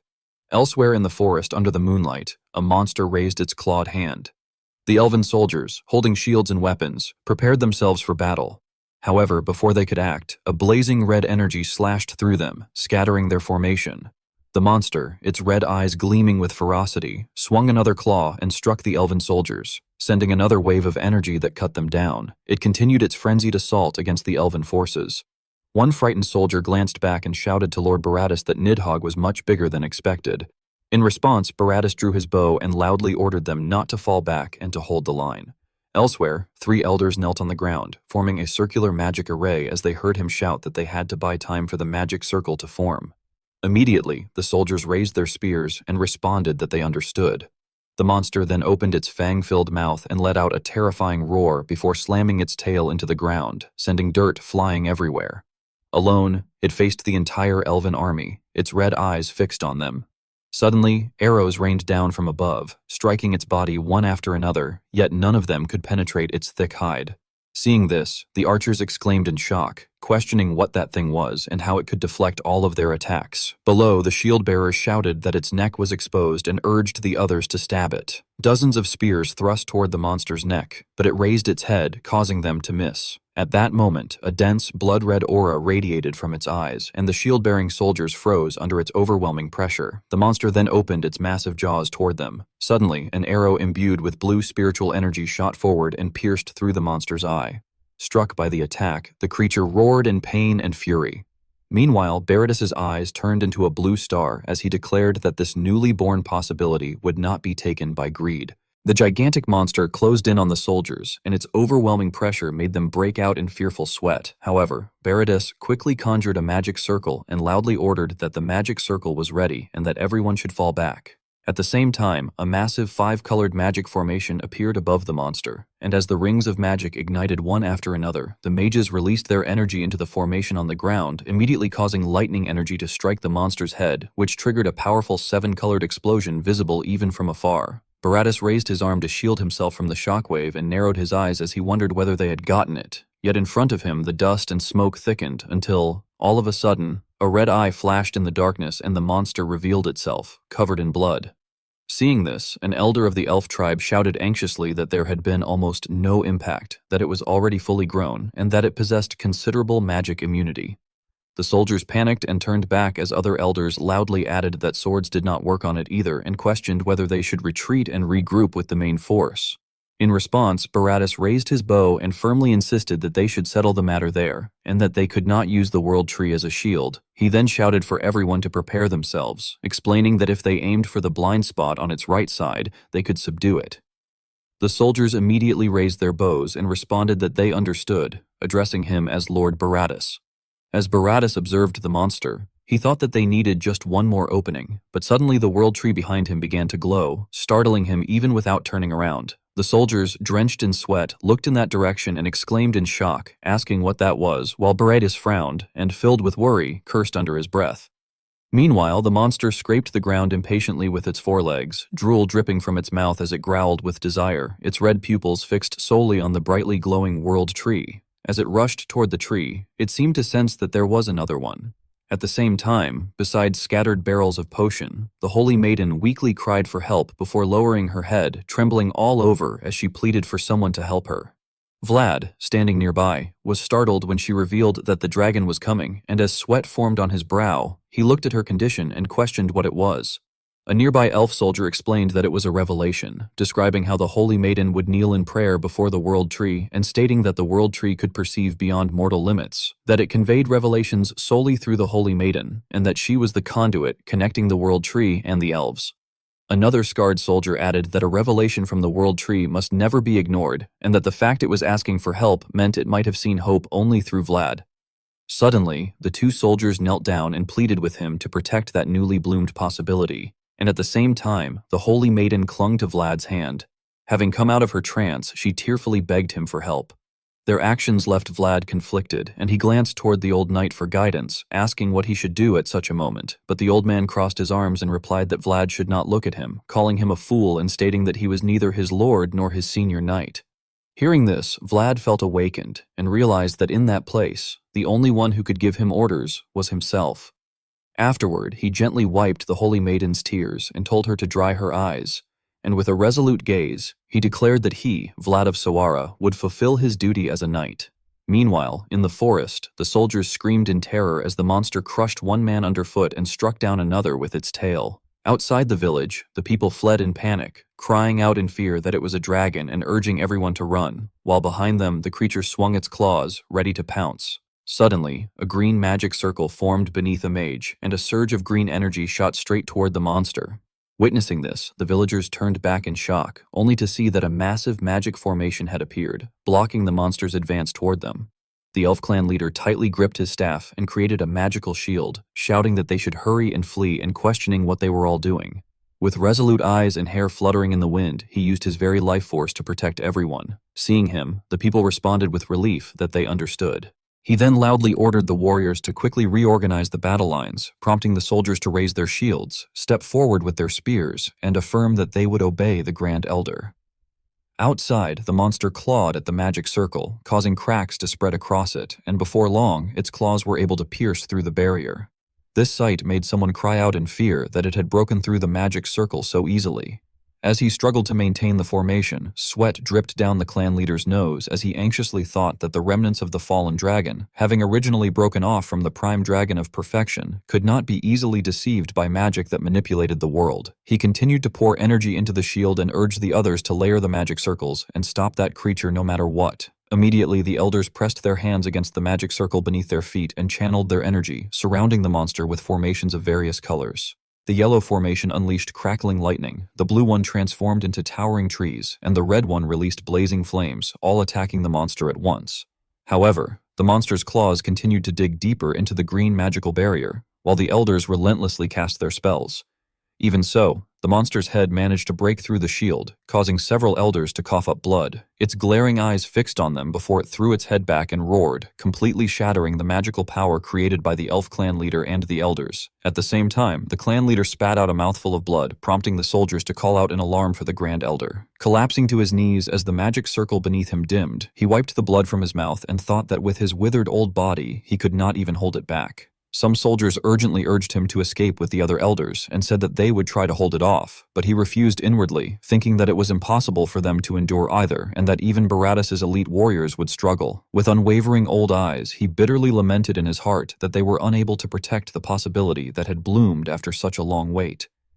Suddenly, a dazzling beam of light struck toward the monster, leaving both the clan leader and the creature stunned. A gentle stream of light appeared in midair along with a voice remarking with mild surprise. An old knight, gripping his sword in a ready stance, growled that the creature was very ugly, his gaze filled with disdain as he glanced to one side. He then slashed at the monster with a blade of light and asked rhetorically whether it did not agree. Struck by the radiant slash, the monster roared in fury, while a cold glint flashed in the knight's eyes. At that moment, Vlad suddenly appeared between the knight and the monster and swung his sword toward it. The gigantic monster closed in on the soldiers, and its overwhelming pressure made them break out in fearful sweat. However, Baradis quickly conjured a magic circle and loudly ordered that the magic circle was ready and that everyone should fall back. At the same time, a massive 5-colored magic formation appeared above the monster, and as the rings of magic ignited one after another, the mages released their energy into the formation on the ground, immediately causing lightning energy to strike the monster's head, which triggered a powerful 7-colored explosion visible even from afar. Baradis raised his arm to shield himself from the shockwave and narrowed his eyes as he wondered whether they had gotten it. Yet in front of him, the dust and smoke thickened until, all of a sudden, a red eye flashed in the darkness and the monster revealed itself, covered in blood. Seeing this, an elder of the elf tribe shouted anxiously that there had been almost no impact, that it was already fully grown, and that it possessed considerable magic immunity. The soldiers panicked and turned back as other elders loudly added that swords did not work on it either and questioned whether they should retreat and regroup with the main force. In response, Baradis raised his bow and firmly insisted that they should settle the matter there, and that they could not use the world tree as a shield. He then shouted for everyone to prepare themselves, explaining that if they aimed for the blind spot on its right side, they could subdue it. The soldiers immediately raised their bows and responded that they understood, addressing him as Lord Baradis. As Baradis observed the monster, he thought that they needed just one more opening, but suddenly the world tree behind him began to glow, startling him even without turning around. The soldiers, drenched in sweat, looked in that direction and exclaimed in shock, asking what that was, while Baradis frowned and, filled with worry, cursed under his breath. Meanwhile, the monster scraped the ground impatiently with its forelegs, drool dripping from its mouth as it growled with desire, its red pupils fixed solely on the brightly glowing world tree. As it rushed toward the tree, it seemed to sense that there was another one. At the same time, beside scattered barrels of potion, the holy maiden weakly cried for help before lowering her head, trembling all over as she pleaded for someone to help her. Vlad, standing nearby, was startled when she revealed that the dragon was coming, and as sweat formed on his brow, he looked at her condition and questioned what it was. A nearby elf soldier explained that it was a revelation, describing how the holy maiden would kneel in prayer before the world tree and stating that the world tree could perceive beyond mortal limits, that it conveyed revelations solely through the holy maiden, and that she was the conduit connecting the world tree and the elves. Another scarred soldier added that a revelation from the world tree must never be ignored, and that the fact it was asking for help meant it might have seen hope only through Vlad. Suddenly, the two soldiers knelt down and pleaded with him to protect that newly bloomed possibility. And at the same time, the holy maiden clung to Vlad's hand. Having come out of her trance, she tearfully begged him for help. Their actions left Vlad conflicted, and he glanced toward the old knight for guidance, asking what he should do at such a moment. But the old man crossed his arms and replied that Vlad should not look at him, calling him a fool and stating that he was neither his lord nor his senior knight. Hearing this, Vlad felt awakened and realized that in that place, the only one who could give him orders was himself. Afterward, he gently wiped the holy maiden's tears and told her to dry her eyes, and with a resolute gaze, he declared that he, Vlad of Sawara, would fulfill his duty as a knight. Meanwhile, in the forest, the soldiers screamed in terror as the monster crushed one man underfoot and struck down another with its tail. Outside the village, the people fled in panic, crying out in fear that it was a dragon and urging everyone to run, while behind them the creature swung its claws, ready to pounce. Suddenly, a green magic circle formed beneath a mage, and a surge of green energy shot straight toward the monster. Witnessing this, the villagers turned back in shock, only to see that a massive magic formation had appeared, blocking the monster's advance toward them. The elf clan leader tightly gripped his staff and created a magical shield, shouting that they should hurry and flee and questioning what they were all doing. With resolute eyes and hair fluttering in the wind, he used his very life force to protect everyone. Seeing him, the people responded with relief that they understood. He then loudly ordered the warriors to quickly reorganize the battle lines, prompting the soldiers to raise their shields, step forward with their spears, and affirm that they would obey the Grand Elder. Outside, the monster clawed at the magic circle, causing cracks to spread across it, and before long, its claws were able to pierce through the barrier. This sight made someone cry out in fear that it had broken through the magic circle so easily. As he struggled to maintain the formation, sweat dripped down the clan leader's nose as he anxiously thought that the remnants of the fallen dragon, having originally broken off from the prime dragon of perfection, could not be easily deceived by magic that manipulated the world. He continued to pour energy into the shield and urged the others to layer the magic circles and stop that creature no matter what. Immediately, the elders pressed their hands against the magic circle beneath their feet and channeled their energy, surrounding the monster with formations of various colors. The yellow formation unleashed crackling lightning, the blue one transformed into towering trees, and the red one released blazing flames, all attacking the monster at once. However, the monster's claws continued to dig deeper into the green magical barrier, while the elders relentlessly cast their spells. Even so, the monster's head managed to break through the shield, causing several elders to cough up blood, its glaring eyes fixed on them before it threw its head back and roared, completely shattering the magical power created by the elf clan leader and the elders. At the same time, the clan leader spat out a mouthful of blood, prompting the soldiers to call out in alarm for the Grand Elder. Collapsing to his knees as the magic circle beneath him dimmed, he wiped the blood from his mouth and thought that with his withered old body, he could not even hold it back. Some soldiers urgently urged him to escape with the other elders and said that they would try to hold it off, but he refused inwardly, thinking that it was impossible for them to endure either and that even Baratus's elite warriors would struggle. With unwavering old eyes, he bitterly lamented in his heart that they were unable to protect the possibility that had bloomed after such a long wait. Suddenly, a dazzling beam of light struck toward the monster, leaving both the clan leader and the creature stunned. A gentle stream of light appeared in midair along with a voice remarking with mild surprise. An old knight, gripping his sword in a ready stance, growled that the creature was very ugly, his gaze filled with disdain as he glanced to one side. He then slashed at the monster with a blade of light and asked rhetorically whether it did not agree. Struck by the radiant slash, the monster roared in fury, while a cold glint flashed in the knight's eyes. At that moment, Vlad suddenly appeared between the knight and the monster and swung his sword toward it. Vlad accelerated upward, while the old knight closely followed behind him, and below them, the monster was attacking the elf army, whipping its tail violently and sending debris flying everywhere. Seeing this, Vlad glanced back with concern. At that moment, the magic formation created by the elf elder blocked the monster from reaching the villagers, and the old knight looked down and remarked that it was magic and that it had bought them some time. Then, a silver aura emanated from his eye, and upon noticing it, Vlad grew suspicious and wondered what was with the aura in his right eye before asking what he was doing. As the old knight released his aura, he explained that his right eye held reality, while his left eye held his world, and that with both contained in his vision at once, one could see it. Hearing this, Vlad crouched down curiously and asked what exactly he could see, to which the old knight replied that it was the truth desperately hidden behind lies, adding that seeing through such things was his specialty. Suddenly, the old knight opened his eyes wide, and a radiance burst forth from them, forming a purple magic circle that focused on the monster below. At the same time, the monster appeared as a wave-like energy entity in his vision, prompting him to internally analyze where the flaw was, the weakness it desperately tried to conceal, the fatal point that could bring it down in a single strike. After a moment, the old knight identified a weak point beneath the monster's foreleg and informed Vlad to target the armpit hidden beneath the membrane. Then, turning to him, he instructed that he would draw its attention so that Vlad could strike there. Following those directions, Vlad unleashed all his strength in a powerful slash at the monster, and a massive explosion of aura erupted, sending shockwaves in all directions. Shielding himself from the dust, the old knight initially thought that Vlad had done it and that it was a perfect strike. But before he could finish that thought, he was shocked to realize that Vlad's sword had merely scraped the creature's tough hide without injuring it. The old knight, stunned, observed that the monster had blocked the attack with its tail, while the monster's eyes burned with fury, and Vlad, still maintaining his aura, kept his sword charged with energy. Suddenly, the monster threw its head back and roared, then slammed a powerful strike down on Vlad, shattering the ground beneath him. Raising its left claw with killing intent, it launched another frenzied attack. This time, Vlad's heel caught on uneven ground, causing him to lose balance slightly, and with a sharp glint in his eyes, he cursed in frustration that it was damn it, just as the monster's claw came crashing toward him.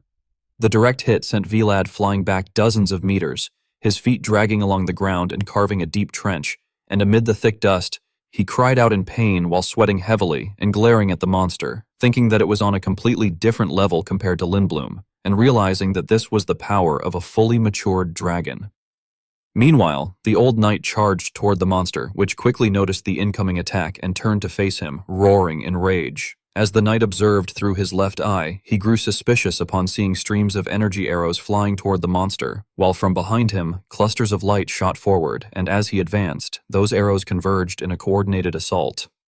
However, the monster shook its body and swept its tail, deflecting all the arrows and redirecting them back at the old knight, forcing him to evade, though one arrow still struck his shoulder, knocking him backward as he groaned in pain.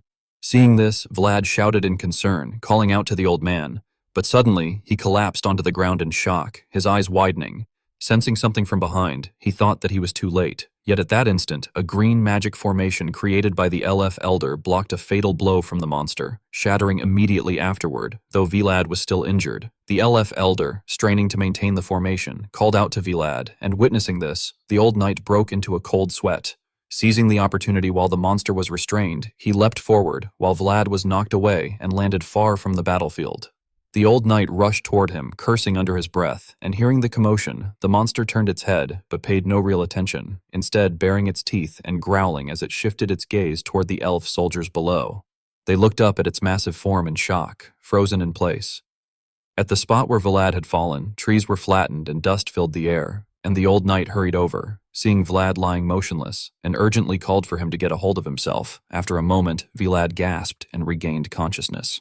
Relieved, the old knight exclaimed that Vlad had survived thanks to the Grand Elder's magic, while Vlad slowly sat up, groaning, and sensing something unusual in his chest, grew suspicious. Noticing this, the old knight asked about his condition and whether anything was broken, to which Vlad replied that he was all right, and asked about the old knight in return. The old knight glanced at his injured arm and said that he had barely avoided a direct hit and that swinging his sword a few more times would not be a problem, then frowned and asked if Vlad could continue fighting. Holding his chest with one hand and his sword with the other, Vlad assessed that the blessing from the white serpent still remained, albeit faint, and that although his sword was warped, it had not lost its sharpness. With determined eyes, he replied that he could do it and could probably endure one more exchange.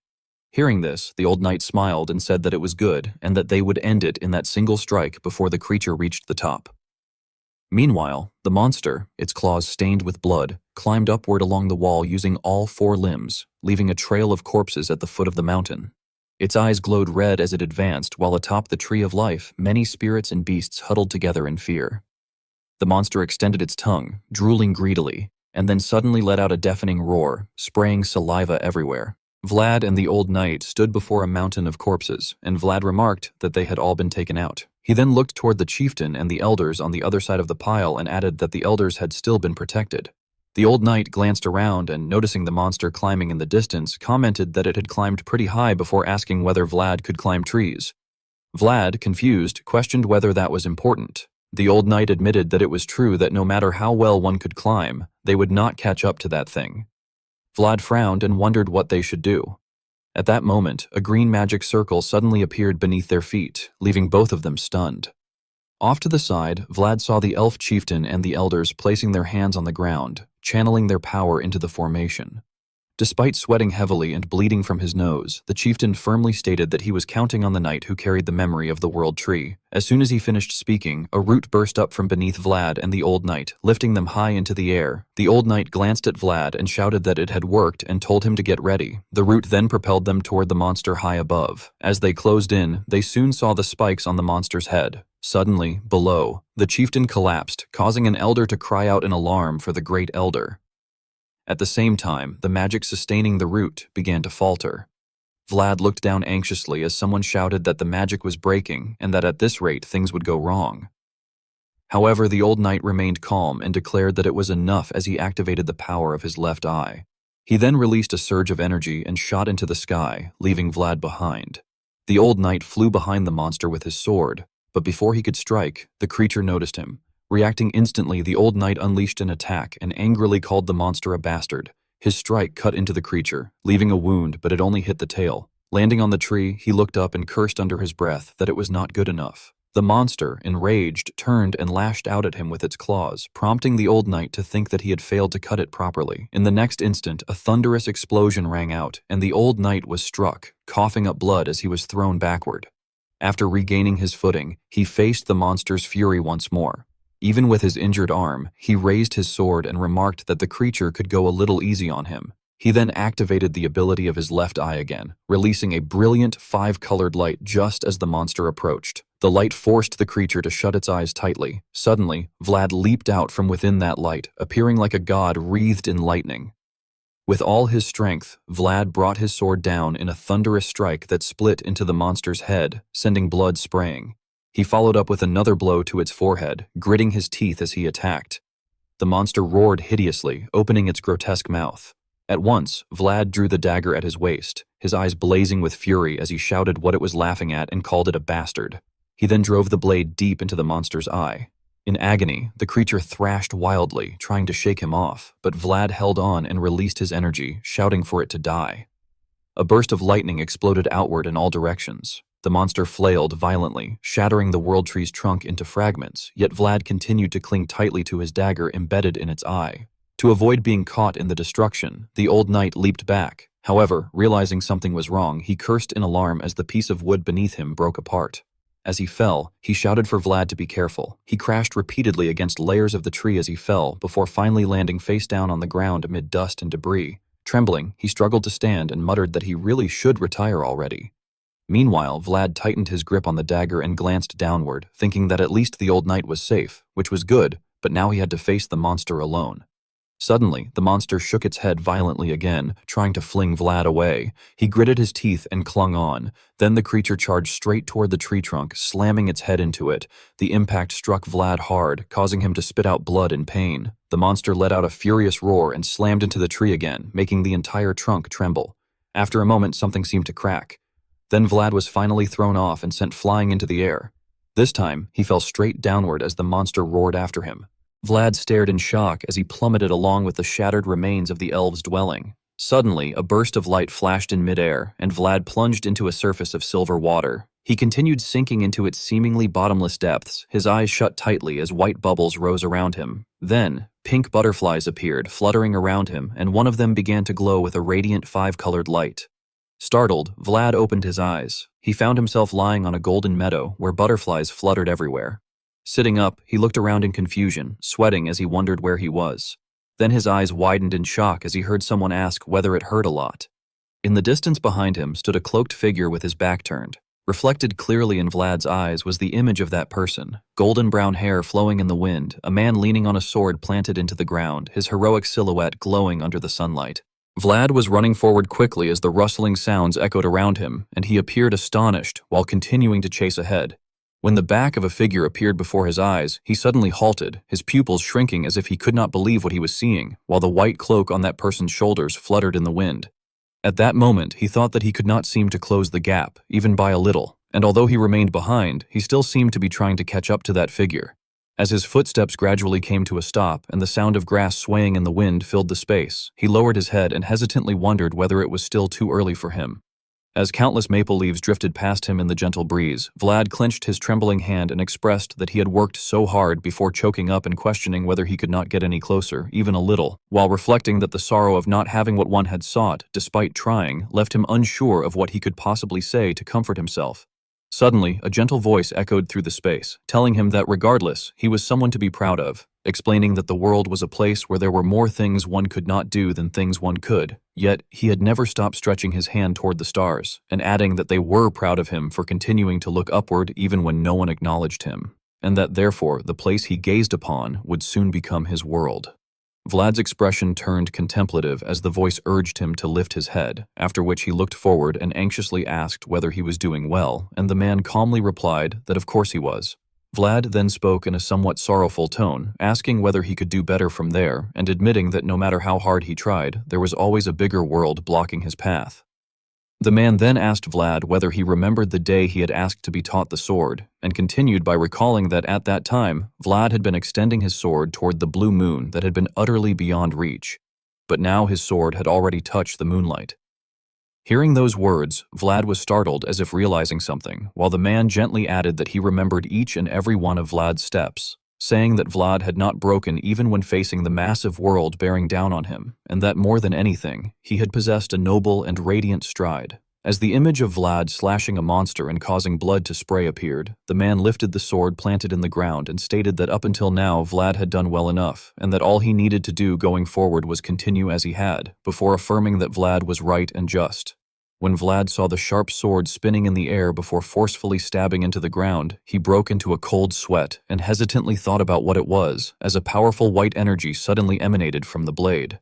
At the same time, the man slowly turned his head and, in a low voice that echoed throughout the space, said that every beginning started with belief in oneself, and that he must not lose that belief, just as his faith in Vlad had never wavered for a single moment, before smiling faintly and declaring that now it was Vlad's turn. Vlad stared at that face in a daze with widened eyes, but then a rain of red maple leaves fell and obscured it completely. At that moment, dazzling streaks of light appeared before him, and a bright radiance shone from a butterfly with its wings spread wide.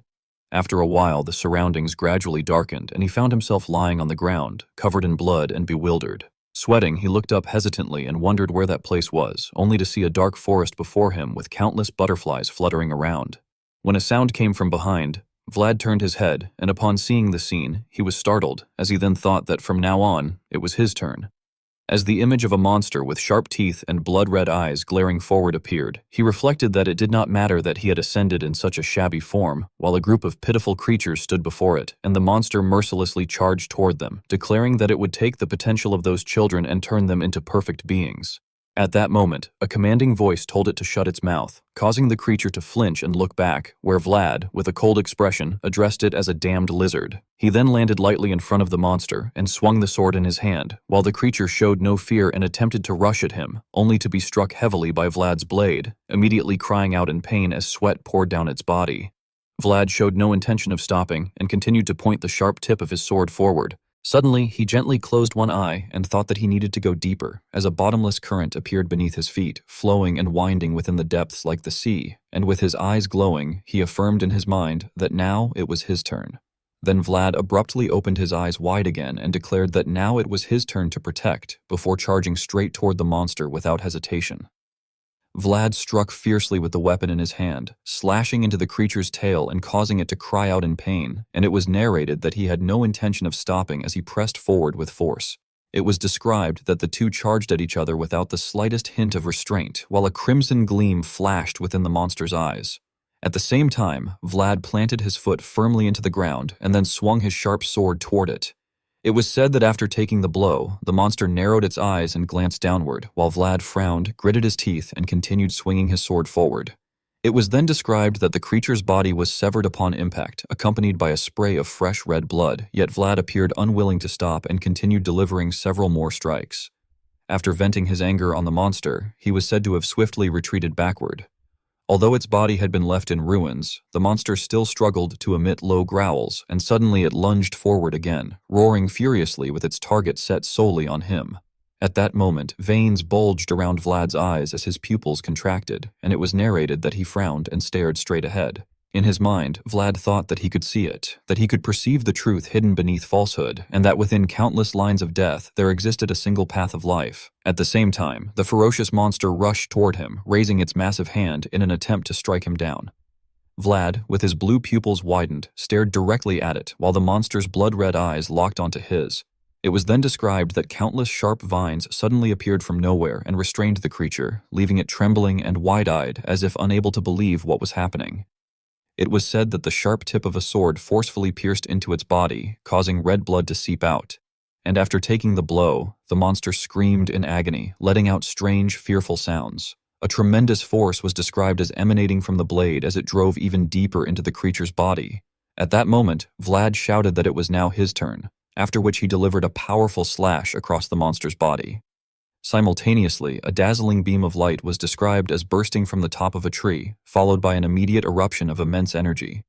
Nearby elves were said to stare wide-eyed at the radiant light, while even the elders, with emotionless gazes, observed intently.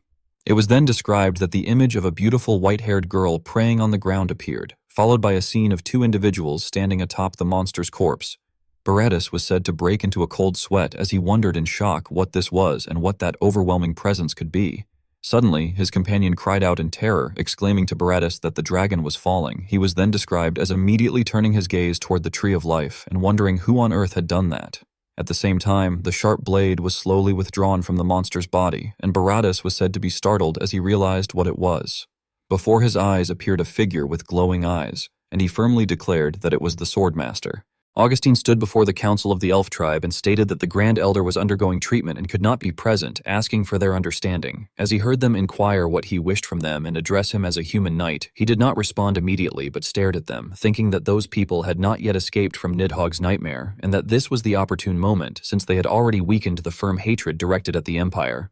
After a short while, he finally spoke, mentioning Absalon, and requested that they stop the distribution of the tea known as Tuzon in that place. Straightening his posture, he questioned why they would demand that they stop selling a product that was already circulating smoothly, adding that although he had helped protect the world tree, interfering in their internal affairs was going too far. He then sighed and admitted that he had been beating around the bush too much, clarifying what he truly meant before his gaze turned cold, and he firmly demanded that they stop spreading poison throughout the Empire any further.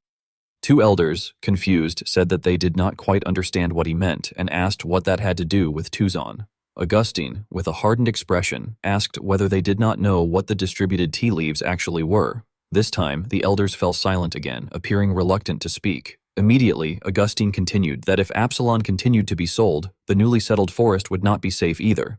An elderly elder glared at him and asked what he was talking about, but Augustine did not yield and instead looked back, stating that the Empire was clearly wavering right now. He then explained that he understood the intention of several among them to seize this moment and settle long-standing grudges. A silver-haired elder reproached him, saying that those were very harsh words and that although he might have fought to save the world tree, he had overstepped with his words. He then added that, considering the help he had shown them, he would allow him to return alive. Augustine, however, spoke in a grave tone and emphasized that everyone should not be mistaken. Under the sunlight shining upon the empty throne above, he added that it was not the Empire that had weakened, but only the strength of the imperial family. Recalling those kneeling before the dragon throne, he stated that His Majesty suffered from a grave illness, as all the Empire knew, and that even they must be aware of it. He further explained that because of this, the imperial family's sword, which should protect the emperor, now controlled the emperor and continued to shake the imperial family. Imagining a mysterious figure watching from behind with glowing eyes in the night, Augustine declared that behind them, an old dragon was waiting for its opportunity. He then went on to explain that the nobility of the empire had inflated their power over long periods without major war and had now grown so mighty that the imperial family's strength alone could not contain them. Thinking of a red-haired man standing with folded arms and a faint smile, he stated that growing power inevitably pulled ambition along with it, and that the nobles had begun raising their own banners, each seeking justification.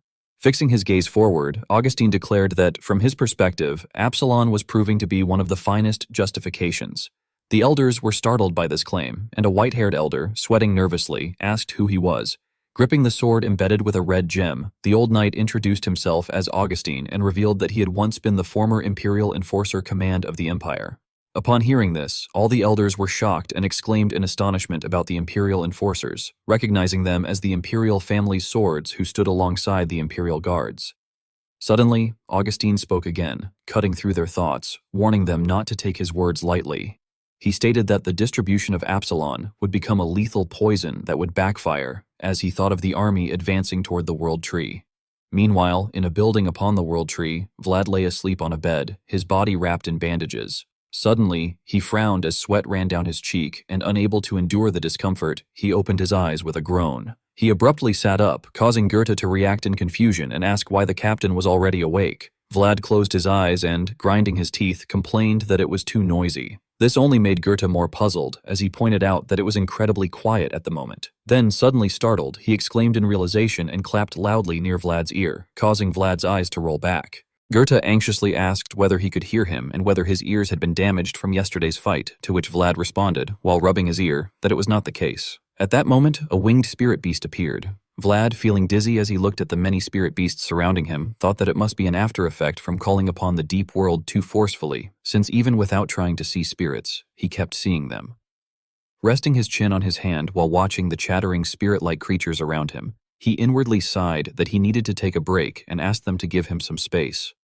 Suddenly noticing something, he glanced aside and observed the sword placed by the window. Seeing him so deep in thought, Goethe said that he had been meaning to ask when Vlad woke up what was with that sword, to which Vlad replied that it was the Swordmaster's sword. Goethe initially responded with relief, saying that was all, but then froze as he realized what Vlad had said and asked in confusion what sword he meant.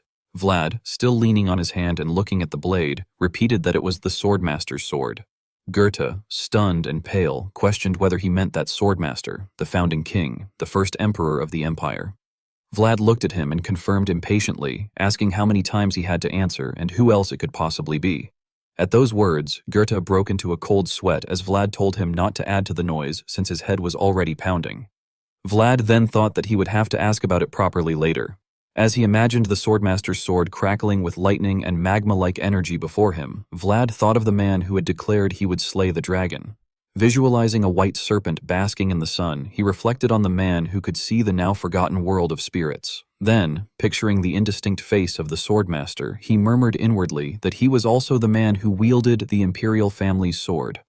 Looking again at the blade, Vlad concluded that it had definitely been that voice which had handed him the sword, recalling the man on the grassy hill and the sword planted in the ground, as if it had been his own. Meanwhile, outside the elven village, the corpse of a monster lay on the ground surrounded by many onlookers. Augustine approached and asked if he might examine it for a moment, and the soldiers permitted him. Squatting near the monster's mouth, Augustine said he would take a look and, as he touched the cut on its body, he analyzed that the strike had landed exactly where he had instructed, piercing the heart in a single blow. Using his energy to assess further, he thought that it had not ended there and that the attacker must have felt it at his fingertips. Observing the long slash near the creature's side, he deduced that judging by the traces of continued sword strikes, the attacker had not stopped even after knowing it was over. As his pure white energy traced a line through the air, Augustine reflected that although the sword techniques came from the same root, each bore its own character when used. Taking in the overall fatal wounds, he concluded inwardly that the beginning had been noble, but the end had been cruel. He then sighed and muttered that this one was a real pain, imagining a young knight wielding a silver sword and reasoning that a young knight of the north using the imperial family's swordsmanship was a contradiction both in existence and in technique. Back at Vlad's residence, he leaned on the windowsill and looked outside, breathing in the fresh air as he remarked that the sunshine was lovely and that he could now feel spring coming. When a spirit creature approached his ear and said something, Vlad immediately turned and asked why they did not go home and how long they intended to keep lingering. Resting his arms on the window again, he closed his eyes and said that at least he could no longer hear them, which was a relief. However, his expression soon turned cold as he reflected that he had been fixated on the deep world for too long and that this experience had taught him a valuable lesson. Feeling as though he stood within a vortex of energy, he held his sword and concluded that to fully draw out the deep world, maintaining composure must come first, and that forcing it out recklessly made the backlash difficult to endure. Thinking of a young man collapsed on the ground, he remarked inwardly that even the great Rudiger had been unable to support his own body for a time. Suddenly, the Saintess entered with a startled cry, drawing Vlad's attention. Carrying a box of medicine, she told him that he should not have removed the bandages already. Vlad quickly insisted that his wounds were nearly healed, which surprised her. As he stood bare-chested, he scratched his head and explained that the bandages had been so tight that it felt like his blood was not circulating. The Saintess raised her brows and pointed out that his wounds had been deep, with cracks along the bone in several places, and that by human methods it would have required at least a month of treatment. Vlad laughed lightly, stretching his arms as he commented that elven medicine was indeed effective, considering he had healed in less than a week, and asked whether he could take some with him later. He then pointed upward and added that since he was making requests, he wondered if she could spare some cough medicine as well, which made her question what he meant. Vlad clarified seriously that he wanted one without side effects. Instead of replying, the Saintess simply stared at him, and Vlad met her gaze without urging her. Suddenly, her eyes emitted a golden light, which quickly flared into a brilliant glow. Through this, she saw a vision of a man sitting by a fireplace. His eyes darkened with exhaustion and cold energy emanating from his face. Despite sitting by the fire, Joseph appeared frozen, his breath turning into white mist in the air. The Holy Maiden stood in front of Vlad holding a box of medicine, staring at the sight of his old wound as she said that she would give it to him if he asked, but it would not mean much. Vlad, hearing this, seemed somewhat puzzled. She then continued by explaining that the reason he had been able to recover so early was solely thanks to his strong innate life force, and added that this was why it would not be of much use to that person, no matter the medicine's quality. She looked straight at Vlad without any intention of explaining further, while he fell into deep thought over her words. After a moment, Vlad said that he understood. The Holy Maiden remained silent, waiting for him to say more, but he did not respond. Eventually, she said that she would give him some of their tea, as it should offer some comfort. Vlad looked at the medicine box and expressed his thanks, after which she instructed him to sit there because she had to finish treating him. A short while later, as Beretus approached outside the room, he heard the two of them inside arguing, with Vlad hesitantly asking whether he really had to wear the bandages, and the Holy Maiden firmly replying that he must. Baratus paused and remarked to the guards outside that he saw the Holy Maiden had arrived as well. He then opened the door, entered, and greeted Vlad, apologizing that he had been too busy to check on him lately. However, before he could finish, he noticed the Holy Maiden's hand placed on Vlad's bare chest, and the ambiguous atmosphere between them made them appear, in his eyes, like a pair of lovers caring for each other. This caused him to freeze momentarily as he awkwardly finished his sentence. Vlad turned and greeted him, saying that he had arrived, but Baratus's expression had already darkened, his eyes turning cold and intense like those of a demon.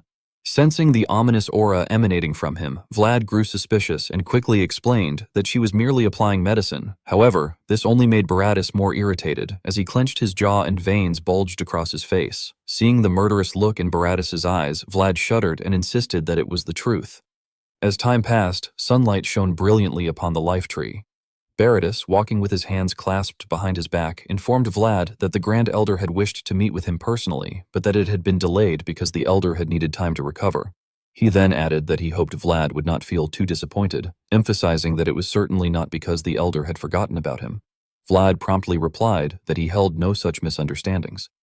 As they continued walking together, Baratus brought up another matter, remarking that it was a pity Vlad's sword and armor had been completely shattered. Vlad agreed, saying that it was indeed true. Thinking of Rudiger and a certain girl, Vlad listened as Baratus emphasized that those items had been meaningful in many ways. Then, Baratus suddenly commented that Vlad might quite like what he was about to see, prompting Vlad to ask for clarification. Before long, they arrived in front of a wooden door. Baratus placed his hand on his chest and announced that it was him and that he had brought the guest of the World Tree. The door quickly opened, and the Grand Elder welcomed Vlad of Sawara, asking whether he had been spending his time comfortably. Vlad slightly bowed his head and replied that he had been spending his days as comfortably as if he were in his own home. The Elder expressed his satisfaction upon hearing this. He then gestured toward two items covered with a red cloth and explained that he had heard Vlad had lost both his sword and armor, and therefore they intended to provide him with sufficient compensation. When the red cloth was removed, the revealed items left Vlad stunned.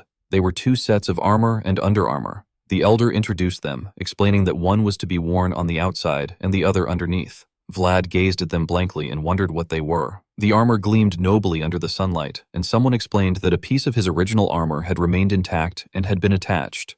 Recalling the image of Vlad training among the beings of the World Tree, the Elder referred to him as the Defender of Children, smiling as he remarked that he thought it was a phrase that suited him very well.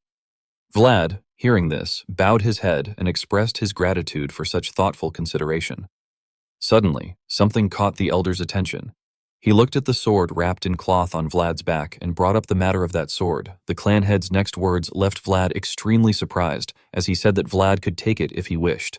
Recalling the holy sword embedded in the roots of the World Tree, the clan head explained that the Swordmaster's blade had been there to protect the World Tree, and since Vlad had drawn it and protected the tree, he must be someone worthy of wielding it. He then added seriously that although it was a shame to let it go, it was a sword they had not been able to handle in the first place. However, the clan head and the elders were left stunned when Vlad refused, stating that he would return it to them. The clan head widened his eyes and stammered in confusion, asking what Vlad meant and why.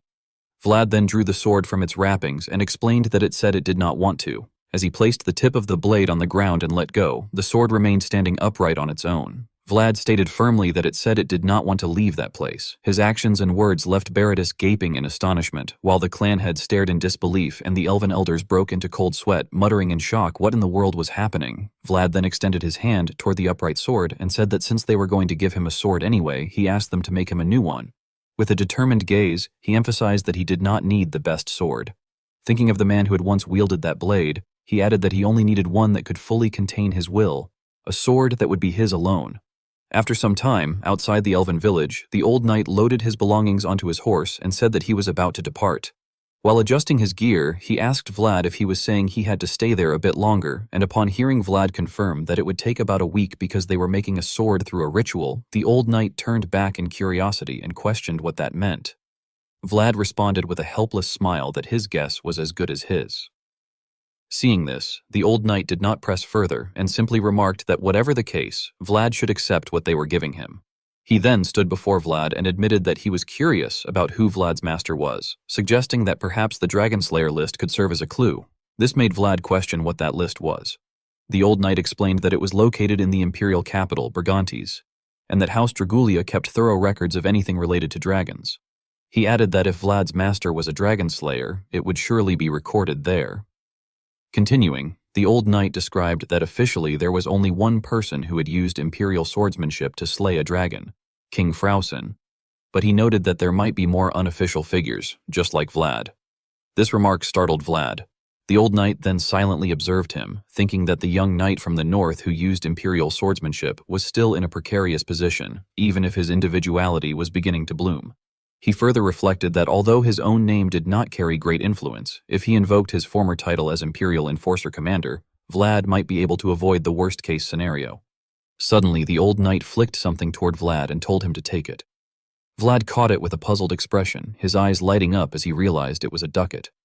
At that moment, the old knight introduced himself as Augustine, telling Vlad that if someone later recognized his swordsmanship, he should give them his name. Hearing this, Vlad was stunned, then smiled faintly and bowed his head slightly.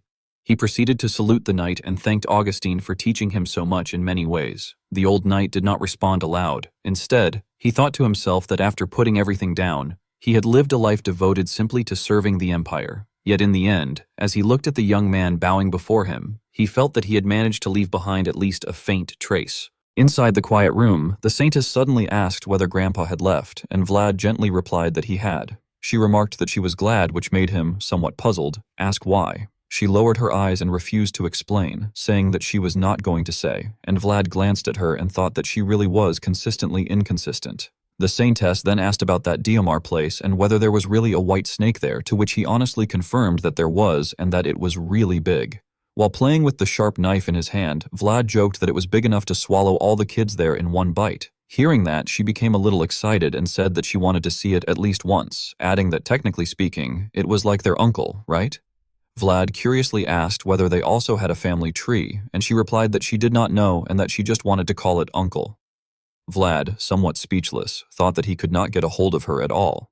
He hesitated before bringing up the matter of the sword, saying that he did not think there was any need to prepare an unnecessary ritual for him since they had a forge there and he only needed a single tough longsword. However, the saintess firmly refused, saying that she was going to do it for him and asking whether he could not see that she was studying hard right now.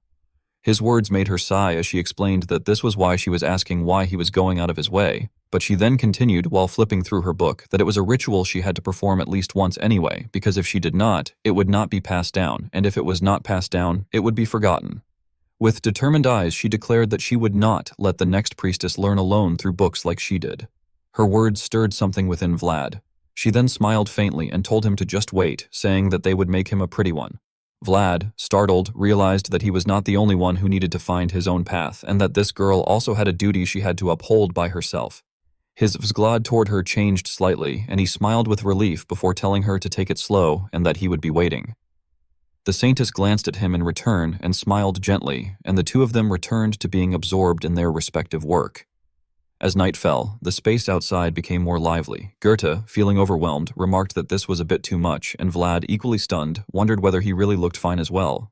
Drums began to resound, and soldiers lined up neatly, while at the center, the saintess prayed devoutly. Vlad suggested that they should just think of it as something like a festival.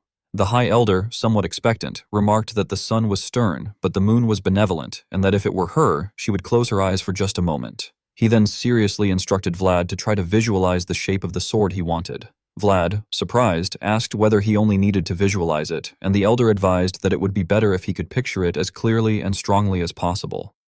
Vlad agreed, saying that he understood. The elder then gestured forward and ordered him to go forth, telling him to sit at that spot and close his eyes.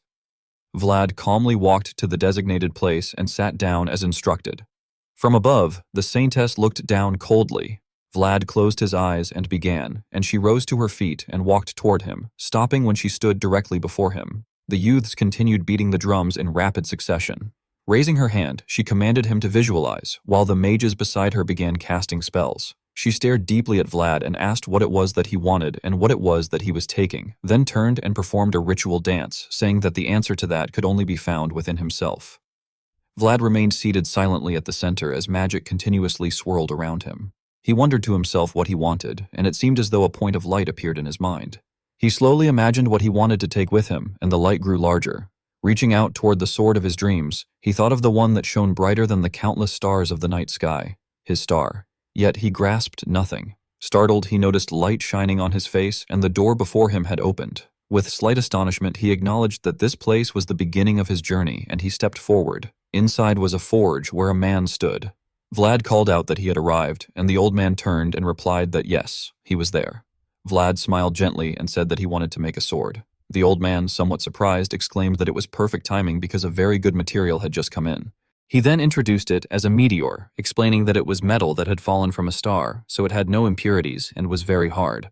Vlad, satisfied, remarked that for its size, a sword without any decorations would be good, adding that perhaps because it was the one he had held, he guessed he had been tamed by it. The old man laughed and reassured him not to worry, saying that honestly, he could only make it that big anyway. He then suggested that they should begin. The old man placed the meteor into the furnace, and spirits quickly gathered around it as he began his craft. The furnace burned fiercely, while the spirits each took on their roles, some tending the fire and others handling the water. Vlad laughed joyfully, and the old man responded happily as well. They all worked together in harmony, and soon, a sharp sword was forged and quenched in water. After examining his work for a moment, the old man finally announced that it was all done. Vlad, surprised, asked whether it was already finished, and the old man nodded in confirmation. Vlad bowed his head slightly, thinking sadly that he already knew the time he had there was not infinite, yet he still wished for just a little more. The old man then handed the sword to him, expressing relief and gently saying that this time they could go their separate ways while saying goodbye. Vlad smiled and agreed. The old man waved farewell, saying that it was good to see him again after so long. Vlad closed his eyes as he saw him off, then held the sword tightly in his hand and softly said that it had been the same for him as well. At the Baranov Duchy capital Vastopol, the climate was extremely harsh as a blizzard swept across the land. Sitting upon the throne, the man aggressively questioned why the visitor had come all the way there just to say something like that. He angrily repeated whether they were truly asking him to hand over the shard of the dragon. The other man hurriedly lowered his head respectfully and explained that, as Lord Duke already knew, the dragon's potential became more complete the more fragments were gathered together.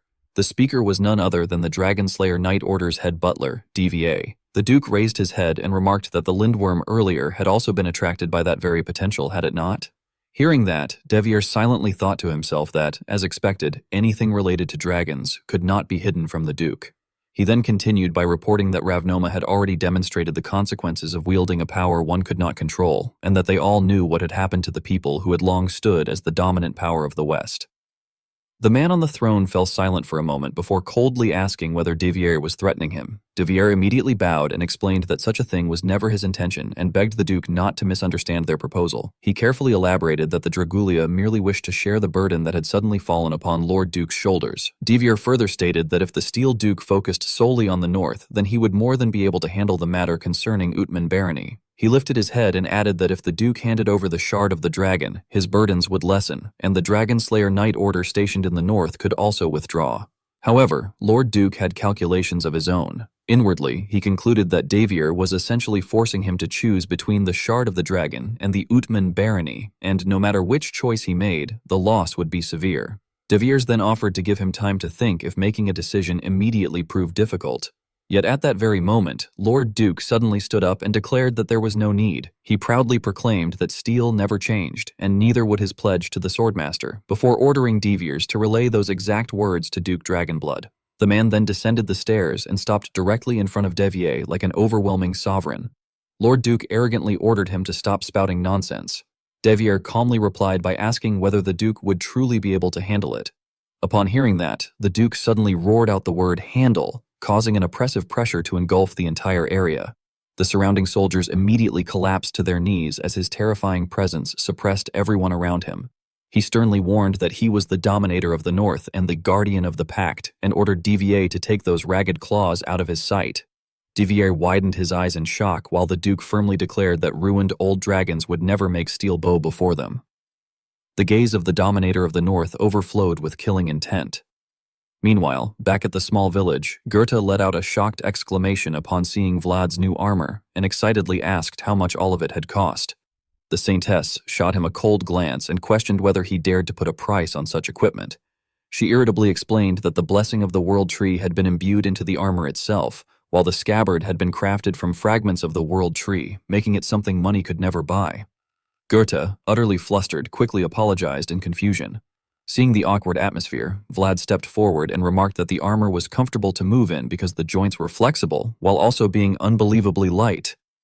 The Saintess expressed relief upon hearing that he liked it, and Vlad politely replied that it was truly incredible and unlike any equipment he had ever seen before in his life. The Saintess kept her gaze fixed upon Vlad before commenting that the sword had the correct shape but was still incomplete. She then lowered her head apologetically and admitted that it was their first attempt, so they had been unable to forge it perfectly. Vlad cheerfully reassured her that it was perfectly fine and that he genuinely liked the sword. He added that, more importantly, he had been able to meet a special person again. Smiling faintly, he recalled the old man who had helped forge the blade and remarked that if it had truly been an unusable sword, the old craftsman would never have given it to him in the first place. Hearing that, the Saintess happily laughed and asked if that was really true. She then handed Vlad a letter and requested that he deliver it. Vlad looked puzzled and asked to whom it should be given. The Saintess answered that it was meant for the Lord of Daemar, Alicia Hainal. She explained that the letter contained their apology regarding the Amberstone, since it had been the heirloom of the Hainal family. Smiling softly, the Saintess added that the letter beneath it had been sent by the Great Elder as well. Vlad immediately agreed and assured her that he would personally deliver both letters. The Saintess then explained that they would soon send envoys to both Hainal and Dobrekti because they also wished to meet the spirits residing there. Vlad casually replied that it sounded great. Afterward, the Saintess handed him a note decorated with a 4-leaf clover and instructed him to open it once he arrived at the crossroads later on. Vlad looked surprised and asked whether it was a note, then further questioned what crossroads she meant. However, the Saintess refused to explain further and simply told him that he would understand once he saw it himself. Vlad accepted her words without asking more questions. Finally, the Saintess waved goodbye and stated that this would be the end of her farewell. Vlad stared at the Saintess in slight confusion and noticed that her eyes were lowered as though she still carried some lingering regret. After a brief hesitation, he stepped forward and awkwardly admitted that he had been meaning to ask her something.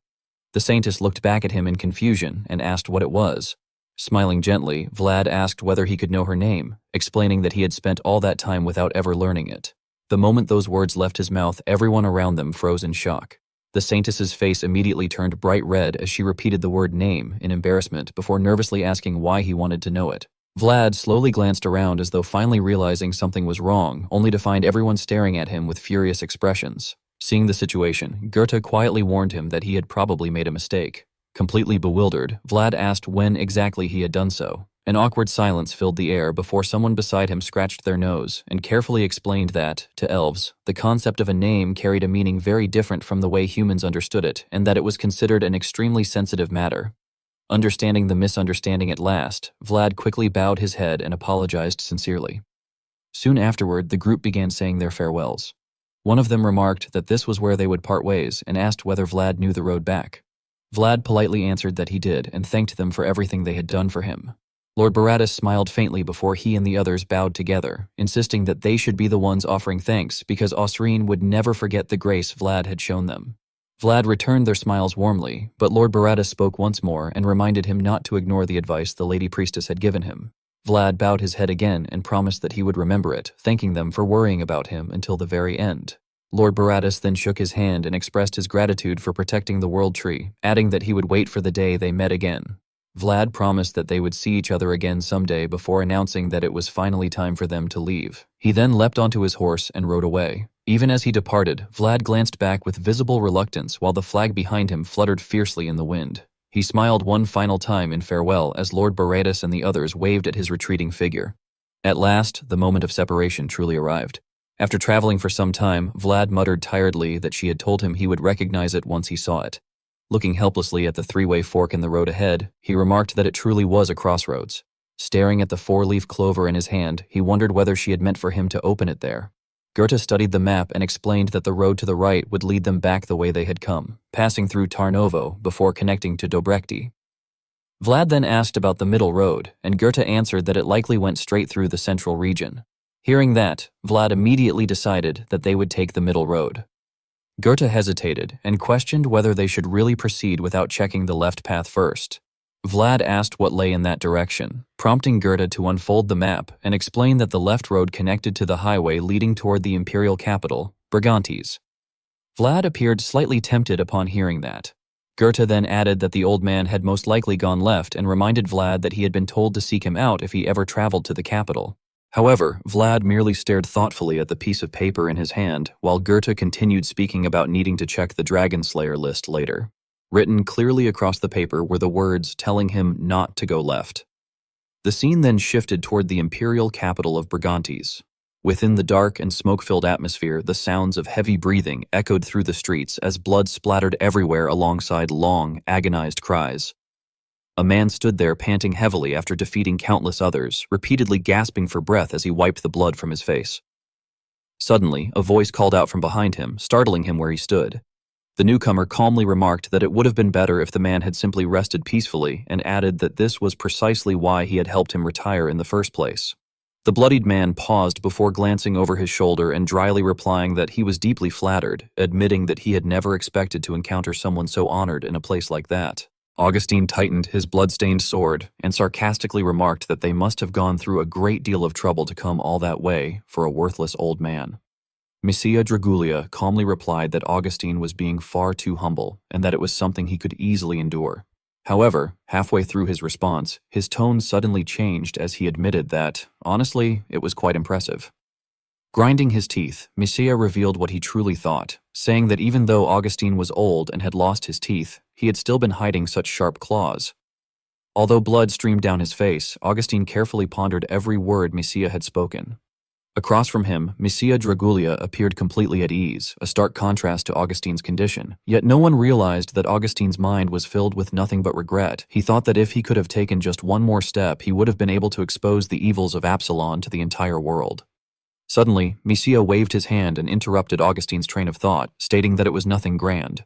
The soldiers behind him seemed to take it as a signal and immediately placed their hands on the hilts of their swords. As expected, after Messia's declaration, they all raised their blades before them, ready to strike. Messia announced that this was the retirement ceremony he had prepared for Augustine. He himself also began drawing his weapon, while expressing the hope that Augustine would find it to his liking. Recognizing his opponent's intentions, Augustine immediately raised his sword into a defensive stance. Messia Dragulia watched the scene with a confident smile forming at the corner of his lips. Augustine, however, found no such comfort in his lonely predicament. At that moment, Augustine's mind unconsciously began to form an image of Messia Dragulia. He noted the blonde hair and blue eyes, and then another trait came to mind: cruelty. The more he reflected upon it, the more horrified he became. While Augustine's thoughts drifted, Messia steadily closed the distance between them. In what might have been the final moment of his life, Augustine bitterly realized that he had been mistaken. He concluded that the beginning had been noble, but the end had been marked by cruelty. He could no longer deny that it was not an individuality that had awakened on its own. By then, Messia had successfully approached him, and for the first time the two men stood face to face at such close range. Their clash lasted only an instant. Before anyone could even comprehend what technique had been used, they had already separated. Using his very life as the price of realization, Augustine finally understood that it was something passed down through blood. Unlike Augustine's frail appearance, Messia was convinced that he had succeeded even without clearly seeing his opponent's face. He believed that Augustine had already carried his belated understanding with him into death, the understanding that it was the instinct of a predator. The scene then shifted to the peaceful edge of a forest. Goethe pointed ahead and introduced the place, explaining that the village in the distance was Wisteria Village. Vlad complimented the settlement, observing that it was nice and quiet. Smiling brightly, Goethe thanked his captain for the praise. Vlad kindly explained that Goethe had already mentioned they were heading toward a nearby city anyway, so he thought it was worthwhile to stop by while they were passing through. He then changed the subject and asked how long it had been since Goethe had left his hometown. After rubbing his chin thoughtfully, Goethe estimated that it had probably been about 6 years. Vlad remarked that it was quite a long time. Goethe readily agreed and admitted that he had wanted to return home in glory after achieving success, but had not managed to do so as he originally intended. Even before Goethe could finish, Vlad inferred that since Goethe had become Bayezid's squire, he had already succeeded. He added that in times like those, simply making it back alive was an achievement in itself. Having been seen through so easily, Goethe scratched his head and laughed awkwardly. He agreed, saying that he would simply check on his mother and siblings and then head back out again. Building on the conversation, Vlad asked whether Goethe's mother was a good cook. Without the slightest hesitation, Goethe declared that she certainly was and insisted that her potato stew was on an entirely different level. Grinning with excitement, Vlad asked whether it was really that delicious and suggested that they should stay for a couple of days if it was. The unexpected happiness left Goethe so stunned that he had to ask whether Vlad was serious and whether that would really be acceptable. Vlad immediately reminded him that it depended on his mother's cooking skills. Goethe paid little attention to that condition and instead focused entirely on his excitement, exclaiming that they were almost there. Moments later, the two men arrived at the entrance to Goethe's village. However, before they could even dismount, a soldier loudly stopped them and demanded that they halt. The guard asked who they were and what business had brought them to the village. Goethe immediately placed a hand on his chest and introduced himself, telling Thompson that it was him, Goethe. Contrary to his expectations, Thompson responded cautiously and asked who he was. Patiently trying to refresh the man's memory, Goethe reminded him that he was from the mill house on the hill. Only then did Thompson seem to recover a useful piece of information. He repeated the reference to the mill and finally realized that it was that Goethe. As if a seal had been broken, Thompson began talking non-stop, asking how many years it had been and where Goethe had been all that time. Goethe casually replied that he had simply been here and there. Meanwhile, the two soldiers standing behind Thompson lowered their voices and whispered to each other. One asked who the newcomer was, while the other explained that he was the second son from the mill house. As their gossip continued, one of them remarked that he was that half-wit. While the soldiers continued their chatter, Vlad's gaze swept over them thoughtfully. He quickly analyzed the situation and concluded that the homecoming after 6 years was rather lukewarm and that the villagers did not seem particularly welcoming. Thompson scratched his head awkwardly and told Goethe that he was glad to see him back after such a long time. But then, adopting a more serious tone, he asked whether Goethe intended to keep a low profile and leave soon, explaining that the atmosphere around the area had been somewhat restless lately. Caught off guard by the question, Goethe awkwardly replied that he might stay for only a day or two. Satisfied with the answer, Thompson beckoned him forward and said that was fine, instructing him to visit the village chief's house first and pay his respects before passing through. As Goethe guided his horse past Thompson, he readily agreed and said that he would see him later if there was time. However, a harsh voice suddenly rang out behind him, ordering someone to halt, causing Goethe to flinch in surprise. It turned out that Thompson had stopped Vlad and was questioning him in much the same way he had questioned Goethe, demanding to know his name and the reason for his visit. Goethe quickly turned around and reminded Thompson that the man was his guest, but this only made Thompson more resolute. Thompson replied that this was precisely why he needed to conduct the inspection. Unable to hide his dissatisfaction, Goethe raised his voice at Thompson, but Thompson remained completely unfazed. Instead, he became even colder and repeated his question, demanding once more to know Vlad's name. In response, Vlad fixed him with a gaze colder than ice itself. As the silence dragged on, his brows gradually drew closer together. Looking toward Goethe, Vlad inwardly sighed and reflected that, rather than receiving a warm welcome, he was being thoroughly looked down upon. The thought left him clicking his tongue in annoyance. That single sound was enough to make the expressions of Thompson and his companions change dramatically. Noticing their reaction, Vlad finally introduced himself simply as Vlad. Yet, after speaking, he reconsidered and clarified his identity further, declaring that he was Vlad, a knight from Bayezid. He then used that title to warn Thompson and the others, expressing his hope that someone like them would never again ask for his name. The effect was immediate. The entire group stared at him with trembling bodies and gaping mouths. Thompson repeatedly moved his tongue, yet no words would come out. Instead, he felt as though he could not breathe, his entire attention fixed on the man before him whose killing intent seemed overwhelming. Judging that the lesson had been sufficient, Vlad immediately withdrew the murderous aura he had released. Feeling as though they had been granted a pardon, Thompson and his companions collapsed to their knees, gasping, coughing, and desperately catching their breath. Taking advantage of the moment, Vlad instructed them that if they understood, they should clear the way. Thompson and the others immediately apologized in unison and hurriedly stepped aside, bowing respectfully as Vlad urged his horse forward. Seeing that the situation had been resolved, Goethe awkwardly apologized to Vlad. Stammering, he tried to excuse both Thompson and himself, explaining that it had simply been such a long time since he had returned home. Before he could continue rambling, Vlad suddenly handed him a flag and instructed him to take it. Confused, Goethe questioned why he was giving it to him. Using his most solemn tone, Vlad reminded Goethe not to forget that he was no longer a wandering mercenary or a stable hand. Vlad emphasized that even Goethe's smallest actions now carried weight because he bore the duty and responsibility of a Bayezid squire. Those words struck directly at Goethe's heart and left him momentarily speechless. After fully processing their meaning, he pressed his lips together to keep himself from breaking down. He immediately placed a hand over his chest and solemnly promised Sir Vlad that he would lead the way. The flag in Goethe's hand fluttered in the wind, seeming brighter than ever before.